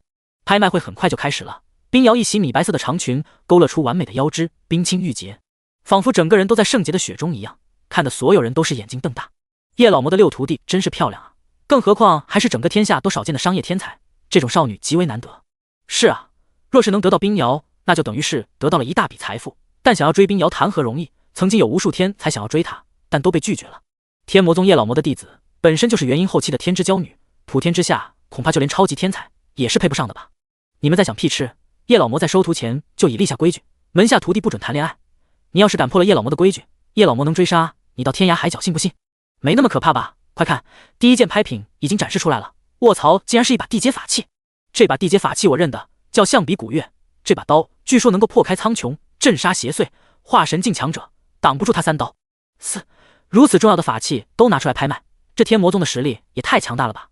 看到冰瑶将第一把法器拿了出来，所有人都震惊了。象比古月虽然已经失踪了一段时间，但没有想到竟在天魔宗的手中，实在是不可思议啊。若是拥有象比古月，他们刀客还愁没有适合的法器。第一件拍品地阶法器象比古月，有象3刀之称，想必大家都知道，就不用我多说了。起拍价10万金币，价高者得。冰瑶开口说道。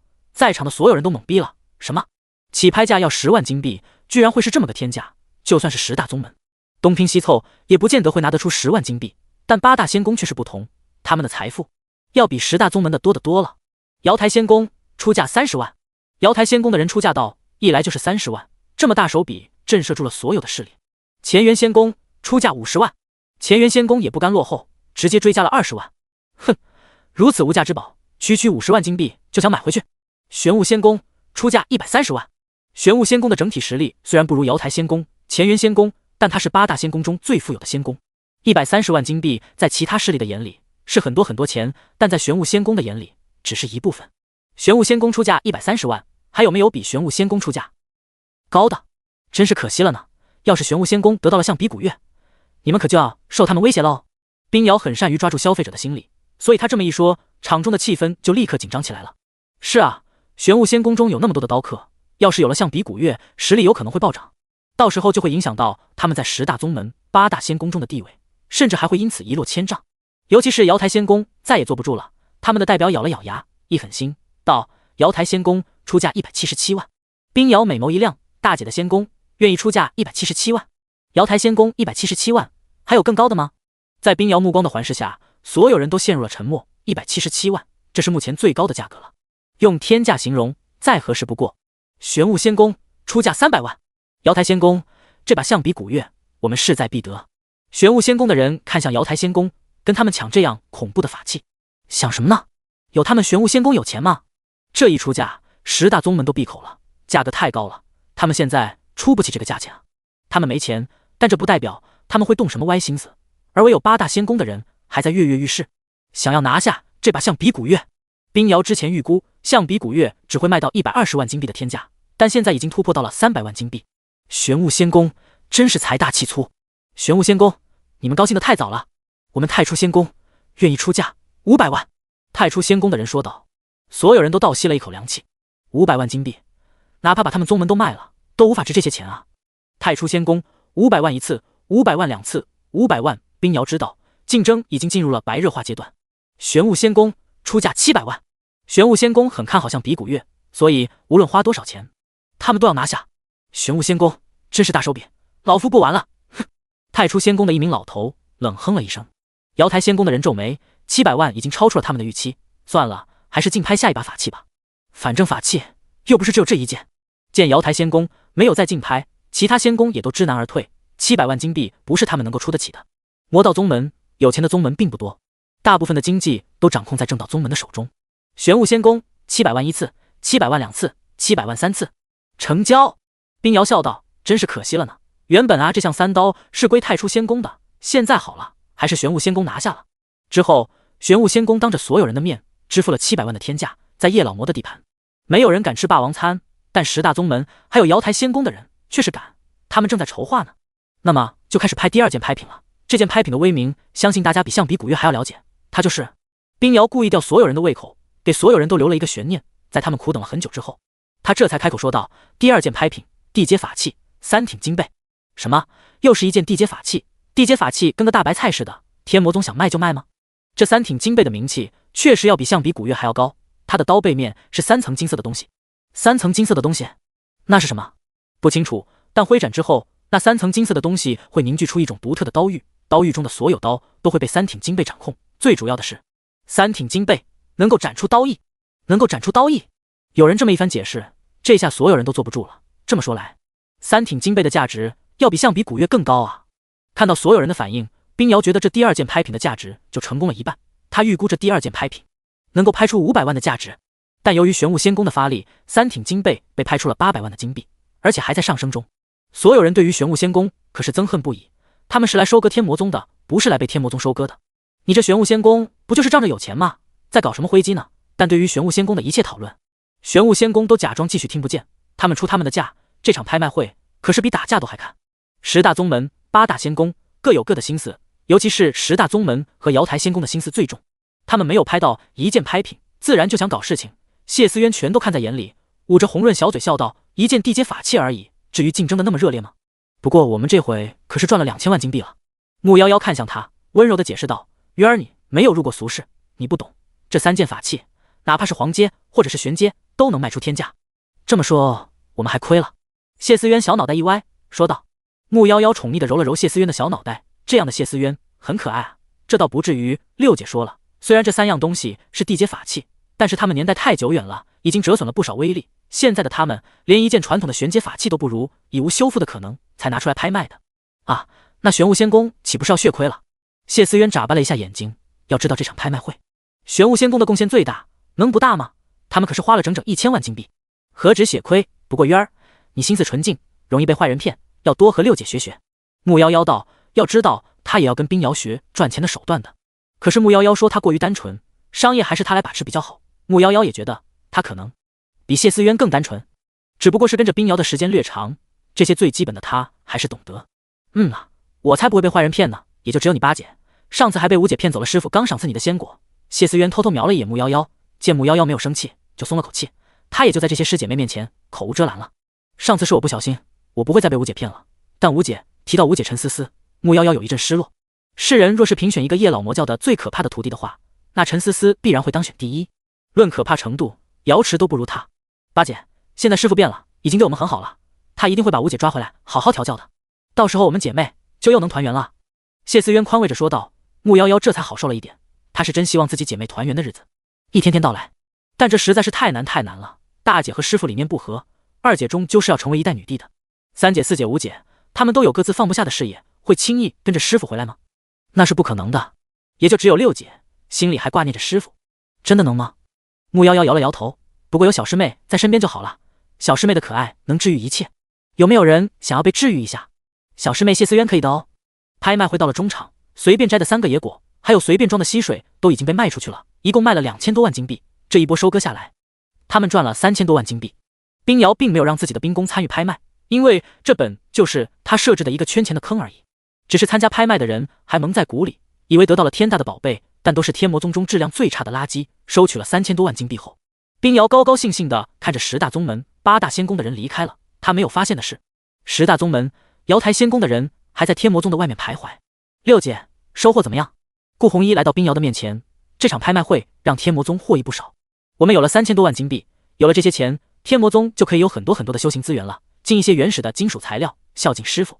冰瑶说道，这些年都是师傅在付出，现在就该他们来回报师傅了。只有师傅炼制出强大的法器，才能够让天魔宗进一步强大。但是师傅没有这个想法，以至于天魔宗上下现在就只有他们7个人作为魔道宗门之首，只有这6个人，太寒酸了。将来怎么统帅魔道个门，将正道宗门一一灭掉？所以冰瑶的心里面有了一个想法，今日的拍卖会只不过是为了扩大天魔宗的影响力，秀肌肉罢了。冰瑶师姐，10大宗门还有瑶台仙宫的人，在我宗境内随意取东西。白墨尘慌忙跑了过来，说道。这10大宗门、瑶台仙宫，在他看来完全就是强盗。拍卖会结束后，他们这些人就在天魔宗内大肆搜刮，哪怕这只是天魔宗最外围，但一些东西若是流了出去，那可是价值连城。所以第一时间，白墨尘就跑了过来告诉冰瑶了。冰瑶的俏脸瞬间变得冰冷了起来。他怎么能容许人在天魔宗，哪怕是天魔宗的外围抢夺东西？这些人太大胆了，六姐去教训一下他们吧，把他们全部都踏灭了。谢思渊挥了挥拳头，对，鱼儿说的不错，敢在我天魔宗内行魔道之事，必须踏灭。顾红衣也冷着俏脸说道。好，我们就去看看他们的德行。冰瑶就带着白墨尘、董无情他们就去天魔宗的最外围了。天魔宗最外围，这里是天魔宗护宗大阵最薄弱的地方，也是青龙管不到的地方，但近朱者赤，即便不是天魔宗的土地，也受天魔宗的灵气影响，这里的一切都是最顶级的。10大宗门、瑶台仙宫的人商量好，就在这片地区拿一些修行资源回宗去，也不算白来天魔宗了。只是没想到，就连最外围的天地万物都是这么美好，他们就都动了歪心思。这里的灵气实在太浓郁了，就连小河都被滋润得如此之强，喝一口我的修为就提升了不少。先别喝了，把这些东西都先装回去，我们人数这么多，被叶老魔察觉到就不好了。你们那边果子都摘完没有？磨磨蹭蹭的，别损坏了，这些都是上好的仙果呀。知道了知道了，那边的人在干嘛？我看谁敢偷吃。宗主大人要的东西，偷吃可是找死。宗主，要不我们向天魔宗提交个申请，我们都搬过来住吧，这里是最外围，天魔宗肯定会同意的。你疯了？天魔宗是魔道宗门之首，被正道宗门盯着，我们过来岂不是成了炮灰？山坡、草原、湿地等等，每一处都有10大宗门、瑶台仙宫的人，他们对这里的一切都太感兴趣了。诸多的灵兽、植物、果子，只要是能带回去的，都被他们给装进空间戒指中了。每一个人的脸上都洋溢着喜悦。不用出钱就可以得到这么好的修行资源，也太好了一些。魔云宗宗主凌啸看着自己宗门的人在收集修行资源，颇为舒心地道：“要是早来天魔宗就好了，我也不会因为修行资源发愁。”绿云宗宗主叶绿点了点头，认同道：“这里简直就是一片风水宝地，等叶老魔大限过后，我们就将这里占为己有。林兄意下如何？”所谓不恶不魔，叶绿将魔的本质演绎得淋漓尽致，只要是好的东西就会拿走。我也有此意，只是这地盘就这么小，不够10大宗门划分的。凌啸高瞻远瞩，似乎已经看到10年亦或100年之后，10大宗门、8大仙宫在这里商讨如何瓜分天魔宗了。这还不简单，按实力划分，谁强谁占的地就多。剑魔宗宗主狂一剑大笑着说道：“狂兄此招甚好，都差不多了，收工。”为了不影响到叶老魔，凌啸大手一挥，10大宗门的人都已经住手了。瑶台仙宫的掌教青灵儿走了过来：“东西我们已经收集够了，告辞。”告辞。凌啸、狂一刀等人都向青灵儿拱了拱手，很是恭敬。但就在这时，6道气息正在向他们急速而来。都给我站住！冰晶消散，冰瑶的身影出现在青灵儿带领的瑶台仙宫的人的面前，而白墨尘、董无情则将10大宗门的后路给切断了。不好，被天魔宗发现了！凌啸一阵惊慌，但他看到只是冰瑶、顾红衣、穆夭夭、谢思渊这4个稚气未脱的后辈后，就不紧张了。不知冰瑶姑娘为何拦我们去路？青灵儿并没有直接动手，要是平日里有人敢拦瑶台仙宫的队伍，早就被灭杀了。但冰瑶不一样，因为她是瑶池的师妹，即便最终还是要动手，但青灵儿还是保持最基本的礼仪，把你们刚刚拿的天魔宗的东西都留下，否则，冰瑶咬牙说道：“否则怎样？一个化神境界的修士就敢对本座这么说话了？”青灵儿有些生气了：“否则死！”哪怕对方是瑶台仙宫的人，但大姐已经叛逃天魔宗了，所以她对瑶台仙宫和这10大宗门一样，都是相同的态度。要本座死，就看你有没有这个本事。青灵儿怒了，她的渡劫境初期的强者气息全部都释放了出来，整个天地间都变了颜色，雷云滚滚。青灵儿抬手之间，一道恐怖的火焰随即形成，向冰瑶而去。一时间，这片山坡之上全部都是可怕的火焰，高温让10大宗门的人都退后了很远。毕竟这可是渡劫境初期强者的实力，他们若是靠近，那就是送死。谢思渊、顾红衣、穆夭夭等人也都退后了。冰瑶师姐，我们来帮你。白墨尘，天下第一剑客；董无情，天下第一刀客。他们2个经过叶长生自化的熏陶之后，他们的实力有了很大的提升，早就不是普通的化神境了。3个化神境对付一个渡劫境初期的修士，还是有一战之力的。受到青灵儿力量的冲击，天魔宗的护宗大阵被启动了，淡淡的暗黑色光芒将整个天魔宗都护在里面了。想要从外面破开，根本不可能，毕竟这可是用叶老魔巅峰时期的力量布下的。轰！护宗大阵一启动，就震杀了10大宗门中的一大部分弟子，一团团血肉在他们的面前爆开了，惨不忍睹。还有越来越多的弟子也被护宗大阵夺去了生命，到处都是游离的暗黑色光带，被这些光带碰到，非死即伤。10大宗门的震动无疑是最为巨大的。凌啸看着自己的弟子在一个个惨死，大叫着说道：“快离开天魔宗，快离开！该死，我们被包饺子了！”叶老魔布下的护宗大阵是渡劫境最强的结晶，他们这些人又怎么会是对手？光是大阵，10大宗门的人就死伤大片了，他们夺走的东西又回到了原本的土壤中。怎么会这样？我的手下全斗！狂一剑脸色苍白，早知道他就不会这么贪婪了。狂兄，留得青山在，不怕没柴烧，快走吧！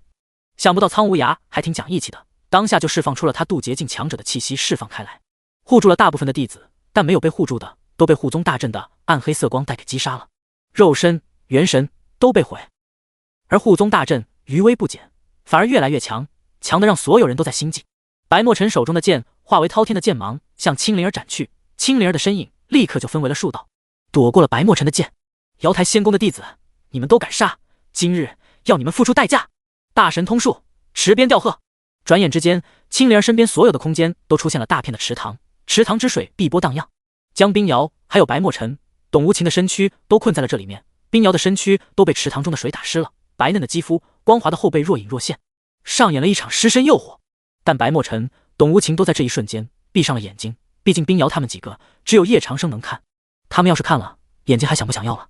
因此，他们将自己的剑意、刀意都运转到了极致，一起向青灵儿斩去。白墨尘、董无情没有配合过，但在此刻，他们的剑意、刀意都是如此的完美。青灵儿冷哼一声，挥动了一下同样被池水打湿的玉璧，宛若有万千鹤鸣在他们的耳边响起。这就是大神通术，一旦施展，将是毁天灭地一般的威能，哪怕这种威能不及地仙半分，但足以令整个凡间震动。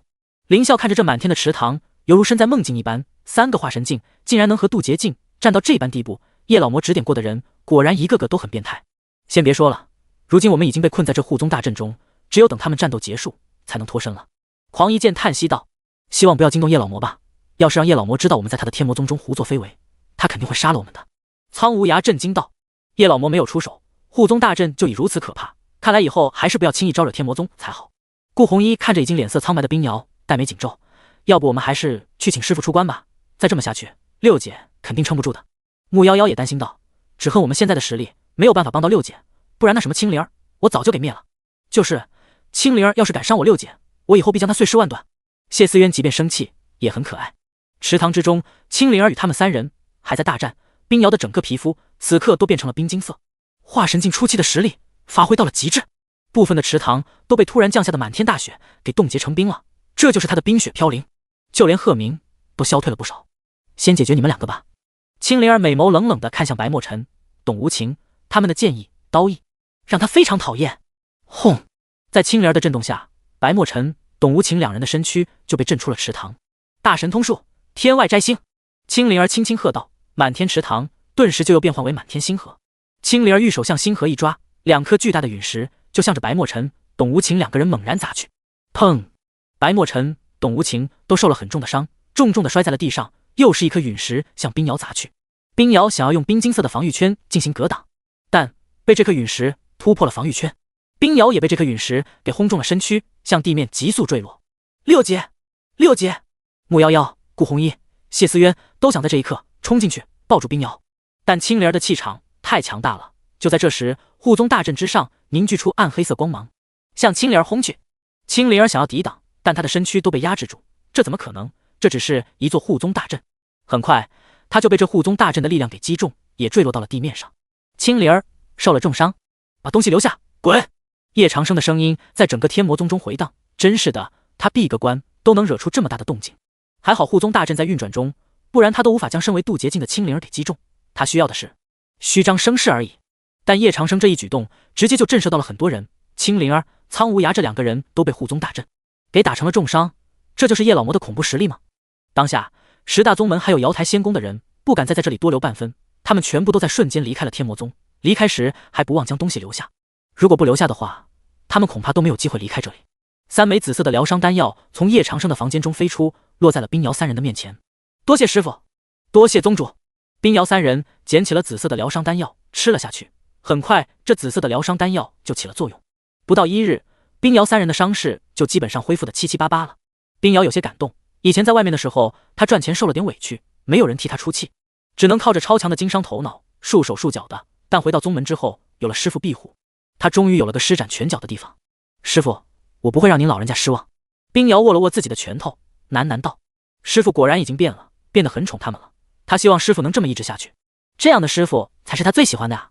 六姐，这是我熬的粥，暖暖身子。穆夭夭端着一碗粥来到了冰瑶的面前。八妹真好。冰瑶喝了一口粥，眼神清明了不少。3人中就他受伤最重，但是他现在已经好了大半。六姐，你终于出来了，昨天的战斗真是吓死我了，还好师傅及时出手。谢思渊拍了拍自己的胸脯，心有余悸地说道：不过这些人也太大胆了，居然敢在天魔宗内抢东西。顾红衣看着冰瑶有些心疼，六姐，我一定好好修炼，以后就能够帮到六姐了。不过经此教训，我觉得以后的拍卖会不能在天魔宗境内举行了，哪怕是在最外围。冰瑶说道。那在哪儿举行呢？谢思渊吐了吐舌头说道：我们建造一座城，让这座城成为天魔宗的经济中心、贸易中心、交易中心。冰瑶说道：只有这样才能将天魔宗的经济发展起来，但要怎么建造，这成了一个难题。但这城要建造多大的呢？谢思渊疑惑道：起码要比一座王朝的都城还要大吧，这是我设计的模型。冰瑶玉手一挥，一座城最基本的样子就出现在众人的眼前。这座城分为东西南北中5个区域，但建造起来极为麻烦。冰瑶想到了一个好法子，不如我们就以金币为引，吸引没有事干的修行者来建造这座城。六姐好聪明耶，那就这么办吧。不过我们得发多少金币啊？谢思渊说道。也不多，就每个参与建造的人都发放30金币吧。冰瑶眯了眯美眸，这样可以节省很多成本的，有了城才能有东西卖啊，哪怕是最垃圾的东西，但也会有人买不是？六姐，我就这句广告天下，不管是正道修士还是魔道修士，都可以参与来建城。顾红衣说道，以天魔宗的名义进行宣传，相信有很多人会参与的。3日之后，各大王朝宗门最大的城池，人流量大的地方，都得知了天魔宗招工建成。一时间，所有的势力都在试探天魔宗，因为这次天魔宗公然招工，已经影响极大了。不管是正道还是魔道的修士，都前往天魔宗了。一下子各大宗门、王朝的人口流失就极为严重。但很快，一些宗门、王朝就下令禁止任何人进入天魔宗境内。但天魔宗的诱惑实在是太大了，还是有不少的修士偷渡前往天魔宗。听说了吗？天魔宗招商引资，若是为天魔宗建成，那就会得到30金币呢。我也听说了，据说还会有保障。老子为宗门干了那么多年，别说30金币了，就是10个金币也没有。是啊，我们被他们压迫太久了，现在终于有人重视我们这些底层人了。高层居然还在妄想阻止我们进入天魔宗，那可是金币啊！平日里我们怎么努力都得不到，而在天魔宗就可以轻轻松松，有了钱我就可以娶媳妇了。管他天魔宗是不是魔道首宗呢，只要给钱就是我大爷。我今日就算违反禁令，也要进入天魔宗。众多修士的内心都是这么想的，30个金币，多少人都得不到的钱，而天魔宗却是愿意给。不出5日，汇聚在天魔宗之外的修士已经达到了上万人次，而且还在不断增加中。他们不敢进入天魔宗，只在外面安营扎寨，等候天魔宗的调遣。不仅如此，普通人也都来到了天魔宗，想要得到这30个金币。而在天魔宗内，4个女孩坐在一起，正在商量着城的选址呢。最终他们决定在天魔宗的附近四处看看，但这附近是已经离天魔宗上千公里之外了，冰瑶绝对不会再在天魔宗内举行任何商业活动。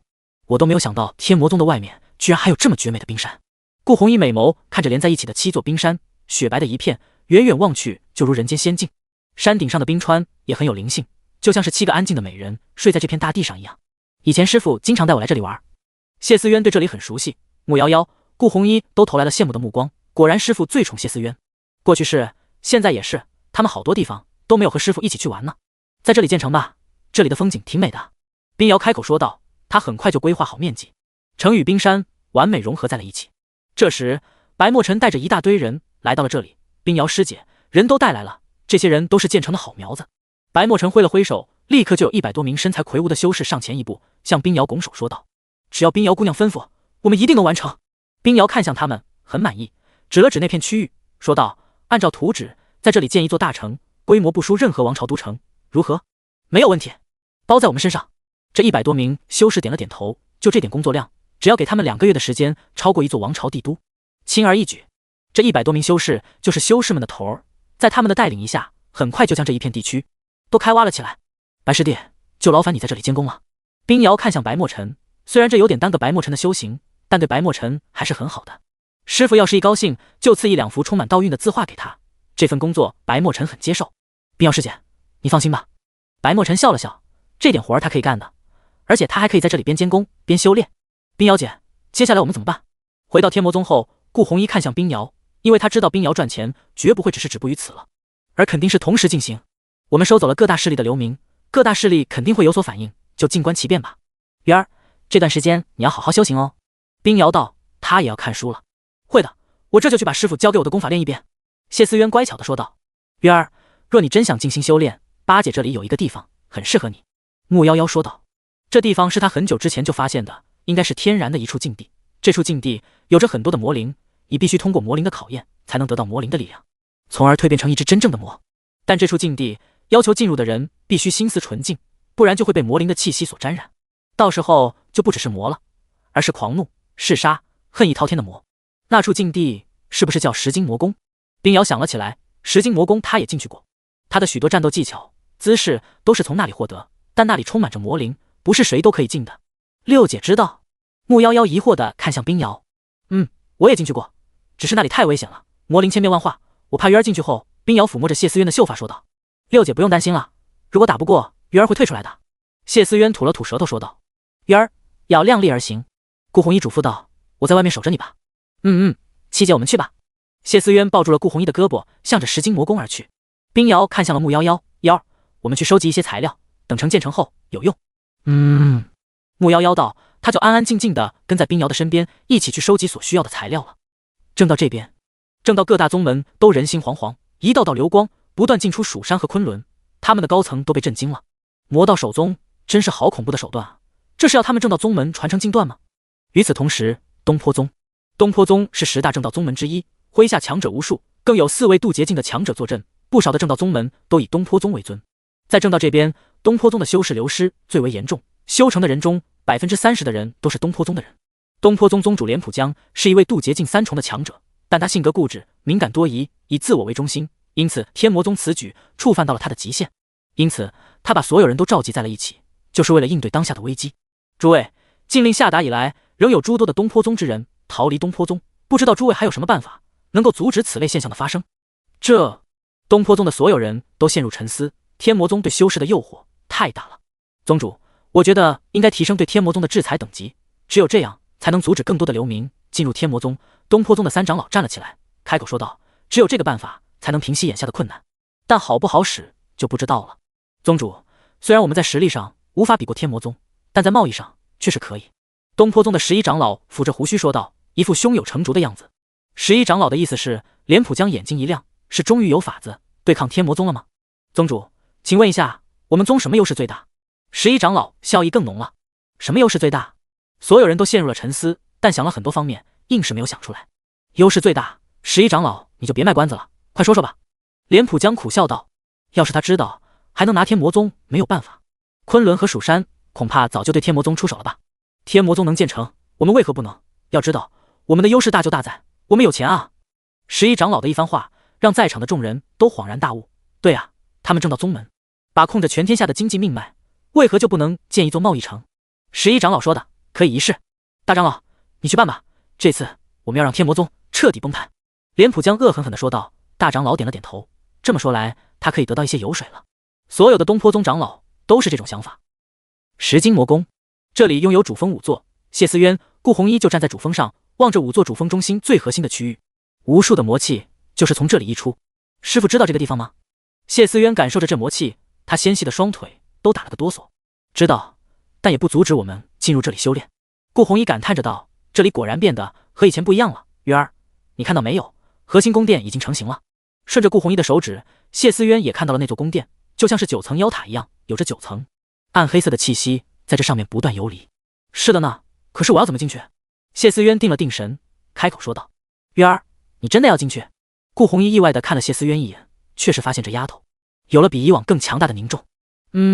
以前是师父保护我们，我也想保护师父。谢思渊美眸坚定地说道。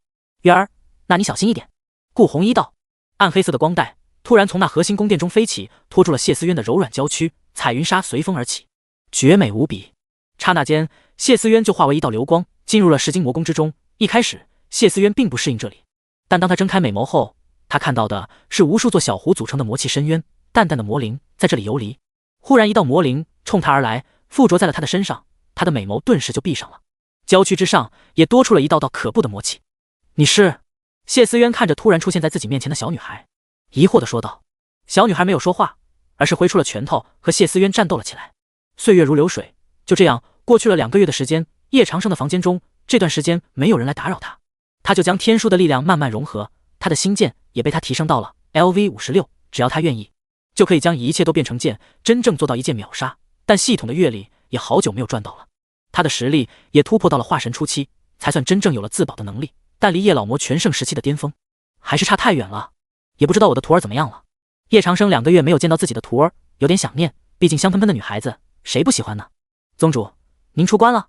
董无情白衣飘飘，正在练习他的刀法，他的身体周围全部都是他幻化出来的刀，刀意极大，就连出刀之时，不少的花草树木都因此而被砍倒，空间之中也因他的刀意而在微微争鸣。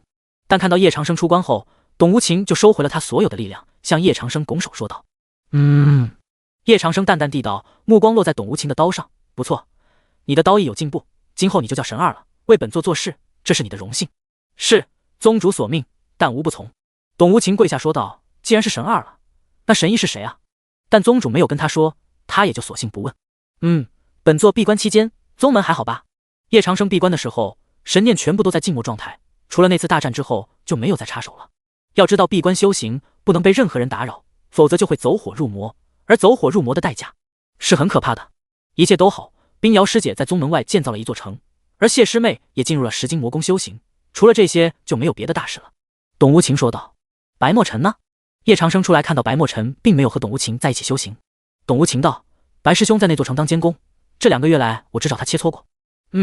他虽然拥有剑意的一小部分，但心还是有很大缺陷。不过你就不同，你的刀是不需要用心识感悟的，看来你还是没有察觉到这一点，不然也不止才这点威力。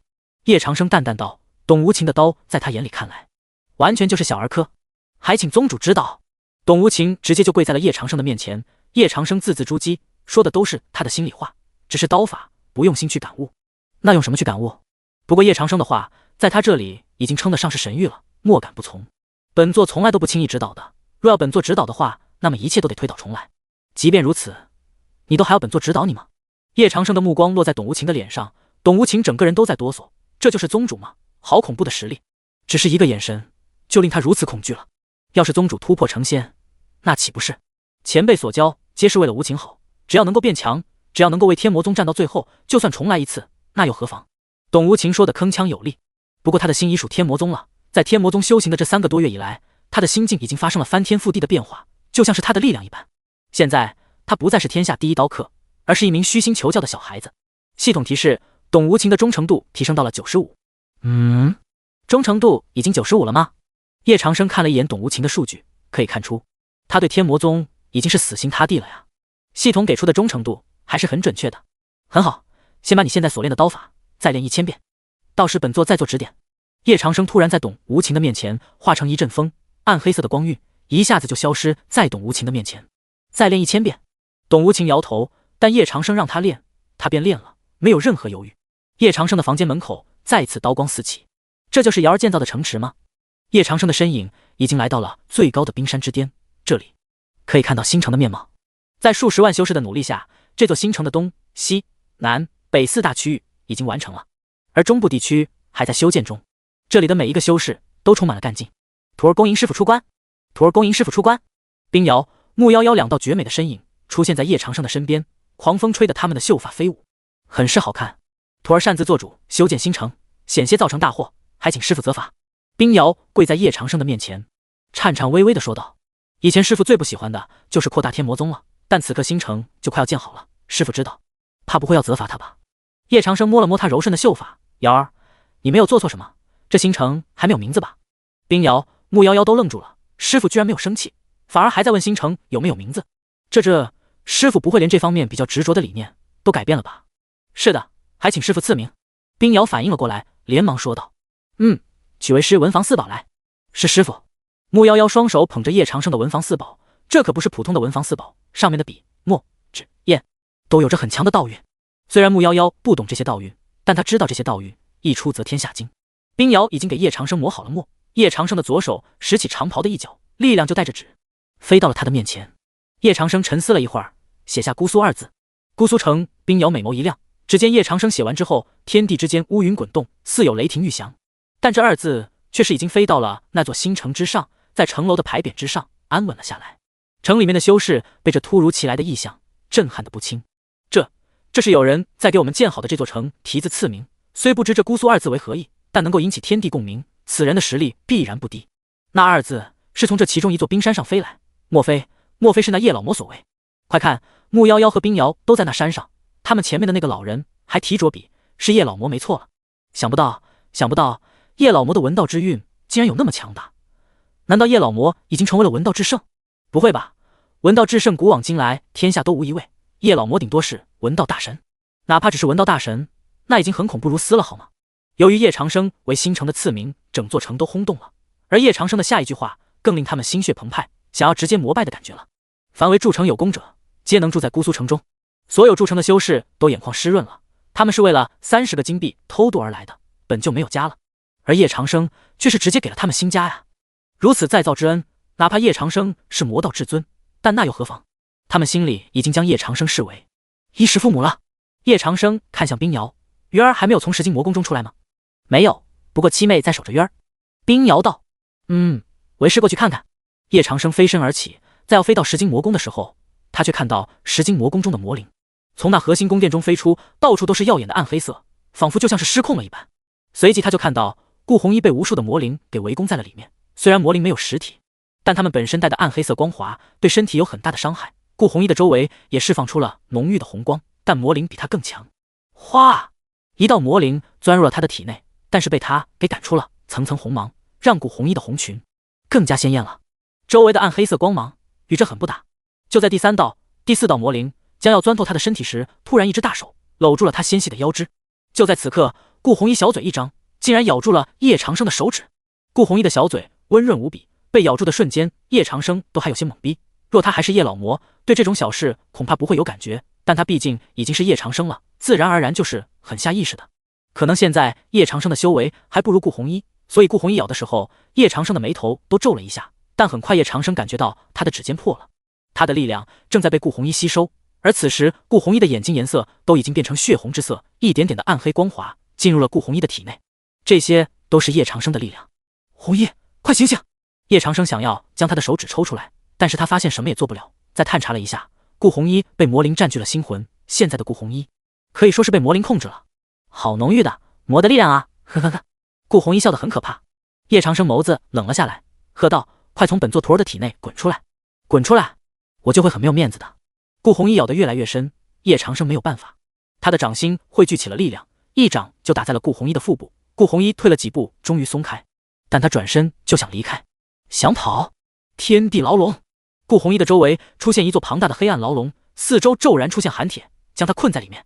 顾红衣的红眼顿时一瞪，天地间居然还有将他困住的力量，红芒顿时闪烁而起，想要将这四周无形的牢笼给突破。但这牢笼越攻越紧，直到让他全身都麻木了。叶长生淡淡地道：“你都化身为魔灵，还不知悔改，那本座只有灭杀于你了。”大神通术，八部天雷。叶长生手掌向天，一道道雷霆在苍穹中汇聚，仿佛随时要落下来一般。这可是八部天雷，要是被他轰中，无论多强的灵体都会形神俱灭，永世不得超生。顾红衣抬头看了一眼苍穹中滚动的恐怖雷霆，他被震惊了，没有想到这叶老魔果然是出了名的连徒儿都不会放过的魔头。魔灵心里一突，快速脱离了顾红衣的身体。顾红衣的身后突然飞出了一道暗黑色光华，然后一个黑色长发的女人浮现了一下，就咔嚓一声，瞬息而至的恐怖雷霆将占据顾红衣身体的魔灵给轰灭了。地面上还有雷霆轰击后残留下来的大坑，冒着黑烟。丁，灭杀一等魔灵，获得阅历值加170，当前阅历值170。系统提示：由于宿主突破化神初期，所有阅历值清空，全部重新计算。重新计算阅历值？靠！系统你还我阅历值？那些都是我辛辛苦苦挣来的阅历值啊！你既然说清空，就清空了。红衣，叶长生瞬息之间就抱住了顾红衣的身躯，这时他的眼睛已经恢复了正常，但他的身体还是很虚弱。师傅，您出关了。顾红衣躺在叶长生的怀里，一双玉手紧紧抱住叶长生，柔软的娇躯不断颤抖。他被魔灵占据身体后，看到种种恐怖的幻境，那些幻境被他称为魔域，但那些魔将他四分五裂，想要蚕食他。还好师傅及时赶到。先别说话，你在魔域里遭遇的都是幻境，他们能够影响你的心智，你不去想它，这些幻境自然而然就会被根除了。叶长生说道。知道了师傅。顾红衣虚弱的说道，靠在师傅的怀里，他有种很强的安全感，不由得就往叶长生的怀里蹭了蹭。带你下去看看，这石精魔宫中有什么在作祟。叶长生一跃而下，直接就进去了石精魔宫中。他就是天地间最大的魔头，所以这里的魔灵还影响不了他。这些魔灵看到了他，都自动消散了。被叶长生抱着，顾红衣很享受。师傅这是在公主抱他，已经很久没有这么公主抱过了吧。顾红衣眯着眼睛在叶长生的怀里躺着。很快叶长生就找到了谢思渊，此刻的谢思渊就像一个木偶人一样站在那里，全身被魔气覆盖，但一道暗黑色的光带从他的体内飞出。谢思渊睁开了美眸，他的修为上升了3重，也学会了一些姿势，不由得脸色微红。徒儿拜见师傅。谢思渊跪在了叶长生的面前，确实有所进步了，那些魔灵没有伤到你吧？叶长生腾出一只手来摸了摸谢思渊的秀发，没有啦，魔灵有什么坏心思呢？他们只是想提升我的实力。谢思渊抱住了叶长生的胳膊，伸了伸脑袋，七姐，这是怎么了？他和你一样都被魔灵附体了。叶长生淡笑道，是因为你心思纯净，所以才没有被魔灵控制，反而还拥有了魔灵的一股力量。那师傅，这股力量我可以用吗？嗷呜！谢思渊眨巴了一下大眼睛，但迎来的是叶长生的一记暴力。胡闹，魔灵的那是什么力量？你用了心思就不纯净了。叶长生斥责道。师傅，徒儿知错了。谢思渊低下了脑袋，嘤，他好委屈啊，但师傅说的好像好正确耶。如果他变坏了，师傅是不是就不爱他了？石精魔宫已经异变，难道是有人在牵动他？这些魔灵倒像是有人故意控制的。叶长生将2位徒儿送出石精魔宫后，他独自在这魔渊中走动，一道道魔灵在他的周围聚集，但对他都没有任何影响。天书的力量毫无保留地释放了出来，魔灵的周围多出了一股金色光带，带着威而来。这下还真是满天金色飞舞，甚是奢华。魔灵们想要奋起反击，但这些金色光带所携带的力量太过恐怖了，他们只是碰了一下，就被震散了。叶老魔，你来了！魔渊的深处响起一道苍老的声音，仿佛经历了很久远的年代。一道记忆在叶长生的脑海中被唤醒了，那是属于叶老魔的记忆。1000年前，叶老魔刚刚成为渡劫境初期的修士，从而卷入到了一场机缘的争夺之中。在争夺之中，叶老魔认识了一位老朋友，唤作陶子怀。由于其手段过于残忍，常以女修士入药，创造灵体，后来称为魔灵，为他战斗。所创造的魔灵对他也是死忠。正道宗门因此称他为子怀老魔。当时和叶老魔的名气不相上下，但叶老魔和子怀老魔之间并不存在真正的朋友关系。刚认识的那300年间，两位老魔相互算计，相互争斗，但叶老魔总是能够胜子怀老魔一步。可惜的是，两个老魔的实力也都是渡劫境初期，就算是战，也都是实力相同。800年前，蜀山对子怀老魔忍无可忍，便出动3位渡劫境巅峰的长老和子怀老魔展开大战。叶老魔就趁此机会将子怀老魔的力量魔体封印在此处，并建造了初期的10金魔宫，并且告知自己的徒儿，这是一处禁地，魔灵能提升他们的战斗姿势。但事实上，这些都是子怀老魔的战斗经验。很高兴我的老朋友你还活着，本座还以为你已经死了呢。怎么1000年过去，你还想着要走出这10金魔宫？叶长生手执天书，从记忆中看，子怀老魔不好对付，所以他时刻保持着警惕。时隔1000年，鬼知道子怀老魔的力量有没有被削弱。叶老魔，若不是当年我被蜀山那3个老头给困住，怎么能让你有这个机会？封印本座也就算了，竟然还让本座当你的工具人！子怀老魔的声音颤抖，这么多年来，可想而知他是怎么过来的。工具人当的都有点卑微，当本座的工具人，你还不乐意了？罢了，那就让你早点解脱吧。叶长生沉声说道。天书中的金色光芒更加浓郁了，无数道金色光带汇聚成一道庞大的能量。轰！天书之力将一道道、一层层的魔灵全部消融，直逼魔渊的深处。但魔渊深处也释放出恐怖的暗黑色光芒。这是什么力量？这是什么力量？子怀老魔恐惧道，这种力量居然刚好将他克制住了。在这力量的面前，他的魔灵都不受控制。若无这力量，他可以让叶老魔死在魔渊。但是他的算计错了，大错特错。乖乖解脱吧！天书之力被叶长生释放了无尽的金色光华，不仅震散了魔灵，也震散了魔渊，直指子怀老魔的心口。但子怀老魔就是子怀老魔，即便被叶老魔封印了1000年，他的力量还是恐怖如斯的，一直在魔渊中被迅速放大。恐怖的气息陡然而出，大神通术，黑煞灵指。子怀老魔一上来就释放了大神通术，整个10金魔宫都剧烈摇晃。砰！天书之力和黑煞灵指碰撞在一起，产生恐怖的能量圈，一些弱小的魔灵被灭散了。还好当年叶老魔的封印之力还在，这些力量都被叶长生利用了起来，能量无限释放。叶老魔，本座和你没完，等本座复活之日，就是你灭亡之时。身躯都被毁了，还想着复活呢？叶长生笑着说道。整个10金魔宫被天书之力完全消散。谢思渊抱着顾红衣，看着这一幕都震惊了。师傅刚才是在和谁战斗？释放出来的力量足以毁灭一座大宗门了，就连10金魔宫也都一起消散的无影无踪了。只有师傅一人独自站在中心。师傅，您没事吧？谢思渊担忧道。为师没事了。看到谢思渊，叶长生震荡的心平静了下来，摸了摸他的秀发。红衣恢复的怎么样？叶长生看向还很虚弱的顾红衣说道。多谢师傅相救。顾红衣行了一个礼，若不是师傅，他的身躯就已经被魔灵侵占。不过这倒给了你一个好处。叶长生笑着说道。什么好处？顾红衣愣了一下。魔灵将他折腾的不轻，可是师傅说有好处，静心感受此处的剑韵。叶长生提示道。顾红衣坐了下来，当他静下心来的时候，仿佛周围全部都是红绸在飞舞，红绸伴随着剑，而剑中又有韵。嗖的一声，红灵剑横在顾红衣的面前。谢思渊看了一下顾红衣的状态，思索道，师傅，这不是魔灵的地盘吗？怎么会有剑韵？为师的这个老朋友一生征战无数，最善用的武器就是剑，而所用之剑为神器，神器所留下来的便是剑韵。叶长生解释道。谢思渊总算是懂了，但随即就看到了在中心地区的一副暗黑色的棺材。这副棺材都是用上好的是细木制成，水火不侵。师傅，这副棺材是？刚好天魔宗的大门缺个装饰。啊！谢思渊懵懂了一下，就看到这副棺材就飞天而起，在叶长生的控制下飞到了天魔宗的门口，刚好就有不少势力就在盯着天魔宗的一静一动。当他们看到这副棺材时，都倒吸一口凉气。这口棺材不是宗门族谱中记载的祖师棺材，我以为那只是故事，居然是真的存在。该死！据说我们剑魔宗就是当年祖师建立的，祖师的棺材被悬挂在他人宗门之上，而我们却无能为力去抢回来。快，将这副棺材存在的消息回报给宗门。那是祖师的棺材？不会吧，祖师可是和叶老魔驰名的老魔，怎么会被叶老魔？我也不知，不过宗门会来救祖师的，这可是天魔宗，宗门赶来。众多魔道修士都将这副棺材被挂在天魔宗的消息带回了10大宗门中，但10大宗门没有一人敢动，因为祖师那等恐怖级别的人物都被叶老魔给。虽然还有几个老不死的老魔想要动一动，但10金魔宫的战斗他们也听说了，叶老魔所释放的力量恐怖如斯，子怀老魔的死状让他们都不寒而栗。天魔宗中，谢思渊已经给叶长生倒好了酒，师傅喝酒。叶长生轻轻抿了一口，徒儿拜见师傅。冰瑶微微躬身，姑苏城的进展如何了？叶长生喝完了一口酒，又被谢思渊给满上了。冰瑶迟疑了一会儿，说道：师傅，遇到了一些麻烦，姑苏城建立在公孙王朝的境内，公孙王朝要强行拆除，白墨尘正在那里跟公孙王朝理论。公孙王朝？谁给他们的胆子敢拆除为师的城？叶长生皱眉，在魔道中，除了10大宗门、8大仙宫这等势力以外，还有为了约束修士的王朝。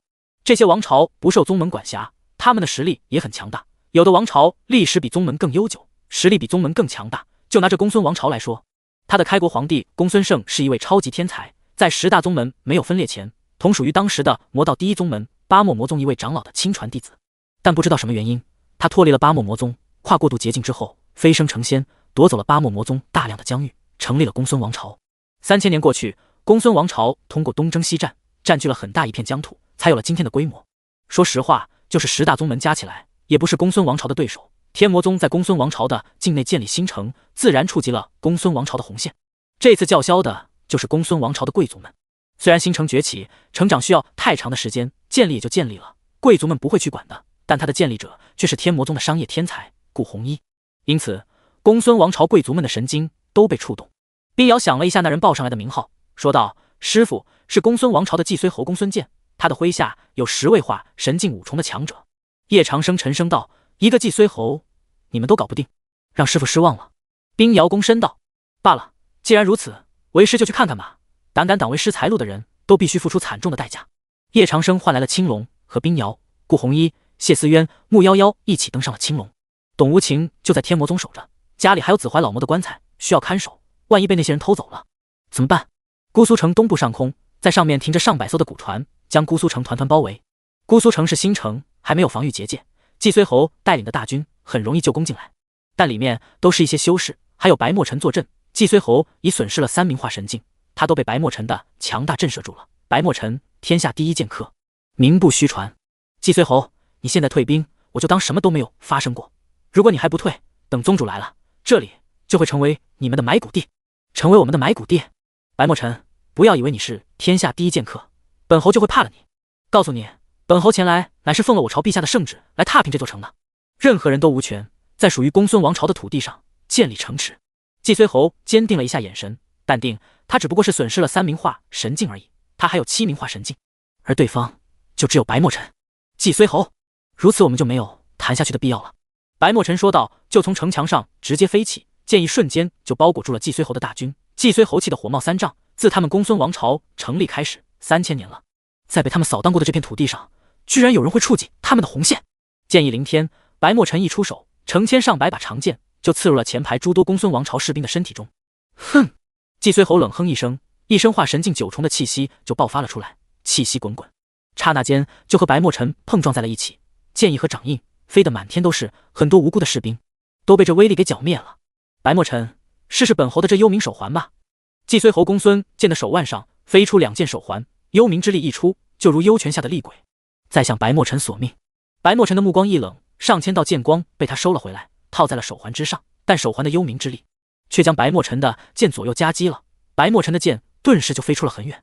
白墨尘退后，砰的一声轰在了姑苏城的城墙之上。他打得过蜀山的剑痴，但没有想到会败在季虽侯的手里，见白墨尘后退，季虽侯心里一喜，冲白墨尘说道：天下第一剑客不过如此，你们上，活捉白墨尘。本侯想要研究他的心。莫，不愧是魔道王朝的人，这一开口就这么血腥。白墨尘被幽冥手环的力量套在了城墙上，这幽冥手环增大了一圈，套住他的腰和脖子是轻而易举的，但他的称号不是白来的。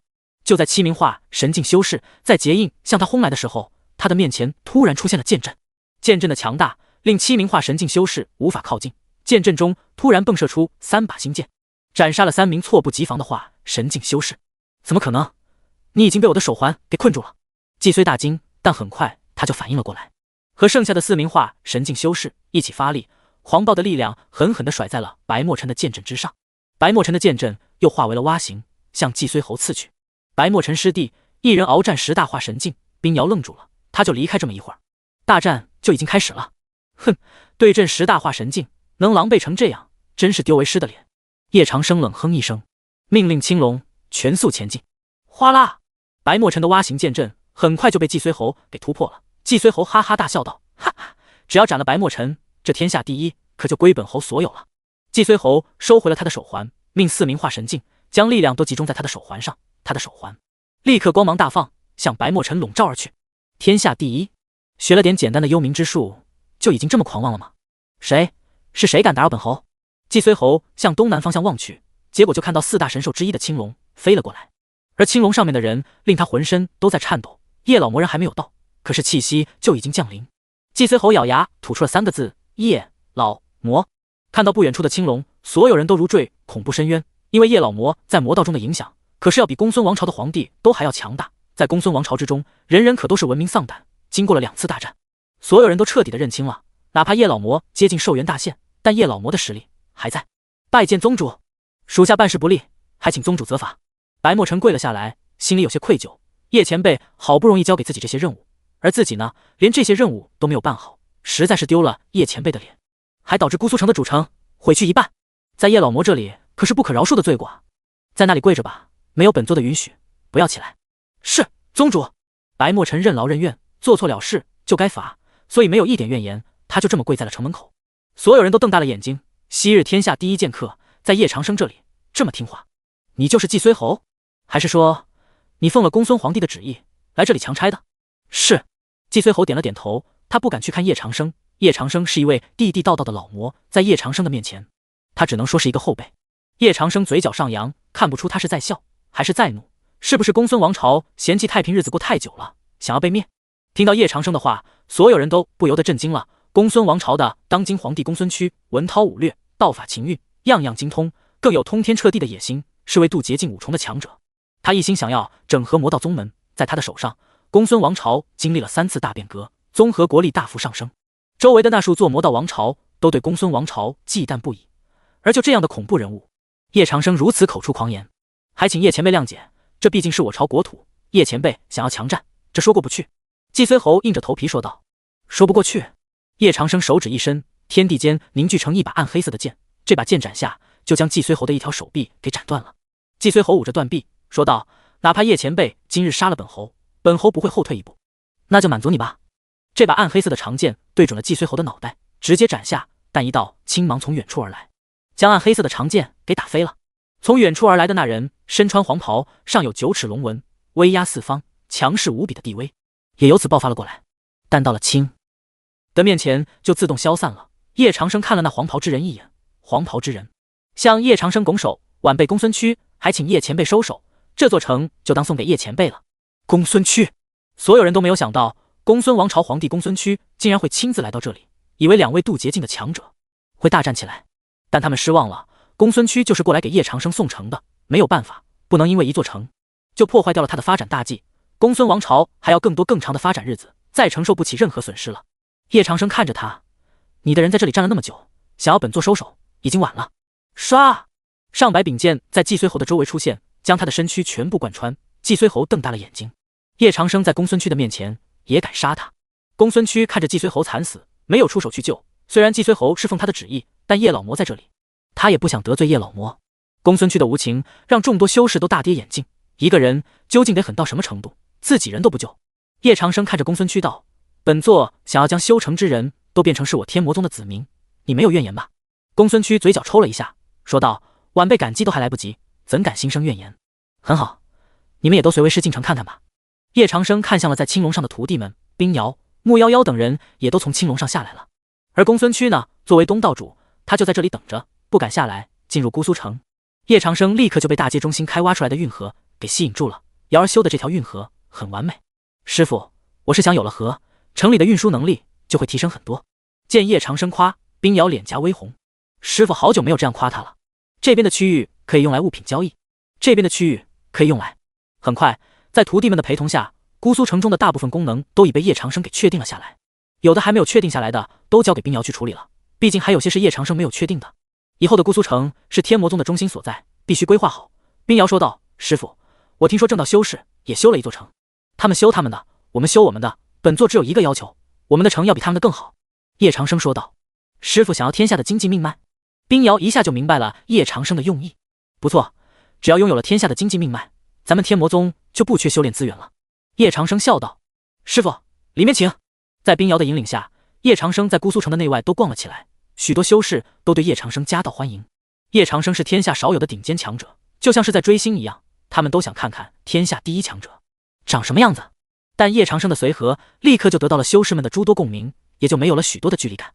丁，您震慑了公孙王朝，获得阅历值330，当前阅历值700阅历值。叶长生皱眉，还是得多多努力。师傅，吃这个。谢思渊不知道从哪里买来了一串冰糖葫芦，在叶长生的面前晃了晃。胡闹！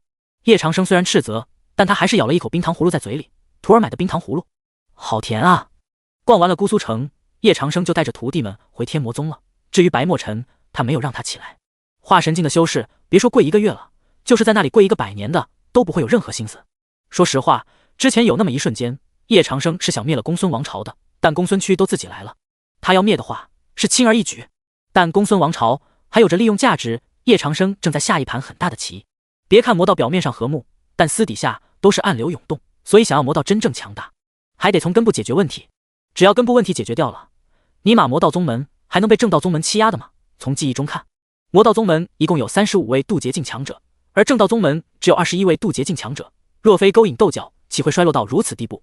但他所知晓的只是各大势力明面上的力量，谁还没有一个后备力量呢？在他没有强大之前，别说是抓徒弟回来调教了，就是天魔宗保得住保不住还很难说。而且一大原因就是他的寿命很短，万一哪天修行过头，就原地去世了。系统，我的寿元还剩下多少？叶长生叹息道。丁，宿主的寿元还剩下26年03个月。26年了。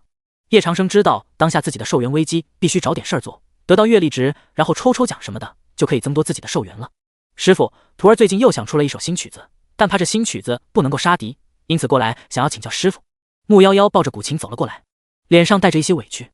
回到天魔宗后，他就将叶长生给他的古琴拿出来，反复推敲，终于有了一首新曲子，就去找董无情切磋了。但是董无情呢，刀法太过于精湛，他的琴音就败在了董无情的刀法之下，音律不能杀人的话，那这把古琴也是没有用了。弹弹看。叶长生瞥了一眼木夭夭，这丫头能自己创造出音律，说明他对古琴的掌控有了一个初步认识。但是木夭夭的火候不够，音律不够精炼，这才导致古琴的威力减少。叶长生让他弹弹，就是为了找出错误，可不是为了听徒儿弹琴的。是。木夭夭坐了下来，长长的白裙将白嫩的长腿给露了出来，玉指弹奏了起来，一道道悦耳动听的音律钻入到了叶长生的耳朵之中，是好是坏，一听就知。一曲弹毕，木夭夭来到叶长生的身后，一缕缕秀发就因此散落了下来，在叶长生的耳边，一双玉手轻轻为叶长生按着摩。师傅，这是我在听雨时有感而发。听雨？你没有听进去？叶长生摇了摇头，享受着自家徒弟的按摩。没有听进去？这不可能啊，师傅，雨落下的痕迹，我可是听了很久很久的。木夭夭的手慢了下来。为师问你，每次下雨之时有多少滴雨珠？叶长生笑着说道。有多少滴雨珠？这个徒儿还真没有数过。木夭夭想了一会儿说道。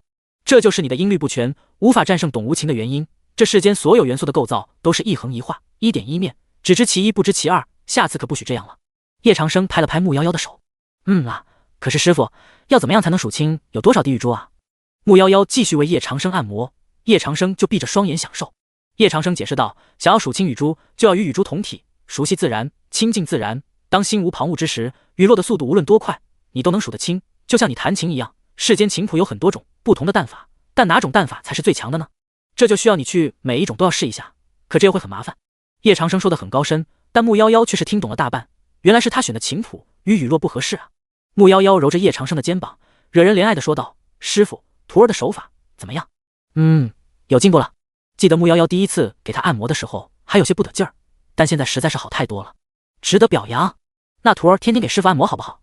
木夭夭柔声道，如果能天天在师傅身边陪着，时常听师傅教诲，他的修为不就日飞千里了吗？胡闹！为师就不用修炼了吗？叶长生突然生气道，吓得木夭夭赶紧跪在了叶长生的面前。徒儿知错，下不为例啊。叶长生摸了摸木夭夭的小脑袋，说道。天魔宗之外，这里正在发生一场大战，1000多人围攻一名皇子，但那皇子面色不改，一身的青衫蟒袍都已被血所染红。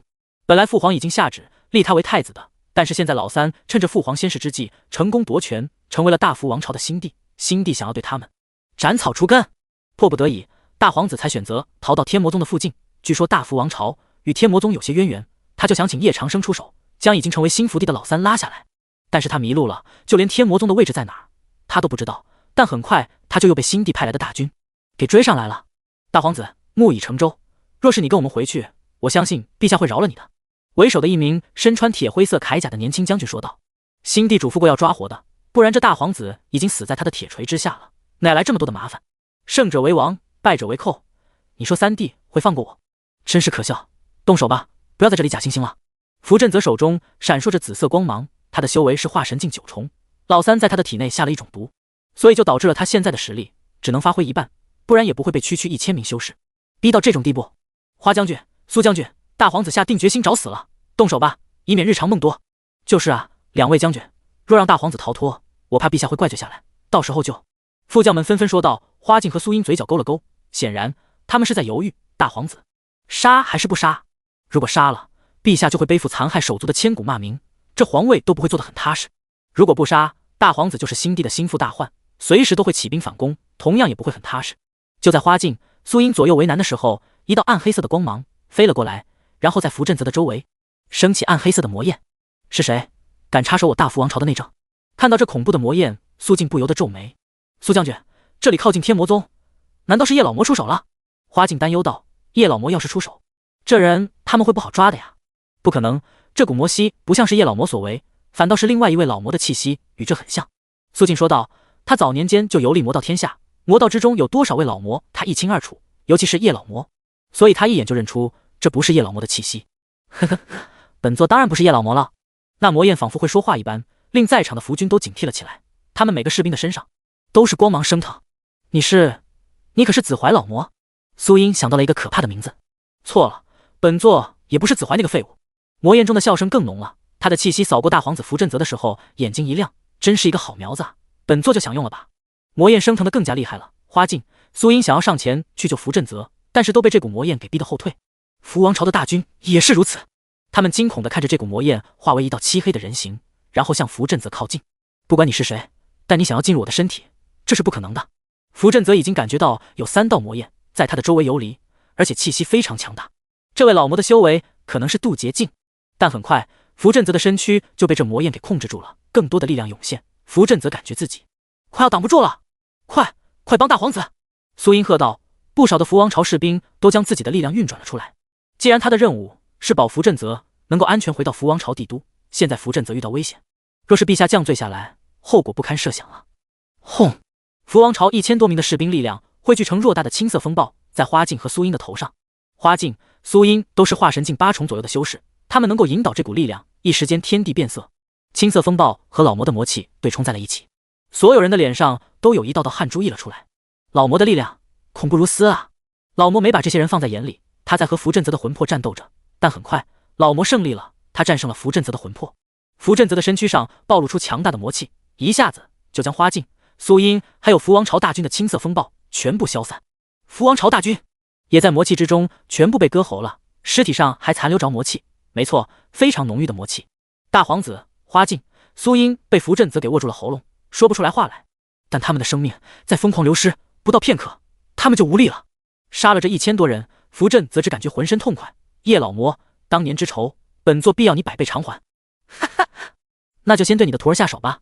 符镇则卷动着滔天魔气，就向着东北方向去了。东北方向所在的就是白龙王朝，白龙王朝的城池被符镇则轰爆炸，子民全部都被屠杀殆尽。而符镇则的目光看向了白龙王朝的帝都象痴城，在那里有他的一件神器，只要拿到了那件神器，他就可以立刻恢复到巅峰修为，甚至和叶老魔一战都有可能。属于本座的力量，你们不配拥有。符镇则吞噬完这座城全部的灵气后，就卷起魔气，直扑向痴城而去。某日，3名修士经过白龙王朝时，准备在蓝高城歇脚，他们被眼前的这一幕给惊呆了。只见整座城到处都是枯尸，宛若地狱一般，惨不忍睹。这都是谁干的？也太恐怖了吧！如此惨烈，我平生未见。白龙王朝这是招惹到了哪个恐怖的恶魔？不知道，我觉得还是赶快去香池城吧。这一路上全都是这副景象，太可怕了。希望白龙王朝别整个都被灭了。我们魔道天下就只有7大王朝，被灭的话，可以这么说吧，一旦白龙王朝被灭，那整个魔道天下都会大乱的。房间中，叶长生正在提笔作画，虽然不知道他要画什么，但这画上面已有一棵树了。而谢思渊呢，就在旁边伺候着。师傅，您画的怎么只有一棵树呀？叶长生从砚中再蘸了蘸墨水，说道：“还没画完呢，你不要动。”眨眼之间，一张绝美的圆脸就完成了。谢思渊看了一眼，蹦蹦跳跳地道：“哇，师傅，您这画的是我耶！”为师只画了一张脸，就知道是自己了。叶长生用毛笔的另一头敲了一下谢思渊的小脑袋。当然啦，师傅这轮廓很像渊儿。谢思渊吐了吐舌头说道：“那还不快站好！”谢思渊立刻就乖巧地站在了叶长生的面前。虽然不知道师傅今日为什么会有如此兴致，但师傅画的是自己，谢思渊就已经很开心了。宗主，就在这时，董无情捧着一封带着力量的书信走了进来。这封书信是谁给本座的？叶长生继续坐着画，都没有看董无情。是白龙王朝，他们已经有100座城池被人给屠了。董无情道：“屠城这事儿发生在魔道，不挺正常的吗？”叶长生表面淡定，但他的内心已经如大海一般汹涌了。好家伙，现在都这么血腥了吗？这100座城池都得有数百万人了吧？是挺正常的，但全城的人都被吞噬了力量，那么多人的力量，若是集于一人之身，那就恐怖了。所以白龙王朝才会向天魔宗求援。董无情道：“师傅，白龙王朝我听着有点熟悉。”谢思渊咬了咬嘴唇，说道：“为师记得你没有去过白龙王朝，哪来的熟悉之感？别动，为师差点就画歪了。”叶长生淡然道：“可是吴姐去过，白龙王朝是吴姐最后出现的地方。”谢思渊撩了撩秀发说道：“你是说思思？”叶长生手中的笔突然停了下来。自6个徒弟叛逃之后，除了4个徒弟有去向以外，另外2个徒弟就直接下落不明了。而这2个徒弟刚好就是5徒弟陈思思、4徒弟绿萝。这些年关于他们的消息，还真的就没有。是当年吴姐路过白龙王朝时，白龙王朝的某位贵族想要强取于吴姐，吴姐因此释放了可怕的大神通术，千魔出阳，将周围数十座城都给毁掉了。魔气在那些城中100日都没有散去，因此又被白龙王朝的人称为仇彼100日，以此来形容那日的惨状。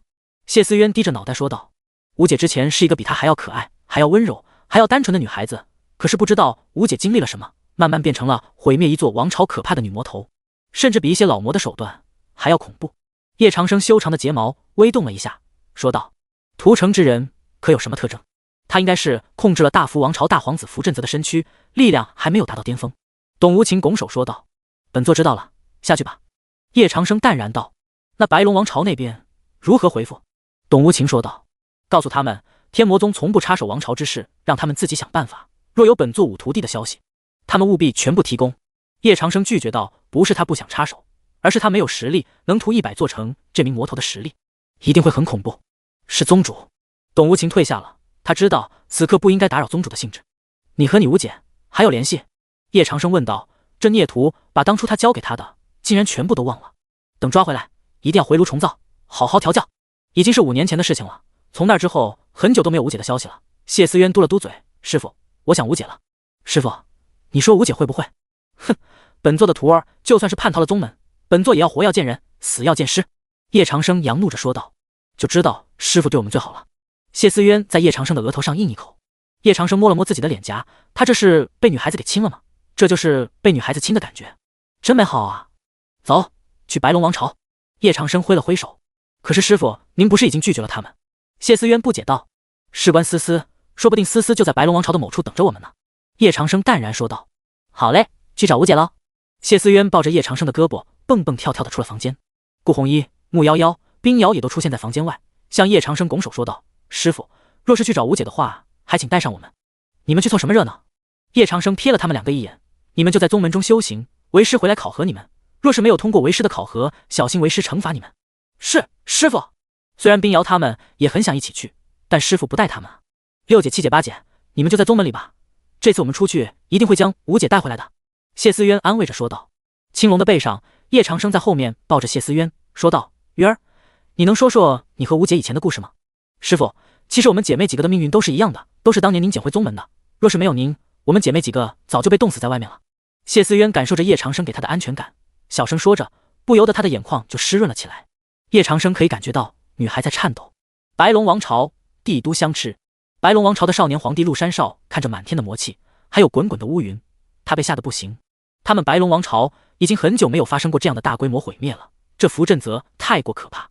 虽然大福王朝已经答应要援助他们，但是大福王朝的新帝迟迟没有派强者过来，他们自己的化神境强者已经被符阵则给屠杀过半了，再这样下去，白龙王朝迟早灭亡。现在只有寄希望于天魔宗的叶老魔，叶老魔出手的话，这父王之危就会迎刃而解了。陛下，天魔宗来消息了。丞相缓慢登上了城楼，将天魔宗回复的消息给了陆山少。陆山少兴奋地打开一看，但得到的是天魔宗拒绝的消息。天魔宗也不肯相助于朕吗？陆山少咬了咬牙，现在的白龙王朝真是上天无门，入地不行啊。天魔宗说他们有自己的安排。丞相又补充道，这老魔的力量太过强大，还请陛下暂避锋芒。是啊，陛下，那老魔只要陈思思，我们把那什么陈思思交给那老魔不就成了吗？众多大臣说道。关键是那陈思思在哪儿，朕都不知道，朕又如何把陈思思交给那老魔？陆山少气得浑身发抖。你们别忘了，筹笔百日就是那陈思思的结晶。可是有什么办法能够阻止那老魔继续杀戮呢？有大臣沉思道。陛下，不如我们就将陈思思的去向告诉那老魔，那老魔肯定会收手的。丞相说道。不如告诉本座吧。就在这时，四大神兽之一青龙出现在众人的上方，他们都抬头望去，叶长生的身影从青龙之上跳了下来，他的旁边还带着谢思渊。叶前辈来了，我们有救了。陆山少一脸激动，上前握住了叶长生的手。前辈肯相助白龙王朝，真是白龙王朝之幸啊。告诉本座，本座的五徒弟在哪儿？陆山少整个人都傻眼了，感情叶前辈不是来救白龙王朝的，而是来找他问徒儿的下落的。但他怎么知道陈思思的下落？那去向完全就是虚无缥缈的，没有任何根据。可是朕只知道他的去向，但陆山少不敢在叶长生的面前摆谱。他去哪儿了？叶长生皱眉。陆山少傻眼了，叶长生很关心他的五徒弟啊，不像传言中的虐待徒弟。只是既然很关心，那些徒弟为何还要叛离天魔宗呢？据说是去了正道那边了。陆山少不确定道。正道那边？叶长生沉思了一会儿，思思去正道那边做什么？但不管做什么，他都要亲手将思思抓回来。叶前辈，如今这老魔正在祸乱白龙王朝，点名道姓要朕交出陈思思，不然就灭了朕的白龙王朝。您一定要为朕做主啊！陆山少就差没有在叶长生面前跪着了。他竟然知道我的五徒弟，难道又是叶老魔的某位故友？叶长生看着滔天的魔气，这故友的力量和紫怀老魔的不相上下，叶长生想要对抗，还是得借助道具卡的力量。可是他的道具卡差不多都快用完了，只剩下最后一张叶老魔巅峰体验卡了，但那是保命用的，叶长生不会用在这里。叶长生转念一想，他现在不正愁阅历值吗？那么好的东西在自己的面前，他为何不用呢？叶长生看向陆山少说道：白龙皇帝，本座可以帮你除掉那个老魔，但本座有个条件。陆山少和大臣们都对视了一眼，只要叶长生这样的绝世强者能够出手，就算多少个条件他们也会答应的。叶前辈尽管提。陆山少道。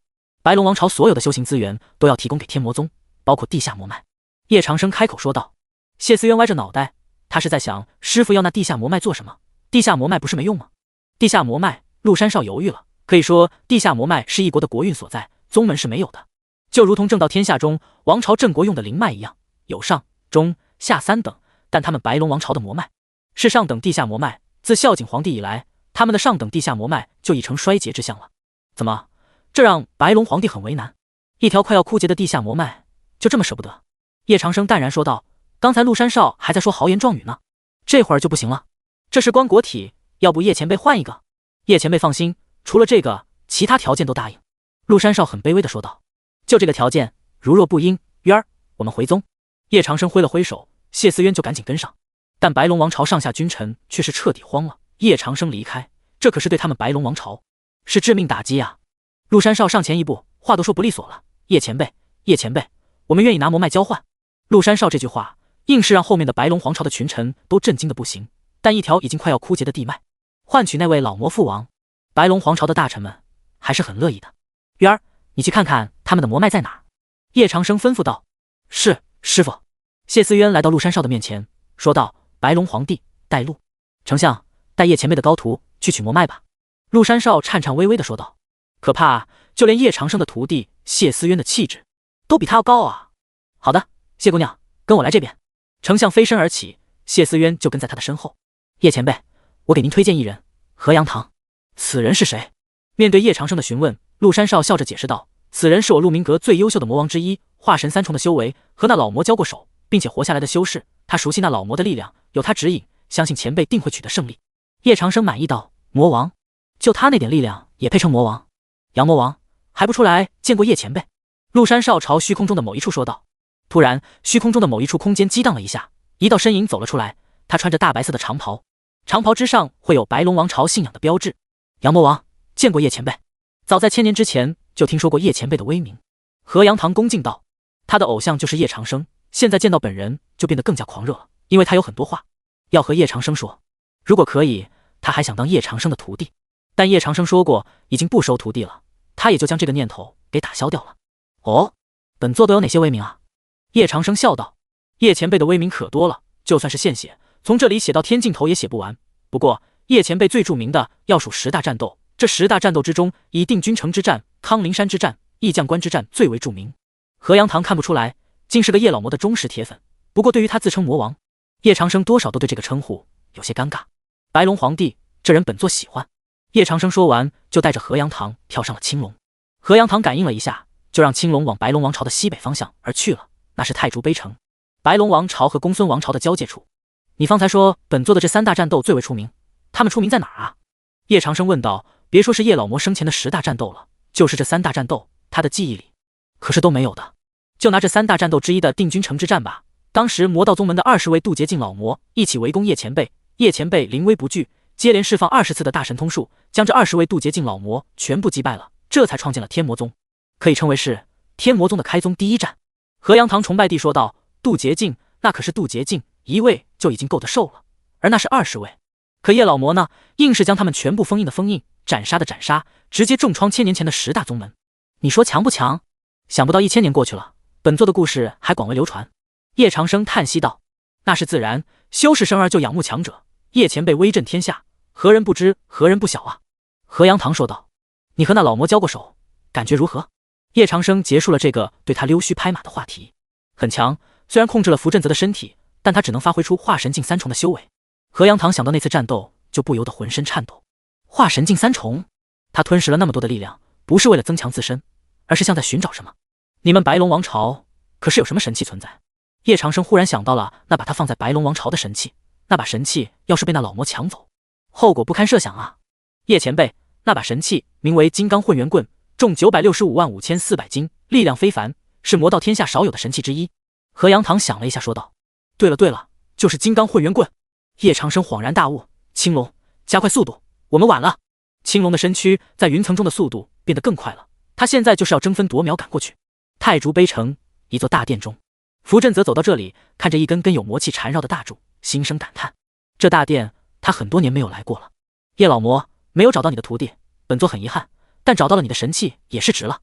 符镇泽笑了一下，他的手向金刚混元棍伸出，砰，他的手上闪烁出金色雷霆，金刚混元棍上被人下了保护结界，这也就是说他不能拿走这件神器。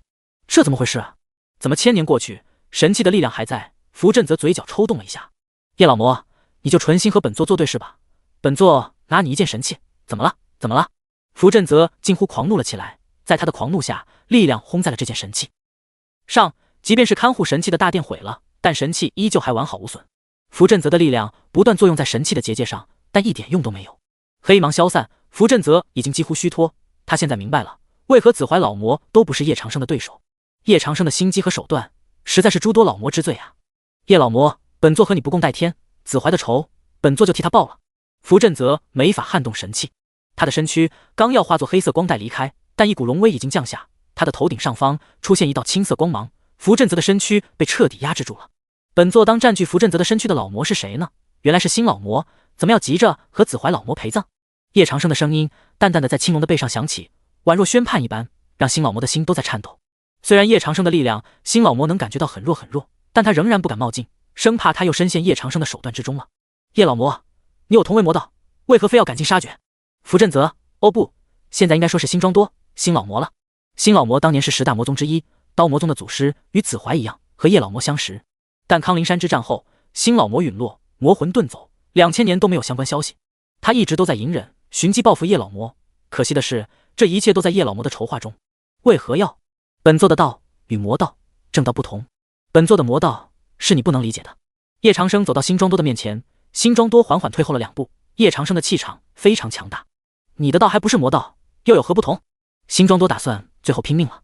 他已经通知了刀魔宗的人，刀魔宗的人很快就到，到时候3位渡劫境强者围攻叶老魔，他就不信叶老魔能够活过来。想拖延时间？你吞噬了那么多人的力量，想要解开本座的封印，很幼稚的想法。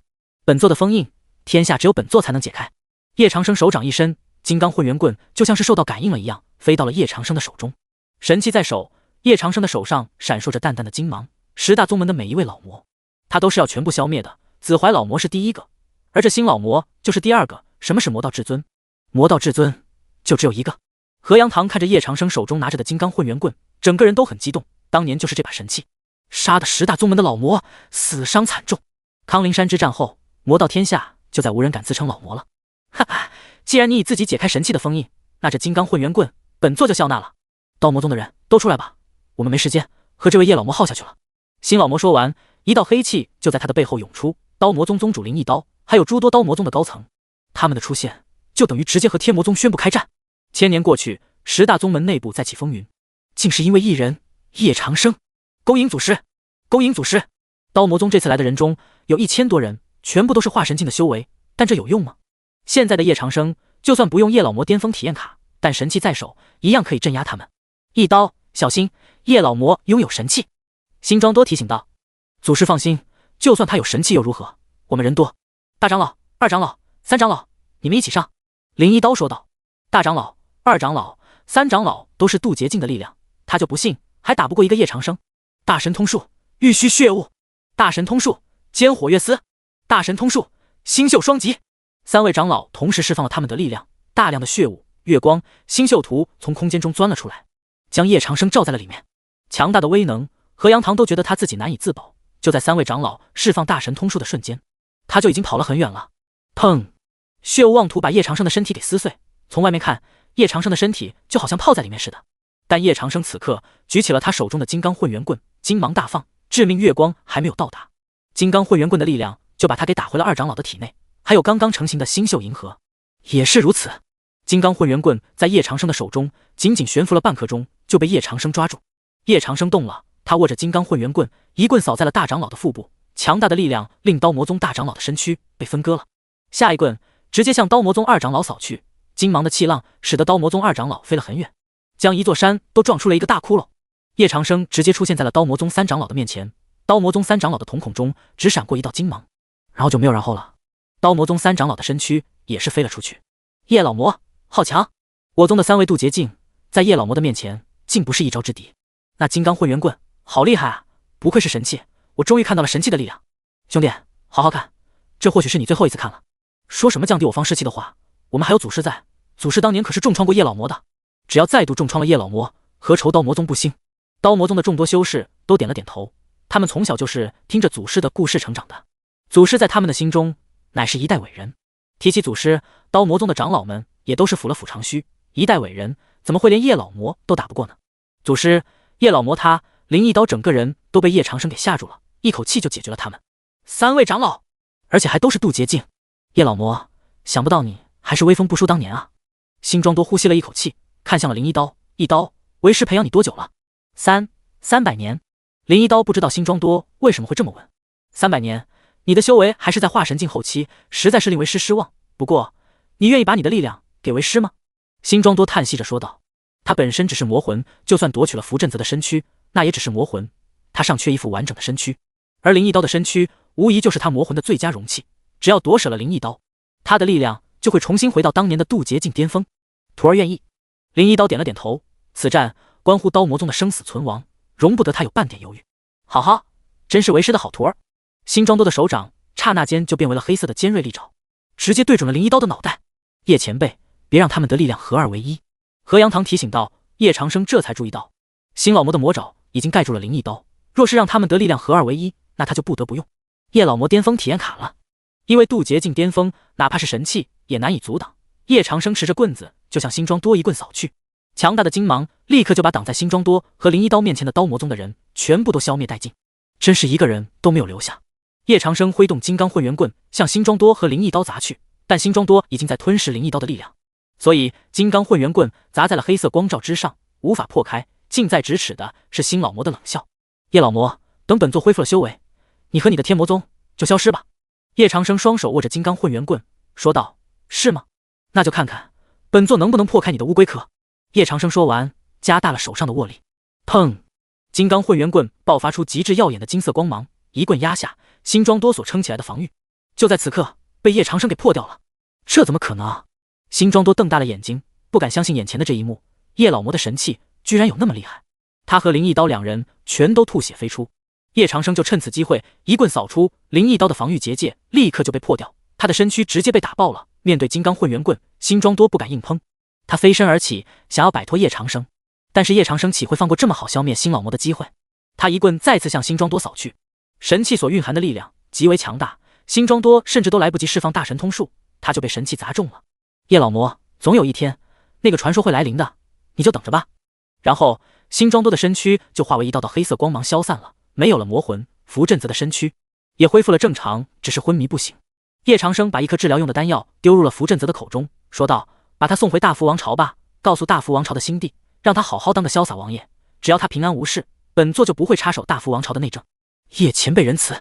河阳堂扶起已经瘫痪的符镇泽，朝大福王朝的方向飞去了。今日一战可是让他大开了眼界啊！丁，恭喜宿主灭掉了刀魔宗，获得阅历值1000点，当前阅历值1700点。丁，恭喜宿主征服了白龙王朝，获得阅历值1500点，当前阅历值3200点。3200点了。叶长生哼哼，现在他终于可以在商城兑换道具卡了。在闭关的修炼的时候，他的道具卡差不多都用完了。系统商城有效指挥1000阅历值兑换。本道具作用使用后，范围内的所有子民劳作效率提升120%。无名王者1700阅历值兑换。本道具作用使用后，宿主可以得到王者之威，渡劫境巅峰修士力量都会被封印，持续时长30分钟。强力版天地牢笼3000阅历值兑换。本道具作用使用后，困住对手的概率提升至100%，对手无法从强力版天地牢笼中逃脱。夜光弥散3800阅历值兑换。本道具作用使用后，黑夜可变白天，空间萎缩，对手无法使用任何隐匿手段。逆天道具卡仅限使用一次。叶长生浏览完这些道具卡，都已经这妖牛逼了吗？不过他只看中了有效指挥和无名王者，立刻就用阅历值兑换了。让叶长生失望的是，没有寿元增幅卡。可能在系统看来，寿元增幅卡要远比无名王者都还要厉害，所以就藏着掖着，不肯拿出来给叶长生兑换。丁，宿主兑换成功，恭喜宿主获得无名王者乘1，有效指挥乘1，消耗阅历值2700点，当前阅历值500点。叶长生叹了口气，收集阅历值还有很长的路要走啊。他跳上了青龙，到了白龙王朝。白龙王朝的象池城上，谢思渊已经在这里等师傅很久了，但看到师傅的青龙飞来，他就很用力地向师傅挥手，青龙就落在了谢思渊的面前。谢思渊盈盈一礼，徒儿拜见师傅。为师要你取的魔脉，可取了？叶长生看向谢思渊，这丫头只在他的面前可爱单纯啊。刚才他可是看到了，在白龙皇帝这些人的面前，鱼儿就像是一个女魔头似的。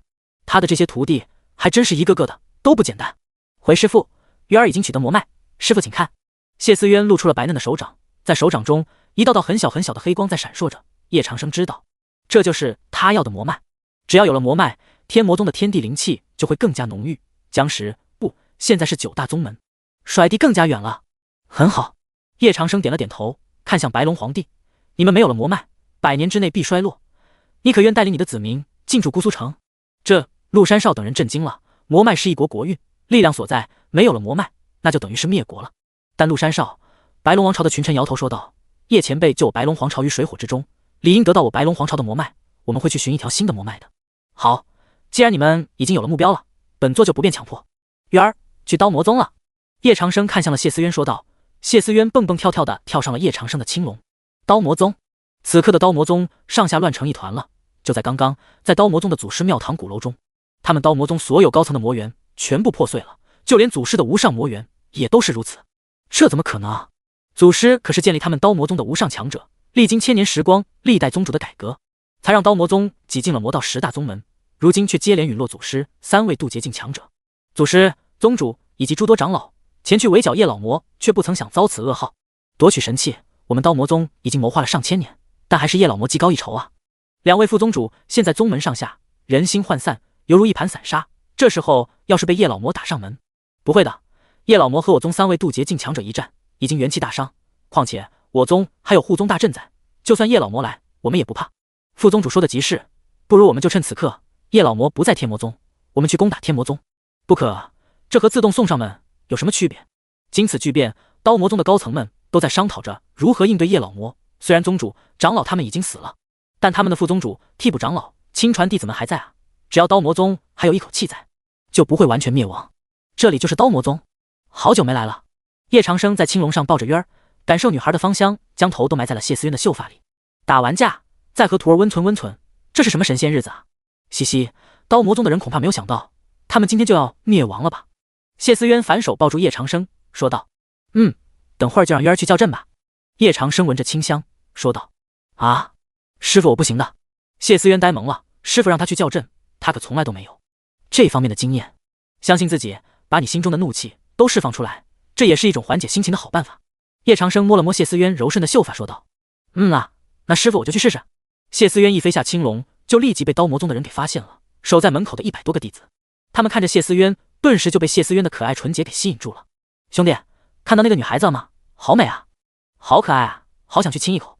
好了，伤疤忘了疼，别忘了，你上次就是调戏了天门山的女弟子，那玩意儿差点都被那名女弟子给咔嚓了。别说了，太丢人了，我哪知道上次那名女弟子力量这么强。哎，这女孩是谁啊？怎么有点熟悉？好像是哦。等等，她不就是叶老魔的9徒弟吗？叶老魔刚刚灭了我们的高层，现在9徒弟来我们刀魔宗了，快通知全宗，天魔宗派人来攻打我们了。该死，天魔宗的人怎么来的这么快，还真敢来啊！这100多个弟子看到谢思渊都紧张无比，一层一层的通报，总算让2位副宗主知道了。刀魔宗的2位副宗主都是化神境后期的修为，还不是谢思渊的对手呢，所以叶长生才会让谢思渊下来，目的呢就是为了让谢思渊锻炼一下他自己。2位副宗主带着刀魔宗的3万多名弟子，都站在无数古老大殿的上方。这些古老大殿都是依山而建，竟然形成了一个古老的刀字。妖女，你来我刀魔宗想要干什么？一位副宗主的金锁黄瞳散发着恐怖的黄芒，指着谢思渊说道。谢思渊歪了歪脑袋，这样的可爱的一幕让刀魔宗的弟子们都吞了吞口水。师父命我来灭刀魔宗的啊，就凭你一个黄毛丫头，不过一个甲子的年龄，就敢大言不惭说灭我刀魔宗？副宗主，弟子请战！副宗主，弟子请战！刀魔宗的亲传弟子们都想要请战，上次9域大会他们就想和谢思渊战斗，只不过一直都没有机会。好，这黄毛丫头只不过才金丹中期，记住给本座活捉回来。是。4名元婴境巅峰的弟子都点了点头，然后飞出了刀魔宗，落在了谢思渊的面前。大胆妖女，我乃副宗主座下亲传弟子汪浩然，等着被我拿下吧！妖女速速受死！这4名元婴境巅峰的弟子手掌上都升腾起紫色光芒，向谢思渊齐齐攻去。面对这4名元婴境巅峰的围攻，谢思渊没有慌乱，他手中的彩云纱败退了不少力量。一名元婴境巅峰的弟子速度很快，在战斗中他抓住了谢思渊的彩云纱，彩云纱上忽然闪烁出彩色光芒，将这名弟子给弹开了。妖女，不得不说你一个金丹中期就敢与我们4名元婴境巅峰的修士战斗，很有胆量。但是你注定失败，快跪下叫我一句相公，我就放过你。一个弟子嚣张地冲谢思渊喊道。谢思渊小脸冷了下来，说道：就凭你也想我叫你相公？彩云纱挥动，4名弟子的周围全部都是彩色的丝带，把他们围在了这里面。他的是一件天阶法器，大家小心。死！什么天阶法器？弟子们都倒吸了一口凉气。叶老魔确实对自己的徒弟很宠爱，哪怕是最小的徒弟也都给了天阶法器。要知道他们在刀魔宗那么多年，努力成为了刀魔宗副宗主的亲传弟子都没有法器，而谢思渊手上就有那么一件法器。杀了他，把他手里的天阶法器给夺过来。是。弟子们又向谢思渊扑去，他们轮流在彩云纱之中穿梭，元婴境巅峰就是元婴境巅峰。很快弟子们就找到了彩云纱的破绽。汪浩然一斧挥出道强大的气浪，直扑谢思渊，但谢思渊的彩云纱将汪浩然的斧头给挡了下来。大神通术七仙彩衣，谢思渊的身上的彩色光芒更加浓郁了，他的力量笼罩住汪浩然4人，汪浩然4人立刻就感受到了恐怖的压力，这种压力哪怕他们是元婴境巅峰也不是可以抗拒的。快看我们的身上！我忍不住卧槽一声，妖女，你给我们穿的是什么鬼玩意儿？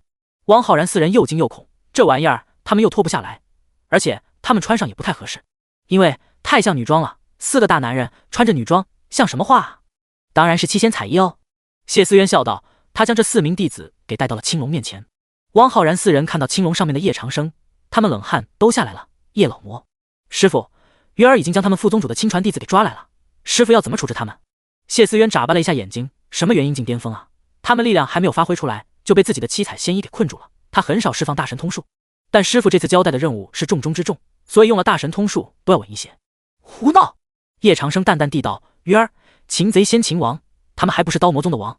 哦，谢思渊歪了歪脑袋，七仙彩衣慢慢缩紧，汪浩然四人瞳孔瞪大，向谢思渊讨饶：“放过我们吧，我们能带你们进刀魔宗。”为了活命，汪浩然四人也顾不上什么宗门礼仪了，纷纷向谢思渊抛出了自己的筹码。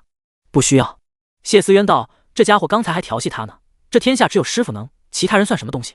砰！七仙彩衣释放出强烈的彩色光芒，然后在刀魔宗的上空陡然爆炸，恐怖的气浪把地面上的刀魔宗弟子都震飞了好几十米远。这怎么可能？居然连汪师兄都不是谢思渊的对手。谢思渊只不过是金丹中期的修为，汪师兄他们怎么会？哎，我们刀魔宗损失了高层也就罢了，现在就连传承都断了。我只想知道副宗主他们接下来是何种对策。如果这小妖女打进来的话，打进来？我们护宗大阵又不是摆设，哪那么容易打进来？何况还是个小妖女。妈，烦你清醒一点，都如此危机了，我们就不要盲目自大了好吗？高层传承都已断绝，刀魔宗的两位副宗主全程都看呆了。叶老魔兵临城下，是战还是降？两位副宗主是纠结，直到叶长生从青龙上面下来，他们都还没有商量出来。师傅，他们也太不经打了。谢思渊蹦蹦跳跳的在叶长生面前说道：“据说刀魔宗也有一条中等地下魔脉，为师已经找到他的位置了。”叶长生说完，他的身躯释放出黑芒，而这些黑芒朝着他指定的方向急速飞去，直接就忽略掉了刀魔宗的护宗大阵。这种低级的防御大阵对叶长生来说就如同入无人之境。副宗主，叶老魔发现了我们魔脉的位置，不好，如果魔脉被叶老魔夺走，我们宗门才算是真正的亡了。两位副宗主脸色大变，他们飞身而起，在叶长生的黑芒面前凝结出了一道防御。黑芒不断冲击，两位副宗主就快要顶不住了。砰！终于，两位副宗主的身躯被黑芒轰中。砰！一道倒立，恐怖的力量在他们两人的面前爆开，两位副宗主瞬间身受重伤。黑芒消散，他们看到叶长生已经在他们的面前。说，那个传说是什么？叶长生还记得新老魔死之前说的那个能灭掉整个魔道的传说，整个魔道覆灭，天魔宗也不能幸免。哈哈，叶老魔，原来天下还有你不知道的答案，你想要知道，我们偏不告诉你。轰轰！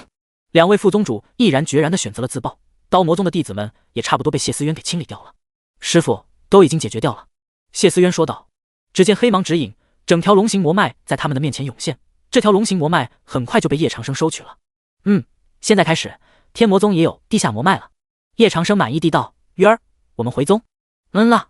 谢思渊跳上了青龙，跟着叶长生回到了天魔宗。10大宗门之一，刀魔宗被灭宗的消息很快就在正魔两道天下传播开来，所有的势力都无比震惊。10大宗门被灭其一，魔道的平衡就从此被一举打破，魔道将要比正道都还要乱。听说了吗？刀魔宗被天魔宗灭了，就连地下魔脉都被整条抽离了出来。这两大宗门平日里没有恩怨啊，是什么深仇大恨，促使叶老魔灭掉了刀魔宗？可能是叶老魔深感自己寿元即将耗尽，开始对我们下手了。你的意思是，将死之人的野心被无限放大了？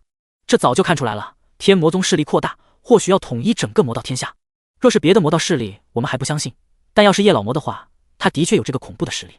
不管是魔道还是正道，全都人心惶惶，不知所措。最为慌张的还是剩下的8个宗门，他们生怕叶长生下一个就会对他们下手了。瑶台仙宫，一处人间仙境，这里雾气朦胧，花海丛生，不少花瓣飘落，轻轻抚在女孩的秀发上，给女孩的绝美更添一分了。女孩身穿红袍，身躯窈窕纤细，柔顺秀发宛若瀑布一般垂在她的背后，举手投足之间都不乏女帝之威。她就是在魔道中力量仅次于叶长生的渡劫境强者，瑶台仙宫创立者叶长生首徒瑶池，拜见公主。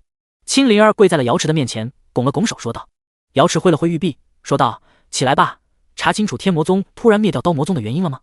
魔道中10大宗门8大仙宫相依为命，共生共灭，而现在被灭掉了1大宗门，魔道天下已然震动。若正道再来大举进攻，怕魔道撑不住100年，因此瑶池才会问天魔宗的动机是什么。自从那次正道10万大军围攻天魔宗之后，他的师傅叶长生好像就换了一个人一样，不仅暴露出还没有消散的力量，甚至其野心比之前更强大了。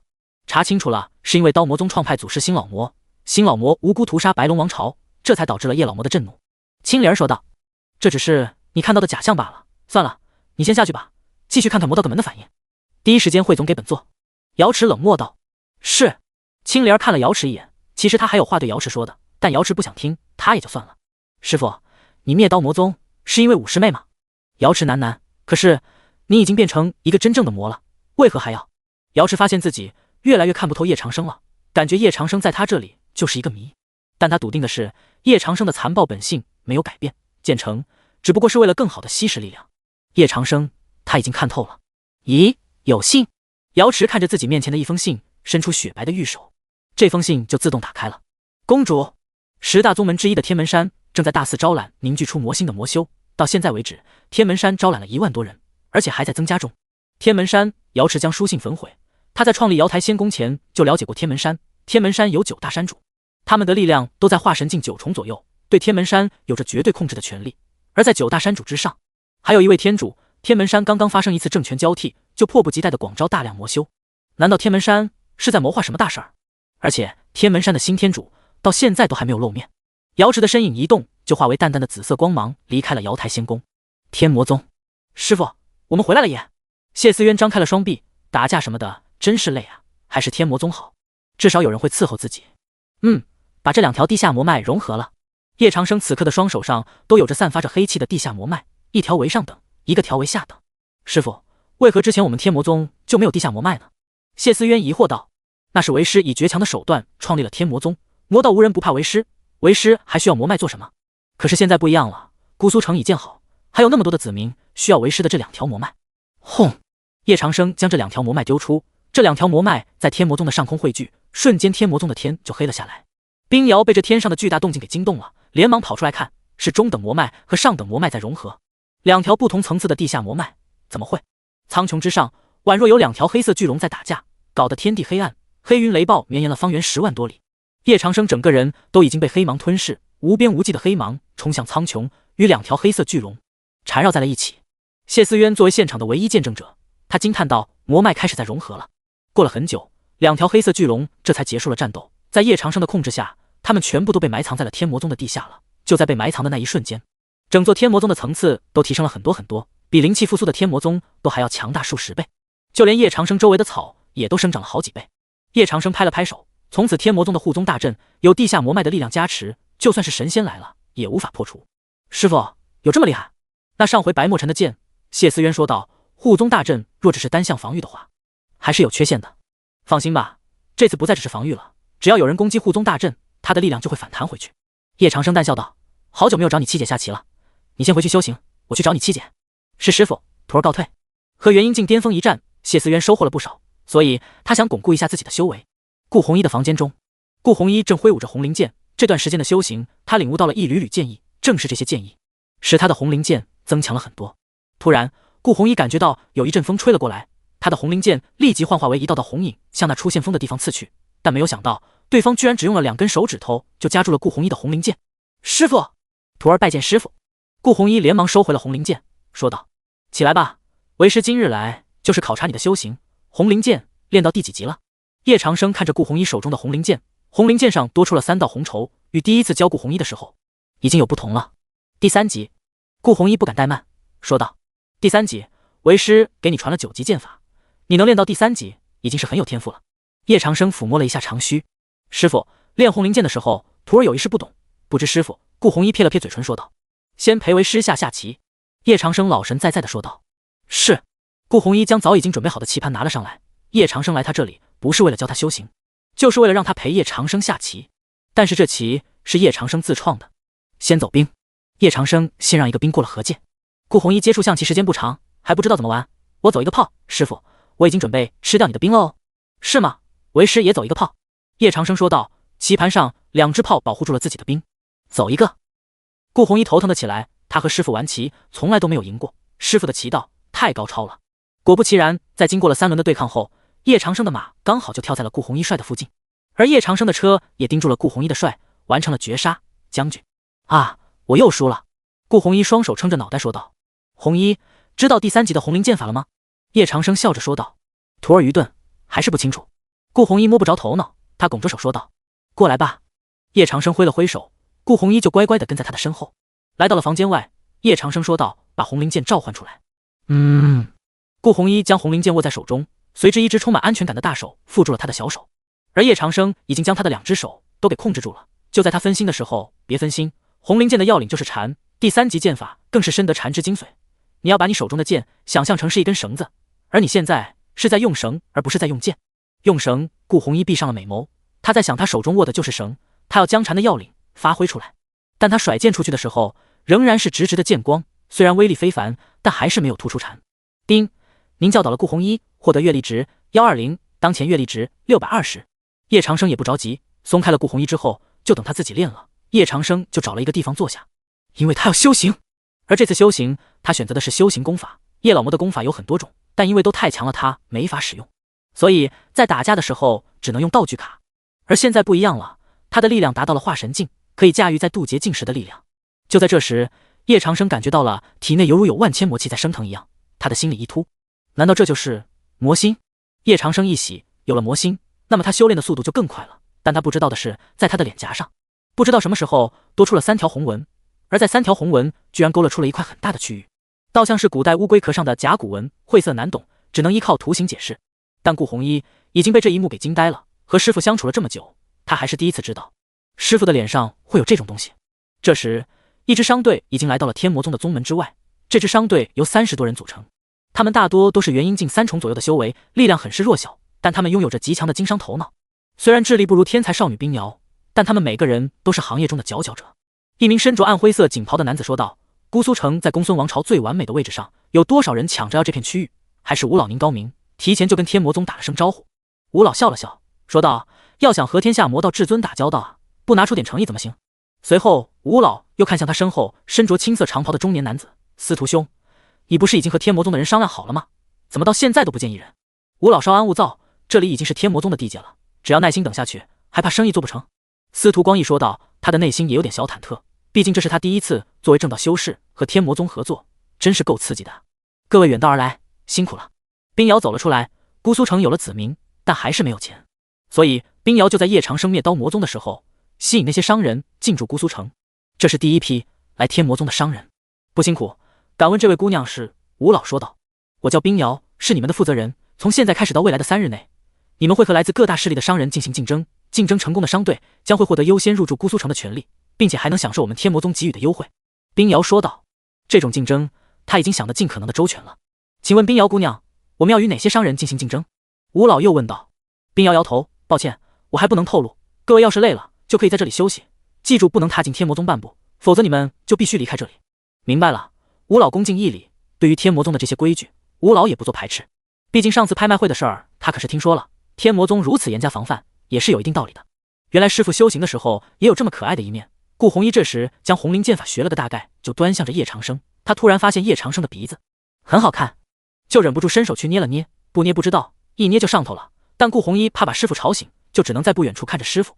不知修行了多久，叶长生缓缓睁开了眼睛。刚刚他将天书的力量稀释了一下，并将其混入到了功法之中，以后他战斗的时候就可以不必使用道具卡，而是功法了。这功法他命名为修罗炼狱，这名字一听就很高大上。叶长生看到自己的徒儿正在看着他，叶长生说道：“红衣，为师脸上可是有什么好看的东西？”有啊，顾红衣指了指叶长生的脸。刚刚师傅修行的时候，师傅的脸上出现了3道红纹。红纹？叶长生懵逼了，这是修罗炼狱的副作用？不对啊，他刚才修行的时候可没有什么副作用。这红纹看起来虽然狰狞可怖，但稍微有点联想的话，这可能是一张某地的地图。顾红衣奇怪地道：“一张某地的地图？红衣，快画出来，为师要看看。”叶长生迫不及待地说道：“师傅，画好了，就是这个。”顾红衣撕下自己的意境，看着叶长生说道：“这上面的地方为师很熟悉。”叶长生说道：“师傅以前去过。”顾红衣迷茫了：“这就是当年为师收你为徒的地方。”叶长生回忆了一下说道：“师傅说的是阮云村？”顾红衣瞪大了眼睛，叶长生脸颊上的3道红纹居然是与他有关。我去，这么能神转折的吗？一定是有什么事情。叶长生心里喃喃地说道，然后伸手抓住了顾红衣的肩膀：“红衣，说不定在阮云村能够解开你的身世之谜。”我的身世？可是师傅，你不是说我的命运和我的师姐妹们都是相同的？顾红衣摇头，如果阮云村真的能够解开他的身世之谜，那他为何会苦寻了那么多年，都会没有任何结果？你的不一样，为师把你从阮云村捡回来的时候，就知道你和你3师姐一样拥有女帝之命。女帝之命关系一座王朝，关系成千上万子民的安危。叶长生说道。顾红衣有能力成为女帝，只不过在成为女帝之前，他要将顾红衣的身世都给调查清楚。师傅，冰瑶这时已经来到了他们的面前。瑶儿，这个时候不好好修行，你来找为师是做什么？叶长生看向冰瑶，淡然说道：“师傅，各大势力派来的商会全部都到齐了，徒儿过来是想请教师傅该如何进行。”冰瑶不好意思地开口说道：“你自己决定吧，为师要和红衣出去一趟。叶长生摸了摸冰瑶的秀发，说道：“师傅要多久回来？”冰瑶愣住，这才刚灭了刀魔宗，师傅这是要去哪儿啊？不确定。青龙。叶长生唤来了青龙，然后跳了上去，顾红衣也跟在后面。瑶儿，若是商会的那些人敢质疑我们天魔宗，那就灭掉吧。叶长生说道。一些商人还真把自己当主角了，他们都只不过是叶长生和他的天魔宗报复路上的一个绊脚石而已。是。冰瑶刚刚察觉到了叶长生的杀意，他明白了，商会必须要在天魔宗的控制之下，如果脱离了天魔宗的控制，那商会岂不是要失控？青龙之上，叶长生扶着顾红衣。红衣，你还记得你当年是怎么来天魔宗的吗？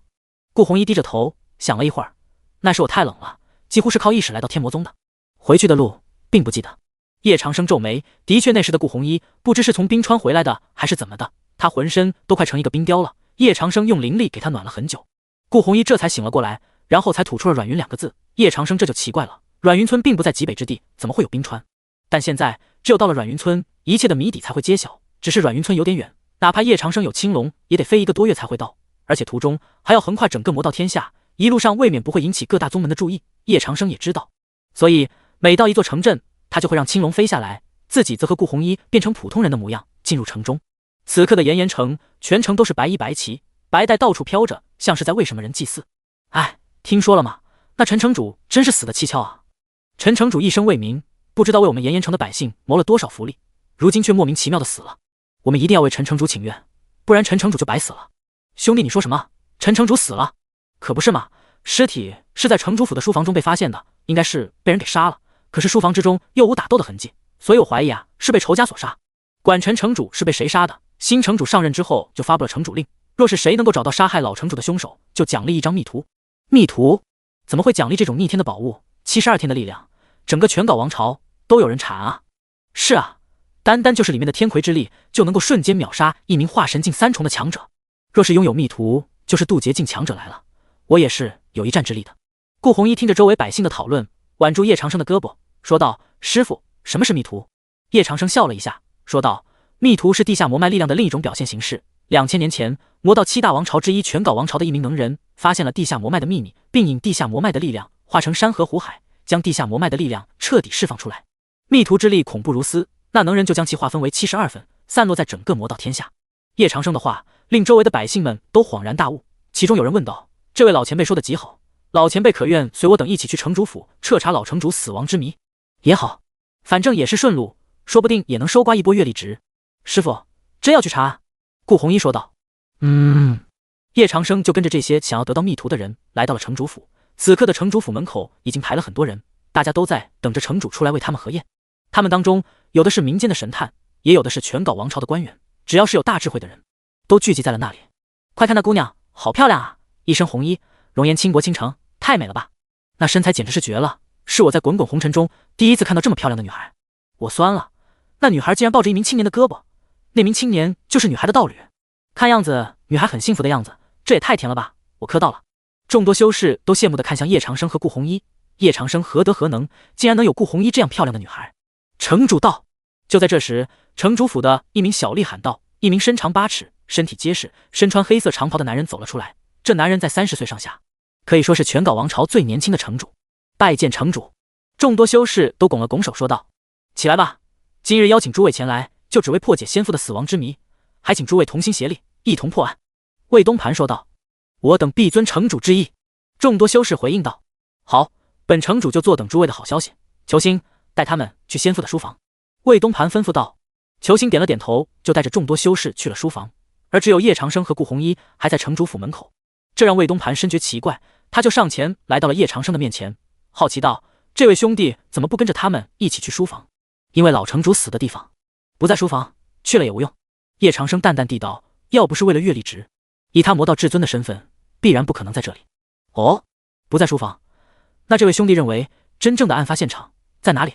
魏东盘真是被叶长生刷新了之前的思考，不在这里，那在哪里？尸体是被人用移形换景之术转移到书房的，所以书房没有任何打斗的痕迹。移形换景之术，魏东盘也被这个新名词给震惊到了，这种力量他从未听说过。还请先生为我解惑。魏东盘直接尊称叶长生为先生了。移形换景就是将某种东西从另一个地方瞬间换到另一个地方，这和空间大挪移很像。叶长生说道。也就是说，杀害老城主的是一位空间魔修？魏东盘顿时觉得头皮发麻了。若真是空间魔修，那想要抓住他，真的是难如登天了。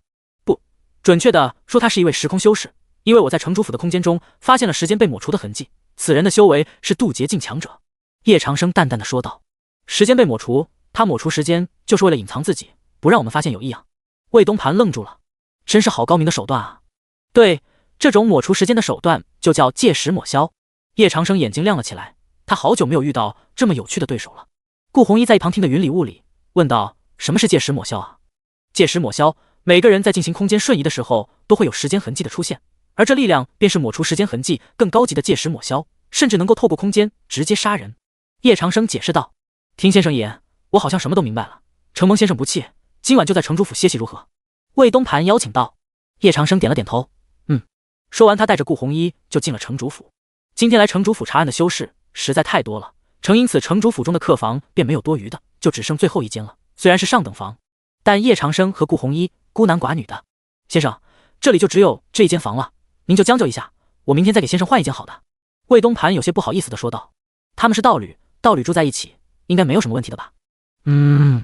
叶长生满意道。见叶长生满意，魏东盘就退了下去。师傅，如今已到了炎炎城，我们该怎么找阮云村？顾红衣确定墙外无耳后，便说道：“阮云村就在城主府的地下。”叶长生指了指地板说道：“什么？就在地下？这怎么可能？难道阮云村已经不存在于世了吗？”顾红衣大惊，为师在来的路上想了很久，是什么力量能把你变成一座冰雕？全皋王朝境内并无冰川之地，所以为师断定阮云村在城主府的地下。叶长生分析道：“地下？可是我们要怎么进去？”顾红衣疑惑道：“这还得靠城主了。”叶长生笑着说道：“好了，我们赶了这么长时间的路，也累了。师傅，我来给您洗脚。”顾红衣连忙给叶长生打了一盆洗脚水来，他拿起叶长生的脚，认真的洗了起来。叶长生一边想着时空魔修的事情，一边享受着柔软小手的服侍，很舒心啊。很快就洗完了。师傅，顾红衣虽然和师傅已经睡过了，但还是有些害羞。但转眼之间，他衣服上面的丝带就被叶长生给解开了，露出白嫩的肌肤。叶长生的手指划过，落在顾红衣柔软如刀削一般的肩膀上，锁骨在他的面前若隐若现。睡吧，明天还有一大堆活等着我们呢。叶长生亲了亲锁骨，就搂着香喷喷的顾红衣睡着了。被师傅搂着，顾红衣长长的睫毛颤抖了一下，然后也睡去了，在师傅的怀里很有安全感。城主府大院，一大早，修士们就来到了大院中，讨论着他们对书房进行实地勘测之后得出的结论。老城主的书房我已经查过了，还真是如传言中的那样，没有任何打斗的痕迹。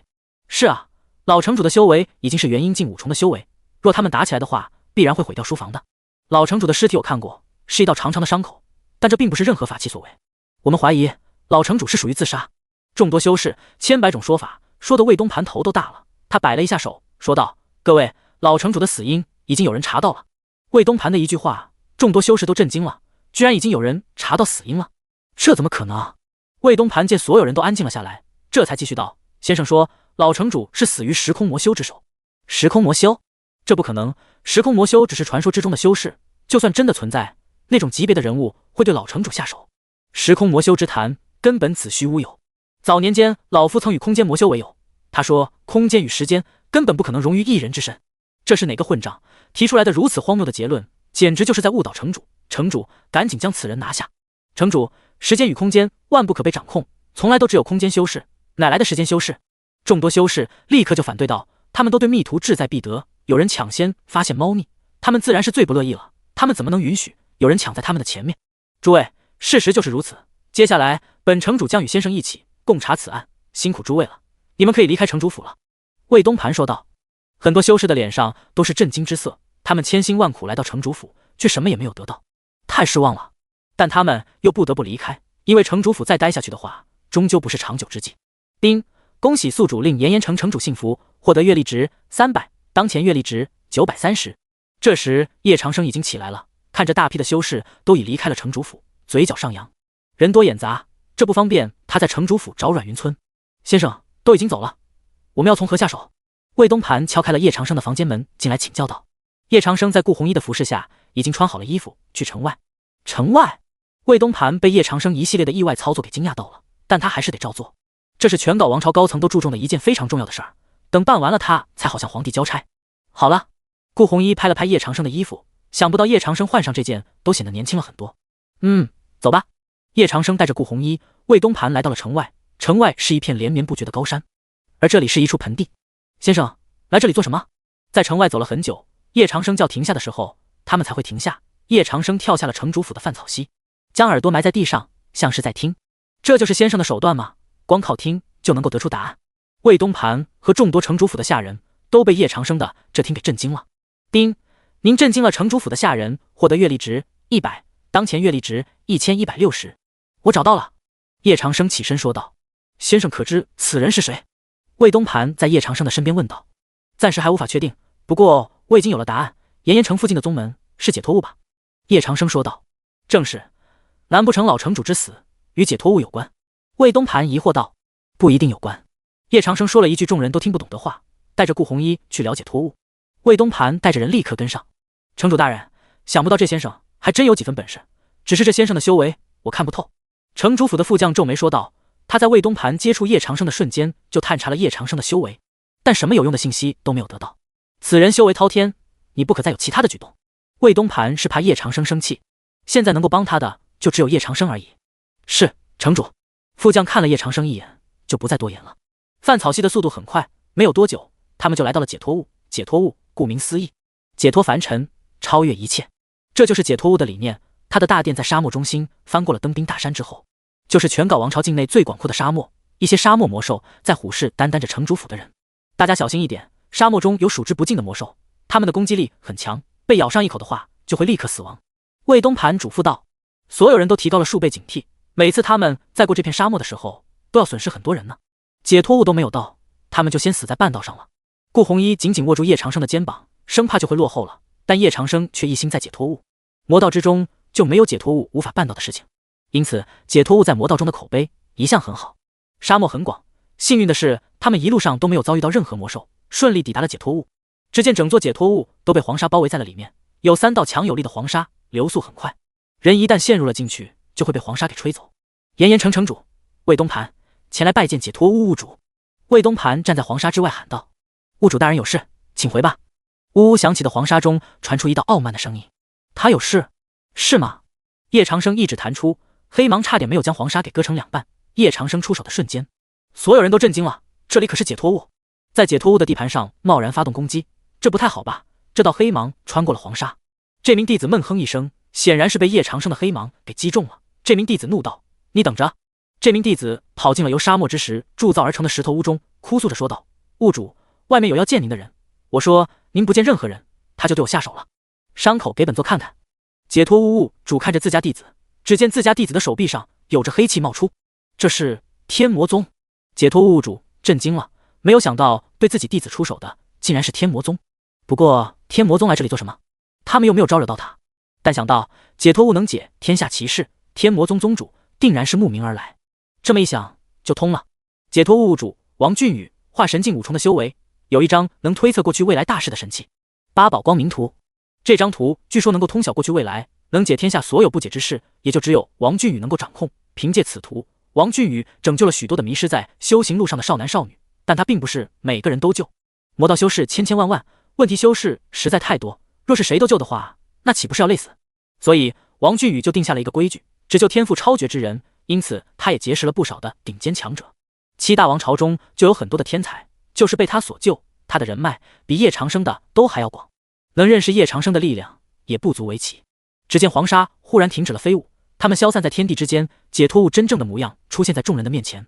所有人都震惊了，这是他们第一次看到解脱物的完整容貌。平时来这里寻求解脱的天才们，也不见得会看到解脱物，这就说明解脱物迎来了一位大人物。王俊宇从解脱物中走了出来，踏着满天黄沙向叶长生下跪道：解脱物物主王俊宇，恭迎天魔宗宗主叶长生前辈。什么？他是叶老魔？魏东盘愣住了，是说先生怎么会懂得戒石抹消等他们从未听说过的手段？原来是因为这先生根本就是叶老魔，只有叶老魔经历了1000年沧桑才会懂得这些。八宝明光图在你这里已经放了有几年了？叶长生说道。已经有了300年了吧，属下一直都保存着这神器，未曾让他人动过半分。王俊宇说道。当年他跟随叶长生征战天下，在一座属于神仙的古墓中，并且找到了八宝光明图。因为一些原因，叶长生就将八宝光明图放在了王俊宇这里。没有想到时隔这么多年，叶长生又再次来到了这里，听着他们之间的谈话，魏东盘和他的属下都震惊了。天下第一奇人竟然和叶老魔是从属关系，这也太不可思议了。做得很好，你还愿随本座回天魔宗吗？叶长生说道。现在天魔宗缺的就是奇才，特别是有能力的奇才，这王俊宇可是要比白墨尘、董无情他们都还要强大。属下愿意，只要能跟在将军的身边，属下这辈子都死而无憾了。王俊宇老激动了，叶长生还要他，这是对他最大的荣幸。想当年在天魔宗创立之后，王俊宇提出要跟随叶长生，但被叶长生拒绝了。拒绝的理由是天魔宗不需要多余的人手。但是现在叶长生邀请他加入天魔宗，这是他求之不得的事情。很好，本座要你找出时空魔修的下落。叶长生感觉时空魔修与阮云村有关，只要找到了时空魔修，就能够找到阮云村。请。王俊宇带着众人走进了他的石头屋中。魏东盘没有想到，石头屋的周围居然全部都是流沙阵法。若是没有王俊宇带领的话，他们必会陷入其中，无法脱离。魏东盘倒吸了一口凉气，紧随在王俊宇的后面，不敢有半步走错。而顾红衣则是紧紧握住叶长生的手，这种流沙阵想来是恐怖如斯的。石头屋并不大，但都是堆积了沙漠之石，这些石头可以屹立千年不倒，而且还可以抵御在沙漠之中时常发生的黑沙暴。诸位，我现在开始寻找时空魔修。王俊宇双手挥动，一道耀眼至极的黄色光芒释放出来，笼罩整座石头屋。但随后一张古老的图就出现在他们面前，图长9米9左右，图中所画人物不知在朝拜什么。只见图中心有一座祭坛，王俊宇将力量输入到八宝光明图中，顿时黄色光芒与白光混合在了一起。众人惊讶的是，八宝光明图释放出的光明之力改变了图中所画。叶长生嘴角抽了抽，这特么不是在古代的监控吗？很快，八宝光明图就给出了答案。一名身穿金锦长袍、身长7尺的中年男人正在炎炎城外与炎炎城主大战。这金锦长袍上还有叶长生看不懂的神秘图案，准确说，这神秘图案是某种信仰。这是正道宗门的图案。叶长生认出来了，这种图案象征着时空，而主修空间之道的是在正道宗门排名第15的血压世家。这神秘图案就是属于血压世家的，此人应该是血压世家的少主袁寒日。当年围攻天魔宗的正道宗门大军中就有血压世家的人。王俊宇说道：血压世家围攻天魔宗的账，本座还没有和他们算算呢。叶长生的眸子里充满杀气。将军，您是想去血压世家？王俊宇问道。不错。叶长生点了点头。可是在正道和魔道的交界处，昆仑和蜀山已经布下了结界，我们魔道修士无法进入。王俊宇担忧道，这结界的力量实在太强，神器都无法破开，不去试试怎么能知道不行呢？叶长生笑道：红衣，我们去血压世家。是，师傅。顾红衣跟在叶长生的后面。将军，承蒙不弃，属下愿跟随于您。王俊宇拱手道。叶长生本来是不想带着王俊宇的，但带上王俊宇就如同带着一个行走的监控器，可以省去不少麻烦，带着也就带着吧，只要王俊宇不怕吃狗粮就行。魏城主，你也要一起去吗？叶长生的目光落在了魏东盘的身上，说道。魏东盘摆了摆手，说道：不了，我就在炎炎城等着叶前辈的好消息。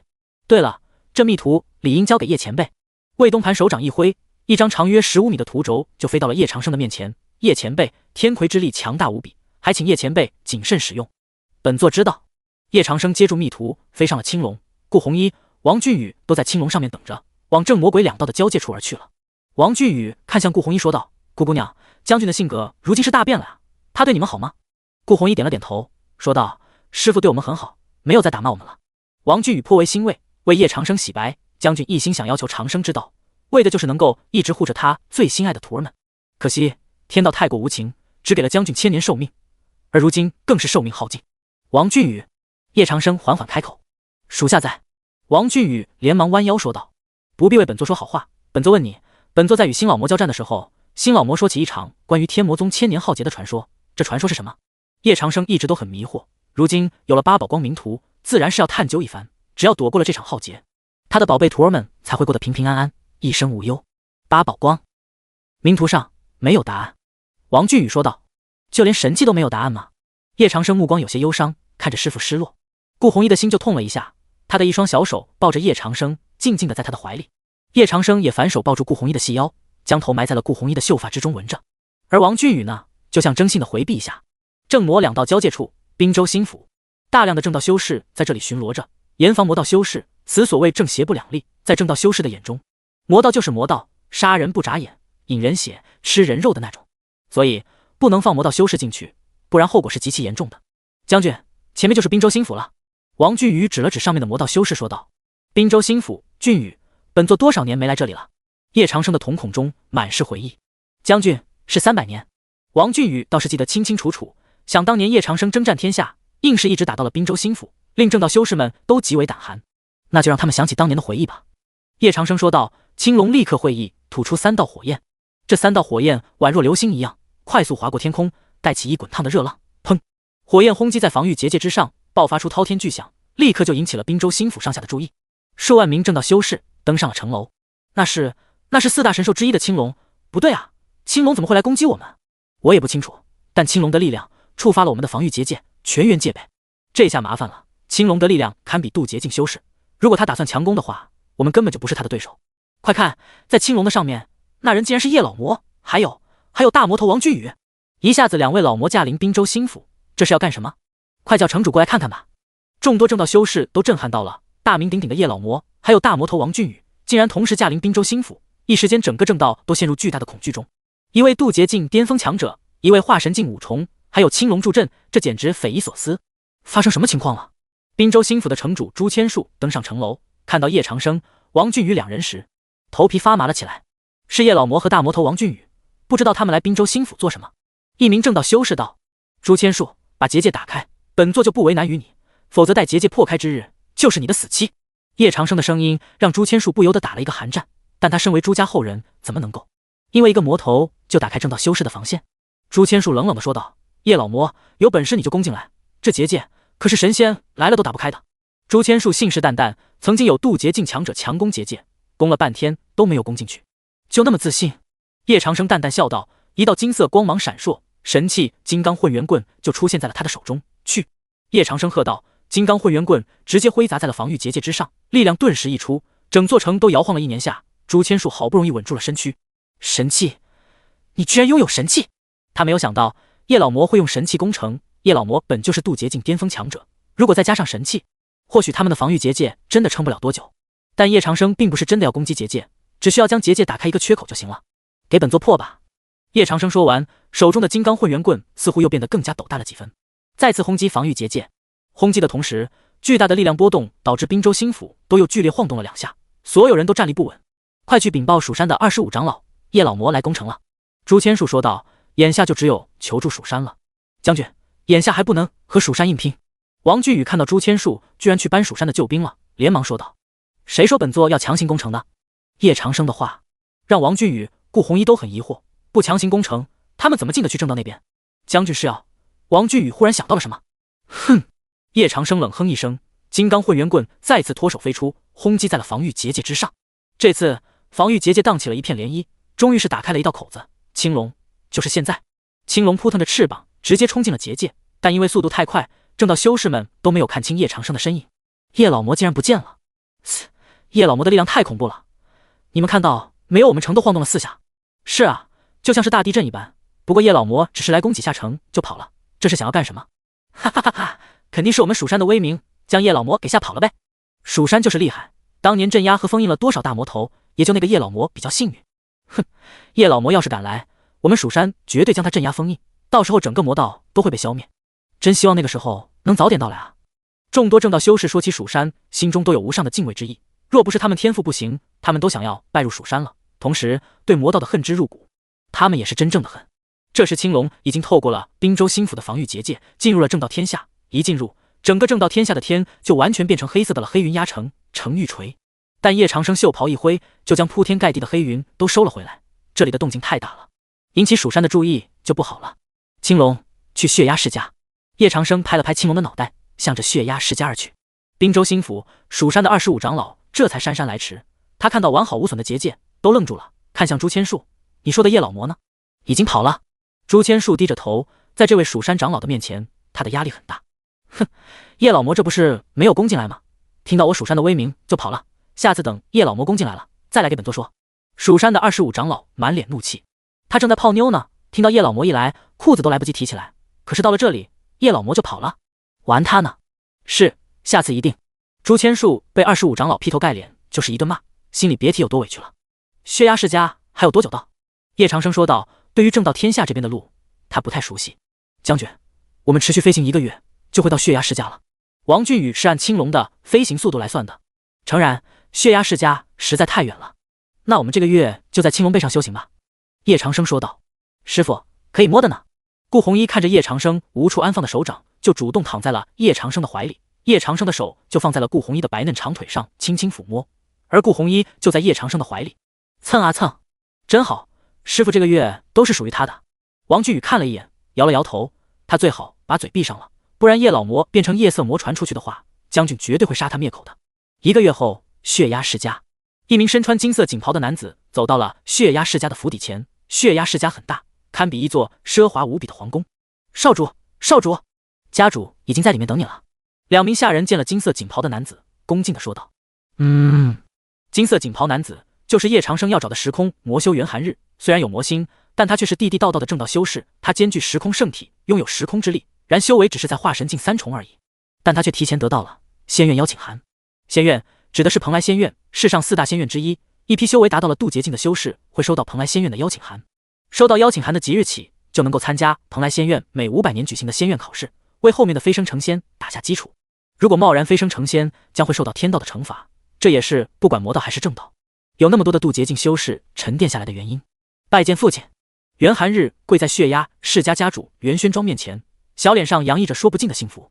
因为父亲的缘故，他得到了蓬莱仙院的青睐。日儿，这次的任务完成的不错，接下来就在家里好好修行，仙院的事情交给父亲来处理。袁宣庄道。是，父亲，日儿一定不负父亲众望，考上蓬莱仙院。元寒日坚定道。只有考上蓬莱仙院，他就不是那个只会靠家里的贵族公子了。下去吧。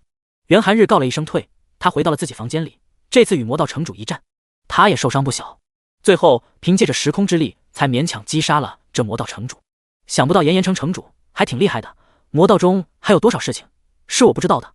元寒日道。不过他也不用担心了，有此战绩在，他进入蓬莱仙院的几率会大很多。青龙背上修行了1个月，叶长生将天书的力量掌控了不少，到现在为止，对于天书，叶长生都是似懂非懂的状态。天书的文字实在太晦涩难懂了，和顾红衣一起修行，叶长生的修为也突破到了化神4重，强大的力量让青龙都有些不安。而顾红衣的修为在叶长生的教导下，正式迈入了元婴境5重的修为。此刻叶长生的手掌还在顾红衣的腿上，感受着叶长生的温暖，顾红衣的脸颊微微一红。师傅的手都在他这里放了1个月了。将军，血压世家到了。王俊宇老脸都出来好意思了，他在这里当了1个多月的电灯泡了都，叶长生的手掌才从顾红衣那里收回来。师傅，我们是大摇大摆走进去抓人，还是伪装一下再进去？顾红衣道。叶长生沉思了一会儿，说道，还是伪装一下吧，大摇大摆的话会引起蜀山的注意。顾红衣道，随即他的美眸就看向了血压世家，他看到有一批商人每隔1个时辰就会进出血压世家，而且还是直接进去的。顾红衣指着这批商人道，师傅，我们可以伪装成这批商人进去。叶长生抚着长须说道，我的红衣变聪明了很多啊。顾红衣不服气道，我一直都很聪明的，只是师傅没有发现而已。好，俊宇，解决这些人。叶长生吩咐道，能让他不出手的事儿，他会尽量不出手。是，将军。王俊宇在等这批商人离开血压世家很久之后，到了一处无人之地。王俊宇这才拦在了这批商人面前。这批商人有30多人组成，大多都是金丹修为，很好解决。这血压世家也真是的，不知道提升自己弟子的实力，这也太弱了。都说正道在礼仪方面的管控很严，如此看来也的确如此。你是什么人？众多的商人看到了站在他们面前的王俊宇，领头的商人惊恐着说道，你们不配知道。王俊宇双手张开，瞬间黑潮就被大量放出，这些人中了黑潮之后就眼前一黑，只是一击，这30多人就被王俊宇给解决掉了。你们太弱。王俊宇郁闷了，他们只有3个人，而这对商人可是有30多人，怎么伪装？王俊宇将每个人的容貌都记录了下来，回到了叶长生的身边，将军，都解决了，但是我们得找30多个替身。找去啊，还用本座教你？叶长生淡淡道。是，属下这就去。王俊宇吓得一个哆嗦，就去找人了。顾红衣看着繁华无比的护孤城，道，师傅，这护孤城是血压世家治下的第1大城，我们去逛逛吧。叶长生嗯了一声，见自家师傅同意，顾红衣就带着叶长生混迹在了人群之中。护孤城的街道被一条小河分开，家家户户对门而望，不少的商船穿梭其中，因此每一条街道都有水街之称。水街上有很多东西在交易，比如灵果、法器等等，还有人间的小玩意儿，深受道侣青睐。叶长生和顾红衣的到来，因为顾红衣的颜值逆天，立刻就收获了不少的回头率。以后姑苏城也要建成这副模样，不比这还繁华。顾红衣本来是极为安静的女孩，安静的可以让你忽略掉她的存在感。以后有一条街就以你的名字命名吧，就叫红衣街。叶长生道：“师傅太好了。”顾红衣抱着叶长生的胳膊，在叶长生的脸上小小的亲了一口。叶长生摸了摸自己的脸颊，颇为满足。红衣，前面有马戏团表演，我们去看看。顾红衣看了一眼，这马戏团表演所用的是魔兽，很可爱很萌的样子。叶长生看着被训练的跳来跳去的魔兽，似乎体内住的是二哈的灵魂。他看向顾红衣：“喜欢这只魔兽吗？”叶长生指了指二哈说道：“喜欢。”顾红衣真的对这只二哈很感兴趣，毕竟是第一次见到这么爱蹦跶的魔兽。那就买给你了。叶长生上前一步，目光锁定了马戏团的老板，指了指二哈：“老板，你的这魔兽叫什么名字？”马戏团的老板看了一眼，说道：“我的这魔兽叫红魔犬，狂暴得很。”那怎么卖？叶长生问道。这只魔兽我不卖，也不敢卖啊。马戏团的老板叹息了一口气说道：“我出5个金币怎么样？”叶长生道：“5个金币。”这让马戏团老板有些心动，不卖。10个金币。叶长生挥了挥手，就这最后一次机会了，不卖的话我自己去补练。不，我卖。马戏团老板还想再坚持一下的，但见叶长生已经给了他最后限制，他也不得不收手了。叶长生这才满意，把红魔犬牵了过来。这个家伙应该是某只珍稀犬种，还有成长潜力，说不定能和青龙一样。师傅，10个金币买一只红魔犬，这也太亏了吧？顾红衣知道，一只红魔犬就只值3个金币而已，只要你喜欢就行。叶长生道。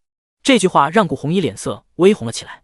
顾红衣摇了摇叶长生的手臂：“谢谢师傅，这红魔犬要小心喂它，老板都说了，它很狂暴。”叶长生说道：“放心吧，师傅，这么乖的红魔犬怎么会狂暴呢？”顾红衣的话刚说完，红魔犬就张开了大口，想要咬顾红衣。顾红衣吓得跳开了，叶长生用力量控制住了红魔犬的大口。叶长生瞥了顾红衣一眼：“看吧，往往很萌的生物都是最具危险性的。”叶长生教导道：“师傅，我知道了。”顾红衣瞪了红魔犬一眼：“怎么还想咬本姑娘？在这模样，本姑娘把你给炖了。”红魔犬被叶长生控制，动弹不得，只能任由顾红衣抓耳朵之类的欺负。过往的修士都被顾红衣惊呆了，看起来这么绝美的一个女孩，竟然对一只魔兽大打出手。叶长生带着顾红衣在护孤城中逛了许久，坐着船来到城郊时，王俊宇的身影这才出现。“拜见将军。”“人都找齐了吗？”叶长生道。“都找齐了，都是一些无名死士，愿意为将军效力。”王俊宇道：“下次动作快一点，别让本座久等。这红魔犬，你们就拿去带路吧。记住，把时空魔修给本座带来，本座需要他的魔心。”叶长生道：“如果有了时空魔修的魔心，他会不会也掌控时空之力？”满是期待啊。是。王俊宇点了点头，身影化为黑芒消失。“师傅，来喂鱼吧。”顾红衣将鱼食分了一些给叶长生，叶长生就和顾红衣一起喂鱼，很是悠闲。血压世家的门口，王俊宇将这30多名死士都集中在了一起。王俊宇道：“大家都已经知道各自的任务了吧？”“知道。”众多死士说道。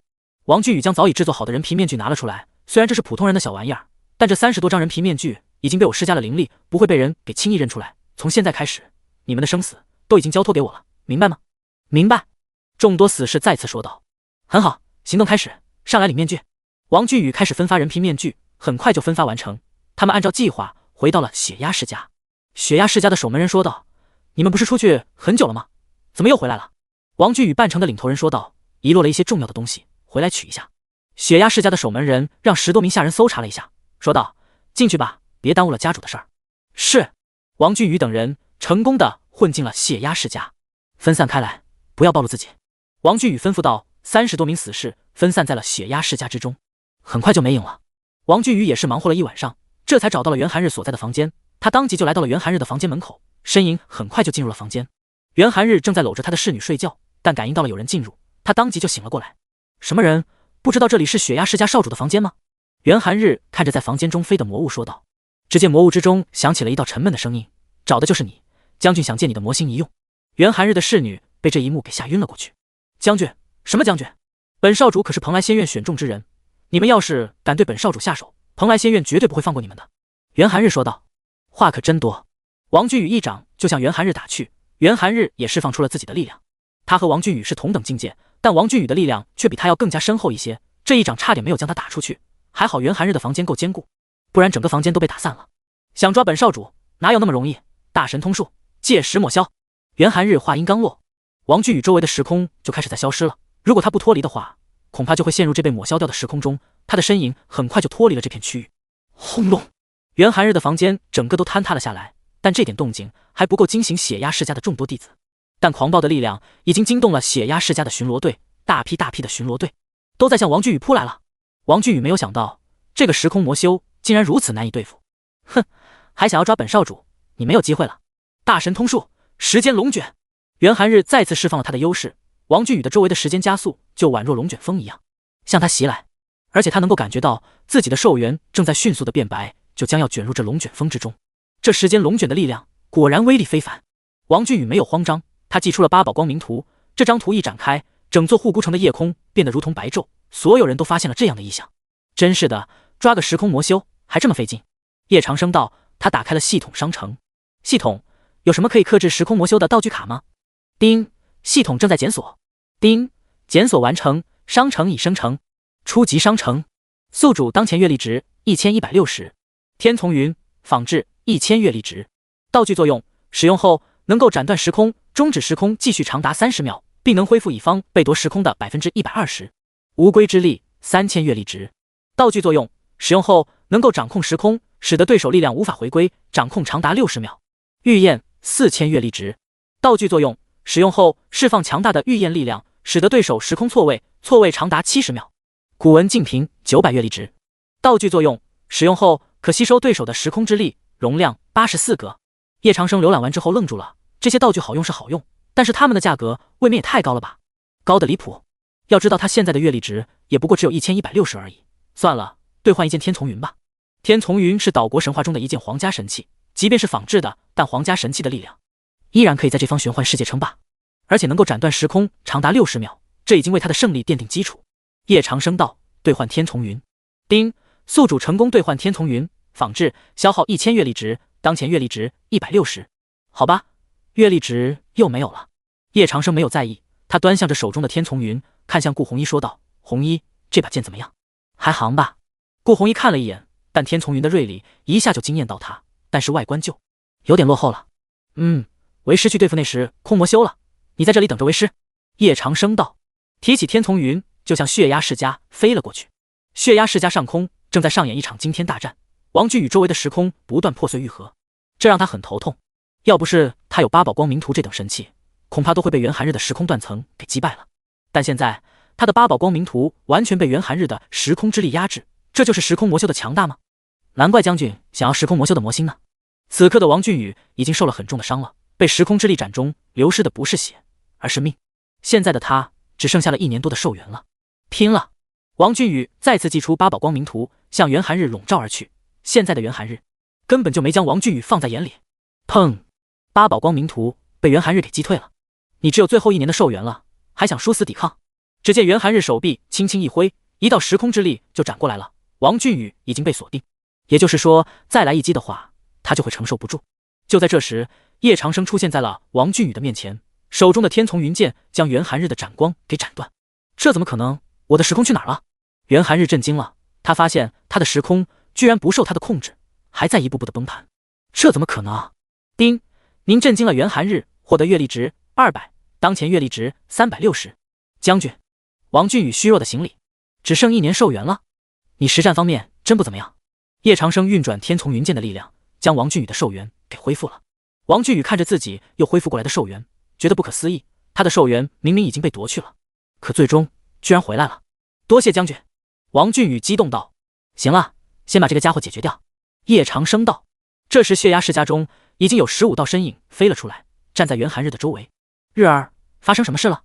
袁庄多看着面前的两人，一个化神境5重，一个就连他也看不透修为，看不透修为的修士，从某种程度上来说，他也绝对不是其对手。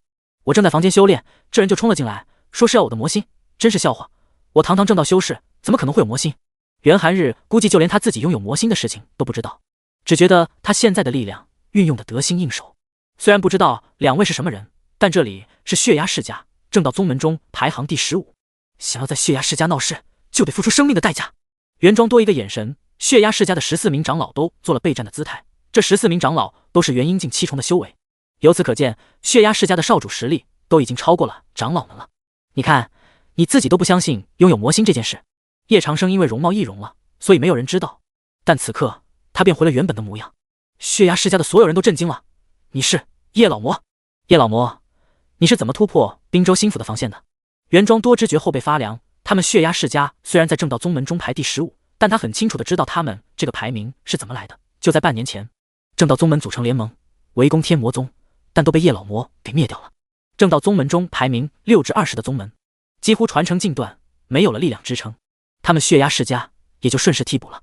如今遇到了叶老魔，他们深感自身难保，毕竟叶老魔的力量很强大很强大。放心，本座今日只为魔星而来。叶长生看出了袁庄多的担忧，不就是怕自己灭了血压世家吗？魔星？我们没有魔星啊！袁庄多都快要哭了。没有？那这是什么？叶长生一掌伸出，恐怖的力量直取袁寒日的胸口。袁寒日想要用时空之力抵挡，但是他发现他的时空之力根本不受控制。哗啦！黑芒闪烁，在袁寒日的胸口突兀的出现了一颗漆黑的心，心比一般正道修士的都还要大。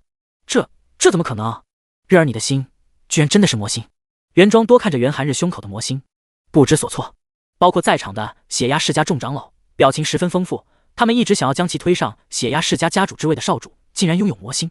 拥有魔星，这在正道是天理不容的事情，会被正道修士视为半人半魔。我不会，我怎么会有魔星这么恶心的东西？袁寒日大吼大叫，不敢接受这个事实，因为魔星会毁了他的一切，包括蓬莱仙院的邀请函。因为蓬莱仙院禁止魔头入学，已入魔之人是不能成仙的。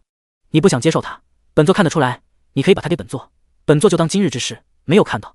叶长生淡淡地道：把魔星给你，叶老魔，这么做我的日儿就不会死吗？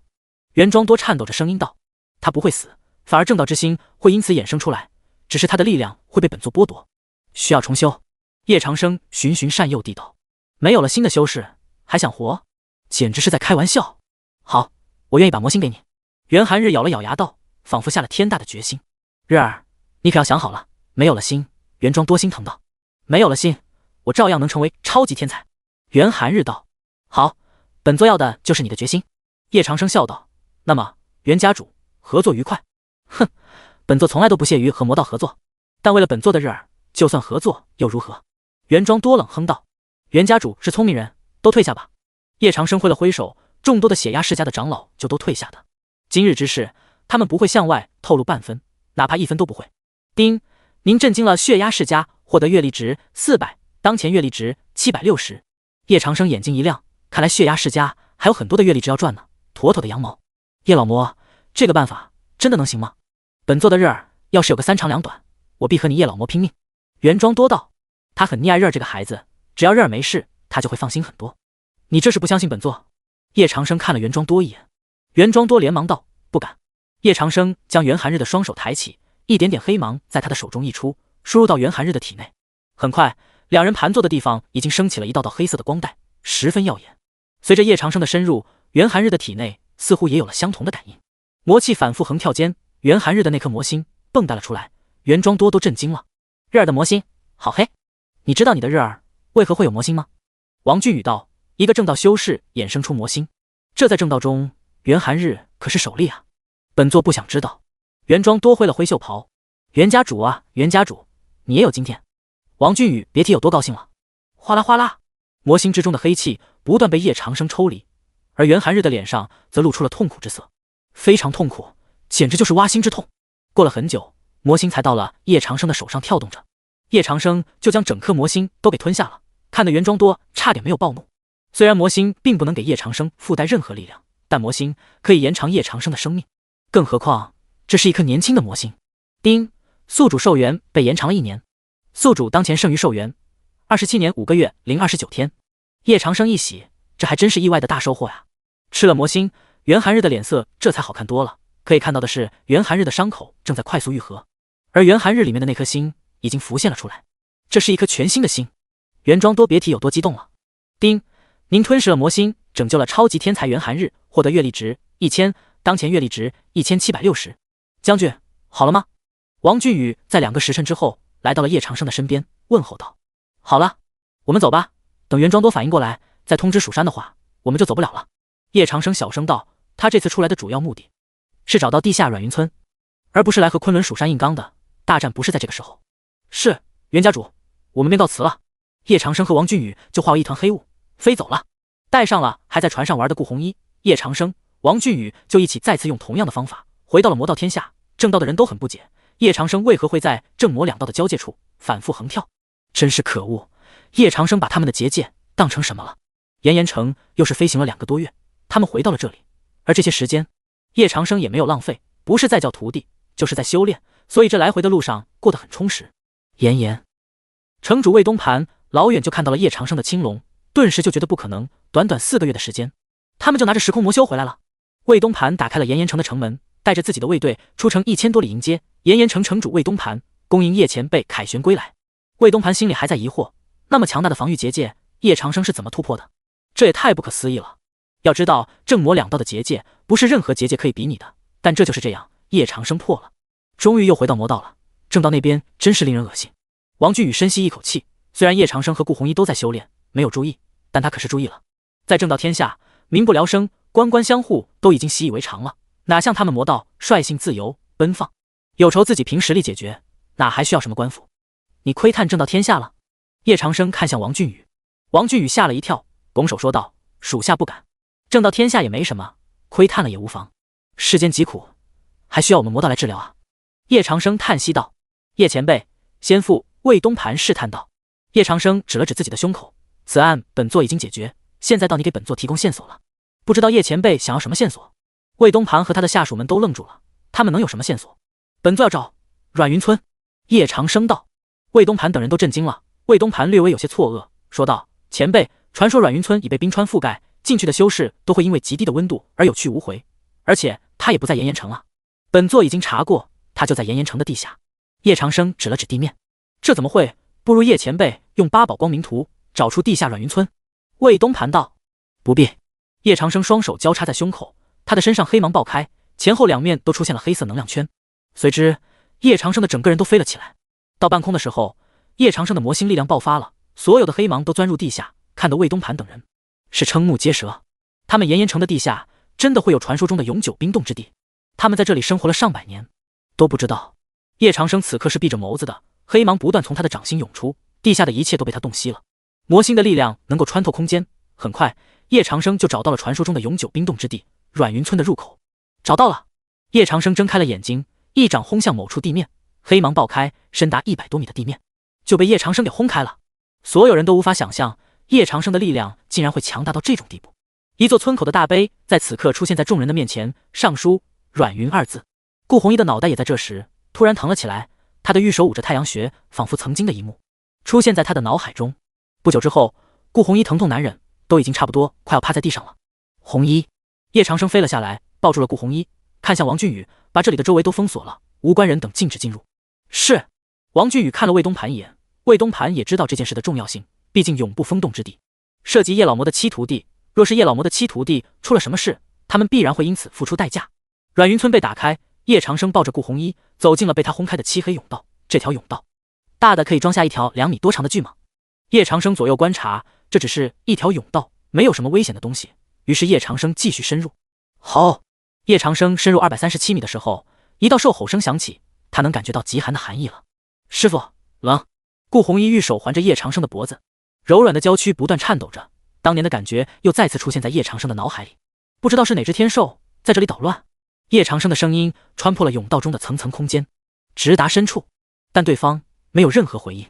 是本座多虑了。叶长生将顾红衣抱得更紧了一些。深入500米时，叶长生终于见到了令他震惊的一幕。整座村子都是建在地下，不少的房屋楼阁都被冰封，但在冰封之下居然还有人生活的痕迹。叶长生还能够感应到生命迹象。叶长生的手摸在了冰冷的浮雕上面，生活在里面的应该是某个魔道种族，他们为了躲避什么才将整个村子冰封藏匿于地下。但是要怎么进去？看着怀里脸上已经布满寒霜的顾红衣，叶长生也无奈了。红衣，再忍忍。叶长生低头在顾红衣冰冷的额头上亲了一口，在抬头时叶长生皱眉。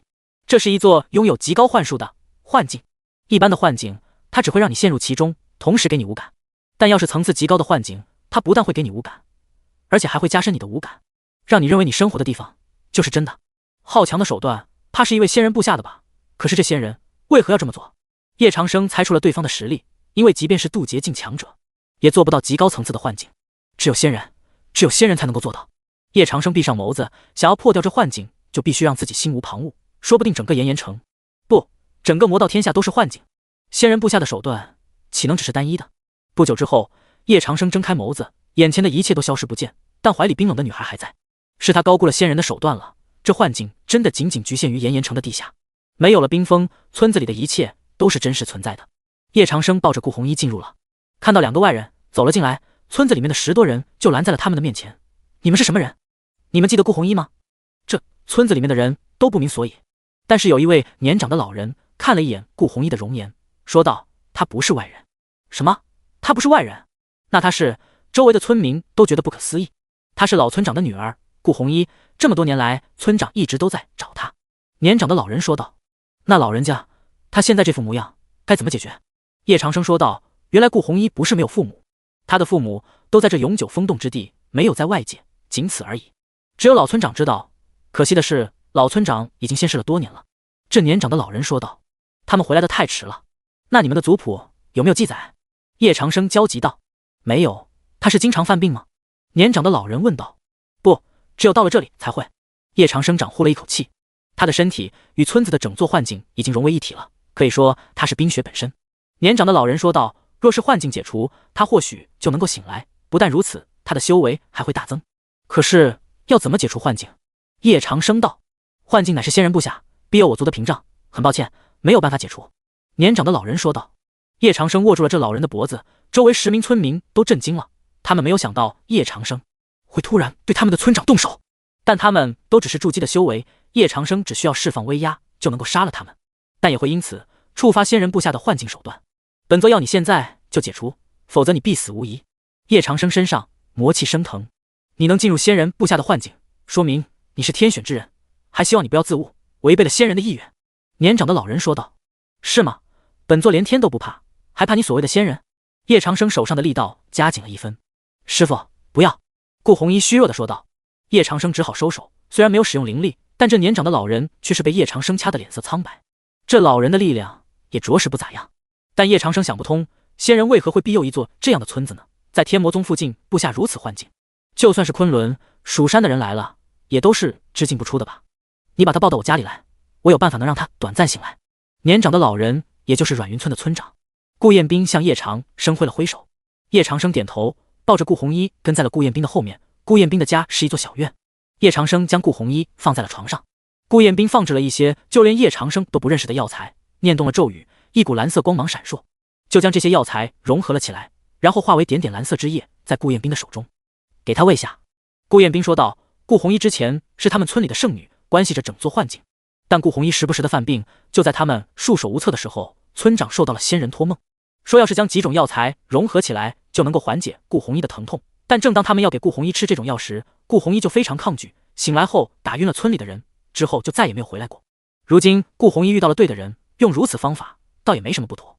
叶长生将顾红衣扶了起来，准备将药喂给顾红衣，但顾彦斌说道：不是那种喂，是药。这样，叶长生瞬间秒懂，他将药放在了自己的嘴里，然后给顾红衣喂下。顾红衣的唇香甜干裂，让叶长生流连忘返。顾红衣也在回应着叶长生。叶长生的手掌伸进了顾红衣的红裙，两人就这样很久很久，唇分。顾彦斌炼制出来的药力也在顾红衣的体内开始生效。叶长生看向顾彦斌，他怎么还没有醒来？休息一下就好了，药力还没有完全散开。顾彦斌欣慰地说道。如今幻境的力量又增强了不少，不过这都要感谢叶长生。叶长生就这样等着顾红衣，等了很久。顾红衣终于醒来了，他一醒来就一双玉臂抱着叶长生：师父，我做了一个很长的梦，梦见师父你。我怎么了？叶长生老脸一红，怎么他有些做贼心虚的感觉？梦见师父你对我做了坏事。顾红衣道。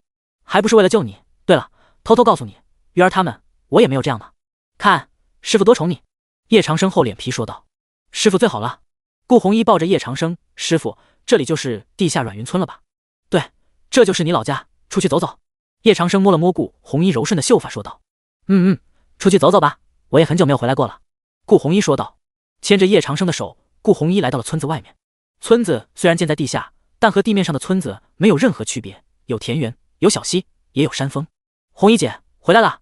几个村里的孩童天真烂漫的在顾红衣的周围蹦蹦跳跳。顾红衣也很喜欢和这些女童一起玩。他们已经有300多岁了，似乎永远也长不大。叶长生察觉到了异常，在这里的人都是这样。顾红衣指了指自己，师傅你知道吗？我是个例外。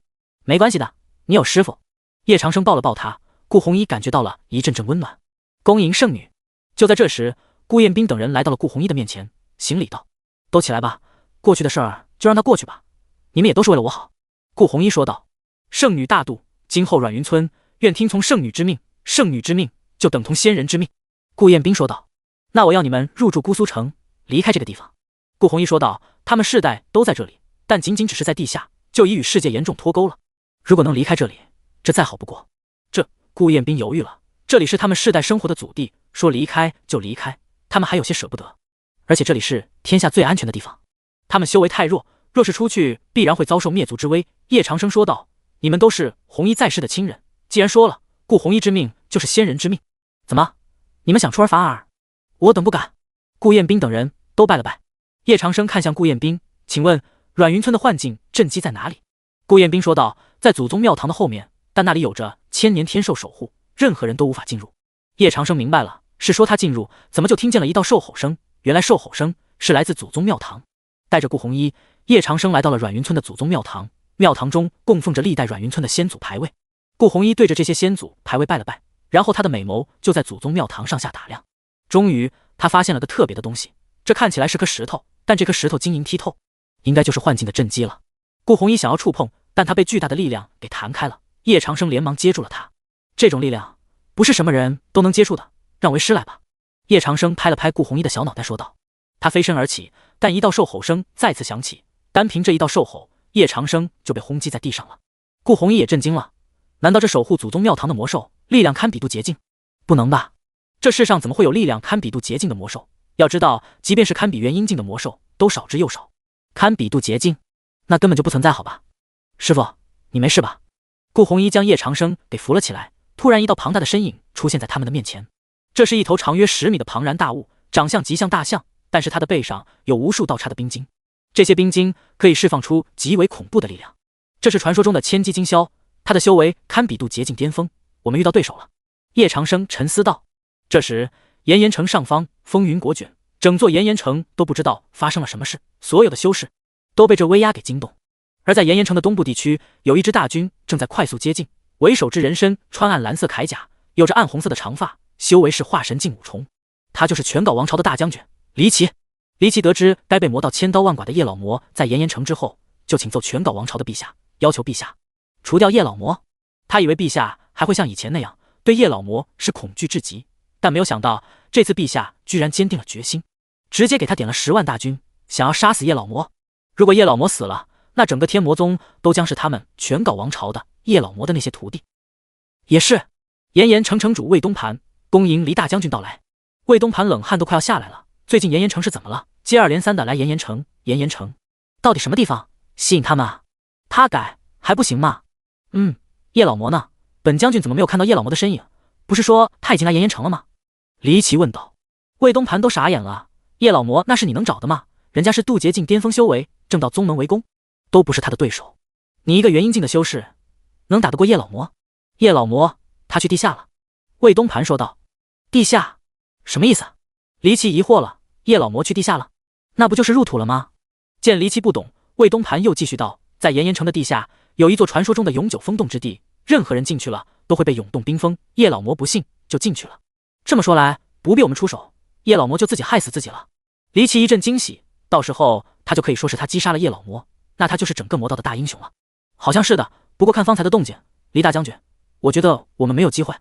魏东盘说道。怎么说？离奇很疑惑，但他看到2道强光从地底升起，瞬间就冲向苍穹。一道是看不见，但到处都充斥着恐怖气息的黑雾，一道是属于魔兽进化成天兽的蓝色光芒。两者的威压盖世刚从地底出来，炎炎城的不少人就因为这威压而抬不起头来。那是什么？我怎么没有看清楚？应该是一位强者正在和堪比渡劫境的魔兽战斗，不过那已经不能被称作是魔兽了，应该是天兽。不会吧？这世上真的存在天兽？天兽不是在上个纪元就灭绝了吗？这气息绝对不会有错，和那天兽战斗的强者麻烦大了。轰！就在炎炎城的修士们在讨论的时候，叶长生和天兽都在同时爆发出了自身最为强大的力量，两者对轰在了一起，这只天兽的力量让叶长生都有些瞠目结舌，难道真的要用最后一张叶老魔巅峰体验卡了吗？但他到了不得不用的地步，因为这只千机金鸮太强大了，如果不用它，很可能就无了。用就用吧。叶长生咬了咬牙，使用了叶老魔巅峰体验卡，属于叶老魔巅峰的力量又回到了他的体内。虽然之前也有2次感受，但是这次的感受是最真实的，他仿佛看见了天地间所有活跃的元素，强烈的渴望他们能够为他所用。一股渡劫境巅峰的气息直接爆开。你也是渡劫境巅峰？千机金鸮终于开口说话了，他没有想到这个魔道修士竟然也会是渡劫境巅峰的修为，但那又如何？想要动他的主人所布下的幻境，就算是渡劫境巅峰也得死。摧心魔印！千机金鸮大吼着说道，一道道无形的音浪从他的口中爆发，向着叶长生而去。叶长生袖袍一挥，金刚混元棍就出现在了他的手中，还是要有武器才能让他的力量最大化。没有多说，叶长生推动金刚混元棍就向千机金鸮砸去了。棍子到了千机金鸮的面前，突然冒出一道无形的金色光晕，这金色光晕，千机金鸮都察觉到了一丝丝的危机。这是神器！千机金鸮觉得不可思议，他竟然会拥有神器！叮，您震惊了软云村人，获得阅历值300，当前阅历值2060。叮，您震惊了天兽千机金鸮，获得阅历值540，当前阅历值2600。叶长生别提有多激动了，这波阅历值收割下来，可是有整整2600啊！虽然还不够换叶老魔巅峰体验卡的，但能够保命就非常不错了。叶长生的金刚混元棍在他的控制下变换成了多种棍影，一起砸在了千机金鸮的身上。但千机金鸮的周围已经开启了防御结界，叶长生的这些攻击对千机金鸮来说根本就没用。师傅，你一定要小心啊！顾红衣在下面看着师傅在与千机金鸮战斗，他却帮不上什么忙，因为两者都是渡劫境巅峰的修为。叶长生见千机金鸮已经冲了上来，笑道：真是只蠢物，大神通术天地牢笼，只要能释放天地牢笼，对付千机金鸮这还不简单。嗖嗖嗖，千机金鸮的周围突然升起数道黑色光芒，将千机金鸮给困在里面，魔气横溢。哼，就这就想困住我？千机金鸮充满不屑，但是他的不屑让他付出了代价。在天地牢笼之下，千机金鸮发现他自己竟然动不了了，而且他的力量似乎也被控制。这怎么可能？这只是一个区区大神通术而已。就在千机金鸮分神之时，叶长生再次释放了自己的大神通术八部天雷。轰轰，数十道的恐怖雷鸣犹如在众人的耳边炸响，还好他们离得够远，不然他们的耳朵多半就废了。渡劫境巅峰的实力自然不是说笑，雷霆之力透过黑暗牢笼向千机金鸮席卷而去。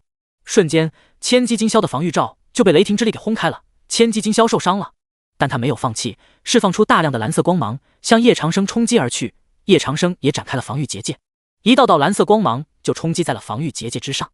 砰，两者的力量轰击在了一起，在他的瞳孔中，一道长长的棍子就像飞了过来，将他的身躯直接轰击在了地面上。至此，他已经丧失了全部的战斗力。我认出来了，他就是魔道第一人叶长生。我的认知中叶长生很强，但没有想到叶长生会强到就连天兽都不是他的对手。天兽都败了，这世上还有谁能够打得过叶长生的？估计没有人了吧。天兽已除，以后我们炎炎城是不是就有天平日子可以过了？叶老魔真是为我们魔道着想啊！若是叶老魔为君，我们愿意追随叶老魔，不会再跟着那什么狗屁皇帝。别这么说，全皋王朝已经管得很轻松了好吗？任何事情都由自己决断。我怕若是叶老魔来管的话，天下就会大变样啊！你们快看离奇将军的表情，怎么一副很难受的样子？叶长生落在了顾红衣的面前，他的面前就是那只千机金鸮，已经被他重创了，无力再动。千机金鸮沉声说道：要杀要刮就尽快说，别磨磨唧唧的。大概千机金鸮也没有想到会落到这种地步。叶长生笑了笑，金刚混元棍在他的头上，如果你考虑做天魔宗的护宗天兽，或许本座可以考虑放过你。放过我？呸！魔道第一人的话，我看不能信。千机金鸮说道。你，顾红衣指着千机金鸮，这千机金鸮也太不会识时务者为俊杰了吧？红衣，叶长生拦住了他，既然如此，那本座就送你上路吧。金刚混元棍落下，千机金鸮闭上了眼睛，心里却是暗道：主人，我有负你的期望。但千机金鸮没有结束生命。叶长生收回了金刚混元棍，看向顾红衣：红衣，把这只顽固不化的天兽给本座捆起来，带回天魔宗好好调教。是，师傅。顾红衣上前看着千机金鸮：别怕，不会疼的，乖乖听话哦。不会疼的屁！小丫头，你手中的鞭子是什么？为何我会那么痒？这也太折磨他了吧！晚辈全皋王朝大将军离奇，见过前辈。听闻前辈与天兽大战，怕前辈不敌，我皇救命晚辈，率10万大军前来助阵。离奇这话也变得很快，这能不变吗？就连天兽都不是叶长生的对手，他上去就是炮灰啊！叶长生看了李启一眼，说道：“你怕不是来助阵的吧？”“怎么会呢？”李启连忙低头：“哼，这样最好，告诉全岛皇帝，本座将在7个月后举行七皇会武，胜利的一方皇帝将会获得本座丰厚的奖励。”叶长生说道：“七皇会武也是临时起意，最主要的是他想要看看魔道皇帝们的力量。如果连正道皇帝们的力量都不如的话，那这皇帝就别当了，直接灭掉。如果让他满意的话，他也不介意点化这些魔道王朝，让这些魔道王朝为自己所用。”叶长生的话让黎奇浑身颤抖了一下，什么玩意儿？七皇会武？但这七皇会武是叶长生亲自奖励的。上次9域大会，叶长生的奖励可是非常稀有的，而这次叶长生肯定也准备了。是，前辈说的话，晚辈一定如实上报我皇，我皇届时必会亲自参加。黎奇恭恭敬敬地说道。红衣，我们回天魔宗了。叶长生说道。顾红衣点了点头，带着阮云村的众人在炎炎城租了一头飞行魔兽，让飞行魔兽带他们回了天魔宗，不然师傅的青龙背上可装不下这么多人啊。天魔宗看到叶长生等人回来了，谢思渊第一个出来迎接，徒儿拜见师傅。鱼儿，为师不在这段时间有没有好好修行啊？叶长生摸了摸谢思渊的小脑袋说道。不负师傅厚望，鱼儿现在已经突破到了元婴境一重了，但还是赶不上师姐们，鱼儿一定是在修炼上懈怠了，下次不敢了。谢思渊小心翼翼道。但在顾家众人看来，谢思渊这就有点凡尔赛了，这都只能说是修炼懈怠。修炼懈怠尼玛呢？他们来的路上就听顾红衣说，叶长生有9个徒弟，每个徒弟都天赋绝顶，修为强悍。今日一见，看来顾红衣说的都是真的，叶老魔能够称霸魔道这么多年，也是有原因的。鱼儿，他们都是你七姐的家人，你就把他们都安置在姑苏城吧。叶长生指了指在他后面的顾家人说道。是，师傅。谢思渊看了一眼这些顾红衣的家人，这些人都是从哪儿冒出来的？为师怎么不见冰瑶？叶长生的意念在天魔宗中扫了一会儿，说道。顾红衣说道：“6姐可能在姑苏城为师尊掌管商会，这丫头一点都不注意休息。那妖儿呢？”叶长生发现也没有木妖妖的身影。顾红衣想了一会儿，说道：“八妹好像是在练武吧？”叶长生点了点头，为师去一趟姑苏城，看看冰瑶搞得怎么样了。半年没有来这里了，姑苏城的模样已是大变，部分街区都已是人来人往，但大部分的人都是来自公孙王朝的。这让叶长生想起他还有张道具卡没有用，那就是有效指挥卡。叶长生从系统空间把这张卡提了出来，然后捏碎，砰！这张卡立刻化为一道道光芒，落入姑苏城中。很多的商人发现自己的头脑居然变得更加灵活了，之前想不起来的事儿都想了起来，而且还有扩宽的思维，这是怎么回事啊？然后姑苏城中的交易进度起码快了不止1倍。叶长生飞入城中，来到了冰瑶的府邸。此刻冰瑶的府邸中已经汇聚了30多名商人，远远的叶长生就听见了这30多名商人都在讨论着什么，好像是说建造高楼大厦。但叶长生没有听清，修仙界移动就是几千年了，不会修仙的人科技都已经起来，但修仙界不知道怎么的，一切都还非常原始。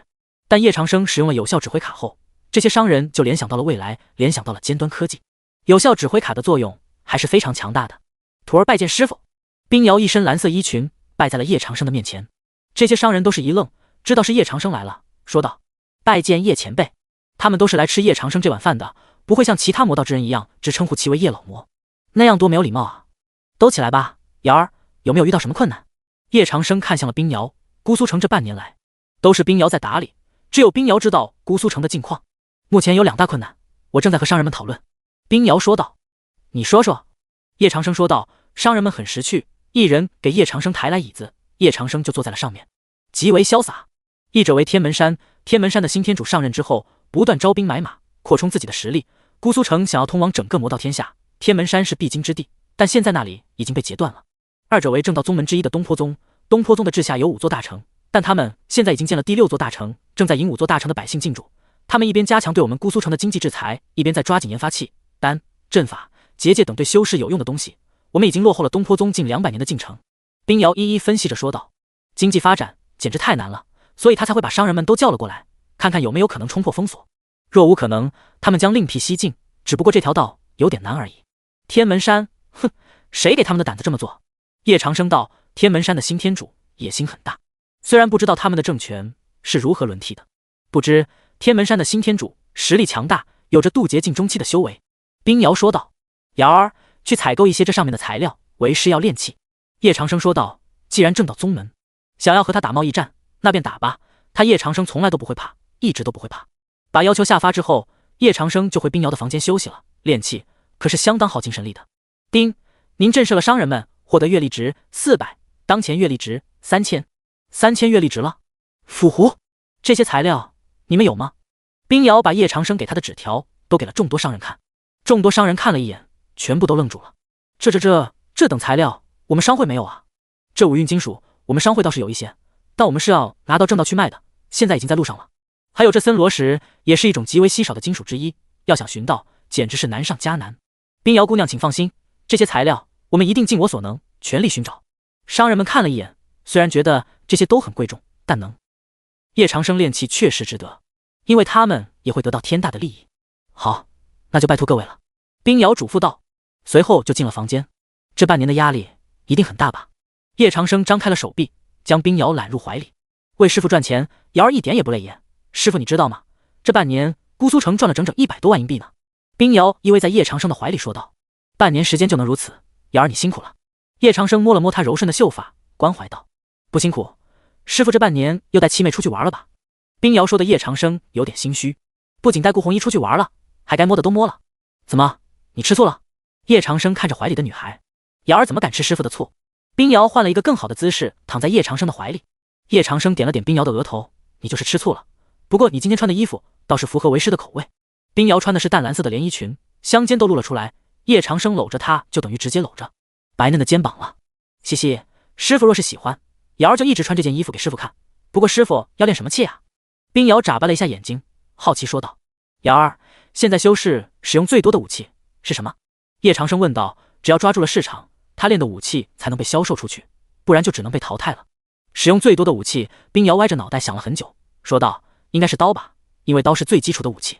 错，修士中使用最多的是剑，因为剑随心走，若能炼制出所有修士都喜欢的剑，还愁我们的销量会不好。叶长生摸着冰瑶的香肩说道。忍住，再不忍住，他就真的变成了夜色魔了。是哦，不过师傅你要怎么炼制呢？材料都不齐。冰瑶担忧道。我会上天门山一趟，会那个新天主。叶长生又闻了闻冰瑶的秀发，冰瑶的秀发很好闻啊，虽然也闻过顾红衣的，但顾红衣和冰瑶两人的都是各有千秋的好吧。瑶儿陪师傅去。冰瑶在叶长生的怀里蹭了蹭说道。以前叶长生出门的时候都是不带徒弟的，但叶长生现在不但要带顾红衣出去，还带谢思渊，就差自己了，所以冰瑶必须要为自己争取机会，这样才能天天孝敬师傅。为师要先给天门山写拜帖。叶长生拿来了金纸，磅礴的灵力在金纸上面书写着。叶长生还在上面偷偷蕴含了威压，不知道天门山的人收到这张金纸表情会如何呢？他很期待。写完之后，这张金纸就遁入空间之中，消失不见。瑶儿，睡吧，明天一早还有很多事情要做呢。叶长生拍了拍冰瑶的后背，冰瑶嗯了一声，就在叶长生的怀里睡着了。冰瑶的小手也握住了叶长生的手，因为这样让他会很有安全感。天门山自从新天主炎莲上任后，天门山的容貌就完全焕然一新了。更新换代的不只是新天主，还有许多有天赋的弟子们都得到了最为公平的对待。在天门山，任何弟子都能够凭借自己的实力自动提升自己的身份，这样的政策很受魔道弟子的喜欢。魔道本就是实力为尊，实力强大的人就该享受所拥有的一切。但是所有弟子都没有注意到的是，一道淡淡的金色光芒嗖的一下就钻入到了天主殿中。天主殿此刻正在召开高层会议，天门山20多位长老都在这里。天主大人，自从您改革之后，我们天门山的实力就日益强大，比起老天主来，新天主更让我们满意。天门山一旦养精蓄锐完成，我看其他魔道宗门还会说什么？到那时，天门山必然会成为整个魔道都最为强大的宗门。虽然我们天门山只有4位渡劫境强者，但我相信假以时日，我天门山的渡劫境强者数量必然会上涨。天主大人，我们截断姑苏城的经济命脉，这样恐怕会不太好吧？颜莲看着众多的长老们说道。没有什么不好的，天魔宗欺压我们实在太久了，如今也到了我们奋起反击的时候了。天主大人的意思是要和天魔宗硬拼到底？大长老疑惑道。大长老，天主大人说的这个硬拼可不是你想的那个硬拼，我们截断姑苏城的经济命脉，就是要逼着天魔宗和我们合作，只要他们和我们合作，还怕我们不把他们拿捏得死死的？二长老笑眯眯地说道。这么多年了，他们一直受制于天魔宗，但现在不同了，新天主上任，大刀阔斧地对天门山进行了改革，这半年以来的成效他们都看在眼里的。突然，叶长生的金帖就飞到了他们的面前。这是大长老看着这金帖愣住了，只见这金帖上面写着天魔宗3个大字。天魔宗怎么会来得这么快？所有的长老都不敢相信，他们刚才还在讨论呢。天主大人，天魔宗送来拜帖，肯定不安什么好心，不如我们将拜帖送回，不接受拜山。4长老开口说道。现在的天门山已经不需要再在天魔宗的面前低声下气了。不可！颜莲起身说道：“还记得刀魔宗是怎么被灭宗的吗？我可不想成为第二个刀魔宗。那天主大人怎么办？”三长老看着这闪烁着金色光芒的金铁，接还是不接？这成了难题啊！接！颜莲说道，向那金铁勾了勾，很快这金铁就飞到了他的面前，刚要打开，这金铁就释放出极其强大的威压，就连所有人都被他震慑的在地上无法动弹。这威压持续了很久，虽然并没有杀意，但这威压的意思已经很明显了，震慑。叶老魔是想通过这金铁震慑整个天门山，不愧是叶老魔，手段就是惊人。颜连深呼吸了一下，将金帖上的内容读了出来。天门山新天主，听闻你宗域扩大实力，天魔不才，想要学习一番，不日将要前来拜会。叶长生、书旧、颜连，还有在场的诸多长老们，久久无法回神，因为叶长生太狂妄，太嚣张了。诸位，天魔宗要来，可有什么法子？颜连环视了一圈，说道：“天主大人，现在我们还不是天魔宗的对手，为今之计也就只有接受拜会了，只是要以最高礼仪迎接叶长生罢了。”三长老开口说道：“现在看来，也只有这样了。哎。”颜连叹息了一口气，他太难了，刚上任他就遇到了这么难的难题。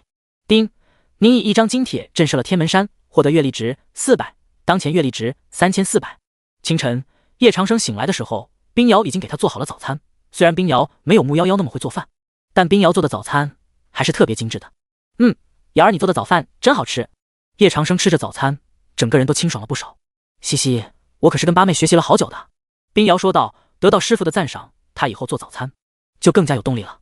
吃完了早餐，叶长生就带着冰瑶朝天门山而去。自从得到了蕴含幻境之力的那颗珠子后，叶长生还没有怎么使用。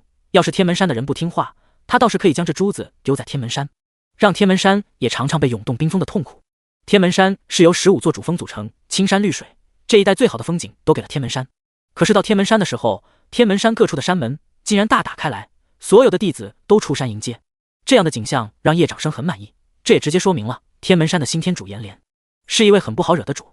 叶长生带着冰瑶降落在了天门山的门口，颜连带着众多长老迎上。天魔宗宗主亲临，若天门山没有照顾好的话，真是天门山的失职。颜天主说笑了，本座是来看望老朋友的，苍无涯还好吧？叶长生直接让颜连如刺芒背。颜连舔着脸说道：“老宗主一切都好，只是一直都在挂念叶前辈呢。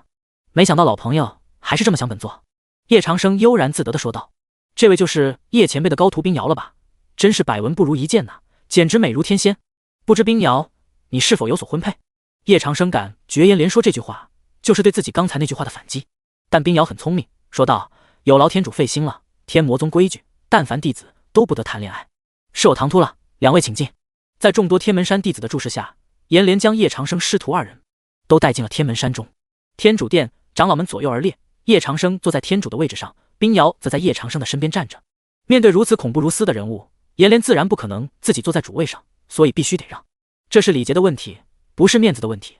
想不到天门山的新天主还挺会做事的。叶长生拍了拍自己坐的奢华座椅，说道：“说吧，你们天门山截断姑苏城经济命脉，是为何意？”众人都没有想到叶长生一来是来谈合作的，但叶长生不是，他是来施压的。这就麻烦了。回叶前辈，我们并无此意，不知叶前辈从哪里听来如此谣言，简直就是破坏我们与天魔宗的关系。颜连义正辞严道：“叶前辈，我们天门山想要和天魔宗合作，不知道叶前辈……”哦，合作？叶长生抚了一下自己的胡须，合作的话，天门山至少要给出你们应有的诚意吧？不知道叶前辈想要哪种诚意，我们天门山都可以办到。叶长生就等颜连这句话了。颜连这句话就是自己给自己下套啊！不知天门山有没有这些金属？叶长生看了冰瑶一眼，冰瑶立刻会意，就将叶长生早就写好的金属列表给了颜连。天魔宗、姑苏城没有这些金属，但不代表天门山也没有。这些金属天门山倒是有，只是颜连说道，叶长生要的金属多达30多种，而且每一种叶长生都要100多块，这不是抢是什么？这些金属可是要建造城池用的。但叶长生这一要，他们就知道，他们没有拒绝的可能。叶前辈，这些金属我们天门山会很快筹起。颜连心疼了一下，太心疼了。天门山果然不会让本座失望，既然天门山如此有诚意，本座一个也不给的话，魔道天下会嘲笑本座的。这样吧，叶长生的话让天门山的人都充满疑惑，他们不知道叶长生会给他们什么回报，但没用的回报他们不敢要啊。本座给你们在剑上面的收益3成怎么样？叶长生伸出了3根手指。天门山众人都傻眼了，100多种金属才3成，这大亏了好吗？怎么？你们不要本座就收回了。没有想到天门山这么有。叶长生一副奸商嘴脸，我给你们3成，已经是很有诚意了。你们要是再逼逼，小心我1成都不会给你们。好，3成就3成。大长老，速去仓库，将叶前辈要的金属都给叶前辈。严连说道。要知道叶长生可炼器大师，在炼器方面，叶长生颇有研究。但凡是叶长生炼制的剑，都会卖出很好的收益。叶长生能给3成，这已经很行了，好吗？叶前辈，这些都是您要的金属，全部都在空间戒指里面了。大长老去取了很久，他手里的空间戒指都在颤抖，就像是从猪身上割下猪肉似的。大长老很不舍，直到被冰瑶拿走，大长老眼泪都快要掉下来了。冰瑶将空间戒指给了叶长生，用灵力探查了一下，说道：师傅，一块金属都没有少，都在里面了。多谢严天主的好意，本座这就回去炼器了。成品的话，本座会派人送来天门山的。叶长生笑着说道，带着冰瑶离开了天门山。这次收获可谓是非常之大。强盗，这叶长生简直就是强盗。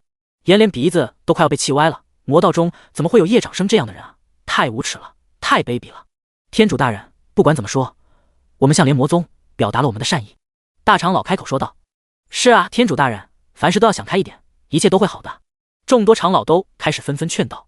想开个毛线，都已经这么亏了好吗？天魔宗，叶长生一回到宗门，就进了自己的密室，将100多种不同的金属都摆在了自己的面前。想不到天门山竟然如此富足，金属真是想要多少就要多少。叶长生盘坐起来，看向冰瑶，瑶儿，为师还没有赐给你法器吧？冰瑶点了点头，是的呢，师父。所以今日为师就赐你一件法器，你要好好用它。叶长生说完，他的体内就爆发出了极为强大的力量。虽然叶老魔的技艺还残缺不全，但关于炼器、炼丹、阵法之类的都还在，叶长生运用起来也都是非常熟练的。冰瑶歪着脑袋，叶长生要赐给他什么样的法器呢？这几块金属在魔道天下都是极为稀有的，叶长生小心翼翼地在它们的表面施加了魔气，稍有不慎，魔气就会将这些金属都给融化。虽然一般的修士无法撼动这些金属，但是叶长生却是可以。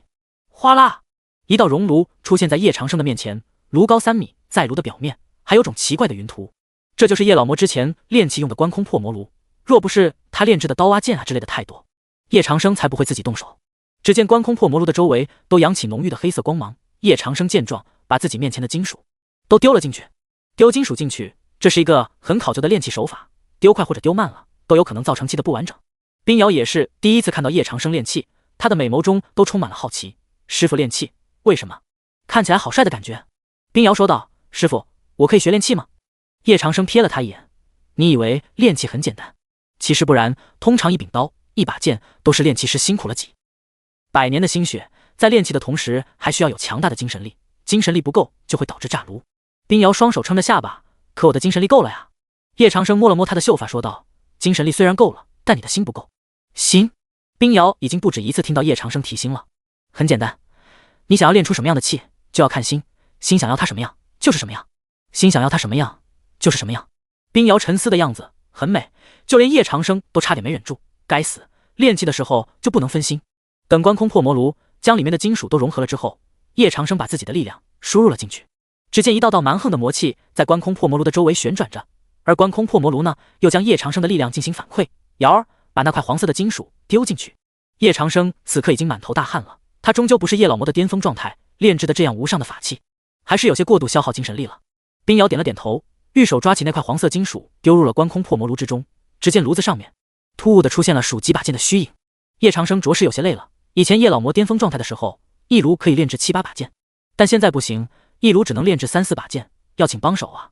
可是魔道天下并无太多的炼器师，根本无法批量生产。叶长生的房间外，谢思渊、穆夭夭已经来到了这里。谢思渊说道：“八姐，为什么师傅只带6姐进去呢？我也想跟师傅学习炼器。”可能是我们2个的精神力不够吧。等我们的精神力够了，师傅自然就会教我们炼器了。穆夭夭倒是心平气和。你们2个在这儿干什么呢？偷窥师傅和6姐，胆子肥了是不？顾红衣拍了拍他们2个的肩膀。哎呀，七姐，你吓死我们了。谢思渊还以为是谁呢，没有想到是顾红衣。顾红衣看着房间门说道：“师傅和6姐都在里面。”了。谢思渊搬弄着可爱的手指说道：“你们说师傅会不会在炼器之余占6姐便宜啊？”胡闹！鱼儿，我们早就已经是师傅的人了，师傅即便想要那个，我们也会给的。6姐也是。顾红衣敲了敲谢思渊的小脑袋，这丫头一天到晚都在想什么呢？即便他们愿意，但师傅是那种人吗？叶老魔已经活了1000年，对女人已经不感兴趣了，好吧？哪怕她们长得再美。房间中，叶长生全力维持着观空破魔炉的维稳，一道道黑气不断滋润炉里的剑气。冰瑶不会放过这次机会，因为叶长生带来的魔气可以增强他的修为。他当即就盘腿坐下，吸收观空破魔炉产生的多余的力量。3个月后，观空破魔炉中终于传来了动静。炼气并非一朝一夕就能够达成的事儿，他需要今年9月的沉淀。这种沉淀可以让剑气发挥出更好的威力。叶长生睁开了眼睛，观空破魔炉中释放出极为恐怖的能量，一道黑色的光芒直冲苍穹。快看，天魔宗方向，这是炼气气云。叶老魔这次又是炼制出了什么气？真是太强大了！如此下去，天魔宗就不缺法器了，应该全部都是法器级别。看到那4朵气云了没有？那应该是4把最顶级的剑。早就听说了叶老魔在炼气方面颇有成就，如今更是百闻不如一见，名不虚传啊！如果能拥有一把叶老魔炼制的剑，我和仇家仇不能报啊！就在这时，天魔宗以北的大越王朝境内，詹台城中一位炼气大师登高望远，看到了天魔宗境内的那4朵气云。此人就是7大魔道王朝最强大的炼气师颜九章，不过他已经很久没有炼气了，原因是老了。但是没有人相信颜九章是真的老了，实际上是在炼气之道上，颜九章遇到了瓶颈。但看到叶长生炼气，他内心中有个疯狂的想法，一次炼制4把法器，太强了。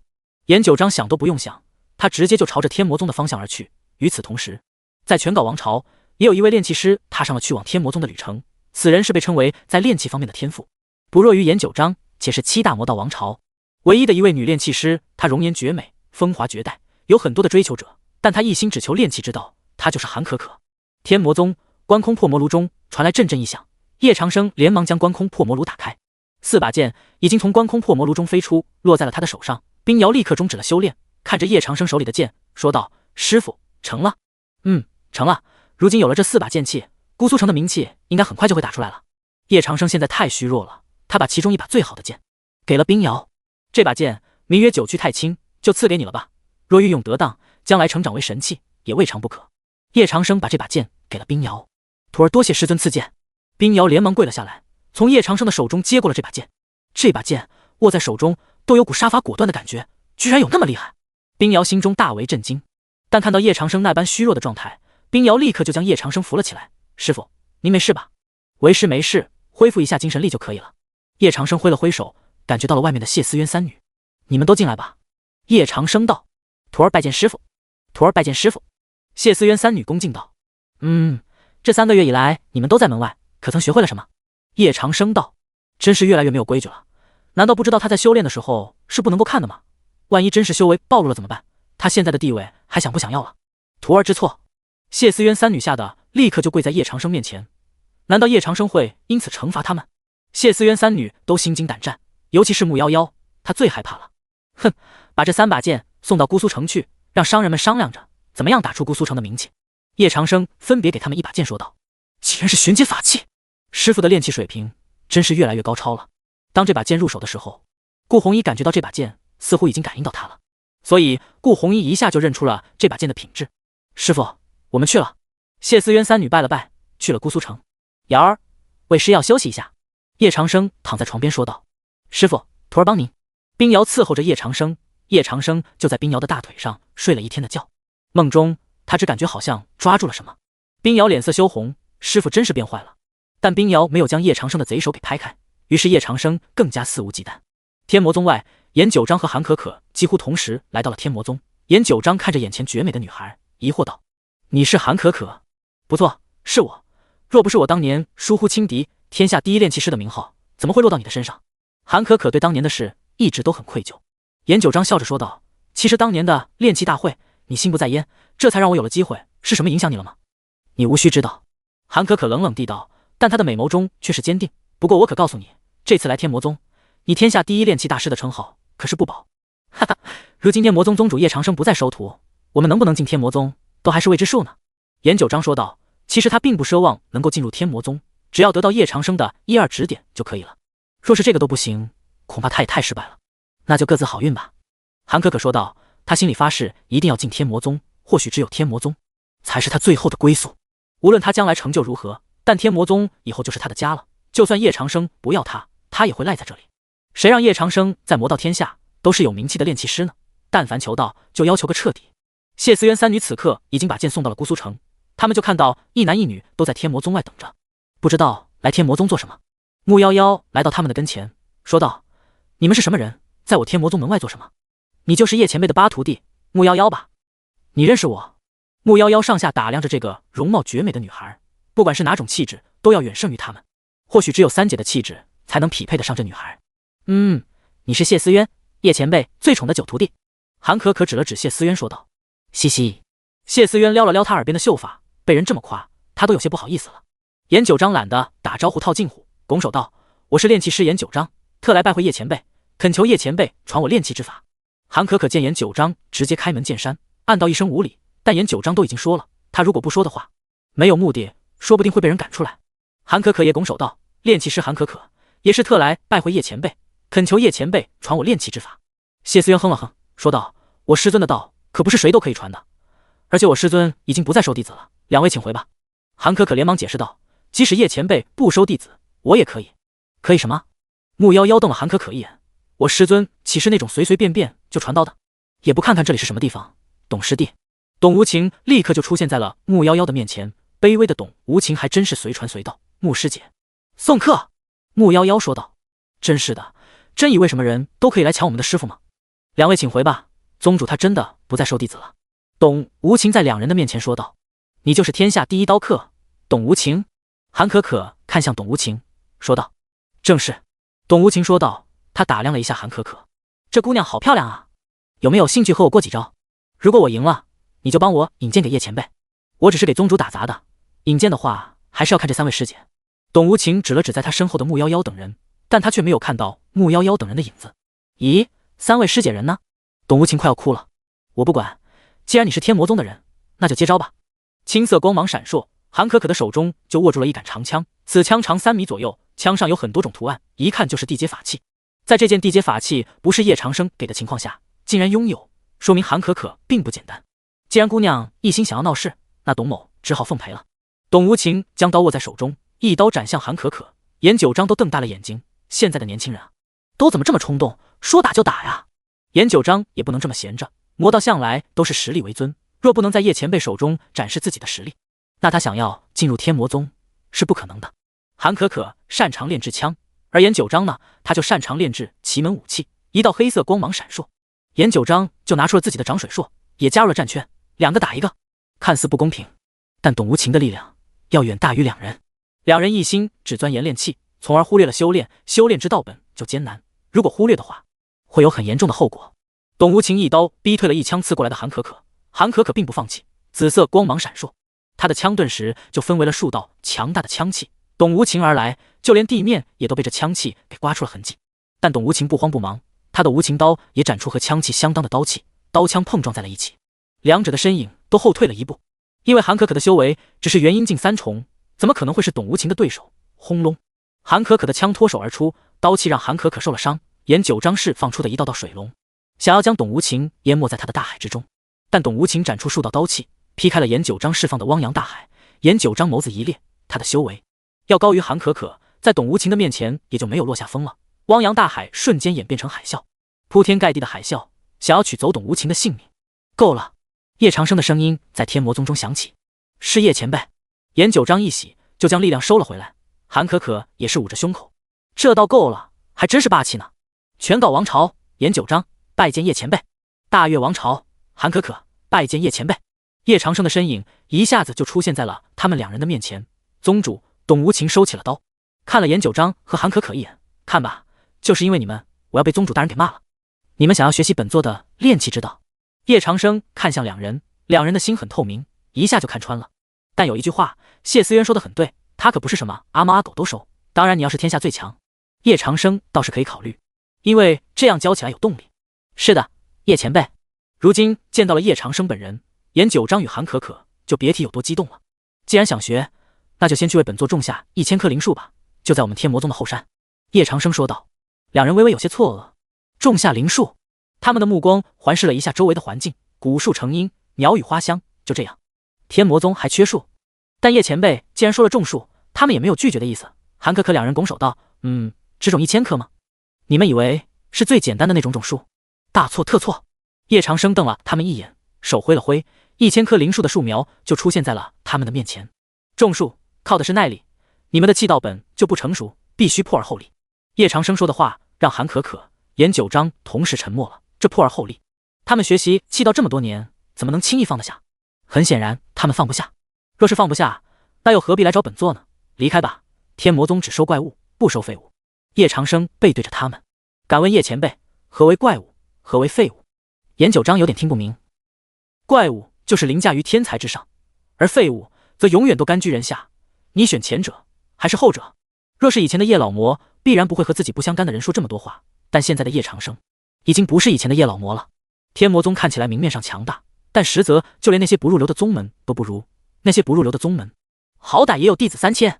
最近叶长生的心里有了一个宏伟的计划，那就是扩大天魔宗，但扩大的前提，天魔宗只收怪物，凌驾天才之上。叶前辈，我就是那个凌驾天才之上的怪物，我选前者。严九章说道。叶前辈，我也是。韩可可也附和道。那就去种树吧，种完了再来找本座。叶长生背对着两人去自己的房间了。恭送叶前辈。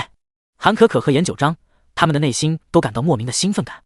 师父已经决定了以后天魔宗要对外开放了吗？冰瑶给叶长生揉着肩说道。不对外开放不行啊，外有正道宗门，内还有魔道天下步步紧逼，还有那个子虚乌有的传说，让为师有些心神不宁。叶长生道。那他们能通过师父的考验吗？冰瑶担忧道。或许能，或许不能。叶长生伸手摸了摸冰瑶的脑袋，对于他们能否通过考验，叶长生并不关心，因为这扩大天魔宗的实力，这本就不在叶长生未来对魔道的规划之中。当下最重要的就是七皇会武。瑶儿，魏师七皇会武的帖子都已经发出去了吗？叶长生问道。都发出去了，师父请放心。冰瑶说道。你觉得霓裳他会参加吗？叶长生突然想到了他的三徒弟岳霓裳。冰瑶愣住，没有想到叶长生会突然问三姐的事儿。不过按这时日，三姐也快登基了吧？如果三姐顺利登基的话，应该会参加，但要是不顺利的话，就将是大越王朝的新皇参加了。冰瑶对于大越王朝的情报收集，这几年来一直都没有停止过。怎么说？叶长生疑惑。霓裳天赋绝顶，成功登基为帝，这是注定了的事情，不能改变。但冰瑶却说顺利两字，那就不是注定的了。师父，大越王朝境内一共有5股反对三姐的势力，他们认为要是三姐登基，那大越王朝就不再姓岳了，而是姓叶了。冰瑶也不知道三姐能不能从激烈的皇位斗争中脱颖而出，要是不能，那就有性命之忧。大越王朝的那些人还是很谨慎的，就是怕我天魔宗插手王朝内部事务。叶长生说道。那师父要去大越王朝帮三姐吗？冰瑶问道。如果师父答应，那他就可以见到朝思暮想的三姐了。那个逆徒不帮也罢，但要是有人想要他的命，就问问天魔宗同不同意。叶长生说起这个他就来气，想当年他对岳霓裳有多好，这逆徒拿到了他的法器就离开天魔宗了，说什么要建立属于自己的王朝。你要见就让你去见，等你遇到挫折了，看你还怎么见。叶长生对这些还没有回来的徒弟都是恨铁不成钢的。叶长生拍了拍冰瑶的香肩说道。好了，为师要修炼了，你先下去吧。是，徒儿告退。冰瑶退了下去，他还有姑苏城的事务，够他忙一阵了。如今我的寿命已经只有26年6个月15天了，我有3400月历值，刚好可以抽一波奖。叶长生说道。换出了系统抽奖。丁，正在为宿主抽奖，恭喜宿主抽中烧烤架乘1，恭喜宿主抽中培元鬼丹乘1，谢谢惠顾，谢谢惠顾。恭喜宿主抽中三庭刀乘1，玄阶法器，恭喜宿主抽中。丁，宿主20抽奖完成，共消耗1200月历值，当前月历值2200点。宿主是否继续抽奖？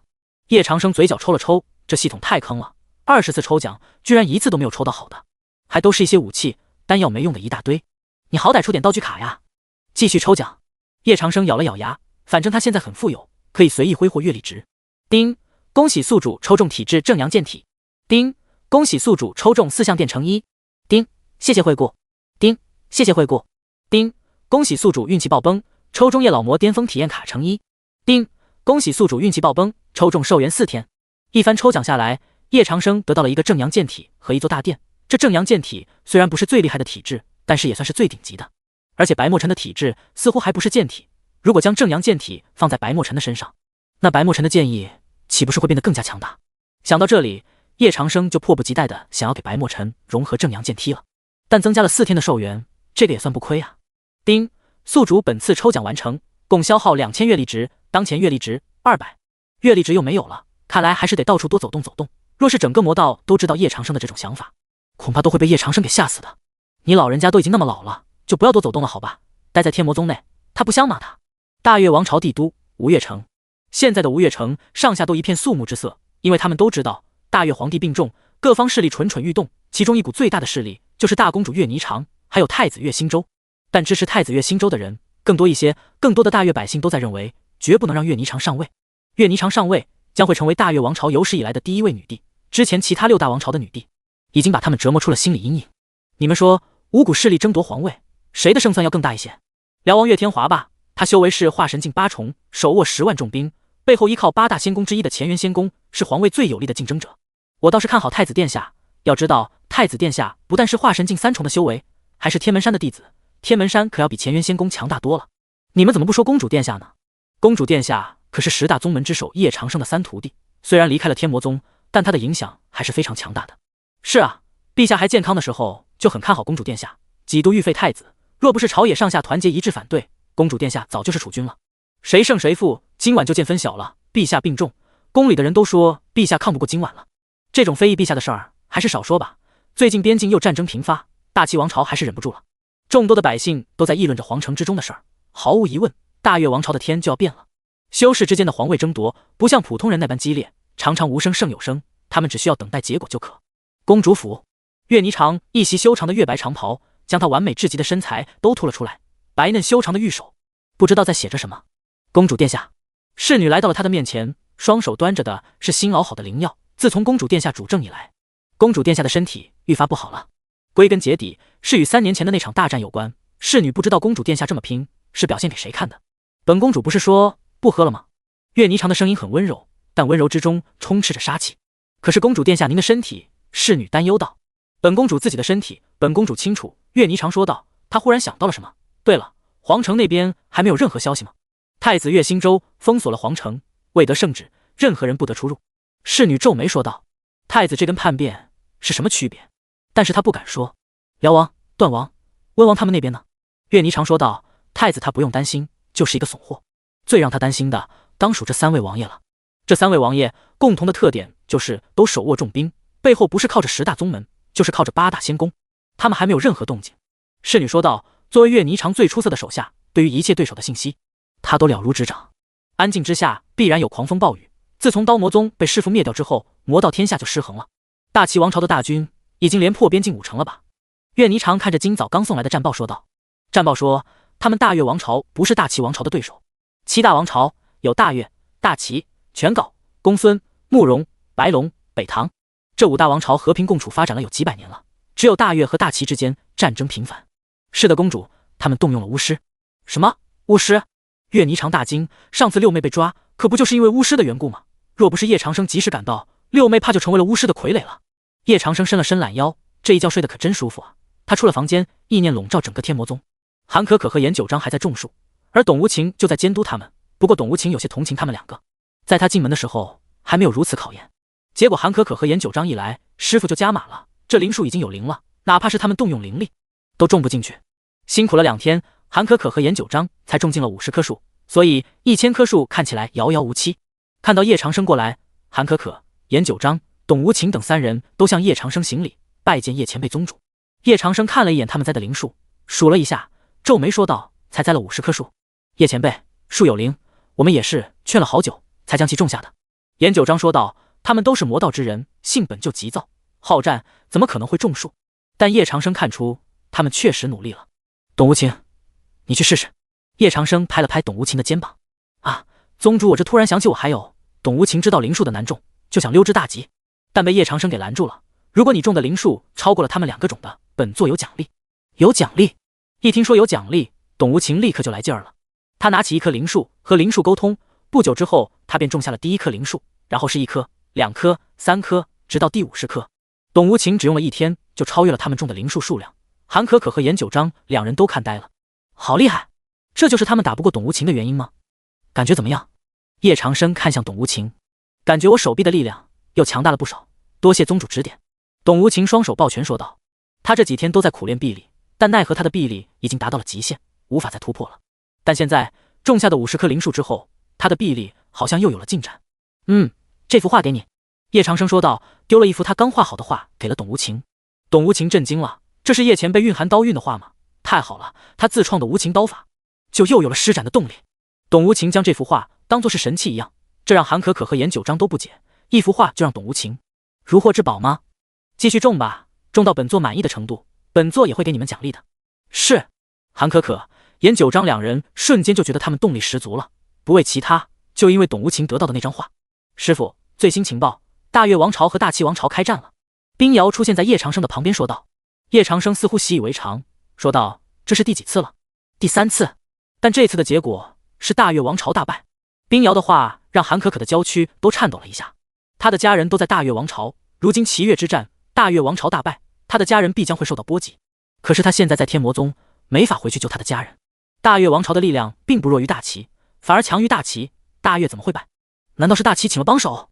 叶长生说道：“这大齐打架不讲武德，竟然还带帮手来的。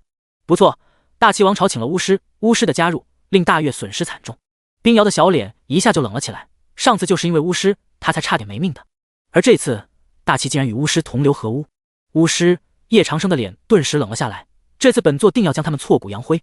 可是这样的话就免不了要和三姐。冰瑶低下了脑袋，巫师是最可怕的，传说中的紫衣巫师比人类中的渡劫境强者都还要可怕，他不想要师傅去涉险。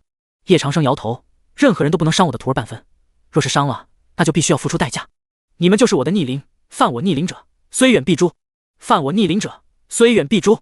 冰瑶的眼睛里都有小星星了。师傅说这句话的时候真的好霸气啊，就像是一位未来的王者。那瑶儿陪师傅去。瑶儿也好久没有见三姐了呢。冰瑶眨巴着大眼睛说道：“你想去就去吧，巫师就让你亲手报仇。”叶长生摸了摸冰瑶的头，本座的弟子永远都不是温室里的花朵。嘻嘻，师傅对瑶儿最好了。冰瑶抱住了叶长生的胳膊，撒娇说道：“董无情，你和白墨尘还有王俊宇看好宗门和姑苏城。”叶长生冲董无情说了一声，就换来了青龙。是，属下必不负宗主之命。董无情点了点头，他羡慕的目光看向冰瑶，他也好想跟着宗主一起出去惩治那些巫师，那些巫师实在太可恶了，但他只能在这里监督。哎，当工具人就当工具人吧，总有一天宗主会理解工具人的心的。2个月后，叶长生带着冰瑶在青龙上，他们已经跨越了太多的高山了，终于不一样的风景出现在他们的面前。这2个月，叶长生教给了冰瑶新的姿势，冰瑶学得很快，往往不到这周他就掌握了，而且冰瑶还活学活用，用在了他的身上。有一次冰瑶还将他压在了下面，但这些叶长生都绝对不会再提的，这让他多丢面子啊。叶长生看着出现在眼前的类似于月牙形状的大城，说道：“前面就是大越王朝的帝都吴越城了吧？”是。师傅，青龙好像在说他饿了。冰瑶趴在青龙的脑袋上听了一下，还真就听见青龙的肚子在咕咕作响，还真饿了，那就在前方森林下落一下吧，青龙可以去看看有没有吃的。青龙狂呼一声，虽然他是4大神兽之一，不会饿，但他飞了那么久，是很累了。前方森林中传出来一声兽吼，应该是那头魔兽刚睡醒。青龙傲叫一声就俯冲了下去，可怜那魔兽刚睡醒就成了青龙的腹中肉了。叶长生摸着青龙的脑袋，小声说道：“怎么样啊，青龙，吃饱了没有？”“嗷呜嗷呜。”青龙这么回应叶长生，意思是吃饱了。由于整座大越王朝都处在战争状态，所以吴越城开启了防御结界，任何修士都必须在城门口接受极为严苛的审查，才能进入吴越城。但叶长生却是没有停下，笑话，自己来见那逆徒，还要遵守那逆徒的规矩不成？青龙，不要管那个结界，直接给本座冲破。叶长生拍了拍青龙说道。青龙点了点头，一道青色光芒浮现在了他的龙鳞之上，青龙的力量片刻就被提升了几倍。轰！青龙轰击在了结界之上，城下的修士们都被惊动了，谁尼玛这样牛逼，敢直接冲击大越王朝的防御结界啊？守城的将领更是懵逼了，但就在青龙的冲击下，吴越城的防御结界咔嚓一声就完全破碎，再次令众多的修士都懵逼了，这也太离谱了。这是龙类魔兽，竟然只是冲击了几下，这防御结界就破碎了，这也太不可思议了吧？什么龙类魔兽？这可是4大神兽之一的青龙，何人如此强大，竟然连青龙都收服了？等等，前段时间魔道都在传青龙为叶老魔所收服，此刻出现在这里，难不成是叶老魔？卧槽，叶老魔来大越王朝做什么？他在白龙王朝的战斗，整个魔道都震惊了，新老魔完全不是叶老魔的对手，刀魔宗更是因此被灭。众多修士看着上方的青龙，心里生出一股强大的敬意。叶长生太强大了，强大到了他们都无法企及的地步，他们何时才能成为像叶长生这样的超级强者？叶长生破了吴越城的防御结界后，就在城中的一处客栈落脚，他要将那些巫师都引出来，就自己当了鱼饵。毕竟上次他可是灭掉了橙衣巫师还有红衣巫师，巫师对他已经恨之入骨了。公主府，侍女很快就将今日在城中听到的消息告诉岳霓裳了。公主殿下，今日城里都在传天魔宗宗主叶长生已经来吴越城了。师傅他来了。岳霓裳有点意外，消息是否准确？千真万确，叶长生做下的青龙还将吴越城的结界都给攻破。侍女说道。岳霓裳傻眼了，难道师傅这次来吴越城就是来捉他回宗的吗？他虽然很想见到师傅，但大越王朝才是他的家，大越王朝风雨飘渺之际，他必须要将大越王朝撑起来，这是他作为大越王朝公主的责任。公主殿下，公主殿下，不好了，皇城中传来急讯，说陛下已经仙逝。皇城中的太监小跑了进来，他的眼眶中都带着眼泪。大越皇帝岳太宁在位400多年，做了太多对大越王朝有利的事情了，如今仙逝，举国上下都在哀悼。父皇岳霓裳如遭重击，他才回到大越王朝没到3年，而父皇就已经离开了他。他太多想要说的话还没有给父皇说。他想起小时候和父皇一起的点点滴滴，很小的时候父皇就教他各种帝王之道。父皇说，如果他死了，姚霓裳可自立为帝，若太子和三王不服，可力压制。岳霓裳这时候才感觉到岳太宁对他满满的期望和父爱。此刻的他显得多么的娇弱无力，楚楚可怜，就像是失去了臂膀。号角、锣鼓等器乐纷纷在皇城中响起，彰显着一代伟大君王的陨落。先帝遗诏，朕仙逝之后，太子兴周立即即皇帝位，统领大越王朝，辽王、段王、温王需全力。公主殿下，您拦先帝灵柩，这是想要干什么？在岳兴周身边的太监看见岳霓裳，顿时有种不祥的预感。他觉得岳霓裳可能会将灵柩拦截下来，但他想多了。当着众多人的面，岳霓裳跪在了皇帝灵柩的面前：“父皇，女儿对不起您。”公主殿下，陛下已经仙逝，还请让陛下安生吧。是啊，公主殿下节哀，相信新帝会在这个节骨眼上带领我们打败大齐王朝的。对，新帝文韬武略，公主殿下如果有兴趣，可以帮助新帝。众多官员都在这太监的后面附和着说道。新帝，岳霓裳看向了岳兴周，眼神仿佛能将在场的所有人都杀掉一样。就他，皇妹，如今父皇尸骨未寒，所以朕请你不要打扰父皇，好不好？岳兴周说道。岳霓裳，既然敢挡我的路，等我将父皇下葬之后，就把你纳入后宫，看你还怎么干预朝政。对于岳霓裳，岳兴周的心里还是有点眷恋的，毕竟岳霓裳实在太美了，而且岳霓裳又不是他同父同母所生，顶多就算一个表妹，怕啥？飞仙客栈，叶长生刚搂着冰瑶睡下，就听见外面岳兴周的声音。难道今晚岳太宁已经？叶长生拍了拍冰瑶白嫩的肩膀，说道：“穿好衣服，出去看看情况。今夜大越王朝有兵变。”知道了，师傅。冰瑶起身，大越王朝的兵变该不会波及三姐吧？大街上，岳霓裳看着岳兴周肆无忌惮的目光，觉得有些恶心。他挥下了玉手，顿时1000多人从大街的两旁钻了出来，把岳兴周送灵的队伍全部包围在里面了。皇妹，你这是什么意思？岳兴周没有一丝的慌乱，因为三王会帮他的，只是都到了这个时候，三王怎么还没有来？什么意思？把父皇的灵柩留下，你们就可以走了。岳霓裳的岳神剑对着岳兴周，可岳兴周一点都不怕，他拍了拍手掌：“三位叔叔，咱们这位皇妹终于造反了，你们还不出来拿下她？”岳兴周的话刚说完，辽王、段王、温王的身影就从马车后面出现了，他们看着岳兴周。辽王岳天华走到了岳兴周的旁边：“你这个新皇并不适合当。辽王，先帝遗诏指定了朕，你还不帮朕拿下这个妖女？”岳兴周也被这反转给吓到了。抱歉，太子殿下，为了皇位，本王只有和公主殿下合作了。岳天华嘴角一勾：“什么？你竟然……”岳兴周也没有想到，岳天华竟然会和岳霓裳合作。段王、温王，你们的意思呢？岳天华看向二王，毕竟能表态的就只有二王了。在朝廷之中，只有二王有实力，就连他自己有时也不如二王。这小丫头不成气候，太子殿下，对不住了。段王冷冷一笑，他的手掌顿时闪烁着黑色光晕，拍向岳兴周。所有人都没有发现这样的突变。保护太子殿下！岳兴周周围的人都乱了。段王向太子殿下发动了进攻。该死，段王难道不应该是和太子殿下关系最好的吗？怎么会？在场的人都懵逼了。当然，岳兴周也不是一个被任人宰割的太子，他的身形一闪，躲过了段王的攻击。太子殿下，您已经修炼到了化神境5重。段王有点错愕，他化神境巅峰的修为，还让岳兴周躲了过去，实在是有点丢人啊。三位叔叔，你们是支持霓裳还是支持太子？若你们支持霓裳，霓裳可以保证你们今后在大越王朝行动自如，可以不受皇命。不得不说，岳霓裳已经给出了很好的条件。放眼7大王朝，哪位为高权重者，由此可以不受皇命的殊荣？但辽王、段王、温王想要的，并不只是此罢了。辽王、温王，我们解决了太子和岳霓裳，再来争夺皇位如何？段王试图和这辽王、温王商量，太子和公主都不是省油的灯，也就是说都不好对付。段王，你以为本王和温王会信了你的话吗？等解决了太子和公主，说不定你就会拿我们开刀。辽王岳天花还是防着段王的。温王看了辽王一眼，这老家伙还真是如传说中狡猾的老狐狸，那就没什么可谈的，直接开打吧。段王岳乌断说道，他手心之中已经燃起了一道道魔焰，天地间的温度都上升了几分。段王岳乌断的修为竟然是元婴境巅峰。父皇，今日女儿就为你讨回这个公道。岳霓裳擦了擦自己眼眶的泪水，因为他知道柔若拯救不了大越王朝，如今的大越王朝一线绝境，他必须要将大越王朝重新拉回正轨，不然就只能由大齐王朝来支配了。岳霓裳的月神剑哗啦一声剑出，在段王的周围凝聚出了一道道剑阵，有月神之影，若隐若现。段王没有慌乱，他一掌轰出，迎上了岳霓裳的月神剑阵。这次月神剑阵再次变化了一下，砰！段王发现他的力量在被月神剑阵攻击，一旁的岳星洲呆呆地看着这一切。他皇妹的力量都已经这么强了，如果是他对上，都不一是岳霓裳的对手。岳霓裳的剑换了一道阵型，向段王冲去，一旁的温王无辜遭了殃。两道剑阵让段王和温王匆忙应付，普通人根本就不敢靠近，生怕就中了岳霓裳的剑阵。就在这时，岳星洲动手了，空间猛烈震动了一下，6道龙影呼啸而出，直扑岳霓裳而去。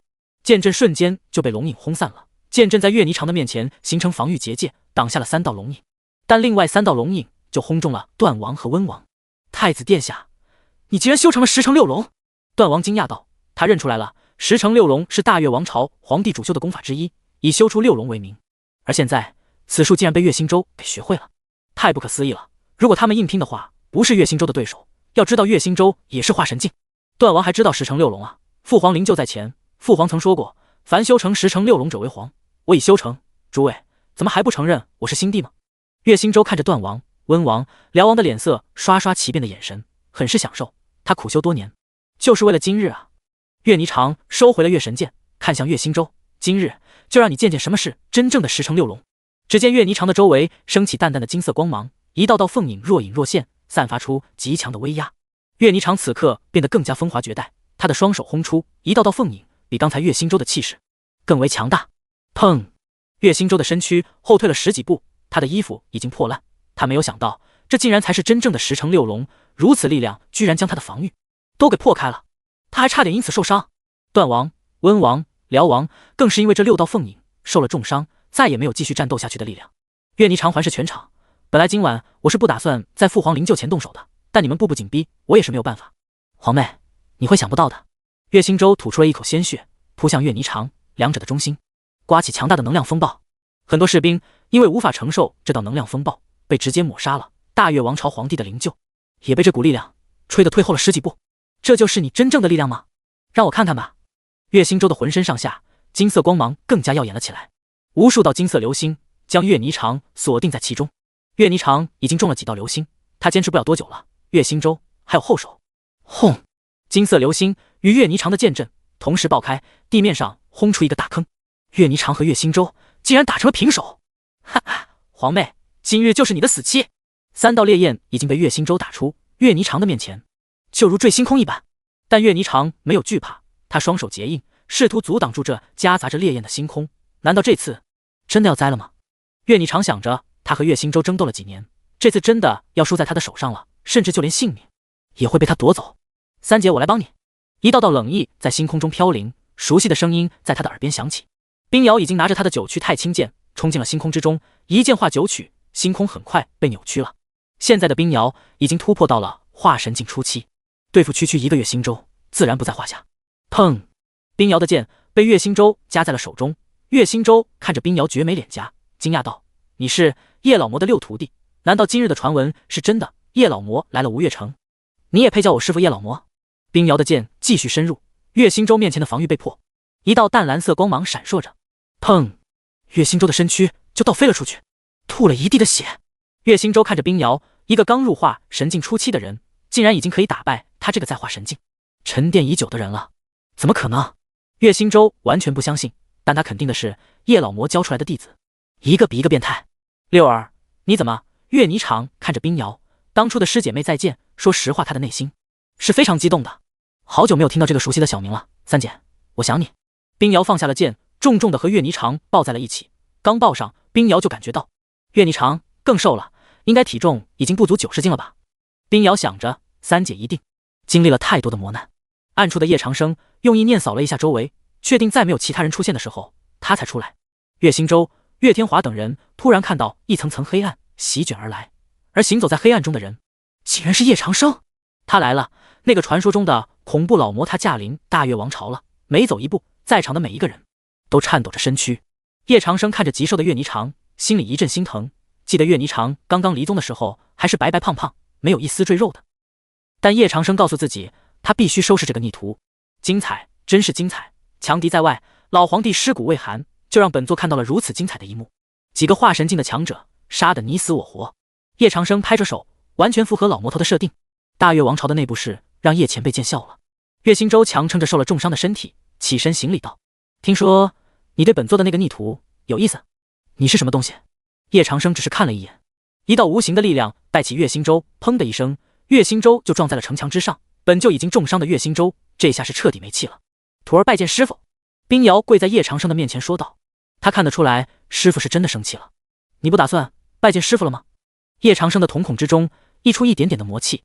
岳霓裳站在那里，他不知道拜还是不拜，他的身躯颤抖着，犹豫不决。岳霓裳想了很久，他想跪拜，但是他的内心有种前所未有的东西在阻止他。岳霓裳把拳头都捏得很紧了，但就是没有拜见叶长生。他的眼泪已经从美眸之中落了出来。他想回到以前，但以前已经回不去了。他已经破坏了天魔宗的规矩，师傅还容得下他吗？想到这里，岳霓裳整个人都背对着叶长生。叶长生也知道这个结果，来大越王朝并不能将岳霓裳给带回天魔宗好好调教，逆徒就是逆徒。三姐，回天魔宗吧，师傅他已经变了，已经对我们足够好了。冰瑶见到这一幕，抱住了岳霓裳，他能感觉到岳霓裳的身躯在颤抖。岳霓裳想承认，只是不敢承认。瑶儿，走了，既然你三姐不愿意回来，那就算了，就算为师多操心，让这逆徒在外面自生自灭吧。叶长生叹息道。可是师傅，冰瑶还是舍不得岳霓裳。叶长生瞪了他一眼，怎么，师傅的话你都不听了？徒儿知错。冰瑶松开了岳霓裳，在岳霓裳耳边小声说道：三姐，师傅就是这样，刀子嘴豆腐心，你若是愿意回天魔宗了，我在天魔宗等你。冰瑶说完就跟着叶长生上了青龙。师傅，你也别怪三姐，三姐要做的事有很多很多。冰瑶低着脑袋，她不知道该怎么解决师傅和三姐之间的矛盾，这矛盾太大了，也是三姐不愿回来的原因之一。这逆徒，叶长生咬牙切齿，他恨不得出手直接将逆徒抓回天魔宗，只是外面还有大齐大军环伺，先解决了大齐大军，再回来收拾这逆徒也不迟。齐越边境，巫师们释放出了强大的巫力，每经过一座城池，他们就开始屠城，导致齐军过境时没有一座城是完好的，全部都是死气沉沉。齐军营帐中，一名身穿铠甲的中年男人指着齐越的地图说道：现在我们已经破了大越王朝的11城了，只要攻破了敖雄关，我们就能直指吴越城。哈哈，有巫师助阵真是过瘾啊，300年了，总算能够胜大越王朝一筹。另一位将军说道：他们还不知道，就是因为他们请来了巫师，他们离灭亡之日不远了。但还是不能掉以轻心。吴越城中传来最新消息，岳霓裳已经稳定大局，正在准备登基称帝。一旦大越王朝政局稳定，我们想要攻进去，难上加难。中年男人叹息说道，同时也有点震惊。太子加上三王，这在大越算是几股最为强大的势力了吧？然而一夜之间，岳霓裳就把这些麻烦统统给解决了，这也太不可思议了。难道岳霓裳是请了高人？不能吧？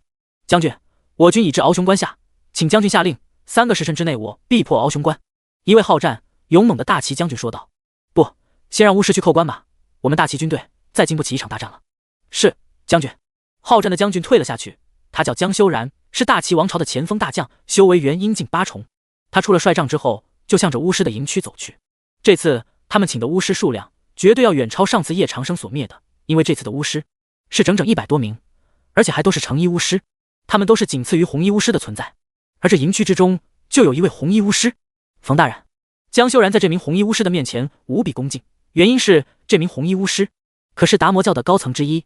这次达摩教出动高层，目的就是为了抓住岳霓裳，但大越王朝实在太强，就请了大齐王朝作为明面上的势力，他们达摩教暗中支持。进展如何了？冯巫师转过头来看向江修然说道，他已经想要现在就到吴越城下，他等不及了喝岳霓裳的血。如今我们已至敖雄关下，还请冯巫师出手将那些麻烦都解决掉，这样一来我们就能够直指吴越城了。江修然说道。哼，你大齐王朝的可真是一群废物，敖雄关你们都破不了。冯巫师冷哼着说道。江修然的眸子一冷，骂吧，等灭了大越王朝，本座就让你们达摩教好看。但江修然什么心思，冯巫师岂会不明白？给我记住了，你要是再有那些坏心思，本座就灭你全家。是。江修然都愣住了，怎么他心里在想什么？这冯巫师居然都明白，这也太离谱了吧！冯巫师立刻召集了营区之中的成衣巫师们，成衣巫师们都战意升腾，说道：前辈，我们这次是一起进攻敖雄关吗？太好了，敖雄关之中可是有着上千万的人，那样我就可以吸收很多很多的血了。哈哈，瞧你那点出息，我们来帮助大齐王朝，岂是为了这点利益？记住，我们是来报仇的。对，报仇！叶长生让我们达摩教损失惨重，真是太可恶了。这次拿住了叶长生的三徒弟，我一定要让他体验一下做女人的滋味。成衣巫师们一想到岳霓裳的绝美容颜，他们的脸上就露出猥琐的目光。敖雄关下，镇守敖雄关的将领都看呆了，因为在关下已经有100多名巫师兵临城下。卧槽，怎么会这么多的巫师？我也不知道啊，城主，我们能不能抵挡住？这名将领的身边，一名副将担忧道。这么多的巫师，只怕敖雄关破，只在朝夕之间。但敖雄守将并没有慌乱，而是说道：升起结界，全力阻止巫师进攻。是。敖雄关上，一道道类似于鳞片的东西刚刚浮现了出来，巫师们的力量就轰击在了这上面。防御结界就是敖雄关的最后屏障，但成衣巫师们的平均修为都是在元婴境3重的修为，所以破掉敖雄关的结界简直是轻松至极。砰！随着巫师们力量的突然加大，敖雄关都颤抖了一下。敖雄关守将看着面前耀眼的黑芒，皱眉说道：不好，敖雄关要被破了。将军，现在怎么办？巫师们太强大了，要不我们撤吧。副将们都是一副留得青山在，不怕没柴烧，他们认为他们没有必要和这些巫师硬拼。撤什么撤？你们要知道，敖雄关中有上千万的修士，我们要是撤了，那些修士怎么办？所以无论多大的力量，都给本将顶住了。守将说的义正辞严，副将们就不再提了。是啊，他们就是敖雄关最后的屏障了。敖雄关一旦被破，那么关中的上千万修士就会被达摩教所屠，和达摩教开战至今，他们已经领教到了达摩教的厉害。师傅，好惨烈啊！青龙上，冰瑶看着你敖雄关前上百名巫师释放出来的极致黑芒，竟然将敖雄关给死死压制住了。再看远处，尸体堆积成山，血流成河，这些巫师都该死！叶长生说道。青龙的身躯颤抖了一下，青龙能够感受到叶长生的愤怒，因为巫师的手段比魔道更可恨吗？冰瑶想着，但是叶长生已经出手了，方圆800里之内出现了毁天灭地般的恐怖能量，刹那间数百道天地雷霆就已汇聚而成。敖雄关前，天地雷霆降下前所未有的威严，砸在了那些巫师们的头上。轰轰！受到天地雷霆的突然轰击，巫师们都猝不及防，他们连忙结成阵型，但刚刚结成阵型，就被叶长生给灭掉了。这是什么力量？雷霆之力居然可以这么恐怖的吗？快看那边是青龙，没有想到叶老魔竟然来得那么快。不是，叶老魔来敖雄关干什么？我们进攻大越王朝又不关他的事儿。你们想要占有人家的三徒弟，人家肯定有所感应，不来这里干嘛？巫师们都惊慌了，刚才的天地雷霆属实将他们打懵了，他就连防御结界都还没有撑起来。就在这时，无数的飞剑就将他们包围，巫师们一起释放力量，但无数的飞剑怎么能让他们如意呢？剑气如虹，瞬间就冲破了巫师们的防御。巫师们惨叫一声，有的飞剑已经刺进了他们的身体中，他们有的巫师就因此倒下了。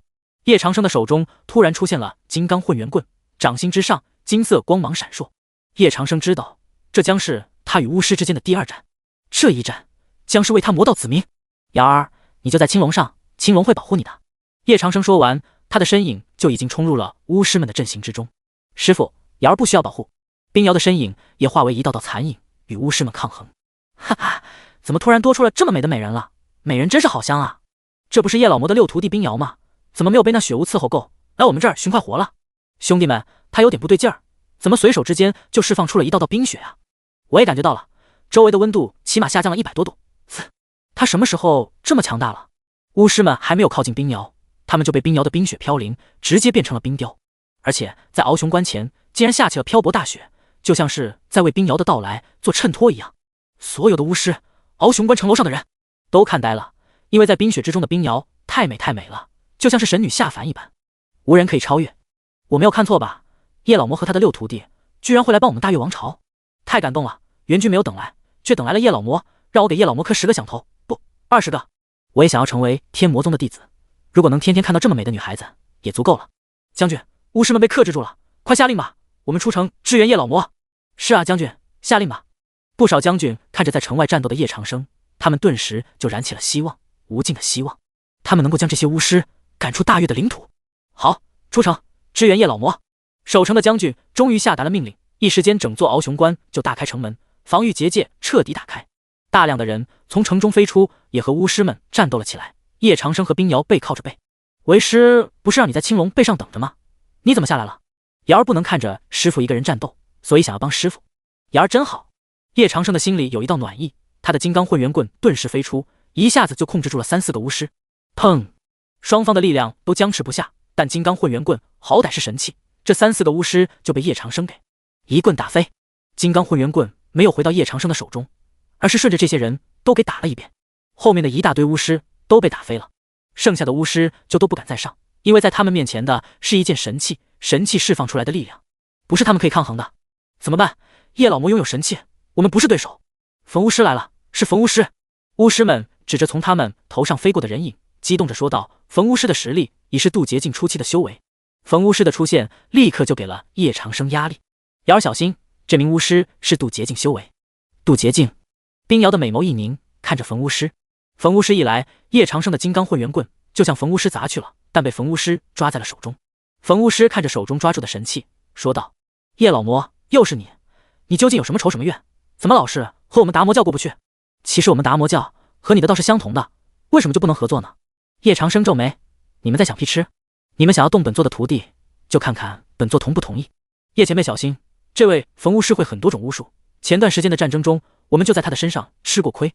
敖雄关的守将杀到了叶长生的面前，会很多种巫术，就算他有上千种巫术，本座也能给他破了。叶长生完全没有将冯巫师放在眼里，冯巫师见叶长生一点也不怕他，当即就怒了：叶老魔，这可是你说的。冯巫师双手结印，一道道很高的土墙就在叶长生的周围升起，土墙之中竟然钻出了很多条类似于眼镜蛇的蛇类，它们通体极黑，一看就是有剧毒的蛇类。有密集恐惧症的宝宝们估计一看到这蛇类就会被吓晕过去。这就是你说的很厉害的巫术？也不过如此嘛。叶长生的周围自然而然地升起一道道黑芒，但凡是有蛇靠近他，都会被这道黑芒给切个粉碎。但令在场所有修士都毛骨悚然的事情发生了，在冯巫师的控制下，原本已经死去的蛇竟然死而复生，继续向叶长生发动进攻。瑶儿，给他来一个全蛇宴。叶长生说道。冰瑶点了点头，他的玉手释放出冰冷的蓝光，仅仅是片刻，冯巫师的蛇就全部都被冻结了，宛若一个个冰雕，看起来极为狰狞可怖。冯巫师愣住，看向冰瑶：把我的蛇都解封了，快！我为什么要听你的？冰瑶眨巴了一下眼睛，当初这些巫师对他有多狠，现在他对这些巫师就有多狠。虽然他才化神境的修为，但有了叶长生神器的加持，对抗渡劫境初期是没有任何压力的。你知道你这是在找死吗？冯巫师彻底怒了，一个小丫头片子都敢挑战他的底线，要是这在达摩教之中传开，他的地位岂不是一落千丈？要知道达摩教可是不缺渡劫境强者的，除了蛇类以外，一道道兽吼就在他们的后背出现。只见这些魔兽身影都非常巨大，其中一只魔兽的爪子就拍向了冰瑶。给本座滚！叶长生手中的金刚混元棍一下子就解决掉了冯巫师刚刚召唤出来的魔兽。冯巫师的身上爆发出强大的力量，向叶长生冲击而来。叶长生拍出金刚混元棍，这力量就在金刚混元棍的表面擦出了金色光辉。金刚混元棍的厉害，冯巫师可算是领教过了，但这又如何？任何力量都不能阻止他打破大越王朝的步伐。冯巫师一用力，更加强大的力量冲击在了金刚混元棍的表面。砰！金刚混元棍竟然还真的被冯巫师给撼动，回到了叶长生的手中。你们都给我去死！冯巫师的脸色铁青，大神通术释放，一只巨大的金鼎出现在冯巫师的面前。大神通术，金鼎本华。金鼎旋转着，淡淡的金色光芒随着金鼎的旋转加快而加速。金鼎的面前仿佛有很多的远古力量在凝聚而成。冯巫师的气息一下子就攀升到了渡劫境巅峰。这就是冯巫师的手段吗？简直太可怕了！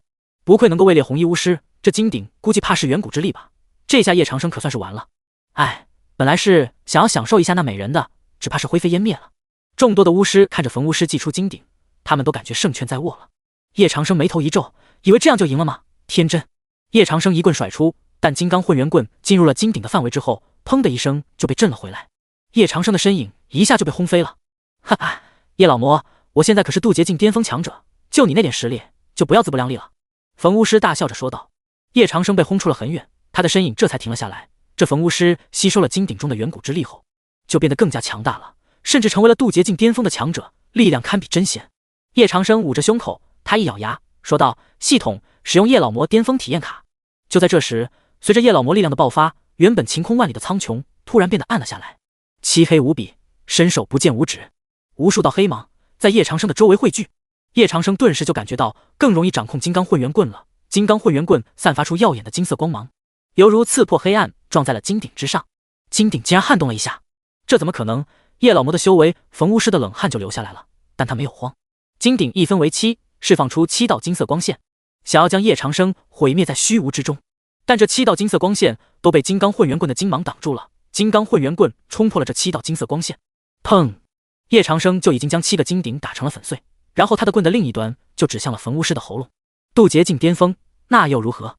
你，冯巫师不会想到叶长生怎么会突然有这么强大的力量，他已经吸收了远古之力，但他还不是叶长生的对手。冯巫师直接被轰出了好几百米，然后轰的一声就爆炸了，一朵蘑菇云在苍穹之中升了起来。整个魔道天下的人都能够看见，一位渡劫境巅峰超级强者陨落了。果然帅的男人是都不会回头看爆炸的。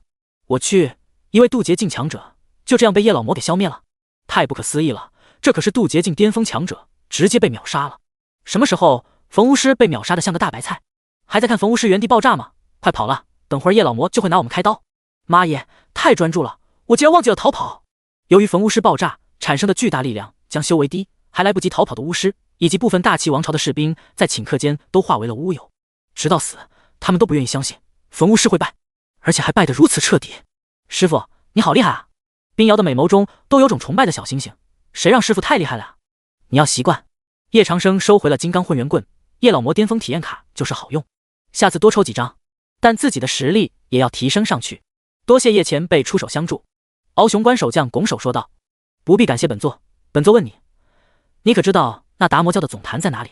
叶长生看向他，趁着叶老魔巅峰体验卡还没有到期，他会把整个达摩教都给灭掉，这种害人的组织就不应该存在于世。我不知道。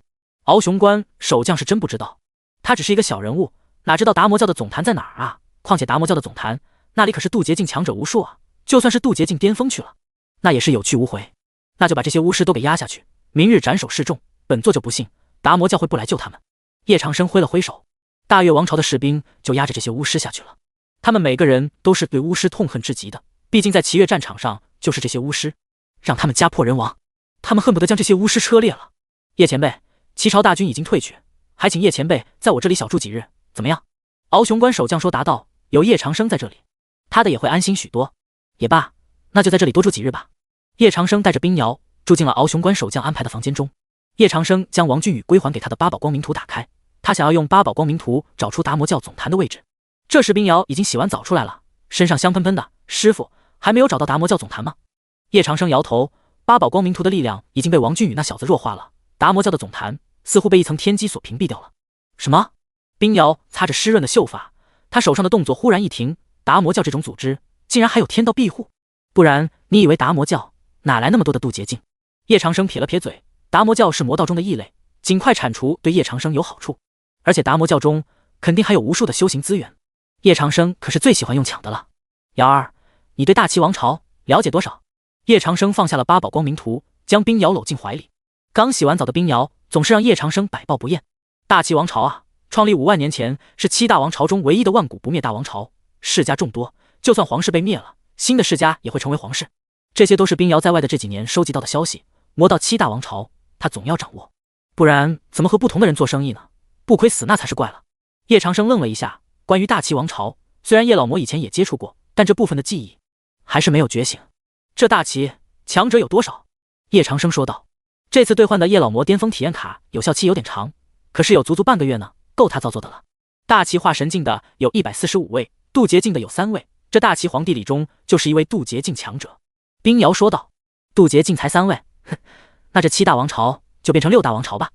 叶长生的脸色一下子就冰冷了起来。师傅是想要灭了这大齐？冰瑶说道。师傅这是终于要对一座王朝下手了吗？要知道这可是一座万古不灭王朝啊，攻打起来会很困难的。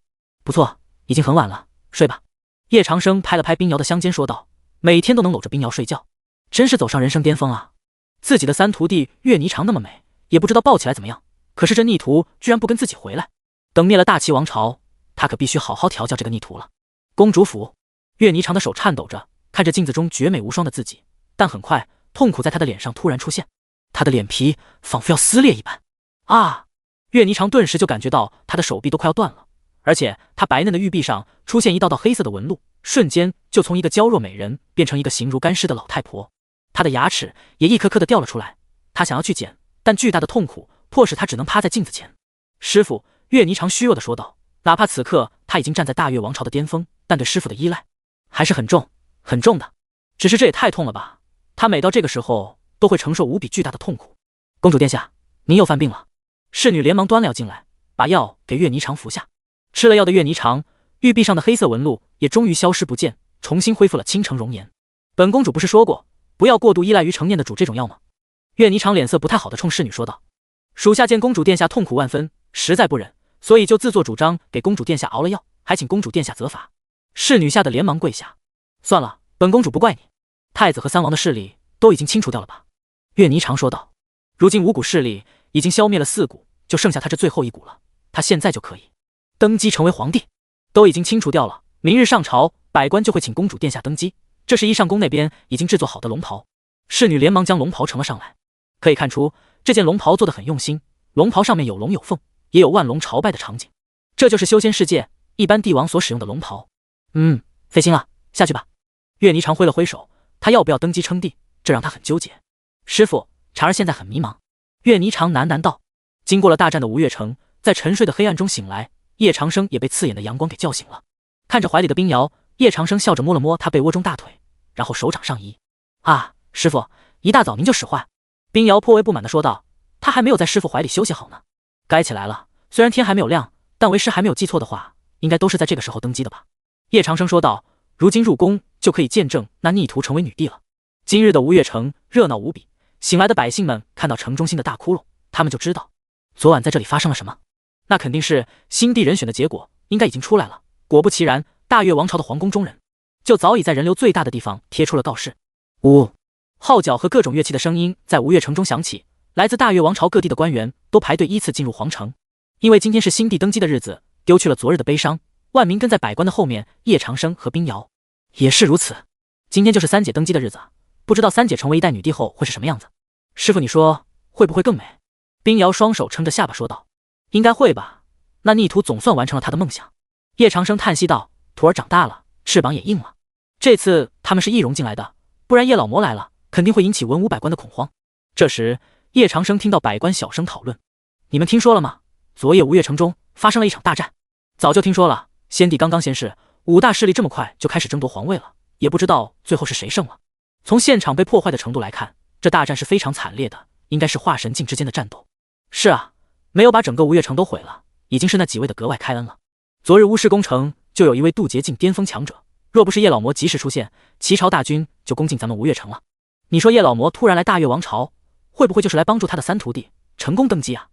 不可能，叶老魔比我们都更想除掉他的这个三徒弟，帮他的三徒弟。多想了，这是为何？难道就因为月霓裳叛逃了天魔宗吗？众多官员没有想到的是，他们讨论的叶长生此刻就在他们的旁边听着。师父，他们说的真有意思。冰瑶抱着叶长生的胳膊，师父是不会为难三姐的对吧？哼，那要看那个逆徒知不知道悔改，如果还不知错，为师就只能严厉了。叶长生冷哼一声，之前他在系统抽奖的过程中得到了一座大殿，这大殿刚好就可以用来调教那些逆徒。师父最好了，师父不要罚三姐好不好？冰瑶撒娇道。也不知道月霓裳给了你什么好处，这么替他说话。叶长生叹息了一声，摸了摸冰瑶的秀发，为师会的。嘻嘻。冰瑶靠在叶长生的肩膀上，若不是登基的场合太隆重，冰瑶都直接亲叶长生了，反正他们俩都易容了。没有认出来，一个长者在雄伟的地宫前，手中拿着的是告上天书，将长长的一段都念完之后，这个长者袖袍一挥，看向皇城广场上跪着的密密麻麻的人群。人虽然多，但井然有序。跪。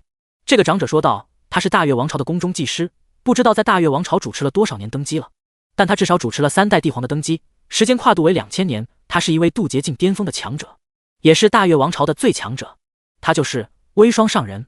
此刻的微霜上人察觉到了在人群中一股不同寻常的气息，这股不同寻常的气息不知道从何而来，但微霜上人清楚，这股气息的力量至少是在渡劫境巅峰。虽然对方隐藏了气息，但是他能察觉出来。所有的人都跪了，作为岳霓裳的师傅，叶长生和冰瑶自然不可能会跪，因此叶长生施展了一个障眼法，不管是什么修为的人，都察觉不到他的存在。微霜上人见所有人都跪下了，心中非常满意，但的眸子看到了两个还在站着的人，这两人是叶老魔和他的6徒弟。哪怕叶长生易容的再好，也没有瞒过微霜上人的眼睛。微霜上人心里一惊，叶老魔不是在敖雄关吗？怎么可能会在这里？但叶老魔没有破坏登基仪式，微霜上人也就放心了。请新殿。微霜上人的声音响彻整座吴越城，吴越城的每一名修士都听见了。文武百官的目光都落在微霜上人身后的那座大殿上，他们都在想着，战斗之后胜利的人究竟是谁？终于在万众瞩目之下，岳霓裳一袭龙袍在出现的瞬间，所有人都为之倾倒了。美，好美啊！穿上龙袍的岳霓裳美的不可方物，一身的气质就在此刻爆发了出来，所有人都沉迷了进去。岳霓裳之美，不管是用多少形容词都是无法形容的，脸颊、大长腿都胜于冰瑶，就连叶长生都看呆了。一代女帝，风华绝代。微霜上人喊道：恭迎新帝，新帝万岁万岁万万岁！恭迎新帝，新帝万岁万岁万万岁！所有人都跪了下来，高呼着说道：朕奉先帝遗命，奉上天启示，奉先人指路，登基为帝，敕年号神功。上人宣布朕的天子第一诏吧。微霜上人点了点头，不用想都知道，岳霓裳的天子第一诏无非就是讨打齐朝。果然，他将天子第一诏念了出来，文武百官都热血沸腾。他们忍了大齐这么多天，如今他们终于可以奋起反击了。师傅，三姐果然变得更美了，她的天子第一诏好有气势，以后瑶儿也要当女帝。冰瑶双手握在了一起，这就是她的三姐啊，还是那么厉害。胡闹，跟在为师的身边比她威风多了。叶长生说道，冰瑶的格局实在太小了。师傅，那到时候瑶儿可是要万民臣服。冰瑶说道，万民臣服算什么？为师要让万仙臣服，诸神臣服。叶长生的气势比岳霓裳的气势都还要强大。岳霓裳说完，文武百官再拜了拜，这场登基仪式就算结束了。冰瑶拉着叶长生，师傅，我们是不是可以进去见三姐了呀？见那逆徒做什么？叶长生想到那个逆徒就又来气了，不行，高血压又上来了。师傅你最好了。冰瑶不断撒娇，叶长生也拿冰瑶没辙，说道，好吧，刚好为师也有事要与那逆徒商量，不过空手过去不怎么好啊。师傅，三姐不介意的。冰瑶说道。叶长生看了他一眼，就丢出了观空破魔炉。观空破魔炉转啊转，释放出一道红色光芒。等红色光芒退去，强力版的天地牢笼就出现在了他们的面前。师傅，这是天地牢笼？冰瑶看着这个笼子，不会吧，师傅不会要把三姐关在这个笼子里吧？对的，那逆徒如果不服管教，为师就这么咔嚓把他关在里面。叶长生说道。等收拾了岳霓裳，他就去仙宫，顺手把瑶池也给抓起来。哼，大徒弟不听话，下面的徒弟就跟着不听话，真是上梁不正下梁歪。叶长生将这牢笼装在了空间戒指中，然后就带着冰瑶一起去了皇宫。皇宫中，岳霓裳正在处理着刚送上来的公文，当他批到叶长生一棍轰爆渡劫境巅峰巫师的公文，愣住了。师傅的力量还是在渡劫境巅峰吗？多么令人怀念的恐怖力量啊！岳霓裳的手指摸着公文上的文字，就仿佛触碰到了师傅的脸颊，是那么有安全感。他每天睡在公主府中，时刻都在害怕会不会被刺杀，没有哪个地方能有天魔宗安全，但他已经回不去了。陛下，天魔宗宗主叶长生求见。门口的禁卫宫女说道。岳霓裳登基之后，就撤换掉了皇城之中所有的太监，让他府中的禁卫宫女。可即便这样，他还是担心。师傅怎么会在这个时候来？岳霓裳愣住，有点不知所措。不见。是。禁卫宫女刚想要回复叶长生，但叶长生一把就将禁卫宫女推开了。长儿是有多么不想见到为师啊！叶长生走了进来，冰瑶就在他的旁边跟着。岳霓裳的眼神有些慌乱，即便他今天多有气质，但见到了叶长生，他还是娇躯颤抖。叶老魔，这里是大越皇帝的寝宫，由不得你乱闯。一道道黑色光点开始漂浮在整座大殿，微霜上人的身影凝聚在叶长生的周围。叶长生瞥了他一眼，本座来见自己的徒弟，怎么能说是乱闯？你也是渡劫境巅峰强者，但能不能打得过本座，你大可一试。你……微霜上人指着他，滚出去，本座不想再说第二遍。叶长生冷冷地道。微霜上人知道自己不是叶长生的对手，就挥了一下袖袍就离开了大殿。叶长生一步步逼近岳霓裳，看着岳霓裳绝美的俏脸，说道：你真的已经决定了不跟为师回天魔宗吗？不。岳霓裳很难受的说道。真的不？叶长生严肃道，这逆徒太无法无天了。真的不？师傅，这是长儿最后一次叫您老人家，求您老人家不要为难长儿。岳霓裳抱着脑袋说道。缩头缩脑的东西，给本座滚出来！叶长生眉头突然一皱，他的力量爆发了出来，黑芒所过之处，一道空间竟然破开了，有4、5个老妪从空间中滚了出来。这5个人都没有想到叶长生会发现他们，怎么可能？他们明明藏得那么好。成面的人。岳霓裳看到这5个人，就像是看到最恐怖的人一样，颤抖着娇躯。他之所以不敢认师傅，是因为成面的人。成面的人控制了他，想要他成为他们在下界的傀儡。但岳霓裳知道，成面会看中他，选中他，因为他的体内关联着一个对于成面来说是生死存亡的重要力量。所以在他的体内下了一种药，这种药每到晚上就会在他的体内探寻那种力量。只是那种药每探寻一步，他就会痛苦无比。直到现在，成念还没有找到那种力量。全部都是渡劫境巅峰。叶长生震惊了，什么时候渡劫境巅峰都变得这么大白菜了？叶老魔，若不是有位面压制，我们只能发挥出渡劫境巅峰的修为，否则举手投足间就可以将你灭掉。5人中1人说道，他们来自成念，而成念是上界的一大组织，有40多万年的历史了，比大齐这样的万古不灭王朝都还要悠久。一念成神，一念成魔，原来你们来自那个地方。叶长生想到，在一些玄幻小说中，修士在度过最高境界后就会突破成仙，飞升上界，而成念就是来自上界，只是受到了下界的位面压制，他们只能保持渡劫境巅峰的修为，所以达魔教是你们成念在下界的组织。不愧是叶老魔，一猜就中。我叫狄婉，我想我们是有机会合作的。狄婉笑着说道。本座为何要和你合作？说吧，你们对本座的徒儿做了什么？叶长生的杀气已经起来了，冰瑶则跑到了岳霓裳的面前，抱住了岳霓裳。想打得过我们再说吧。不愧是来自上界的人。狄婉一动，他旁边的4个老妪也动了，一时间整个空间中的元素都被他们所调动。一会儿，叶长生就被换了好几个场景，高山、沙漠、海洋、地下河等等。但是叶长生依旧站在那里，一动也不动，因为他知道成仙之后都会有自己的仙域，而仙域的大小决定着仙人的实力。这4个老妪仙域极为强大，即便这里是在下界，但他们依旧能够释放出来。叶长生一手握着3庭刀，一手握着金刚混元棍，一个老妪突然出现在他的面前，一掌向他轰去。叶长生的3庭刀斩出，一刀一停，老妪的身躯就如同被暂停了一下。虽然暂停的时长极短，但老妪还是震惊了，叶长生是怎么做到将他暂停的？又是一刀，靠近叶长生的3个老妪也一起被暂停了。叶长生的金刚混元棍就趁此机会将这3个老妪给打飞了。砰！4个老妪又返了回来，他们将全身的力量都集中在了叶长生的身上。叶长生的面前自然形成了一道防御，他们都是渡劫境巅峰的修为。叶长生运用体验卡的力量已经炉火纯青，所以一个打4个都不在话下。三姐，成念那是什么？你似乎很害怕这个组织，能给六儿说说吗？冰瑶正在试图套岳霓裳的话，因为只有岳霓裳才能结束师傅现在的战斗。六儿，这不是你能掺和的。岳霓裳摇头说道。冰瑶指了指叶长生，此刻叶长生正在和4个老妪战斗，说道：你看看师傅，现在师傅就在为你战斗着，你还不说出来吗？三姐，师傅已经不是以前那个师傅了，你还不说出来吗？岳霓裳呆愣了一会儿，师傅确实不是以前的那个师傅了。六儿，你能讲讲师傅态度大变的原因吗？只要三姐想听，我就讲给三姐听。冰瑶说道，把谢思渊之前讲的都给岳霓裳讲了一遍。原来师傅他真的变了。你说师傅有扩大天魔宗的计划？岳霓裳眨巴了一下眼睛，就像是一个女娃娃，没有刚才的女帝威严了。是的，从姑苏城的建立开始，想来三姐你也听说了吧？冰瑶握住岳霓裳的玉手说道。岳霓裳点了点头，听说了，有机会我一定要去体姑苏城看看。现在去不行吗？冰瑶嘟起了小嘴，不行，大越王朝如今这副模样，微霜上人一个人忙不过来。岳霓裳摇头，他的梦想是要将大越王朝发展成这世上最强大的王朝，而她则是这世上最强的女帝。那我们帮你好不好？一起努力。冰瑶不知不觉中将岳霓裳的手握得更紧了。六儿，你还是没有明白，我可以重新认回师傅，但回天魔宗已经回不去了。岳霓裳最终做出了让步，毕竟师傅都为了他大越王朝不惜和成念的人战斗，成念有多么恐怖，他心里知道。三姐，冰瑶还想再拳。砰！叶长生和4个老妪之间分出一道灵力界限，4个老妪实在太强大了，即便是叶老魔巅峰体验卡都只是勉强与4个老妪抗衡。叶老魔，没有想到一个凡间的修士都能与我们战成这般程度，你已经很不错了，现在可以送你上路了。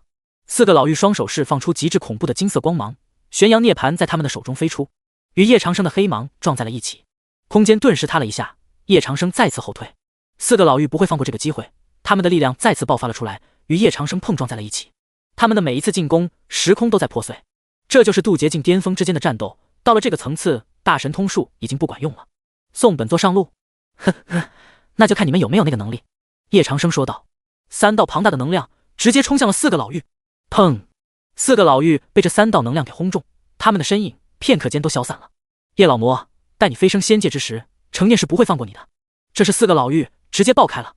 岳霓裳没有想到，4个渡劫境巅峰完全不是叶长生的对手。叶长生的这个渡劫境巅峰，到底巅峰到了什么程度？太可怕了！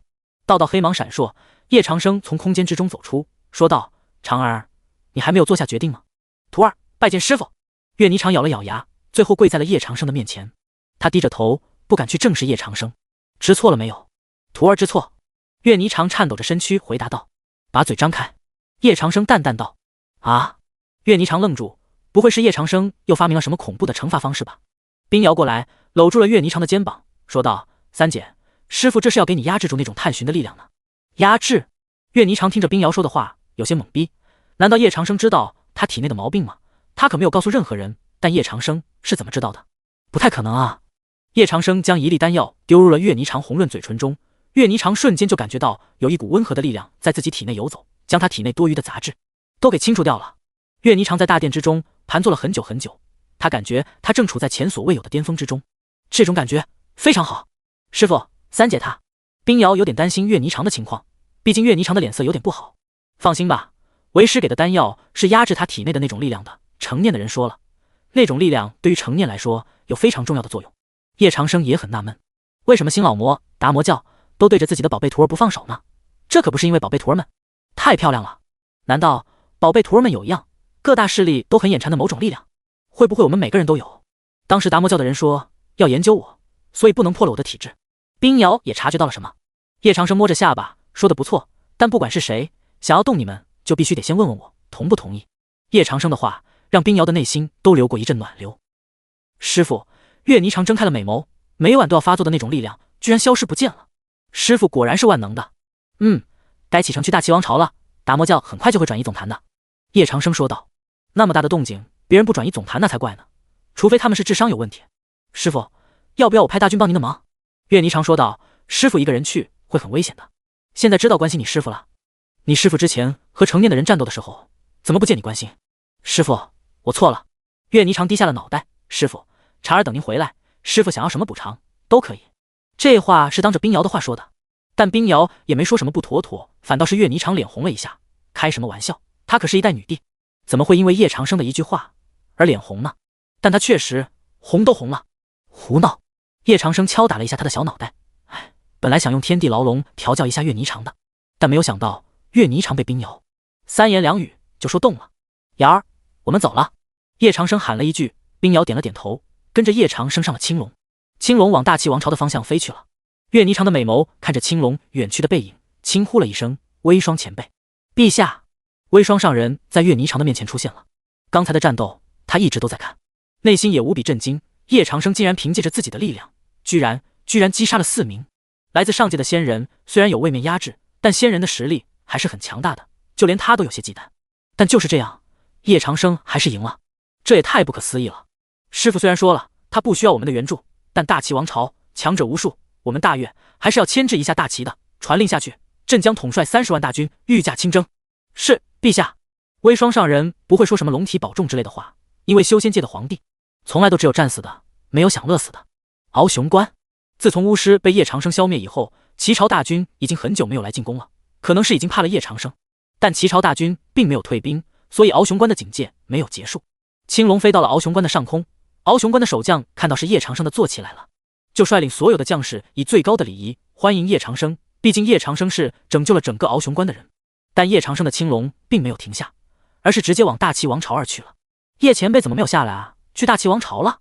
叶前辈该不会想要……将军，我们要不要去帮叶前辈啊？要知道大齐王朝那边可是有几10万大军的。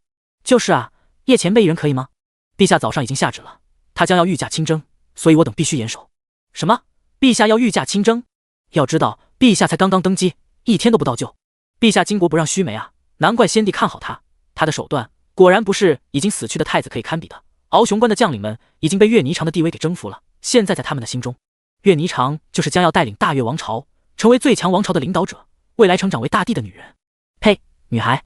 大齐王朝九门关，大齐王朝的九门关是最为靠近敖雄关的关卡，齐朝大军就驻扎在这里。九门关中至少有50万的齐朝大军，密密麻麻，一眼望不到边。将军，快看，东北方向的那是什么？九门关守城的副将指着飞过来的青龙说道：“那是龙类魔兽。等等，那是青龙？什么青龙？叶老魔来扣关了！叶老魔来扣关了！”九门关上下顿时就因为叶长生青龙的到来大乱了起来。叶长生从来都没有来王朝之中扣过关，按照叶长生以往的战争都是在宗门之中扣关的，但是现在叶长生堂而皇之的就来到了大齐王朝的九门关。叶长生想要干什么？九门关中立刻飞起13道身影，他们每一个都是齐朝的边关守将，化神境3重的修为。虽然他们知道不是叶长生的对手，但他们也要殊死抵抗一下，万一叶长生就退了呢？但在叶长生这里没有万一。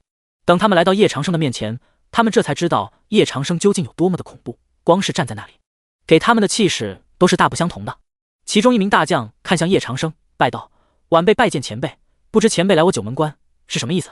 叶长生笑了笑说道：“本座什么意思？难得你还不明白吗？”另一名大将已经做好了最坏的准备，若前辈执意如此，那就恕晚辈们无礼了。这13名大将的手掌中凝聚出了力量，一时间空间都在震动，化神境巅峰修为还是很强大的。瑶儿，你来解决他们，化神境巅峰小喽啰，为师还懒得对他们出手。叶长生淡淡地道：“是，师傅。”冰瑶将9曲太清剑拿在手中，在这13位大将的面前划出一道9曲。13位大将愣住了，叶长生竟然会派一个黄毛丫头来和他们战斗。叶长生终究是老了，竟然连他们什么实力都不记得了。小丫头，受死吧！一位大将的手中打出72道铁锤，围攻冰瑶。但冰瑶的周围全部都是冰晶，这些铁锤子都无法靠近冰瑶半分。该结束了。对于冰瑶来说，这13位化神境实在是太弱了，冰瑶一剑就将这13位化神境全部都冻成了冰雕。九门关中的修士震惊了，他们的13员大将居然会被冰瑶一个人解决了。冰瑶这也太强大了吧！他们都在瑟瑟发抖。如今九门关的屏障已经失去，他们担心的是冰瑶会屠城。叶长生的声音在九门关中响了起来，所有修士跪地，降者不杀，顺我者生，逆我者亡。九门关的很多修士都照着叶长生的话做，他们全部都跪下了。难道抵抗吗？叶长生可是渡劫境巅峰的修士，他们抵抗的毛线啊，有用吗？叶长生如闲庭漫步一般走进了九门关中。曾经大越王朝集中了100万大军，数次进攻大齐的第一雄关九门关都没有攻破，但叶长生的一个徒弟就破了九门关。九门关被破的消息很快就传到了大齐帝都如意城。此刻的整个如意城都人心惶惶，因为九门关失守了。大齐皇帝连夜召开了大朝会，商讨应敌之策，而大齐的4位渡劫境强者也到场了。不到场不行啊，叶长生已经杀进来了，触碰到了他们的底线。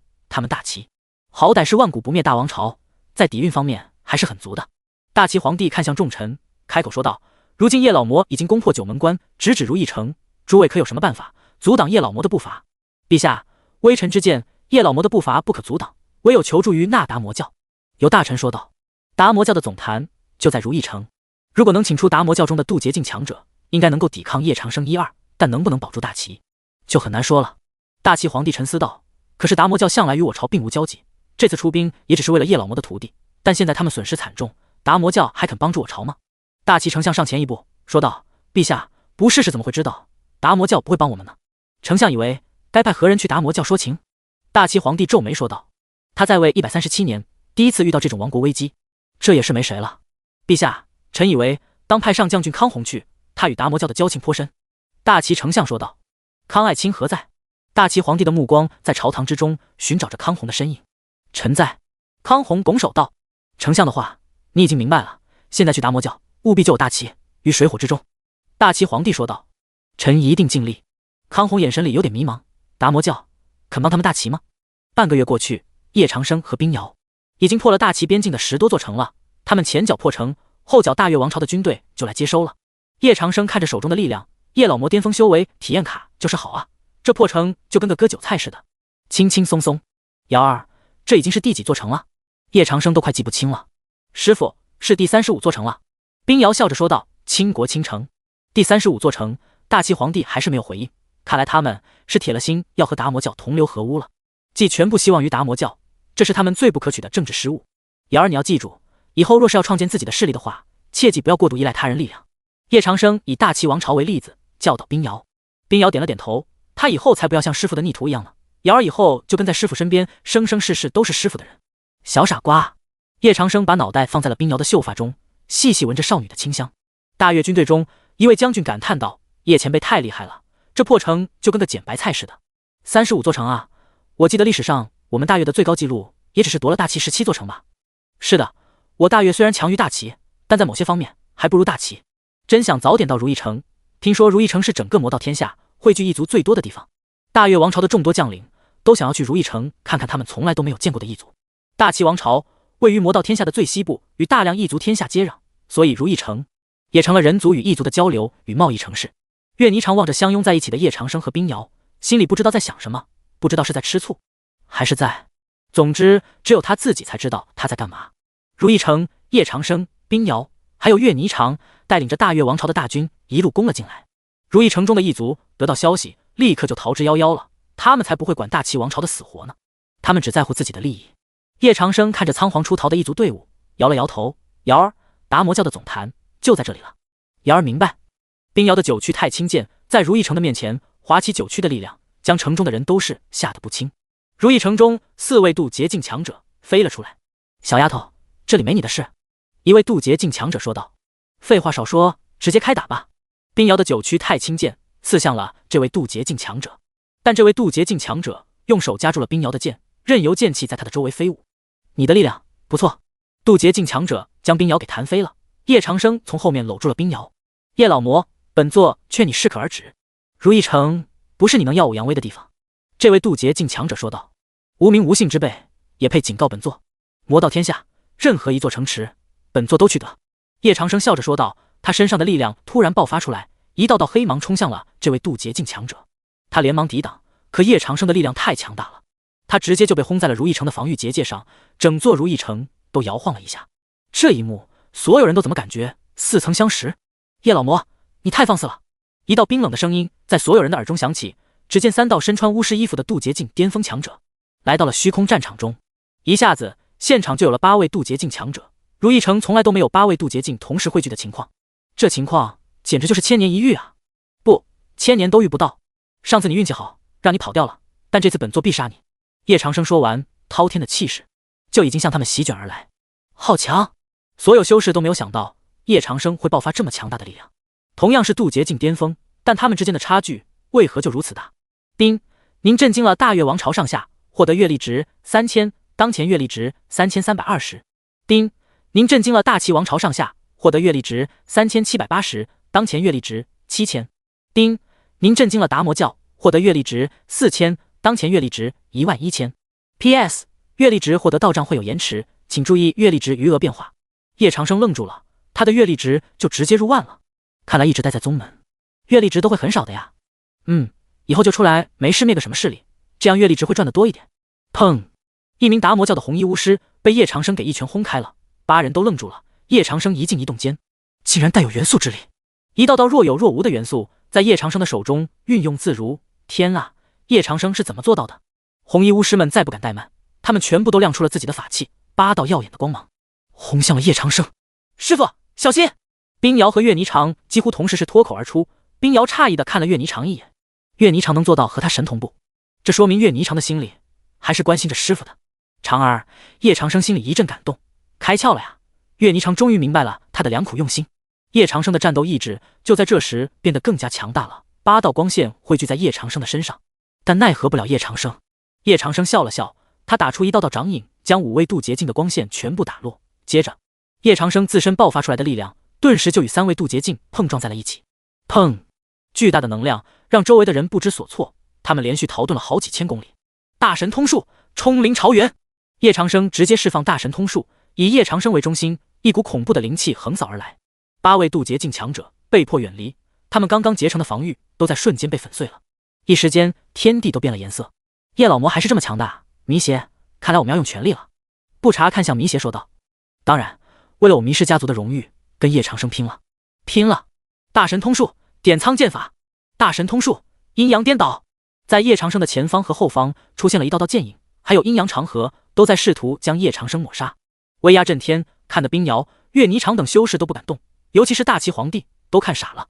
渡劫境修士之间的战斗，每一招都是牵动着空间规则呀！砰！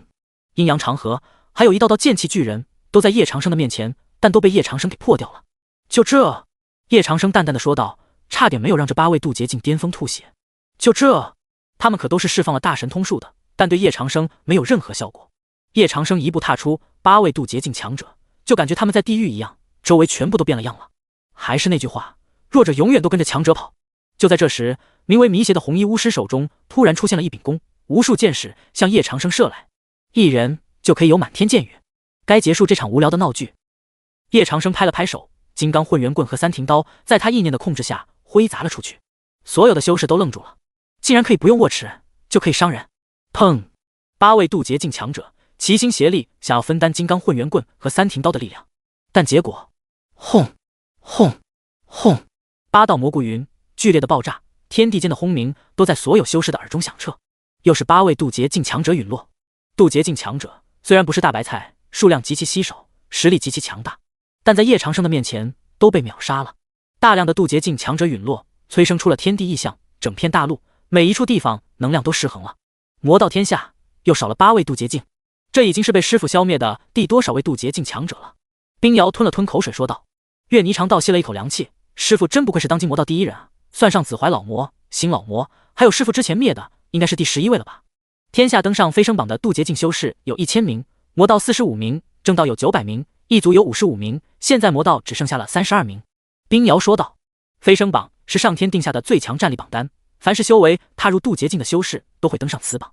此榜上的人物每一位都有着毁天灭地的力量，还有可能飞升成为仙人，而这终极目标都是每个修士执着了1000年都想要完成的梦想。飞升榜每隔10年就会出现一次，刷新上面的修士排名，但在中古时期之后，不知道为什么飞升榜就消失了，再也没有出现过。有修士猜测，是天下成为渡劫境修士数量太少了，所以上天就收回了飞升榜。也有修士猜测，飞升榜已经把魔道天下给抛弃了，只在正道天下出现。当然，这些只是一种种假说。飞升榜到底存不存在，毕竟都是有争议的。快看，天地之间又有异象了，金光破云来，我的眼睛快被这金色光芒给晃得睁不开了。我也是，这股金色光芒到底是什么？为什么我有种想要膜拜的感觉？那是飞升榜！天啊，消失了一个纪元的飞升榜竟然出现了！快看上面的人物排名，卧槽，叶老魔竟然排在第911名，太不可思议了！我们魔道也终于有一位登上飞升榜的渡劫境强者了吗？飞升榜的出现立刻就引起了众多修士的注意，所有人都感叹，原来传说中的飞升榜竟然是真的。他并不是抛弃魔道了，而是中古时期以来能够有资格登临飞升榜的从来没有，但叶长生有这个资格。哇，师傅好厉害啊！冰瑶看着飞升榜上叶长生的名字，心里别提有多高兴了。岳霓裳也是，大齐王朝、达摩教，他们瞬间都有种想要退缩的感觉了。叶长生瞥了一眼他们，淡淡地道：大齐皇帝，今日之战，你朝强者都已经被本座所灭，你是说出达摩教总坛的位置呢，还是本座亲自找？大齐皇帝这下明白了，叶长生来大齐王朝根本就是为了达摩教，毕竟达摩教上次做得很过分，已经触及了叶长生的底线。他们还去请达摩教的强者，一时间大齐皇帝都后悔了。先皇啊，朕对不起你们。叶前辈，朕不知道您在说些什么。叶长生皱眉，这大齐皇帝竟然到死了都还在庇护达摩教，看来成年的人对七朝皇帝都控制得很深。只要你说出达摩教的总坛所在，本座便不为难于大齐。叶长生淡然说道。达摩教总坛在如意城以北的超越山，大齐皇帝只好将达摩教的位置说出来了。不说能怎么办？叶长生的气场太过强大，而且大齐王朝的4大渡劫境强者也被叶长生所灭，大齐王朝没有什么可以依赖的力量了。多谢大齐皇帝的配合，但和达摩教同流合污，死！叶长生的目光看了过来，大齐皇帝的身躯就化为了虚无，一眼杀人，杀的还是皇帝。所有人看叶长生就像是看恶魔一样，可怕，太可怕了。你们几个皇子没有和达摩教同流合污吧？叶长生看向了4个瑟瑟发抖的皇子说道。没有，叶前辈，我们敢以性命担保，绝对没有。4个皇子发誓说道。他们已经被叶长生的手段给震惊。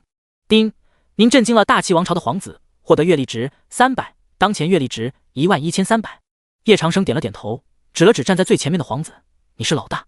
是，大齐大皇子黎玉京。黎玉京颤抖着说道。以后你就是大齐王朝的新皇帝了。叶长生说道，这就是他的气势，随口就确立了皇帝。是，今后大齐上下都将以叶前辈为尊。李玉京拱手说道。不错，超越山以东方圆3000里内的所有城池、土地、人口都将归属大越王朝，并且大齐还将每年赔付大越100万金币。没有问题吧？叶长生这简直就是狮子大开口，索要修行资源，但李玉京不得不答应。他可不想和自己的父亲一样死得凄惨。没有问题，这都是大齐应该的。李玉京说道。不错，瑶儿、霓裳，我们去达摩教总坛。叶长生带着冰瑶和岳霓裳去了超越山。超越山绵延10万里，是大齐境内最长的山脉，也是最美的山脉。河流、瀑布纵横，山峦叠嶂。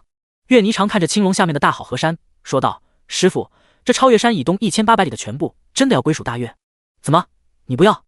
不要为师可以让大齐收回。”叶长生淡淡的说道：“要，以前是徒儿不懂事，不知道师傅的良苦用心，徒儿给师傅赔罪。”岳霓裳有些愧疚，现在师傅还在，若师傅寿元大限一到，那他们岂不就……所以岳霓裳对叶长生很愧疚，这种愧疚即便过去100年都不会消散。赔罪的事情等回了天魔宗再慢慢赔吧。叶长生道。可是天魔宗徒儿已经回不去了，徒儿既然为大越王朝的女帝，自然要为大越王朝的子民着想。岳霓裳低着头，以前他说这种话的时候，师傅都会惩罚他的，但这次师傅却只是沉默，没有动手。叶长生看着他，严肃道：“你是铁了心的，徒儿愧对师傅。”岳霓裳在青龙的背上跪了下来，泪水美眸中滑落。没有什么愧对的，徒弟长大了是应该展翅高飞，但你还有要学的没有学完，过早的当上女帝会适得其反，你的子民不但不会感激你，反而还会造你的反。叶长生说道。他是穿越者，不是叶老魔，没有人比他更懂为帝之道，所以他才说岳霓裳还没有真正的出师。啊，这不会吧？三姐刚刚登基就御驾亲征，挽回了大越的尊严和地位，冰瑶不解道。现在大越的百姓应该都很敬重三姐才对。瑶儿，你只知冰山一角，而不知全貌。古往今来，没有哪个皇帝是完美的，哪怕是最伟大的皇帝，只要他还是人，还是修仙者，就总会有问题。叶长生叹息道：“徒儿明白了，徒儿不日就将国事交给微霜上人，跟随师傅回宗。”岳霓裳恍然大悟，原来当女帝也不是那么简单啊！微霜上人交给他本座不放心，你有没有你最信任的人？叶长生摇头，微霜上人的人品，叶长生着实不放心。如果让他当摄政王，恐怕等岳霓裳回来，大越就换了主人了。最信任的人，长儿最信任的人，就只有师傅了。岳霓裳喃喃地说道。叶长生顿了一下，伸出手掌摸了摸岳霓裳的秀发，就让二皇子岳偏向当摄政王吧。岳偏向，师傅慧眼识人。岳霓裳点了点头，岳偏向当摄政王，他100个放心。毕竟在他父皇诸多的皇子中，就只有岳偏向对皇位没有任何想法。超越山，达摩教总坛。达摩教的一名弟子看着苍穹，8道流星划过，落在了达摩教的后山。而在同时，4道耀眼的光柱冲向苍穹，与苍穹短暂连接后就消失了。这名弟子惊出了一身的冷汗，难道是……教主，不好了，我教又有4位渡劫境强者陨落。弟子急冲冲跑了进来，他的脸色难看至极。什么？你说什么？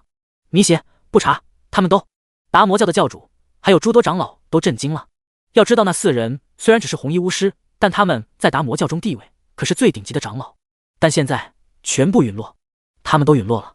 弟子低着头哀伤地说道：“可恶啊，叶长生，我达摩教与你天魔宗没完！”达摩教主杀煎饼怒吼着说道。随着他的震怒，达摩教上下都有感觉。毕竟煞煎饼是达摩教最强的渡劫境强者，他的情绪影响着达摩教中的灵气波动。很多修炼中的弟子就是被教主的震怒给惊醒的。教主大人，这是怎么了？一大早的就震怒？你不知道吧？我教4名渡劫境强者被叶长生给消灭了。你说什么？弥邪、不查等4人都是我教中最强大的渡劫境啊！死！我还听说叶长生登临了飞升榜，魔道天下，现在所有人都在怕他。飞升榜，达摩教中的弟子都震惊了。就在刚才，他们都还在议论叶长生的弟子呢。会不会叶长生听见？叶长生的青龙驾临到了达摩教总坛的上空。霓裳，为师想要看看你的修为有长进没有。是。岳霓裳从青龙之上飞出，绝美的容颜和身段让叶长生赞不绝口，不愧是他的弟子，就是美啊！月神剑在岳霓裳的手中挥舞，宛若一轮明月挂在达摩教总坛上空。岳霓裳将月神剑抛出，一道道紫色的光芒就像是炮弹一样轰向了达摩教的建筑群。轰！岳霓裳成为女帝后，吸收了成年的人的力量，她的修为已经到了化神境9重的巅峰，也就是说，只要给她一点点的阻力，她就可以突破道渡劫境，叶长生的想法也是如此。不好，是大越王朝的女帝岳霓裳来了。大越王朝的女帝，她该不会是来为她的六妹出口气的吧？怕什么？这女帝的修为不过是化神境后期，我们达摩教可是渡劫境强者众多。也是，就拿我师父来说，我师父就是一位渡劫境强者。达摩教的弟子并未逃离，而是站在原处，饶有兴致地评价着岳霓裳的容貌。不得不说，岳霓裳还真是秀色可餐呢。长儿，让他们看看你岳神剑的厉害。叶长生的声音在岳霓裳的耳边响起。我明白了，师父。大神通术，翼龙绝教。岳神剑平稳飞行的瞬间，整柄剑兜化为了一条龙形，龙的咆哮让达摩教的弟子直接死去一片。更多的弟子因为岳神剑的狰鸣捂住了耳朵，看他们的样子痛苦万分。这是什么？我的耳朵听不见了，我感觉我全身的血液都在沸腾，身体要炸开了。是那柄剑的问题，那柄剑是法器，师父救命！我的喉咙就像是被人握住一样，动不了啊！众多达摩教的弟子，整整有1000多人都在岳霓裳的控制下，这些弟子还都没有反抗的能力。当！就在这时，一道道黑色光芒冲击而来，把岳霓裳的紫色光芒给消散了。大越皇帝，你过分了！达摩教中飞出3位渡劫境初期的长老，沉声说道：“死去的弟子都是他们辛苦拉来的，如今全部在岳霓裳的手中死去。你们屠了我大岳子民的时候，怎么不说过分呢？现在镇杀你的一些弟子，都是你们罪有应得。”岳霓裳漠然地说道。叶长生在上面表示赞许，岳霓裳算有点大魔头的样子了。找死！洛白、羽树，你们一起上！射扑说道，他一掌就向岳霓裳拍去，而羽树、洛白也都向岳霓裳左右夹击。3种不同的大神通术也在这一瞬间被释放了出来：青丝鹿纹、沧海图仙、残金炼神。岳霓裳手持变成龙形的岳神剑，等长着青丝的神鹿奔跑过来的时候，他的岳神剑就在此时斩出了。嗷的一声，神鹿的鹿角就被岳霓裳一剑斩断，再一剑，岳霓裳斩中了神鹿的腹部。大越皇帝，你一个化神境后期怎么会这么厉害？以一打我们3个渡劫境。看着自己的大神通术被消弭，洛柏不可思议地说道。岳霓裳没有理他，岳神剑再次一分为3，将冲过来的沧海、金戈全部都给挡住了。恐怖的威压将岳霓裳都给压退了几百里远，因为沧海、金戈的力量实在是太强大了。不就是个妖女，这都还解决不了。洛柏，你们3人也太不行了吧！达摩教中又响一起2道身影，2位渡劫境强者出现在洛柏、羽树、射扑3人的面前。冰瑶急了，对着叶长生担忧道：“师父，三姐她不会有事吧？”叶长生抬手，他们5人都是渡劫境初期，你3姐正处于瓶颈期，如果能因此突破渡劫境，对于我们天魔宗来说是好事。冰瑶这才将担忧放了下来，他读过很多在战斗中突破的典例，他希望3姐也能够成功。又来人了，你们5个一起上，朕要为朕的大岳子民报仇。岳霓裳说道，他的岳神剑蕴藏着极为恐怖的力量，看来他还是没有受到压力，希望这5人能够给他压力。叶长生抚着长须说道：“三姐，你一定要成功啊！”冰瑶双手撑着下巴，如果可以，他一定要去帮3姐的忙。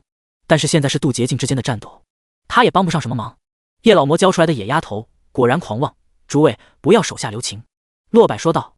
5道强大至极的能量瞬间笼罩住了岳霓裳，天地瞬间风云变色，乌云滚滚，轰隆轰隆，狂暴的力量压迫在了岳霓裳的身上。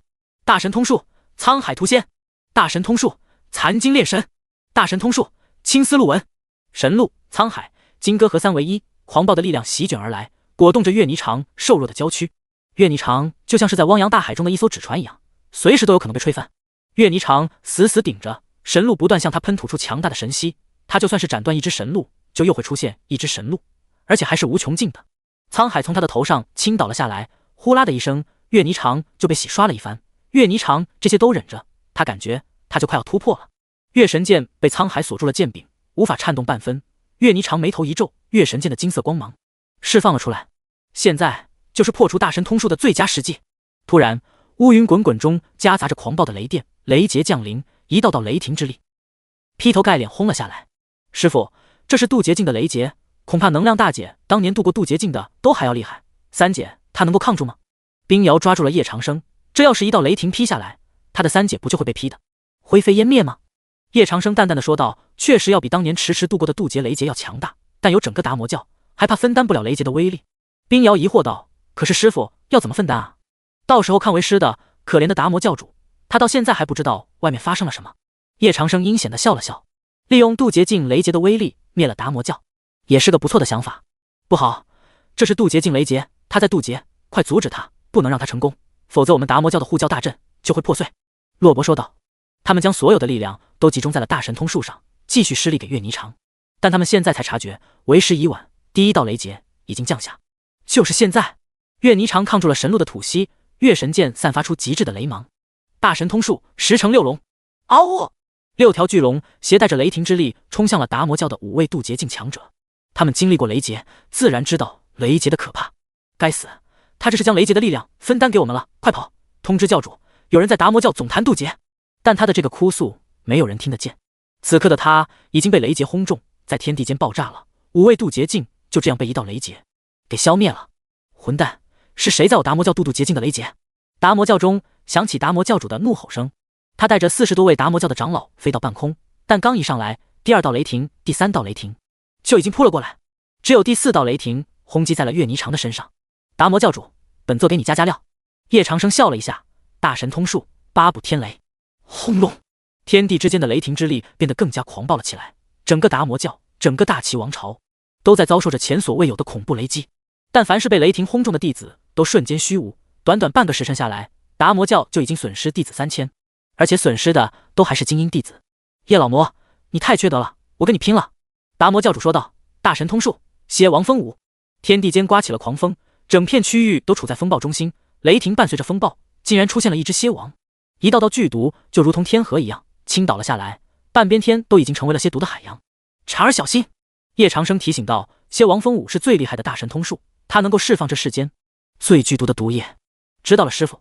岳霓裳挥舞着月神剑，他刚刚抗下了第7道雷劫，还好他的龙袍乃是一件法器制成，不然他的衣服就会破碎。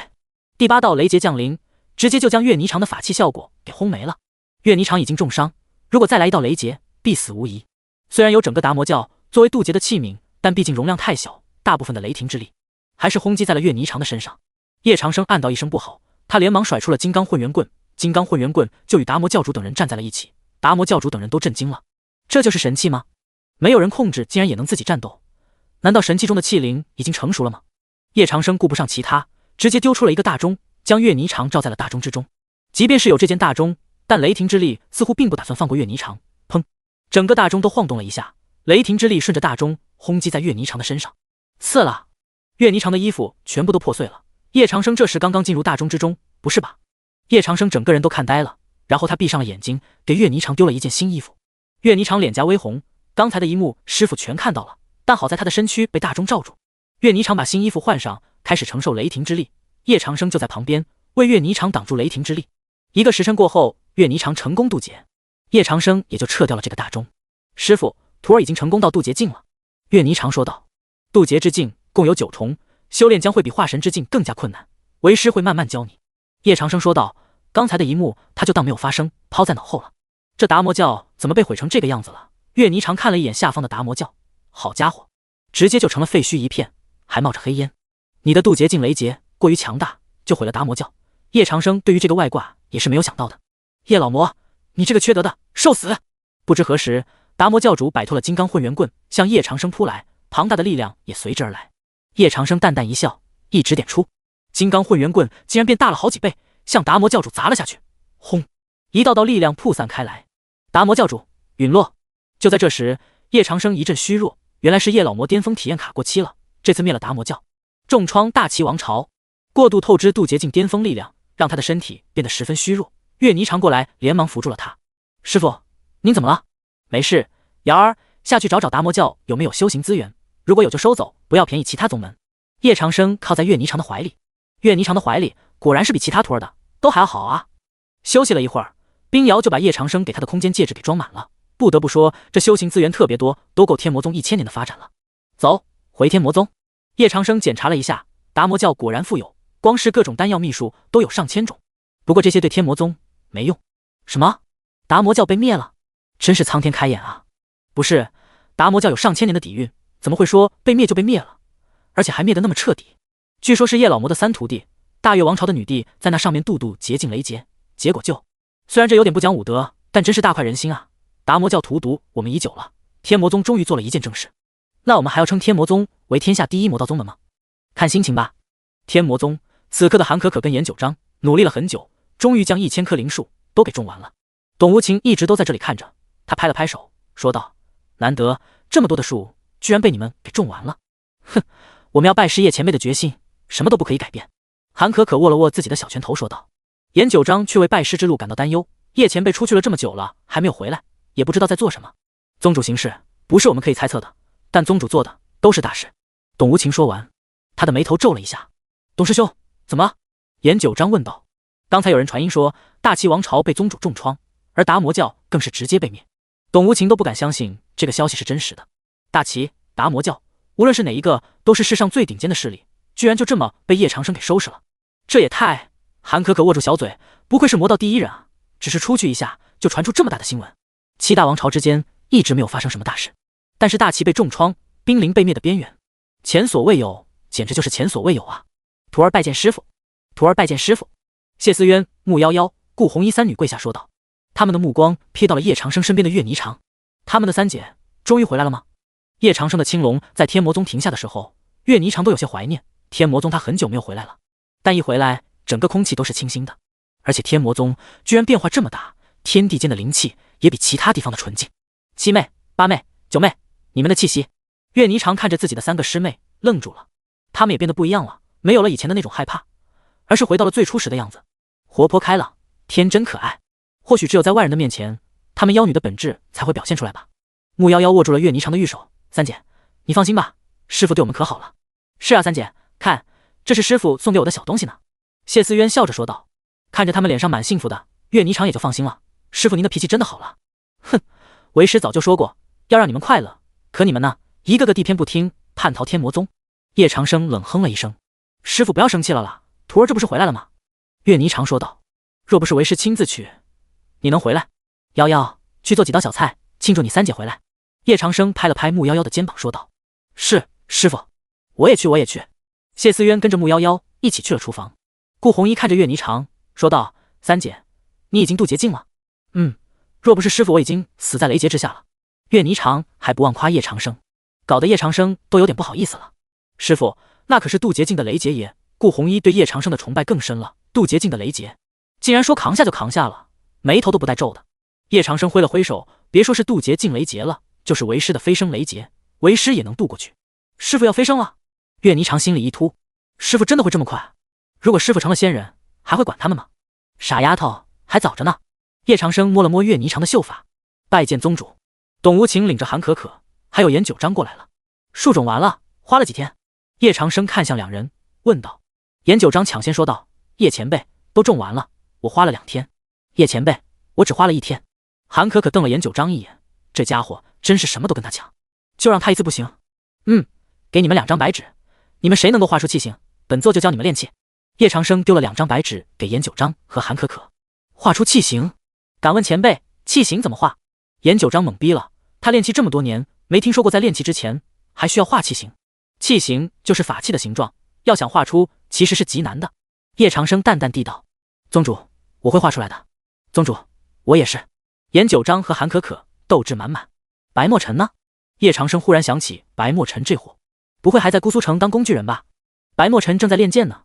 宗主，董无情说道，他2天前才去找过白墨尘，哪知道这个剑痴已经沉迷练剑很久了，姑苏城都是他帮忙照看的。本座去看看。叶长生说道，一个闪身就来到了白墨尘的府邸外。几个月不见，白墨尘的剑就已经更为精进了。当叶长生出现的时候，白墨尘一剑刺来，剑随心走，剑气瞬间凝结而成，向叶长生突来。但是很遗憾，白墨尘的这一剑被叶长生给一根手指给当下了。哎，宗主还是宗主，无论怎么样都无法破开您的防御。白墨尘叹息道，收回了剑。本座的这不是防御。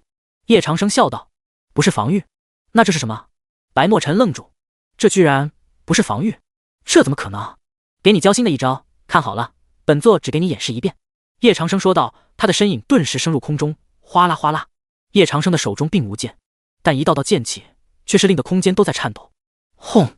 突然叶长生的眼神一凝，白墨尘的不远处地面忽然沉了一下去，一道极深的剑痕形成。这时白墨尘震惊了，叶长生只是一个眼神就释放出了无形的剑气。叶长生落了下来，说道，刚才本座用的就是眼剑，剑气有很多种呈现形式，有心剑、手剑、脚剑、眼剑、自然剑、规则剑、法则剑、空间剑等等，眼剑就是其中之一。手剑、脚剑、眼剑。白墨尘好奇道，这些新名词在他修炼的时候可是从来都没有听说过的。而叶长生则一语道出，敢问宗主，我现在是什么剑？白墨尘问道。但他很快就后悔这么问了，因为他受到打击了，什么剑都不是，还自诩天下第一剑客。叶长生淡淡地道，还请宗主教我。白墨尘跪下道，到了他这种境界，剑气想要突破是极难的，但在叶长生这里，他看到了突破的关键点。本座这里有一副剑体，不知道你是否愿意融合？叶长生笑着说道，剑体是天然形成，极少有剑修拥有，没有哪个剑修会不愿意融合，哪怕是层次最低的剑体。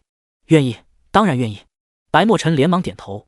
好，融合过程中可能会有很大的痛苦，但一旦融合成功，你对剑的运用将会走上一个新台阶。叶长生说道，这必须要事先点名啊。白墨尘是自愿当小白鼠的，不是他逼迫的，无论多大痛苦，墨尘都愿意承受。白墨尘已经疯狂了，为了变强，不择手段。你坐好吧。叶长生也不再墨迹了。白墨尘盘坐起来，叶长生将正阳剑体取出，一道道正阳之剑就这样输入白墨尘的体内。白墨尘的周围立刻就升起淡金色的光芒。融！叶长生加大了输出力度，白墨尘的眉头皱了起来，由此可见他正在承受巨大的痛苦。看来正阳剑体已经在他的体内扎根了，还需一些时日就能够彻底融合。叶长生随手就在这里布下结界，不能让人打扰到了白墨尘修行。师傅，饭菜都做好了，就等您老人家了。谢思渊蹦蹦跳跳地跑了过来，拉着叶长生，他实在是太高兴了。叶长生不仅将六姐带回来了，而且就连最宠他的三姐都带回来了。没有酒怎么行？叶长生笑着说道，让谢思渊把他在酒窖里酿的酒都拿了出来，一共3罐。师傅，这些都是你酿的？谢思渊被眼前的酒给惊呆了，他是离叶长生最近的人，竟然不知道叶长生还会酿酒。千年之前就酿下了，很醉人，你们要少喝。叶长生嘱咐道。让我们来为三姐突破渡劫境，干一杯。谢思渊和顾红衣他们几个都碰了一杯，叶长生也喝了一口。这顿饭吃了3个时辰，叶长生本不想多吃的，但木夭夭的手艺实在是太好了，叶长生就多吃了几道菜，酒也喝多了。三姐，能给我们说说你当女帝之前的事情吗？顾红衣问道。朕我就给你们说说。岳霓裳知道在师妹们面前称朕是不好的，所以就立刻改了口。岳霓裳说着说着，就又和顾红衣碰了几杯，喝了几杯之后，谢思渊他们不放过岳霓裳，无奈之下，岳霓裳就喝了10几杯了。这本就是叶长生千年之前酿下的灵酒，人喝了都会醉生梦死，更别说修士了。5年后，大齐被重创这件事似乎被魔道修士们给抛到了脑后了，但正道天下这边却是不安分了起来。一场大战很快就席卷了整个正道天下，宗门之间相互征伐和分裂，为了法器和宝物，甚至已经到了相互残杀的地步。之后就愈演愈烈，昆仑、蜀山根本就管不过来，就任由事态发展，直到在正道天下中出现了一个新的宗门——龙牙宗。龙牙宗在大战过后快速崛起，崛起的速度堪称正道天下史上之最。但龙牙宗最奇怪的地方就是不听从昆仑和蜀山的调遣，他们最是喜欢将夺来的修行资源分给没有修行资源的修士，得到了过多的赞美，因此也被他们附近的宗门所嫌弃，称为莽荒之宗。但龙牙宗不会因为这个称呼就自甘堕落，他们在宗主的领导下已经成为最靠近正道宗门的规模了，这种规模足以和周边任何一个正道王朝挑起战争。昆仑、蜀山深感龙牙宗对他们的威胁，于是纠结了排名靠前的宗门，商讨着如何清剿龙牙宗这个正道异类。天魔宗中，叶长生从睡梦中醒来，他拍了拍脑袋，仿佛记忆都断层了一般，该死，就不该喝那么多酒。师傅，您醒了。旁边的谢思渊探出了一个可爱的小脑袋，说道。为师睡了多久了？叶长生疑惑地说道。我不知道爷。谢思渊表示很无奈，谁知道叶长生的酒竟然有那么厉害。叶长生松开了谢思渊，发现白墨尘已经在他的房间外等候多时。白墨尘看到叶长生出来了，就弯下了腰，说道：拜见宗主。你的剑体已经融合完成了。叶长生瞄了一眼，白墨尘点了点头，敬佩道：是的宗主，这剑体现在在我的体内，我的剑意都提升了好几个层次。叶长生没有要考验他的意思，外面可曾发生过什么事儿？没有，就是七皇会武因为宗主您沉睡了5年而延后了，魔道宗门都说七皇会武没有宗主您都办不下去。白墨尘撇了撇嘴说道：传令下去，3日后举行七皇会武，就在姑苏城举行吧。叶长生道：喝酒真是误事啊，弟子领命。白墨尘立刻就去姑苏城筹办了，毕竟他只有3日的时间，但3日也足够了，之前筹备了那么久。丁，宿主月历值破万，已达到商城的升级要求，是否升级为终极商城？系统是免费的还是收费的？叶长生说道：这个必须要搞清楚，毕竟系统是个大奸商。不然他这好不容易来的1万阅历值就会又没了。丁，本次升级完全免费，那就升级吧。叶长生意外道，什么时候系统这么大方了？丁，初级商城正在升级中，升级完成，恭喜宿主获得终极商城。先去看看长儿醒来没有。叶长生摇头，七皇会武，岳霓裳肯定是要参加的，因为参加七皇会武的皇帝们修为无疑不是最高的，因为这是一场渡劫境之间的会武，而会武的奖励他也应该早点准备好。太次的东西的话，估计渡劫境也瞧不上。等叶长生来到岳霓裳的房间后，里面的一幕直接让叶长生愣住了，这差点没让叶长生怀疑人生好吗？嗨嗨，真美啊！虽然里面很美妙，但是叶长生还是退了出来。他是那种人吗？才不是。等岳霓裳出来后，一对着叶长生恭敬道：“徒儿拜见师傅。”岳霓裳心里还有点高兴，这是他回到天魔宗之后第一次拜见师傅呢，这种感觉已经很久没有过了。为师已经决定3日之后举行七皇会武，你也要参加。叶长生笑着说道：“3日之后？可是师傅，我才刚入渡劫境。”岳霓裳头痛道：“除了他，其他6位皇帝都不是好惹的主，想要赢下七皇会武，事实上极难。”怎么，没有信心？叶长生说道：“这倒不是，徒儿自然有信心赢下这场会武，只是徒儿有一种疑惑，徒儿的道到底是什么？徒儿至今都还没有清楚。”岳霓裳说道：“入了渡劫境之后，他才发现问题，正想要去问师傅，结果师傅就来了。你连道都没有选择，当初是哪来的勇气离开宗门？”叶长生冷哼了一声：“徒儿求师傅讲道。”岳霓裳拜了3拜。叶长生挥了挥手，说道：“你要走的道与其他人的道不同，你需要的是帝王之道。如此看来，剑道就不适合你了。”岳霓裳疑惑道：“师傅，不管是何道，徒儿都会静心修炼。”好，你适合水道。”叶长生说道。水道？岳霓裳还是第一次听说有这种修炼方法。身为帝王，要明白一个道理：水能载舟，亦能覆舟，要以天下苍生为己重。所以你的道是水道，只有将天下之水运转自如，你的道才能走得通畅。”叶长生说道。岳霓裳点了点头，没有想到水道竟然可以有那么厉害。师傅，水道要怎么修炼？叶长生一拍脑门，在心里说道：“系统打开终极商城。”终极商城，当前阅历值11000，1亿天上银河5600阅历值。道具作用：使用后可调动天上银河的力量为己用，但仅能调动1%。2. 杯弓蛇影7000阅历值。道具作用：使用后可释放如天下般的杯，蛇影为自己所用，杀伤力极大。3. 玄冰神体10000阅历值。道具作用：中古末期出现的神体，融合后将会掌控水之规则、冰之规则。4. 那魔金涛刃10000阅历值。道具作用：远古初期出现的利刃，斩出之时如水般锐利，可穿透一切。5. 鱼龟蛇冰灵丹5000阅历值。道具作用：释放该丹后，在一定时间内锁定区域永久冰封，长达1分钟。PS 本页面根据宿主心中想法随机生成。叶长生抽了抽嘴角，这些道具卡的名字怎么这么古怪啊？但这终极商城确实厉害了许多，不少的神器、神体都有了。要是升级到高级商城，岂不是打遍宇宙无敌手？就兑换玄冰神体吧。叶长生说道。只要神体到手，哪有那些功法丹药香？而且正阳剑体已经融合，再来融合个玄冰神体，他天魔宗简直就是无敌了。丁，宿主消耗10000阅历值，成功兑换玄冰神体。叶长生看向岳霓裳，虽然有些心疼，但用在自己徒儿手上一点也不亏好吧？说不定还能够获得一波岳霓裳的好感。为师这里有一副能够让你掌控水之规则、冰之规则的神体，只要你成功将其融合，规则之力的掌控就更为得心应手了。能够掌控规则？岳霓裳震惊了。他小时候就听父皇说过，一些强大的渡劫境修士能够掌控规则，规则之力凌驾于元素之上，比元素的力量都还要厉害。但规则之力往往隐匿于自然世界中，哪怕是以修士的肉眼都无法捕捉到，除非那个修士身兼与规则有关的神体。但神体之说早在中古末期就消失不见了，之后整个大陆就再也没有出现一副神体。但叶长生说他那里有一副神体，岳霓裳也想知道这副神体长什么样。不错，就是他。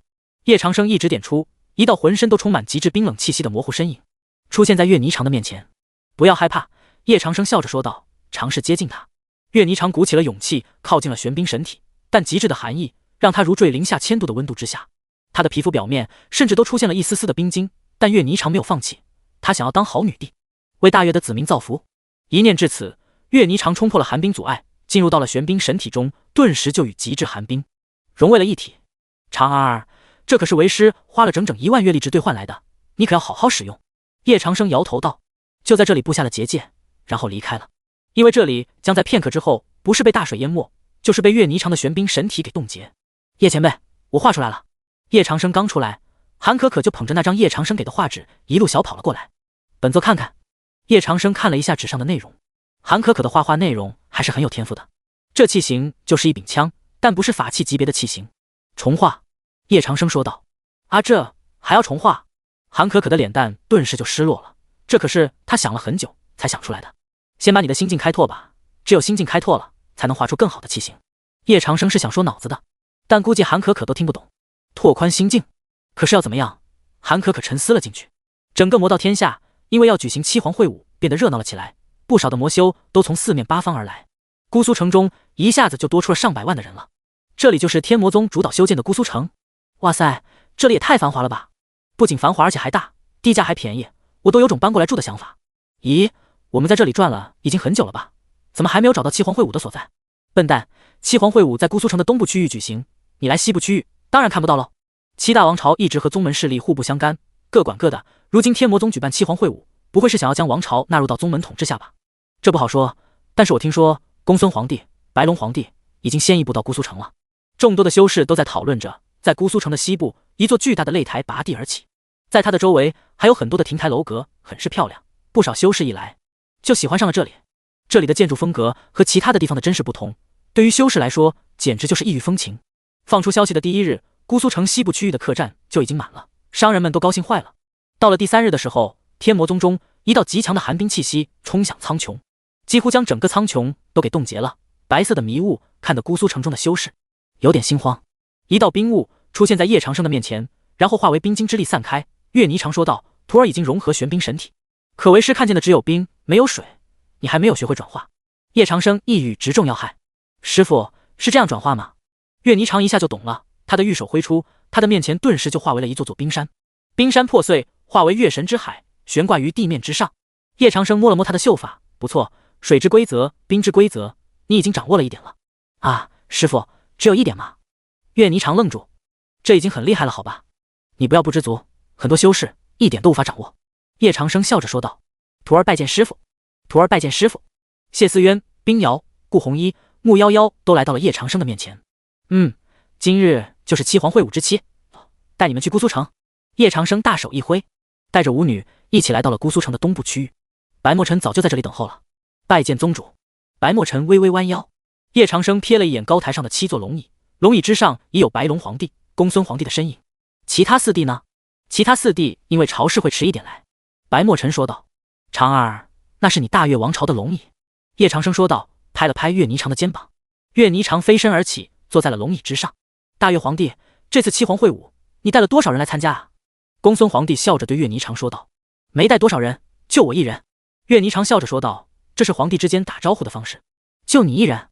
我们在渡劫境沉淀已久了，到时候打起来，我们可不会手下留情。”白龙皇帝说道：“其实他还有更过分的话要说，但是碍于叶长生上次在白龙王朝大杀四方，镇压了一位老魔，这就导致了他现在还不敢太过分。”慕容皇帝道：“大齐皇帝道：“全皋皇帝道：“北唐皇帝道。”随着白墨尘的声音响起，4位皇帝也是瞬间飞到了属于他们的位置之上。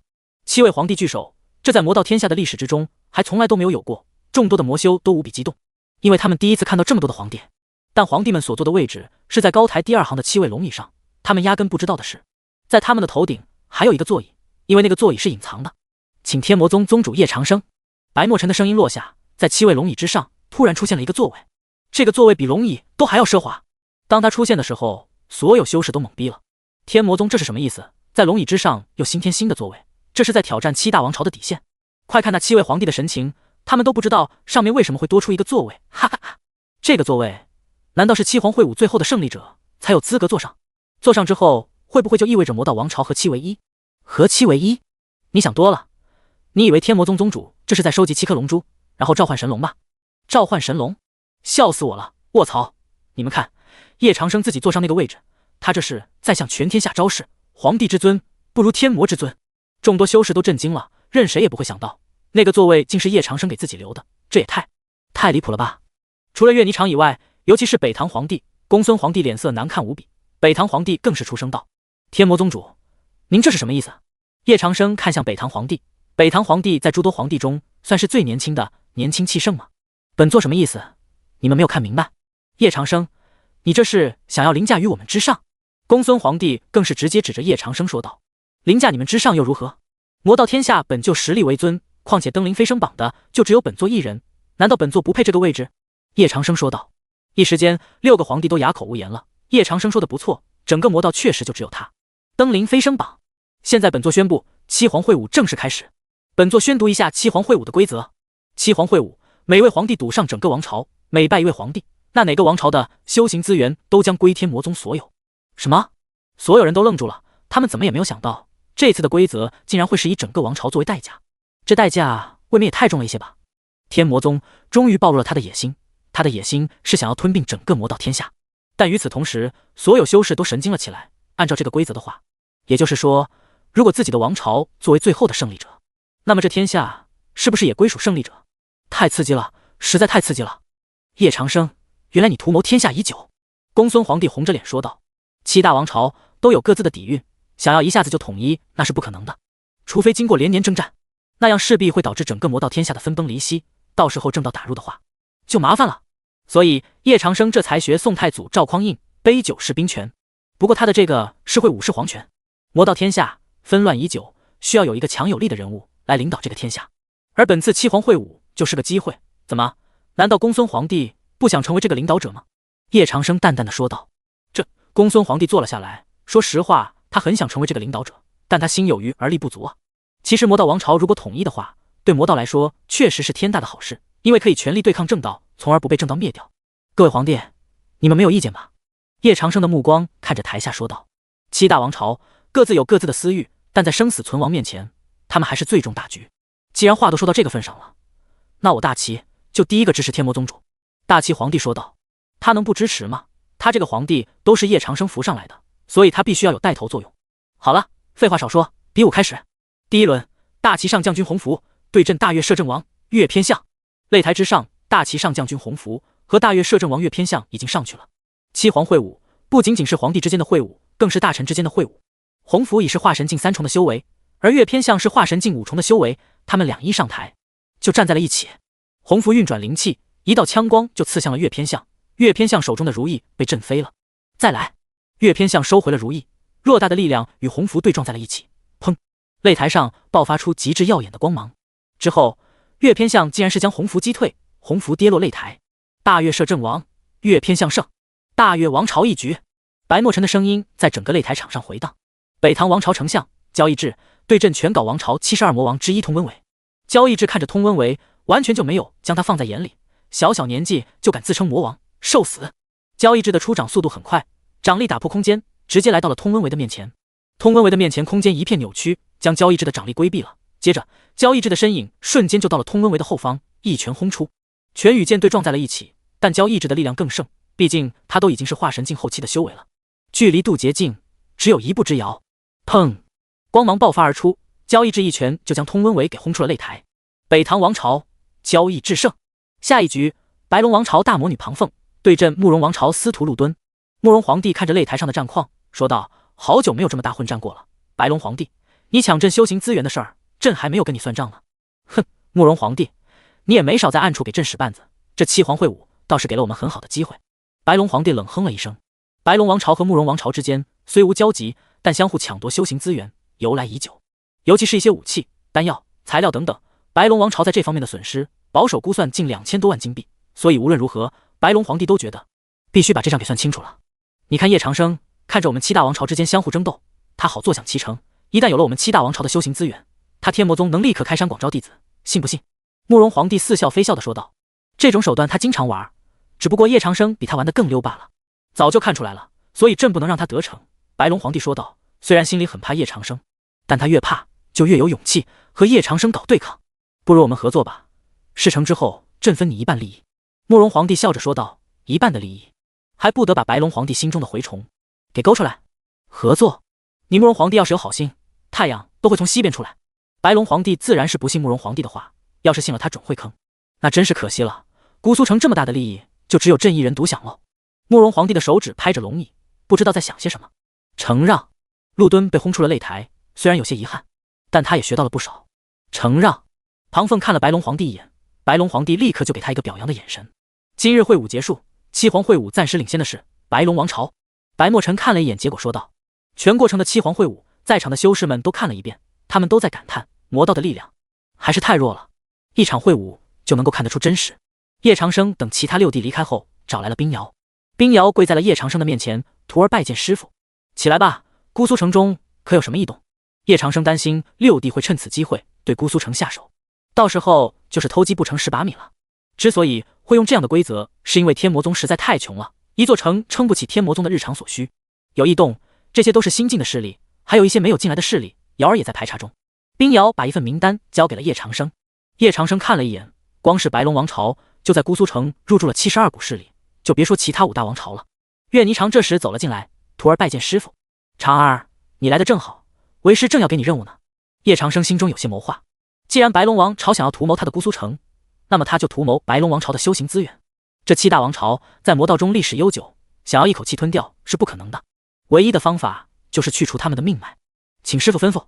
岳霓裳说道。明日你让大越王朝的势力也入驻姑苏城。叶长生笑道。魔道天下，所有势力齐聚姑苏，倒是能给姑苏不小的机遇。是师傅。岳霓裳乖巧道。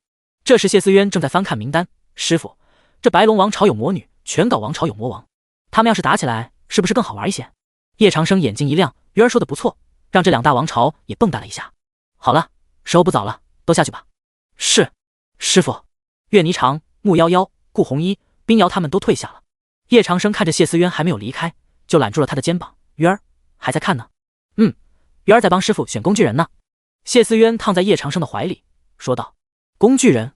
为师足够强大，不需要工具人。叶长生皱眉。鱼儿知道师傅是天下第1人了，但除了魔道天下之外，还有异族。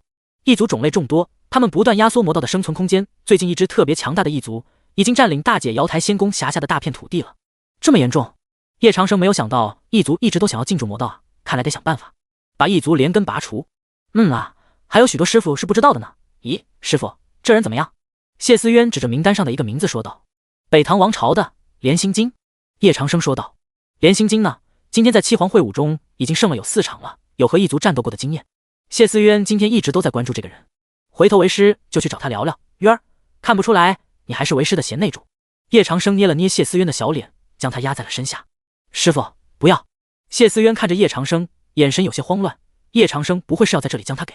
但叶长生只是上下摸索了一番，说道：我家渊儿还小，为师还舍不得现在就吃了。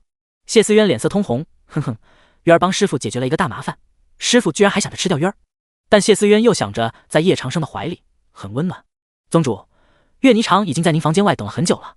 叶长生神清气爽的起床，而谢思渊则瘫软在床上，虽然什么都没有做，但是师傅又欺负他了。嘤，他好委屈啊。长儿。叶长生疑惑地看了在房间门外的白墨尘，还好白墨尘没有发现谢思渊在他房间里，不然夜色魔这个称号就实锤了。叶长生在一座小山坡上见到了岳霓裳，将他抱在了怀里，说道：怎么了？岳霓裳靠在叶长生的怀里，说道：师傅还记得300年前黄安山魔城吗？黄安山魔城当然记得，300年前为师还进去过，怎么了？叶长生说道。黄安山魔城是叶老魔一生中为数不多的去了就不想再去的地方之一，至于里面有什么让叶老魔见了都得恐惧的东西，他就不知道了。现在他的那部分记忆还没有恢复，我刚刚得到消息，他又出现了，还将数十万大越子民都吞噬进了魔城之中。岳霓裳说道。他在古籍上看到过，魔城是真魔居住的地方，他们这些人虽然自称魔修，但魔修并不等同于真魔，真魔往往比魔修更加恐怖，而且魔城就像是地狱一样，一旦进去不但修为尽失，而且他们也会失去理智。现在应该称为大越魔城了。你打算去那座魔城中救人吗？叶长生说道。是，徒儿知道自己的实力还不够进魔城的，所以斗胆请师傅帮忙。师傅对魔城的了解程度并不比徒儿少。岳霓裳弱弱的说道。可那是终极。叶长生叹息说道。等7皇会武结束之后，为师会带你去魔城的。岳霓裳欣喜说道。多谢师傅。7皇会武的第2场开始了，今日不再是大臣之间的战斗，而是皇帝之间的战斗。所有修士都没有见过皇帝之间的战斗，他们都期待了起来，毕竟皇帝之间的战斗更引人注目一些。他们恩怨想要看看他们与皇帝之间的差距到底是有几斤几两呢？这时白龙皇帝已经坐在了他的座位上，满脸欣喜。慕容皇帝，昨日可一切顺利否？只不过是让你得了点便宜，看把你高兴的，不过今日就不会让你那么舒服了。慕容皇帝沉着脸说道。昨天晚上可是亏大了。他心虚的看了一眼坐在上面的叶长生，还好他们的小动作叶长生没有发现，不然就没得玩了。慕容皇帝，朕听说大越王朝的势力已经进驻了一半了。北唐皇帝瞥了一眼在旁边的岳霓裳，说道：“进驻了一半？难道这叶老魔要把这么甜的一块蛋糕分给岳霓裳？”慕容皇帝一惊，本想着等七皇会晤之后，他们就会向叶长生申请加入姑苏城呢，但是现在看来，情况有点不妙啊。目前看来还不确定，但叶老魔想要分一块岳霓裳是肯定的。北唐皇帝揉了揉自己的拳头，说道：“等会儿就是我们之间的比武了，朕也好久没有活动。慕容皇帝，你可要小心了。”慕容皇帝眼神一凝，说道：“北唐皇帝说的，朕好像怕你似的，难道不是吗？上次的枯木河之行，你可是一根枯木都不敢踩，生怕就被腐蚀了。”北唐皇帝说道。一提起枯木河，慕容皇帝就愣住了，他就知道北唐皇帝嘴上不饶人，朕可以求求你不要说了吗？北唐皇帝就像是抓住了慕容皇帝的把柄，那可不行，若是可以，朕还想亲自去趟枯木河呢，那里面的机缘可真是朕的 ATM 机。叶长生的声音突然在他的耳边响起：“哦，北唐皇帝能否也带本座去瞧瞧呢？”叶前辈，北唐皇帝吓了一大跳，叶长生是什么时候出现在这里的？叶前辈想去的话，朕随时都可以带叶前辈前去。传闻李明卫在当皇帝之前去过很多有大机缘的地方，看来是实锤了。叶长生一喜，李明卫就是他的活地图啊。他之所以现在没有去那些有着大机缘的地方，是因为那些地方他不知道在哪。如今有了李明卫，那简直就是如虎添翼。为叶前辈鞍前马后，这是朕的荣幸。北唐皇帝李明卫立刻改口说道：“墨尘，属下在。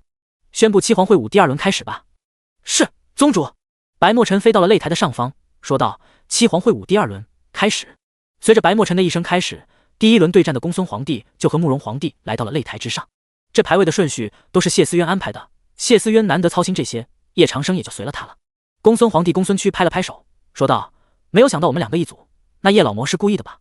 慕容皇帝慕容京瞥了一眼在上面看好戏的叶长生，小声说道：“咱俩就水水吧。”慕容京的身影和公孙区的身躯同时动了，在他们的周围有一道道黑芒升起，狂风和云雾几乎弥漫了这座擂台。轰！公孙区的拳头挡住了慕容京。我去，你是真打？如果假打的话，叶老魔肯定会发现端倪，取消我们的会武资格就亏了。所以我选择真打。慕容京的身影退后了一步，喝道：“大神通术，四方地灭！”整个擂台上的云雾都被慕容京调动了起来，刹那间云雾的泥土多了起来，土黄色的力量凝聚成一座座山峰，就像是加特林一样，一连串轰向了公孙区。这慕容京还真不念旧情，可惜就他那演技，本座早就看穿了。叶长生淡淡的说道：“宗主要阻止吗？”董无情一愣，他倒是没有想到2位皇帝竟还有如此交情，免费的演戏为什么要阻止？让他们打下去吧，分出个胜负来。是，宗主。董无情也就不管了，他双手抱胸站在这里。擂台上，公孙区双手格挡住了一座座大山的加速轰击，他也释放了大神通术。大神通术，流明利爪。每座王朝都有着自己的大神通术，就和大越王朝拥有10乘6龙一样。流明利爪破开了慕容京的一连串大山，闪耀的光芒撞击在了慕容京的面前。慕容京微微侧身，还好他躲得快，不然就被公孙区的爪子给毁容了。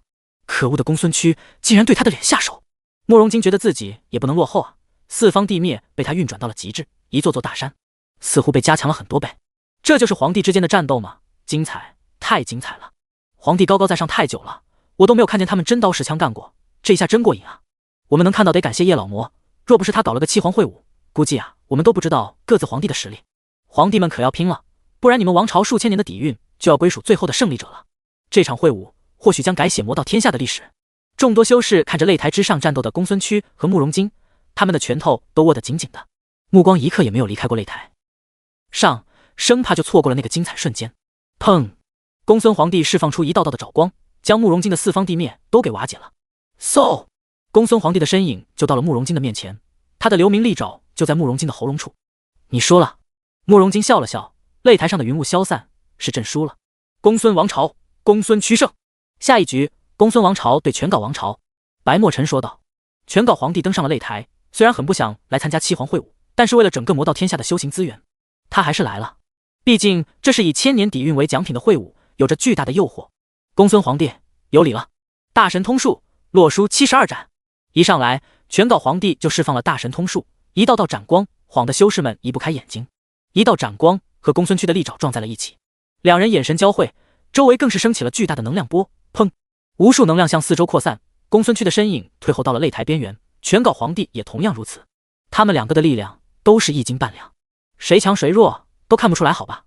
这样太慢了。白龙皇帝，你也下去凑凑热闹吧。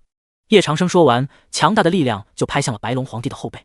白龙皇帝还没有反应过来，就不慎跌落擂台上。白龙皇帝，想不到你已经等不及了。全稿皇帝看了他一眼，现在擂台上是3位皇帝同时战斗，这种境况他们从来都没有经历过。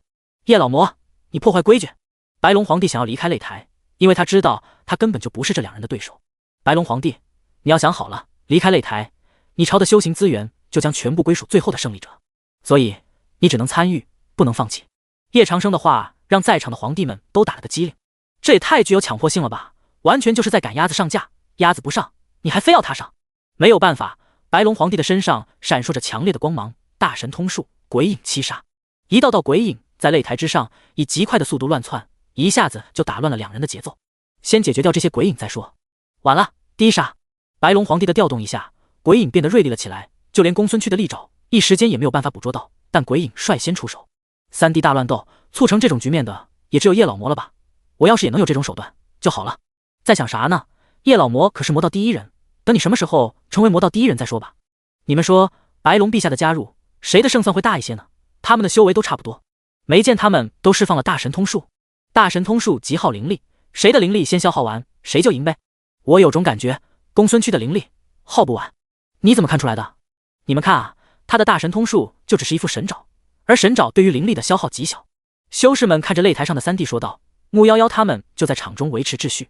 叶长生这时将岳霓裳叫到了自己的面前，长儿，若是让你同时对上4弟，把握很大。岳霓裳想到叶长生可能是要他去对付北唐皇帝，师傅，徒儿领命。岳霓裳飞到另一座擂台上，看向北唐皇帝，北唐皇帝敢不敢下来和朕一战？李明卫这会儿正在看着擂台上3个憨批在打架呢，突然听到岳霓裳在叫他。李明卫目光落在岳霓裳的身上，感叹道，这身材太完美了，有何不敢？李明卫也飞到了擂台上，他们各自祭出了自己的武器。李明卫不会像那3个憨批一样，一上来就释放大神通术，当大神通术是大白菜呢？李明卫闭上了眼睛，3根神钉被他拿在手中，他一共有10根神钉，有10锭夺命之说，若是10锭全部躲过去，才能活命。3姐糟了，李明卫已经拿出他的神钉了。冰瑶看着擂台上李明卫手中的神钉说道，神钉？李明卫用暗器。木夭夭也是后知后觉，李明卫的这副神钉名为破灭食神钉，以若是3姐被这神钉给定中，轻则修为尽废，重则直接殒命。冰瑶说道，那么狠？谢思渊不由得为岳霓裳祈祷了起来。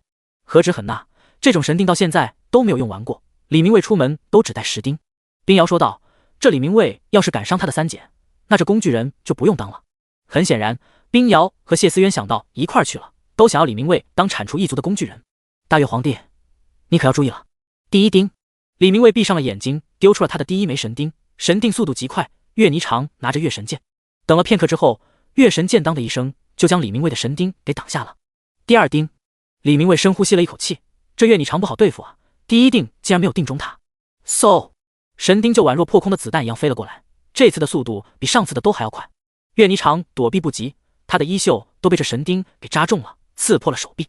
岳霓裳捂着手臂愣住了，小脸苍白了起来。好强，不好，3姐中定了。木夭夭说道，这才仅仅是第2钉，李明卫的唐氏神钉，如今看来果然是名不虚传啊。神钉，这不是本座炼制的吗？怎么会在李明卫的手上？看到这副神钉，叶长生的记忆又涌现了出来。诚然，这副神钉他好像在哪里接触过，但他又想不起来了。李明卫有此神钉，那长而不救，虽然有点担心，但叶长生决定还是不出手，因为这关乎岳霓裳的成长。如果岳霓裳能躲过这破灭食神钉的话，那么岳霓裳的玄冰神体就会成长起来，到时候直接就是冰封万里。2座擂台气氛都极其诡异。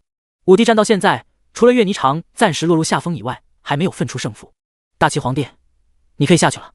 叶长生说道。大齐皇帝看了叶长生一眼，像是在确认，但他看到叶长生的眼神时，就哆哆嗦嗦到了岳霓裳的那座擂台之上了。你们2个一起上吧。李明卫说道，手中抓着神钉。刚才他已经令岳霓裳受伤了，接下来就是大齐皇帝黎玉京了。但黎玉京很害怕，在场所有的皇帝中，就他的修为最低，天赋最差。好，岳霓裳手中的月神剑变化，一道道剑气呲了过来。李明卫飞出第3枚神钉，剑气似乎在一瞬间被破除了。岳霓裳就在这时释放出了玄冰神体的力量。岳霓裳的身体好像变成了一道水幕，当第3枚神钉刺入水幕之时，水幕明显剧烈晃动了一下。3姐，冰瑶、木夭夭4女级的都大喊出声了，但水幕在剧烈晃动了之后又变化了回来。这是怎么回事啊？所有修士都懵逼了，但只有叶长生知道那根破灭神钉已经被冻结了。李明卫愣住，有人竟然还能冻结他的神钉？不可能，你是怎么做到的？这很简单，岳霓裳从水幕中走出，手中拿着的是被他冻结后的冰钉，轻轻一触，冰钉就解除冻结效果了。这李明卫看傻眼了，他的神钉第一次被这么对待过。既然如此，那就第四钉吧。李明卫也不多废话，直接飞出第四神钉。第四神钉带着破灭之力冲破了重重阻碍，来到了岳霓裳的面前。岳霓裳只是轻轻一躲，之后就是第5、第6、第7、第8、第9，但现在就只剩下最后一根神钉了。另一座擂台上，大神通术带来的强大力量已经消耗殆尽。第一个没有灵力的，不是全岛皇帝，而是公孙区。到目前为止，公孙区的利爪已经不知道挥舞了不知道多少次，每次都承受了巨大的压力。终于，他的留名利爪被白龙皇帝的鬼影给破防了。砰！鬼影轰中了他的腹部，公孙区跌落了擂台。公孙王朝败。白龙皇帝，这里就只剩下我们2个了。全皋皇帝冷和说道：“他们全皋王朝无论如何都要得到整个天下的修行资源。”是啊，只有我们2个了，我们不用大神通术，就这样对决吧。白龙皇帝陆山少说道：“可以。”全皋皇帝冷和说完，他一拳就向陆山少轰去，陆山少也以一拳回敬。他们没有多少灵力支撑大神通术，现在场上只剩下5帝了，最后的胜利者马上就要诞生了，挺期待的呀。公孙、慕容都已经被淘汰了，这2大王朝不行啊！你行你上，尼玛一上来就是大神通术，谁受得了啊？你们看，李明卫要抛出他的第10钉破灭定了，不知道这第10钉破灭定抛出后，岳霓裳还能不能活？冷河这边也快要结束了，那陆山少已处下风。所有的修士都站了起来，这场七皇会武是他们看过的最厉害的巅峰对决。叶长生摸着下巴，他正在考虑怎么收回他的破灭10神钉呢。这一边的擂台之上，岳霓裳已经躲过了10枚破灭神钉。就在这时，一道道月光笼罩住了擂台。这是什么光芒？李明卫傻眼了。但就在这时，岳霓裳的月神剑已经横扫了过来。砰！李明卫的身躯被月神剑的力量给划中，就飞出了擂台。北唐皇帝败。白墨尘说道。擂台上的全程他都看到了，女帝不愧是女帝，竟然有那么强。北唐皇帝都不是他的对手。白龙皇帝，一起上吧。公孙区说道。李玉京点了点头，他打出一道道鬼影。当鬼影快要来到岳霓裳的面前的时候，就被岳霓裳的月神剑斩为2半。鬼影七杀的力量似乎已经对岳霓裳构不成威胁了。月神剑一出，月光扫在了公孙区的面前，极致耀眼的黄色光晕，竟然将公孙区给轰出了擂台。公孙皇帝败。白墨尘的内心更加震撼了，一人之力竟然连续打败了2帝。擂台之上只有白龙皇帝一人了。鬼影七杀，第7杀。白龙皇帝说道。擂台上的鬼影身上的黑芒更加强大了起来，第7杀的力量直接与月神剑撞在了一起。这次鬼影倒不怕月神剑的斩光，甚至力量都远胜于月神剑。岳霓裳的身影被鬼影逼到了擂台边缘，最后的胜者将是朕。白龙皇帝黎玉京的手掌释放出滔天的灵力，巨大的灵力之下，擂台上的所有鬼影都集中在了一起，岳霓裳的半只玉足都已经触碰到了地面了。就在这时，岳霓裳想到了师父对他的教诲：水之道，水之道。岳霓裳顿时释放极致的蓝光，就连他面前的鬼影也都被冻结了。岳霓裳的身影飞起，月神剑抵在了白龙皇帝的喉咙之处。白龙皇帝怎么也没有想到他会败在岳霓裳的剑下。你已经败了。岳霓裳淡淡地道。承让了。白龙皇帝只能抑郁地退出了擂台。这时这边的擂台也快要分出胜负了。只见大齐皇帝和全皋皇帝的战斗已经进入了白热化的阶段，但是全皋皇帝一拳就将大齐皇帝给轰出了擂台。他们上次的灵力消耗是极为恐怖的，大神通术之间相互对抗，但是谁都没有想到，原来灵力最胜者竟然是全皋皇帝。大神通术跟个大白菜似的接连释放，大齐皇帝能抗这么久也是不容易。全皋皇帝陆山少看向了岳霓裳，说道：“来吧。”岳霓裳笑了笑，手中的月神剑一翻，与陆山少对撞在了一起。宗主，这个陆山少可不好对付啊。董无情说道。他曾经和陆山少交过手，但只过了10招，他就败给陆山少了。而且陆山少的招式他捉摸不透，似乎陆山少能够从他的后背攻击。长儿对付起来颇为麻烦，但只要长儿释放规则之力，胜算还是蛮大的。叶长生胸有成竹地说道。规则之力？董无情愣住了。岳霓裳真的能够释放出规则之力吗？毕竟他的年龄也就那么小，就算是活了1000岁的老怪物，也没有办法掌握和释放规则之力的吧？规则之力实在是太强大了。岳霓裳嘴角一扬，他的月神剑上竟然出现了如汪洋大海一般的水珠。如果这水珠一旦释放，那么陆山少会经历什么？他就不清楚了。月神剑再次与陆山少的手掌碰撞在了一起，就在这时，月神剑上的水珠就在这时爆裂开来。陆山少大惊，他的身影连续后退，不好！只见整个擂台都被月霓裳给淹没了。月神剑一剑挥出，月形的波涛向陆山少斩去，但此刻已经无法回避了。砰！陆山少的身躯被月神剑逼出擂台。全稿皇帝拜！白墨尘震撼道：刚才他看到了什么？竟然看到了规则之力！规则之力竟然与剑融合了，这就是宗主的强大吗？白墨尘心中已经拿定主意，等七皇会武结束后，他就向宗主请教关于规则之力与刀融合的事情。月霓裳此刻成了所有修士都瞩目的对象，一人一剑，连败6帝，简直就是魔道天下，绝无仅有。叶老魔教出来的徒弟太强大了，就连魔道6帝都不是他的对手。我感觉月霓裳将会是我们魔道，不只是魔道，整个天下都是最强的女帝。刚刚那是规则之力，我竟然嗅到了规则之力的力量。月霓裳什么时候掌控规则之力的？应该是他的体质。刚才你们看到没有？月神剑每挥动一下，月霓裳的身体就跟着闪烁了一下。卧槽，你这个 LSP， 我们都在看战斗，而你竟然在看月霓裳，你就不怕叶老魔把你的眼珠子给抠出来啊？众多的修士连连惊叹，甚至有的修士认出了规则之力，月霓裳拥有这种力量，连败6帝也无可厚非。叶长生拍了拍手掌中，说道：7帝之战果然精彩啊，但最后还是本座的徒儿赢了。本座明日就会派人到6大王朝去收取修行资源，你们一定要积极配合本座的人。哈哈哈哈！黎玉京、冷河等皇帝都愁眉苦脸了起来，来参加七皇会武，本想着要捞一笔大的，哪知道不仅没有捞到，还赔了。叶长生这时别提有多高兴了，恭喜宗主得到了整个魔道天下的资源，天魔宗杀入正道天下，指日可待。董无情在旁边说道，他已经看到他们天魔宗在正道天下称霸的场景了。正道天下，他们算什么？本座要征服的是星辰大海。叶长生说道，所以这点修行资源还是远远不够啊。叶长生又看向在场的所有修士，说道：诸位，1个月后天魔宗将召开开山大典，到时候不管魔道还是正道，只要是天赋绝顶之人都可加入天魔宗。天魔宗只收怪物，不收废物。叶长生的这句话令在场的修士都个个热血沸腾，天魔宗只收怪物，这么说来，他们这些超级天才都有机会加入天魔宗，这简直不要太好了。修士们都摩拳擦掌，他们也都想要加入天魔宗，去变成更强者，去一睹绝色女帝的容颜。听到叶长生的决定，6帝同时震惊了，没有想到叶长生真的打算大开天魔宗。比武之后就是简单的宴会，宴会上的菜不是木夭夭的手艺，笑话，木夭夭的手艺只能由叶长生自己品尝，外人哪轮得到啊？但即便如此，这场宴会还是赢得了诸多修士的青睐，毕竟这可是姑苏城最好的厨师做的，每一道菜都蕴含着灵力，吃下去能够提升修为和寿元，尤其是这酒啊，酿得太好了。诸位，七皇会武顺利结束，让我们来为魔道的盛世干！叶长生一口就将灵酒喝完了，不过他汲取了上次的教训，没有用自己酿的酒，那太醉人了。干！哈哈，到时候天魔宗的开山大典，我们一定要到场，呐喊助威。哪怕已经丢了数千年的资源，但公孙区还是舔着脸笑道：公孙皇帝的好意，本座心领了。叶长生也干了一杯酒，宴会结束，众多修士都已经醉得不轻。丁，恭喜宿主成功举办七皇会武，获得阅历值1200，当前阅历值1300。丁，恭喜宿主提升了3徒弟月霓裳的战斗力，获得阅历值4000，当前阅历值5300，已经有5300阅历值了。叶长生嘴角上扬，得到这些阅历值简直就是轻而易举，以后要多多大规模震惊了。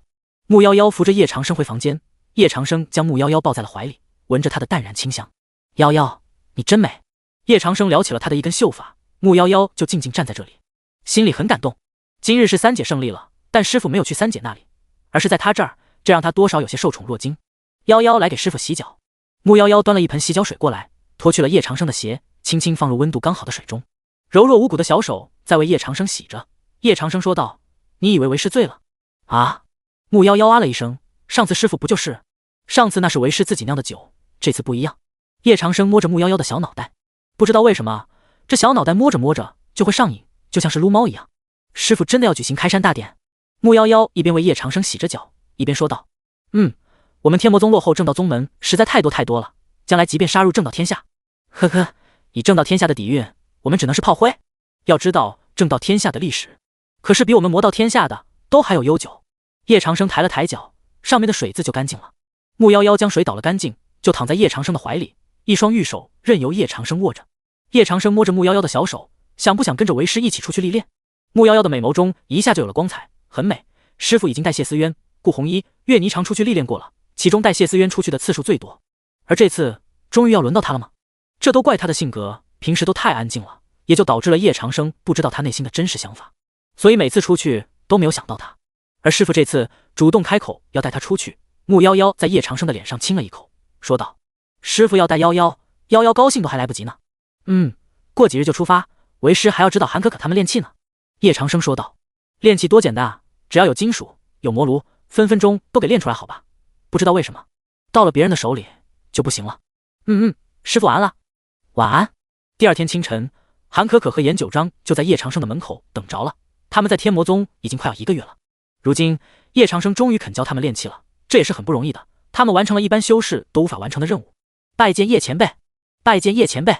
看到叶长生出来，韩可可和严九章就立刻跪拜道：“还叫叶前辈？”叶长生瞥了他们一眼：“宗主，宗主。”韩可可两人平常见董无情都是这么叫的，他们也就跟着。若是叫师傅的话，恐怕他们和董无情一样都不够格。叶长生这才满意，他挥了挥手说道：“你们跟本座来吧。”韩可可和严九章互相看了一眼，都跟在了叶长生的身后。叶长生带他们来的地方是之前系统奖励他的一座大殿，他想了想，还是取名为天武殿好听一些。好恢宏的大殿，我们从来都没有来过这里。韩可可震惊了，这座大殿起码有3000多平，而且里面的装饰完全就是炼气专用的，很宽敞，在大殿的两侧还有2处灵泉喷涌而出，太奢华了。若是有炼气师拥有这座大殿的话，肯定会笑得合不拢嘴。别看了，像这样的大殿本座还多的是。叶长生淡淡的说道：“没出息，一座大殿就把他们诧异成那个样子。”是。严九章吞了吞口水。叶长生挥了挥手，一道黑芒闪烁，在他们的面前，观空破魔炉瞬间出现。这炉高有9.9米，上面还有着他们看不懂的图案。这是神级炼气炉。神级炼气炉？韩可可愣住了，也不至于这样吧？他虽然听说过神级炼气炉，但他从来没有见过。他认为神级炼气炉在远古时期的时候就已经消失了，但没有想到却在叶长生这里，这也太厉害了吧！观空破魔炉的面前顿时出现了2块厚度比较重的紫色金属。叶长生指着他们说道：“紫色金属，他们已具备灵运，你们谁先把他们打成气形，本座就先教谁练气。”叶长生的话让韩可可和严九章两人有点小心动。叶长生出手简直不要太大方了，不是神级炼气炉就是紫色金属。要知道现在紫色金属已经极为难寻了，他们想得到1块都得跑遍一座王朝，而叶长生这里有2块紫色金属，还只是给他们练手的，也太浪费了。不过叶长生对他们看重，让他们加倍努力了起来，他们不能辜负叶长生。1块紫色金属在韩可可的控制下飞到了他的手中，一道道意念被注入到这块紫色金属之中，韩可可不敢有一点的怠慢。严九章也是看着2人正在锤炼金属，叶长生就抱着双手说道：“你们的方法都错了。”听到叶长生的话，韩可可两人停了下来，问道：“不知道宗主，我们哪错了？”韩可可两人都很疑惑，他们锤炼的方式不应该是这样的吗？如果光靠心打造出来的武器，威力肯定与你们所想要的不同，所以我们要用力量去打造。叶长生让韩可可两人都有些云里雾里的用力量去打造，可这是紫色金属，市面上的价格超300万金币1块，那么贵是有原因的，因为紫色金属的厚度没有人能够打动。叶长生的手掌一摊，他的手中出现了一柄巨大的锤子，这是之前叶老魔炼气用的锤子，在叶长生这里还有用。叶长生为这柄锤子取名为紫金锤。不知道什么时候，叶长生的面前也多了1块紫色金属。叶长生手持紫金锤，就这么挥舞了一下，轰！紫色金属的表面爆发出的紫芒，令得两人都退后了一下。但他们看到紫色金属居然凸下去了那么一小部分，这怎么可能？这锤子是什么材质的？宗主好厉害，只是一锤就让紫色金属变形了。韩可可捂着小嘴，想让紫色金属变形，这力道得有多大？看好了，别眨眼。叶长生又是一锤落下，这次紫色金属被砸出了一大片凹下去的部分。这道声音传遍了整个天魔宗。师傅在干什么？这么大动静！顾红衣正在盘坐修炼，他被这巨大的声音给吵醒了，应该是在练气吧？不知道师傅会不会赏赐给我们？穆夭夭说道。在师姐妹中，就她还没有得到师傅的赏赐了。幺儿，师傅他会赏赐给你的，但你要自己开口呀！你不开口，师傅怎么会知道你想要？冰瑶笑着摸了摸穆夭夭的秀发。穆夭夭咬了咬嘴唇，性格使然，她不会主动开口去要东西的。天武殿中3日过去，叶长生已经挥舞了上百下了，这块紫色金属已经严重变形。而韩可可两人也是见到了最为惊讶的一幕，太震撼了，实在太震撼了！一块紫色金属终于是遇到难缠的对手了吗？叶长生再次一锤下去，说道：“这就是金属器型了。宗主这打出来的是，沿9章上前看了一眼，这是月吧？没错，就是月的器型。如果你们能打造出和本座一样的月，紫色金属，你们想要多少就有多少，本座这里不差的。叶长生说道。多谢宗主，我等必不会辜负宗主的一番好意。韩可可两人说道。宗主实在是太不缺紫色金属了，但他们也不能浪费不是？这里简直就是炼器者的天堂。天武殿前，白墨尘和董无情已经带着上百个空间戒指过来了。无情师兄，这次你收刮了多少修行资源？白墨尘看着董无情手中上千个空间戒指，顿时就有点羡慕了。他收刮的那几个王朝，撑死了就只有100多个空间戒指，哪里来的那么多啊？等会儿这些都是要给宗主的。董无情说道，他这是在藏着掖着，等会儿见到了宗主才能汇报啊。宗主，宗主！看到叶长生从天武殿中出来，董无情和白墨尘就立刻行礼道：只用了3日就收刮了这么多空间戒指，汇报一下吧，相信你们都已经数过了。叶长生说道。启禀宗主，我从白龙王朝、全皋王朝、大气王朝处得到上等地下魔脉300条，地级魔兽1500只，上等魔晶2300万颗，各等级法器共300万件，各等级丹药1900万枚，各等级术法3300万册，各等级药材6900万株。董无情汇报道，这3大王朝简直富得流油啊，这仅仅还是他们近100年的底蕴，对于3大王朝来说，不痛不痒好吧。启禀宗主，我从北唐王朝、公孙王朝、慕容王朝处得到上等地下魔脉467条，地级魔兽3680只，上等魔晶7100万颗，各等级法器共700万件，各等级丹药3700万枚，各等级术法11167万册，各等级药材19783万株。白墨尘说道，他可是大丰收啊，这么多！叶长生震惊了，这下天魔宗是真正的富有了啊。接着他说道，上等魔脉10条，地级魔兽1100只，上等魔晶6200万颗，各等级法器、各等级丹药、各等级术法各取1000万，运往大越王朝吧。白墨尘微微拱手说道，是，这些都是大越王朝应该得到的。七皇会武，大越王朝出了那么多的礼。宗主，我还收刮到了一个小玩意儿，知道宗主对谢师姐非常宠爱。白墨尘取出了一个耳坠，这耳坠是一只金色的凤凰，上面还镶嵌着一颗上等魔晶，哪怕审美比较差的叶长生看了都觉得这耳坠好看。这耳坠是从哪里收刮来的？叶长生问道。是从公孙王朝皇后的耳朵上取下来的，这耳坠在公孙王朝可是动用了1700名上等的工匠打造了7天7夜，据说遇到攻击时，耳坠还会散发出强大力量将其反弹。白墨尘说道，如果她是女的，他就把这耳坠给占了，可惜她不是。叶长生拿起耳坠说道，你有心了，就从这些修行资源中取出一些你想要的吧。白墨尘一听连忙跪拜道，多谢宗主。叶长生端详着耳坠，不知道何时，谢思渊蹦蹦跳跳的来到了叶长生的背后，一双玉手捂住了叶长生的眼睛。叶长生抓住谢思渊的双手说道，渊儿，你又在胡闹。师傅，您在看什么呢？看那么专心，渊儿来了也不知道。谢思渊松开了他的双手说道。叶长生这才转过身去，今天的谢思渊穿着的是鹅黄色的露肩长裙，将完美的身材刚好凸显了出来。为师再看一件耳坠。叶长生手掌摊开，耳坠的容貌立刻就吸引了谢思渊的注意。谢思渊把它拿了起来说道，这耳坠好美，师傅是给我的吗？叶长生抓住他的小手，一把就将他揽入了怀里，摸着他的小脸说道，不是给你的，难道是给夭夭的？哼，师傅偏心，不过这耳坠真的好好看啊，师傅帮我戴上好不好？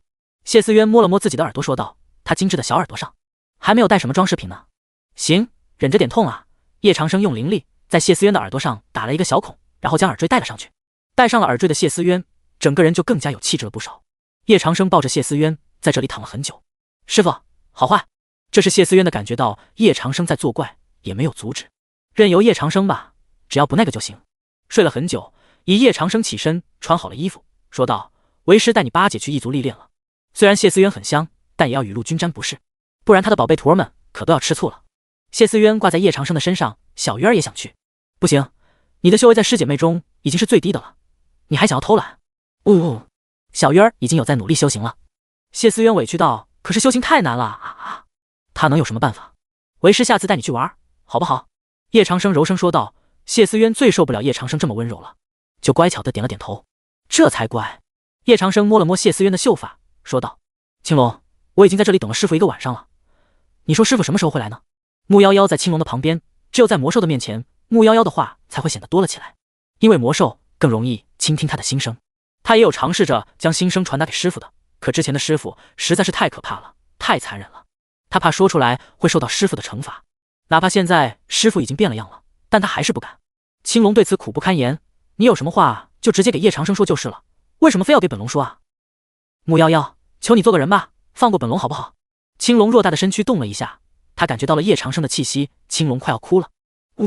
主人你终于来了，你都不知道这一晚上我都经历了什么。师傅，木夭夭这才感应到了熟悉的气息，昨晚一直都在这里。叶长生看了一眼欲哭无泪的青龙，说道：木夭夭有些心虚。叶长生摸了摸他的秀发，你现在不用怕为师，有什么话都可以跟为师说，就不要为难青龙了，他还是个孩子。青龙嗷呜嗷呜的叫了2声，表示主人你太懂我了，但我还是个孩子，是个什么鬼？可是师傅，木夭夭抿着嘴唇，没有可是，你不和为师说话，为师就生气了啊。叶长生严肃道：师傅，徒儿知错。木夭夭条件反射一般的就跪下了，这是那时在密室的时候，叶老魔给他的心理阴影太大了。叶长生心疼木夭夭，就将他抱了起来。青龙出发。青龙嗷呜了一声，就朝着异族而去了。师傅，木夭夭躺在叶长生的怀里，感受着叶长生几千年来都前所未有的温柔，这种感觉太幸福了。什么都不要说，这次出来就是为了提升你的实力的。叶长生说道。等他将所有徒弟的实力都提升到渡劫境巅峰，绝不留任何一人在下界，上界的世界才更精彩。木夭夭说道，这就是他要的幸福的感觉。异族就是不同于魔的各族统称，在魔道天下的周围已经绵延了上千年了，和魔道的战斗也一刻没有停止。虽然魔道与正道是正邪之分，但无论如何他们都是人族。可异族就不一样，无论他们的长相、体型、力量都要远远高于魔道修士。很多魔道修士都不愿意进入异族的领地，但是异族不断吞并魔道的土地，也就导致了不少魔道修士终生都活在异族的领地之中，惶惶不可终日。也有魔道的渡劫境强者想要彻底解决掉异族，但还没有深入异族腹地，就被异族的渡劫境强者给斩杀了。似乎在异族之中，渡劫境是他们最基础的境界，而在渡劫境之上，有着更为强大的力量，这都不是普通的力量。异族自称是离神最近的种族，所以他们的信仰不是仙，而是神。就在魔道与异族的边境，100多名魔道修士正在往东跑，在他们的后面还有3、4只身影庞大的怪物在追着他们。当他们来到正道与魔道的交界处，快，跑快一点，我们很快就到了属于我们的天下了。这些异族是不敢脱离他们现在的领地的。该死，我的兄弟们都被这些异族都给杀了。异族，我和你们有不共戴天之仇，还是快跑吧，异族要是追上来就不好了，到时候我们都得死。这些异族是吃什么长大的，力量居然比我们的都还要强大，这不可能。没有什么不可能的，我亲眼看到一支异族干掉了一位渡劫境强者。这些魔道修士在奋力奔跑着，可是无论他们怎么奔跑，这3、4只巨大的白虎还是追上了他们，然后在他们的面前，这3、4只巨大的白虎竟然化为了人形，但他们的脸上还有着一道道吓人的黑色皱纹。其中一只高大的白虎族人看着这100多名魔道修士，贪婪地说道：跑啊，继续跑啊，如今你们就要成为我的腹中之食了，哈哈哈！还别说，我已经很久没有尝过魔心的味道，乖乖把你们的魔心交出来，说不定我心情好了会放过你们的。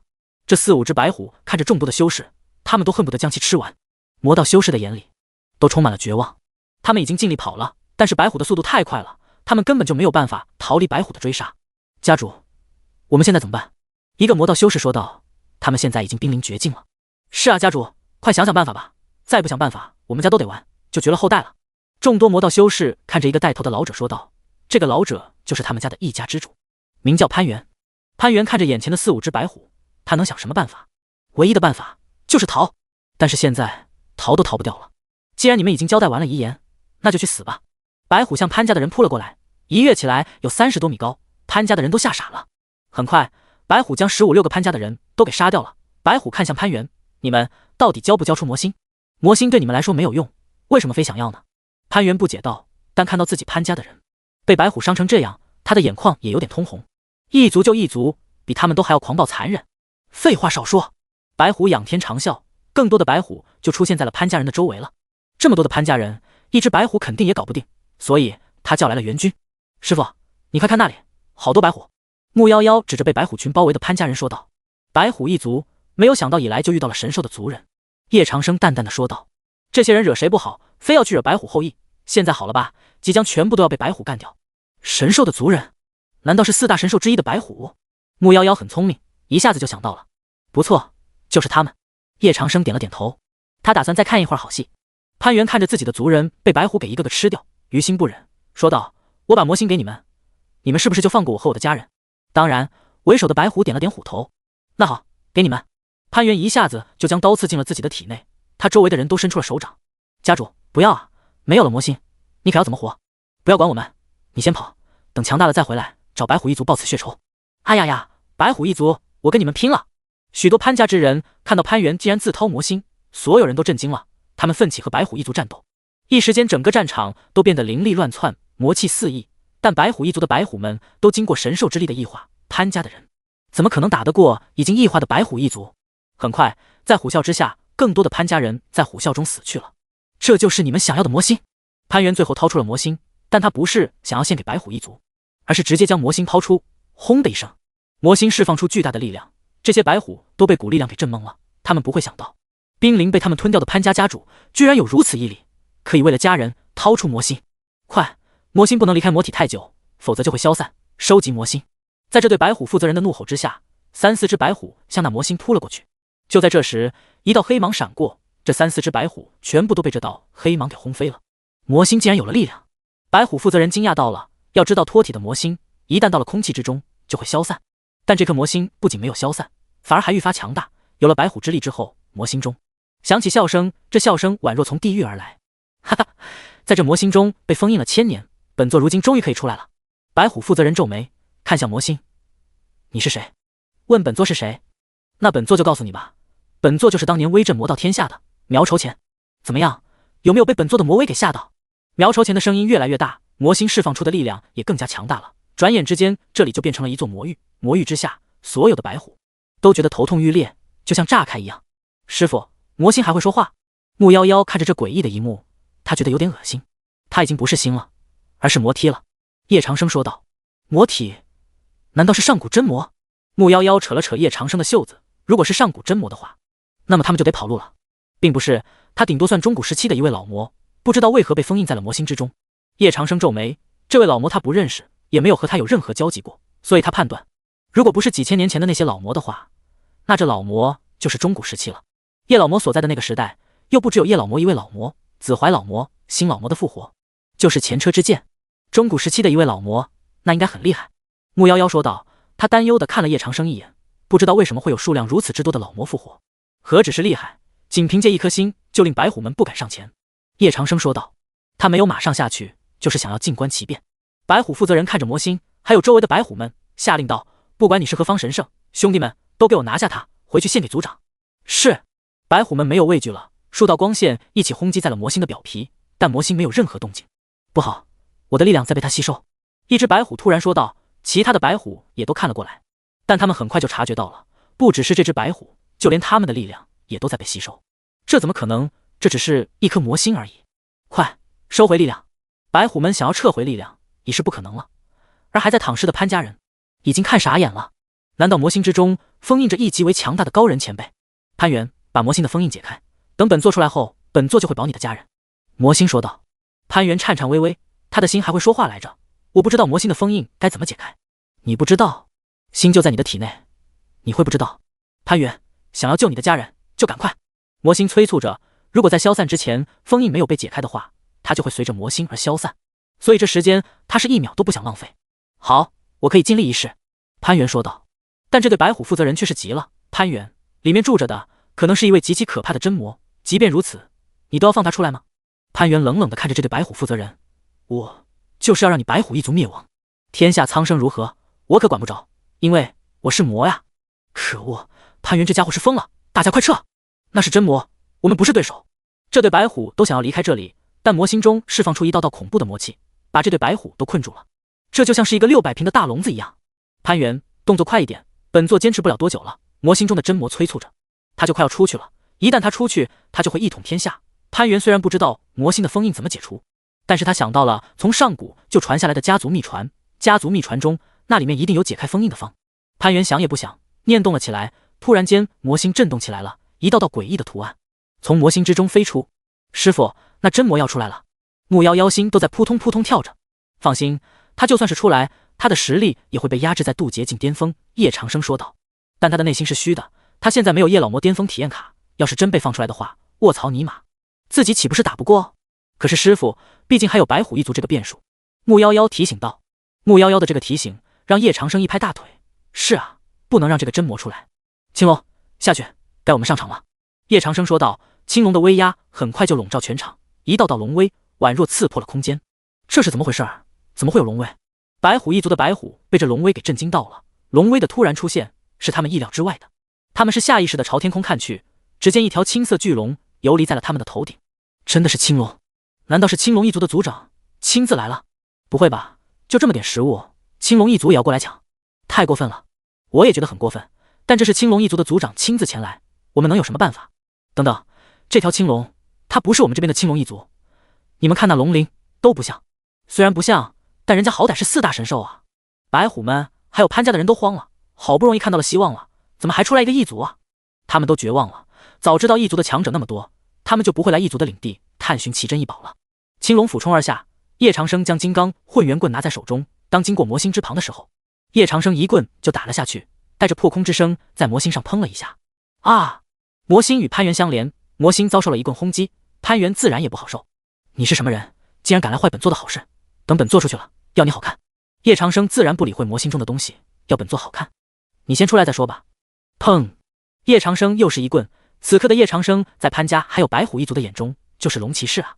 魔星颤抖了一下，但他感觉到他已经到了大限了，这不会吧？魔星开始恐惧了，本座感觉你很强大，手中有一件神器，让他继续为本座解封，等本座出来，天下分你一半怎么样？不怎么样。叶长生摸了摸他的棍子，天下本座自然会去取，但你是上古真魔，这个世上已经不容你了。不要不要，一切好说，一切好说。魔星说道，还想着要诱惑叶长生，本座看你也是 LSP， 等本座出去，本座给你很多很多的美女，怎么样？哼，本座的宝贝徒弟个个都是仙女，本座还需要你说的美女？叶长生说道，直接一棍子下去，这魔星就消散了，而潘元也死了。叶长生落在了地面上，潘家剩下的人都极具恐怖地看着叶长生，因为叶长生的容貌很像一个人，那就是在魔道天下都有恐怖威名的叶老魔。天哪，还真是他！您就是叶前辈？一个潘家弟子说道。想要活命就赶紧离开。这里的事情交给本座来处理。叶长生淡淡的说道。是，多谢叶前辈救命之恩。这些潘家弟子一个个跑得比谁都快，转眼间就没有了影子了。你就是魔道第一人叶长生？这对白虎负责人看向叶长生，还有他旁边美得不像话的木夭夭。不错，怎么你们一族认识我？叶长生笑着说道。叶老魔的名头还真是天下尽知啊。我们白虎一族的族长想要见见您，说是有好东西要给您看。这对白虎负责人说道。有好东西给本座看？你们白虎一族的东西能有彩毁金一族的东西好？叶长生说道。这对白虎负责人愣了一下，彩毁金一族是他们一族中公认的机缘最多的一族，许多人族修士来一族都是奔彩毁金去的。这对白虎负责人说道。这倒没有，但有一样东西族长说了您会感兴趣的。哼，那本座就去看看你们白虎一族在搞什么名堂。叶长生冷哼一声，带着木夭夭去了白虎一族。白虎一族的领地就在一座城池之中，木夭夭没有想到一族也会建城池，他以为一族都会生活在蛮荒之地。城池中，白虎们以人类的形态，或在交易，或在聊天。当他们看到叶长生两人后，都露出了贪婪的神色。很显然，他们是将叶长生两人当成了食物。但是他们看到叶长生两人旁边的白虎队长时，他们都把贪婪收了起来。这白虎队长在城中的分量还是极大的，若是他们不想活的话，大可以一试。队长带2个人类进来做什么？难道是要献给神兽大人？我觉得应该是。你看那个女性人类还挺美的，要是我能享受她的魔心就不错了。哼，我刚才感知过了，这个女性人类虽然美是美，但是她没有魔心。啊？难道她是正道的人？不应该啊，魔道修士都有魔心的。你以为魔心有那么容易好得到啊？魔心的形成方式有2种，一种是先天的，一种是后天的。我们使用的魔心就是先天的。白虎们的眼神看着叶长生两人，他们都不怕叶长生的实力渡劫境巅峰而已。他们白虎一族中的渡劫境巅峰多的是。叶长生两人走进一座大殿中，通过了白虎一族的层层守卫之后，这才来到了神兽白虎居住的大殿。叶长生看了一眼，这才对木夭夭说道：“这可比青龙之前住的地方要奢华多了。”木夭夭点了点他的小脑袋，表示赞同。青龙在白虎城的上空悲愤，这兽比兽真是气死兽啊！叶长生看到一只有着白金色毛的白虎正在大殿中央，而他的旁边还有2只白虎守卫着。白虎微微转过身来，冲叶长生说道：“拜见叶前辈。4大神兽之一的白虎，什么时候对本座这么客气了？”叶长生淡然地说道：“叶前辈为魔道第一人，走到哪儿，每个人都得对叶前辈这么客气，当然也包括我。”白虎笑着说道：“他没有想到叶长生会来一族，但叶长生来一族的目的他还不知道。你说你有东西要给本座看，是什么东西？”叶长生的眸子看向白虎，白虎不由得浑身颤抖了一下。叶长生的眼神还是那么可怕。白虎的爪子在他的画面一划，一幅画面就出现在了叶长生的面前。只见一名身材极好的绿衣少女正在和数百只异族战斗，这些异族可以看出是属于火南猿一族。火南猿要比白虎一族可要难对付多了。可是绿衣少女没有犹豫，她哪怕是战到没有力气了，都还要与火南猿战斗，口中还喃喃道：“听说火南猿一族中有着能改变师傅脾气的灵药，这样姐妹们就有救了。”绿衣少女一咬牙，释放出强大的力量，令数百头火南猿都不敢靠近。她瘦小的身躯跌落一座大坑之中。画面到此结束。看到这小小的绿色身影，叶长生的眼泪从他的眼眶中顺着边流出。木夭夭也是，想不到四姐离开天魔宗之后就来了一族，可是又下落不明了。木夭夭悲伤地说道：“好不容易有了四姐的消息，但四姐跌落到哪儿了？他们都不知道。这画面你是在哪儿得到的？”叶长生拳头都握了起来。“Sir，你可不能出事啊！”白虎看着平静的叶长生说道：“我知道把画面给你看的后果，但我们合作吧，我们合作就能够找到你的四徒弟。”叶长生的拳头松开了。“你觉得本座会和一个异族合作？笑话，想要本座合作，只有一个办法，那就是你们异族臣服于本座。”白虎摇了摇头：“你还以为你是当年的那个上天入地无所不能的叶老魔？如果我没有记错的话，你现在的修为只有化神初期吧？”白虎的话让叶长生猛地一颤，他的修为有系统蒙蔽，白虎是怎么看出来？接着白虎又说道：“我天生就有一双神眼，任何人的修为我都能一眼看透，哪怕有天机蒙蔽也不行。”木夭夭扯了扯叶长生，心里疑惑：既然白虎说师傅的修为只有化神境初期，那师傅是怎么一棍就灭掉渡劫境强者的？这也太离谱了吧！他有点不相信白虎说的话。是化神境初期又如何？叶长生笑了笑，欣然承认了。但本座能一棍灭掉渡劫境巅峰强者，对付你们白虎一族，可以说举手投足。是吗？给我上！白虎一声令下，大有一股谈判不成就要杀人的架势。四只白虎都已经来到了叶长生的面前。他们的实力都是渡劫境巅峰。白虎平静地看向叶长生：“叶前辈，现在是合作，还是我灭掉你们，得到你身上的魔心呢？”叶长生就站在那里，虽然白虎看透了他的一切，但白虎没有想到，他有系统。三庭刀。叶长生的一只手握住长长的刀柄，一只手牵住木夭夭。既然没有什么可谈的，那本座就学武松打虎。四只白虎扑了过来，一道道利爪向叶长生抓来。叶长生牵着木夭夭及时躲过，离开了白虎们的包围。四只白虎化为人形，就在这时大神通术释放，通天金乌，四道炙热的太阳就在这四只白虎的头上，似乎是要将叶长生给烤化，但叶长生岂能让他们如意？三庭刀斩出，这四只白虎的时间仿佛被停止一样。神兽白虎的虎瞳瞪大，这是时间之力！叶长生，快住手！快住手！神兽白虎看向叶长生手中的三庭刀，眸子中有着极为强大的恐惧。这种恐惧不知道从何升起，但他认为掌控了时间之力的叶长生，他们绝对不是对手。砰！神兽白虎想要暂停这场战斗，但是已经晚了。叶长生的三庭刀光已经斩出，一道巨大的轰鸣，这四只白虎就都被轰飞了。这可是4位渡劫境巅峰啊！神兽白虎的爪子都在颤抖，这是怎么回事？叶长生的实力不是化神初期吗？怎么能释放出比渡劫境巅峰都还要强大的力量？神兽白虎没有想通。叶长生捏了捏木夭夭的小手，看向神兽白虎：“现在你能和本座好好谈了吗？”丁，您震惊了白虎一族，恭喜宿主获得阅历值3000，当前阅历值8300。神兽白虎吞了吞口水，说道：“能。”木夭夭也捂住了小嘴，师傅还是一如既往的厉害啊！哪怕只是化神境初期，都能直接秒杀4只渡劫巅峰的白虎，恐怖如斯，恐怖如斯！你告诉本座，这画面是从哪里得到的？叶长生问出了他的第一个问题。是从火南猿一族那里得到的。我也不知道，火南猿一族为何要送到我们白虎一族？神兽白虎说道。这是哪儿？叶长生说道。Sir 必定是在火南猿一族的禁地之中，不然哪儿来的那么多的藤蔓？神兽白虎说道。那是火南猿一族世代守护的南马森林，那里有着无穷无尽遮挡上天的藤蔓。南马森林，藤蔓。叶长生一刀就放在了神兽白虎的身上。带我们去，现在就去吗？神兽白虎抬起虎瞳看向叶长生，太卑微了，他明明也是4大神兽之一，居然一个人类的面前这么卑微。不是现在去，那你留着准备过年？好吧。神兽白虎当即就叫来了他的禁卫队，他的禁卫队大概有100多只白虎，全部都是渡劫巅峰。在一族，渡劫巅峰就像是太白菜一样，但这些都是假的。渡劫巅峰之所以说是假的，那是因为一族有种和人族不一样的特殊能力，他们可以继承先辈们遗留下来的力量，并将他们和自己合二为一。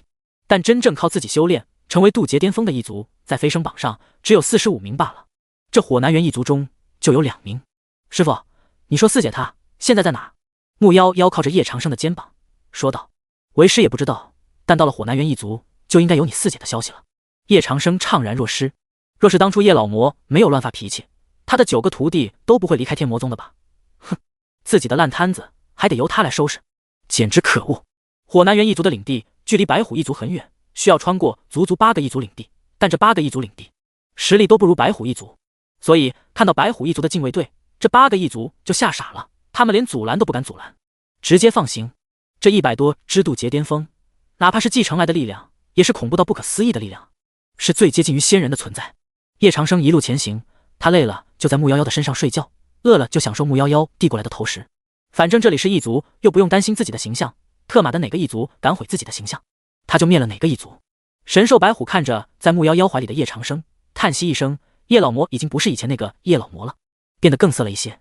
火南原一族隔着上百里的距离，火南原一族就发现了白虎一族的禁卫队，他们就纳闷了。7日前，我们火南原一族才和白虎一族发生过一场大战，如今他们又来这里做什么？不知道。白虎一族出动了他们的禁卫队，上次大战也没见他们出动禁卫队，难道是因为某种很重要的事情？要不要去告知大王，让白虎一族知道，我们火南原一族不是随随便便就能够欺负的？去吧，顺便把我们的禁卫队拉出来溜溜，看谁的厉害。看到白虎一族的人来了，火南原一族的人眼神中都是充满战意，他们迫不及待的想要和白虎一族战斗，因为在附近的一族之中，也只有白虎一族才配合他们战斗，附近的一族实在太弱了。叶长生看着火南原一族的领地，他们的领地和白虎一族的领地并不相同，白虎一族的领地是城池，火南原一族的领地则是和原始人类差不多的部落。虽然在防御上，火南原一族落后于白虎一族，但不得不承认的是，火南原一族要比白虎一族更为强大，因为他们的力量是自己的，而不是继承而来的。火南原一族到了，神兽白虎说道。他看向城墙之上的火南原们，本王亲自前来，怎么不见火南原王的迎接？白虎王，你不要太嚣张了。虽然我们上次大战输给了你们，但你们也知道我族的强大，劝你们不要不识抬举。看到是神兽白虎亲自前来，火南原们都慌了。上次大战也没有见白虎王现身啊，怎么就突然？火南原们都想不通。但是白虎的禁卫队中竟然混入了2个人类，这让火南原们就更加想不通了。白虎一族带2个人类来这里干什么？没有过多久，得到消息的火南原王就来了。他看着部落不远处的一堆渡劫巅峰，头都大了。白虎一族这是想要干嘛？又想开战？叶长生这才从木夭夭的怀里站了起来，他看向在部落上火南原王，说道：“原王，本座想进入你们的火南原部落，劳烦你让个道。”火南原王愣住了，这个人类真是好大的口气啊，竟然想要让他让道！老不死的，我看你也是第一次来一族吧？有没有在一族打听过我们火南原族的名气？让我们让道，你怕是古往今来第一人。火南原王不知道怎么的，这火气就上来了。就在这时，一道刀光就斩了过来，火南原王感觉到他的身体都停止了一下，然后刀光就顺着他的耳朵飘了过去，他的一根毛发就被斩断了。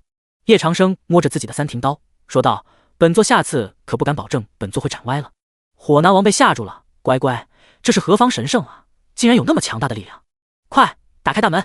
火南原王挥了挥手，让属下们打开了部落的大门。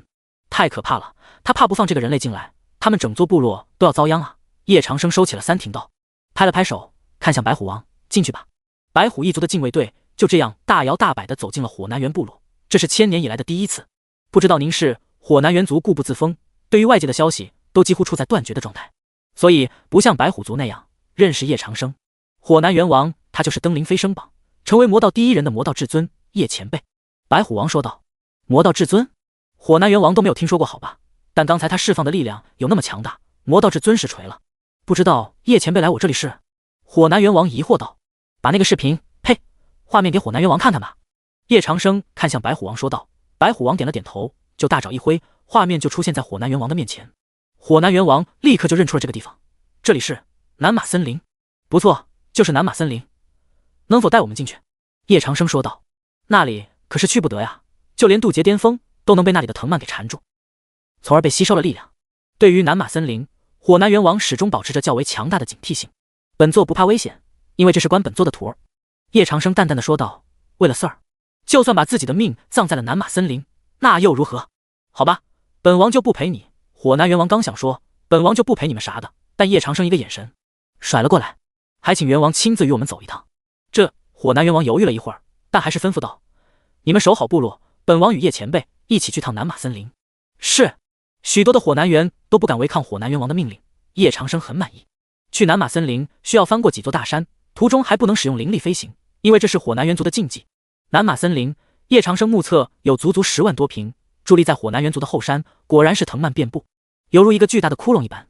人一旦靠近，就会被这些藤蔓给攻击，所以南马森林1000年以来都没有人进入过。当然，除了叶长生的事儿，南马森林的入口处还没有到呢，一根根巨大的藤蔓向叶长生缠绕而来。在这藤蔓之上还带着偌大的剧毒，被缠住的话都能有非常大的腐蚀性。夭夭，退后！叶长生说道。他已经握持着3庭刀，当藤蔓过来的时候，一道刀光就将藤蔓给斩断了。但这没用，被斩断的藤蔓还是向叶长生卷了过来。叶长生又是一刀将其斩断。这些藤蔓似乎感觉不到痛，哪怕他们已经被叶长生给斩断多次了。白虎王看着这么多张牙舞爪的藤蔓说道：“叶前辈，我们还是离开这里吧，南马森林实在太危险了。”但白虎王的话叶长生没有听进去，自己的事儿可能就在里面，都到这里了，哪有回去的道理？就在这时，数十道藤蔓就已经缠绕了过来，叶长生的3庭刀继续斩出。师傅，我来帮你。木夭夭也是飞身而起，他手中的一叶清泉同样释放出了巨大的力量，剑气将藤蔓给大片大片的斩断。虽然藤蔓的等级不高，但它的剧毒才是叶长生头疼的地方。木夭夭的一叶清泉刚斩断3道藤蔓，但一道藤蔓已经缠住了他的脚，试图将他拖进南马森林中。师傅！木夭夭喊了一声，叶长生立刻就将手中的3庭刀丢出，斩断了缠住木夭夭的脚的那道藤蔓。夭夭，你没有事吧？叶长生抱住木夭夭，但他随即皱眉，打出了一道道黑芒，将木夭夭的脚通往全身的穴道给封住了。因为毒素已经渗透进了一半，所以木夭夭就昏迷了过去。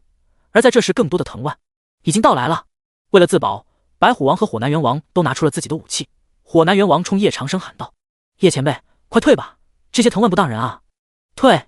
如今木夭夭已经受伤，自然不可能进入南马森林了，所以叶长生选择了退。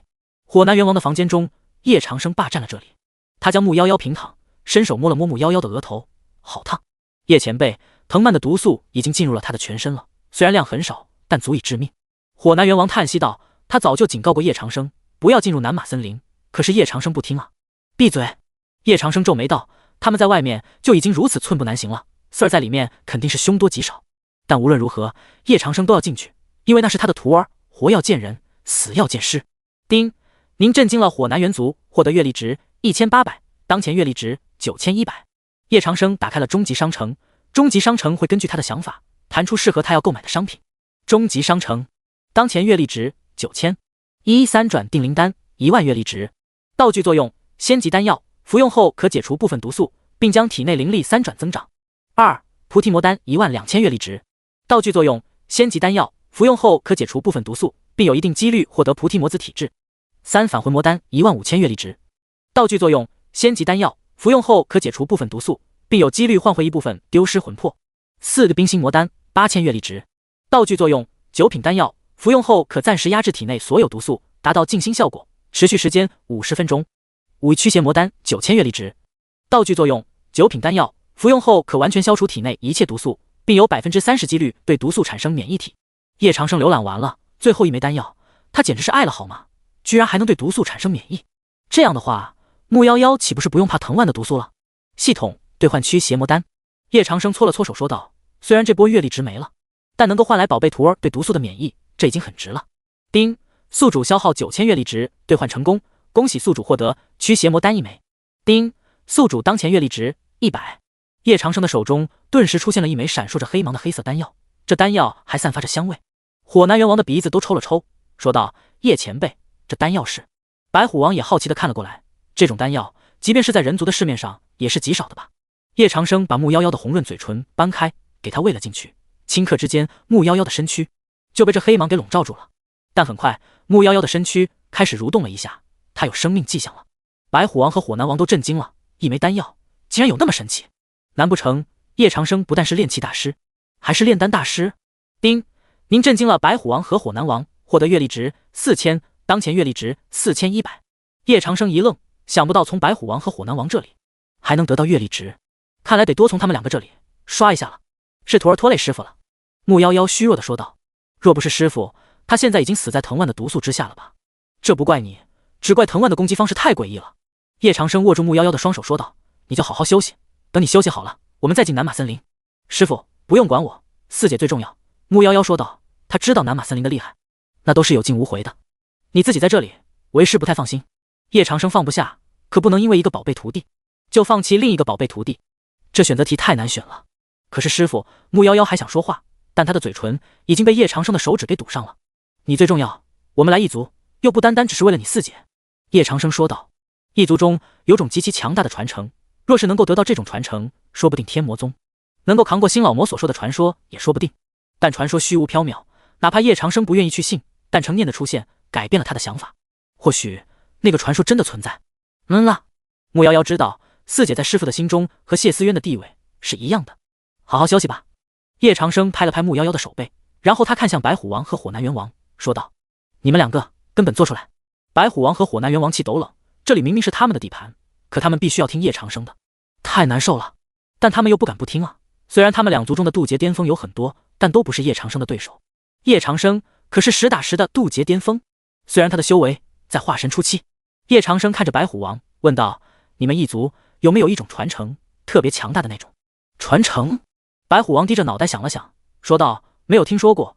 若是有这种传承，我们异族早就攻灭魔道了。”火南元王忽然想到了什么，说道：“本王倒是听说过，但那是高层次的异族才能接触到的。别看我们很强大，但实际上我们只是异族的最底层。”是啊，就连我这四大神兽之一的白虎，见了高层次的异族都得下跪行礼。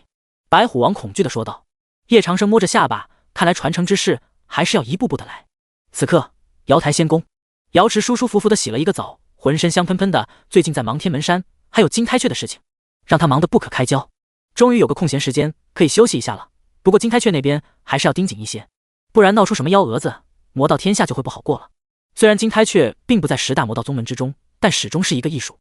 这时他的侍女就过来了，而且毫不避讳的就看光了瑶池公主的皮肤就是好啊，也不知道将来哪个男人有福气能够得到公主。消息打探的怎么样了？瑶池穿好了浴袍，这才遮住了绝美的风景。他专门为天魔宗设立了一个情报机构，只要天魔宗有大的动静，他第一时间就会知道。天魔宗在刚刚结束的七皇会武之上，宣布了将在1个月后举行开山大典，但凡是天赋超绝之人，不论正道魔道，都可以加入天魔宗。侍女说道。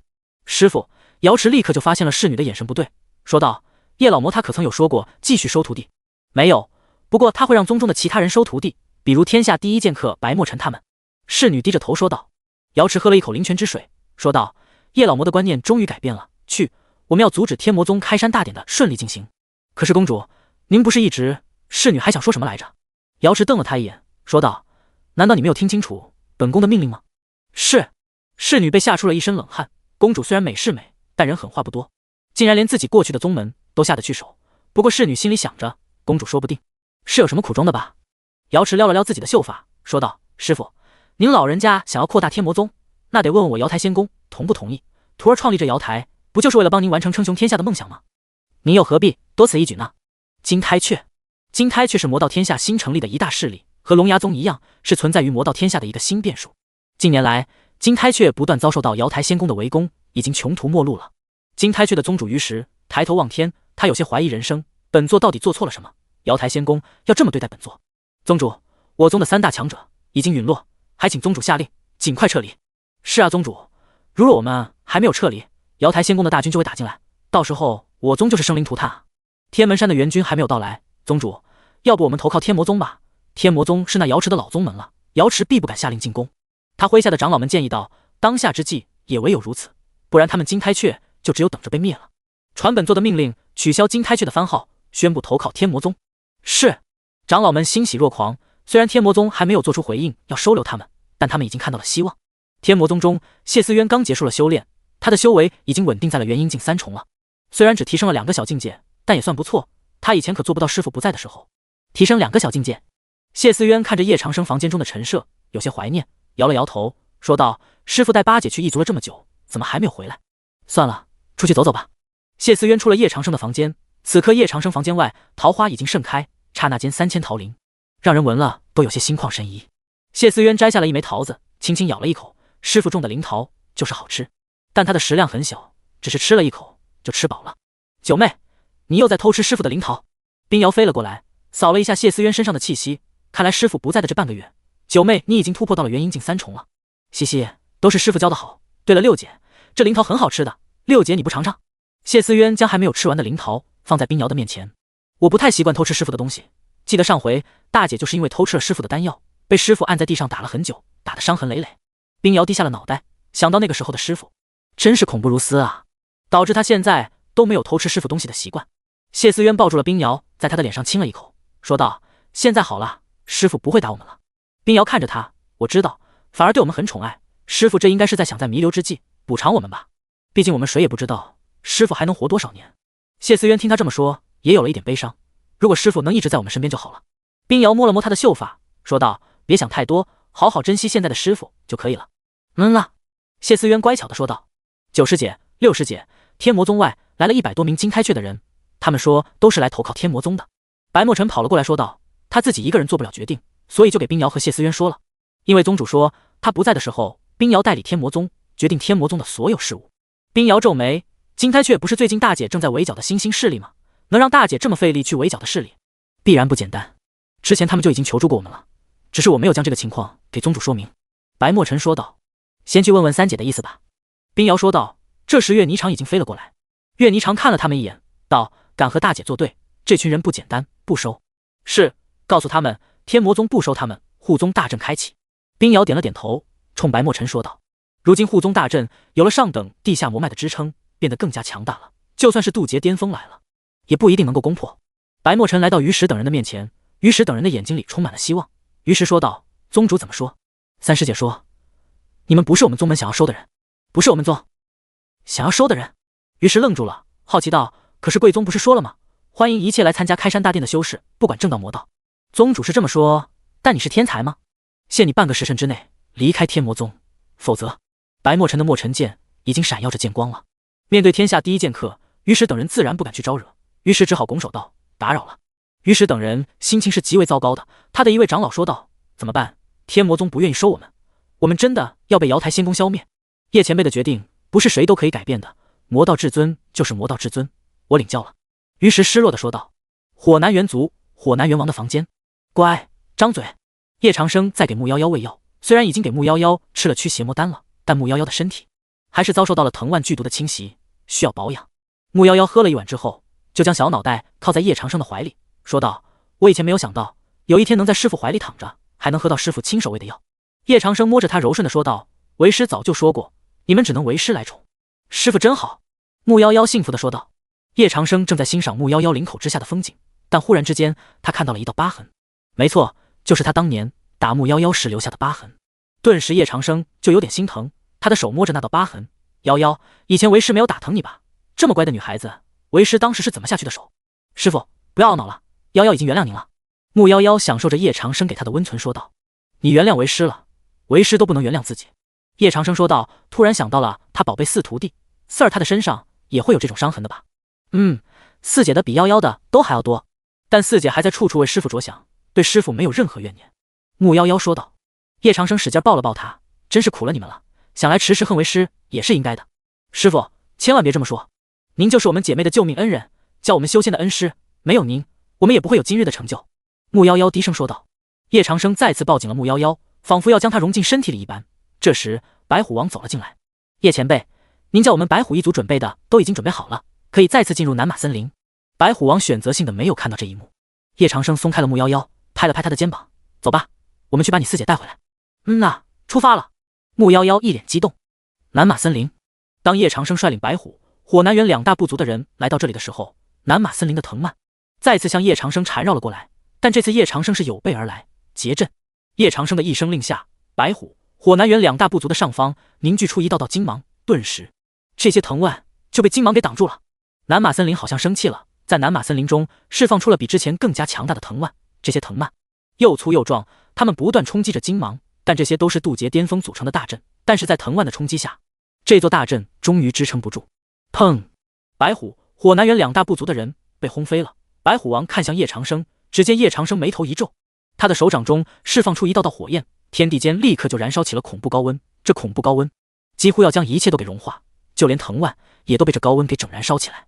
这就是元素之力，叶前辈果然可怕呀。白虎王、火南元王没有想到叶长生竟然可以维持这么长时间的元素之力，在他们的面前竟然活生生的开辟出了一道火墙，这也太不可思议了。木夭夭看着这道火墙说道：师傅，我们可以进去了吗？可以，一步步进去。叶长生说道。越来越多的漫天藤蔓都轰击在了火墙之上，但火墙之上的烈焰岂是藤蔓能够承受的？噼里啪啦，整个空气中都充斥着藤蔓燃烧的味道。白虎、火南元两大部族的异族全部都一步步进入了南马森林。这里就是南马森林，好多藤蔓，白虎王惊呆了，这里简直就是藤蔓的故乡啊！一根根藤蔓就像是蛇一样相互缠绕，粗得令人窒息。若是一个人进入的话，哪怕再强的修为也会被他们的人海战术给困死在里面，难怪会被称为是渡劫巅峰的境地。叶长生脸色苍白了起来，元素之力不好掌控，更何况他还维持了这么长的时间。师傅，您还能坚持吗？木夭夭心疼道，擦了擦叶长生脸颊上的汗。还行，叶长生说道，顿时就加大了输出，在两大部族的周围升起一道道新的烈焰，烈焰熊熊燃烧，就连藤蔓也奈烈焰无可奈何。轰轰轰，藤蔓越来越多，但他们无法阻挡叶长生的步伐。大概过了1个多小时后，叶长生等人来到了他的4徒弟最后出现的地方，是一处秘境的入口。没错，就是这里了。本王对这里是印象深刻，因为这里吞了我的5名渡劫巅峰。说到这里，火南元王就恨铁不成钢。这里是由多个藤蔓组成的超大树洞，里面盘根错节，如果是意外跌落的话，那人肯定是无法进入其中的。唯一的解释是，这种力量可以将修士变得极小极小，甚至是小到肉眼都无法观测到。所有人小心，这树洞有古怪。叶长生嘱咐道，他的烈焰进一步加强了。白虎王的手在叶长生的肩膀上，他们想要活下去，靠的就是叶长生的烈焰。这树洞有着能够将修士变小的力量。木夭夭也猜到了，他美眸一亮，说不定4姐就在这里面。叶长生剑烤得差不多了，藤蔓都收了回去，想来是无法承受烈焰的高温。叶长生身形一晃，木夭夭连忙扶住了他。师傅，叶长生挥了挥手，没想到没被大神通术耗尽灵力，反而是被元素之力耗尽灵力了。那叶前辈，我们要不要休息一下？白虎王可不敢起坏心思，毕竟南马森林只有叶长生能带他们走出去了。不必。叶长生摇头，伸手指了指一只火南元，你先进去。我不是叶前辈，这里面危机重重，我进去了肯定就无了呀。被叶长生点名，火南元自然是不希望。火南元王直接一脚踹在了他的背上，叶前辈让你进你就进，哪来这么多废话？好吧。这只火南元小心翼翼地靠近树洞，但还没有到树洞入口，他的身影嗖的一下就变小了。众人都看呆了，木夭夭抓住他的身躯提了起来，师傅，您看他真的变得好小哦。胡闹，夭夭，把他放进去。叶长生说道。哦。木夭夭收起了玩的心思，开始重视了起来。他轻轻将这只已经变得极小的火南元放进了树洞之中。系统兑换一个可以随时记录和传递画面的灵石。叶长生说道。现在系统的终极商城可以随时兑换想要的东西了，不得不说这功能很实用。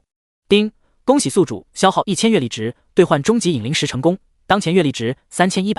一颗上面有着蓝色花纹的石头就在叶长生的手中了。叶长生哼了一声，就这玩意儿也都要花他1000月历值，太黑了。等等，把这个带上。叶长生把这颗终极引灵石丢下，落在了这只火南元的身上。这只火南元点了点头，把它抓在了手中，毕竟这可是保住他性命的关键所在。叶长生闭上眸子，一道力量就被施加在了火南元的身上。本座在你身上建立了可以传音的频道，到时候你按一下耳朵就可以向我们传音了。这只火南元忐忐忑忑地进入了树洞，等他深入之后，一道画面就出现在了他们的面前。这树洞里面没有藤蔓。火南元王惊奇地说道，没有藤蔓，这说明里面比外面都还要安全。先不要下结论，没有藤蔓还有别的危险。叶长生说道，他感觉这里可能是一处机缘的藏身之地，不然四儿不会来这里。叶前辈，到，我现在继续往里走。画面中传来了火南元的声音。不得不说，终极引灵石记录的画面很清晰，还是防抖的。叶长生一刻也不离开画面，生怕就错过了什么蛛丝马迹。叶前辈，到，我发现了一具人类女性尸体。叶长生的心狠狠刮了一下，有种不祥的预感，该不会是四儿的吧？带出来看看。叶长生说道。木夭夭也是眼眶忽然一红。是。火南元很听话的就将这具人类女性尸体拖动了起来，但他的手刚刚拖动，一道巨大的血盆大口就从他的上方袭了过来，直接就将火南元的脑袋给吞了下去。终极引灵石记录的画面顿时就消失了。这怎么会？白虎王还有火南元王都被吓住了。火南元王不解道，刚才那是什么东西？怎么可以那么大？叶长生皱着眉头说道，可能是原本就很大的东西，进去后虽然被缩小了，但他的身躯在被缩小的修士看来还是巨大无比。那我们现在怎么办？白虎王头痛道。树洞中没有藤蔓，但有一个可怕的怪物啊！而且这藤蔓只是暂时被他们周围的高温给吓到，要不了多久他们就会回来的。再派人进去也是无用，本座亲自进去。叶长生说道。木夭夭赶紧抱住了叶长生，眼神里满是不要。说白了，他就是不想让他的师傅去冒险，要是也被那恐怖的怪物给吞了怎么办？你不行，还是本王进去吧，本王要给本王死去的属下报仇。火南元王说道。叶长生拍了拍他的肩膀，本座和你一起去。什么意思？你们两个去了，就想把本王一个人丢在这里？本王也要去。白虎王说道。不，你就在上面。叶长生看了一眼白虎王，白虎王只好打消了去了念头。他即便是去了，那也只能是炮灰啊。木夭夭上前一步说道。师傅，我也要陪你去。叶长生摸了摸他的秀发，听话，为师会把你四姐带回来的。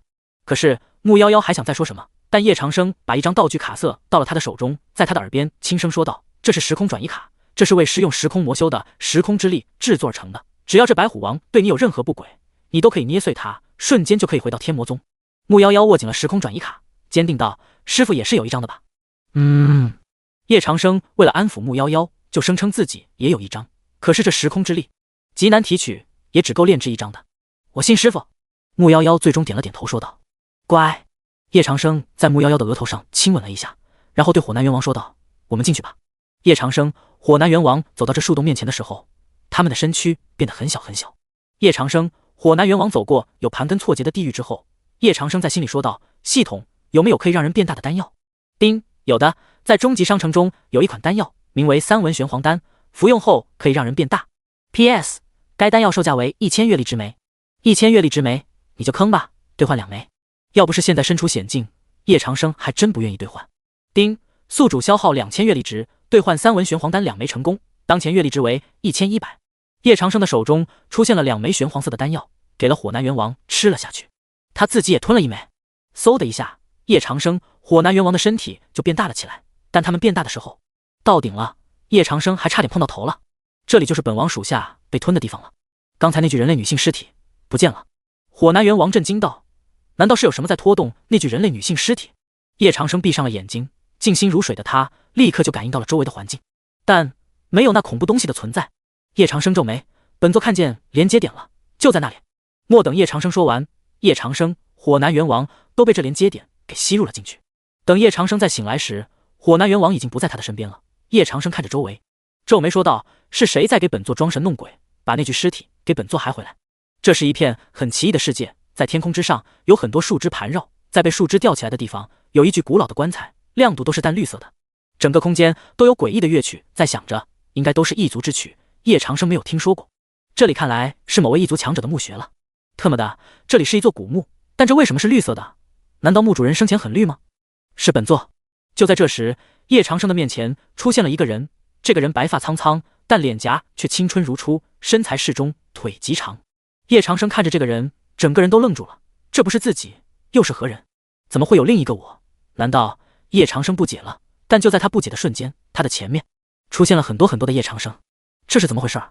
叶长生迫切想要知道答案。我们都是你啊！众多的叶长生说道。叶长生闭上了眼睛，这座古墓之中肯定有某种幻境存在，而在幻境，就连渡劫巅峰强者都无法脱离的。给本座破！叶长生大喝一声，他面前的一切就都破除掉了。小样，还跟他玩这些把戏？棺材中躺的是谁？本座很好奇啊。叶长生说道。他来到这棺材面前，一道道灵力向着棺材输出。不多时，这棺材就被打开了。只见里面躺着的是一位绝美的女孩，她身着白衣，脸颊完美，肌肤如雪，身材好到爆炸，有着一双不输她任何徒儿的大长腿。叶长生伸出手触碰她的脸颊，她的脸颊是有温度的。叶老魔，你终于还是解开本座的封印了。一道道黑芒在古墓中飞舞着，苗筹前的声音不断响彻，然后他的魂魄就在叶长生的面前显现了出来，最后凝聚成了一副实体。你是上古真魔？叶长生看着他疑惑道。本座当然是上古真魔了，怎么你也是魔？你察觉不出本座的气息？苗筹前在叶长生的面前转了一圈说道。察觉不出来，可能本座是假的魔吧。叶长生叹息了一声，你的魔脉还没有演化出来，真是可惜了。苗筹前弄明白了原因，他虽然是上古真魔的力量，但做世界的天道太厉害了，他的力量被压制到了渡劫境巅峰，如果真要打起来的话，他可能还不如叶长生，所以他一复活就没有找叶长生的麻烦，而是对叶长生很友好。同样是强者，叶长生深深吸引住了他。那女孩是谁？叶长生指了指棺材里的女孩说道：她呀，只不过是本座复苏的容器而已，叫啥来着？哦，本座想起来了，她叫甄婉幽。如果你看上她的话，可以将她带走，反正本座也没有碰过她，只是吸收她的力量而已。叶长生大手一挥，就将装有甄婉幽的棺材都收了进去，问道：本座的四徒儿唐书雨呢？没错，叶长生的四徒弟就叫唐书雨，不过叶长生更喜欢叫他四儿。苗筹前听到唐书雨的名字，顿时皱眉说道：唐书雨，本座没有看见过他，可是在白虎一族的画面中，他最后出现的地方是在这里。叶长生疑惑道：这本座就不清楚了。夜色魔，你现在可以将本座带离这里，你放心，本座绝对不会对你造成任何危害。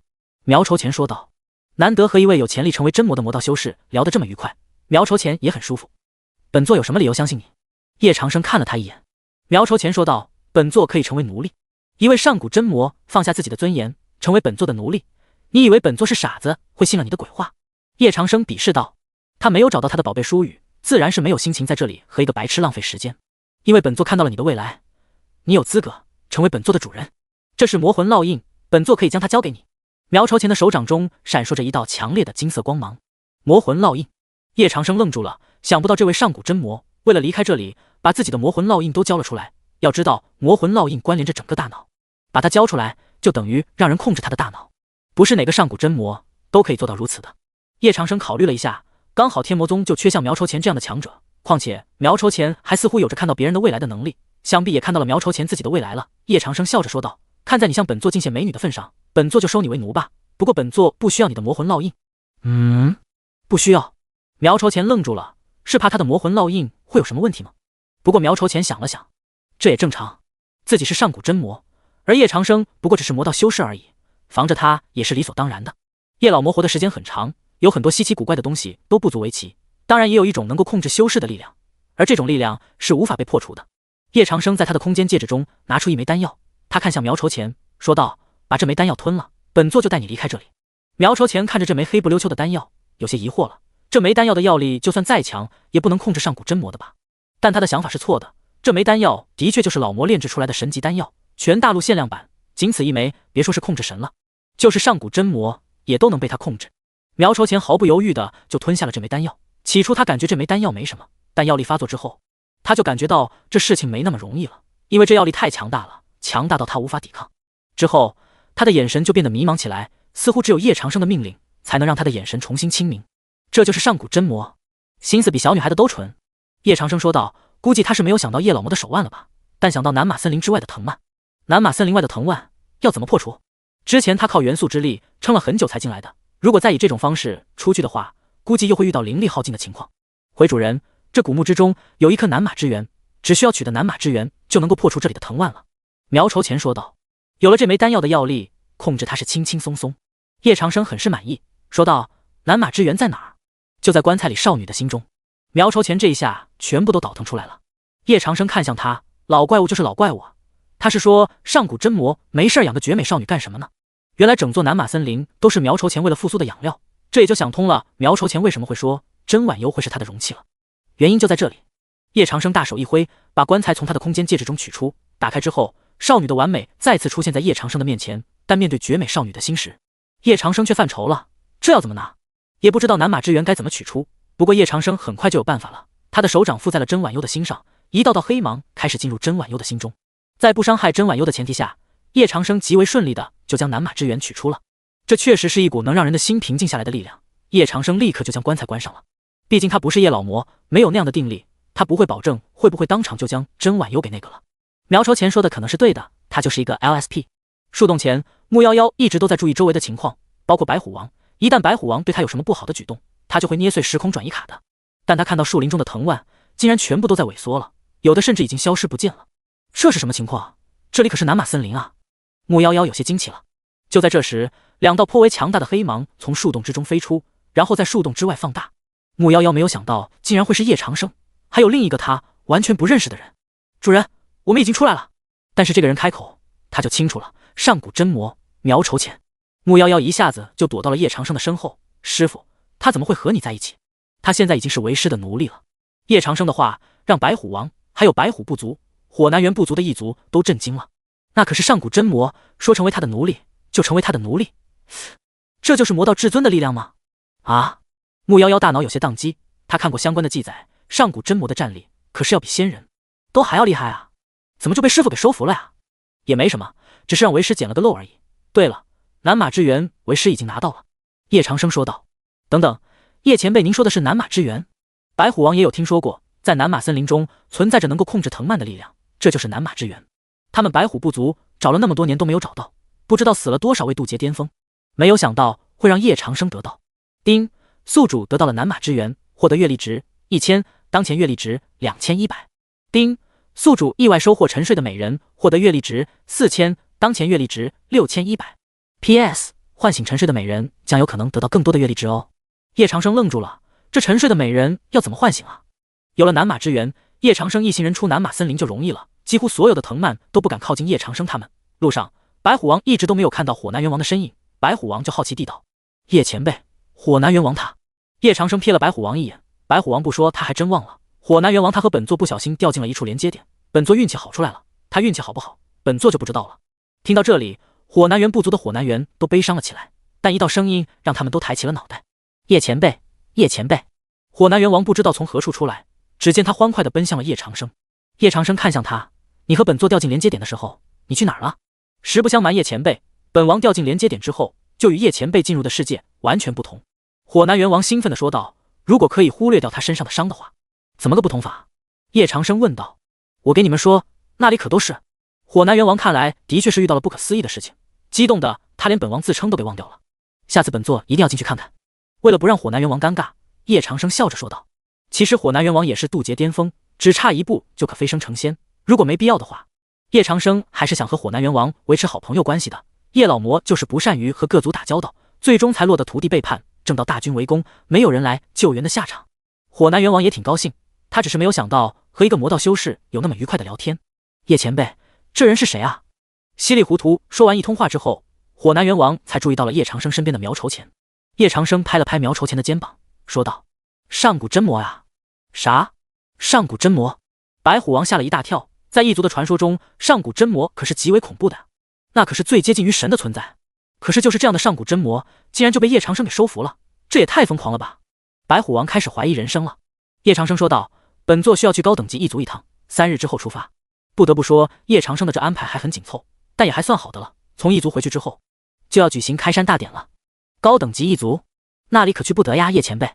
白虎王连忙阻止说道。叶长生瞪了他一眼：“南马之源在手，所有的藤蔓都听本座控制，为何不能去高等级异族？”白虎王解释道：“高等级异族，他们不比我们友好，去了就有可能回不来。”叶长生瞥了白虎王一眼：“他们不都是渡劫巅峰？”“不，他们并不是渡劫巅峰，而是仙人级别的力量。”白虎王忌惮地说道。“仙人级别？”叶长生心说：“扯淡了，这不是有天道力量的压制吗？那些异族怎么可能会有仙人级别的力量？”但白虎王在异族中已有多年了，所以叶长生还是要听白虎王的，毕竟他又没有说谎，很有可能这都是真实的。回到白虎王部族之后，叶长生就在端详着南马之源，这南马之源似乎对他有用。这时木妖妖走了过来，抱住了叶长生：“师傅，我们真的要去高等级异族？”叶长生拍了拍他的玉手，说道：“你四姐的最后线索，说不定就在高等级异族。还有那传承，为师怎么说也是要得到的。”木妖妖抱得更加紧了，他说道：“师傅要答应我，遇到危险要第一时间回天魔宗。”“为师会的，因为为师有时空魔修的魔心啊。”叶长生指了指自己的胸口，说道：“今晚妖妖可以让师傅。”木妖妖低着脑袋，红着脸说道：“可以让为师什么？”叶长生眼睛一亮，难道木妖妖这安静的女孩开窍了？师傅可以。木妖妖有些难以启齿，哎呀，她这么一个乖巧的女孩子，怎么可以说出这种羞耻的话？但木妖妖还是躺在了床上，静静的。叶长生压了上去，将她的双手分开了。今晚是美妙的一晚，虽然不能破，但总能好好享受，不是？3日后，叶长生就打发木妖妖回天魔宗了。据白虎王说，高等级的异族会很危险，所以叶长生没让木妖妖参与，万一伤着他的宝贝徒儿怎么办？根据白虎王的指引，高等级异族就在白虎部族往北的腹部。这次他带上了苗筹钱，如果真遇上不测，苗筹钱真能够起到巨大的作用。突然，苗筹钱说道：“主人，我感觉我能使用我的上古力量了。”叶长生一脸诧异：“你的意思是这里没有天道的压制？”“是，上古力量可以自由的释放出来。”苗筹钱道：“这种力量回归的感觉真好啊，不像在白虎部族的时候，力量被压制的很厉害。看来这里是一块被天地遗忘的地方。”叶长生嘴角一扬，说道：“应该是吧。如果白虎王说的地区没有错的话，这里就是低等异族与中等异族的交界处了。”苗筹前道：“异族中的等级森严，有低等、中等、高等、地级、仙级、神级6种等级的异族。低等异族是没有资格进入中等异族的领地的，所以叶长生一到交界口，就被2只玉庭象给拦了下来了。低等异族，请回吧，这里不是你们该来的地方。”低等，叶长生笑道，他看向苗筹前，让他们感受一下谁才是低等。是。苗筹前上前一步，运转上古力量，这玉庭象就感觉脑海中一阵震荡，同时他们的身躯也都被苗筹前被轰飞了。就在这一瞬间，玉庭象受了很重伤，他们惊恐的眼神看向苗筹前：“您的力量怎么会这么恐怖？”苗筹前笑了笑，他在叶长生这里受到压迫久了，自然想要把内心的不平都释放出来。现在谁是低等，谁是高等啊？你们是高等，我们是低等。2只玉庭象意识到了事情的严重性了，眼前的这个人绝对不是他们能够招惹的存在，是因为这个人只是一个眼神就将他们给重伤了，这个人的力量可想而知的恐怖至极。丁，您震惊了2只中等一族，获得阅历值1200，当前阅历值7300。叶长生看了苗筹前一眼，难道代打也能获得阅历值？以后看来要让苗筹前多多充当他的代打了。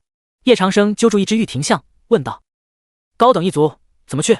这只玉庭象被叶长生给搞痛了，说道：“这里一直往北就是高等一族了。”叶长生这才放过了这2只玉庭象，但苗筹前可不打算放过这2只玉庭象，被苗筹前一拳一个给打爆了。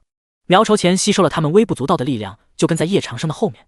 又是过去了10日的时间，叶长生他们来到了高等一族的一座大城，这是他们10日来看到的第一座大城了，许多高等一族就在这里面进进出出。白虎王没有骗他们，叶长生从这座大城中可以感知到比自己力量还要恐怖的气息，同时他们也看到大城的城门口有着一个个魔道修士，还有正道修士在被高等异族们压着。叶长生摇头，人类来到了这里简直是入赘地狱一般，对于人类来说，异族就是离得很近的仙域了。叶长生瞥了一眼苗筹前，会变化之术吗？变化之术？苗筹前摇了摇头，他的主人太小看他了，别说是变化之术，就是上古时存在的秘法他都会啊。苗筹前摇身一变，整个人都变成了和城中相差无几的异族幻仙蟒的容貌。叶长生看他变得就跟个真的似的，就拍了拍他的肩膀，说道：“可以啊。”叶长生也是改变了自己的容貌，于是2只幻仙蟒就大摇大摆的进城了。当然叶长生不会直截了当的就问传承的下落，而是选择了套话。他们来到了一家幻仙蟒所开的客栈之中，等小二将菜上来之后，苗筹前只是吃了一口，就嫌弃道：“主人，这是什么食物？根本就不是给人吃的。你要记住，我们现在不是人，是幻仙蟒，要适应这里的食物。”叶长生说道：“只要不是生的，他都可以适应。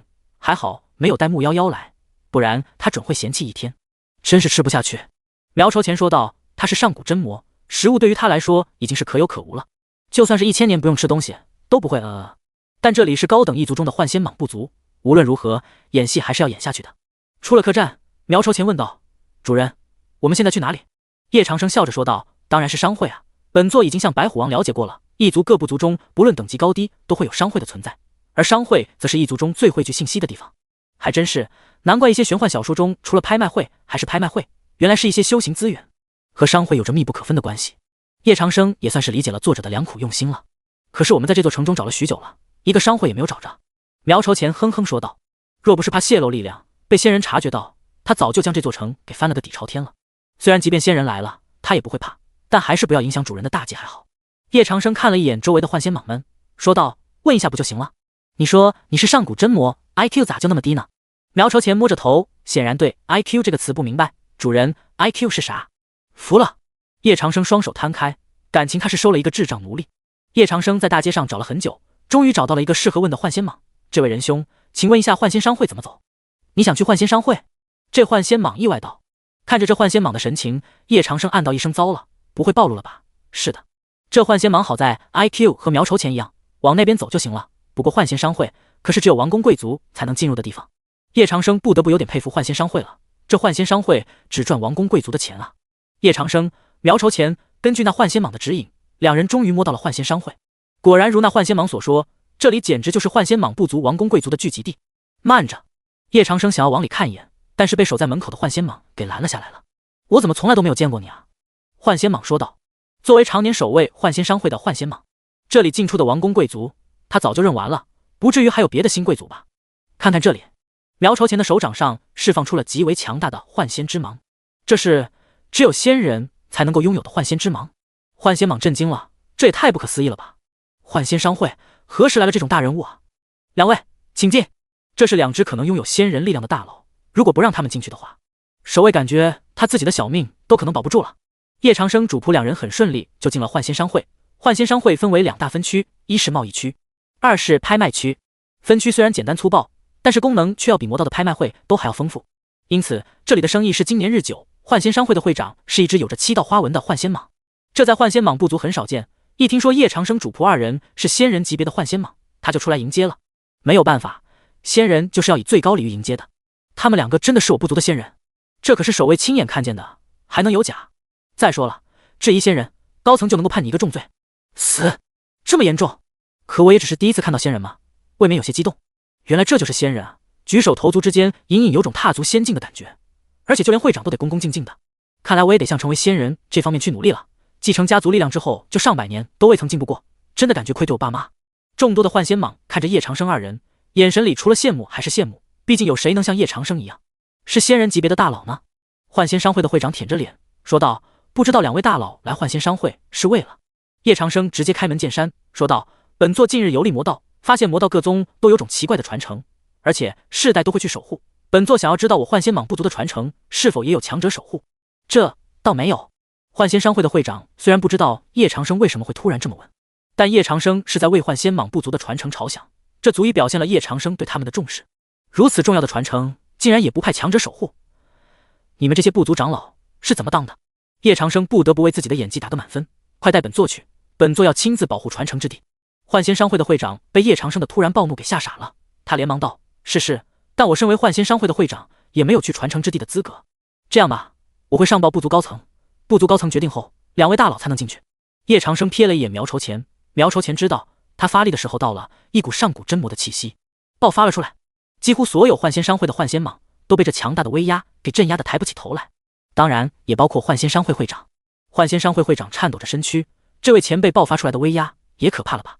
这就是仙人的威压吗？丁，宿主震慑了幻仙商会，恭喜宿主获得阅历值2000，当前阅历值9300。叶长生说了一句妙啊，他的阅历值这不又提升上来了吗？我们做什么决定，还需要那些废物来决定吗？苗朝前额头青丝暴涨，不明所以的幻仙商会会长以为这位仙人是生气了，我这就带2位仙人去传承之地。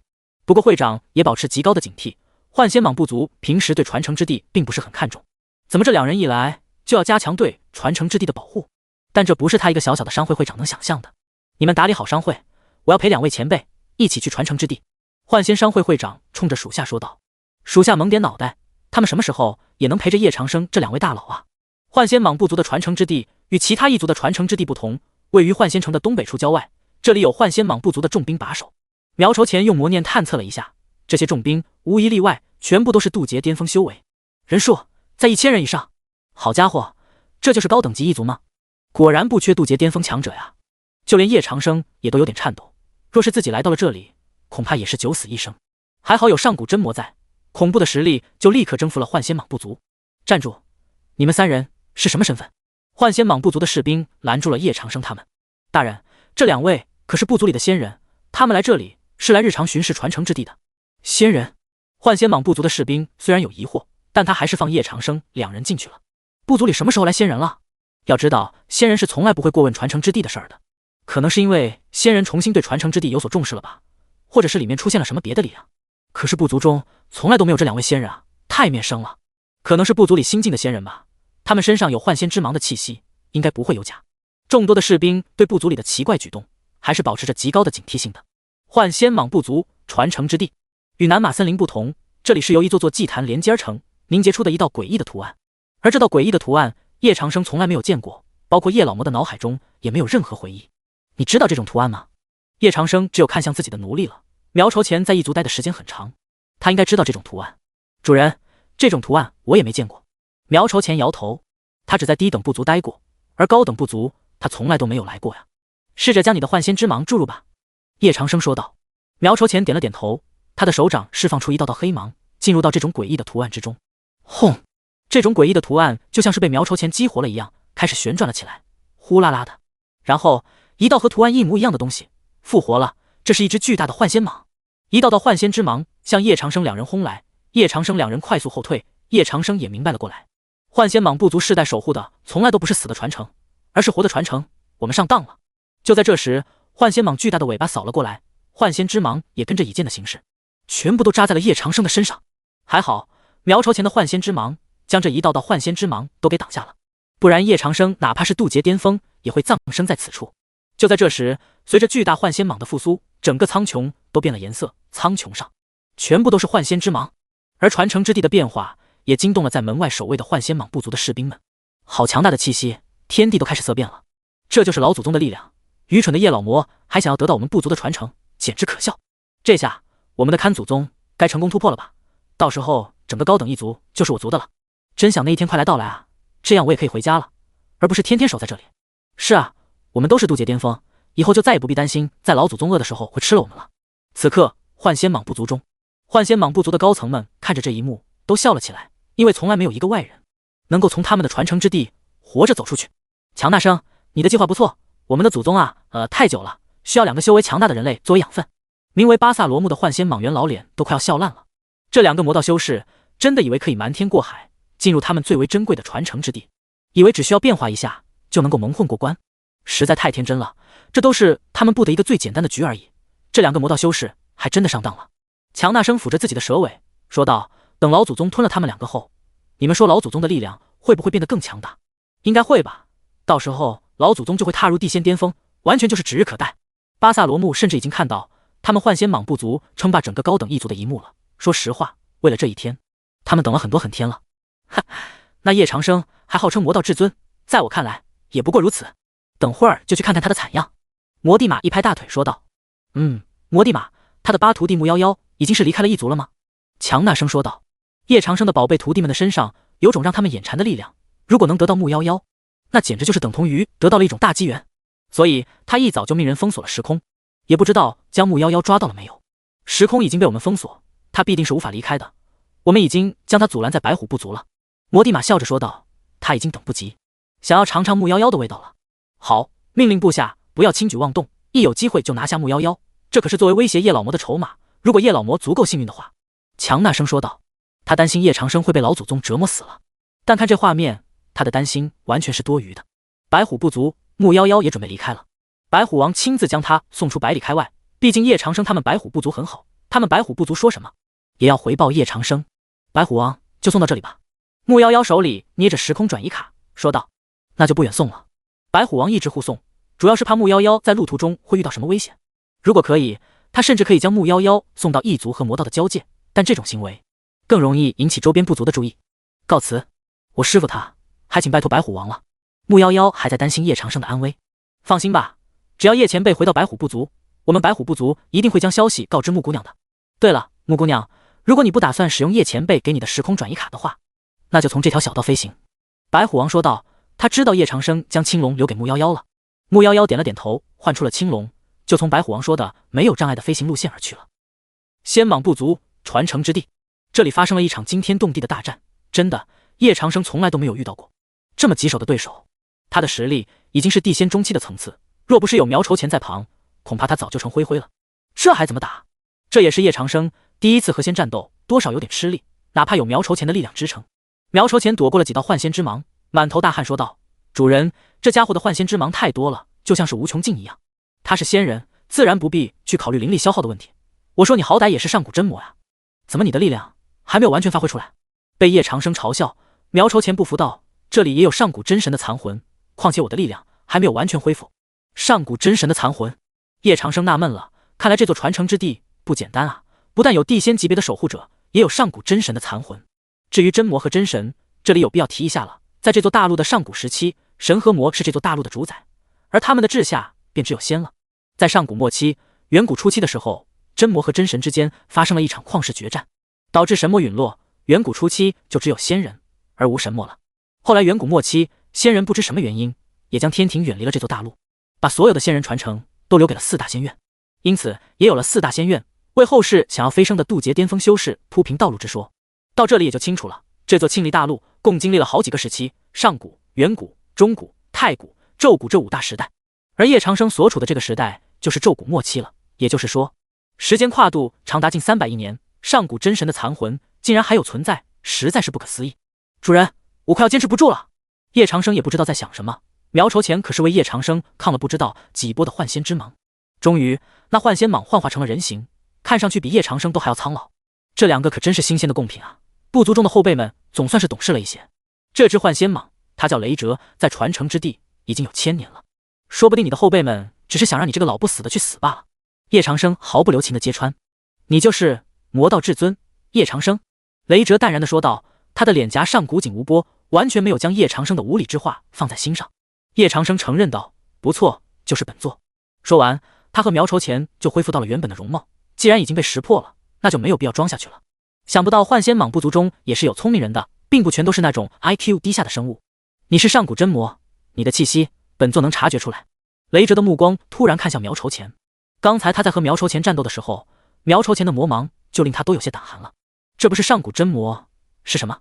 既然知道本座的仆人来自上古，那你还不在本座的面前俯首称臣？叶长生说道。俯首称臣？你觉得你配吗？雷哲一指向叶长生点出，叶长就如同遭受到了巨大的力量一般飞了出去。砰！叶长生顿时摔得灰头土脸，同时他也受了很重的伤。地仙不愧是地仙，只是一指就可以令自己这么狼狈。丁，宿主承受了地仙一击，大难不死，获得阅历值11000，当前阅历值29300。叶长生的脑海中出现了这道信息，顿时就觉得浑身所有的酸痛都值得呀！这可是地仙的一击，要知道若是一般修士可接不下来，他竟然接下来了，也不知道为什么，这让雷哲皱眉。他这一指下去，叶长生不是死了就是重创了，怎么可能还活着？雷哲摇头说道：“看来一指不够，还得再来一指。”雷哲说完，他再次一指点出，偌大的力量轰向叶长生。主人，苗筹前是想来救叶长生，他的速度提升到了极致，终于为叶长生挡下了这指。他们这时可以说是遇到了巨大的危机。系统有没有天仙修为体验卡什么的，给我体验一下呗？叶长生说道。丁，系统警告，天仙修为体验卡若是兑换，宿主将会承受巨大的透支，即便如此，宿主也要强行兑换吗？丁，天仙修为体验卡兑换需要21000阅历值，体验有效期为1天。叶长生笑了一下，只要能干死这个四不像的家伙，承受巨大的透支那又何妨？况且还有棺材里的绝妙妹妹会心疼我啊！系统兑换吧。丁，宿主消耗21000阅历值兑换天仙修为体验卡成功，天仙修为体验卡开始生效。丁，当前阅历值8300。叶长生的体内顿时就爆发出了极为强大的力量，原本的苍穹是被幻仙之芒覆盖，但是现在幻仙之芒一步步被叶长生的黑芒所取代，整个苍穹都是叶长生的仙域。仙域之中，叶长生就是无敌的存在。但与此同时，叶长生也承受了巨大的痛苦，他必须速战速决，恐怕撑不到1天，他的身体就会散架。这就是天仙的力量吗？果然比地仙则更为强大了。而一直在叶长生对面的雷哲观察到了叶长生现在的情况，卧槽，发生了什么？因为雷哲察觉到了叶长生的气息正在节节攀升，化神中期、化神后期、渡劫巅峰，然后是人仙、地仙，气息直达他未知的恐怖境界。这怎么可能？叶长生的气息怎么会上升这么快啊？就连叶长生旁边的苗筹前也察觉到了不对劲儿，因为某种可怖的仙域正在形成。还有这种操作？苗筹前也震惊了，还好他提前认了叶长生为主人，要是和这样的人打，恐怕自己会落下风啊。感情化神境初期，只是叶长生迷惑敌人的假象，在背地里，叶长生已经是天仙境界了。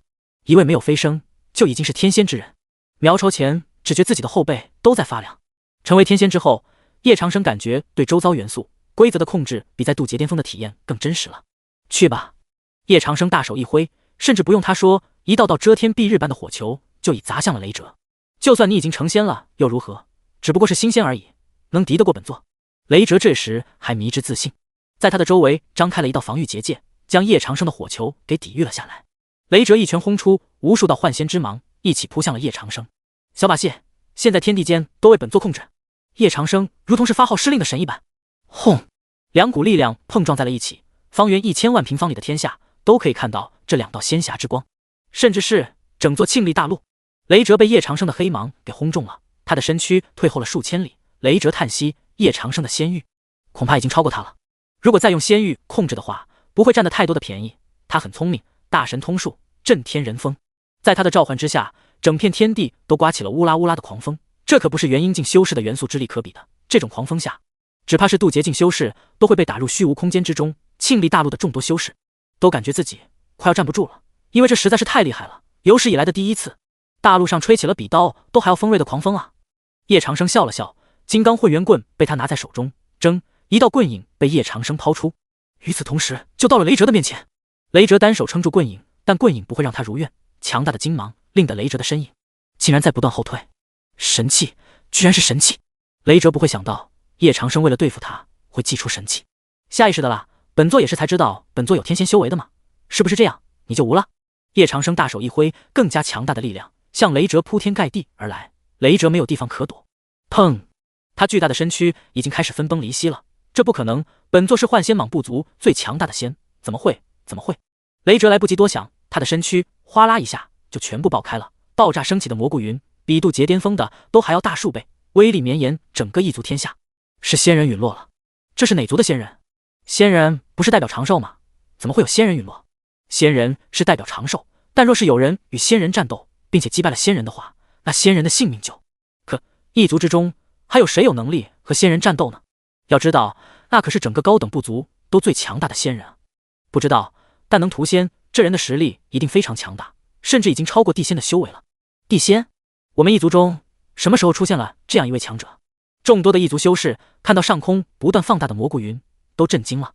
而正在赶回天魔宗的木夭夭也看到了这股蘑菇云，他的瞳孔映照着这红色光晕。师傅，木夭夭不知道他现在是不是要赶回去，但如果是师傅的话，肯定不让，因为异族之中有很多修士可是馋自己的。这边幻仙蟒部族的众多长老，这下可是再也笑不出来了。强纳生，我族最强大的仙，竟然被叶老魔给屠了。魔帝马吞了吞口水，如果不是亲眼见证这一幕，他都很难相信仙怎么可以被屠呢？但事实就是如此，仙真的被屠了。巴萨罗木，我们要如何收场？强纳生看向了巴萨罗木，毕竟他们谁都没有想到，叶长生早就已经飞升成仙了，而且力量还是一个仙，即便是修炼了1000年，也无法修炼出来的天仙修为。事已至此，向全大陆宣布吧，叶长生是天仙修为，屠掉了我族最强的仙。巴萨罗木叹了一口气，现在还怎么收场？叶长生都已经杀进来了，如今他们只有假装不知道这一切了。好吧，也只有这么对外宣布了。魔帝马也是头痛无比啊，早知如此，何必当初啊？随即，叶长生是天仙修为的消息传遍了整座大陆，昆仑为此召开了紧急会议，蜀山的人也在。昆仑轩尔殿，昆仑派掌门百俊杰沉重地看着在场的所有正道修士，脸色异常难看。诸位，本座刚刚得到消息，我们都被骗了。叶长生不是渡劫巅峰，而是天仙修为，还屠掉了幻仙蟒部族最强的仙。昆仑派掌门的话语重重敲击在每一位正道修士的身上，犹如晴天霹雳。因为这句话的分量太重了，就像是在开国际玩笑一样可笑。但幻仙蟒部族传过来的消息的确就是如此，不会有假。蜀山以为应当竭尽全力助我派太上长老突破成仙，否则那叶老魔如果杀进正道，将无人可以阻拦了。蜀山掌门青微道长说道，他们的太上长老鲁西平已经卡在渡劫巅峰很多年了，一直没有契机突破成仙，如今倒是可以借着正道天下的权力突破成仙。我派也有3位太上长老，和贵派的情况一样。百俊杰开口说道，可是他一开口就被青微道长骂作是老狐狸了。诸位，这可是正道天下存亡的大事，还请诸位回去以后仔细考虑。若诸位全力相助蜀山，蜀山感激不尽。青微道长还是要将客套话说完的。青微道长客气了，这是正道的天下大事，我等岂有置之不理？就是，倘若那叶老魔真敢攻入正道，我宗定叫他又来无回。还请昆仑、蜀山放心，我宗日夜监视魔道一举一动，但凡有大举进攻正道之心，我宗能第一时间发现，汇报给昆仑蜀山。见众多修士还是不把叶长生放在眼里，百俊杰和青微道长不由得都叹了口气，他们还是不知道天仙的分量。瑶台仙宫，瑶池听着侍女送上来的情报，也震惊了。师傅他真的是天仙修为？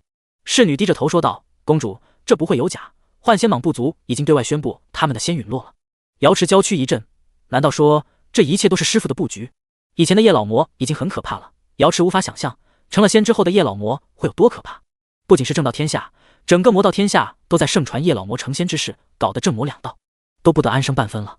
而当事人叶长生此刻已经散去了一身天仙的修为，他整个人都瘫软了下去，感觉身体被掏空了。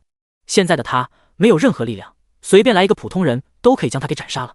好在有苗筹前在这里守着，况且这里刚刚经历了仙与仙的大战，还没有哪个蠢货敢进来这里。丁，宿主震惊了，正道天下，获得阅历值6000，当前阅历值14300。丁，宿主震惊了魔道天下，获得阅历值7000，当前阅历值21300。丁，宿主震惊了异族，获得阅历值10000，当前阅历值31300。丁，系统警告，由于宿主强行承载了天仙修为，灵魂力量严重受损，因此宿主寿元将会减少，宿主寿元剩余5年。叶长生看着脑海里这界面，眼睛瞪大了，不是，怎么还带扣除寿元的呀？本来还有27年可活的，现在倒好，直接变5年了，必须得想办法延长一下寿命啊，不然真的会嗝屁的。主人，您没事吧？苗筹前看着叶长生瞪大的眼睛，说道：“本座没事，这里已经被本座轰出入口了吧？进去看看，好东西恐怕多的是。”叶长生说道。苗筹前就扶着叶长生进入了那被他轰开的大洞之中。这大洞之中到处都是绵延的古道，苗筹前将意识覆盖了很长一段距离，他们才到这古道的尽头，是一座大门。至于大门后面是什么，就不得而知了。打开它，叶长生说道。苗筹前上前一步，双手撑住这座大门，但无论苗筹前怎么输出，这座大门就是原封不动，根本就打不开。苗筹前的意念再次在这一条条古道中扫描了起来，果然让他发现了一些猫腻。这里是有机关的。苗筹前找到了这个机关，大门徐徐打开，里面堆满的是各色各样的灵石，还有一些幻仙蟒部族的修行资源。好家伙，这里的数量可是要比他们收刮个大王朝时都还要多。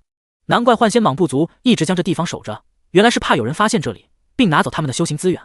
叶长生拍了拍手说道：“把这些都搬回天魔宗吧。”说完，在这里有一样东西引起了叶长生的注意，只见一道金色光柱在最上方闪烁。叶长生走到了他的面前，金色的光芒映衬着叶长生的脸颊，这是幻仙蟒部族的传承。他来异族苦寻的可不就是这种传承吗？为此他还损失了22年的寿命，终于昂贵的代价让他找到了。叶长生当然不会傻到伸出手去收取幻仙蟒部族的传承之力，他在心里说道：“系统有没有什么办法能够收取传承？”叶长生求助于系统，反正他现在的阅历值已经3万多了，不缺。丁，终极商城暂无收取传承的道具卡哦，请先升级商城，升级所需10万阅历值，10万阅历值才能升级到高级商城。叶长生嘴角抽了抽，这系统未免太抠了一点吧，一点都不像他，大方一点不行吗？但叶长生没有时间去多想，他把苗筹前叫了过来，问道：“知道怎么收取传承吗？”苗筹前回想了一下，说道：“主人，属下这里刚好有一法可收。”那还不快动手？叶长生很急啊，等会儿幻仙蟒部族还有其他部族的仙都来了，到时候再打个抢传承战斗。拜托，他可没有兴趣。苗筹前点了点头，随即他双手结印，在这道金色光柱的周围升起一道道黑芒。很快，幻仙蟒部族的传承就被叶长生给取走了，而叶长生也绝对不会在这里多留。5日过后，叶长生、苗筹前的身影出现在了异族和魔道的交界处。这时，在魔道的交界处，木夭夭已经在这里等着他们了。师傅，木夭夭一上来就扑进了叶长生的怀里，他还以为叶长生会出什么事儿呢。夭夭，为师不是让你先回天魔宗吗？叶长生说道：“这么不听话，我看见师傅在和那幻仙蟒部族的仙打架，怕师傅受伤，所以就……”木夭夭在叶长生的怀里蹭啊蹭，搞得叶长生都不敢训他了。叶长生的手掌中出现一道金色光柱，夭夭，你看看这是什么？木夭夭这才抬起他漂亮的小脑袋，惊讶道：“这是幻仙蟒部族的传承，师傅您真的成功了。”有了此传承，我天魔宗发展壮大也是时间问题。叶长生说道，拍了拍木夭夭的后背，走吧，我们回天魔宗。了。木夭夭和叶长生腻在一起，师傅没事儿就是最好的结果了，他不会强求太多。天魔宗。青龙落在空地之上，谢思渊、顾红衣等女都迎了上来，说道：“徒儿拜见师傅，徒儿拜见师傅。”叶长生拍了一下他们的脑袋，还有几日便是我们天魔宗第1届开山大典，你们筹备的怎么样了？师傅，筹备的都已经差不多了，天下修士共计300万，届时一定会准时来参加开山大典。冰瑶在负责这件事，所以他最清楚。师傅，四妹找到了吗？岳霓裳听说叶长生去异族，就是为了去找四妹的。没有，扑了个空，为师的4徒弟，还有5徒弟。找起来真是难如登天啊！叶长生叹息：“师傅，要不霓裳帮你找吧？”岳霓裳主动道：“也行，你掌控着大越王朝，信息渠道必定也比为师多。找徒弟这事儿就先交给岳霓裳去办，现在最重要的就是传承。”师傅，来这里做什么？谢思渊在叶长生回来之后，就一直蹦蹦跳跳的跟着叶长生，将传承打入地下魔脉之中。叶长生说道：“天魔宗的地下不像王朝地下那么稳定，地下魔脉就像是蛟龙一样四处挪动。而现在就不一样了，有了传承，天魔宗的地下魔脉也从此会稳定了下来。叶长生说完，他的手掌中金色光柱再次出现，哗啦一下就被叶长生打入地下。只见地面上都扩散出了金色光芒，一看就是打入成功了。谢思渊拍了拍手掌，说道：“奥叶，小鱼儿以后修炼的速度就更快了。”叶长生宠溺地摸了摸他的秀发。宗主，韩可可这时走了过来，不过他发现好像打扰到了什么，就准备转身离开。站住！被叶长生叫住，韩可可这才颤抖着停下了脚步。你的气形练得怎么样了？叶长生说道。开山大典上需要有一段鼓动人心的表演，才能激发修士们奋进好学的动力。当下，韩可可就是一个人选。已经练好了，宗主请看。韩可可说道。一道金色光芒闪烁，一杆枪就握在了他的手中。叶长生观摩了一下，这杆枪虽然不是法器级别，但也算是离法器级别更近了。叶长生将这杆枪从韩可可的手上抬了上来，打算亲自试一下。韩可可也是听说了叶长生乃是天仙修为，一时间他的心里五味杂陈。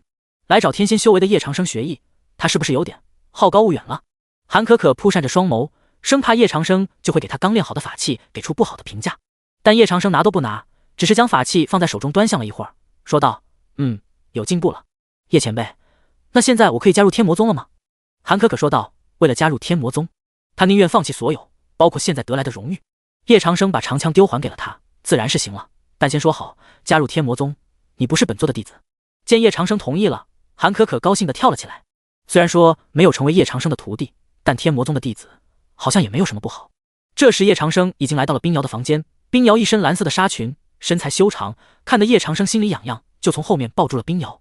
被人突然抱住，冰瑶吓了一跳，但她感觉到熟悉的气息之后，就靠在了叶长生的怀里。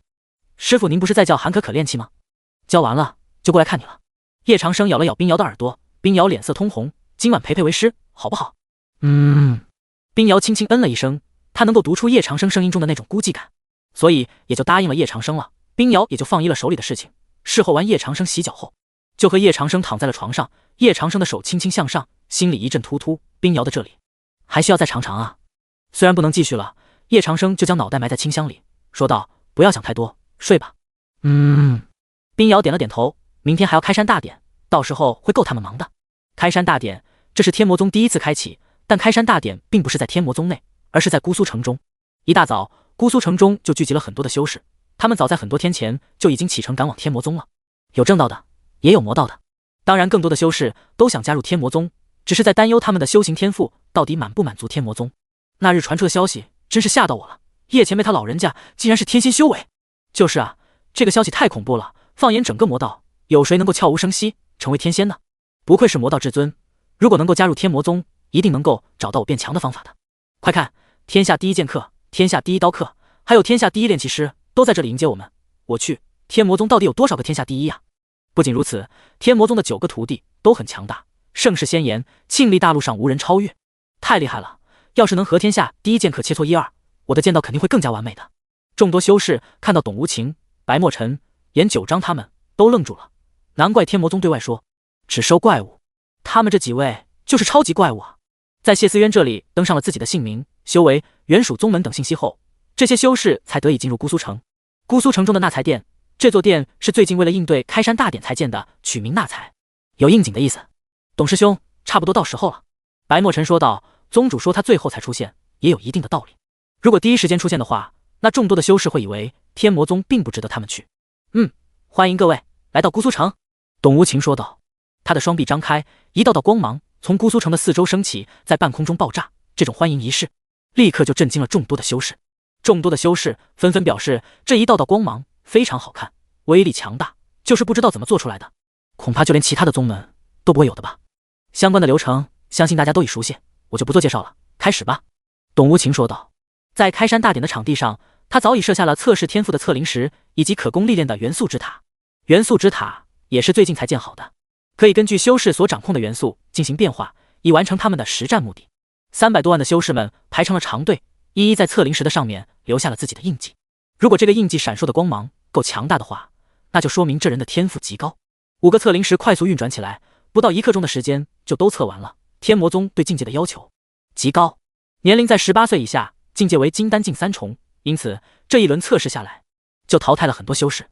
金丹3重啊，现在很多人在18岁之前很难有金丹3重的修为了吧？是啊，能够满足筑基巅峰就已不错，这要求实在太高了，我都不满足。我操，还真有人，是金丹三重。那少女是谁？通过了第1轮的考核。那少女据说是戴阳城人，乃戴阳的第1天才，只有16岁就已是金丹3重了。关键还那么好看，真是人比人气死人啊！还有一位少年都金丹7重了，你说说他们这些都是人吗？他们不是人，也不是天才。诚如天魔宗所说，他们都是万中无一的天才。整整300万人，我以为有1/3的人会被天魔宗选中，但现在看来根本就是在万里挑一。第1轮满足条件的居然只有67人。放眼整个魔道天下，这67人即便是去其他的宗门都能得到很好的待遇吧。众多的修士看着已经成功进入第2轮的67人说道，他们每个人的眼中是羡慕无比。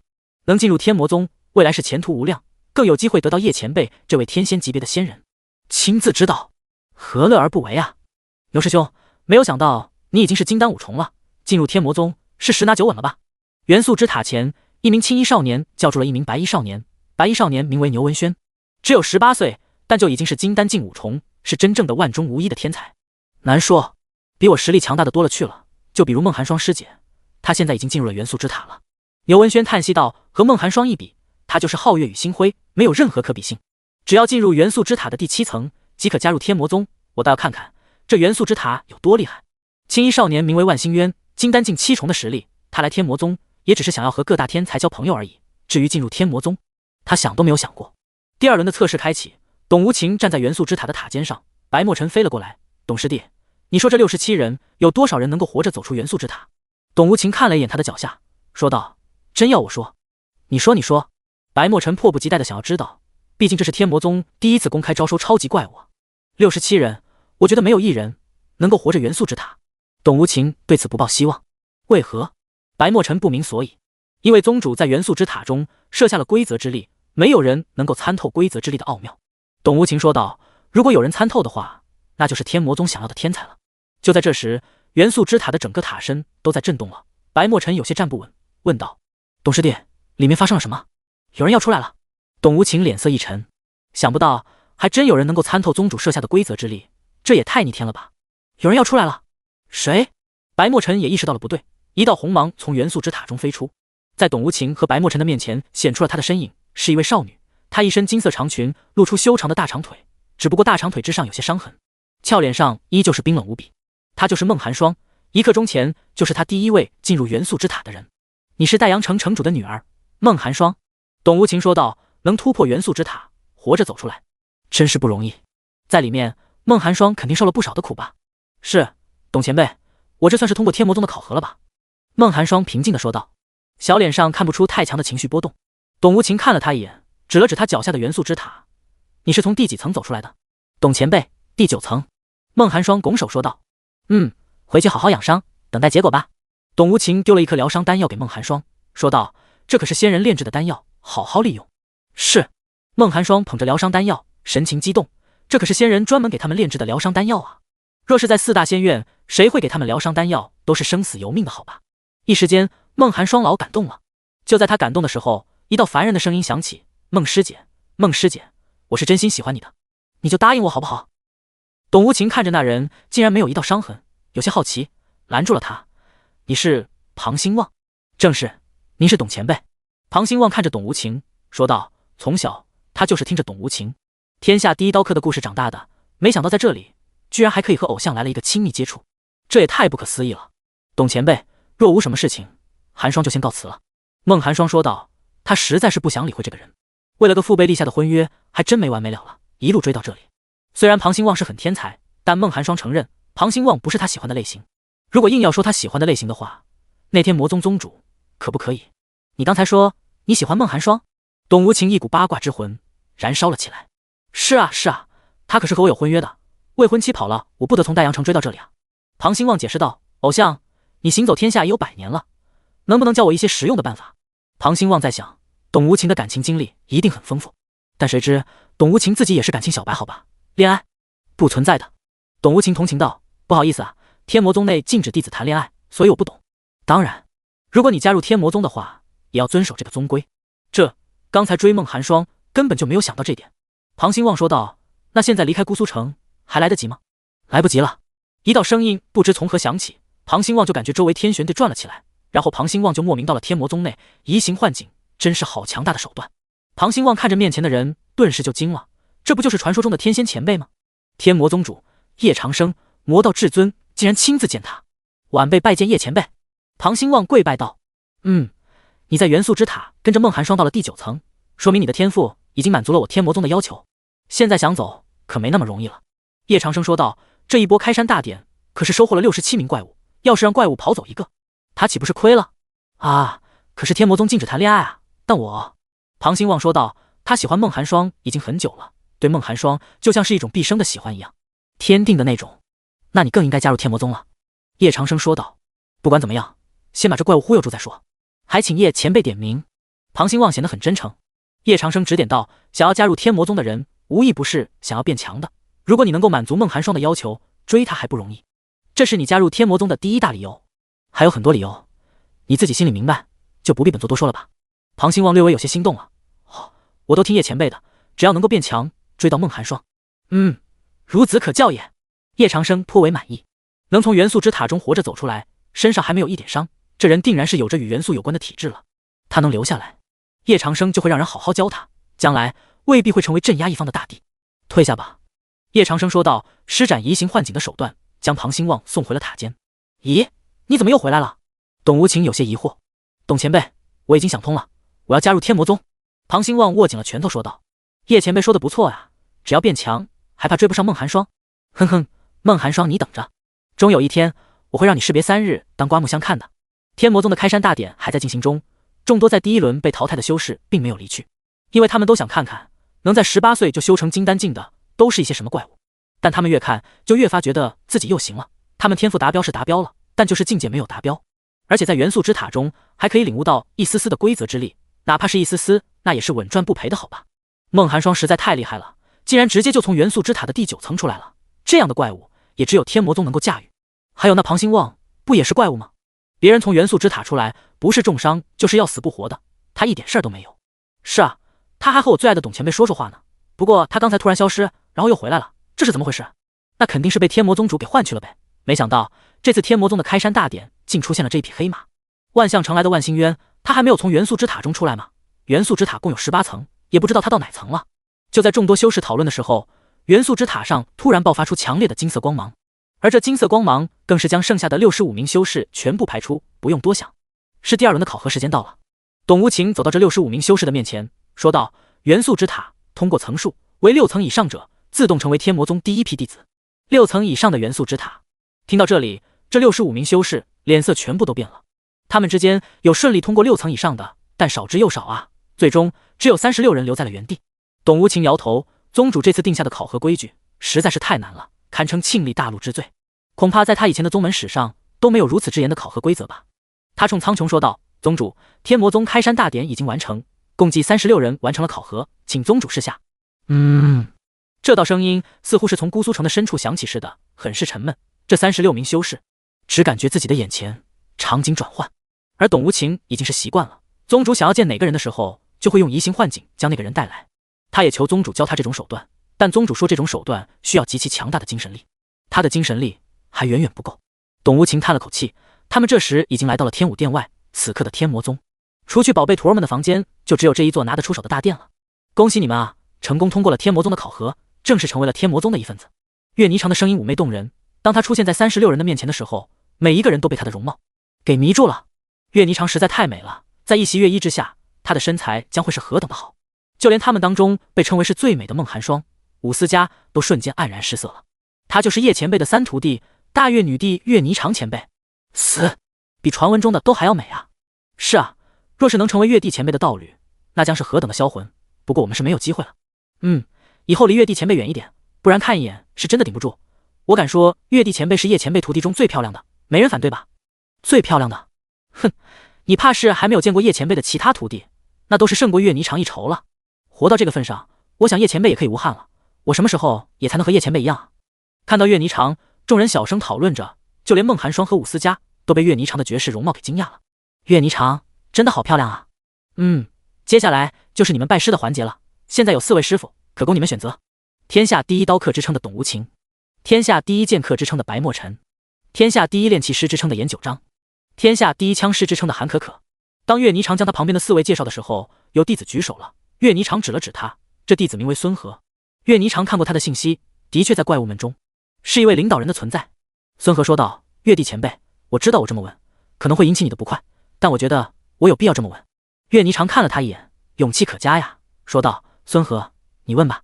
孙和点了点头，把自己的问题说了出来。既然这4位前辈都是天下第一，但弟子认为天下有诸道，如今只让刀、剑、枪、气这4道巅峰来教我们，还有其他道的，会不会有冲突？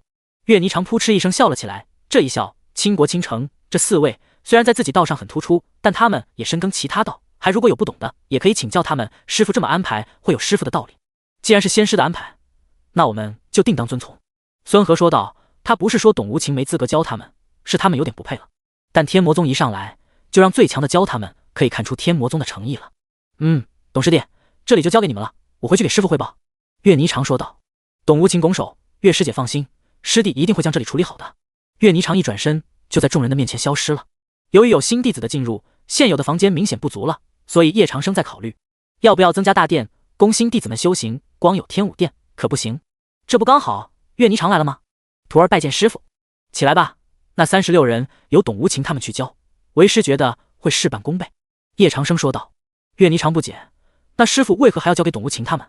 叶长生无奈道：天魔宗刚刚起步，这36名弟子以后成为长老是肯定的，他们也会有自己的弟子，这样我们天魔宗才能开枝散叶。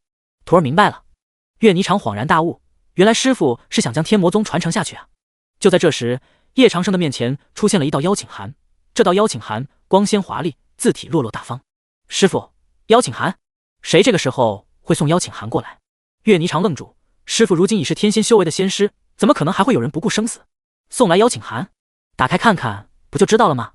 叶长生大手一挥，这封邀请函就打开了。4大仙院想要一睹仙师风采，望仙师能如约而至，蓬莱仙院留。4大仙院真是有意思，本座未能与昆仑蜀山对碰，倒是把4大仙院给招来了。叶长生对这4大仙院可是很有兴趣的。4大仙院自称是离仙最近的地方，仙院中亦有远古仙师坐镇。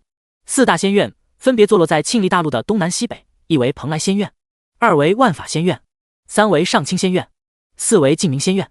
岳霓裳也知道这4大仙院的厉害，因为4大仙院之中，就连最普通的弟子都是渡劫境巅峰，更别提在仙院中成功飞升的那些人仙、地仙、天仙了。不过要论实力，天下间能够与4大仙院抗衡的，也就只有蜀山、昆仑。岳霓裳担忧地说道：那师傅要去吗？叶长生把邀请函打了回去，这么多送上门来的月历值，不去可惜了。当然要去，不过不是现在。叶长生看了岳霓裳一眼，怎么办？徒弟太美了，有点顶不住了呀。但顶不住了也要顶，不然夜色魔这个称号可真的就名扬庆历大陆了。这几日董无情他魔一直都在教导新进来的弟子们，弟子们学的也很快，在他们看来，能跟从天下第一刀客学刀是一件极为幸运的事情。叶长生在房间里又开启了抽奖，叮，恭喜宿主抽中30年修为，叮，恭喜宿主抽中大神通术流图百底，叮，谢谢惠顾，叮，谢谢惠顾，叮，恭喜宿主抽中100年修为，叮，恭喜宿主抽中音乐集运法，叮，谢谢惠顾，叮，恭喜宿主抽中17天寿元，叮，恭喜宿主抽中大殿一座，叮，本次抽奖共消耗宿主12000月历值，当前月历值19300月历值。叶长生一阵惊喜，这次终于又抽到大殿了。他的身影当即就离开了房间，来到了一处天魔宗的空地。先看看这座大殿的功能吧。叶长生将这座大殿从他的空间戒指中取出。就在这时，轰隆，一座4000平的大殿就笼罩了整座天魔宗。天魔宗中那些正在修炼的弟子们都震惊了，因为那道金芒太耀眼了。这道金芒是什么？我仿佛看到了一座大殿的雏形了。难道宗主是知道我们没有大殿修炼，特意给我们造的？宗主太贴心了。说真的，来天魔宗好几日了，就只有天武殿这一间大殿，现在终于有新殿修炼了。我有一个不成熟的想法，诸位道友，能否随我们一起去看看宗主新造的大殿？好啊，要知道这可是仙师手段，难得看见一次仙师出手。众多修士都朝叶长生造大殿的地方跑去了。当他们亲自到现场的时候，才知道了什么是宏大。这就是宏大。只见叶长生的身影在半空中，一道道黑芒带着一砖一瓦快速叠加了起来。在抽奖中，叶长生得到了130年的修为，他现在可以说是化神境5重了。轰隆隆，一座大殿形成了落在了这处空地之上，扬起一片尘土，所有弟子都震惊了。叶长生这是在凭空造大殿啊！这一砖一瓦都是由叶长生的一道道仙韵凝聚而成。叶长生说道：你们都来了，拜见宗主。所有弟子都跪了下来。看来这几日内他们已经推选出了最强者，那就是孟寒霜跟万星渊了。现在就是这两人带头的，有带头的人，叶长生也颇感欣慰，说道：“天武殿为弃殿，这座大殿你们想用什么道装饰啊？”“什么道装饰？宗主就是宗主，道都可以用来装饰。”万星渊第一个说道：“启禀宗主，弟子认为可以用奇门之道来装饰。”叶长生手指指着他，说道：“你可真滑头！奇门之道包罗万象，任何一道都在奇门之中。你是想大家都有道运学习吧？”万星渊一惊，跪拜道：“宗主圣明。”叶长生摇头道：“并非固定，进奇门也并不是那么容易就学会的。刀是万道之基础，你等若学会了刀道，何愁奇门不破？”叶长生的话让万星渊等人明白了过来，这座大殿就叫它刀之殿、流明殿吧。叶长生一挥手，一道道刀光就在流明殿上闪烁，众人也都感受到了强大的刀意。宗主真的是好厉害啊！等那些刀光都退去之后，在万星渊的带领下，这些弟子才进入了流明殿中。不然你是想被刀光给斩？叶长生回到了房间里，他把岳霓裳、冰瑶、顾红衣、穆夭夭、谢思渊五女都叫了过来。徒儿拜见师父。五女微微向叶长生行礼道：“天魔宗正在崛起之时，光有姑苏城恐怕不够。”叶长生说道。冰瑶最是聪明，说道：“难道师父还想再建一座城？”“不是一座，是3座。”叶长生拿出了一张图纸，图纸上面是他对天魔宗未来的规划。只见天魔宗的周围被4座城拱卫着，就像是一个个忠诚的卫士一样。3座城，这建造起来颇为费时间啊。冰瑶有些为难。本座不怕浪费时间，这4座城一旦建成，天魔城将会无敌于天下。叶长生的话让徒儿们内心都荡漾了一下。师父，瑶儿知道了，瑶儿会在发展姑苏城的基础上建立这3座城的。这3座城的名字，师父想好了吗？冰瑶的大眼睛看向叶长生。叶长生笑着说道：“还没有想好呢，到时候再说吧。”“冰瑶说道。叶长生手掌一挥，在他的手掌下出现5个牌子。岳霓裳五女看着这5个牌子都疑惑了，师父这是要干什么？这有点像后宫嫔妃翻牌子啊！一时间岳霓裳五女的脸都红了。叶长生看到五女娇羞的样子，一人给了他们一记耳光，想到哪里去了呀？为师是那种人吗？叶长生咳了一声，说道：“4大仙院对为师发出了邀请，所以为师要去正道天下一趟，顺便去找一下那个逆徒。你们谁陪为师前去？抽签决定吧。”原来师父不是想的他们那样。岳霓裳五女恨不得找条地缝钻进去，师父只是想带他们出去历练一下而已。他们怎么就会误会师父了呢？好吧，我先来。岳霓裳作为现在天魔宗的老大，自然是第一个先抽，然后是冰瑶、顾红衣、穆夭夭，还有谢思渊。谢思渊摸着牌子，心里扑通扑通直跳。他已经很久没有跟着师父出去玩了，也不知道这次能不能抽中。5张牌子中只有1张牌子上面有句字的。把牌子都转过来吧。叶长生说道，看看是哪个宝贝图会陪他去正道天下呢？岳霓裳五女将牌子翻开，谢思渊看着又是空，就愣住了，抱住叶长生撒娇道：“师父就不能带我们一起去吗？”叶长生摸了摸他的秀发，说道：“你们去了人多目标大，为师就不能更好的保护你们啊？”“哼，师父每次都是这个理由。师父都已经是天仙了。”谢思渊继续撒娇。叶长生说道：“鱼儿，4大仙院可是有很多天仙的，为师这一个算什么？”谢思渊这才没有撒娇了。“那师父下次一定要带上小渊哦。”“下次一定。”叶长生看了一眼，好家伙，竟然会是岳霓裳陪自己去，这可咋顶啊？说不定再去的路上就把岳霓裳给长儿，那就辛苦一趟吧。是，我也想知道五妹她在不在正道天下。岳霓裳没有注意到叶长生的眼神。苗筹前，本座这次就不带你了，好好保护天魔宗，本座回来有重赏。叶长生冲着虚空中的某处说了一声：“是，主人。”现在的苗筹前已经完全忠于叶长生了，叶长生说什么他就遵守什么。等到叶长生和岳霓裳离开，苗筹前也回到了自己房间。他知道有些东西不是他该看的。出了天魔宗，叶长生就向正道天下疾驰而去，到了正魔两道的交界。叶长生又愁了起来，要怎么混进去呢？要是再用上次的方法的话，肯定也行不通了。他们已经加强了滨州新府的结界了，要想强攻，基本上已经没有可能。要不再忽悠一下朱千树这个憨憨。师父，我们要怎么进去？岳霓裳说道。他虽然想要强攻，但他只是渡劫初期啊。叶长生笑了笑，这简单。金刚混元棍在手，一道棍影带着满天金芒，再次轰向了滨州新府的结界。叶长生使用的力量比上次的力量更大。砰！承受了叶长生的一击，这结界比上次的都还要脆弱，竟然有破碎的一点迹象。结界又被攻击，这下滨州新府的士兵们就去把朱千树给叫来了。朱千树登上城楼，瞬间就被岳霓裳的容貌吸引了，但他将目光移到岳霓裳旁边的叶长生时，整个人都火冒三丈了起来。叶老魔，怎么又是你？你还嫌上次害我的不够多吗？朱千树的话让众多的正道修士都打了个颤抖，怎么会是那个传闻中已经成为天仙的叶老魔？难怪仙人加强后的滨州心府结界都不是叶长生的一击之敌了。老朋友，又见面了，开一下门，本座可是有正经事儿才来的，不然以本座现在的身份，你想见本座恐怕都不行。叶长生淡然地说道。那道邀请函就出现在众人的眼中，所有人都震惊了。朱千树更是认出了这道邀请函是属于哪个势力，蓬莱仙院的邀请函。你怎么会有蓬莱仙院的邀请函？哼！叶长生冷哼了一声，收回了邀请函。限你现在立刻马上给本座开门，不然本座可要屠城了。叶老魔的名声在外，如今成了天仙，屠城还真有可能。朱千树当下就打开了滨州心府的结界。迎仙师，别说这朱千树的态度还是蛮好的。迎仙师，滨州心府也是第一次来仙人级别的大人物，所以士兵们都很尊敬。哪怕叶长生是魔道，但这都不重要。婵儿，走了。叶长生说道，牵起岳霓裳的手腕，进入了滨州心府。这里的士兵们别提有多羡慕了。要知道岳霓裳可是一代女帝，多少人想要牵她的手啊！而叶长生竟然牵了。叶长生没有注意到周围的神情，大摇大摆地走过了滨州心府的结界，终于是来到了正道天下。恭送仙师。叶长生的后背还能想起这恭送两字，有天仙体验卡就是好啊，但是他的真实修为得搞上去。不多时，叶长生就看到一座高达1万多米的大山，这应该就是滨州山脉了。滨州山脉横跨整个滨州心府，虽然很短，但滨州山脉无疑是正道天下的第二大高山。对于正道天下来说，滨州山脉之中奇珍异宝、灵丹妙药、仙禽异兽可是有很多的，常年都有人在这里找一种药材，据说修士吃了就会增长大幅修为。也有的人在这里大打出手，因为这里是灭门灭派的好地方，藏身于滨州山脉中，基本上无人可以发现。岳霓裳走进这座大山，说道，以前常听父皇说这座山的秘境很多，是一座万藏之山。叶长生看了他一眼，万藏之山是虚构的，这你都看不出来？岳霓裳疑惑道，这里难道不是葬了很多强者吗？叶长生解释道，当然不是了，这里谁都没有葬，秘境也只是天然生成。这就让岳霓裳惊讶了，师父以前来过这座山？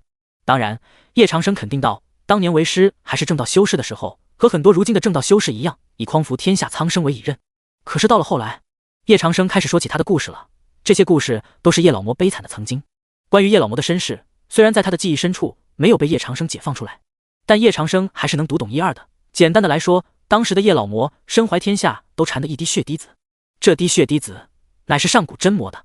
据说这滴血滴子若是滴在普通人的身上，就可改变那人一生的命运，但若是滴在修士的身上，那必然会成为世间最强大的魔。天下修士为了得到这滴血滴子，追杀叶老魔至此。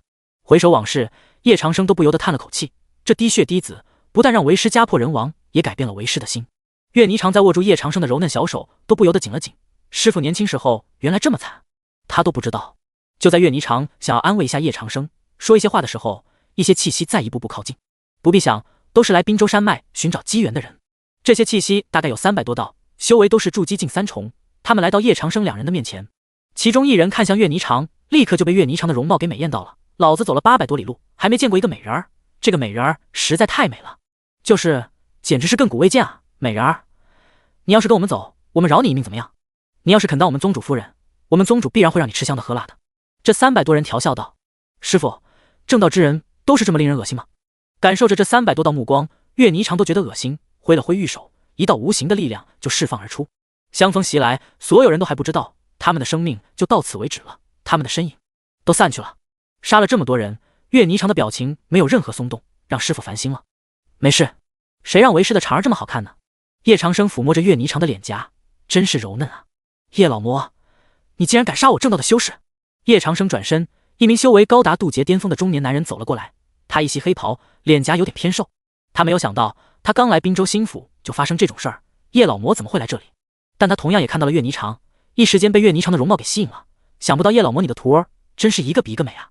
你这个妖女，杀人偿命，还不快速速就擒！叶长生把岳霓裳挡在了他的身后。这个人是渡劫巅峰，不好对付。你难道没有听说本座已成天仙之境，一口一个妖女，就不怕本座杀了你？叶长生皱眉道：天仙之境很厉害吗？我上清仙院有的是天仙，你若是动我半分，信不信我家师父杀了你？这个中年男人看起来很嚣张，你看本座敢不敢？叶长生握住了金刚混元棍，一棍扫出，庞大的力量立刻就令空间都险些崩溃。这个中年男人连忙抵挡，但神气之力岂是他能够扛下的？砰！一力之下，这个中年男人就退后了很多步。大人，您没事吧？属下连忙跑过去，将这个中年男人扶了起来。这个中年男人叫凤轩，师从上清仙院的一位天仙。他见叶长生竟然不顾他师傅的面子，强行对他出手，属实是不想活了。丁，宿主击退了凤轩，获得月历值3000，当前月历值20300。丁，宿主可以免费兑换2张天仙修为体验卡，是否进行兑换？有效期为宿主结束4大仙院为止。叶长生愣住了，啥时候系统这么大方了？不过得谨慎啊，系统是不是又让我用寿元来换？丁，本天仙修为体验卡旨在督促宿主不要沉迷美色，努力修行，不消耗寿元和任何灵魂力量。叶长生松了口气，那就兑换吧。丁，宿主兑换天仙修为体验卡乘2成功。叶长生淡然地看向凤轩说道：“给本座的长儿道歉，否则本座杀了你。”叶长生，本座算是测出来了，外面的那些都是谣言，你真实的修为其实是化神境中期吧？如此还怎么杀本座呢？凤轩真是有恃无恐，他在作死的路上越来越远。叶老魔，奉劝你将你身边的妖女交出来，我们可以考虑饶你不死。都别说了，大家一起上，把这个妖女拿下，我们要让叶老魔看着他的宝贝图。叶长生听着这些肆无忌惮之语，他的手掌紧了紧月霓裳，说：“本座是魔，那你们是什么？连魔都不如的畜生吗？告诉你，今日就算是你师父亲自来了，本座也不介意再涂一线。”月霓裳身躯一抖，没有想到师父为了他不受外界的任何侮辱，不惜要与4大仙院开战，他的心里很暖很暖，不由得他的手掌也紧了紧叶长生。叶老魔真是好大的口气啊！今日本座就看看你有几斤几两。凤轩说道。他的身影一动，顿时苍穹风云色变，一道道拳影向叶长生打来，大神通术，天极流情。拳影被叶长生的金刚混元棍给扫飞，但更多的天极之力已经扑了过来。这些天极之力中还带着一道道情丝，若是被这情丝牵住，那么就将被为情所困。叶长生斩断了这些情丝，金刚混元棍的力量一扫而出，将凤轩的身体再次轰飞。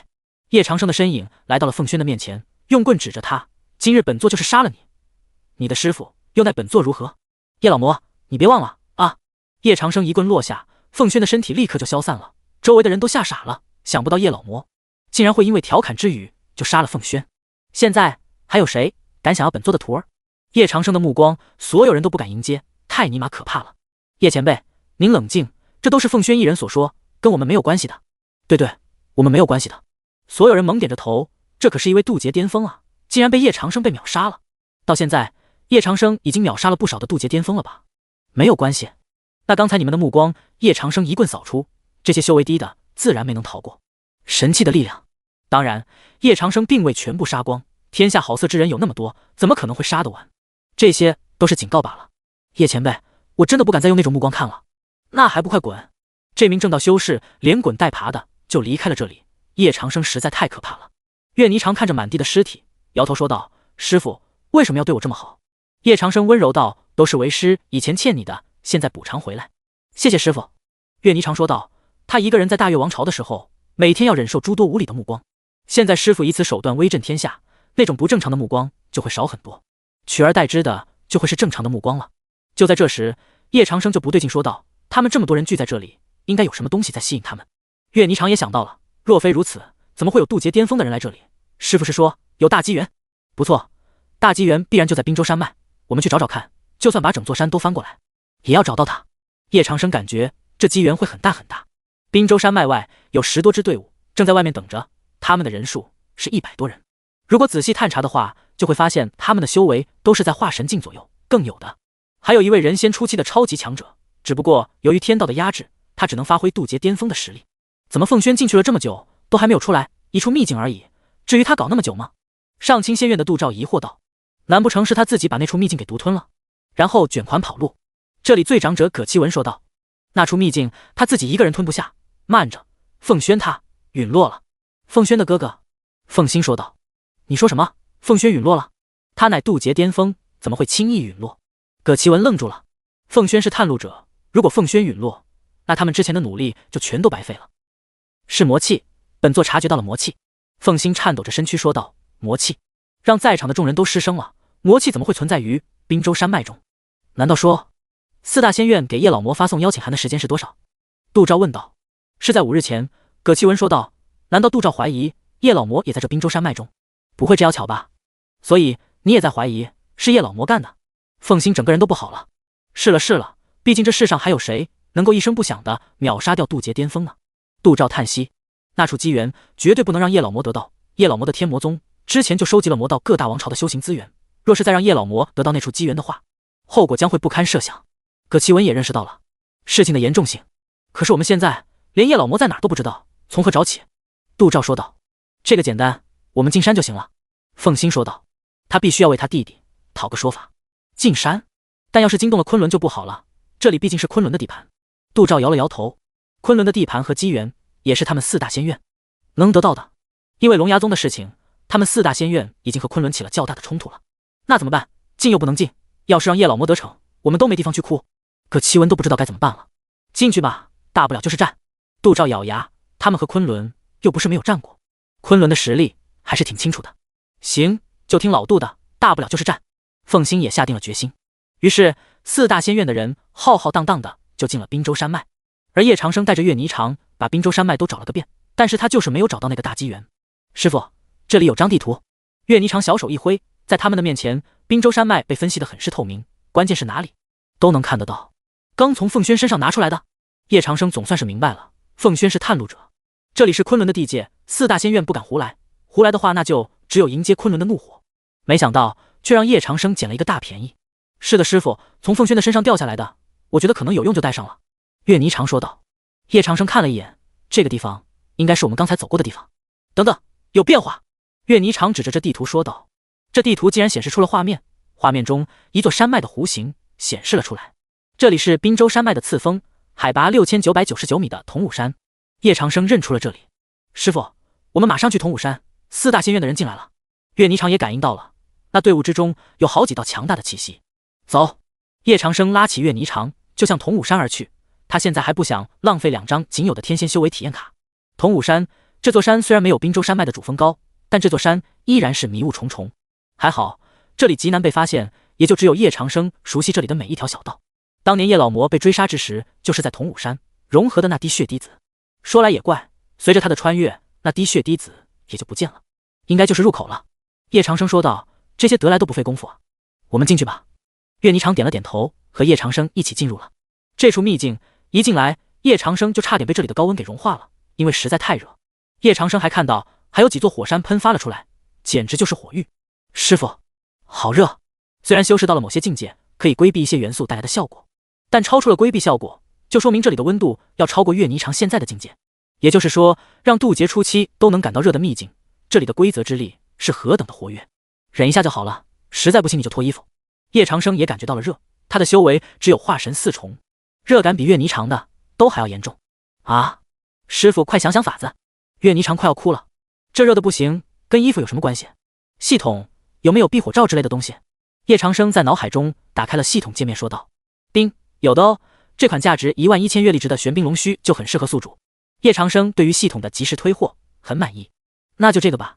叶长生果断道，这处秘境实在太热了。丁，宿主消耗11000月历值兑换玄冰龙须成功，当前月历值8300。丁，宿主镇杀凤心，震惊了4大仙院，获得月历值13000，当前月历值21300。9根带着玄冰的龙须就被叶长生拿在了手中，但21300月历值的入账，让叶长生愉悦了起来。镇杀一名渡劫巅峰就有13000月历值。叶长生想着，茶儿，给你一根。叶长生将玄冰龙须给了一根给岳霓裳了。师傅，这龙须该不会是从青龙身上取下来的吧？摸着竟然还有点凉。岳霓裳认出了这是龙须。叶长生瞪了他一眼，为师是那种人吗？师傅不是。岳霓裳连忙认错。叶长生看了他一眼，现在凉快了吧？凉快了。岳霓裳说道，这玄冰龙须当真是神物，握在手中，所有的热气都退掉了。这处秘境很古怪，我们小心一点。叶长生说道，这恐怕是一位仙人留下的秘境，他们穿过2座火山夹杂的小道，脚下都是滚烫的岩浆，一股力量突然从这2座火山的背后升起。叶长生眼睛一亮，整座秘境的核心应该就是那儿了。叶长生带着岳霓裳直接就飞过去，一条火龙就突袭了过来，长长的火焰烧得叶长生有些猝不及防。当叶长生在看的时候，这不是一条火龙，而是2条火龙，它们就像是在守护什么东西。那是火神剑。叶长生看到了这2条火龙的背后有一柄长剑，长剑的剑纹上拥有浓郁的火之法则。注意，这是法则，而不是规则。法则是诞生于鸿蒙之中，凌驾于规则之上的超强力量。眼下这片火域就是由这柄火神剑形成的，但想要拔出火神剑，谈何容易？且不说根本就拔不出来，还要应对眼前的火龙。虽然这2条火龙不怎么样，但他们可是拥有无限复活的力量。叶长生没有考虑，一棍就抵住了这2条火龙。这2条火龙喷着火焰，只要被他们扫到，那叶长生100%是熟了。长儿把玄冰龙须丢向火神剑，叶长生又是一棍打飞了1条火龙，另1条火龙已经向他扑了过来。再这样下去，恐怕不行。岳霓裳看到叶长生如此坚持，他也不想要师傅承受过多的力量。在他的手上，2根玄冰龙须呈直线向火神剑而去。而就他们靠近火神剑的时候，岳霓裳都傻眼了。玄冰龙须根本就没有用，反而还被火神剑给烧成毁了，这怎么回事？岳霓裳大惊，飞到叶长生的面前：“师傅，这……”叶长生皱眉：“难道玄冰龙须已经不管用了吗？”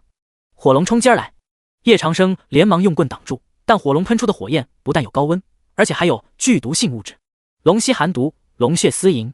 就在叶长生很是艰苦的对抗这不断复活的火龙的时候，2道人影出现在他的后方，是4大仙院的人。叶老魔，果然是你，真是苍天有眼，居然让这2条火龙把你给缠住了。杜照啧啧说道：“现在就是斩杀叶老魔的好时机啊！”他的身影刚飞出，就看到叶长生的眼神投了过来。不要过来！杜照不知道叶长生这是怎么了，但越奇怪的举动就越能心激发杜照的好战心。叶老魔，你现在真是越来越胆小了，成为天仙又如何？还不是……杜照突然闻到了一股烧糊的味道，他低下头去看，原来是自己的脚已经烧着了。这是什么火？这些火即便是用灵力都无法根除。本座已经叫你别过来了，你就是不听，是你自己找死的呀！叶长生摇头，他从来没见过这么憨的人。不，叶前辈救救我啊！杜照很快就化为了一团飞灰。4大仙院的人都看呆了，杜照只是被火沾染了一下就化为飞灰了，这未免也有些太可怕了吧？这里的火是法则之火。这时葛启文开口了：“法则之火，那是什么？”凤心不解道：“他在上清仙院读了那么多年书，还不知道什么是法则之火？这很简单，法则之火从来不记载于任何书籍之上，因为它是天地之间自然生成的。法则的力量超脱规则，叶前辈，您能和法则之力对抗这么久，已经实属不易了。作为人仙，葛启文极为了解法则，知道就好。你们再上前一步，下场就和刚才那个憨憨是一样的。看好了，本座是如何得到火神剑的。”叶长生说道：“那可是火神剑啊，要是得到它，一斩就会有万里火域，威不可挡。若是拥有火神剑，那绝对是比金刚混元棍都还要实用。”叶长生一棍就将2条火龙给砸灭了，他的身影飞向了火神剑。火神剑感应到有人接近，当即他就释放出了隔绝人在外的防御结界，是一座火之结界，那是由法则之力凝聚而成的结界，就算是仙也不可能将它破除。葛启文说道：“这种结界是仙的禁忌，如果触摸，说不定就会化为灰烬。”4大仙院的正道修士们听着葛启文的话，都愣了一下，没有想到这火神剑的结界居然还那么厉害。叶长生想要得到火神剑，那简直是不自量力，是吗？叶长生淡然笑道：“系统使用天仙修为体验卡，蕴含法则之力的火神剑，万年都难得一遇，为他消耗掉1张天仙修为体验卡。不亏！”叶长生的力量突然增强了好几千倍，仙威突然爆发，仙域形成。刚才都还没有感应到叶老魔的仙威，难道叶老魔对修为的控制已经炉火纯青了吗？凤心被吓到了，想要给自己的弟弟报仇，而对方却是天仙，这种实力差距，凤心实在是没有能力啊。是了，叶老魔一直都在隐藏实力，若不是我等亲眼所见，都要被他给骗了。葛启文倒吸一口凉气，火神剑，今日本座就不信拔不出来你。叶长生说道，他的双手突破了火神剑的防御结界，握住了火神剑的剑柄。突然，一股强大的灼热感传遍至了叶长生的全身，这也难怪，火神剑乃是神器，和其他的神器不同，火神剑乃是为上古真神所持之物。叶长生身负魔体，自然是不可能拥有火神剑的。正魔本没有区别，为何要本座如此难以抉择呢？叶长生说道。神奇的是，当他说完这句话后，他的手居然松动了火神剑，4大仙院的人全都后退了一步。这不可能，叶老魔是大魔头，怎么可能会拿得动火神剑？葛启文震惊了，他从来都没有想到，一个魔道修士竟然以魔道之身拿到了代表世间最正之气的火神剑。看来你也懂得魔非真魔，正非真正的道理，如此就让我们一起去代表世间最真正的正义吧。叶长生说道，微微用力，火神剑脱地而出，一时间火神剑上仿佛有万千龙鸣。这儿在火神剑被拔出的一刹那，整座秘境都剧烈摇晃了起来，所有的火焰都已平息了下去。火神剑凤心压制不住自己的冲动，就向叶长生飞去了。凤心冲叶长生说道：“叶老魔，这是正道最极致之剑，你不配拥有。本座不配拥有。”叶长生笑了笑，火神剑指向凤心，一条火龙从火神剑中钻出，哗啦，凤心整个人的身躯就被叶长生的这条火龙给穿透了。凤心有点吃惊，指着叶长生：“你……”但他话还没有说完，下场就和他的弟弟一样，直接化为天地间最纯正的能量。叶老魔，我四大仙院邀请你来正道天下，不是让你来杀戮我正道修士的。葛其文说道。他身后的四大仙院修士也都纷纷后退。之前的叶老魔就已经很可怕了，但得到了火神剑的叶老魔，会不会更加可怕？众人的心里都有这个恐惧。叶长生淡笑道：“本座既然已是仙师，那自然不屑对你们这些蝼蚁出手。可是你们这些蝼蚁，竟然一而再，在二三地挑叛本座，你说你们该不该死呢？”葛其文一下子就被问住了。是啊，从头到尾都是他们来挑叛叶长生的。叶老魔有什么坏心思呢？他只不过是想得到火神剑而已。火神剑可御天下万火，现在看来名不虚传啊。叶长生端详着这柄剑，爱不释手。婵儿，我们走了。是，师傅。岳霓裳淡然瞥了这些正道修士一眼，就跟随在叶长生的后面，离开了秘境。这些正道修士看向葛其文，说道：“前辈，现在我们应该怎么办？”葛其文嘴角狂抽，说道：“还能怎么办？将今日之事上报给仙院，请仙院定夺。”是。这些正道修士连忙摆手，他们知道现在葛其文还在气头上。叶长生带着岳霓裳出了桐武山，岳霓裳看着叶长生手里的那柄剑，说道：“想不到我们出来一趟，竟可以得到如此神器。”叶长生把玩着这火神剑，这神器对为师没什么用，若你想要，就送给你了。岳霓裳愣住了，刚刚师傅竟然说这神器对他没有什么用，别开玩笑了好吧？火神剑哪怕是仙都会对他有极大的兴趣啊，但师傅却说，如果他想要，就送他了，这就是好无人性吗？他总算是体会到了。叶前辈，叶前辈等等。就在这时，叶长生被葛其文等人给叫住了。他转过身，冲葛其文说道：“怎么，你有事？”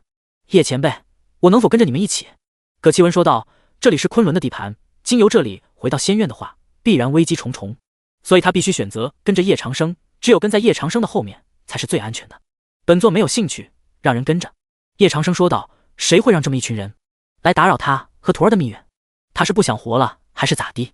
好吧，被叶长生拒绝，葛其文也颓废了。现在真是被正道修士看不上也就算了，居然还被魔道修士嫌弃。叶长生看向岳霓裳完美的侧脸，说道：“长儿，出了这桐武山，该往何处走？”师傅，往东北，就是四大仙院的管辖范围了。岳霓裳说道：“你的渡劫初期还没有稳定，趁着这段赶路的时间，为师将会对你的功法进行改进。”叶长生说的是实话，岳霓裳步入渡劫初期已经这么久，可是岳霓裳还没有掌握渡劫初期的力量。可是我的功法已经很完善了。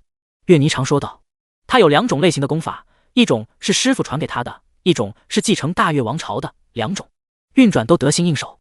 把功法拿出来吧。叶长生摇头，岳霓裳只好遵命。他将10成6龙和8部天雷都拿了出来。最主要的是，师傅会的他都会，这里都还有欠缺。叶长生指出了这2部功法的空白之处，并加以改正。虽然8部天雷为他主创，但到了岳霓裳的手上，威力已经减上很多了。所以叶长生想要把岳霓裳手上的8部天雷威力给整回来。5日过去，岳霓裳的8部天雷已经演变成了9天神雷，威力比以前的大神通术要强大3倍还要多。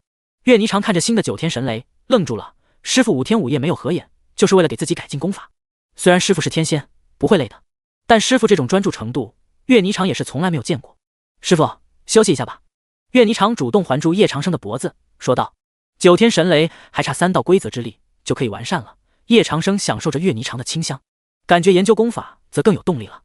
要不是这9天神雷无法融合法则之力，为师就融合法则之力了。到时候你与渡劫巅峰一战都不成问题。岳霓裳听到这里，他来到了叶长生的面前，嘴唇就直接。叶长生愣住，自己这是被宝贝徒儿给，岂有此理？这种事怎么能由宝贝徒儿主动？当下叶长生便不再克制，而是将动人的岳霓裳压到了身下。他又不是叶老魔，如此美色在前，岂会犹豫？很快叶长生就将眼前的菜都给吃完了，就差没有光盘行动了。清晨，叶长生躺在岳霓裳的怀里，可以说岳霓裳是他9个徒弟中最妩媚的哪一个。昨晚要不是岳霓裳，恐怕他还真顶不住了。岳霓裳把叶长生抱在怀里，师傅，昨晚那是徒儿的初吻。岳霓裳说着，脸颊都红了起来。为师会宠你一辈子的。叶长生抚摸着岳霓裳的脸颊，起身了，走吧，我们还要赶路。师傅，岳霓裳愣住，没有想到师傅还会说这么肉麻的情话，以前甚至都以为师傅是块冰冷的机器呢。师傅，前面有一座城。岳霓裳指着那座大城说道，这几天全都是在大山之中飞行，都没有落脚点的。方才为师用意念查探了一下，这座城是空的。叶长生有些诧异道，空的，也就是说里面没有人烟，但结界还在。岳霓裳一惊，这座城应该是正道大城，但不知道什么原因竟然成了一座空城，可是结界也没有被破坏的痕迹啊。叶长生牵住了岳霓裳的小手，心疼的说道，这几天你也够累的，进去休息一下吧。叶长生这几天没少宠幸岳霓裳，虽然没有光盘，但那种打架程度岳霓裳未必承受得了，要知道他还是天仙修为。这座城虽然有古怪，但不能累着宝贝徒儿了。岳霓裳小声说道，师傅还为他着想。叶长生揉了揉岳霓裳的秀发，两人就飞到了这座城的面前，城楼上的牌匾告诉他们这里是燕高城。叶长生就带着岳霓裳进入了城中。城中的修士府邸倒是不少，岳霓裳看中了一座大约2000平的府邸，说道，师傅，就在这家落脚吧。好。叶长生推开了门，府邸之中各种灵草已经将这里点缀成了绿色的世界。叶长生突然握住了岳霓裳的手，有古怪。府邸中响起一道道阴暗的笑声，接着3道黑雾就出现在了半空中，不断盘旋着。我们在这里300年了，终于来人了。其中一道给黑雾说道。叶长生皱眉质问道，你们是什么东西，竟敢在本座的面前装神弄鬼？我们不是东西，我们只是没有意识的魔魂而已。黑雾说道。没有意识的魔魂？岳霓裳指着那几道黑雾，这一幕似曾相识，师傅，这魔魂在黄安山魔城出现过。叶长生脸色变化了一下，难道说这里已经被演化成了一座魔城？你这小姑娘还挺聪明。黑雾在岳霓裳的面前转悠着，说道，不错，这里已经被我们转变成了魔城，难怪葛奇文要跟本座一路，感情是这里有一座魔城。叶长生手中的金刚活元棍已然出现，但本座不管你们是什么东西，今日遇见了本座都得被灭。一棍扫出，携带着天仙力量，直接就将这座府邸给毁去。但越来越多的黑雾冒了出来，虽然说不清这些黑雾是怎么诞生的，但叶长生知道他们都不是好东西就行了。查二，试试为师给你改进的9天神类。叶长生沉着脸说道，这些黑雾一看就是有人豢养在这里的，是哪个正道修士竟然行此无耻行径，生生的将一座城变成了魔城。这些黑雾就是城中修士的怨气，变成魔城时他们都甚至来不及逃跑。大神通术9天神类。岳霓裳玉手轻挽，天地间立刻就暗了下来，狂暴的能量在云中沉积。9天之上，一道道惊雷落下，其中一道雷就轰击在了黑雾身上，但是这雷却透过黑雾轰击在了地面上。岳霓裳玉手再次一按，9天神雷几乎将地面下沉了数百米之深，但黑雾还是毫发无损。小女娃子，没用的。黑雾中传来得意的笑声。他说的不错，他们是没有意识的黑雾，所以任何规则攻击对他们都是无用的。叶长生沉着脸说道，你这家伙想不到还挺上道的。没错，规则之中，五行之中，任何力量都无法伤到我们。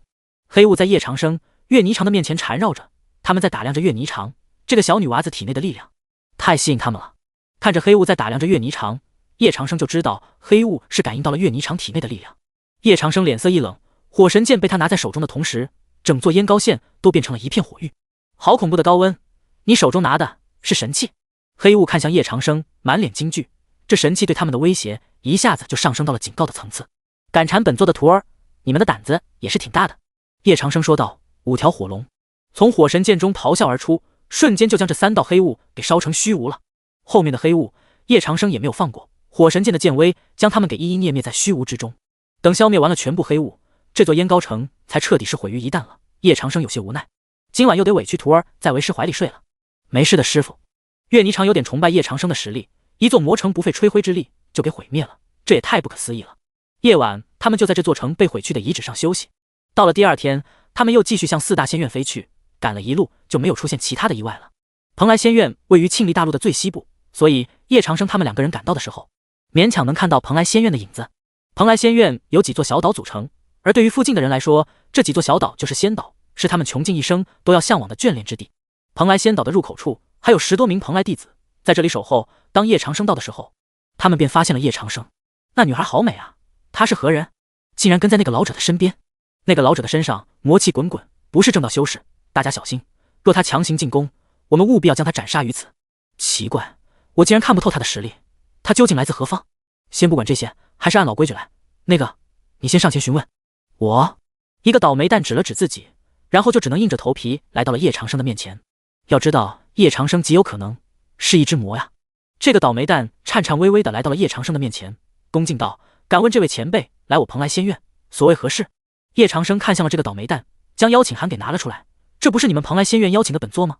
本座千里迢迢来到这里，怎么不见有人迎接？这个倒霉蛋看了一眼邀请函，上面的名字简直就是在如芒在背。你是魔道至尊？既然知道是本座，还不滚去通报？叶长生本就对这些正道修士不感冒。是，我这就去通报。这个倒霉蛋已经被叶长生给吓傻了。蓬莱仙院的院老们正在议事，如果院长久不出关，那叶老魔现在就治的话，可怎么办？一位院老担心道。要知道叶长生可是天仙修为，在蓬莱仙院，叶长生就是无敌的，除了院长，没有人会是叶长生的对手。他应该不会来得这么快吧？有院老说道。他还是不太敢相信叶长生会来蓬莱。他已经来了，而且还毁掉了燕高魔城。有一位院老说道，随手就将叶长生毁掉燕高魔城的画面给显现了出来。作为人仙，只要是他想要看到的东西，那就一定能够看得到，包括叶长生的所作所为。当然，如果叶长生刻意屏蔽的话，他就看不到了。就比如那晚，那是火神剑。有院老认了出来，同时也震惊了，带着不敢确定的语气开口说道：确实是火神剑，唯有火神剑才能将那些黑雾消灭。大院老叹息着说道：没有想到他派了那么多人前去，最后还是叶长生得到了这柄剑。如果真是叶长生灭掉了魔城，那我蓬莱境内的106座魔城都有可能被直接抹除了。三院老说道，虽然他不知道他在发表什么言论，但立刻引起了诸多院老的反对。开什么玩笑，如果真让叶老魔帮他们抹除魔城，那作为正道4大仙院，不就有了和魔道合作的嫌疑？这让其他3大仙院的人怎么看他蓬莱仙院？院长出来了，都想给他们2个耳光。此事不能操之过急，别忘了我们邀请叶老魔来蓬莱仙院的目的。大院长说道。目的是的，他们邀请叶老魔来蓬莱仙院，无非就是为了打压叶老魔。打压有效果的话，势必会直接影响天魔宗的崛起。现在天魔宗的崛起速度实在太快了，快得让人心有余悸。可是我们要怎么打压叶老魔呢？三院老头痛地说道。院长还在闭关，能主事的也就只有他们几个院老。这个简单，开启秘境测试就是可以了。大院老以胸有成竹地说道。秘境测试？诸多院老的目光纷纷投来。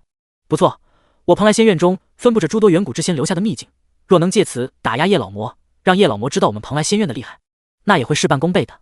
大院老对于自己的这个主意很是满意。大院老不愧是大院老，若那叶老魔死在秘境之中，那就只能是叶老魔实力不济了。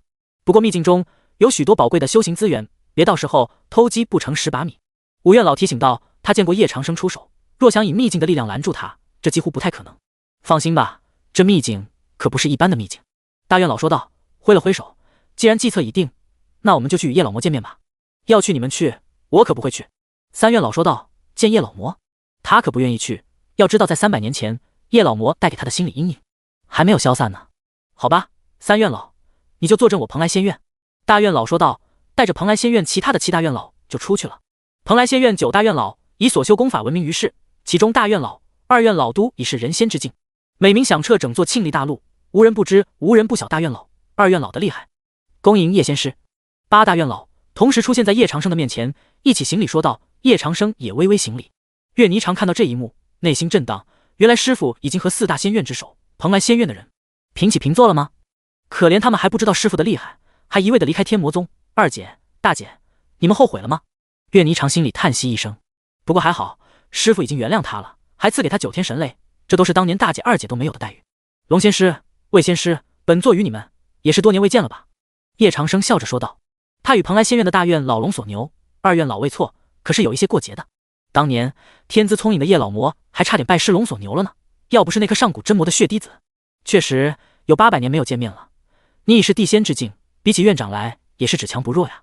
龙所牛叹息道，那次决定真是他这一生最错误的决定，把天赋超绝的正道修士给硬生生的逼成了如今的魔道至尊，如此落差让他的小心脏有点承受不住。行了，都说蓬莱9大院老能撑起正道半边天，怎么不见3院老？叶长生说道。9人少了1人啊，本来他是想来蓬莱搞点大事的。3院老他带徒弟出去历练去了，已经离开蓬莱有50多年了。龙所牛编故事都不带眨眼睛的，看得出来他经常编。叶长生摇头，真是可惜了，本来还想帮着3院老回忆一下当初的事情。说吧，你们蓬莱仙院邀请本座来是有什么事情？叶长生想着应该是重要的事情，蓬莱仙院是一座成熟的仙院，总不能是把他忽悠过来，然后给灭掉。蓬莱仙院的9大院老应该不会这么傻。是这样的，火神剑在你的手中，我们是想借你的火神剑一用，没有别的意思，单纯的就是想要消灭魔城。4院长说道，既然大院长、2院长他们不愿意开口，那么这个开口人就让他来当吧。魔城不止一座，叶长生皱眉说道，还请你跟我们来。不一会儿，大院长他们就将叶长生带到了一个密闭的大殿中，龙索牛大手一挥，一座座不堪入目的魔城就出现在叶长生、岳霓裳的眼前。这些魔城的出现时间是20年前，共计106座城都在我蓬莱境内，而且还在以每年15座的速度增长着。如果不加以抑制的话，最短100年，正道的大半边天下都会成为魔城的天下。龙索牛的话让叶长生不由微微侧目，什么时候满嘴虚假仁义的龙索牛这么关怀普通修士的生死了？叶长生说道，所以你是在怀疑有人或者是某个组织在暗中策划这一切？龙索牛点头说道，不错，有能力制造魔城的唯有上古真魔，但我们对上古真魔知之甚少，因此就只有邀请你来了。叶长生摊了摊双手说道，让整个正道都成为魔道的天下，这不正是本座的梦想吗？本座为何要消灭自己的梦想？你不觉得这很矛盾吗？叶长生的话将大院老等人都给问住了，而且以你们的力量还不能阻止魔城扩散。大院老叹息了一声，我们也有试图阻止过，但都没有效果。你也应该知道，魔城中的黑雾是没有意识的魔魂，那些魔魂确实没有意识，但他们都拥有简单的灵智。他们虽然实力弱小，但其最厉害之处就是能够规避一切力量的攻击，也就只有火神剑才能对他们造成伤害。而火神剑只有满腔正义之人才能够拿得动，可是正道之中又怎么会有满腔正义之人？要知道，人心比鬼神都还要可怕呀！叶长生把脸撇过去，那又如何？把魔城消灭了，却得罪了上古真魔，整个魔道，这大亏的买卖，本座不做。龙索牛沉默了一会儿，这对于叶长生确实来说太不公平了。他轻昵地说道，长生啊，院长说了，只要你肯来，蓬莱仙院秘境中的所有修行资源，只要你能得到，我们就都送给你，怎么样？叶长生诧异地看向龙索牛，龙索牛怎么突然就对他这么大方了，还将秘境中的所有都送给他？要知道，在作为正道修士的时候，叶长生就眼馋蓬莱仙院中的秘境很久了，一直都没有机会进去，这也就成了叶老魔在寿元大限来临前的一大遗憾。岳霓裳在一旁捂住小嘴，蓬莱仙院为了对抗魔城，竟然舍得将自己的秘境送给师傅。他忽然觉得师傅的力量太大了。叶长生撑着下巴说道，还是你龙大院老会做人，既然如此，本座就收下了。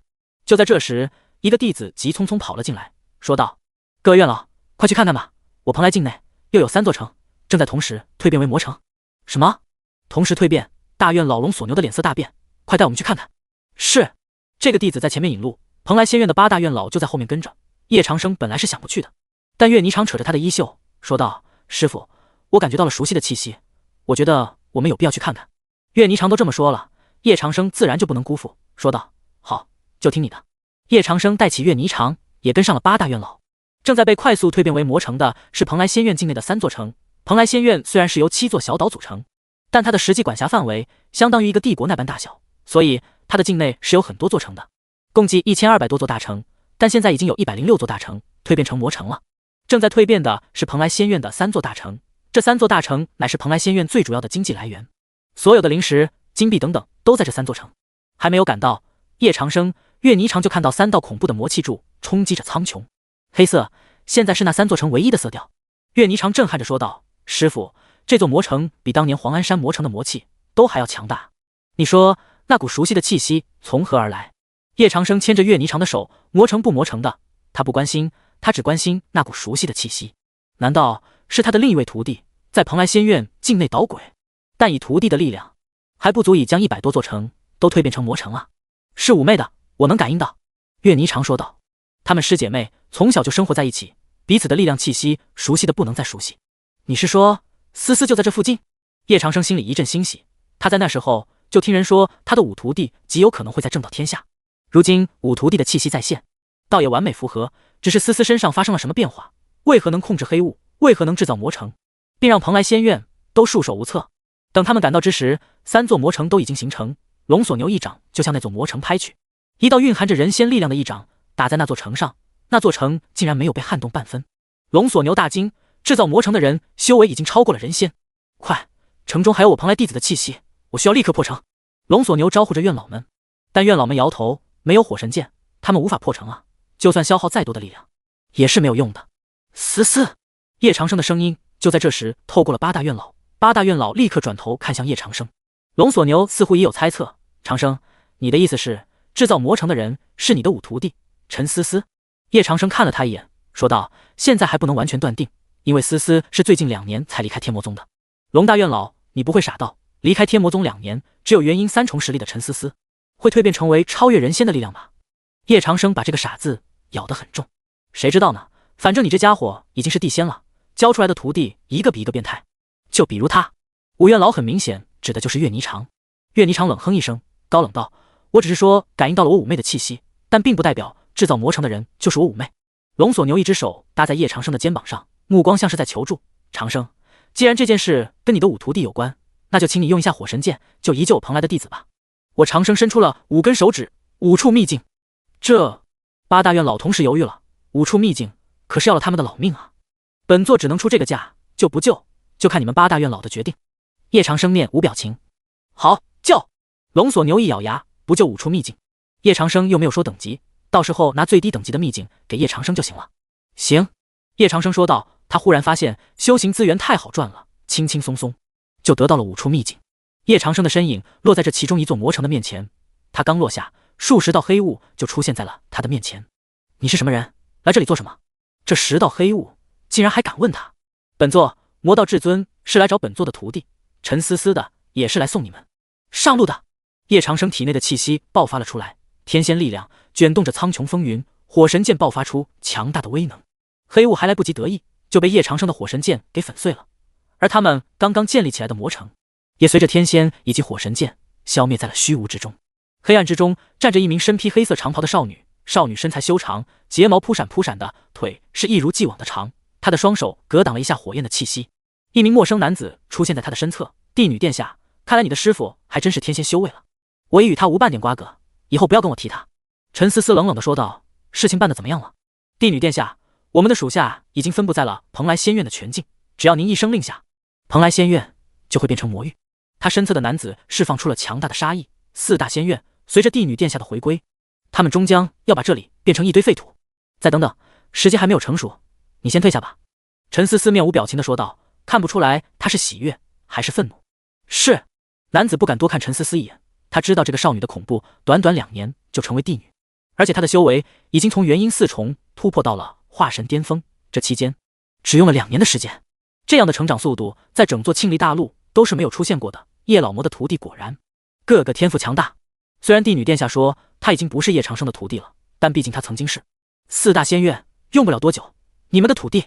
陈思思看着自己柔嫩的玉手正在变成有着一道道恐怖魔纹的魔手，很是心痛，但是这是他必须要做的事，只有这样他才能将他的父亲还有族人都给救出来。这一边叶长生已经灭掉了1座魔城，但到了第2座魔城时却是不同了。龙索牛看着叶长生迟迟不出剑，焦急道：长生怎么了？叶长生好整以暇说道：本座总觉得你们是有什么事情瞒着本座。长生，我们怎么敢啊？你现在是天仙修为，我们这里最高的修为充其量也只是……龙索牛说道，就只有这3座魔城，先把叶长生忽悠的灭了再说。你说不说真话？你要是不说真话，就别怪本座剑指的就不是魔城，而是蓬莱仙院了。叶长生刚才在一剑劈开魔城的时候，和岳霓裳一样，他感应到了陈思思的气息，而且他也听到了那段对话，这就是天仙的能力，无论对方的隔音结界做得有多好，叶长生都能够听见天地间一切的声音。陈思思怎么会突然之间就成了帝女？虽然他们的谈话内容并不多，但叶长生还是想要了解这其中的缘由，只有知道缘由，他才能将自己的宝贝徒带回天魔宗。你……龙索牛没有想到叶长生说翻脸就翻脸，但为了稳住叶长生，龙索牛只好说道：不知道长生你想听哪句真话？关于我五徒弟陈思思的。岳霓裳的身躯都颤抖了一下。长生，陈思思的我们是真没有啊。龙索牛和7位院老都点了点头，他们的心里却是一惊。你作为人仙，应该知道天仙的能力，你们的心跳得很快，说明你们还没有说真话。叶长生说道，他的火神剑就在这时释放出强烈的火光，之前被灭掉的魔城上面火光更加强烈了，火域也烧得更旺，甚至已经有一座火山出现在了8大院老还有蓬莱弟子们的面前。这就是火神剑的力量，动则火域横生，火山爆发。见叶长生指向了蓬莱仙院的方向，8大院老自然知道，只要叶长生愿意，蓬莱仙院就会化为灰烬，葬身在火狱之中。是这样的，300年前有一上古真魔复活，我4大仙院得知消息，就立刻赶去了。龙索牛不忍看到自己好不容易创立起来的蓬莱仙院被叶长生给毁去，当下他就只能说实话了。从300年前的那场真魔之乱说起，一直说到现在，那只上古真魔他们打不过，就将其封印在了禁断之海，在禁断之海上建立了蓬莱仙院，以便每日以灵力镇压。而陈思思不断在蓬莱仙院境内建造魔城，目的就是为了救上古真魔出来，而上古真魔就是陈思思的母亲。叶长生终于明白那个帝女是怎么来的了，感情那上古真魔还是女帝啊。只是陈思思的父亲是从何而来的？叶长生想不明白，但是他旁边的岳霓裳已经听哭了，原来他的五妹童年过的是如此不堪。叶长生听完说道：“能带本座去那只上古真魔封印的地方吗？”这封印是太院长和院长亲自设下，在禁断之海的海面之下，我们没有能力进入。要想去禁断之海，除非太院长和院长出关一人。龙索牛可真是什么都说了，不用他们，本座一个人就可以去。长儿要和本座一起去吗？迎上叶长生的目光，岳霓裳坚定地点了点头。要去，我也想要看看思思的母亲是谁。那好，一起去。叶长生准备带上岳霓裳一起去禁断之海，但龙索牛未错就不答应了，说道：“长生，禁断之海的封印千万不能打开，否则上古真魔一旦跑出来，整座庆历大陆都会遭殃的，包括你们魔道。”龙索牛将包括这2个字咬得很重，上古真魔还有魔道根本就不是一条道上的，所以龙索牛才会这么说。会不会遭殃，本座试了试才会知道。叶长生没有理8大院老，他带着岳霓裳从蓬莱仙院的上空飞过。禁断之海位于蓬莱仙院的下方，整片海域都被称为禁断，有禁止断裂之意。当他们下落的时候，一团魔渊缓慢接近了他们的头顶上空。师父，怎么了？岳霓裳察觉到叶长生有一丝的不对劲。为师感觉到有什么东西在接近为师，但为师无法确定他的位置。叶长生说道：“难道是他的宝贝徒儿陈思思？说不定就是五妹呢，就让五妹跟着吧。”岳霓裳笑道：“对于陈思思，他还是很宠的，即便她成为了女帝。好吧，让她跟着。”叶长生眼眸看着这禁断之海，他的火神剑就已经按捺不住躁动了，猩红的火光开始蔓延到了海面上，水火不相容，但火神剑却已经没入了海水之中。从上空看去，恐怖的火焰竟然在海面之下，壮观至极。不多时，火神剑上的火焰就将禁断之海上面的封印给突破了。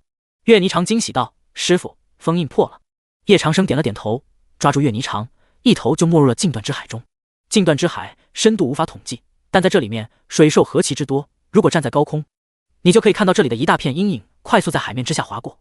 入海之后，叶长生的身周自动打开了碧水结界，带着岳霓裳一起继续深入。没有多久，他们就看到在禁断之海大概1万米的深处，一道很像镜魄的身影在那里徘徊。如果光看身段的话，在被封印之前，他应该说的上是世间绝美了。叶长生牵着岳霓裳来到了他的身边，说道：“你是上古真魔？”叶长生对此表示怀疑，在他的认知中，上古真魔那是可以和神抗衡的存在，怎么到了现在，不是力量被上古真神束缚，就是被封印啊？不错，多少年了，这里已经很久没有来过人了。不，你不是人，你是仙。这只上古真魔一下子就看出了叶长生的修为。正是，询问一下，本座的五徒弟陈思思是不是你的女儿？叶长生刻意提了一下陈思思。谁？我女儿？我女儿她在哪儿？上古真魔就像是疯了一样，他想要冲出来，但他面前的结界将他给挡了回去。看看你现在的样子，真是令人揪心。本座有一个条件，你只要答应本座就带你出去见你的女儿，怎么样？叶长生这是在跟上古真魔交易。诚如龙索牛所说，上古真魔的道与魔道现行的道不同，出世必然祸事。因此，叶长生想要将这只上古真魔变得和苗筹钱一样，成为他的奴隶。这样一来，不就安全多了吗？什么条件？上古真魔急忙问道。叶长生拿出了和尚拿出来的相同的丹药，这枚丹药吃下去，你就会成为本座的奴隶，对本座言听计从。上古真魔顿时就怒了，当年我也是一方魔帝，你竟然让魔帝成为你的奴隶，是谁给你的胆子？叶长生淡然笑道：“想不到这只上古真魔还是魔帝呢。”岳霓裳拉了拉叶长生的衣袖，毕竟这只上古真魔是陈思思的母亲，成为叶长生的奴隶，恐怕会激起陈思思更大的怨气。师父，岳霓裳撒娇说道。叶长生拒绝了他的撒娇：“你没有龙大院老说吗？上古真魔一旦出世，后患无穷。还有那个逆徒，完全违背为师定下的规矩，残害苍生，建立魔城。这笔账回去再跟那个逆徒算。”叶长生生气道。岳霓裳这才没有撒娇了。看来师父是真的生气了，而且后果还很严重。怎么样，这枚丹药吃还是不吃？望着叶长生手里的这枚丹药，上古真魔想都没有想一下就抓了过去。岳霓裳本来还想提醒一下，但上古真魔已经吃了下去。现在可以救我出去了吧？上古真魔说道。叶长生笑了笑，放心，本座是守信用之人。叶长生的火神剑斩出，火光立刻就覆盖住了结界，外面禁断之海变成一片火域，龙索牛等人还是看得亲切。怎么办？叶老魔正在破坏封印，如果封印被破，那上古真魔出事，我们蓬莱仙院就……三院老崔向文震惊道：“院长还不打算出关吗？都出大事了！”不，四院老就像是热锅上的蚂蚁一样。大院老龙索牛撑着下巴说道：“太上院长，是时候出关了。”什么？太上院长？听到太上院长这4个字，九大院老都松了一口气。如果是太上院老，还真的有可能和叶长生一战。就在这时，一道身影从蓬莱仙院的深处飞出，带起七彩霞光，原本就被黑暗所笼罩的蓬莱仙院带来了一道道光明。蓬莱仙院的所有弟子都跪了下来，说道：“拜见太上院长，拜见太上院长。”众多蓬莱仙院的弟子眼神中都充满了惊奇，真是太好了！太上院长出关，任叶老魔在禁断之海搞出再大的风浪，我们都能够镇压。太上院长出关了，叶老魔的嚣张日子到头了。还有那上古真魔，听说很绝美。和叶老魔的9个腿一样。那上古真魔，据说还是上古时的一位魔帝呢。就不要想得太美好了，魔帝一旦被释放出来，那后果不是谁都可以承受的。这不是有太上院长吗？太上院长在此，谁敢动我蓬莱仙院半分？蓬莱仙院的太上院长令白看着满天的黑暗，看向九大院老，那老魔要出来了。是的，太上院长，还请速速出手，镇压那老魔。龙索牛在令白的面前说道。只要太上院长出手，叶长生，你还不死？本座去看看情况。令白飞向了禁断之海，闭关这么多年，他的封印还是首次出现松动。这是怎么回事？魔渊，原来是你们在搞鬼。令白看到了陈思思的魔渊，当下一掌拍去。地仙的力量不容小觑，一下子魔渊就崩碎了，陈思思就从魔渊中脱离了出来，掉落在海中。一击之下竟然没有死，本座都怀疑本座的力量退步了。去死吧！虽然刚出关就要见血，这是不好的，但上古真魔即将出世，他也管不了这么多了。这群人竟然敢来救上古真魔，是想将天下苍生都置于魔域之中吗？实在太自私了。陈思思面对这地仙级别的滔天伟力，都有点措手不及。他还不想死，他还没有向师父道歉，他还没有见到他的母亲。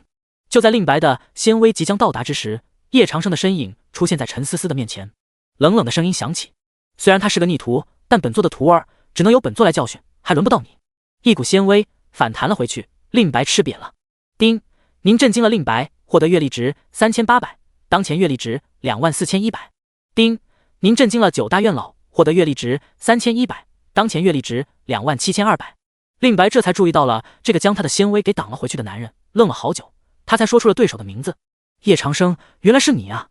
你居然成仙了，而且还是天仙，这个对手不简单啊！这么下去的话，将是仙与仙的战斗，整个庆历大陆都将生灵涂炭。老不死的，你都成仙了，就不允许别人成仙？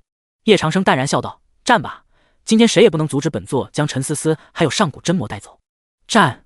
不，本座没有要和你战的意思。令白的话让叶长生愣住了。叶长生心里疯狂吐槽：“不是吧，我辛辛苦苦兑换的天仙修为体验卡，你反手告诉我说没用了，有没有良心啊？看来你比那9个老糊涂的要聪明多了。”叶长生一手提着陈思思，一手抓着岳霓裳，说道：“那么你先把路让开。”不，我们先谈谈合作。令白说道。他一直所说的合作让叶长生多少有点摸不着头脑。抱歉，本座不与任何人谈合作。叶长生直接拒绝。那就只有战吗？令白一阵失望，他实在是不想战，能通过合作解决掉的事情，何必用战来摆平呢？只有战，没有别的选择。叶长生看向了那只上古真魔，说道：“先把他们2个带远一点。”是。上古真魔此刻已经恢复到了原来的容貌，比岳霓裳都还要更拥有女帝的气质。看来在上古时期，他把他下辖的魔域管理得很好，而且一身长袍。三姐，对不起。陈思思抱着岳霓裳，她的眼神中全部都是悔意。而岳霓裳呢，只有抱住陈思思，她不知道该如何安慰，或许只有师傅来才能够搞定吧。令白看着陈思思和上古真魔母子重逢这一幕，他的眼神没有任何的波动，反而他是看向叶长生，冷冷的说道：“把上古真魔放出来，这样真的好吗？”叶长生把玩着手中的棍子，反正本座已经放出来不止一只上古真魔了。叶长生的这句话实在是过于惊人了，令白的整个身躯都颤抖了一下。你刚才说什么？不止一只？你到底想要干什么？叶长生的棍子指向了他。本座不想干什么呀，本座只是想整座大陆都走上本座的道而已。你的道，那是所有修士都能走的吗？叶长生，你太罔顾天下苍生了，今日本座就代表天下苍生，灭了你。令白满脸正义的说道，他已闭关数年，如今他的实力应该快要赶上叶长生了吧？叶长生淡然的说道，说要灭本座的，也不差你一个，来吧。令白的神色严肃，他的手指轻轻伸出，一道道瑶光从他的手指之上奔涌而出，就在这一瞬间就笼罩了整个天地。看着瑶光袭来，叶长生眉毛都没有皱一下，他手中的金刚混元棍就立刻到了令白的面前。令白只是轻轻吐出了2个字：般若。令白说完，叶长生就宛若坠入深渊，他面前的瑶光趁这个时候聚集了起来。砰！叶长生的身影直接被轰飞了。陈思思、岳霓裳同时惊喊出声：师父！上古真魔陈从云的美眸看着飞出去的叶长生，摸着陈思思的秀发，他没事。陈思思抱住了自己的母亲，说道：母上，去救救师父吧。陈从云看着陈思思说道：为什么要救呢？我能从你的心里感受到，你是恨他的。你看看你身上的那些伤痕，他带给你的痛还不够多吗？陈思思不知道他的母上已经被叶长生给奴化了。陈从云这么说，是想要勾起陈思思对叶长生的归属感。若长此以往，陈思思必然会与叶长生分崩离析。这就是主人交给他的任务，他必须把这个任务完成的好，这样才不会辜负。主人救他出来。陈思思被陈从云这么一说，说道：师父虽然对我们狠，但三姐说了，那是以前的师父了，现在的师父。陈从云努力不让陈思思看出其中的猫腻，说道：那个老家伙的寿元气息很奇怪，真是有趣呢。那个老家伙竟然没有5年可活了。什么？没有5年可活？岳霓裳、陈思思同时娇躯一震，岳霓裳更是戳中他的心里去了。难怪最近师父对他们好了，也难怪师父要扩大天魔宗，不断招收下属弟子，建立4座卫城，就是想要在5年之后他不在的时候保护他们。岳霓裳不由得抽泣了起来。难道现在强大的力量是师父动用了某种秘术才会拥有的？一想到这里，岳霓裳、陈思思就跟心痛。他们若是能够帮上师父1、2，那该有多好啊！叶长生这时又飞了回来，虽然他已经是天仙了，但令白的实力还是不能够忽视。令白是他迄今为止遇到的最大对手。看到2女都哭了起来，叶长生纳闷了，陈从云给他们说了什么？怎么都哭了？叶长生不知道的是，之后的岳霓裳对他有多温柔，就会有多温柔。在接本座下面这一招，令白双手张开，在他的背后张开一对巨大的银翼，银翼中射出一道道银箭。叶长生很快就被这些银箭给包围，银箭锋锐无比。叶长生知道，一旦碰到银箭，他的性命就会被令白给取走。叶长生瞳孔一缩，砰！银箭被他的金刚混元棍给震飞了，他的身影瞬息就来到了令白的面前。令白的银翼为他提供了最极致的速度，轰！但叶长生还是追上了。令白在匆忙之下扛下了叶长生的一拳，权力强大之下，竟然连令白都差点没能抗住。令白愣住，他没有想到叶长生的权力竟然会那么强大。他悠悠地说道：叶长生，我们其实是有合作的余地的。叶长生却没有理他，说道：道不同，不相为谋，本座此行目的已经达成，告辞。令白没有拦他，任由他带着陈思思、岳霓裳他们离开了。令白也知道再打下去没有结果。看到令白停手，大院老等人都围了上来，说道：太上院长怎么不收了那老魔？那老魔身边有数量颇多的上古真魔，就算是本座想收，那是本座能收得了的吗？令白看了他们一眼，真是见识短。龙索牛想到蓬莱境内还有诸多的魔城，现在火神剑都已被叶长生拿走，我蓬莱境内的魔城可怎么办？又不是非火神剑不可。令白淡然说道：太上院长的意思是，除了火神剑之外，还有一种力量能够抹除魔城。龙索牛一惊，难道这世间还有比火神剑更加强大的无上神器？令白看了他一眼说道：百因有果，如今陈思思的母亲被叶长生救出，那么陈思思也没有必要再制造魔城了。龙索牛这才明白了，原来如此，多谢太上院长出手。令白叹息道：其实不用本座出手，魔城危机都会解除的。怕就怕在……龙索牛愣住，这世间还有仙都怕的东西？太上院长怕在什么？还请太上院长明示。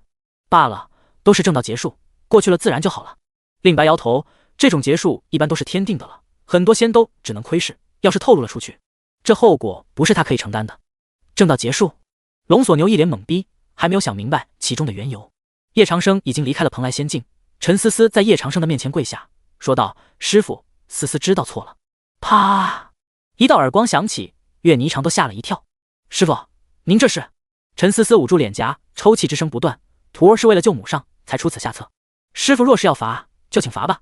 叶长生看着他，平淡的说道：害了那么多条人命，虽然都是为师最痛恨之人，但你不应该把无辜之人都卷进来。虽然在这里无辜之人的命算不得什么，但你差点破坏了为师的千年之计。叶长生说道：“他这么着急出来，就连蓬莱仙院的秘境都不要了，就为了要调教陈思思，要让陈思思知道他的魔道是什么。”陈思思低着头，不敢正视叶长生。不久后，叶长生终于是怒火平息了下来。罢了，那些人死了也就死了，都没有本座的宝贝徒儿最重要。岳霓裳眼睛一亮，说道：“师父。”叶长生说道：“等回宗后，为师再罚你。”陈思思见叶长生还是要罚他，小脸都委屈了下来。师父，能不能不罚？不能。陈从云开口了：“你师父若无一点赏罚分明，将来还怎么统帅偌大天魔宗？”你母上说的不错。叶长生带着几人向天魔宗的方向飞去了。一路上，陈思思都在施法，将他所创造出来的魔城全部都给拔除了。但他想要拔除最后一座魔城的时候，叶长生拦住了他：“留一座吧，让蓬莱仙院的人都常常记性。”陈思思点头。现在的他都听师父的，虽然他的逆反心理还没有被消除，但他已经对叶长生有过半的忠诚度了。陈思思看向叶长生，问道：“师父，四姐她还没有找到吗？”叶长生摇头说道：“没有。四姐不会凶多吉少吧？”陈思思想到了唐书雨，想念至极。哼，不管她在哪里，本座都要把她抓回来，好好调教。本座要让她知道本座的厉害。叶长生说道。但是他哪里觉得这句话味道不对？那大姐二姐呢？陈思思说道。叶长生瞥了陈思思一眼，就让他们两个在外再浪一会儿吧，为师现在没有闲情管他们。陈思思忽然抱住了叶长生的胳膊，一阵柔软，立刻就触动了叶长生的心房。叶长生愣住了，原来陈思思的才是最大的啊！陈思思将头埋在了叶长生的肩膀上。我听母上说，您的寿元只有不到5年了，是真的吗？真的，如今为师也不瞒你们了。叶长生摊牌了。师父，岳霓裳也从一侧抱住了叶长生。叶长生此刻的心里油然而生一句：什么是快乐星球？这就是快乐星球啊！左拥右抱，这尼玛在蓝星都体验不到的待遇。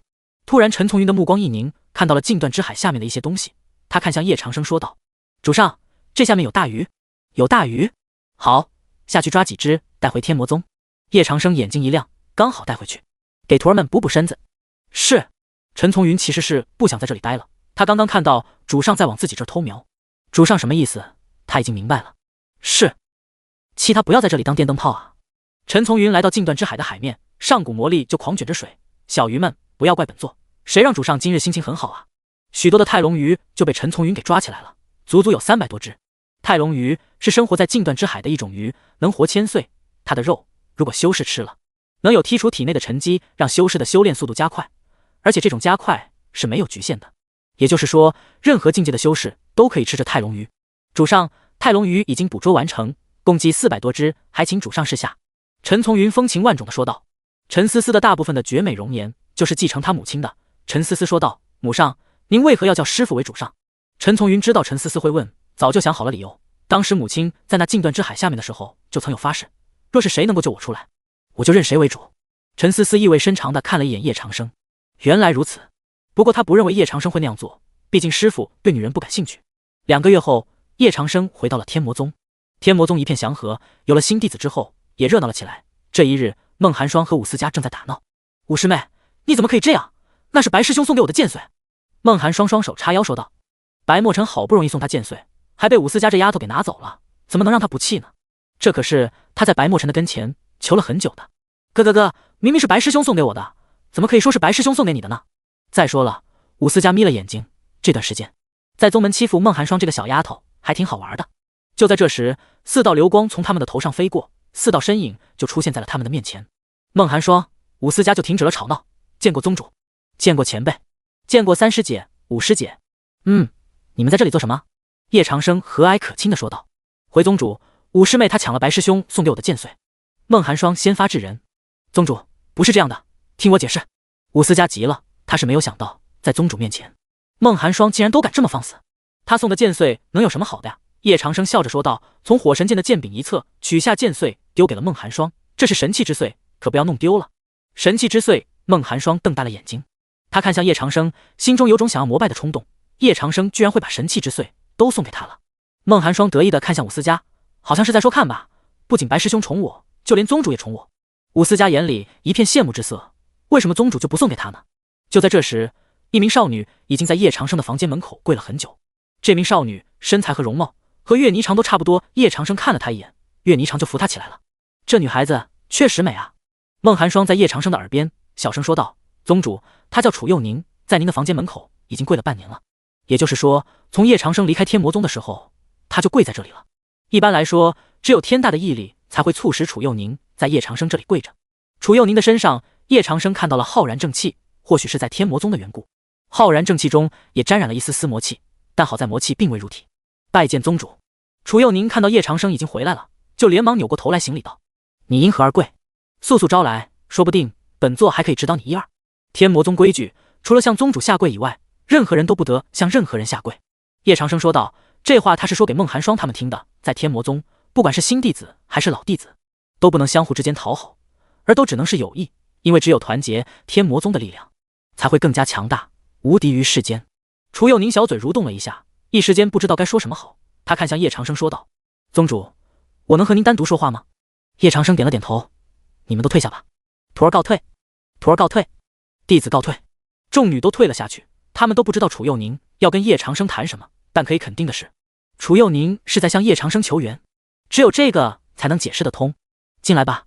叶长生打开了房间的门，楚佑宁随着叶长生进入了房间。叶长生摸着他的秀发，安慰着他：“你现在可以说了。”楚佑宁用叶长生看不懂的礼仪拜了3拜，说道：“求宗主救救楚国吧。”听到楚国这个国号，叶长生皱眉，当初他游历整座庆历大陆都没有听说过这个国号。叶长生疑问道：“你且起来，楚国在何方？”楚佑宁抹着眼泪说道：“楚国在庆历大陆的东南部，面积广阔，土地肥沃，人口过亿，既不属于魔道，也不属于正道。”叶长生疑惑了，当年本座也曾游历整座大陆，怎么就没有听说过楚国呢？楚佑宁进一步解释道：“楚国先祖为了保护楚国，在东南大陆设立了遮人耳目的幻域，由此幻域，世人看到的东南大陆就都是假的。”幻域，叶长生还是第一次听说这个名词。不过在阮云村的时候，不就有一座强大的幻境吗？甚至就连当地都没有听说过阮云村。楚国的情况应该就和这一样。那你要本座救你的是什么？叶长生说道，他并不是什么忙都接的。丁，宿主震惊了蓬莱仙院，获得阅历值1000，当前阅历值25100。丁，宿主震惊了9大院老，获得阅历值3000，当前阅历值28100。丁，宿主震惊了令白，获得阅历值5000，当前阅历值33100。PS， 阅历值到账会有所延迟，宿主请耐心等待哦。叶长生嘴角抽动，系统，你还敢再延迟久一点吗？但是楚国他肯定是要去的，因为亦正亦魔的东南大陆让人充满了神秘感。叶长生像是听明白了，说道：“所以你的身份是？”楚佑宁说道：“楚国公主。”叶长生立刻就想出了一大堆的剧情，楚国该不会也像大越王朝一样，为了皇权争个你死我活吧？楚佑宁摇头说道：“不是，楚国遇到了灭族之危，有正道之人正在强攻幻域。”叶长生愣住，本座就不明白了，楚国一直隐世，就连本座也没有感应到他的存在，是怎么摊上这祸事的？说到这里，楚佑宁的小脸上就一片冰冷。是我国的大护法。大护法，他为了得到我国的一件镇国之宝，勾结正道8大宗门联手，发现了幻域的存在，其中就有龙牙宗。龙牙宗？叶长生淡然说道：“最近正道的这新兴势力很猖獗吗？像楚国这样的隐世国家或者是宗门，你所知的有多少？”楚佑宁摇头说道：“这我就不知道了，但请宗主救救我楚国，只要宗主出手救楚国，要我怎么做都可以。”叶长生表示对这句话都已经听习惯了，他打算考验一下楚佑宁，但又不想太过分。本座不是那种趁人之危的人，但也不是随便的人。叶长生手伸出之后又收回了。楚佑宁咬了咬红唇说道：“若宗主出手，我楚国将镇国神器赠送给宗主。”镇国神器？叶长生这才来了点兴趣，不然他平白无故的出手很累的。楚佑宁慌忙道：“我楚国的镇国神器是一件禁忌神器，它的力量要比传说中的武神器都还要强大，据说一旦出世，整片东南大陆都会被毁灭。那件禁忌神器就是楚地之弓。”楚地之弓？叶长生似乎在哪里听到过他的名字。好了，你先回去吧，本座考虑好了再回复你。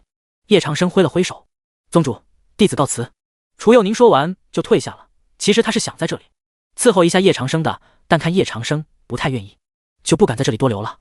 叶长生正在犹豫要不要去楚国呢，但想到眼下还有陈思思没有调教。就在这时，陈从云来到了叶长生的面前，说道：“我听说主上下手极狠，还请主上对思思好一点，毕竟他也不是有意的，本座自有分寸。”叶长生说道。陈从云也不敢再多劝说了，就让叶长生去吧。这时，陈思思已经被岳霓裳关押在了刀殿。刀殿，这里已经禁止任何进出，整座大殿中的刀意令陈思思多少都有些害怕，还有恐惧。他不知道这些刀意什么时候会劈在自己的身上，他是一步都不敢动一下。就在这时，大殿的门被人给推开了，叶长生缓步走到陈思思的面前。陈思思看到叶长生，拜了下来，徒儿知错。叶长生面无表情，知道自己错在哪儿了吗？陈思思几乎秒答，因为他知道以前的师傅是不会让弟子迟答，哪怕3息的。徒儿不该叛离天魔宗，不该创造魔城，更不该残害无辜。陈思思现在在那些正道修士眼中看来很可怕，正道修士都对陈思思恐惧至极。叶长生摇头，本座要认错的不是这些，你还是没有明白。陈思思愣住了，难道这些在叶长生的眼里都不算错吗？等等，陈思思想到了什么，说道：徒儿不该不听师傅的话。叶长生挥了挥袖袍，说道：不听本座的话，这只是其一，其二就是你竟然还不走本座的道。陈思思再次一拜，徒儿愿意接受师傅的惩罚。叶长生叹息道：这惩罚你受得了吗？叶长生说完，只见整座刀殿中的刀意全部都在向陈思思的身上劈去了。陈思思咬着牙，这些刀意在他的身上就犹如万虫撕咬一般，极为让人难受。他的背上不多时就已被血染红。谢思渊、顾红衣等女就在大殿外，他们看着刀光在陈思思的身上一寸一寸，都于心不忍。谢思渊红唇动了一下，说道：要不我们进去求师傅格外开恩吧。求师傅？冰瑶摇了摇头，师傅的脾气他最清楚了，现在师傅正在气头上，你们现在进去求只会适得其反。岳霓裳也点了点头，说道：瑶儿说的不错，等师傅消气了再进去求也不迟。穆瑶瑶看了刀殿里面的惨景，说道：可是再这么下去，吴姐她就……你没有看出来吗？岳霓裳指着那一道道刀意，师傅这是在帮着五妹突破，帮着陈思思突破。谢思渊等女这才注意到了陈思思的修为，陈思思的修为是化神境巅峰，她身上的道急需外界的磨练，而不断的制造魔城，导致陈思思的道退后了很多，也就只有借着刀意重新磨练，陈思思也就可能会突破渡劫境。谢思渊等女这才明白了过来，说道：师傅对吴姐还是刀子嘴豆腐心啊。岳霓裳摸了摸谢思渊的秀发，宠溺着说道：师傅对我们从来都不是这样的吗？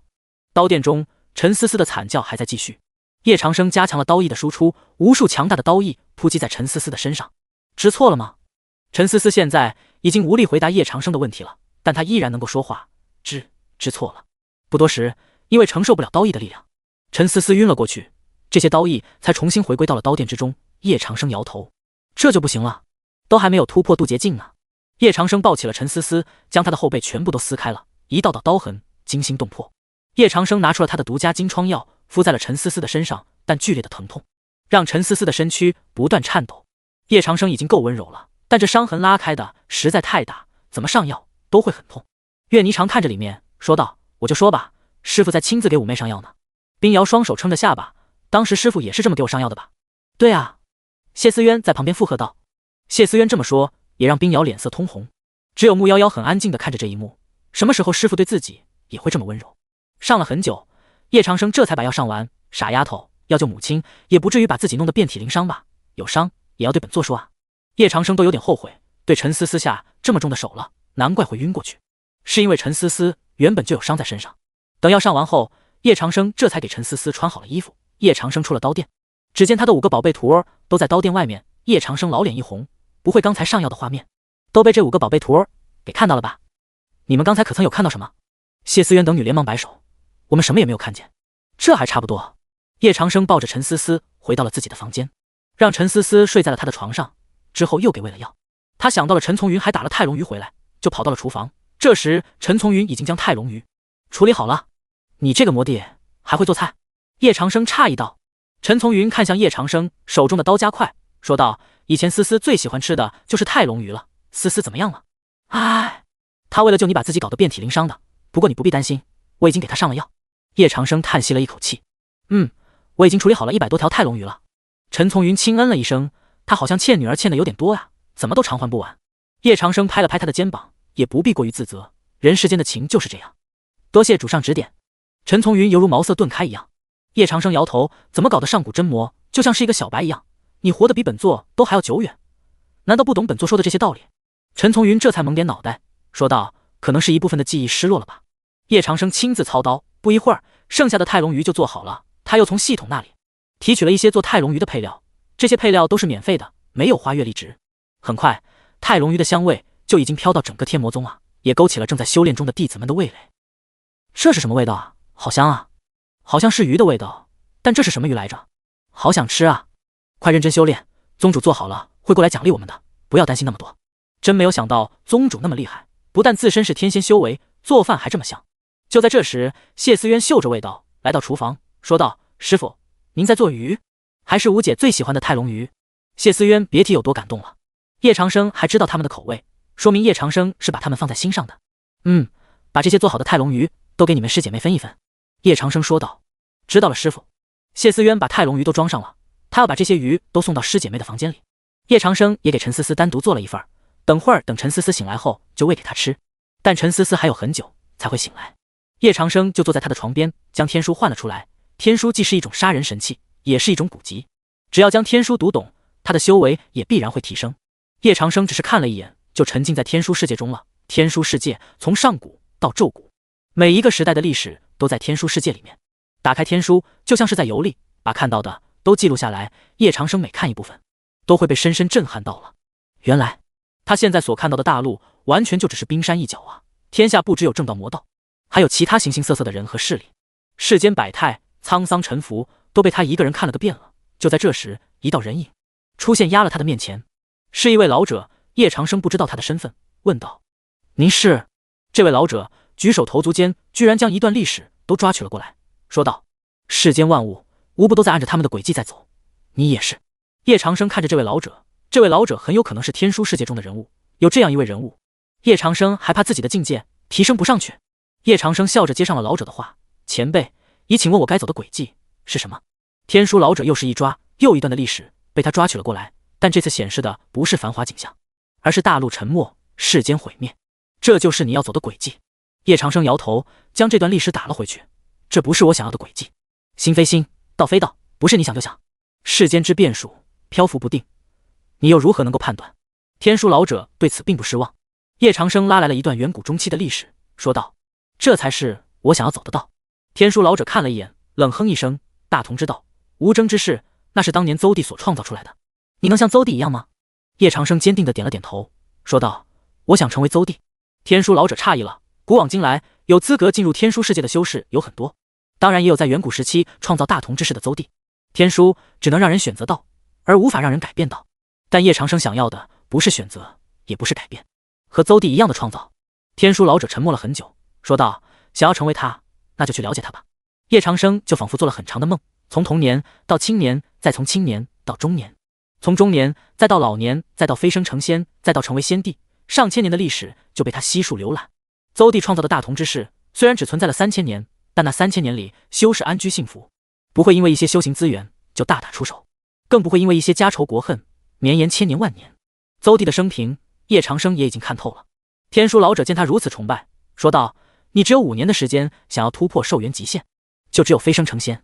但你现在只有化神中期的修为，想要在短短5年内就有跟邹帝一样的成就，很难很难。”天书老者吐出了长长的尾音。他不是不信叶长生，但这实在太难了。叶长生却是摇头：“我的徒弟都可以做到，为何我不能？”天书老者愣住，他在天书世界中自然也会知道外界的情况，可是你有时空魔修的心，那无妨。叶长生颇为大度地说道：“好吧，既然你如此执意，那就请吧。”天书老者大手一挥，一道光门在他的身侧打开，走进去就可以见到邹帝，和邹帝进行一场跨时空对话。和邹帝跨时空对话真是有意思呢。要知道邹帝生活的那个时代可是远古中期，穿越回远古中期，天书世界的力量太强大了，这可是系统都无法做到的事情。与此同时，瑶台仙宫，瑶池修炼结束，他已经卡在了渡劫中期，不知道为什么就是无法再前进一步了，哪怕是想要提升到渡劫后期都不可能。瑶池甩了甩自己的小脑袋，摸着心口说道：“难道是因为师父的缘故，搞得我心神不宁的？”公主，侍女慌慌张张地跑了进来，她就像是听到了什么可怕的事情一样。什么事就不知道先通报一下吗？瑶池说道，她都有点想将这个宫女给换掉了，每次进来都是这样。侍女跪了下来，说道：“公主，这实在是一件大事。天魔宗宗主叶长生与蓬莱仙院太上院长令白在禁断之海上大战，结果呢？”瑶池也站了起来，这的确是一件大事。蓬莱仙院的太上院长可是地仙修为，2位仙师大战，这在庆历大陆上可是前所未有的仙人大战。结果是蓬莱仙院的太上院长放叶长生离开蓬莱仙院了。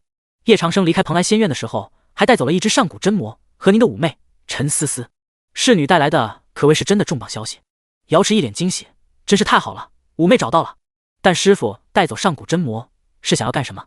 瑶池连忙问道。叶长生的身边有多少只上古真魔？共计2只。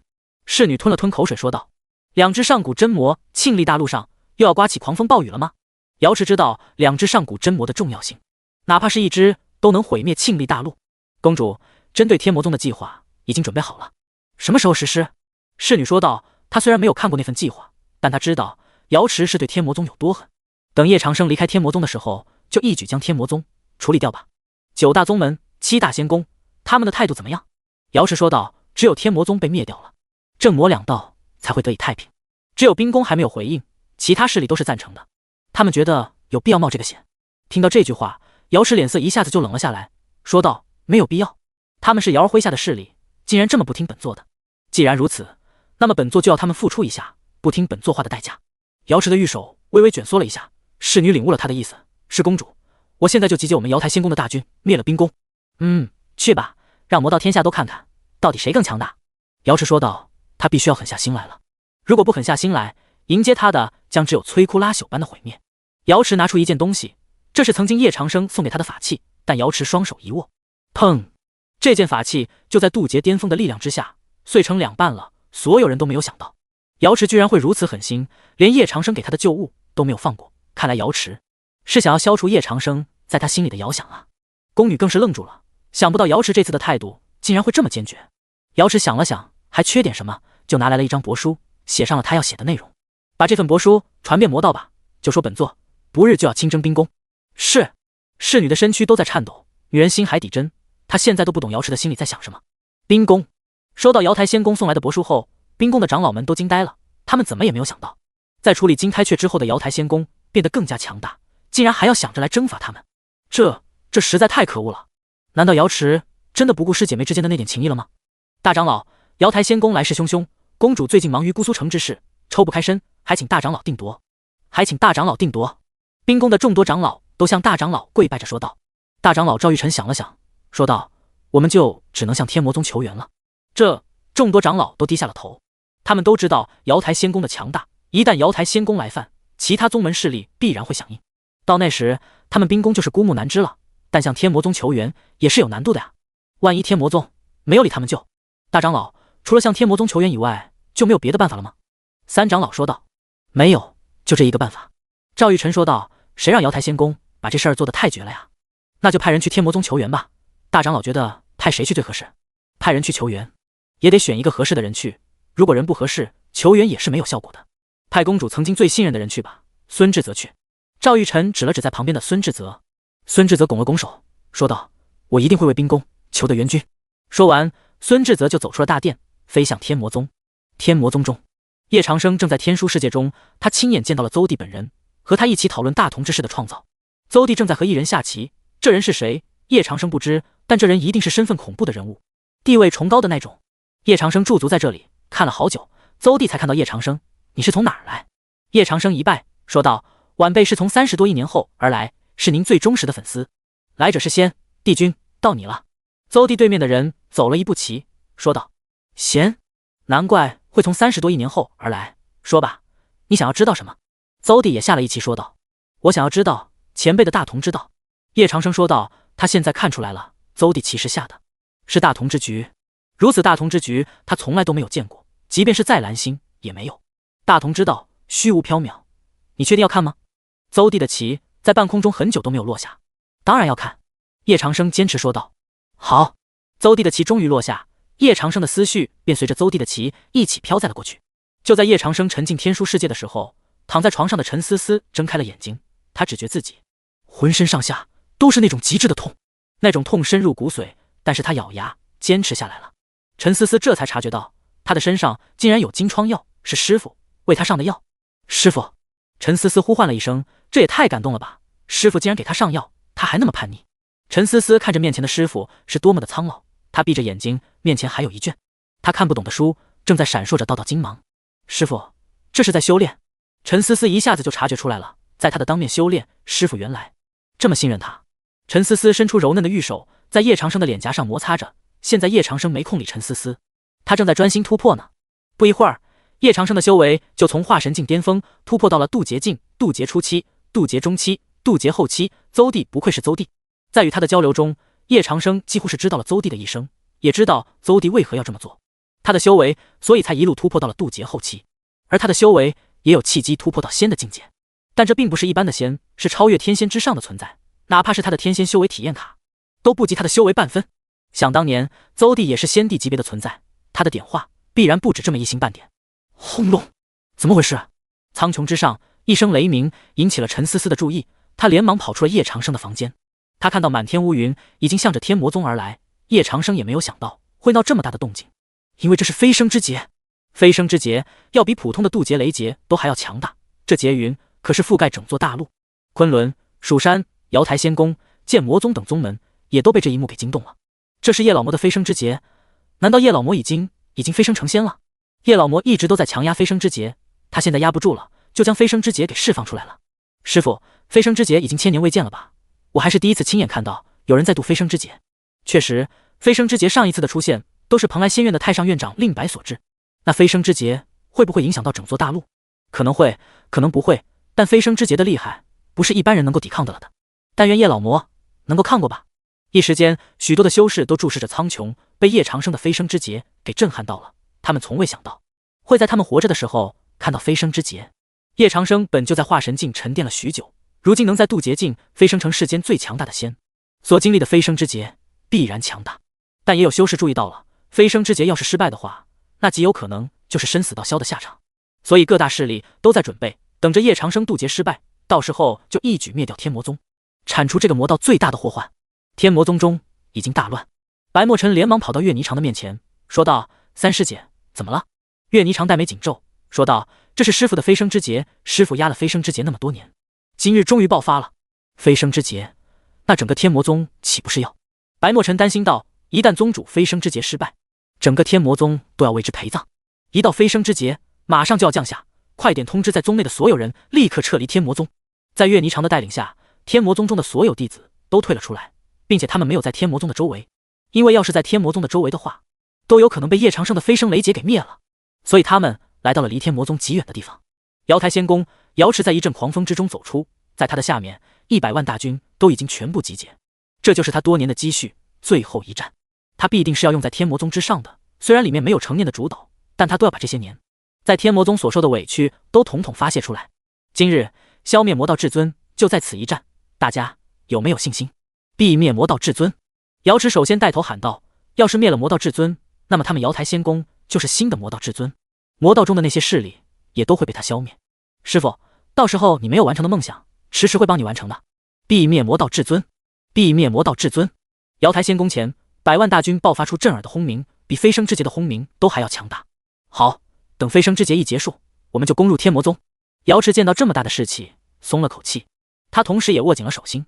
师傅，您会为本座今日的决定高兴的。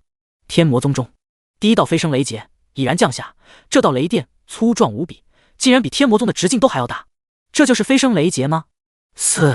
我能想象飞升雷劫的样子，但没有想到这点大。就弱弱问叶老魔一句：“您老人家还好吗？这么大的飞升雷劫，若是我在底下，我都不一定能够度过。这叶老魔恐怕是凶多吉少了。”我也这么认为的。看到瑶台仙宫那边没有，对方集结了100万大军，就等着卸磨杀驴呢。卸磨杀驴，这瑶池真下得去手，那可是他以前的师傅，他这种行为等于是欺师灭祖。众多的修士都对瑶池的这种修为所不齿，这完全就是在趁人之危嘛。但能够灭掉天魔宗，这也是正道或者魔道都共同期盼的。叶长生冥冥之中或许有什么感应，第一道雷劫降下的时候，叶长生的天书就飞出了天魔宗。轰！飞升雷劫降临在天书之上，天书居然将全部的雷霆之力都给吸收了。这一幕也被所有修士都看在了眼里，他们大呼不可能，比天魔宗直径都还要大的第一道雷劫就这么被扛下了。还有，那是什么书？难道是叶长生的渡劫法宝？如果是连飞升雷劫都可以挡下的渡劫法宝，那绝对是神器啊！许多修士都在想，要是叶长生失败了，那件神器就只能让他们来拥有了。轰！又是第二道雷劫降下，天书抵挡住了。叶长生是聪明的，虽然系统没有说天书的品质，但能一击必杀，这就说明天书是一件神器，拿它来挡雷劫，绝对事半功倍。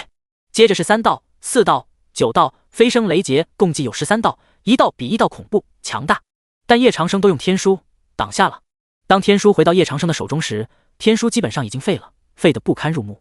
叶长生叹了口气，他感觉到他体内的力量在源源不断地汇聚到他的手中。此刻，他已经是一位真正的天仙。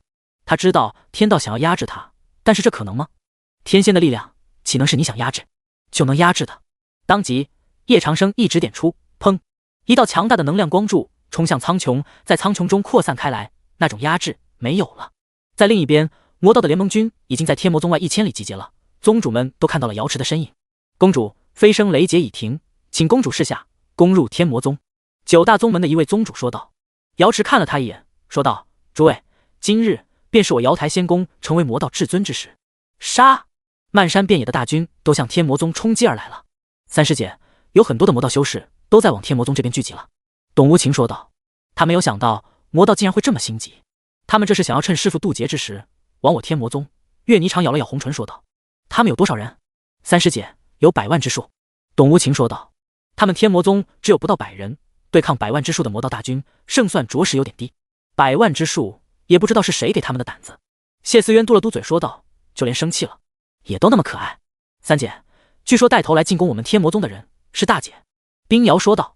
当他得到这个消息的时候，觉得有些不可思议。大姐在恨师父，也不会做出欺师灭祖的事情来吧？可是大姐却做了，这是她失误了。大姐怎么会？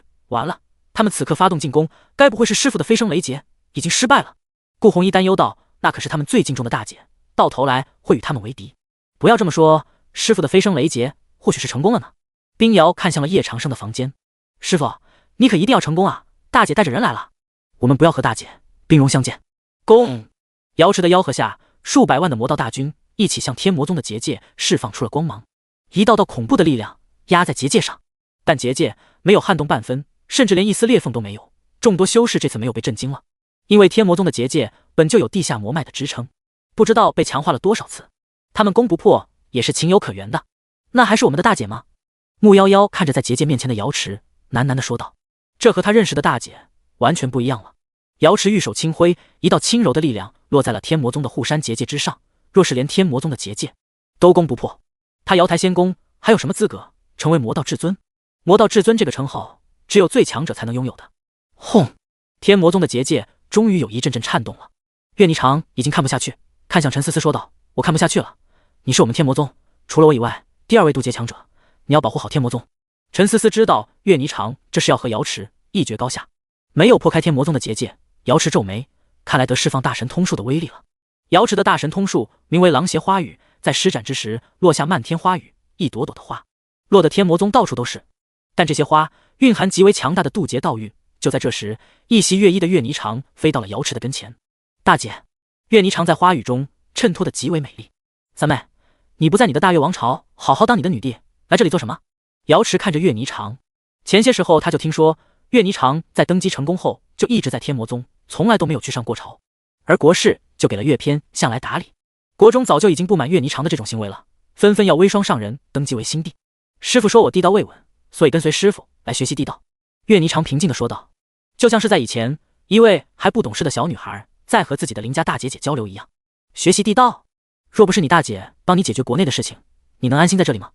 瑶池说道。但手上的动作却是不停，一朵朵花已经开始在破坏天魔宗的地下魔脉了。大姐，你心里要是还有师父的话，那就回宗吧，不要再闹下去了。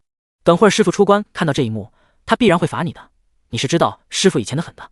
岳霓裳还在试图劝说。瑶池冷哼了一声，你既然知道师父以前狠，那为何不趁此机会消灭师父？你我联手，我们必然会成为魔道至尊。岳霓裳摇头说道，消灭师父谈何容易，如今师父已经飞升成功，世上就他一人是天仙了。瑶池还想说什么，但他看到一道帅气的人影从岳霓裳的后面踏空而来。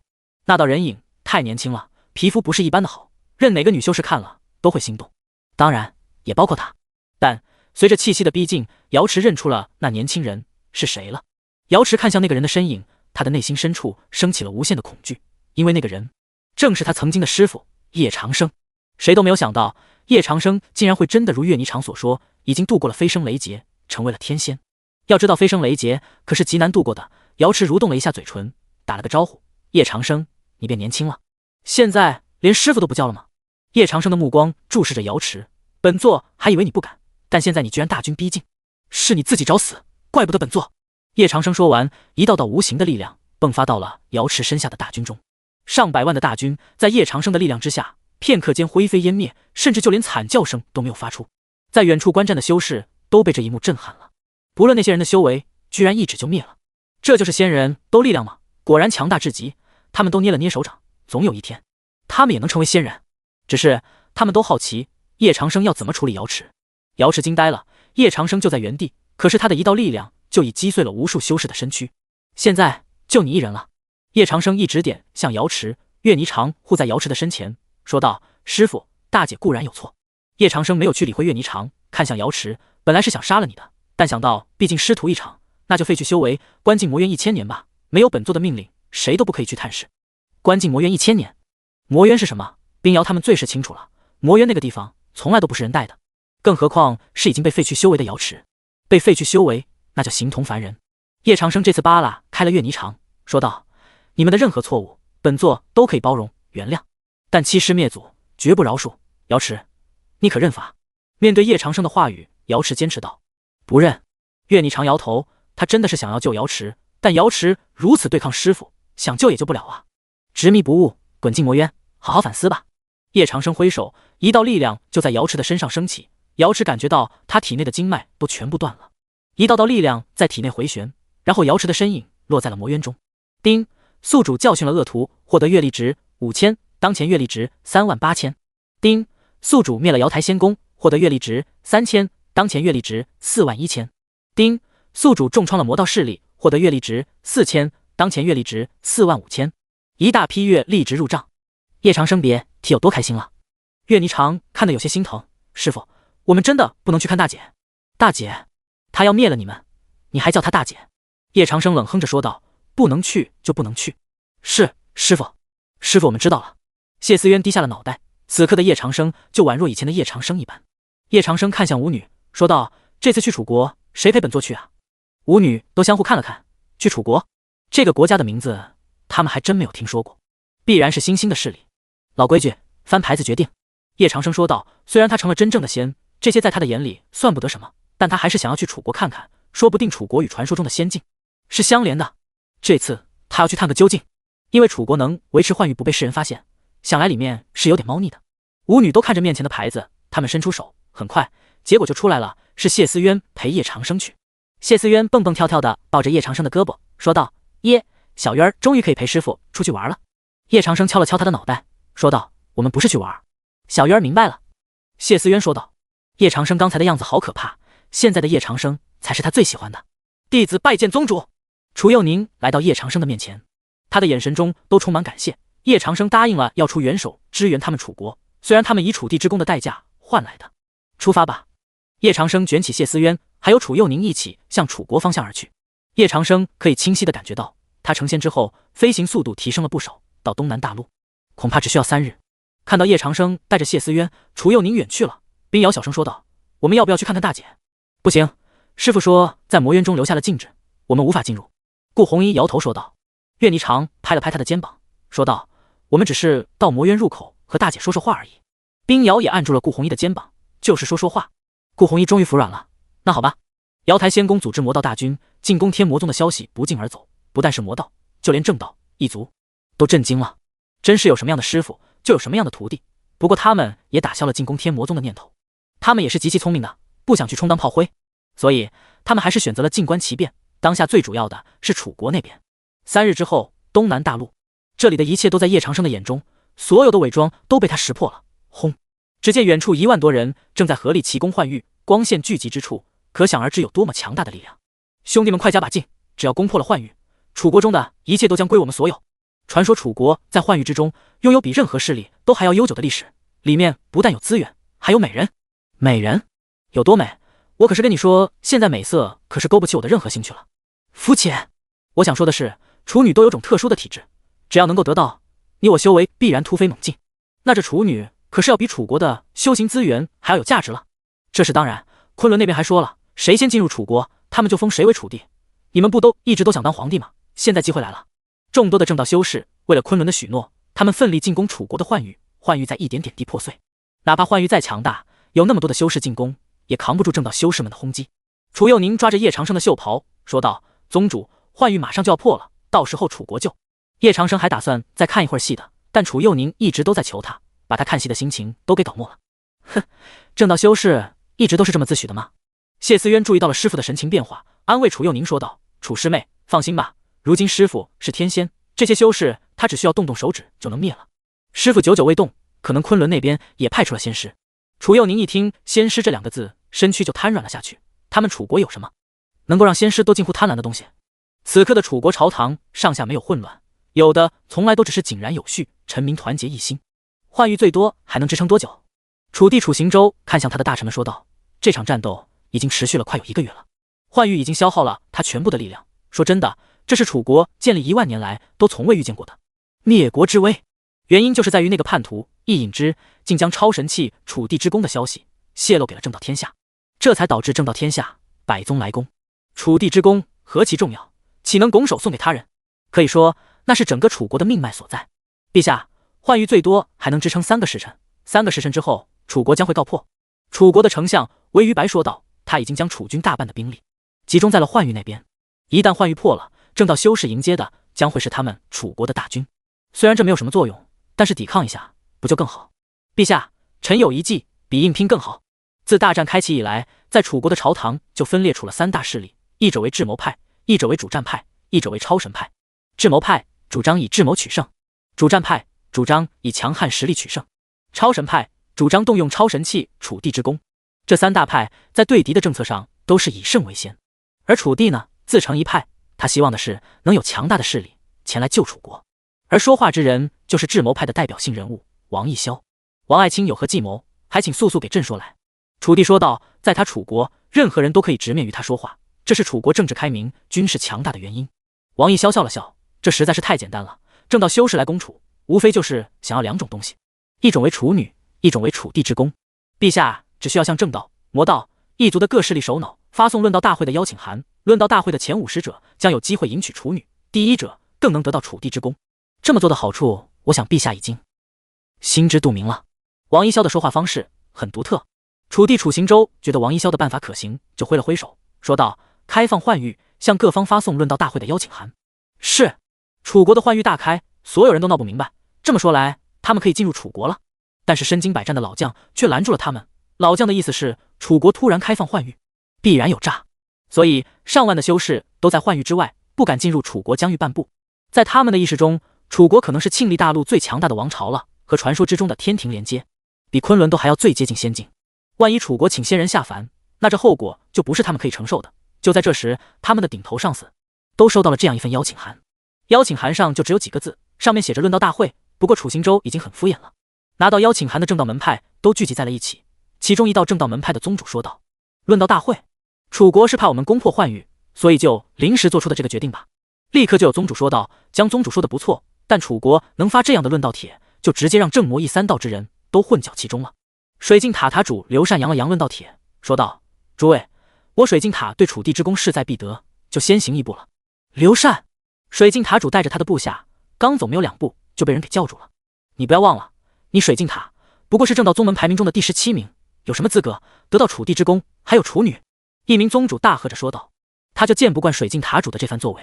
本来大家都已商量好的，一起进攻楚国，好处平分，水镜塔竟然只想要独占好处，这怎么能够说得过去？当下这名宗主就不干了。刘禅看向这名宗主，语气不善：“谭宗主，本座奉劝你一句，不要多管闲事，不要多管闲事。”谭宗主气得浑身都在颤抖，但他没有实力对抗刘禅，所以就任由刘禅去了。现在水镜塔脱盟，如今我正道盟军竟因区区一论道帖就分崩离析，真是可笑。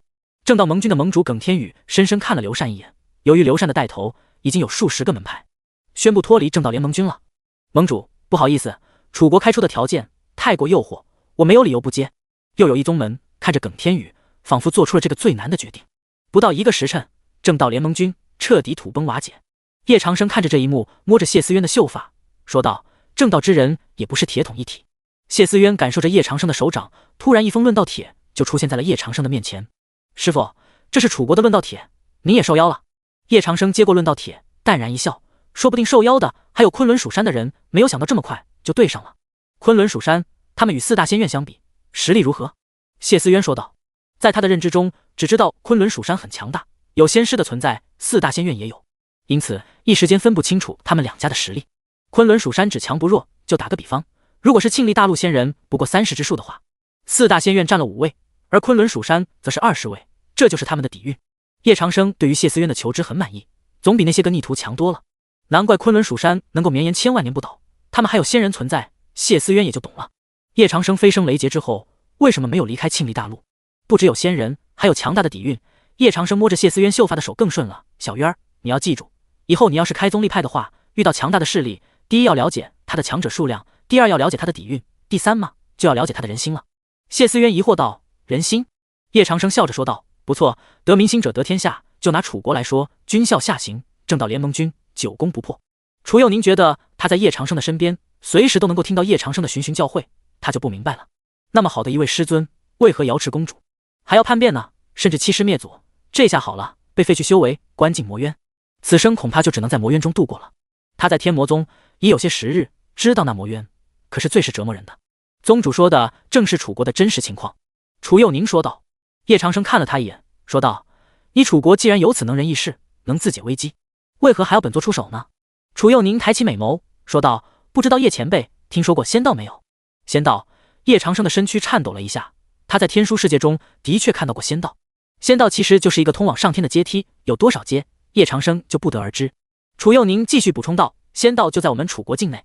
叶长生点了点头，果然啊，他没有想错，仙道就在楚国境内，但要怎么开启仙道，这就有点疑惑了。这论道大会，本座是去定了。叶长生捏紧了论道帖，说道：在庆历大陆的各处都有宗门的顶尖强者，看着自己手中的论道帖都向楚国飞来，一时间楚国城邑中的人口就猛然增加了起来。而楚行舟也在和大臣们讨论论道大会选址的问题。论道大会必须选在楚地之功的威能范围之内，这样才能将一切企图得到楚地之功的人一网打尽。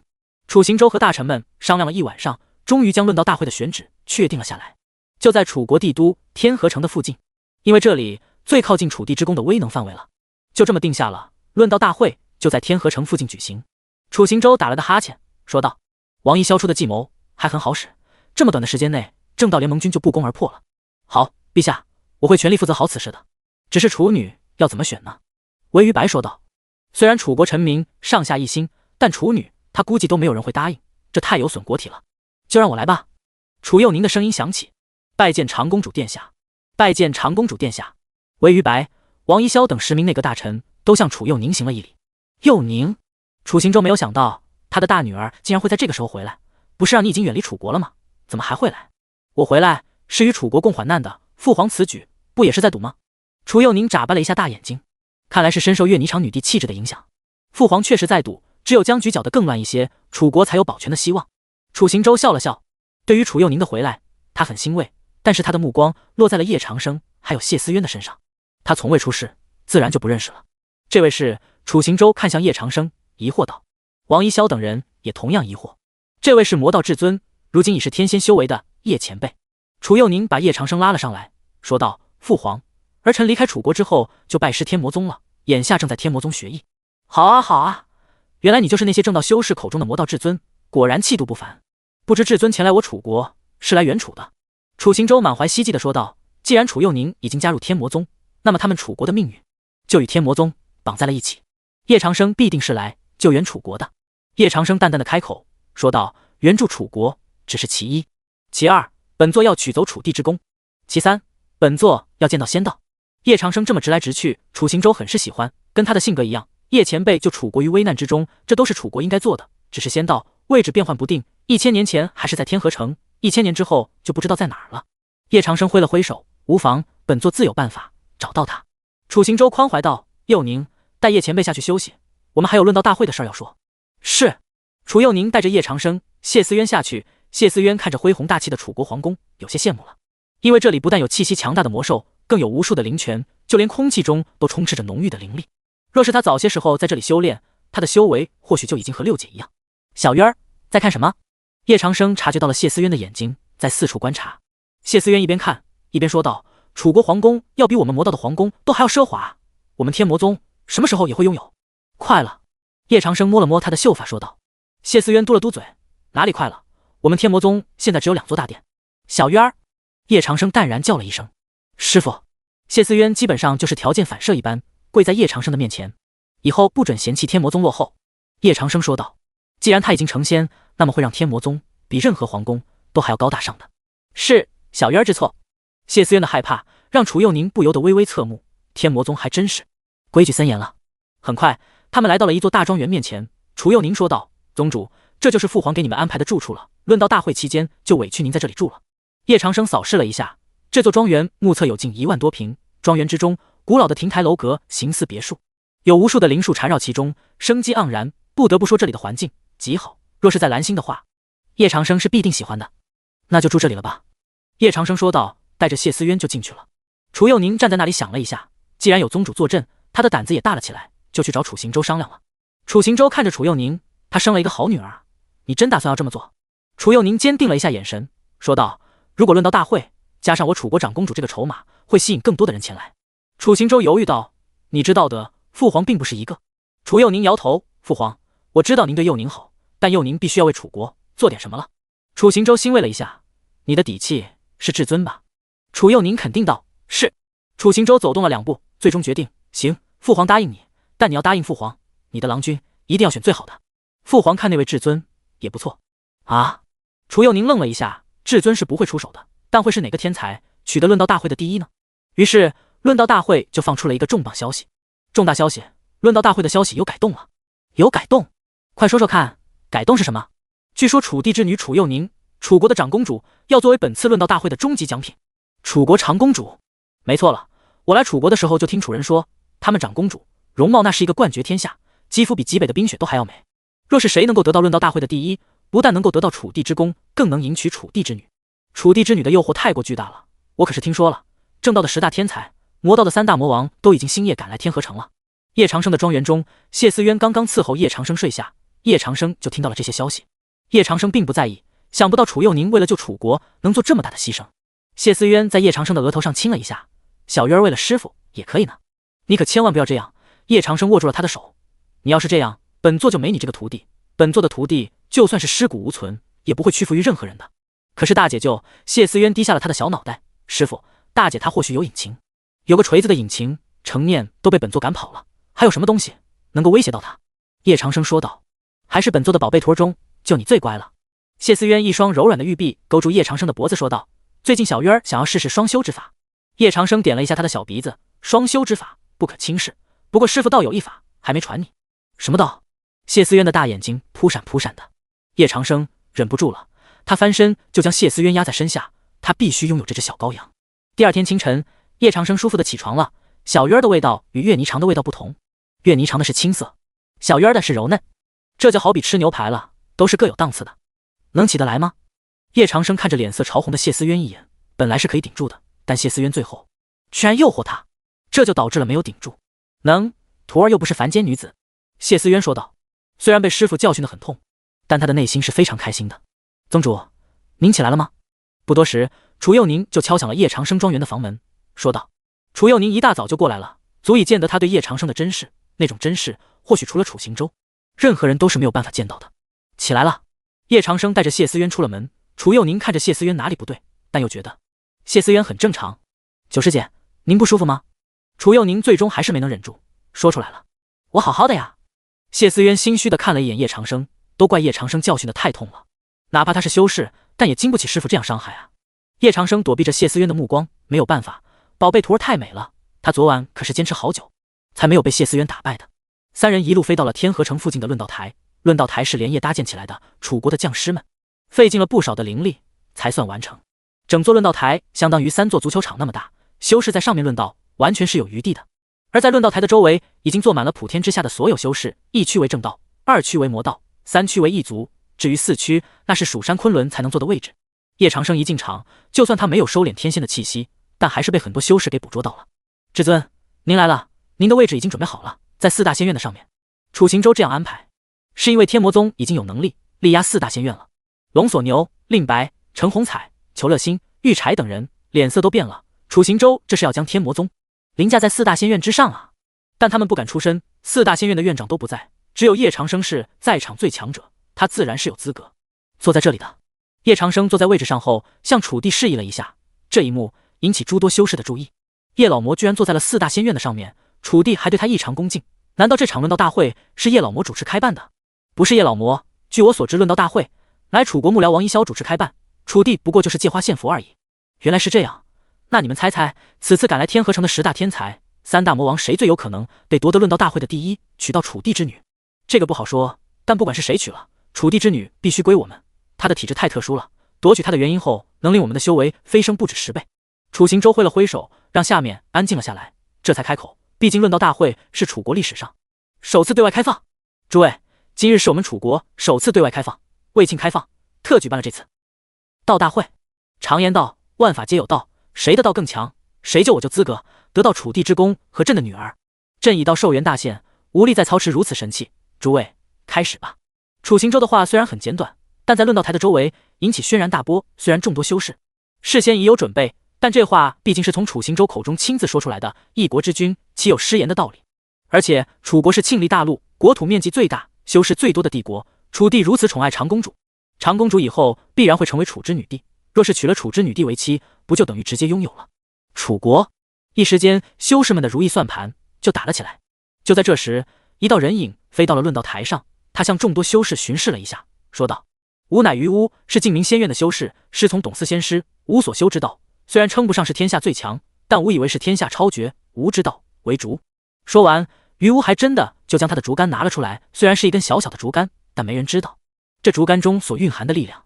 叶长生看向在他旁边站着的谢思渊，说道：“此人修为为元婴5重，竹道层次为6层，算是道法中的好材了。”谢思渊看着于乌，而他只能看到一片空白。师傅是如何猜出他的修为还有道法层次的？叶长生淡淡的说道：“看出他的修为和道法层次还不简单。”谢思渊想了想，也是，如今师傅是正儿八经的魔道至尊，还看不出这点来，竹道也敢猖狂？又一道人影飞到了于乌的对面，他的脸上充满了不屑：“吾乃有成业，一介散修，最习古道，只需3通古，你的竹道便会被吾所破。”废话那么多，直接开打，来吧！于乌的身影已经冲向了游成业，于乌的竹竿变化万千，一根根绿竹不断在游成业的周围滋生，搞得游成业的活动范围大幅度缩小。就在这时，游成业的面前出现了一柄战鼓，这战鼓大的几乎可以折断竹竿。游成业的手中拿着2块锤子，当锤子落下，一道道鼓声和竹竿的声音撞在了一起，但鼓声中蕴含了某种特殊的力量，竹竿一碰上它就全部破碎了。叶长生点评道：“鼓声大的能令坚韧的竹竿破碎，看来此人已在古道深耕100年之久，这散修有意思。”谢思渊见叶长生感兴趣，说道：“师傅是想将这散修收入天魔宗？”叶长生摇头：“不，他的修为太低，还入不了为师的法眼。”这场论道大会硬是被叶长生看成了是他的收徒大会，虽然天魔宗刚刚才开过。砰！在鼓声之下，那一道道竹竿全都应声而碎了，于乌也因此被鼓声重创，飞出了论道台。也得亏于乌飞出的快，不然他可就要丢了性命。竹道不过如此。游成业停止了擂鼓，对着于乌嘲讽着说道。又一道身影从站台之中飞出，他就是正道宗门龙牙宗的弟子，龙牙宗唐立学，请赐教。龙牙宗这个名字的出现，立刻就令正道宗门所有的修士都脑瓜子懵逼了。龙牙宗不是已经被我们给灭了吗？怎么还会有龙牙宗之人来参加论道大会？只怕是余孽了，要不是叶老魔在这里，我当场就杀了他。你们做事是从来不留后患的，但这是怎么回事？正道宗门中的修士，你看看我，我看看你，都不知所措。龙牙宗没听说过。游成业摇头：“你的道是什么道？”“鬼道。”唐立学说道，他的双手抬起时，在他的背后似乎有呜呜之声发出。谢思渊听到这种声音都觉得难受，他看向叶长生：“师傅，鬼道是什么？”“鬼道是万千道法中最恐怖的一道，强大的鬼道能唤出鬼王，到时候修士的生死便由不得自己来决定了。”叶长生撑着下巴，对于修炼鬼道的修士，说实话他有点动心，但奈何还是因为修为太弱，被他放弃了。不过鬼道太强的话，也会反噬本体的。叶长生最后补充。谢思渊不解地说道：“师傅，那我适合学习哪种道呢？”叶长生点了点他的小脑袋，说道：“说实话，为师还没有看到过你跳舞呢。你跳起舞来一定很好看。你的道如果选择武道的话，会更厉害。”谢思渊歪着脑袋：“可是我都没有尝试过也。”“尝试一下，你就知道武道的厉害之处了。”叶长生说道：“武道说实话他都没有接触过，说不定整座庆历大陆都没有，但只要创造一下，不就有了吗？”武道，谢思渊开始在想这个问题了。就在叶长生教谢思渊选道的时候，论道台的2人已经分出了胜负，最后还是游成业胜了。“你的古道很强，天生就克我这鬼道。”“我认输。”唐立学说道，之后就退下了论道台。众多的修士都已经看出了游成业的厉害，仅是凭借他所修的古道就已是连胜2场。论道台上又有一人向游成业发起挑战。巫师从水镜塔，无名温石，无道剑道，希望能胜你古道。温石信心满满，在他的意识里，他一定可以击败游成业的。游成业也对温石表示佩服，道法对境界没有限制，道法之强，甚至可以远超修为，所以没有必要在论道台上以境界相互对抗。来吧！游成业一副独孤求败的气势，双手雷动战鼓。奇怪的是，你明明看到他就比你的面前，但无论如何你也无法靠近他。这就是古道的高明之处，他能够循着鼓声来来回不断变换位置，从而完成臂力。温石的剑道也不是吃素的，当他靠近游成业所在的位置时候，一剑刺出。但就在这时，鼓声忽然变大，靠得论道台最近的修士都产生了耳鸣。叶长生捂住了谢思渊的小巧的耳朵，如果不捂住的话，鼓声就会令内部重创的。谢思渊现在的修为还有点一言难尽，这鼓声一出，可想而知就知道谁胜谁负了。游成业胜。论道台上罕见的出现了4连胜，在场的所有修士都惊呆了。陛下，这游成业还算不错啊，他的古道已经到了道法第6层了，算是正到天骄了。韦于白在楚行舟的旁边说道：他的古道确实让朕都有一种耳目一新的感觉，若好生培养，将来未必不会成为一名古圣。楚行舟已经看到了游成业的潜力，那还让人上台吗？韦于白说道：如果还是游成业胜的话，那游成业就威名远播四海了。楚行舟瞪了他一眼，怎么不让？这才是真正的道法切磋吗？这是朕在位这100年第一次看到如此盛世。是。韦于白只好遵从楚行舟的指令了。论道台上许久都没有修士上台，他们就是怕败得太难看，被自己的同族嘲笑。游成业已经连胜4场，怎么的实力还是摆在这里的。渊儿，有没有兴趣上去会一会这个将来的古圣？叶长生看向谢思渊说道。现在谢思渊的修为为元婴境初期，和游成业那是一个不相上下的。谢思渊看着没有人敢上论道台，说道：师傅，渊儿愿意去。去吧，若是找到了自己的道，就来告诉为师，为师帮你加以强化。叶长生满意道：是。谢思渊在所有修士的瞩目下飞到了论道台上。好美啊，他就是叶老魔的9徒弟，是叶老魔最宠的徒弟之一，亦是修为最低的。元婴境初期就敢挑战游成业的古道，叶老魔不会真以为他的徒弟个个都是怪物吧？不过我们还是不能小看这个谢思渊了，谢思渊可是在9域大会中取得傲人成绩的。9域大会是魔道的盛会，你看把他那样的成绩放在正道，我敢说都可以排在1000名之后了。不管怎么样，都是叶老魔教出来的徒弟，就看看他在游成业的手里能扛过几招吧。众多修士都对谢思渊拭目以待。我是谢思渊，今年18岁，师从魔道至尊，是魔道至尊的9徒弟，请教。谢思渊简单的介绍了一下自己，但周围的修士都傻眼了。小女娃，你不说说你的道吗？你的道是游成业被谢思渊给搞懵了，哪有人上论道台不说说自己的道的？谢思渊看了一眼叶长生，然后说道：武道。武道？那是什么道法？显然在现在的修仙界还没有出现武这个字，所以对武普遍陌生。但一些渡劫强者仙师还是知道武道的，毕竟他们也有运用过武道的厉害，他们是深得其髓。就比如净明仙院的大院老玉柴，曾经就将武道推演到了巅峰，并传给了他现在的弟子。不过谢思渊直接上演武道，触动了玉柴。玉柴看向自己的徒儿，说道：言儿，等会儿就你上去和谢思渊打吧。姬言愣住了，拱手道：师傅，谢思渊的武道徒儿还没有捉摸透。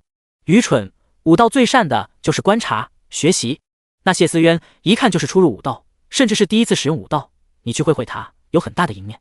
玉柴说道：在他看来，谢思渊的武道完全就是半吊子。徒儿知道了，徒儿等会儿就上去挑战。姬言说道，同时看向谢思渊。谢思渊真的好美啊，不管了，开打就是了。谢思渊说道，这人怎么磨磨唧唧的呀？好。游成业也不给面子了，他的手在鼓上落下，咚咚，一道道鼓声开始蔓延至谢思渊的面前。谢思渊玉手一翻，他所穿的衣袖就都变成了彩云纱。虽然他还没有跳过舞，但在潜意识中，很多鼓舞开始出现在他的脑海中。谢思渊的身躯扭动了起来。当鼓声到他的面前时，由于舞动产生的力量，直接就让鼓声消散了。接着，谢思渊跳舞的节奏越来越快了，叶长生就在上面欣赏。想不到渊儿跳舞还是很厉害的，以武取胜。叶老魔，你在搞什么名堂？在他的左下方，一名宗主开口说道。这名宗主的语气很不友好。本座搞什么？难道还要知会你一声？有本事去打败本座的徒儿啊！叶长生抿了一口楚行舟给他倒好的茶。你……这名宗主愣住了，硬是说不下去话了。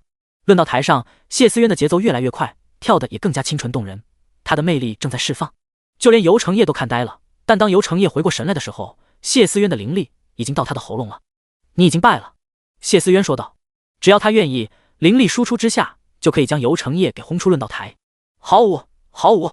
哈哈，叶前辈的高徒不愧为天下第一美人，就连本座见了都有些心动了。既然是武道，那就要以分个高下。声音从静明仙院那边响起，所有人都向静明仙院看去，懵逼了。静明仙院还没有败够吗？还敢上人？反应最强烈的是四大仙院，怎么说四大仙院也是同体一波，静明仙院要是再输的话，那丢的可就是四大仙院的脸了。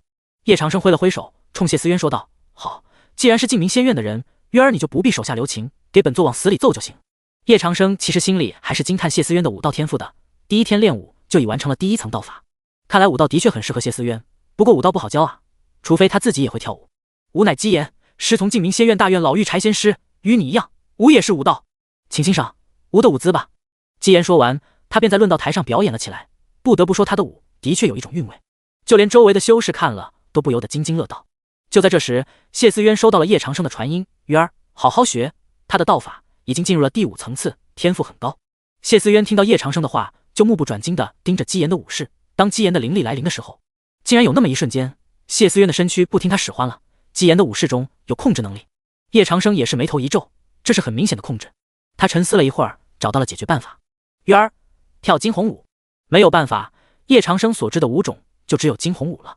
惊鸿舞要怎么跳啊，师傅？谢思渊快要哭了，他不会跳惊鸿舞啊。叶长生一直点在谢思渊的眉心上，谢思渊突然灵光一现，惊鸿舞的全部内容就都出现在他的脑海中了。这就是惊鸿舞吗？感觉很好看的样子。谢思渊一下就被脑海中的步骤给惊艳到了。惊鸿一舞天下动，共享人间盛世言。谢思渊终于明白了这舞的含义，他伸开了他的玉臂，他和姬言之间的灵力对撞也在这时开始了。姬言已经是元婴境中期的修为，他的舞种要比谢思渊的更多一些。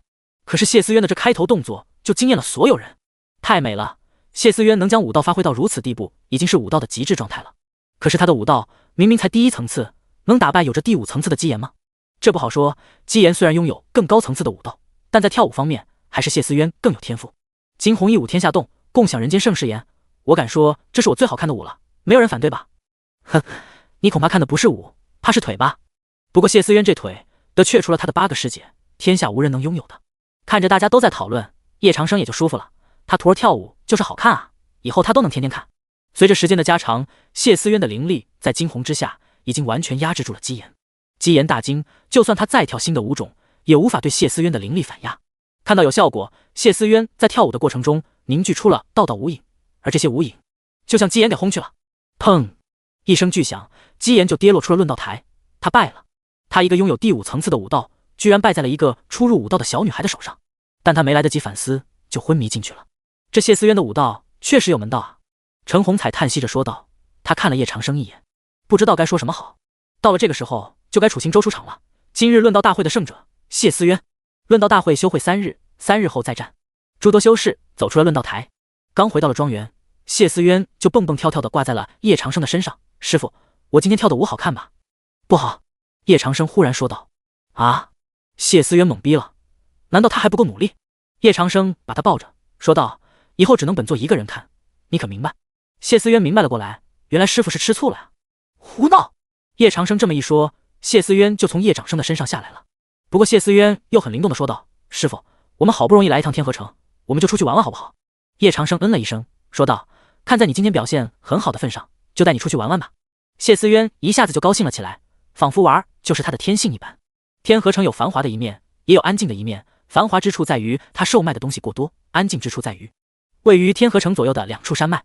这2处山脉高耸入云，如果从天河城中看去，就像是2把剑一样。事实上，在天河城的传说中，它们就是由2把剑演化而成。起初叶长生还不信，但感觉到这2座山里的剑气之后，叶长生就实锤了，这就是2把剑。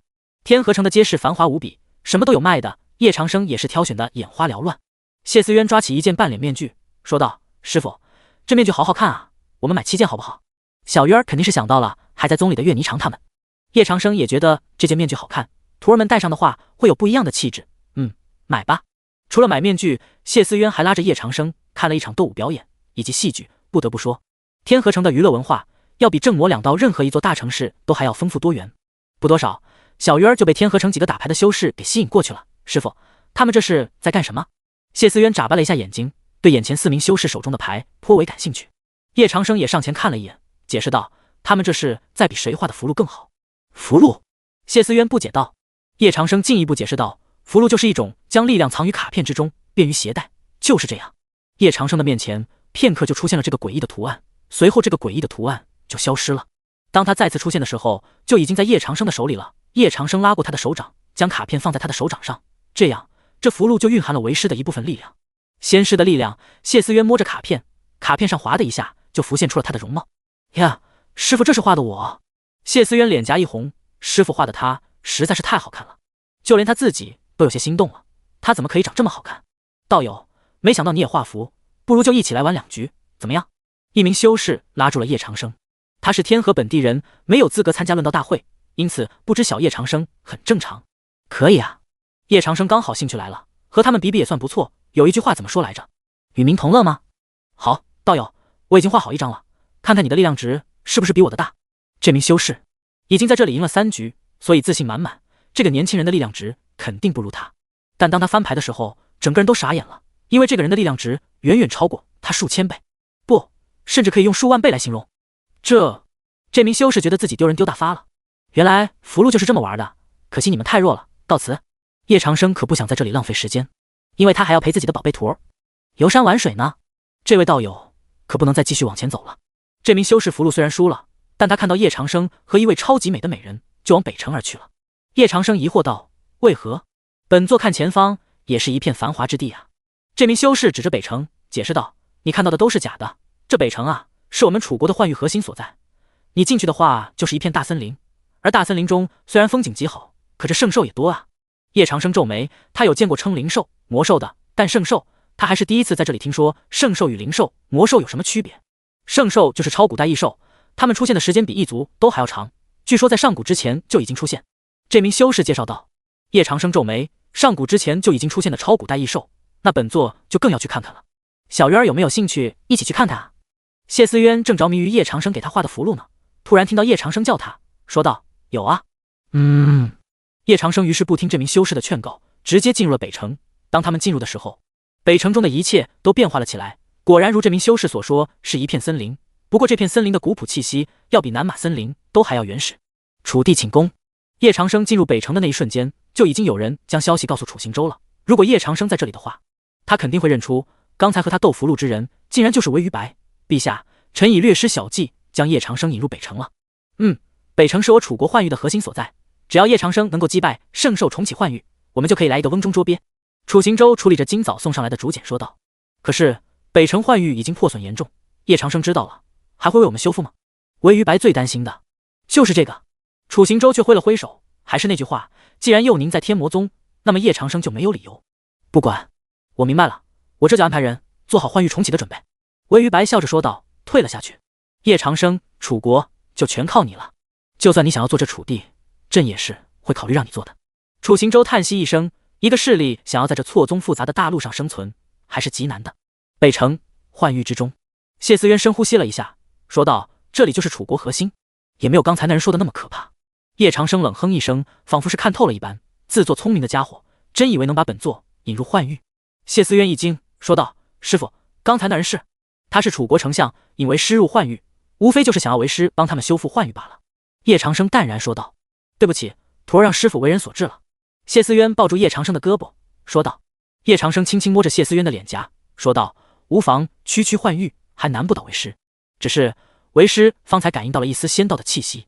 叶长生来北城就想要看看仙道在何方。仙道的气息，谢思渊歪着脑袋，难道仙道是藏在幻域之中？师傅，快看，这里好好看。谢思渊立刻就把叶长生刚才说的抛之脑后了，他被森林中的风景吸引住了。只见一片片落叶从树上飞下，谢思渊就在这些落叶之中旋转了起来，也是让叶长生一阵欣赏。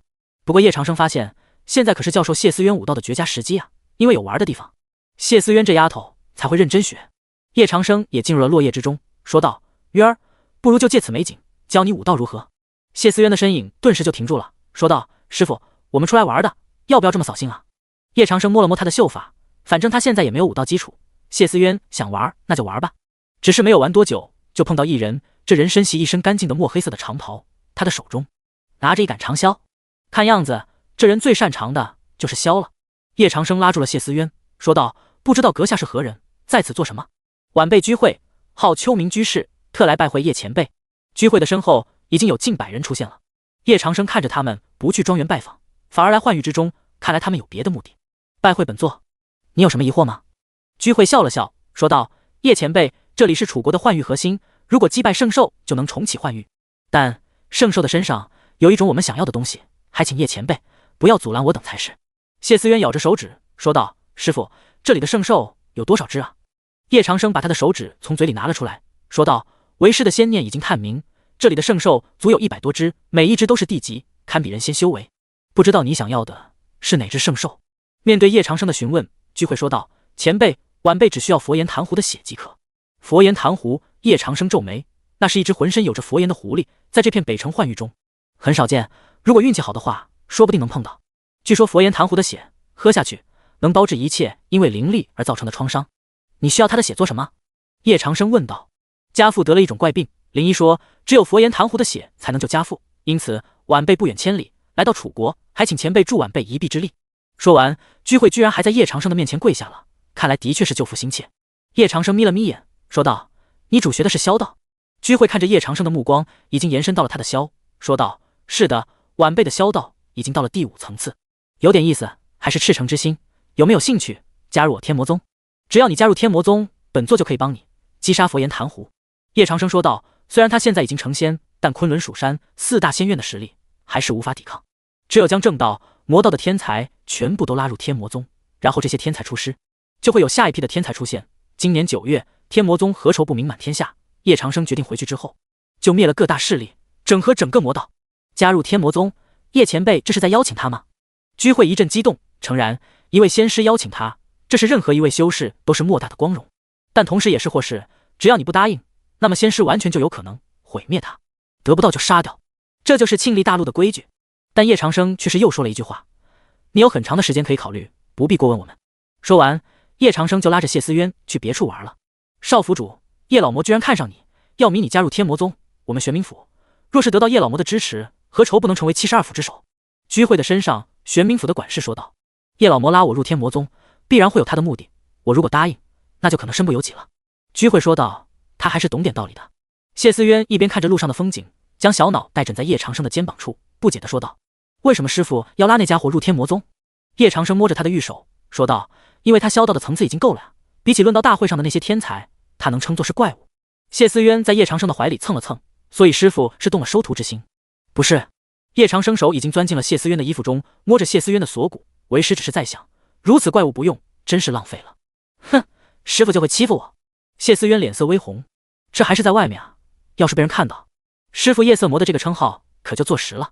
叶长生摸着锁骨说道：怎么，渊儿讨厌那个人？那为师不收便是。谢思渊感觉到了叶长生的手，说道：不是，渊儿只是觉得他能为天魔宗做事，不知道运气该有多好。叶长生笑着说道：这不是他的运气，是他的实力。叶前辈，居会的声音在叶长生他们2人的身后响起。叶长生愣住，该不会真看到了吧？他要不要杀人灭口？不过这些都不存在的。叶长生从容的将手从谢思渊的衣服里伸了出来，就当什么都没有发生。你已经想好了？叶长生的眼光飘忽不定，而谢思渊心里已经在说叶长生了，看吧看吧，这不就是有人来了吗？想好了，只要能救家父，加入天魔宗也无可厚非。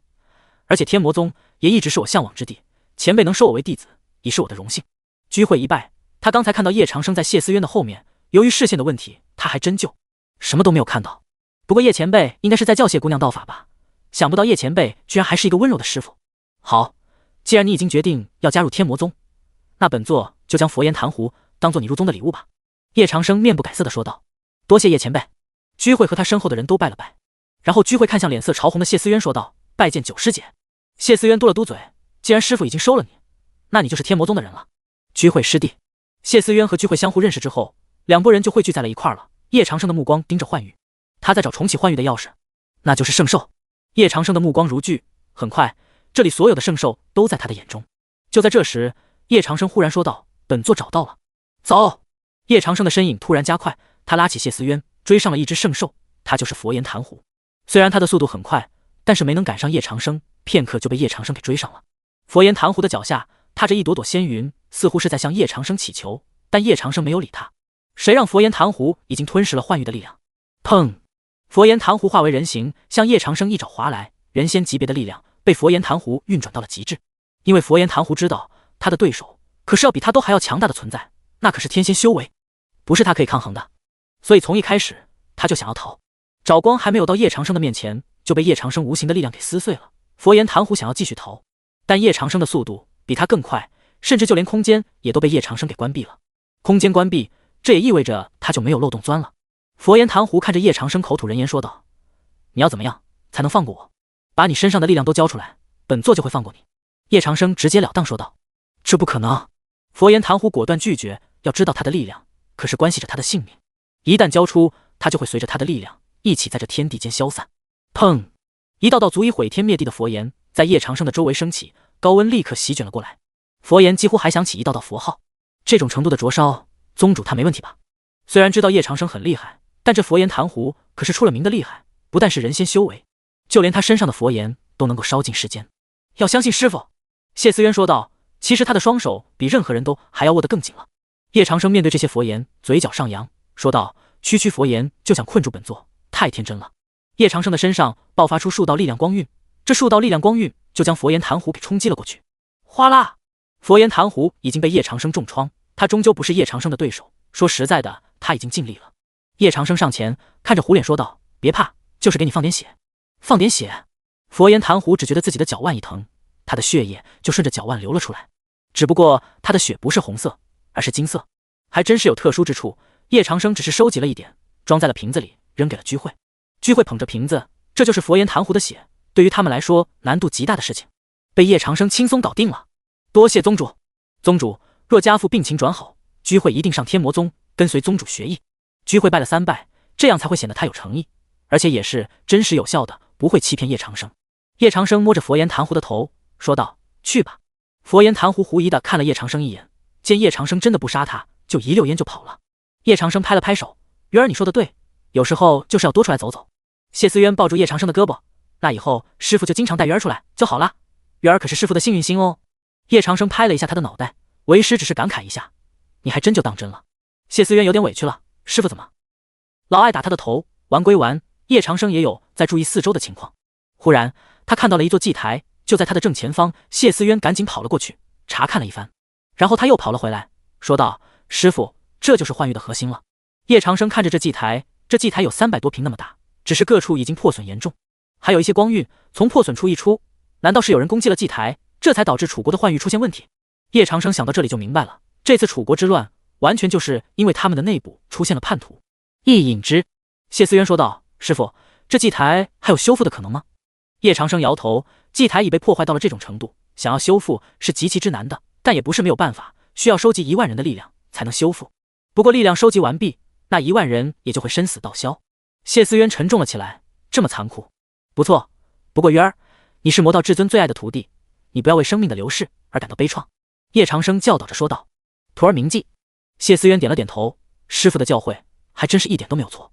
楚行舟的皇宫中，楚行舟嘴角上扬说道：“看来他们已经找到了祭台，不过居会闯入其中，这也是一场朕没有料到的意外。”说完，楚行舟的目光看向围于白旁边的一人，他就是楚国用来监察全国的西院院长邓恒礼。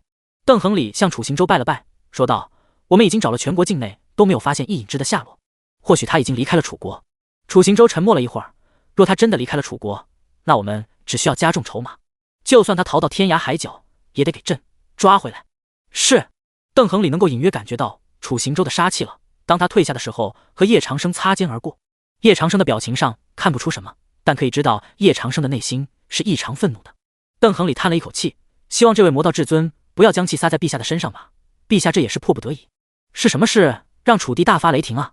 楚行舟这才从刚才的情绪中回过神来，他看到是叶长生，就立刻行礼，原来是叶前辈。叶前辈从幻域中出来了。顺便探了一下幻域中的祭台。叶长生嗯了一声。楚行舟询问道：“那这幻域中的祭台，叶前辈看着还有救吗？”叶长生瞥了他一眼，说道：“有救，不过这代价大了一点。”楚行舟一听有救，就跪在了叶长生的面前，周围还没有下跪的群臣都震惊了。一国之君竟然在向叶长生下跪，还请叶前辈原谅朕的冒犯之罪。楚行舟头也不敢抬，他知道叶长生必然是发现了。叶长生又不是傻子，为丞相是出于保护楚国的目的，你楚国希望活下去，何罪之有？叶长生话锋一转：“不过你胆子确实够大的，居然敢拿仙师当挡箭牌，仙师是你的什么？啊！楚行舟没有想到叶长生会这么问，说道：“叶前辈，没有下次了。最好是论道大会继续举报，不要影响到本座的计划，还有你的计划。”叶长生挥了挥袖袍，就离开了大殿。陛下，您还好吧？面对仙师，别说是楚行舟了，就是他们这些大臣都会出冷汗。楚行舟直接瘫痪，这实属正常。丁，宿主震慑了论道大会，获得阅历值2000，当前阅历值47000。丁，宿主震惊了楚国朝堂，获得阅历值3000，当前阅历值5万。丁，宿主带徒弟出去游玩，谢思渊心情愉悦，获得阅历值1000，当前阅历值51000。PS， 随着宿主修为的提升，阅历值奖励将会相应减少哦。看着系统提示，叶长生皱眉，系统终于要对阅历值下手了吗？居然还要减少！看到叶长生的脸色不对，谢思渊说道：“师傅，您怎么了？”没怎么，就是想到一些不高兴的事儿。叶长生何止是不高兴啊，等回天魔宗了，就来一波抽奖吧。另一边，4大仙院的人都聚集在了一起，他们来这里就只有一个目的，那就是得到楚地之功，还有楚地之女。可是目前的最强者是叶长生的9徒弟谢思渊，他们想要得到楚地之功、楚地之女，谈何容易？还有谢思渊的武道变化多端，他们没有人能够有信心将其击败。龙大院老，你把大家伙都召集到这儿，是有办法对付谢思渊的武道了吗？裘乐星撑着下巴问道。光是一个谢思渊就令他们头痛万分。没有，不过我却有办法得到楚地之功。龙索牛狠狠地道，他准备双管齐下。龙大院老是打算直接抢。陈红彩说道，要想直接抢楚地之功不是不可能，但这风险太大，楚国的底蕴他们还不知道，贸然行动可能会对他们造成更大的重创，这也是迫不得已。至于得到了楚地之功，那叶长生才有可能被我们压制。龙索牛叹息道，所以你们蓬莱仙院准备了2手方案。裘乐星说道，只有这样他们才能够瞒天过海。不错，这2手方案只有我们4大仙院的人才能知道，不要泄露了出去。龙索牛说着，将这2手方案都放在了他们的面前。明白。陈红彩知道其中的重要性。就在他们商量的时候，数道光芒在他们的周围出现，等他们看清楚，这才知道是昆仑蜀山的人。青微道长，你们怎么也来了？董司一脸疑惑。诸位，正道不日就要遭逢大难，倾巢之下安有完卵，所以本座代表蜀山，想要与4大仙院正式结盟。青微道长说的话很真诚，他是蜀山掌门，说的话自然是很有分量的。蜀山要与4大仙院结盟，众多仙院之人都愣住了，他们向来都是井水不犯河水，今日怎么却？昆仑也是如此。论道大会之后，叶长生必然会整合所有的魔道势力，到那时天魔宗的力量必然空前强大。还有叶长生的身边有2只上古真魔。白俊杰说道，叶长生已经成长起来了，成了他们正道的心腹大患。况且他们想要灭掉叶长生也不是最近才有的，从1000年前他们就和叶长生展开了数千次大大小小的战斗，虽然有胜也有输，但总体的来说他们并不弱于叶长生。天魔宗绝对不可以成长起来，这是他们的宗旨。好吧，白掌门都这么说了，我们正道又有什么理由不团结在一起呢？今日我等正道朱门就歃血为盟，不破魔道誓不回宗，不破魔道誓不回宗。4大仙院昆仑蜀山在叶长生的强大压力之下，终于走在了一起，正式成为联盟了。这次的联盟将会比之前进攻楚国时的联盟更加强大，因为有6大巨头带头，也更加牢固，不会再被一张论道帖给搞垮了。叶长生的庄园中，叶长生叫来了楚国秀瑞商会的会长瑞礼全。瑞礼全在晚些时候就已经在收到了楚行舟的圣旨，圣旨上的内容说，无论叶长生想要什么，都全力配合叶长生。秀瑞商会会长瑞礼全见过叶前辈。瑞礼全拜了一下叶长生，这可是他第一次在仙人的面前拜见。叶长生招了招手，小鱼儿立刻就将叶长生写好的单子给了瑞礼全。瑞礼全看了一眼，修复祭台要这么多的材料，而且还都是名贵材料，一些甚至都是罕见至极。怎么，你们楚地要你们秀瑞商会给东西，你们觉得很为难？叶长生看向脸色难看的瑞礼全说道，抿了一口茶，反正这些都不是他该头疼的事儿，这些东西我们商会都可以搞到，只是这超古代异兽该怎么搞？瑞礼全想破了脑袋，也不知道在哪会有超古代异兽。叶长生解释道，你们的祭台已经损失了太多的力量了，需要用远超上古时七圣兽的力量来补充，这样幻域才有重启的可能。至于哪有超古代异兽，据问你们楚国的智囊不是更好？瑞礼全回味了一下，叶长生说的好像是这么个道理，但问题是他要怎么去找王一霄呢？楚国王一霄府，王一霄和他的族人们在他的大院中摆上了一座阵型，这座阵型据说能够看出未来的复杂形势。现在的楚国就像是被一团迷雾所笼罩，各方势力蠢蠢欲动，分不清哪方是友哪方是敌。作为楚国的智囊，王一霄必须为自己的未来考虑。虽然他的聪明凌驾在整个楚国之上。柱国大人，这些都已经找来了。下人送来了弥补这座大阵的东西，但是他又看不懂，问道：柱国大人，这是什么阵啊？楚国的命运之阵，未来500年的命运都在此阵中，本柱国行事都以命运为主。王一霄说道。他推理命运，说起来有整整300年了吧？这是秀瑞商会的瑞会长命属下送来的修复祭台的单子。下人说道。送上单子后，他就退下了。他只是一个下人，没有资格接触到这些最高机密。修复祭台，把那边推上去一点。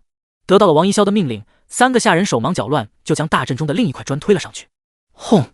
命运大阵被启动，在命运大阵的左上方有一道黑色的光芒在闪烁着。当然，这道黑色光芒只有修行了命运之道的王一霄才能看见。魔道至尊，王一霄做梦也不会想到，楚国命运竟然全系于一人之手，那就是魔道至尊叶长生。王一霄眉毛一动，拿着单子就去了叶长生的庄园。叶长生这时已经搂着谢思渊光滑的肩膀睡下，但他感觉到有人已经来他的庄园了。巫师傅要去哪儿？谢思渊反手就将叶长生给按住。师傅也真是的，睡个觉都能够到处跑。去见一个人。叶长生穿好了衣服，瞬间来到庄园的会客厅中。此刻，王一霄已经跪在会客厅的中央。王一霄看到叶长生出来，就行跪拜礼，请至尊救救楚国。叶长生活动了一下脑袋，说道：楚国不是已经开始自救了吗？王一霄叹息，这只是他的权宜之计。据晚辈在天河城中的密报，说4大仙院、昆仑蜀山等正道势力已经组成联盟了。他们组成联盟，不光是为了针对楚国，更是为了针对叶前辈啊。叶长生冷哼一声，好高明的手段，以为这样说就会让他心动了吗？本座早就已经知晓。再说，你得到这个消息，不第一时间告知楚地，反而告知本座，你这是什么意思啊？王一霄的手掌上顿时就出现了一道旋转的古老阵法，正在散发出黄色光晕。我想叶前辈应该对这东西感兴趣。叶长生看着王一霄手掌上的阵法，说道：命运之阵，你是修炼命运之道的修士？叶长生何止不知道命运之道，世间道法分为大3000、小3000，在论道大会上出现的都是小3000的道法，而鬼道亦在小3000之首，在大3000中，这些道法甚至都排不上号。但命运之道即便是在大3000中也是排名靠前，这也由此可见命运之道的重要性。不错，而且我已经在命运之道上修炼了100年。王一霄说道。不知道我在叶前辈的心里算不算是怪物？叶长生闭上了眼睛，就这一会儿的楚国之行，居然同时遇上2大怪物，一是修炼萧道的居会，二是修炼命运之道的王一霄，要不要把他们全部都吸纳进天魔宗？叶长生第一次体验到了选择困难症，他现在就是选择困难啊！等等，小孩子才做选择，只要是怪物他都要。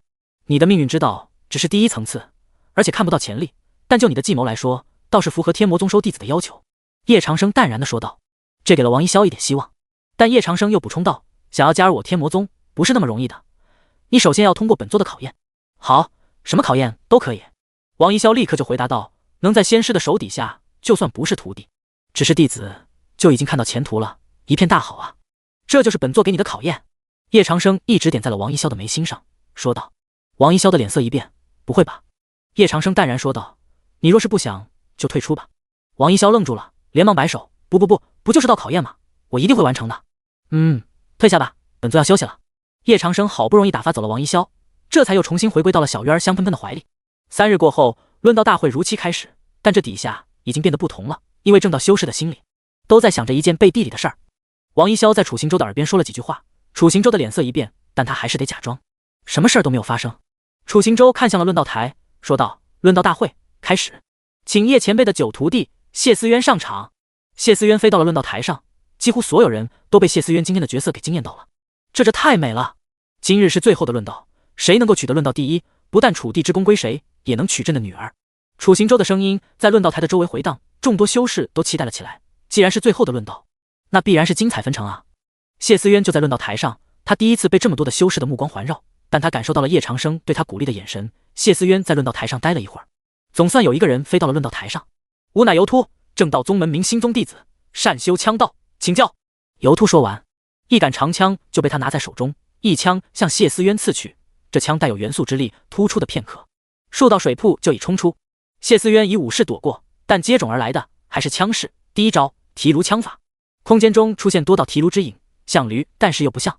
提炉枪法据说是明心宗传了数千年的枪法，道法层次可能会比谢思渊的更高。刚刚你在枪影中看到空间涟漪没有？这就说明了尤突的枪法之强，而谢思渊的武道就连空间涟漪都没有荡起来。若是单纯的道法的话，我觉得尤突胜的可能性要大一些，谢思渊恐怕会在这轮被淘汰。众多的修士都在分析尤突的枪法，尤突曾以提炉枪法的第一式击败过100多名同境界的修士，因此对于尤突，众多修士还是非常看好的。尤突的枪影与谢思渊的武影碰撞在一起，这可以说是2大天才的对撞，很有看头。但谢思渊的武影很快就躲过了漫天枪影，空间震荡之时，尤突的身躯很快就退后了2步。谢思渊再轻轻一点，尤突就追出论道台了。3招解决战斗，众多修士都在此刻看呆了，他们都没有想到，原来谢思渊可以这么厉害。叶长生笑着看向谢思渊，自言自语：“鱼儿的武道还可以再进一步的。”叶前辈，我想请教一事。明星宗宗主潘乐章拱手说道：“请说。”叶长生说道。潘乐章开门见山说道：“您是如何将您的弟子教的这优秀的呢？”叶长生这就更为得意了，原来这就是教徒弟的感觉啊！潘宗主教弟子得用心，不要光想着让弟子变强，得深入他们的心灵，要与他们的心灵合二为一。与心合二为一，潘乐章喃喃说道：“叶前辈领教了。”谢思渊胜，还有没有上台问到的？楚行舟说道，同时对谢思渊又是多看几分。柔弱的武道真能发挥出这么强大的战力？虽然不太可能，但事实就是如此。在继尤突之后，上清仙院的一方飞出一人，落在了论道台上。上清仙院，公孙亨。武道乃是水道，不知道你能躲过我几道冥河？众多修士听到公孙亨这个名字都被震撼到了，居然是上清仙院的公孙亨。要知道他的冥河水道可是强悍无比啊！公孙亨曾经在4大仙院的大比上夺得过冠军，当时他就以3道冥河水道击败了净明仙院当时最强的天才李章熙。李章熙后来怎么样了，我们不清楚，但公孙亨是一路平步青云，据说都能当上上清仙院的新生长老了。新生长老，公孙亨果然厉害啊！就看叶长生的9徒弟能扛多少道冥河水道了。叶长生看向公孙亨，从公孙亨的身上，他感觉到了公孙亨身上最多的元素，那就是水。公孙亨的整个身体就像是汪洋大海，但这汪洋大海与一般的又有普通，因为这是冥河之水。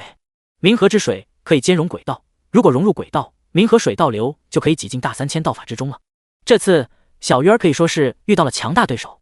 谢思渊一笑倾城，挥舞着手臂，那就试试吧。公孙亨整个人就像是没入空间中，从空间中出来的却是冥河之水。为了避免被打湿，谢思渊退后了少许，因为公孙亨进攻的速度太快了，谢思渊根本就来不及施展武道。偌大的论道台，很快谢思渊就被公孙亨给逼到了论道台的边缘。公孙亨嘴角一勾，这叶长生的9徒弟也不过如此吗？哗啦，谢思渊的4个方向都出现了冥河之水，现在的他可以说是进退两难。完了，这谢思渊是被冥河之水给围上了，碰又碰不得，现在已经陷入了绝境。这位道友，我还是没有看明白，这冥河之水为何不能碰？因为这冥河之水是取自地下，具有很强的腐蚀性，你如果知道水银就好说。怪不得论道台上的汞含量超标了，这公孙亨是想将谢思渊给重击啊！众多修士开始为谢思渊担心了起来，谁会不担心啊？要知道谢思渊可是一大美人啊，要是毁容了得有多难看。谢思渊面对这4周的冥河之水，他一时不知道该怎么对付，但师父说过，最完整的地方就一定就会有破绽，所以破绽在谢思渊以最快的速度观察，因为在他观察的同时，冥河之水也在缩紧。从外面看，就像是谢思渊身体的周围有一圈蓝色的水窝一样，非常神奇。叶长生这时紧张起来了，谢思渊能不能找到冥河水道的破绽，就要看他对武道的悟性了。叶仙师，您的9徒弟这会儿是穷途末路了吧？我可是听说这冥河水道，周围的宗主们都看起了热闹来，毕竟这可是第一次叶长生的高徒遇到了困难。破绽找到了！谢思渊一笑，他的彩云纱就在这时释放出一道道彩芒，而这彩芒全部都轰击在了冥河之水的最薄弱之处，哗啦一声，谢思渊的身周都被破除。公孙亨的身影出现，一掌抓向谢思渊的脖子，他等的就是这一刻。瞬间，谢思渊施展出了武道，柔韧的身体闪过了公孙亨，公孙亨落了个空。看招，圣光明眼！那是一个巨大的眼睛，仿佛是在注视着谢思渊。而与此同时，3道、4道、5道的冥河之水都向谢思渊奔涌而来了，就像是五江汇流，源源不断，越聚越大。但对于已经施展出武道的谢思渊来说，这都不是问题。突然，谢思渊就任由冥河水道从他的身周给绕了过去。哗啦，谢思渊的身影分为了3道，3道谢思渊轰向了公孙亨，公孙亨败了。本次问道，谢思渊胜。下一位，楚行舟拍着手，没有想到啊，最后的黑马竟然会是谢思渊的武道成为顶流。正道宗主们脸色难看，他们心里很难受，他们的弟子会被一个魔道的弟子压得抬不起头来，这样比下去太无聊了。谢思渊敢不敢来点真的？一道声音在昆仑那一脉响起，是昆仑的三弟子周兴贤。周兴贤的修为已经是化神境巅峰，道法层次也达到了第3层次。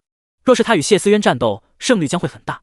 为了楚地之功不落入正道，叶长生的身影从最高处的席位上飞了下来，将谢思渊护在了身后。打了那么多场，谢思渊的灵力已经耗尽了。如果再和这样的对于谢思渊而言的强者战斗，谢思渊必然会身负重伤。而且对手是昆仑，叶长生又岂会不知道昆仑三弟子的葫芦里卖的是什么药？叶长生淡然地说道：“周兴贤，你也不看看你自己的修为，化神巅峰，欺负一个元婴初期的小女孩，你也和你师傅一样，脸皮贼厚。”周兴贤嘴角抽动，他师傅是蜀山10大仙师之一的娄浩淼，怎么可以这么让叶长生侮辱？娄浩淼也在场，只不过被叶长生这样侮辱，他有些想要立刻就出手的感觉，但叶长生的实力他看不透，不知道能不能打得过。前辈，我只是论道而已，楚地陛下已经说得很清楚了，不以境界论道。周兴贤说道。若是以规矩论事，想必叶长生也不会说什么。叶长生笑了笑，说道：“论道不论境界，确实如此。也好，本座自降身份，与你论一下道，如何？”叶长生这句话一出，众多修士都在骂叶长生老奸巨猾，这不明摆着给反欺负回来吗？师傅我有出头的样子，好帅啊！谢思渊看着他面前的叶长生，都有些痴迷了。众多修士都愣住了，原来叶长生护短的传说是真的，叶长生是极为保护自己的徒弟的。叶老魔，你要是动本座徒儿一根毫毛试试，本座就将你的天魔宗给打得稀巴烂。娄浩淼的声音传来，所有人都向娄浩淼护短的遇上更为护短的，将会擦出怎样的火花？不过众人都关心楚地之功的最后归属，这才是这场论道大会举办的目的所在。师傅，您来了。周兴贤看着娄浩淼已经来了，微微行礼。娄浩淼大概成名于700多年前，是蜀山最拿得出手的一位掌门之一。虽然他已经多年没有管理蜀山了，但他的名气在蜀山，在整个正道都很强大。还见过小时候的叶长生，叶长生在活了5000多年的娄浩淼面前，都只能说是晚辈了。可以说，娄浩淼是位重良级的人物，成仙的时间比叶长生早。之所以还没有飞升，是因为他找不到仙道了，只能在蜀山苟延残喘。原来是娄前辈，娄前辈这是想要和本座论道吗？叶长生笑着说道，拍了拍手，若是与本座论道，本座乐意至极。娄浩淼看了周兴贤一眼，说道：“贤儿，你先退远点，楚地之功今日必须归属蜀山。”叶长生也拍了拍谢思渊的肩膀，嘱咐道：“你也退远一点，好好看为师的道。”知道了，师傅。谢思渊乖乖的退后了很远。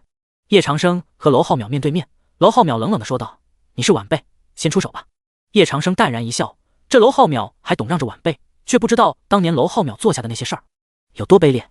叶长生的手中出现了火神剑，一下子论道台的周围火元素都活跃了起来，所有的修士都感觉到了热感。这就是神器火神剑。叶老魔哪来这么多的神器？娄仙师没有神器，是不是要落后叶老魔了？我观两人的实力都差不多，最后分胜负的还是各自的武器啊。武器固然重要，但娄仙师可是在道法上修炼了1000年，时间比叶老魔的都还要久，定然会有他的方式。不过这火神剑实在令我太热了，道友，你不觉得热吗？叶长生拿着火神剑说道：“娄前辈，那就别怪我手下不留情了。”轰！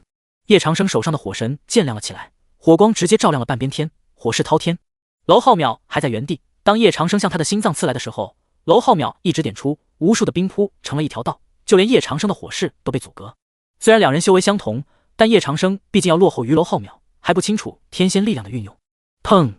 娄浩淼的冰锥被叶长生快速融化，娄浩淼整个人仿佛落入了火域之中。叶长生一剑挥出，剑光带起火龙横劈而来，娄浩淼的面前3座冰山同时出现，也挡住了叶长生的剑势。这次叶长生熊熊燃烧的火焰没能融化掉娄浩淼的冰山，原因是太坚固了，根本就融化不了。老狐狸还是老狐狸。叶长生这么近距离地看着娄浩淼，说道。突然之间，娄浩淼面前的冰山立刻就突出一根冰刺，向叶长生刺去。论到台上战的激烈，周围的修士们大概也不好受，因为他们体验到了什么是快乐星球，这里简直就是冰火2重天啊！现在知道本座的厉害吧？把楚地之功让给本座，本座敢保证天魔宗无事。如若不然，本座定将你碎尸万段，以报当年你屠10万蜀山弟子之仇。娄浩淼虽然是在叶长生的脑海中说话的，但说话声中带有杀气，这样叶长生的脑海震鸣。但叶长生将这些都镇压了下来，不就是一位天仙，他怕什么？以后还有的仙路，要走呢。当年10万蜀山弟子被屠，完全是他们招惹本座的，那是他们该死。叶长生冷冷地道，比娄浩淼的杀气还要强大。你是前辈，今日你若肯让步，大家都很好过，若是不让，本座不介意再屠10万蜀山弟子。你，娄浩淼知道叶长生可是说到做到的货。怎么样，楼前辈觉得本座这个建议如何？叶长生仿佛得胜了一般，但他退了蜀山，还有昆仑，还有4大仙院，不会让他如愿以偿。就算本座退了，其他的蜀山仙师必然不会让你得逞。娄浩淼说道。这一战打下去不会有结果，顶多就算是平局罢了。叶长生也知道这个结果，说道：老东西，今日无论如何都不会让你。那就来吧。轰！两人的身影分开了，娄浩淼在西，叶长生在东，两者同时爆喝一声，两道庞大的火和冰就交融在了一起。看来两人都是动用了全部实力。就在这时，论道台被两人的力量完全毁去了。不好，陛下，论道台一毁，他们的力量太过强大，恐怕等会儿就会波及观战席。王逸霄焦急说道。楚地莫慌，昆仑蜀山4大仙院的阵营中都飞出各自的仙师，如果细数的话，共有3名。他们在论道台周围布起了结界，有仙师布起的结界，就算他们再怎么战，都不会伤到他们吧？叶老魔已经和娄仙师打成平手了，娄仙师什么手段都用上了。不会吧？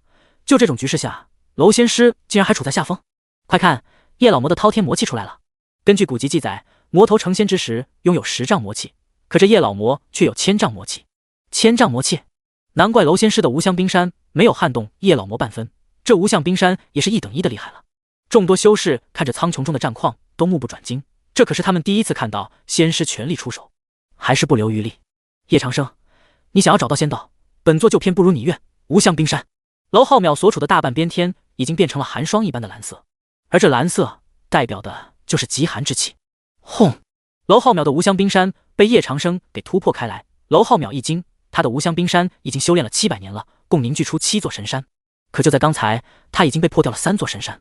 难道楚地之功真的要被叶长生得到？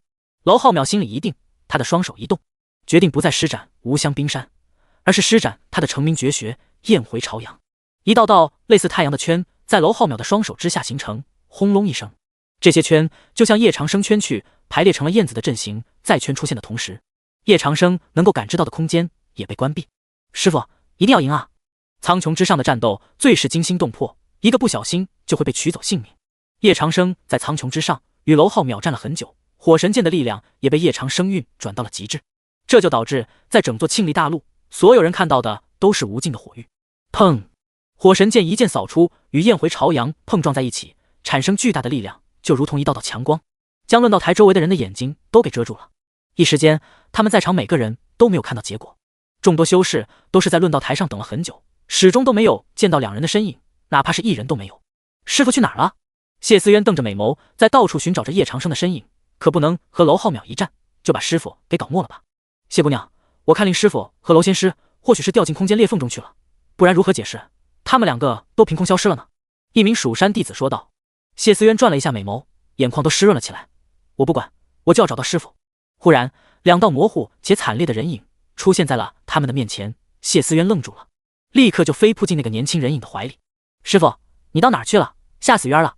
叶长生抱着谢思渊，不停地拍他的后背，安慰道：师父没事儿，你是不是哪儿受伤了？谢思渊摸索着叶长生的身体，发现叶长生确实没有受伤后，他才安下心来。这下信了吧？叶长生摸着谢思渊的秀发，叶长生，这次没能要了你的命，实在遗憾。旁边传来娄浩淼的声音，可以听出他是多么的心有不甘。可是再不甘又能如何？他已经被叶长生的火神剑重创了，仙体已崩，想要再凝聚仙力已经是不可能了。也就是说，他现在已经从仙境跌落了下来。本座也很遗憾，本座竟然没能取走你的性命。天魔宗和昆仑蜀山终有一战，本座期待那天的到来。叶长生的话让昆仑蜀山的弟子都狠狠打了个颤抖。终有一战，是啊，那必定是终极一战吧。这时楚行舟知道论道大会不能再继续进行下去了，楚行舟走了下来，说道：论道大会今日结束，最强者为天魔宗宗主魔道至尊叶长生。虽然楚杭州如此武断宣布蜀山昆仑4大仙院之中多有不服，但娄浩淼已经是他们公认的最强仙师。如今娄浩淼都败在了叶长生的手上，伤势还不知道几何，他们再与叶长生对上的话，恐怕胜算也会极低。楚行舟又继续道：叶仙师，不知您是否看得上小女？所有的目光注视在了叶长生的身上。是了，论道大会的胜者不但能够得到楚地之功，还能娶楚地之女，得到整个楚国。楚行舟这么问，已经默认了将楚幼宁嫁给叶长生了。谁知叶长生却淡然说道：楚地，怎么你就这么迫不及待想当本座的岳父。叶长生此言一出，满座哗然。他们都知道楚地之女的好处。叶长生，你不娶，我们可以娶啊！你可要把机会让给我们啊！晚辈哪敢！被叶长生这么一扫，楚行舟冷汗都已经下来了。早知道他就不该这么说的。现在好了吧？叶长生怪罪下来了。本座已经是最后的胜者，烦请楚地将楚地之功奉上。叶长生伸出了手，他就等着取走楚地之功。正道修士们手都捏紧了，楚地之功归属叶长生，已成定局了。好，楚地之功新的主人将会是叶长生叶前辈，希望叶前辈能够好好运用这楚地之功。楚行舟说完，他的眉心处闪烁着一道金色光芒，从这道金色光芒闪烁之时，恐怖的威压立刻就碾压全场了。众人都知道楚地之功是一件超神器，如今他已与楚地融为一体，楚地自然要从他的体内将楚地之功取出。轰！一件长达9米的长弓出现在楚行舟的手中，楚行舟上前一步就将长弓给握住，然后转交到了叶长生的手上。超神器果然不凡，这弓本座就收下了。叶长生随手一挥，就将楚地之弓装入了空间戒指之中。正道修士们也都散去了。虽然这论道大会他们什么也没有得到，但他们也长了见识，魔道的恐怖已经深积在了他们的心里。只有4大仙院的人都还些不甘，但已成定局，没有办法，他们只能带着不甘离开。丁，宿主顺利完成论道大会，获得阅历值2000，当前阅历值53000。丁，宿主得到楚地之功，获得阅历值1500，当前阅历值54500。叶长生叹息了一声，阅历值奖励果然已经大幅度减少了，辛辛苦苦一趟，最终停留在了54500。叶长生并没有直接回天魔宗，因为他答应了楚国，要帮助楚国修复换玉。有时候当一个隐士帝国挺好的，只是不知道庆历大陆上还有多少隐士势力。突然间，叶长生都有种想要一一探寻的兴趣，就好比是旅游。庄园中，谢思渊柔嫩的玉手给叶长生揉着肩，师傅，楚国还有很多地方我们还没有去呢。叶长生闭着眼说道，怎么带你出来玩那么久，还没有玩够啊？没有。谢思渊哼了一声，我想和师傅在一起永生永世。叶长生将他抱在怀里亲了一下，说道，你呀。谢思渊想起了论道大会的另一个特殊奖励，师傅，您真的不打算娶楚幼宁吗？他的体质比我们的都还要强大呢。叶长生笑着说道，为师想要吃掉你们，还不是轻而易举的事情。再说了，为师还没有到那种程度，有小鱼儿足矣。谢思渊美眸转了转，说道，徒儿发现自从给了师傅，师傅的情话真是越来越多了。胡闹！为师怎么可能会说情话？叶长生翻了一下白眼，不过我们魔道内部确实还有许多危机没有解决。魔道内部上次不是已经被师傅给灭了一大半了吗？就只有刀魔宗还有冰宫了。谢思渊说道，上次师傅弹指间，整个魔道就被灭掉了一半，师傅真是帅啊。你说为师废掉了你大姐的修为，你大姐会不会在魔渊中死掉？叶长生说起来还挺舍不得这个徒儿的，但瑶池实在太无法无天了，欺师灭祖了，都不重重教训一下，都不知道师傅罪大了。应该不会吧？谢思渊说道，三姐他们应该是在照顾大姐。哼，这次回去为师可要好好折磨他。叶长生冷冷地说道，他这是要让瑶池生不如死，只有这样才能回到当初的瑶池。说完，叶长生就又将谢思渊压在身下了。宝贝徒儿太美，实在顶不住。既然顶不住，那就不必顶了，直接开吃吧。不知道多时，谢思渊的衣服就不翼而飞了。第二天一早，瑞礼全就来了，他带来了许多可以修复幻玉的材料，这些材料可是把他搞得颇为头痛，甚至都把秀瑞商会给掏了个空，但还是没有找到叶长生所说的超古代异兽的下落。拜见叶至尊。叶长生现在在楚国之中有多个称号，叶至尊就是其中之一。瑞礼全能够隐约闻到叶长生的身上有某种属于女孩的淡香，但这股淡香竟然不知道从何而来。难道这就是仙人自带的淡香吗？还差超古代异兽？叶长生清点了一材料单子，皱着眉说道，是，楚国实在没有超古代异兽。瑞礼全说道，他已经尽力了。这无妨，本座可以找到。叶长生说道。在瑞礼全的面前，一道金色光芒笼罩着他，一张图卷缓慢打开，八宝之力就在楚国之中搜寻了起来。居然也是神器！瑞礼全颤抖了起来。叶长生的火神剑就已经是一件非常厉害的神器了，如今再来一件，太厉害了，完全不亚于昆仑蜀山啊！要知道，即便是他们两家，神器也就只有2件而已，在叶长生这里，神器就多如大白菜一般。叶长生搜寻完后，他的眉头一皱，说道，超古代异兽还真的就不在楚国之中。叶至尊没有超古代异兽，那修复祭台有没有可能？瑞礼全失望地说道，当然有，除了超古代异兽的血，可以用楚地之女的血来代替。叶长生说道，楚地之女的血。瑞礼全没有在这里过多停留了，他立刻就将叶长生的话告诉给了楚行舟。楚行舟听后，他的身躯都颤抖了一下，楚行舟说道：“真的就没有别的选择了吗？”本来是有选择的，但叶至尊说的超古代异兽，我们楚国是真的没有。瑞礼全摇头。楚行舟沉思了一下，看向旁边的侍卫，说道：“传长公主入宫。”是。侍卫连忙就去找长公主了。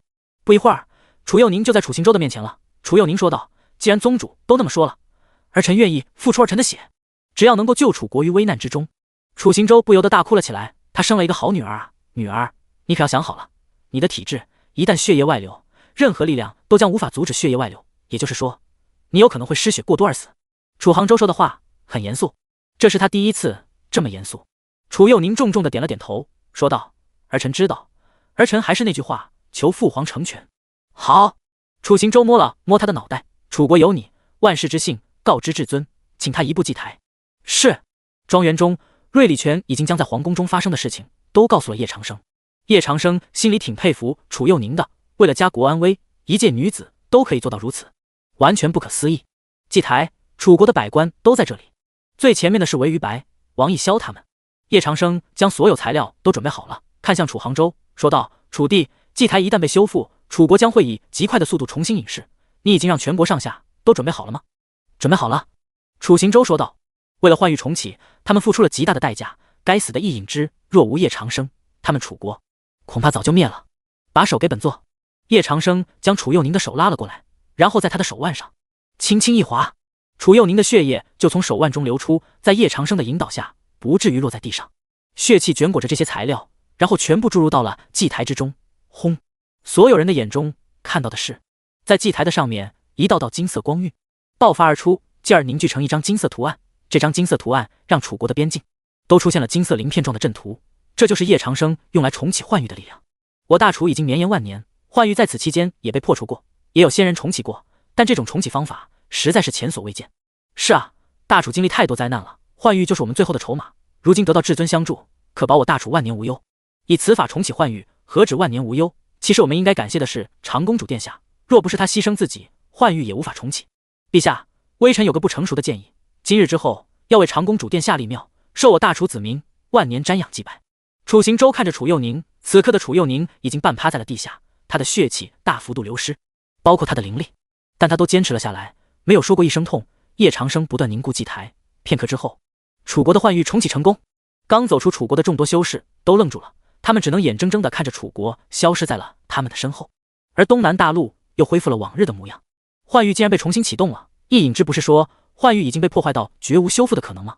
这本座就不清楚了。楚国重新隐世，也就意味着与庆历大陆的连接就会完全断掉，也就是说，叶老魔被困在楚国之中，无法出来了。既然如此，当下是进攻天魔宗的好时机啊！是不是蠢？正是因为你口中的好时机，上次我们正道才会损失惨重。正道的掌门、宗主们看着楚国的消失，都陷入了沉思，也不知道叶长生在楚国搞什么回击。他们其实很想再去天河北城看看的，那里才是真正的机缘之地。程院老，我感觉到了一点远古气息。昆仑派的10大仙师之一钟离殿说道。远古气息？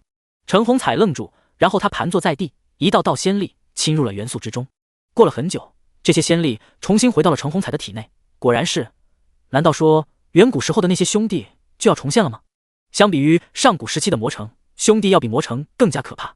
钟离殿沉重地说道。虽然我们处在宙古时期，平稳了3万年，但大家都知道，宙古时期的时空元素都极为不平定。钟仙师说的不错，我们正道既然已经团结一心，就应该一起面对现在的困难。各位，我们除了叶老魔之外，马上就会有新的对手了。龙索牛说道。我只在书上看到过兄弟，现在就要面对了，想想都兴奋。我们回去开个会，看看从哪个复苏的兄弟下手。仇乐星一副迫不及待的样子。我们现在就回去推算，至于魔道之事，就全交由4大仙院的各位了。青微道长向在场的诸多4大仙院修士都示意微笑。没有问题，我们这次定要魔道掉层皮下来。龙索牛拍了拍胸脯，哈哈大笑起来。4大仙院的其他修士也都点了点头。楚国祭台，叶长生已经将力量打入了祭台之中。楚行舟等叶长生结束后，他才赶上前。叶至尊，祭台的力量能维持多少年？叶长生想了一会儿，说道：“能够维持3万年吧。”3万年，众多的楚国大臣都喜悦了起来。真能够维持3万年，这3万年里，他们都可以高枕无忧了。谁知叶长生却是说道：“你们大楚不可能一直都闭关锁国，那样会远落后于庆历大陆上的诸国。3万年后还是会有危机，到那时，本座再不在庆历大陆，都是一个未知数。楚国的众多修士都陷入了沉思。是啊，楚国不能一直都是如此，没有进步。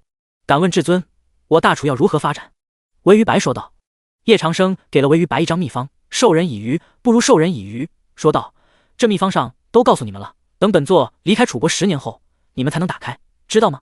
吾等明白了，至尊大恩，楚国上下没齿难忘。至尊大恩，楚国上下没齿难忘。众多楚国大臣还有修士都跪下了。叶长生在他们的心里就是神一般的存在。叶长生摇头，看向了已经昏厥过去的楚佑宁，蜷缩在一起的大长腿十分诱人。他从空间戒指中取出一枚丹药，谢思渊好奇上前一看，师傅，这是什么丹药？叶长生把楚佑宁的嘴唇给轻轻张开，把丹药给喂了进去，说道：这是为师为治疗玻璃修士而专门炼制的通天敌尘丹，能彻底治好楚佑宁。楚行周一听楚佑宁有救，兴奋地跑到了叶长生的面前，说道：至尊，玻璃修士是什么呀？叶长生普及道：玻璃修士就是一碰就碎，遇到一些创伤就会无限扩大的那种。楚佑宁这种体质已经10年了吧？至尊，这您都知道，太神了。楚杭州这会儿已经非常崇拜叶长生了。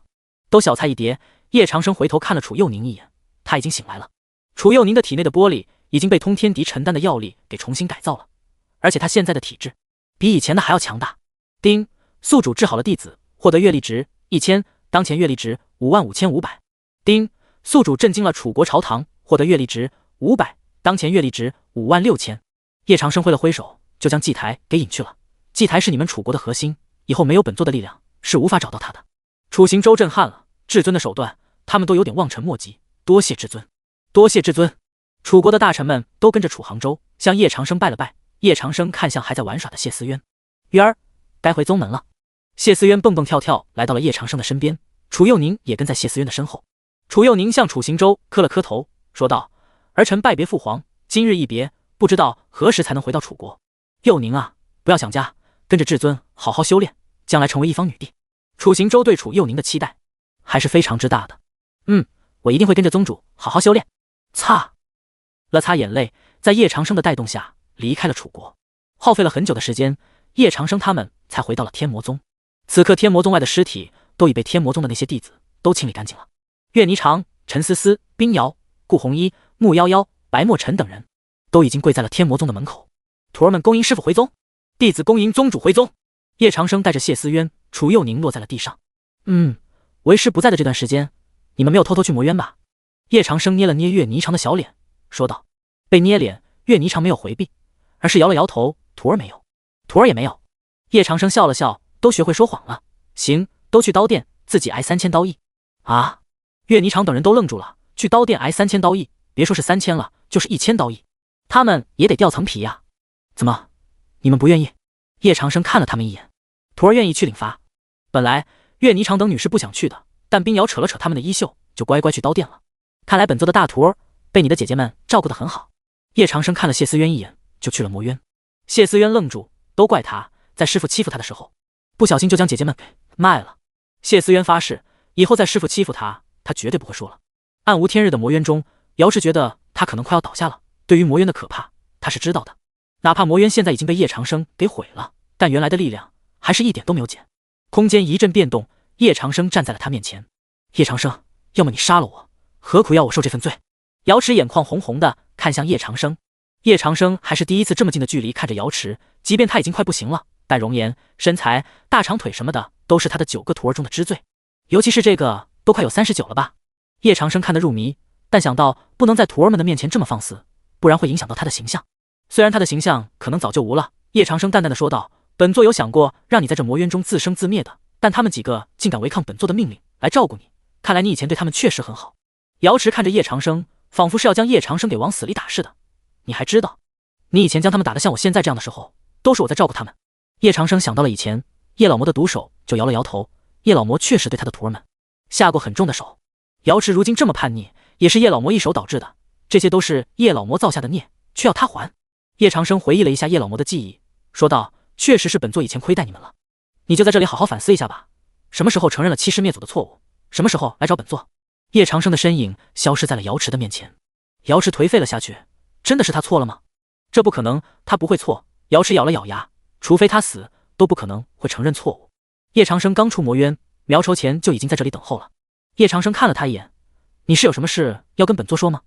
苗筹前向叶长生行了一礼，拜见主上，我刚得到消息，魔道中也有了兄弟的存在。兄弟？正道那边是什么反应？叶长生愣了一下，他看到过这种名词，传说中兄弟是远古战场，在远古战场上有不少亡灵，兄弟一旦出现，亡灵就会出来为祸世间，而且亡灵的实力要比渡劫境的修士还要强大，一般修士都不敢进入兄弟。当然了，根据远古战场的战争规模，兄弟也有上、中、下三等之分。下等兄弟说明有超过10万人的亡灵，中等兄弟说明有超过50万人的亡灵，上等兄弟说明有超过100万人的亡灵。在远古之时，庆历大陆上的人口甚至都没有过亿，而在宙古，庆历大陆正在经历大发展时代和大平稳时代，因此人口数量已经达到了15亿左右，这还是连年战争之后的人口。苗筹前最近都在姑苏城，他在冰瑶的帮助下成立了专门收集天下情报的组织，被他称为蝎子。而蝎子在正道的各大势力中已经扎下根来，正道那边昆仑派出了3000名修士，由钟离殿、田雅场、郭学义领队，这3人都是人仙修为，在1000年前就已经成名，抗下了5道飞升雷劫。蜀山这边同样也派出了3000名修士，但不同的是由苍古、河阳、幽玄这3位道长领队，这3位道长要比这3大仙师更为厉害。叶长生听着苗筹前的分析，看来昆仑蜀山都对兄弟很重视，派出了他们最强的战力，尤其是苍古道长，修为已经是地仙了，他的力量相对于现在的叶长生来说只强不弱。如果叶长生遇上他们，那就好玩了，说不定比论道大会上的都还要强大。主上，您在论道大会上把正道都得罪死了，如果他们铁了心要对付你，得到兄弟中的机缘后，恐怕只会变本加厉。苗筹前担忧说道，兄弟中的机缘那是何等之大，但同时也伴随着万分凶险。叶长生挥了挥手说道，本座自有对策，你先退下吧。是。苗筹前的身影隐没在了空间中。叶长生回到了他的房间中，在楚国他得到了5万多的阅历值，可以用来抽奖一波。如果将天魔宗建设成奢华无比的大宗门，也不必被小鱼儿给嘲笑了。系统开始抽奖。叶长生说道，抽奖抽到爽要花多少阅历值？叶长生带你体验一下。丁，宿主消耗5万阅历值，当前阅历值6000，正在抽奖中。恭喜宿主抽中铁蟾蜍1只，恭喜宿主抽中2000万银币，恭喜宿主抽中紫烟剑成1，谢谢惠顾，谢谢惠顾。恭喜宿主抽中3文丹成10，恭喜宿主抽中海淀波塞冬，恭喜宿主抽中月殿玉兔，谢谢惠顾。恭喜宿主抽中星辰仙体成1，谢谢惠顾。叶长生在系统这里抽了起码100次奖，但得到的就只有这些奖励。不过有海淀和月殿，倒是适合修炼水道和月道的弟子，他还是觉得5万阅历值是亏得凶了。星辰仙体放到谁的身上好呢？叶长生头疼了起来，除了一大堆无用的，就星辰仙体有用，可是他的徒儿中没有修炼星辰之道的，唯一的正阳剑体也给了白墨尘了。就在叶长生头痛的时候，严九章进来了，拜见宗主。最近练气练得怎么样了？叶长生说道。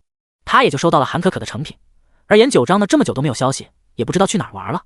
回宗主，已经有所进步，这都要感谢宗主对我的教导。严九章的夸夸大法，对别人就是好用，但可惜的是，叶长生不吃这一套。现场给本座演示一遍。叶长生从来都不教虚的，有时候还需要验证一下他们最近的成果。啊！严九章傻眼了，他没有想到叶长生是非常负责任的，不像其他的炼气大贤，只说1-2句话就当是蒙混过关了。怎么，有问题吗？叶长生看了严九章一眼。严九章大惊，他仿佛都快要被叶长生给看透了。最后严九章也是无奈，他将自己得来的炼气炉摆在了上面，然后注入灵力。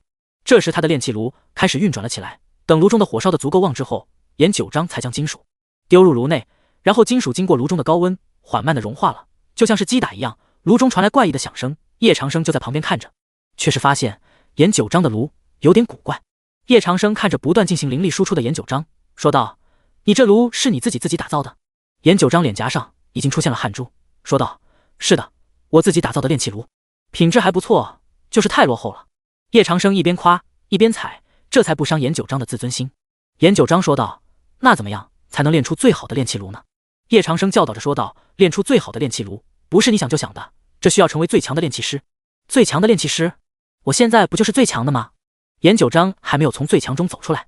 不，你现在还不算是最强的，你能炼制炼气炉，说明你的精神力已经满足最强这个概念了，但是你的想象力还没有满足最强。叶长生这句话首次提出了想象力这个概念。想象力？严九章懵逼了，他在以往的炼气中都没有接触过想象力这个名词。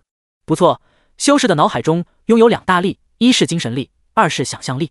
虽然精神力更接近现实，但想象力才是主导。叶长生说道：“想象力才是主导。宗主，要怎么样才能创造想象力？”颜九章虚心道：“说实话，在炼气之前，他的关注点全部都在精神力上，从而忽视了想象力的开发，也就导致了他想象力到现在都还是0级，而精神力却高达60级。修士精神力为60级，已经是精神力强者了，甚至只需要1年就可以战斗。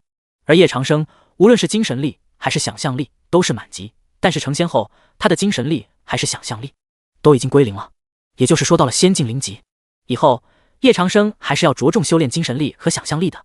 想象力创造很简单，只需要平心静气即可，但要想修炼出来极难。叶长生说道：“还请宗主教我修炼之法。”颜九章兴奋道，就像是看到了新世界一般。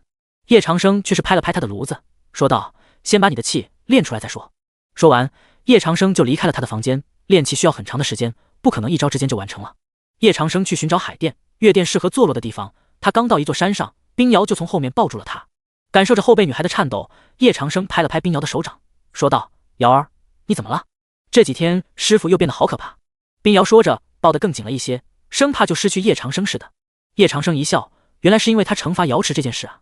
9个宝贝徒弟，现在7个都已在身边了，还有2徒弟苏九、4徒弟唐书宇仍然下落不明，该不会已经死了吧？他拍了拍冰瑶的玉手，说道：“是因为你大姐做的太过分了，才会惩罚你大姐。”冰瑶手更紧了，大姐以前对我们超好的，师傅什么时候将她放出来？叶长生感觉到冰瑶的柔软玉手在做什么，顿时倒吸了一口凉气。冰瑶这是想要用这种方式来讨好自己啊？他可是师傅，师傅有师傅的规矩和尊严，岂能让他们随意破除？魔猿只会折磨他的意志，就像是魔鬼训练。等他什么时候意识到了他的错误，就可以放他出来了。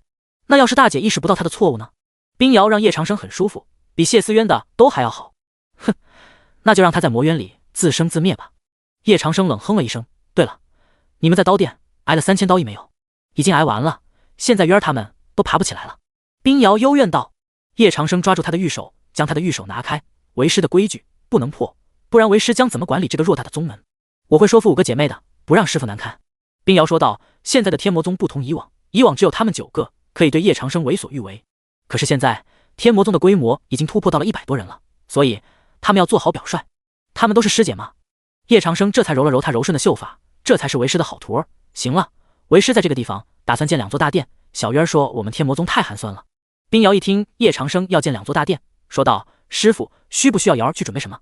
叶长生摇头：“你就只需要看好就是了。”说完，冰瑶只看到一道道光芒在上空凝聚了起来，这一道道光芒里面还蕴含了极其强大的道韵，这道韵让冰瑶很熟悉，因为这是水之道。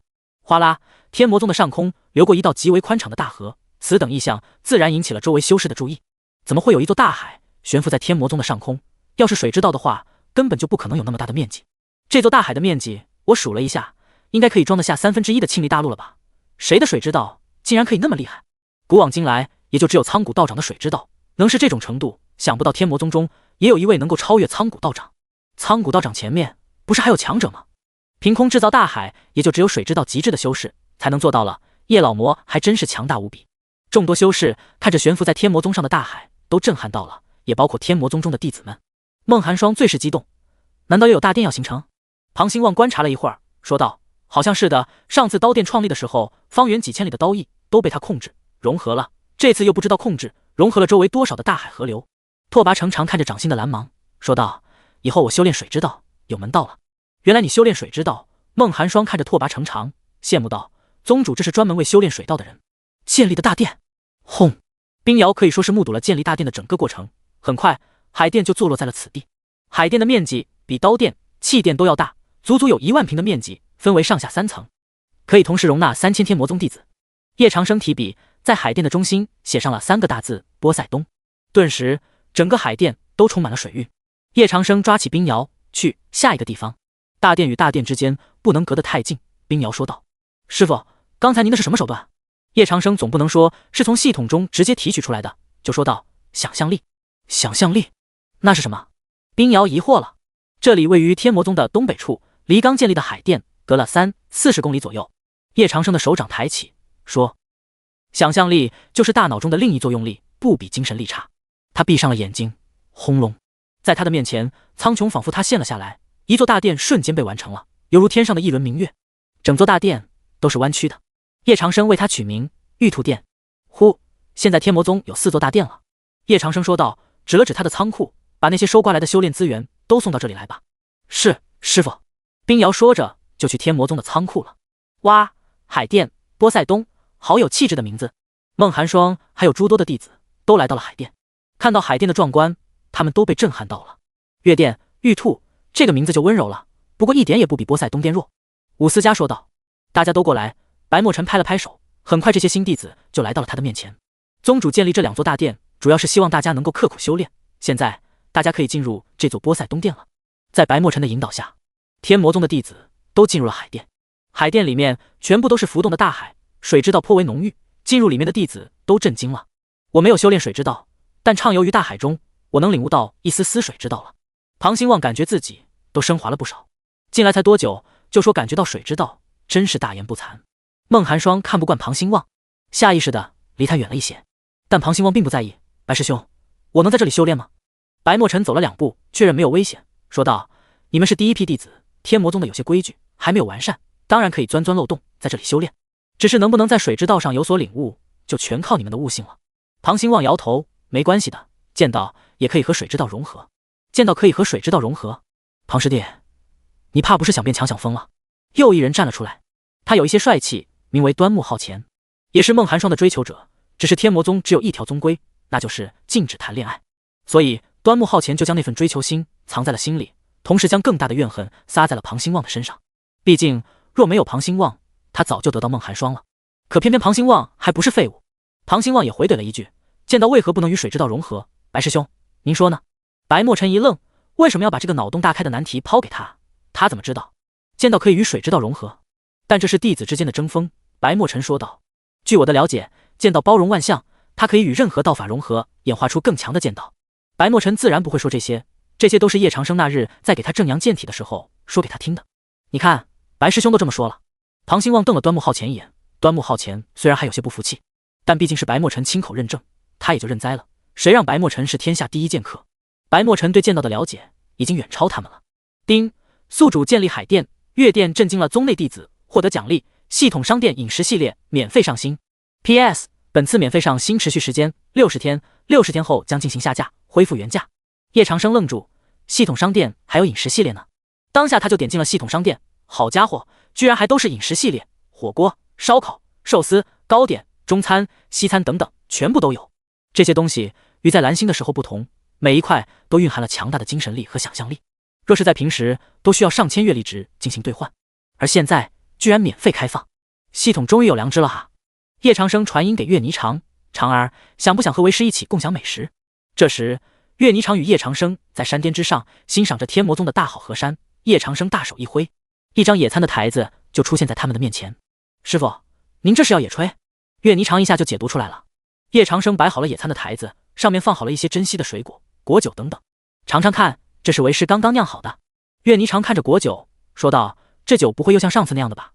叶长生否定道，怎么会，这可是果酒，不会像上次那酒了。岳霓裳就放心了，虽然他没有参与上次的聚餐，但他听谢思渊说上次那酒可是把他醉了很久，就有点害怕师傅还会拿上次的酒出来了。但叶长生说这是果酒，虽然他不知道什么是果酒，但不醉修饰就行。叶长生拿起一块点心喂给岳霓裳，尝尝，这些都是为师做的，味道怎么样？软软的，很好吃。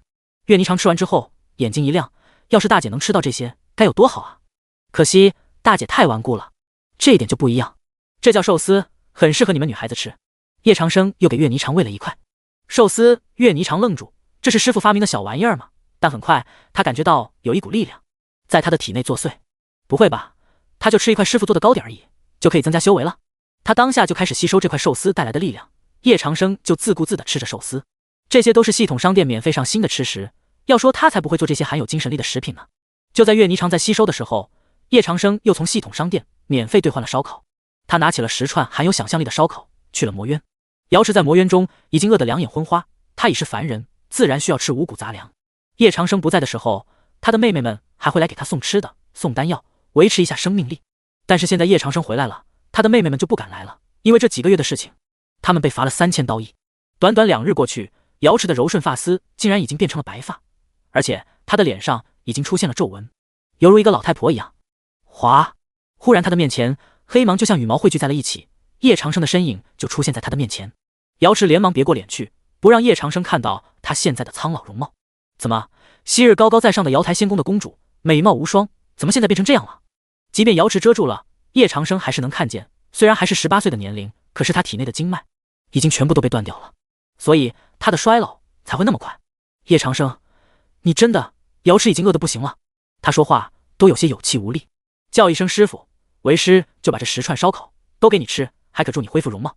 叶长生闻了一下烧烤的香味，如果你不叫，你就只有死了，也算了结了这段师徒情。休想！瑶池费了好大的力气才吐出这2个字。叶长生立刻脸色铁青了起来。瑶池，你放肆！若不是考虑到婵儿他们会因为没有大姐而伤心，本座早就在那日杀了你。瑶池愤愤道：要杀就杀，不用在这里羞辱我。叶长生将10串烧烤都扔了，杀你还不简单？这就送你上路。哗啦！瑶池没有感觉到没有痛苦，他的肉躯就被叶长生给驱散了，只剩下了魂魄。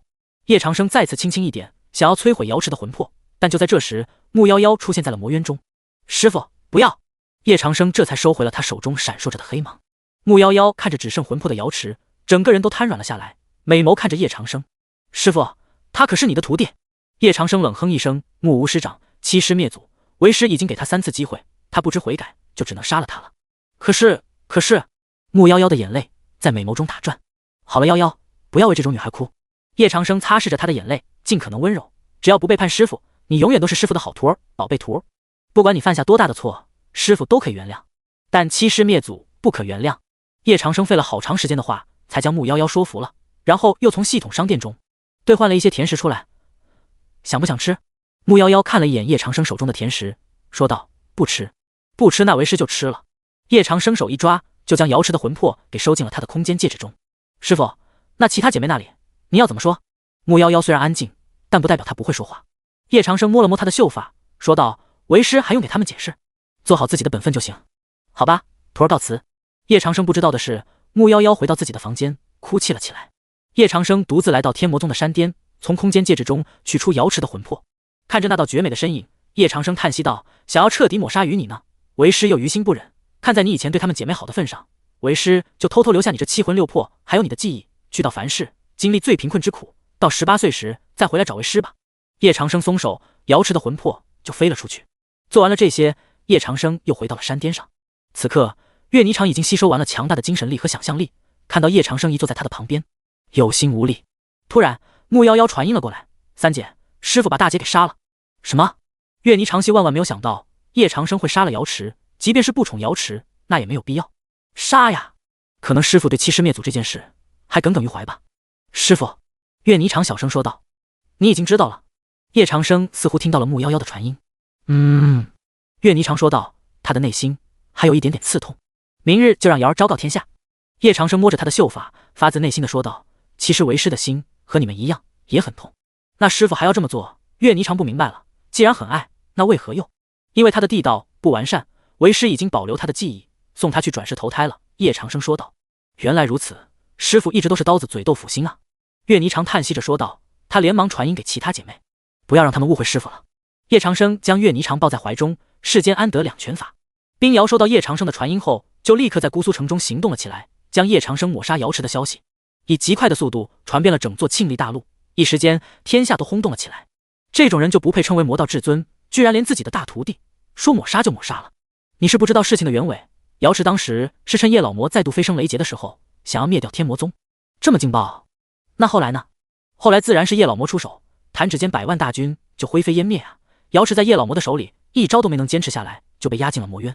看来叶老魔宠徒弟也不是宠到骨子去了，不然他会舍得抹杀瑶池。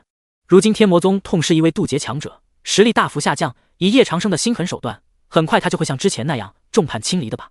而成为风暴中心的叶长生此刻正在寻找兄弟。远古战场的形成条件极为复杂，所以想要找到一座远古战场都是难上加难的。不过找远古战场有一种特殊的办法，那就是使用秘法。叶长生把岳霓裳找来，岳霓裳的想象力已经达到了3级，如果帮他研究秘法会很顺利。秘法有1000万种，两人就在古籍中找了很久，终于岳霓裳说道：师傅，我找到了。叶长生连忙看了过来，这藏秘法正是指向远古战场的方向所在，为师已经会了。叶长生主看了一眼，就会了。他是先进的精神力，学会这些秘法，对他而言实在太简单了。现在的正魔两道都在急于寻找兄弟，他们的底蕴比天魔宗多，找起兄弟来也更为简单。所以叶长生必须抢在正道的前面。只见他盘坐在了岳霓裳的面前，双手挥动，一道道秘法之力就在他的掌中汇聚。秘法分为1至9等，根据等级不同的秘法，就能够找到距离远近、凶险大小的兄弟。汇聚起来的秘法之力，在叶长生的跟前升起了一圈圈血芒，很是可怖。但血芒射出了一道光线，是天魔宗的东北方向，距离大概有3000公里。找到了！叶长生眼睛一亮，师傅在哪儿？岳霓裳也跟着激动了起来。在天魔宗的东北方向6000里处，有一座下等兄弟。那我们现在就去吗？去晚了，兄弟里面的机缘就会被人抢走。岳霓裳说道：“这就是一场时间比赛啊！”叶长生却一点也不急。不，魔道已经被为师重创了2次，就算找到了那座下等兄弟，也不敢进去。兄弟中不仅有亡灵，还有各种从上古时代就遗留下来、实力强大的魔旗。魔旗？那是什么？岳霓裳震惊了。叶长生解释道：“魔旗是上古时代魔帝所直接统帅的禁卫军，他们不死不老，身下是能日行10万里的九毁地马，英勇善战，曾有5大上古魔王与一位魔旗交战，都不是对手。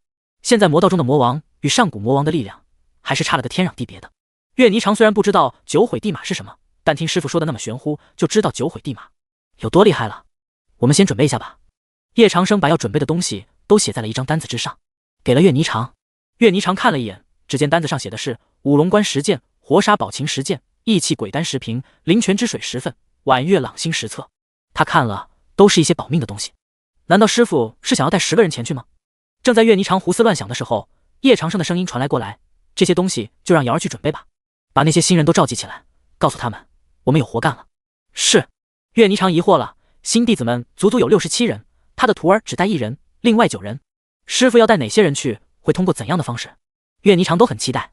一大早，叶长生就将天魔宗的众多弟子都叫到了刀殿集合，众多弟子都不明所以，宗主叫他们来这里是想要做什么？但他们也就只能看看，不敢去问啊，也不知道叶长生在搞什么。等天魔宗的弟子全部到齐后，叶长生这才把他的宝贝徒儿们都给叫了过来，说道：“你们在天魔宗已经修炼了有一段时间了，都应该清楚了天魔宗的规矩，那就是变强。本座今日把你们都叫过来，主要是想看看你们加入天魔宗这半年内有没有进步。”叶长生的话让弟子们心里很激动，宗主终于要考验他们的实力了，终于不再是无人问津了。众多弟子都想知道叶长生对他们的考验是什么。见没有人问，孟寒霜说道：“宗主，我们现在需要做什么？当然是一场比赛，你们需要在规定时间内完成本座的考验，前9名都有机会跟随本座去寻找大机缘。”众多弟子震撼了起来，大家机缘啊，若是被他们得到，岂不是可以一飞冲天？但叶长生的考验必然是难度系数极大，想要进入前9名都得看他们自己的实力。要是他们的实力不过关，想要去寻大机缘，那是不可能的，因为宗主不会带一个废物前去，那样危险系数太大了。不就一场比赛，宗主你说吧，我们比到底。对，比到底，只要跟随宗主，无论付出多大的代价，我们也愿意。不知道是何种比法，不会是道法吧？应该不是，既然是宗主提出，那我们就听宗主的吧。宗主，您就别藏着掖着了，我们都快要急死了。叶长生对他们的态度很满意，示意了一下冰瑶。冰瑶说道：“本次比赛主要是考验你们在极端环境下的生存能力和机缘寻找能力，考验生存和寻找机缘的常识。这个简单啊！”众多弟子脸上都是一阵喜悦，这不都是他们平时经常都要用到的啊。叶长生看着他们脸上的神情，大手一挥，一道道灵力就已经洒在了他们的身上了。虽然只有这2项，但你们可千万不能小看了。众多弟子仿佛就陷入了一处秘境中，孟寒霜等人都观察着周围的环境。孟寒霜看了很久，这里不是森林，而是在一处海底，他们周围到处都是水之道的气息。这海底模拟的好真实啊！难道我们要去的地方是一处海底？有弟子猜测道。但就在这时，他们面前一道水龙卷就冲了过来，来不及抵抗，一名弟子就已经被水龙卷给冲飞了。剩下的弟子都惊呆了，看来这攻击就藏在水之道中，而且无处不在，让他们捉摸不透。万星渊冲众多弟子说道：“大家不要分散，这场景是在考验我们的团结。”叶长生也太狠了，考验说开始就开始了，一点都不给他们准备的时间。难道这处大机缘？很紧张，他们没有管这些，在万星渊的带领下，他们很快通过了被水之道包围的领域。在通过的时候，他们也受到了数十道水龙卷的攻击，但在万星渊指挥下都顺利通过。万师兄，这里是……有弟子看着周围瑟瑟发抖，这里已经不是水之道的世界，而像是一座鬼城，无数亡灵在上方漂浮，凄惨的气息和哀鸣仿佛就在他们耳边，好像是要穿过那座城大家小心！万兴渊突然惊呼，因为在众人的队伍中心出现了很多骑士，这些骑士很快就向他们挥刀了过来。冰瑶看着投射过来的画面，说道：“师傅，这幻境是你制造的？”“时空魔修的魔心和幻域核心，完全能够造出真实无比的幻境。下等兄弟也是如此，为师就是想要让他们提前熟悉下等兄弟的情况。”叶长生说道：“这个万兴渊还不错，知道发挥人多的力量。若是一个人想要通过刚才那座水之道的世界，完全是不可能的。万兴渊已经成他们心目中的大师兄了。师傅，这对天魔宗来说真的好吗？”顾红衣说道：“天魔宗就从来都没有出现过类似的情况。”叶长生看了顾红衣一眼，说道：“之前你们不都以瑶池为首吗？天魔宗出现几个领袖，不也挺好的？看吧，很快他们的这个领袖就会有人争夺了。万兴渊当不了那么长的时间。”师傅指的是顾红衣知道叶长生说的是谁了。城中天魔宗的弟子们都很团结，万兴渊说走哪儿，他们还真的就走哪儿。但有一人却是不同，真如叶长生所说，他们出现了分歧。这种不同的意见就是庞兴旺，还有另一人叫齐来，他早就看万兴渊不惯了。因为城中有3条路，他们进入城中很不容易，一路上不知道击败了不少突然出现的敌人，所有人都已经精疲力尽了，现在走错一步都会把自己的命交代在这里，所以对于万兴渊的领导已经动摇了。齐来指了指最左边这条路，大家相信我，这条路一定可以通关。孟寒霜看了万兴渊一眼，说道：“齐师弟，我觉得这种时候我们还是听万师兄的比较好，毕竟现在我们都没有多少灵力了。”看到孟寒霜这么维护万兴渊，庞兴旺就心如刀绞。要知道他可是喜欢了孟寒霜很久的呀。孟寒霜不维护他，反而维护他人。万兴渊却是无所谓，挥了挥手，愿意跟我走的就跟我走吧。齐来也说道：“我选的这条路绝对能走出这座城，进入下一关。你们若是相信我，就跟着我走。”说完，万兴渊选择了最左边的那条路，齐来选择了中间的这条路，很快就没入了黑暗中。众多弟子都是你看看我，我看看你，有一部分人跟着万兴渊了，有一部分人跟着齐来了，还有最右边的这条路，目前还没有人选。庞兴旺渴求的眼神看向孟寒霜：“寒霜，我们一起吧。最右边的这条路能进入下一关吗？”孟寒霜的大眼睛看着庞兴旺说道：“能，我相信白师兄的剑道。”庞兴旺的手中出现了一柄长剑，在天魔宗的这半年，他学会了如何驾驭剑。这柄长剑在他2级精神力的控制下，飞向了最右边的这条道，他也跟着走了进去。孟寒霜抉择了一会儿，还是选择了最左边的这条道。不知道为什么，他就是选择相信万兴渊。看着画面，叶长生说道：“瑶儿，你觉得为师要不要取消宗门禁止谈恋爱的规定？”啊！冰瑶愣住，但很快就理解了叶长生的意思。师傅是想天魔宗内要有所竞争。不错，若是没有竞争，怎么提升弟子的实力？而竞争的动力就是女人。叶长生笑着说道。但谢思渊却在旁边补刀：“但他们要是打起我们的主意呢？师傅你就不吃醋？”叶长生抚摸了一下谢思渊的脸颊，说道：“为师吃什么醋啊？有人追求，说明为师的宝贝徒儿很美。”陈思思点了点头，说道：“宗门规定是该改了。六妹，你最聪明，就让你来改吧。”啊，我来改？冰瑶的眼神瞥了一眼叶长生。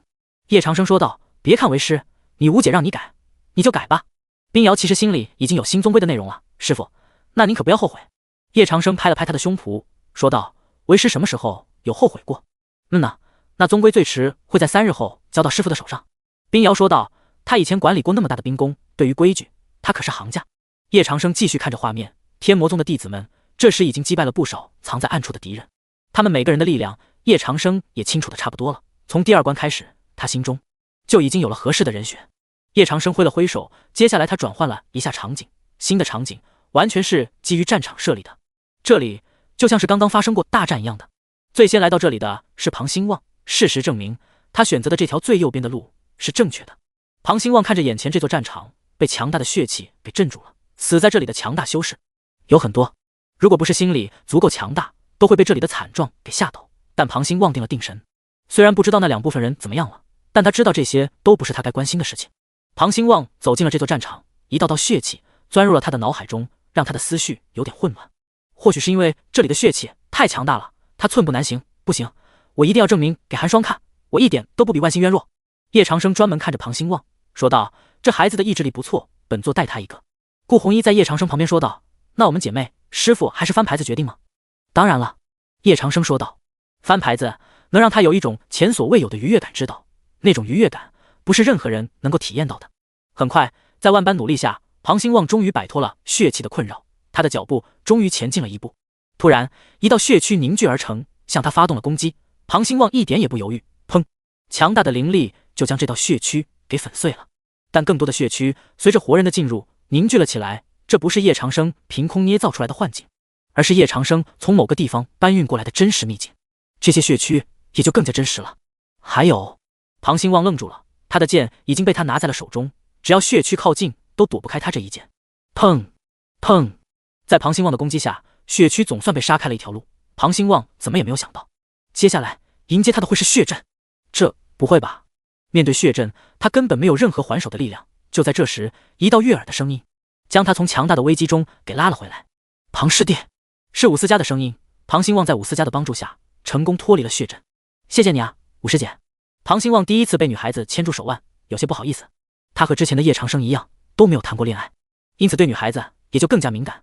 武思佳脸色有一些红，说道：“应该是我感谢你的，若不是庞师弟你选对了道路，我也不可能进入下一关。这么说来，万兴渊他们最后也没能找到这里。”庞兴旺眼睛一亮，这不是报应是啥？宗主只选出9人，初衷是考验他们的团结力和凝聚力，这一点都做不到。万兴渊和齐来就有什么资格得到宗主说的大机缘？他们2人就是凡夫俗子，好吧？庞师兄，武师姐。就在这时，他们的身后又有7名弟子走了出来。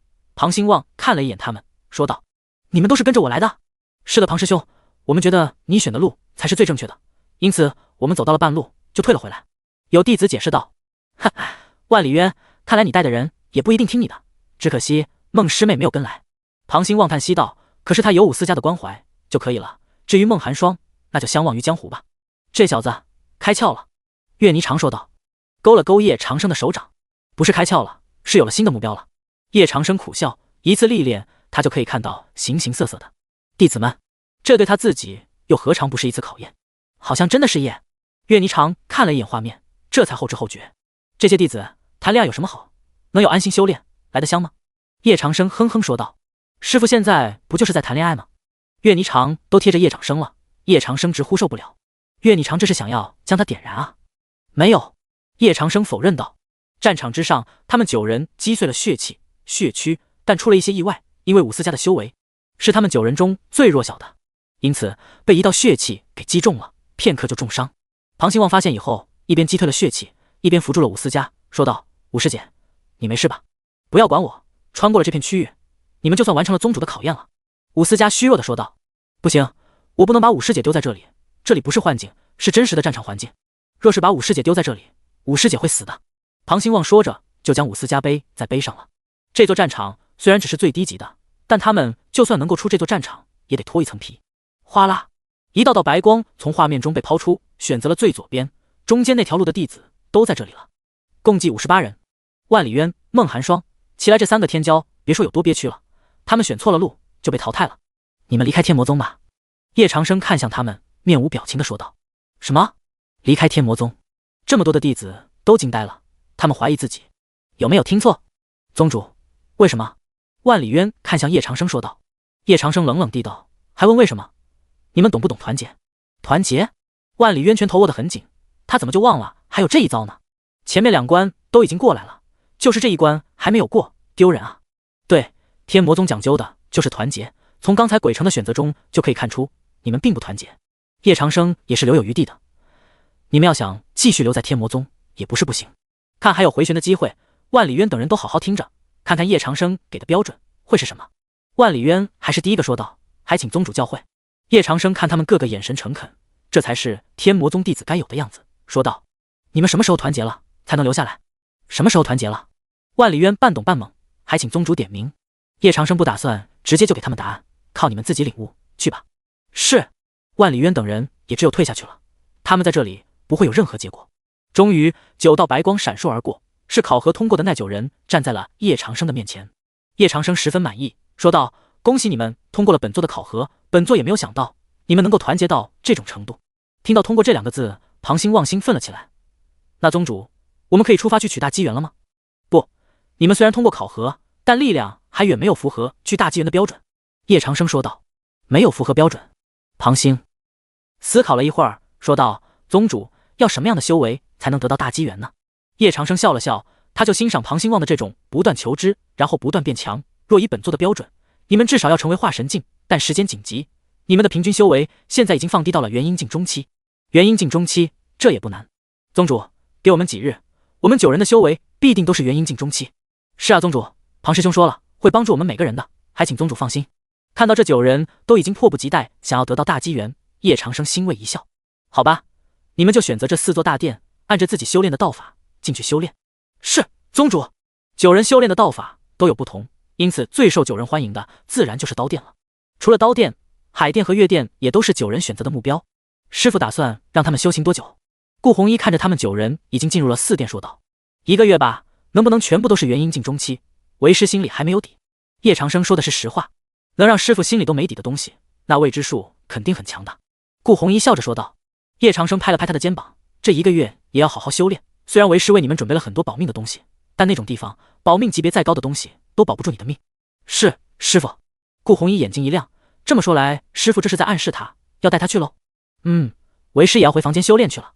叶长生说道。成为天仙之后，他还没有稳固他的力量，这就导致了他与别的仙师在战斗的时候力量多半都跟不上。师傅，1个月后见。1个月后见。回到房间中的叶长生唤出了天书，这次主要是为了稳固现在的境界。突飞猛进的太快，他都快要忘了原本的力量了。叶长生很快就进入了天书世界中。天书老者似乎知道他要进来，早就在这里等待了。你来了，你完成了万古以来成仙最短的记录。叶长生向天书老者一拜，天书老者可能是上古时期的某个大能，所以值得他一拜。是，但我现在还不熟悉力量。仙的力量从来不需要熟悉，你只需要适时而论就行了。天书老者抚着白须说道。适时而论，求前辈请教。叶长生抓住了关键词，但他还是不懂怎么运用。成仙之后，他就是一个小白。天书老者退后2步，然后扎了2个马步，跟着我做。叶长生也学着天书老者的动作做了起来，很是标准。天书老者接着说道：仙者当以缥缈为重，迷惑世人的眼睛，或真或假，或虚或实。天书老者说的话，只有这一句叶长生是听懂了的，但后面的话完全就是胡话，哪怕是叶长生也都听不懂。但只要跟着天书老者做动作，叶长生相信就会有收获。而在另一边，刀殿、海殿、月殿中的弟子都已经取得了修为上的突破，尤其是庞兴旺已经是元阴境后期了，而其他人都是元阴境中期。五师妹，这进修1个月，恭喜你突破元阴境中期啊！庞兴旺看着武思佳，怎么就觉得武思佳比孟寒霜都还要漂亮呢？可惜孟寒霜不听他的，不然也会跟着叶长生一起去取大机缘。可想而知，一旦得到大机缘，他们就将都是天魔宗的顶梁柱了。庞师兄，你的修为也长得好快，元阴境后期，你是怎么做到的？武思佳捂住小嘴，他起初以为万星渊才是天魔宗最大的怪物，没有想到庞兴旺才是。很简单啊，只要将水之道与剑道融合在一起，就可以发现新世界。还是那句话，但武思佳没有听腻。就在这时，一道金色光芒和一道黑色光芒冲向了天魔宗的苍穹，而这2道光芒相互纠缠，在天魔宗的苍穹之上冲出扩散的余晖。随后，苍穹上就出现了如镜子一样的东西，把苍穹照映得蔚蓝无比。天更蓝了，这是传说中的天空之镜，可以将苍穹之上的仙灵之气捕捉下来，聚在上面。那么以后，我们天魔宗岂不是要受到仙灵之气的保护了？卧槽，这可是直接成为了仙宗了啊！成为仙宗还早着呢，天空之镜只是第一步，接下来是整体的升华。我以为有天空之镜就可以了呢，要是我们天魔宗也成为和昆仑蜀山同个级别的，还用得着怕他们？我们这不是怕，只要大机缘归我们了，就算来10个100个昆仑蜀山都不是我们的对手。天魔宗的弟子们看着天空之镜，他们的心里就只有赞叹和震撼，他们可是首次看到仙迹啊！天空之镜是叶长生将天仙修为稳固之后激发出来的，所以仙威无穷。轰！叶长生的房间里传来巨响，他的身影从房间中飞出，天魔宗弟子都跪了下来，拜见宗主。都已经完成本座给你们的任务了吧？叶长生扫了一下他们身上的气息，果然他们身上的气息全部都已经是元阴境了。宗主，都已经完成。庞兴旺上前一步说道：丁，宿主所收的天魔宗弟子修为都已经满足系统要求，获得阅历值1000，当前阅历值7000。哐当，叶长生一扔，30多件保命用的东西就被他给扔了出来。自己选吧，这些都是用来保命的。庞兴旺第一个挑选起来，叶长生给的东西都琳琅满目，他看都看不过来。若是放在俗世，这些都是罕见之物，叶长生却当他们全部都是破铜烂铁。五龙冠戴上之后可以抵消30%的防御，这东西宗主都有。特别是灵泉之水，无论你的灵力被消耗到了什么程度，都可以在瞬间被恢复80%。还有这碗月朗星，若是扔出去的话，可以对敌人造成80%强于自己的力量伤害。这些东西都是逆天的保命装备啊！宗主还给我们每人10件义气鬼丹，给我留点啊！不知道哪个混蛋把庞兴旺的义气鬼丹给抢走了，他一枚都没有。武思嘉把自己的义气鬼丹给了庞兴旺，说道：“庞师弟，用我的吧。”啊，这不好吧？庞兴旺刚想拒绝的，但武思嘉坚持，他也就只好收了下来。叶长生看到这一幕，叹息了一口气，现在的小年轻比他都还会秀恩爱啊！师傅，顾红衣来到叶长生的旁边，他也选好了叶长生给他的保命装备。人都已经到齐了，出发。叶长生换来了青龙神兽的魄力，立刻就征服了天魔宗的弟子们。他们没有想到，会有一天能够在这4大神兽的背上。青龙载着叶长生一行向东北方向飞去，虽然距离极其遥远，但青龙是鼓足了劲儿的。这座下等兄弟需要跨越3大魔道王朝才能抵达，而且他在公孙王朝的腹地，要翻过20万座大山。这20万座大山中，魔兽数量非常之多，实力强大，若是一般修士，平时都不敢独自进山。就连居住在20万座大山周围的修士，都早已搬进大城之中，以应对随时爆发的兽潮。飞过了这20万座大山，就是公孙王朝历代以来的禁地了——玄雍之地。过了玄雍之地，才是那座下等兄弟。轰！就在这时，玄雍之的士放出一道道光芒，将叶长生的青龙捕获在了其中。师傅，这是玄雍结界，但凡是私自进入玄雍之地的人，都会被拦下来，就算你是经过的，也不行。顾红衣脸色一变，说道：“他们刚来就被玄雍结界给困住了。玄雍结界，我可是听说过，传说是公孙王朝的一位先祖所布下。那位先祖力量已经达到了先帝境界，恐怖如斯，不知道是否还活着。反正世人都称他为玄雍先帝。”庞兴旺把玄雍结界的源头给说了出来，天魔宗弟子们都被震撼到了。这可是先帝布下的结界啊！在上古，公孙王朝也就那么一位先帝而已。叶至尊再来朕的公孙王朝，朕岂有不来迎接的理由？公孙区的声音在众人的耳朵中响起，接着一艘艘豪华至极的飞舟出现在了叶长生的视野中。叶长生背负双手，淡然说道：“公孙皇帝，你这是什么意思？难道叶至尊还没有看出来吗？朕这么做都是想要请叶至尊留下来啊！公孙区一副你冤枉我的样子，让人看着都觉得他很可怜。是谁给你那么大的胆子？赶快把路给本座让开！你以为一座破先帝结界就可以拦下本座？”叶长生说道：“公孙王朝实在是欠面。”公孙区微微身前了身躯，然后他的旁边走出一位中年男子，他的衣袍上都有诡异的图案。叶长生就像是在哪里见过一样，很快他就想到了他在收3徒弟岳霓裳的时候，那个组织的人出现过，因为天道的压制还被他给灭了。那个组织就是成念。你是成念的人？叶长生说道。冷心觉淡然一笑，就像是老朋友见面的说道：“叶至尊还记得我们呢？这么短的时间内，叶至尊就已经突破天仙了。既然突破天仙，为何不飞升上界？是因为没有找到仙路吗？”冷心觉的嘲讽很是刺耳，他很聪明，在下来的时候使用了特殊秘法，这才让天道没有将他的修为压制在渡劫巅峰。那几个蠢货让带回岳霓裳这件小事都做不好，还要他亲自前来。虽然没有见到岳霓裳，但叶长生的7徒弟顾红衣还是不错的。冷心觉能亲自从上界而来，他的修为并不低，叶长生能够感觉到冷心觉拥有比他还要强大的力量。冷心觉还能重启玄雍之地的先帝结界，想来不会是好惹的主。如果不是打算进入兄弟，叶长生都懒得和他废话。公孙皇帝，再给你最后一次机会，你是要还是不要？叶长生说道。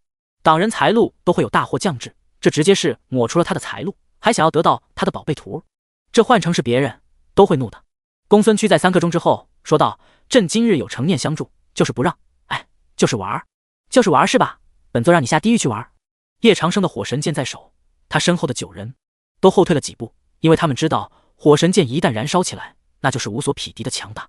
火神剑一开，领域开启，先帝结界之内全部都化为火域。叶长生一剑劈在先帝结界之上，响起轰隆的巨大声，但没有动先帝结界半分。叶长生，别白费力气了，你知道这先帝结界是怎么凝聚而成的吗？冷心觉淡淡的说道：“这先帝结界可是他从成念带来了许多的东西才将他给修复的，就算叶长生能劈他3剑4剑，都不可能将先帝结界给劈开。”轰！3道火域在叶长生的狂怒之下全力输出，火神剑的力量一下子就攀升高峰了。瞬间，先帝结界颤抖了一下，有破碎的征兆。这样下去，先帝结界不会破碎吧？公孙区担忧道：“要知道叶长生可是一位仙师啊，如果先帝结界一破，受伤的将会是他们。”冷心觉伸手感应了一下，说道：“放心吧，就他的力量，想要破我们成念的结界，痴心妄想。”又是一剑，这次可以清晰的看到先帝结界已经快要如玻璃一样碎掉了。9人都看得呆了，庞兴旺张大了嘴巴，说道：“这可是先帝结界，居然挨不住宗主几剑。”武思嘉扬起了小脑袋，傲娇道：“那是，火神剑可是亘古未有之神器，即便是结界，我想也不会是他的对手。”成念，那是什么样的组织？庞兴旺陷入了沉思。轰！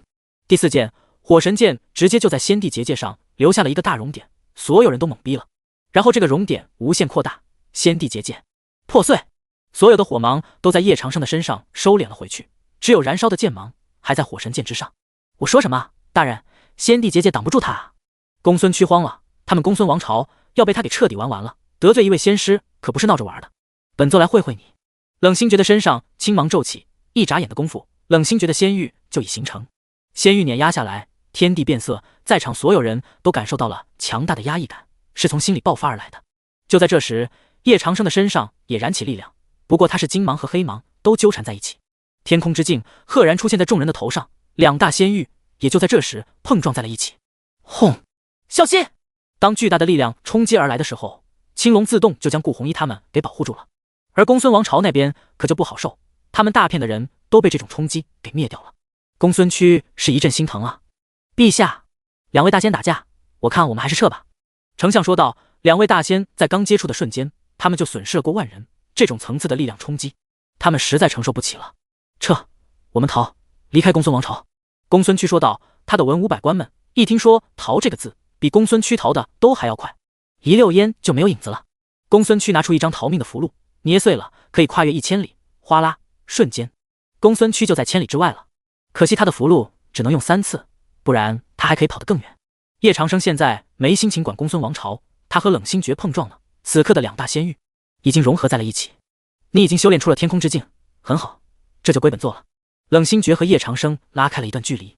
仙术释放，一口宽达万里的金钟突然出现在仙域之中，向叶长生笼罩而下，金钟中冲出一道道光影，这些光影还是非常要命的。随后光影凝聚成一座阵型，向叶长生碾压而来。砰！叶长生的火神剑一下就将阵型给劈开了。叶长生收回了火神剑，笑道：自从得到了超神器，还没有施展的地方，就拿你开开刀吧。超神器？冷星诀就当是一个笑话，上界都没有多少神器，更别提说是超神器了。但当一张长达9米的玄弓出现在他的面前时，冷星诀再也不敢当这是一个笑话了。从这件武器释放出来的气息来看，这的确是一件超神器。果然是超神器，但你能用得了它吗？冷星诀说道。一般超神器之中都是有上古器灵的，没有得到上古器灵的同意，还想使用超神器，这是在开玩笑吧？用得了用不了，都得等本座用了再说。怎么，你不跑吗？本座给你3个钟的时间跑哦。叶长生正在试着楚地之弓，据说这楚地之弓虽然力量强大，但它的射程只有一座城池那么大，也就是说只有方圆40平方公里的射程。这么说，叶长生是想震慑住冷星诀，让他知道一下超神器的力量。可冷星诀却嘴角上扬，说道：就这。哗啦，叶长生终于尝试完毕，楚地之弓被他拉动，淡然的蓝线在他的手指上。谁也不知道这淡然的蓝线将会是怎样惊天动地的毁灭力量。慢慢的，一根箭雨就搭在楚地之弓上了。好强的威压，我还是第一次看到超神器开弓，就是这种感觉，太难受了。那根淡蓝色的线就像是汇聚了所有的力量似的，看吧，被锁定的人要遭殃了。宗主都已经给他机会跑了，他居然不跑，这不是看不起楚地之弓还是什么？宗主不要管那么多，射就对了，这人太无视我们的超神器了。在天魔宗9人的期盼下，叶长生的楚地之弓终于射出了。嗖，这支楚地之箭犹如破军之矛一般向冷星诀急速冲去，甚至就连时空都被这支楚地之箭给贯穿。但冷星诀还没有危机感，只用手去挡，但楚地之箭就直接破除了他的防御，然后将他的身躯都给整个贯穿。我的可是先驱。冷星诀虽然不服，但他已经没有话说出来了。轰！一声巨大的爆炸昭示着又一位仙师的陨落。庞兴旺是越看越上头，他拉住了武思嘉，说道：看到没有，宗主屠仙好帅气啊。武思嘉也表示赞成，我们什么时候也能屠仙就好了。叶长生一笑，收回了楚地之弓，说道：你们以后也可以的。青龙，继续出发吧。没有了拦路的人，青龙的速度提升了起来，本来是想抓冷星诀来当探路的，可谁知道呢，冷星诀竟然没有办法承受楚地之弓带来的力量，直接就无了。叶长生的目光在四处观察，当青龙追了上来后，他竟然发现了公孙区。公孙区用完了3次符箓，他没能力再逃了，叶长生的青龙就追了上来。他突然感觉自己的背后被什么力量抓住了一样，往青龙的身上飞。公孙皇帝，你准备跑哪去啊？叶长生抓着公孙区淡然地说道。公孙区害怕极了，就差没有给叶长生跪下了。叶至尊，朕不是要逃，是你们的力量太强大了，只是避。行，本座就原谅你了。叶长生放开了他，公孙区重新得到了自由。他小心翼翼地看向叶长生，叶至尊，那朕现在可以走了吗？还不行。叶长生拒绝道，你得帮我们探个路。探路？公孙区懵逼了，他不懂要探哪里的路。本座发现了一座下等兄弟，刚好呢，这座下等兄弟又在你们公孙王朝境内，所以你应该尽这地主之谊嘛。叶长生笑道。顾红衣看向了叶长生，师傅整人的花样真是越来越多了，他不由得公孙区默哀了。下等兄弟，公孙区听冷心诀提起过下等兄弟的厉害，他不愿意进去。朕也从来没有听说过下等兄弟啊。叶至尊，您是不是问错人了？朕就先。公孙区想要逃，但被叶长生给牢牢控制住了。想跑？这是不可能的。叶长生淡然笑道。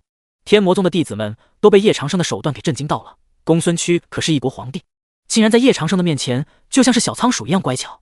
丁，宿主击杀了来自于成念的冷心诀，获得阅历值5000，当前阅历值12000。丁，宿主抓住了公孙王朝皇帝公孙区，公孙王朝覆灭，获得阅历值3000，当前阅历值15000。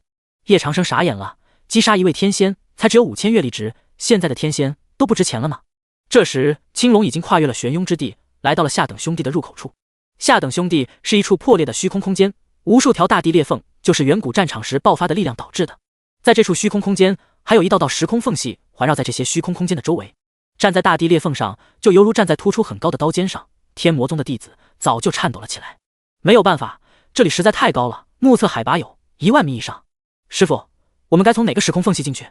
顾红衣说道。他数了一下，远古战场上因为力量被打崩的时空足有30多处，走错一处，他们都要被困在远古战场中。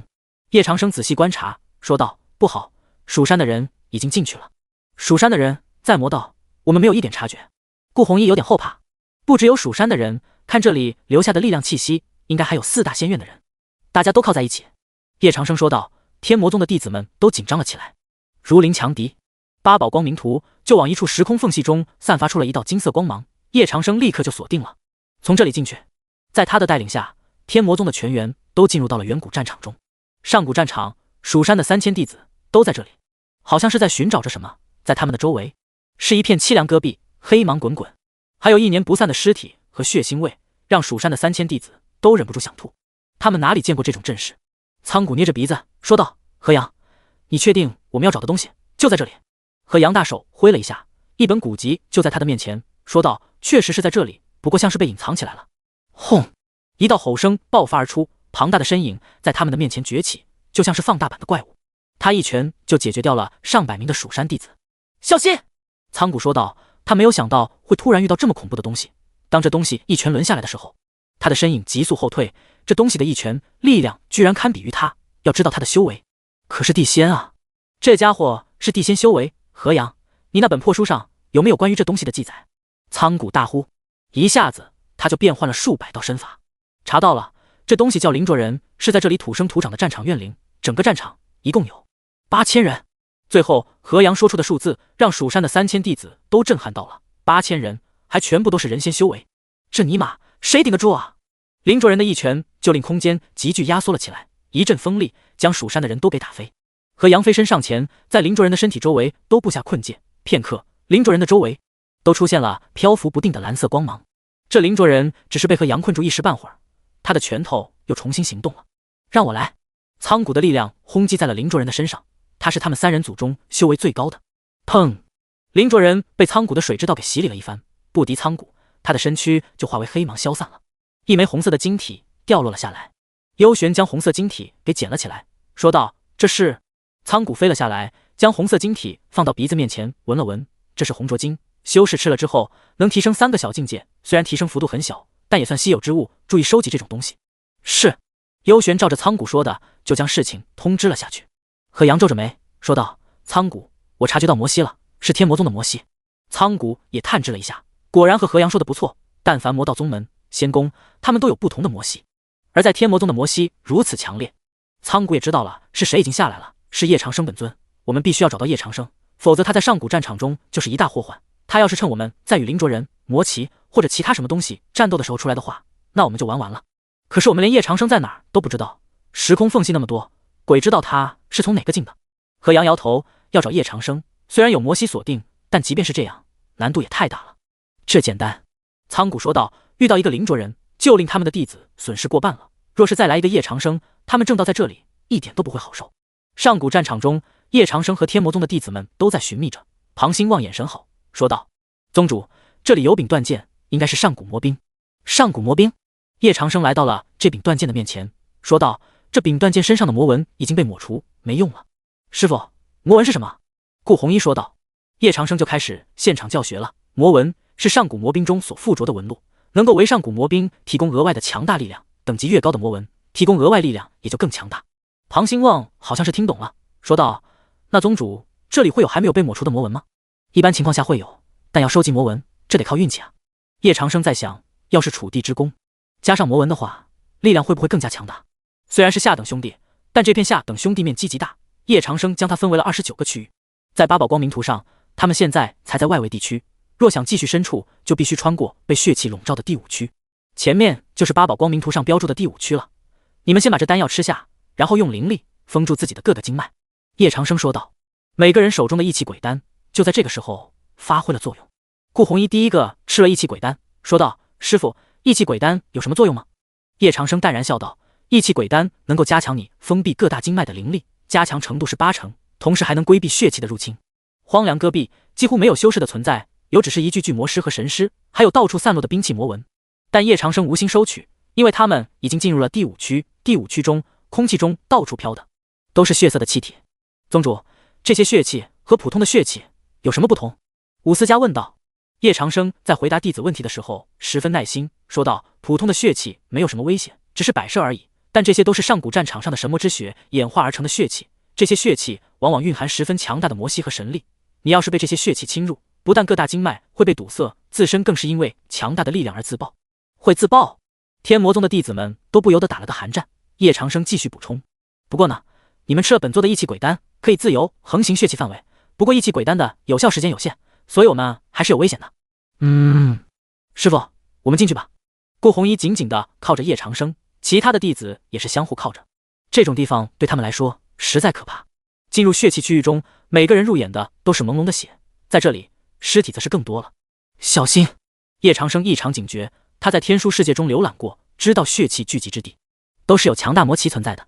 哦，果然不出叶长生所料，一道道血气相互缠绕，一道庞大的身影出现在他们的面前，空间顿时被压榨了起来，只听见模糊的上古魔音，然后一道血拳就砸了下来。一座下等兄弟就有人仙修为的灵卓人。叶长生知道这或在天书世界中的危险等级，是整座下等兄弟中风险最高的。砰！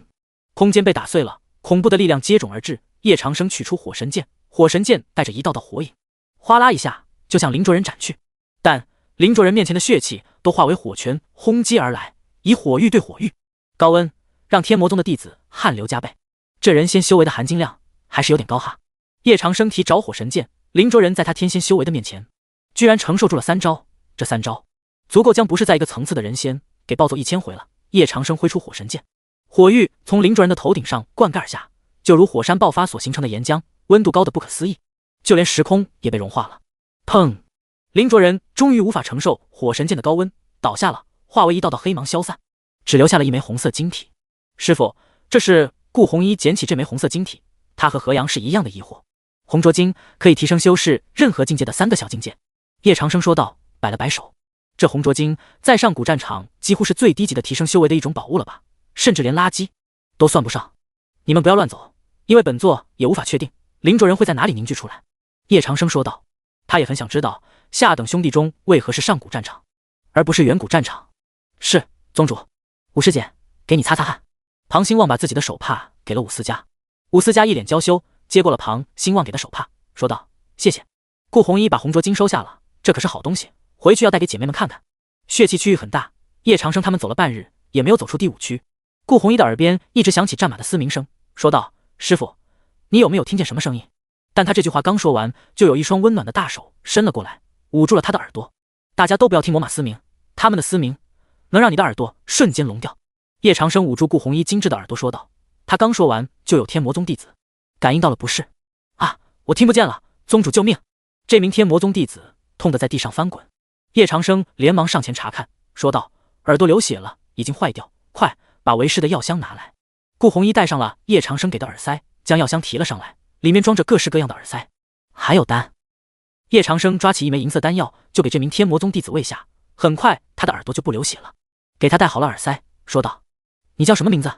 这名天魔宗弟子说道：“聂用。”聂用，现在还痛苦吗？叶长生关心道。谢宗主关心，聂用现在不痛苦了。聂用说道。叶长生的丹药太神奇了，他只是吃了一枚，刚才耳朵中还有脑海中的战马嘶鸣的声音就都不见了。叶长生松了口气，这只是一段小插曲，在八宝光明图的指引下，他们很快走出了第5区。第6区已经不是戈壁，这里是一片湿地。众所周知，湿地的情况要比戈壁更加可怕。所有人进入湿地之后，注意脚下，里面说不定会有寄生魔虫、线条虫啥的，他们会吸收你们的力量。叶长生提醒道。他们没有想到的是，第6区的湿地要比第5区的戈壁还要强大。师傅，顾红衣感觉到他好像被什么东西给咬了一下，他瞬间就虚弱了，这种感觉就是身体被掏空。叶长生让众人都停下了下步，看着顾红衣雪白的细腿以下，因为被湿地里的污水给遮挡住了，所以下面的情况众人也看不见。但顾红衣绝美的脸颊上都浮现出了可怖的红色纹路。叶长生把手伸进了湿地中的污水，他立刻就感受到了冰冷的温度。这是血片虫。叶长生脸色一变。宗主，什么是血片虫？天魔宗的弟子们从来都没有听说过这种虫子的名字。叶长生解释道，血片虫呢，就是一种生活在湿地、沼泽中的虫类，它的力量虽然很弱，但它可以吸收修士体内的力量，无论多大境界的力量它都可以吸收，它就像是一个无底洞一样，多强大的力量都无法将它撑破。最可怕的是，血片虫会始终附着在伤口上，随着力量吸收的加大体积而步步增大，它们的力量也会等同于宿主的力量。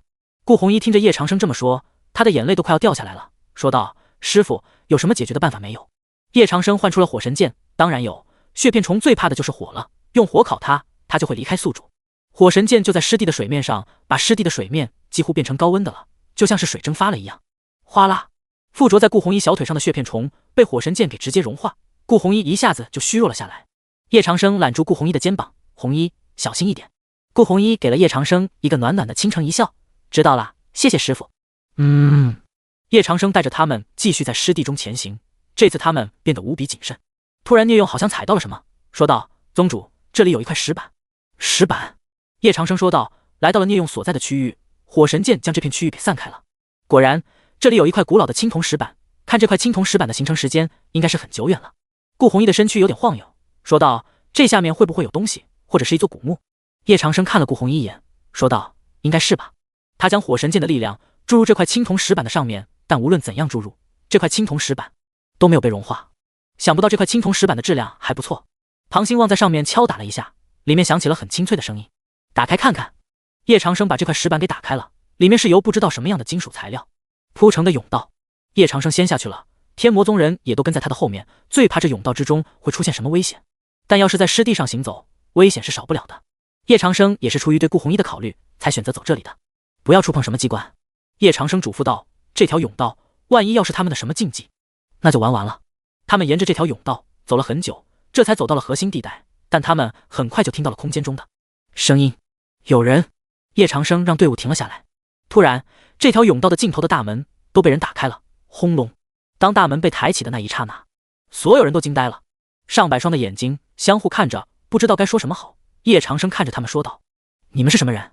庞兴旺看了一眼他们的装束，在叶长生的耳朵边小声说道：“宗主，他们都是正道宗门碧玉宗的人。”你们是碧玉宗的人？叶长生宛若拷问一样，当年进攻天魔宗的正道势力中没有碧玉宗的人，他们和碧玉宗没有仇。是的，前辈，我是碧玉宗的五长老乔伟奇，奉昆仑派仙师之命来到此处，对此处进行一个地毯式的搜索。乔伟奇说道。叶长生皱眉，正道天下不也出现了一座兄弟？昆仑不是派人去那里了吗？因为是两座兄弟，昆仑蜀山的人都不愿意放过这里。乔伟奇说道。碧玉宗在正道宗门中也算排名靠后的宗门，甚至就连叶长生的面都没能见着，因此不认识叶长生就是魔道至尊。原来是这样，既然大家都有缘在这里相聚，不如我们一起探寻这座兄弟如何？叶长生让后面的人不要暴露他的身份，他倒是非常想和正道的人一起玩玩。好，我们这边统一由苍古道长统一指挥的，说不定你还能见到他。乔伟奇说道。说起蜀山派的苍古道长，他可是非常兴奋的。叶长生皱眉，苍古这个老不死的竟然也来了这座下等兄弟，看来蜀山的三大仙师都在这里了。不知道苍古看见他的时候会是什么表情。道友，你对我的平均修为真的好高啊。乔伟奇说道。他刚才探测了一下，好家伙，叶长生这队伍成员的修为全部都是清一色的元婴境中期的修为，而他们碧玉宗的队伍修为都只是金丹都不到的炮灰，就算他也只是化神境的修为而已。但乔伟奇却看不透叶长生的修为。出门在外，这又是兄弟，不带点强者，想要在这里活下去，你说有可能吗？叶长生随便取了个名字，自我介绍一下，本座叫马修，也是化神修为，这位是本座的道侣，叫看清儿。看清儿，马修道友，你道侣那么漂亮，这么年轻就享受奇人之福了，还是化神修为？乔伟奇震惊了，看叶长生的年龄，一个甲子都没有达到，竟然会是化神境的修为，这简直就是超级天才啊！别提了，就我这修为啊，在我们宗门我都是吊车尾的。叶长生和乔伟奇就聊了起来，天魔宗的弟子们也和碧玉宗的弟子交流，于是乎两家就聊到了一起，还短暂的成为了相互的朋友。未了，乔伟奇说道：“马修道友，你想要怎么走出这片湿地？刚才我看了，这片湿地分为东西两部分，东部呢是大量魔虫的生活地，而西部则是隐藏在草丛之下沼泽，根本就不好走啊。如果你想飞过去，那必然会触动血气，血气上涌，不就所有人都得死吗？”叶长生假意分析了一下：“是啊，为了得到这座兄弟中的修行资源，我们碧玉宗出动了100名精英，到现在就只剩下这30人了。”乔伟奇叹息道：“想要机缘实在是太难了，老兄，要不你们转投魔道吧，魔道绝不会让你们当炮灰的。”叶长生说道。乔伟奇立刻就被吓倒了，万不可这样说，若是转投魔道，蜀山是不会放过我们的。叶长生撑着下巴，如何见到苍谷的计划已经在他的心里悄然形成，只是苍谷买不买账，就看苍谷自己了。叶长生冷冷一笑，看来苍谷在这些修士的心中和他一样，都是最为恐怖、万不可触怒的存在啊！他也问不出什么来了，索性就不问。叶长生换了一种方式，继续说道：“乔道友，那你可以带我和苍谷道长见面吗？”和苍谷道长见面？乔伟奇沉思了一会儿，他说道：“行吧，不过先说好，苍谷道长可是蜀山仙师，见不见你就是另一回事了。”叶长生差点没有笑出声来，这苍谷算哪门子的仙师，竟然还摆架子？我会让他见我的。叶长生说道。在这上古战场中，如果不找到苍谷的话，那会很麻烦。马修道友，我们已经休整好了，什么时候可以出发？乔伟奇说道。他刚才数了一下他的队伍，然后就跑过来告诉叶长生了。叶长生回头看了一眼天魔宗的弟子，对于他的弟子们还是要照顾好的。你们准备的怎么样了？他的这个准备可不是那个准备，这个准备是要除掉苍谷的那个准备。准备好了。庞兴旺检查了一遍空间戒指，所有的保命道具都在。好，出发。众人在叶长生的一声令下都站了起来，跟上了碧玉宗的人。在场的每个人都不知道这条冲道有多长，但乔伟奇的手中似乎有这条甬道的地图，他们跟着乔伟奇就有可能走出去。在甬道中走了许久，他们听到了水声，乔伟奇当即脸色一变，说道：“是潮声？怎么可能？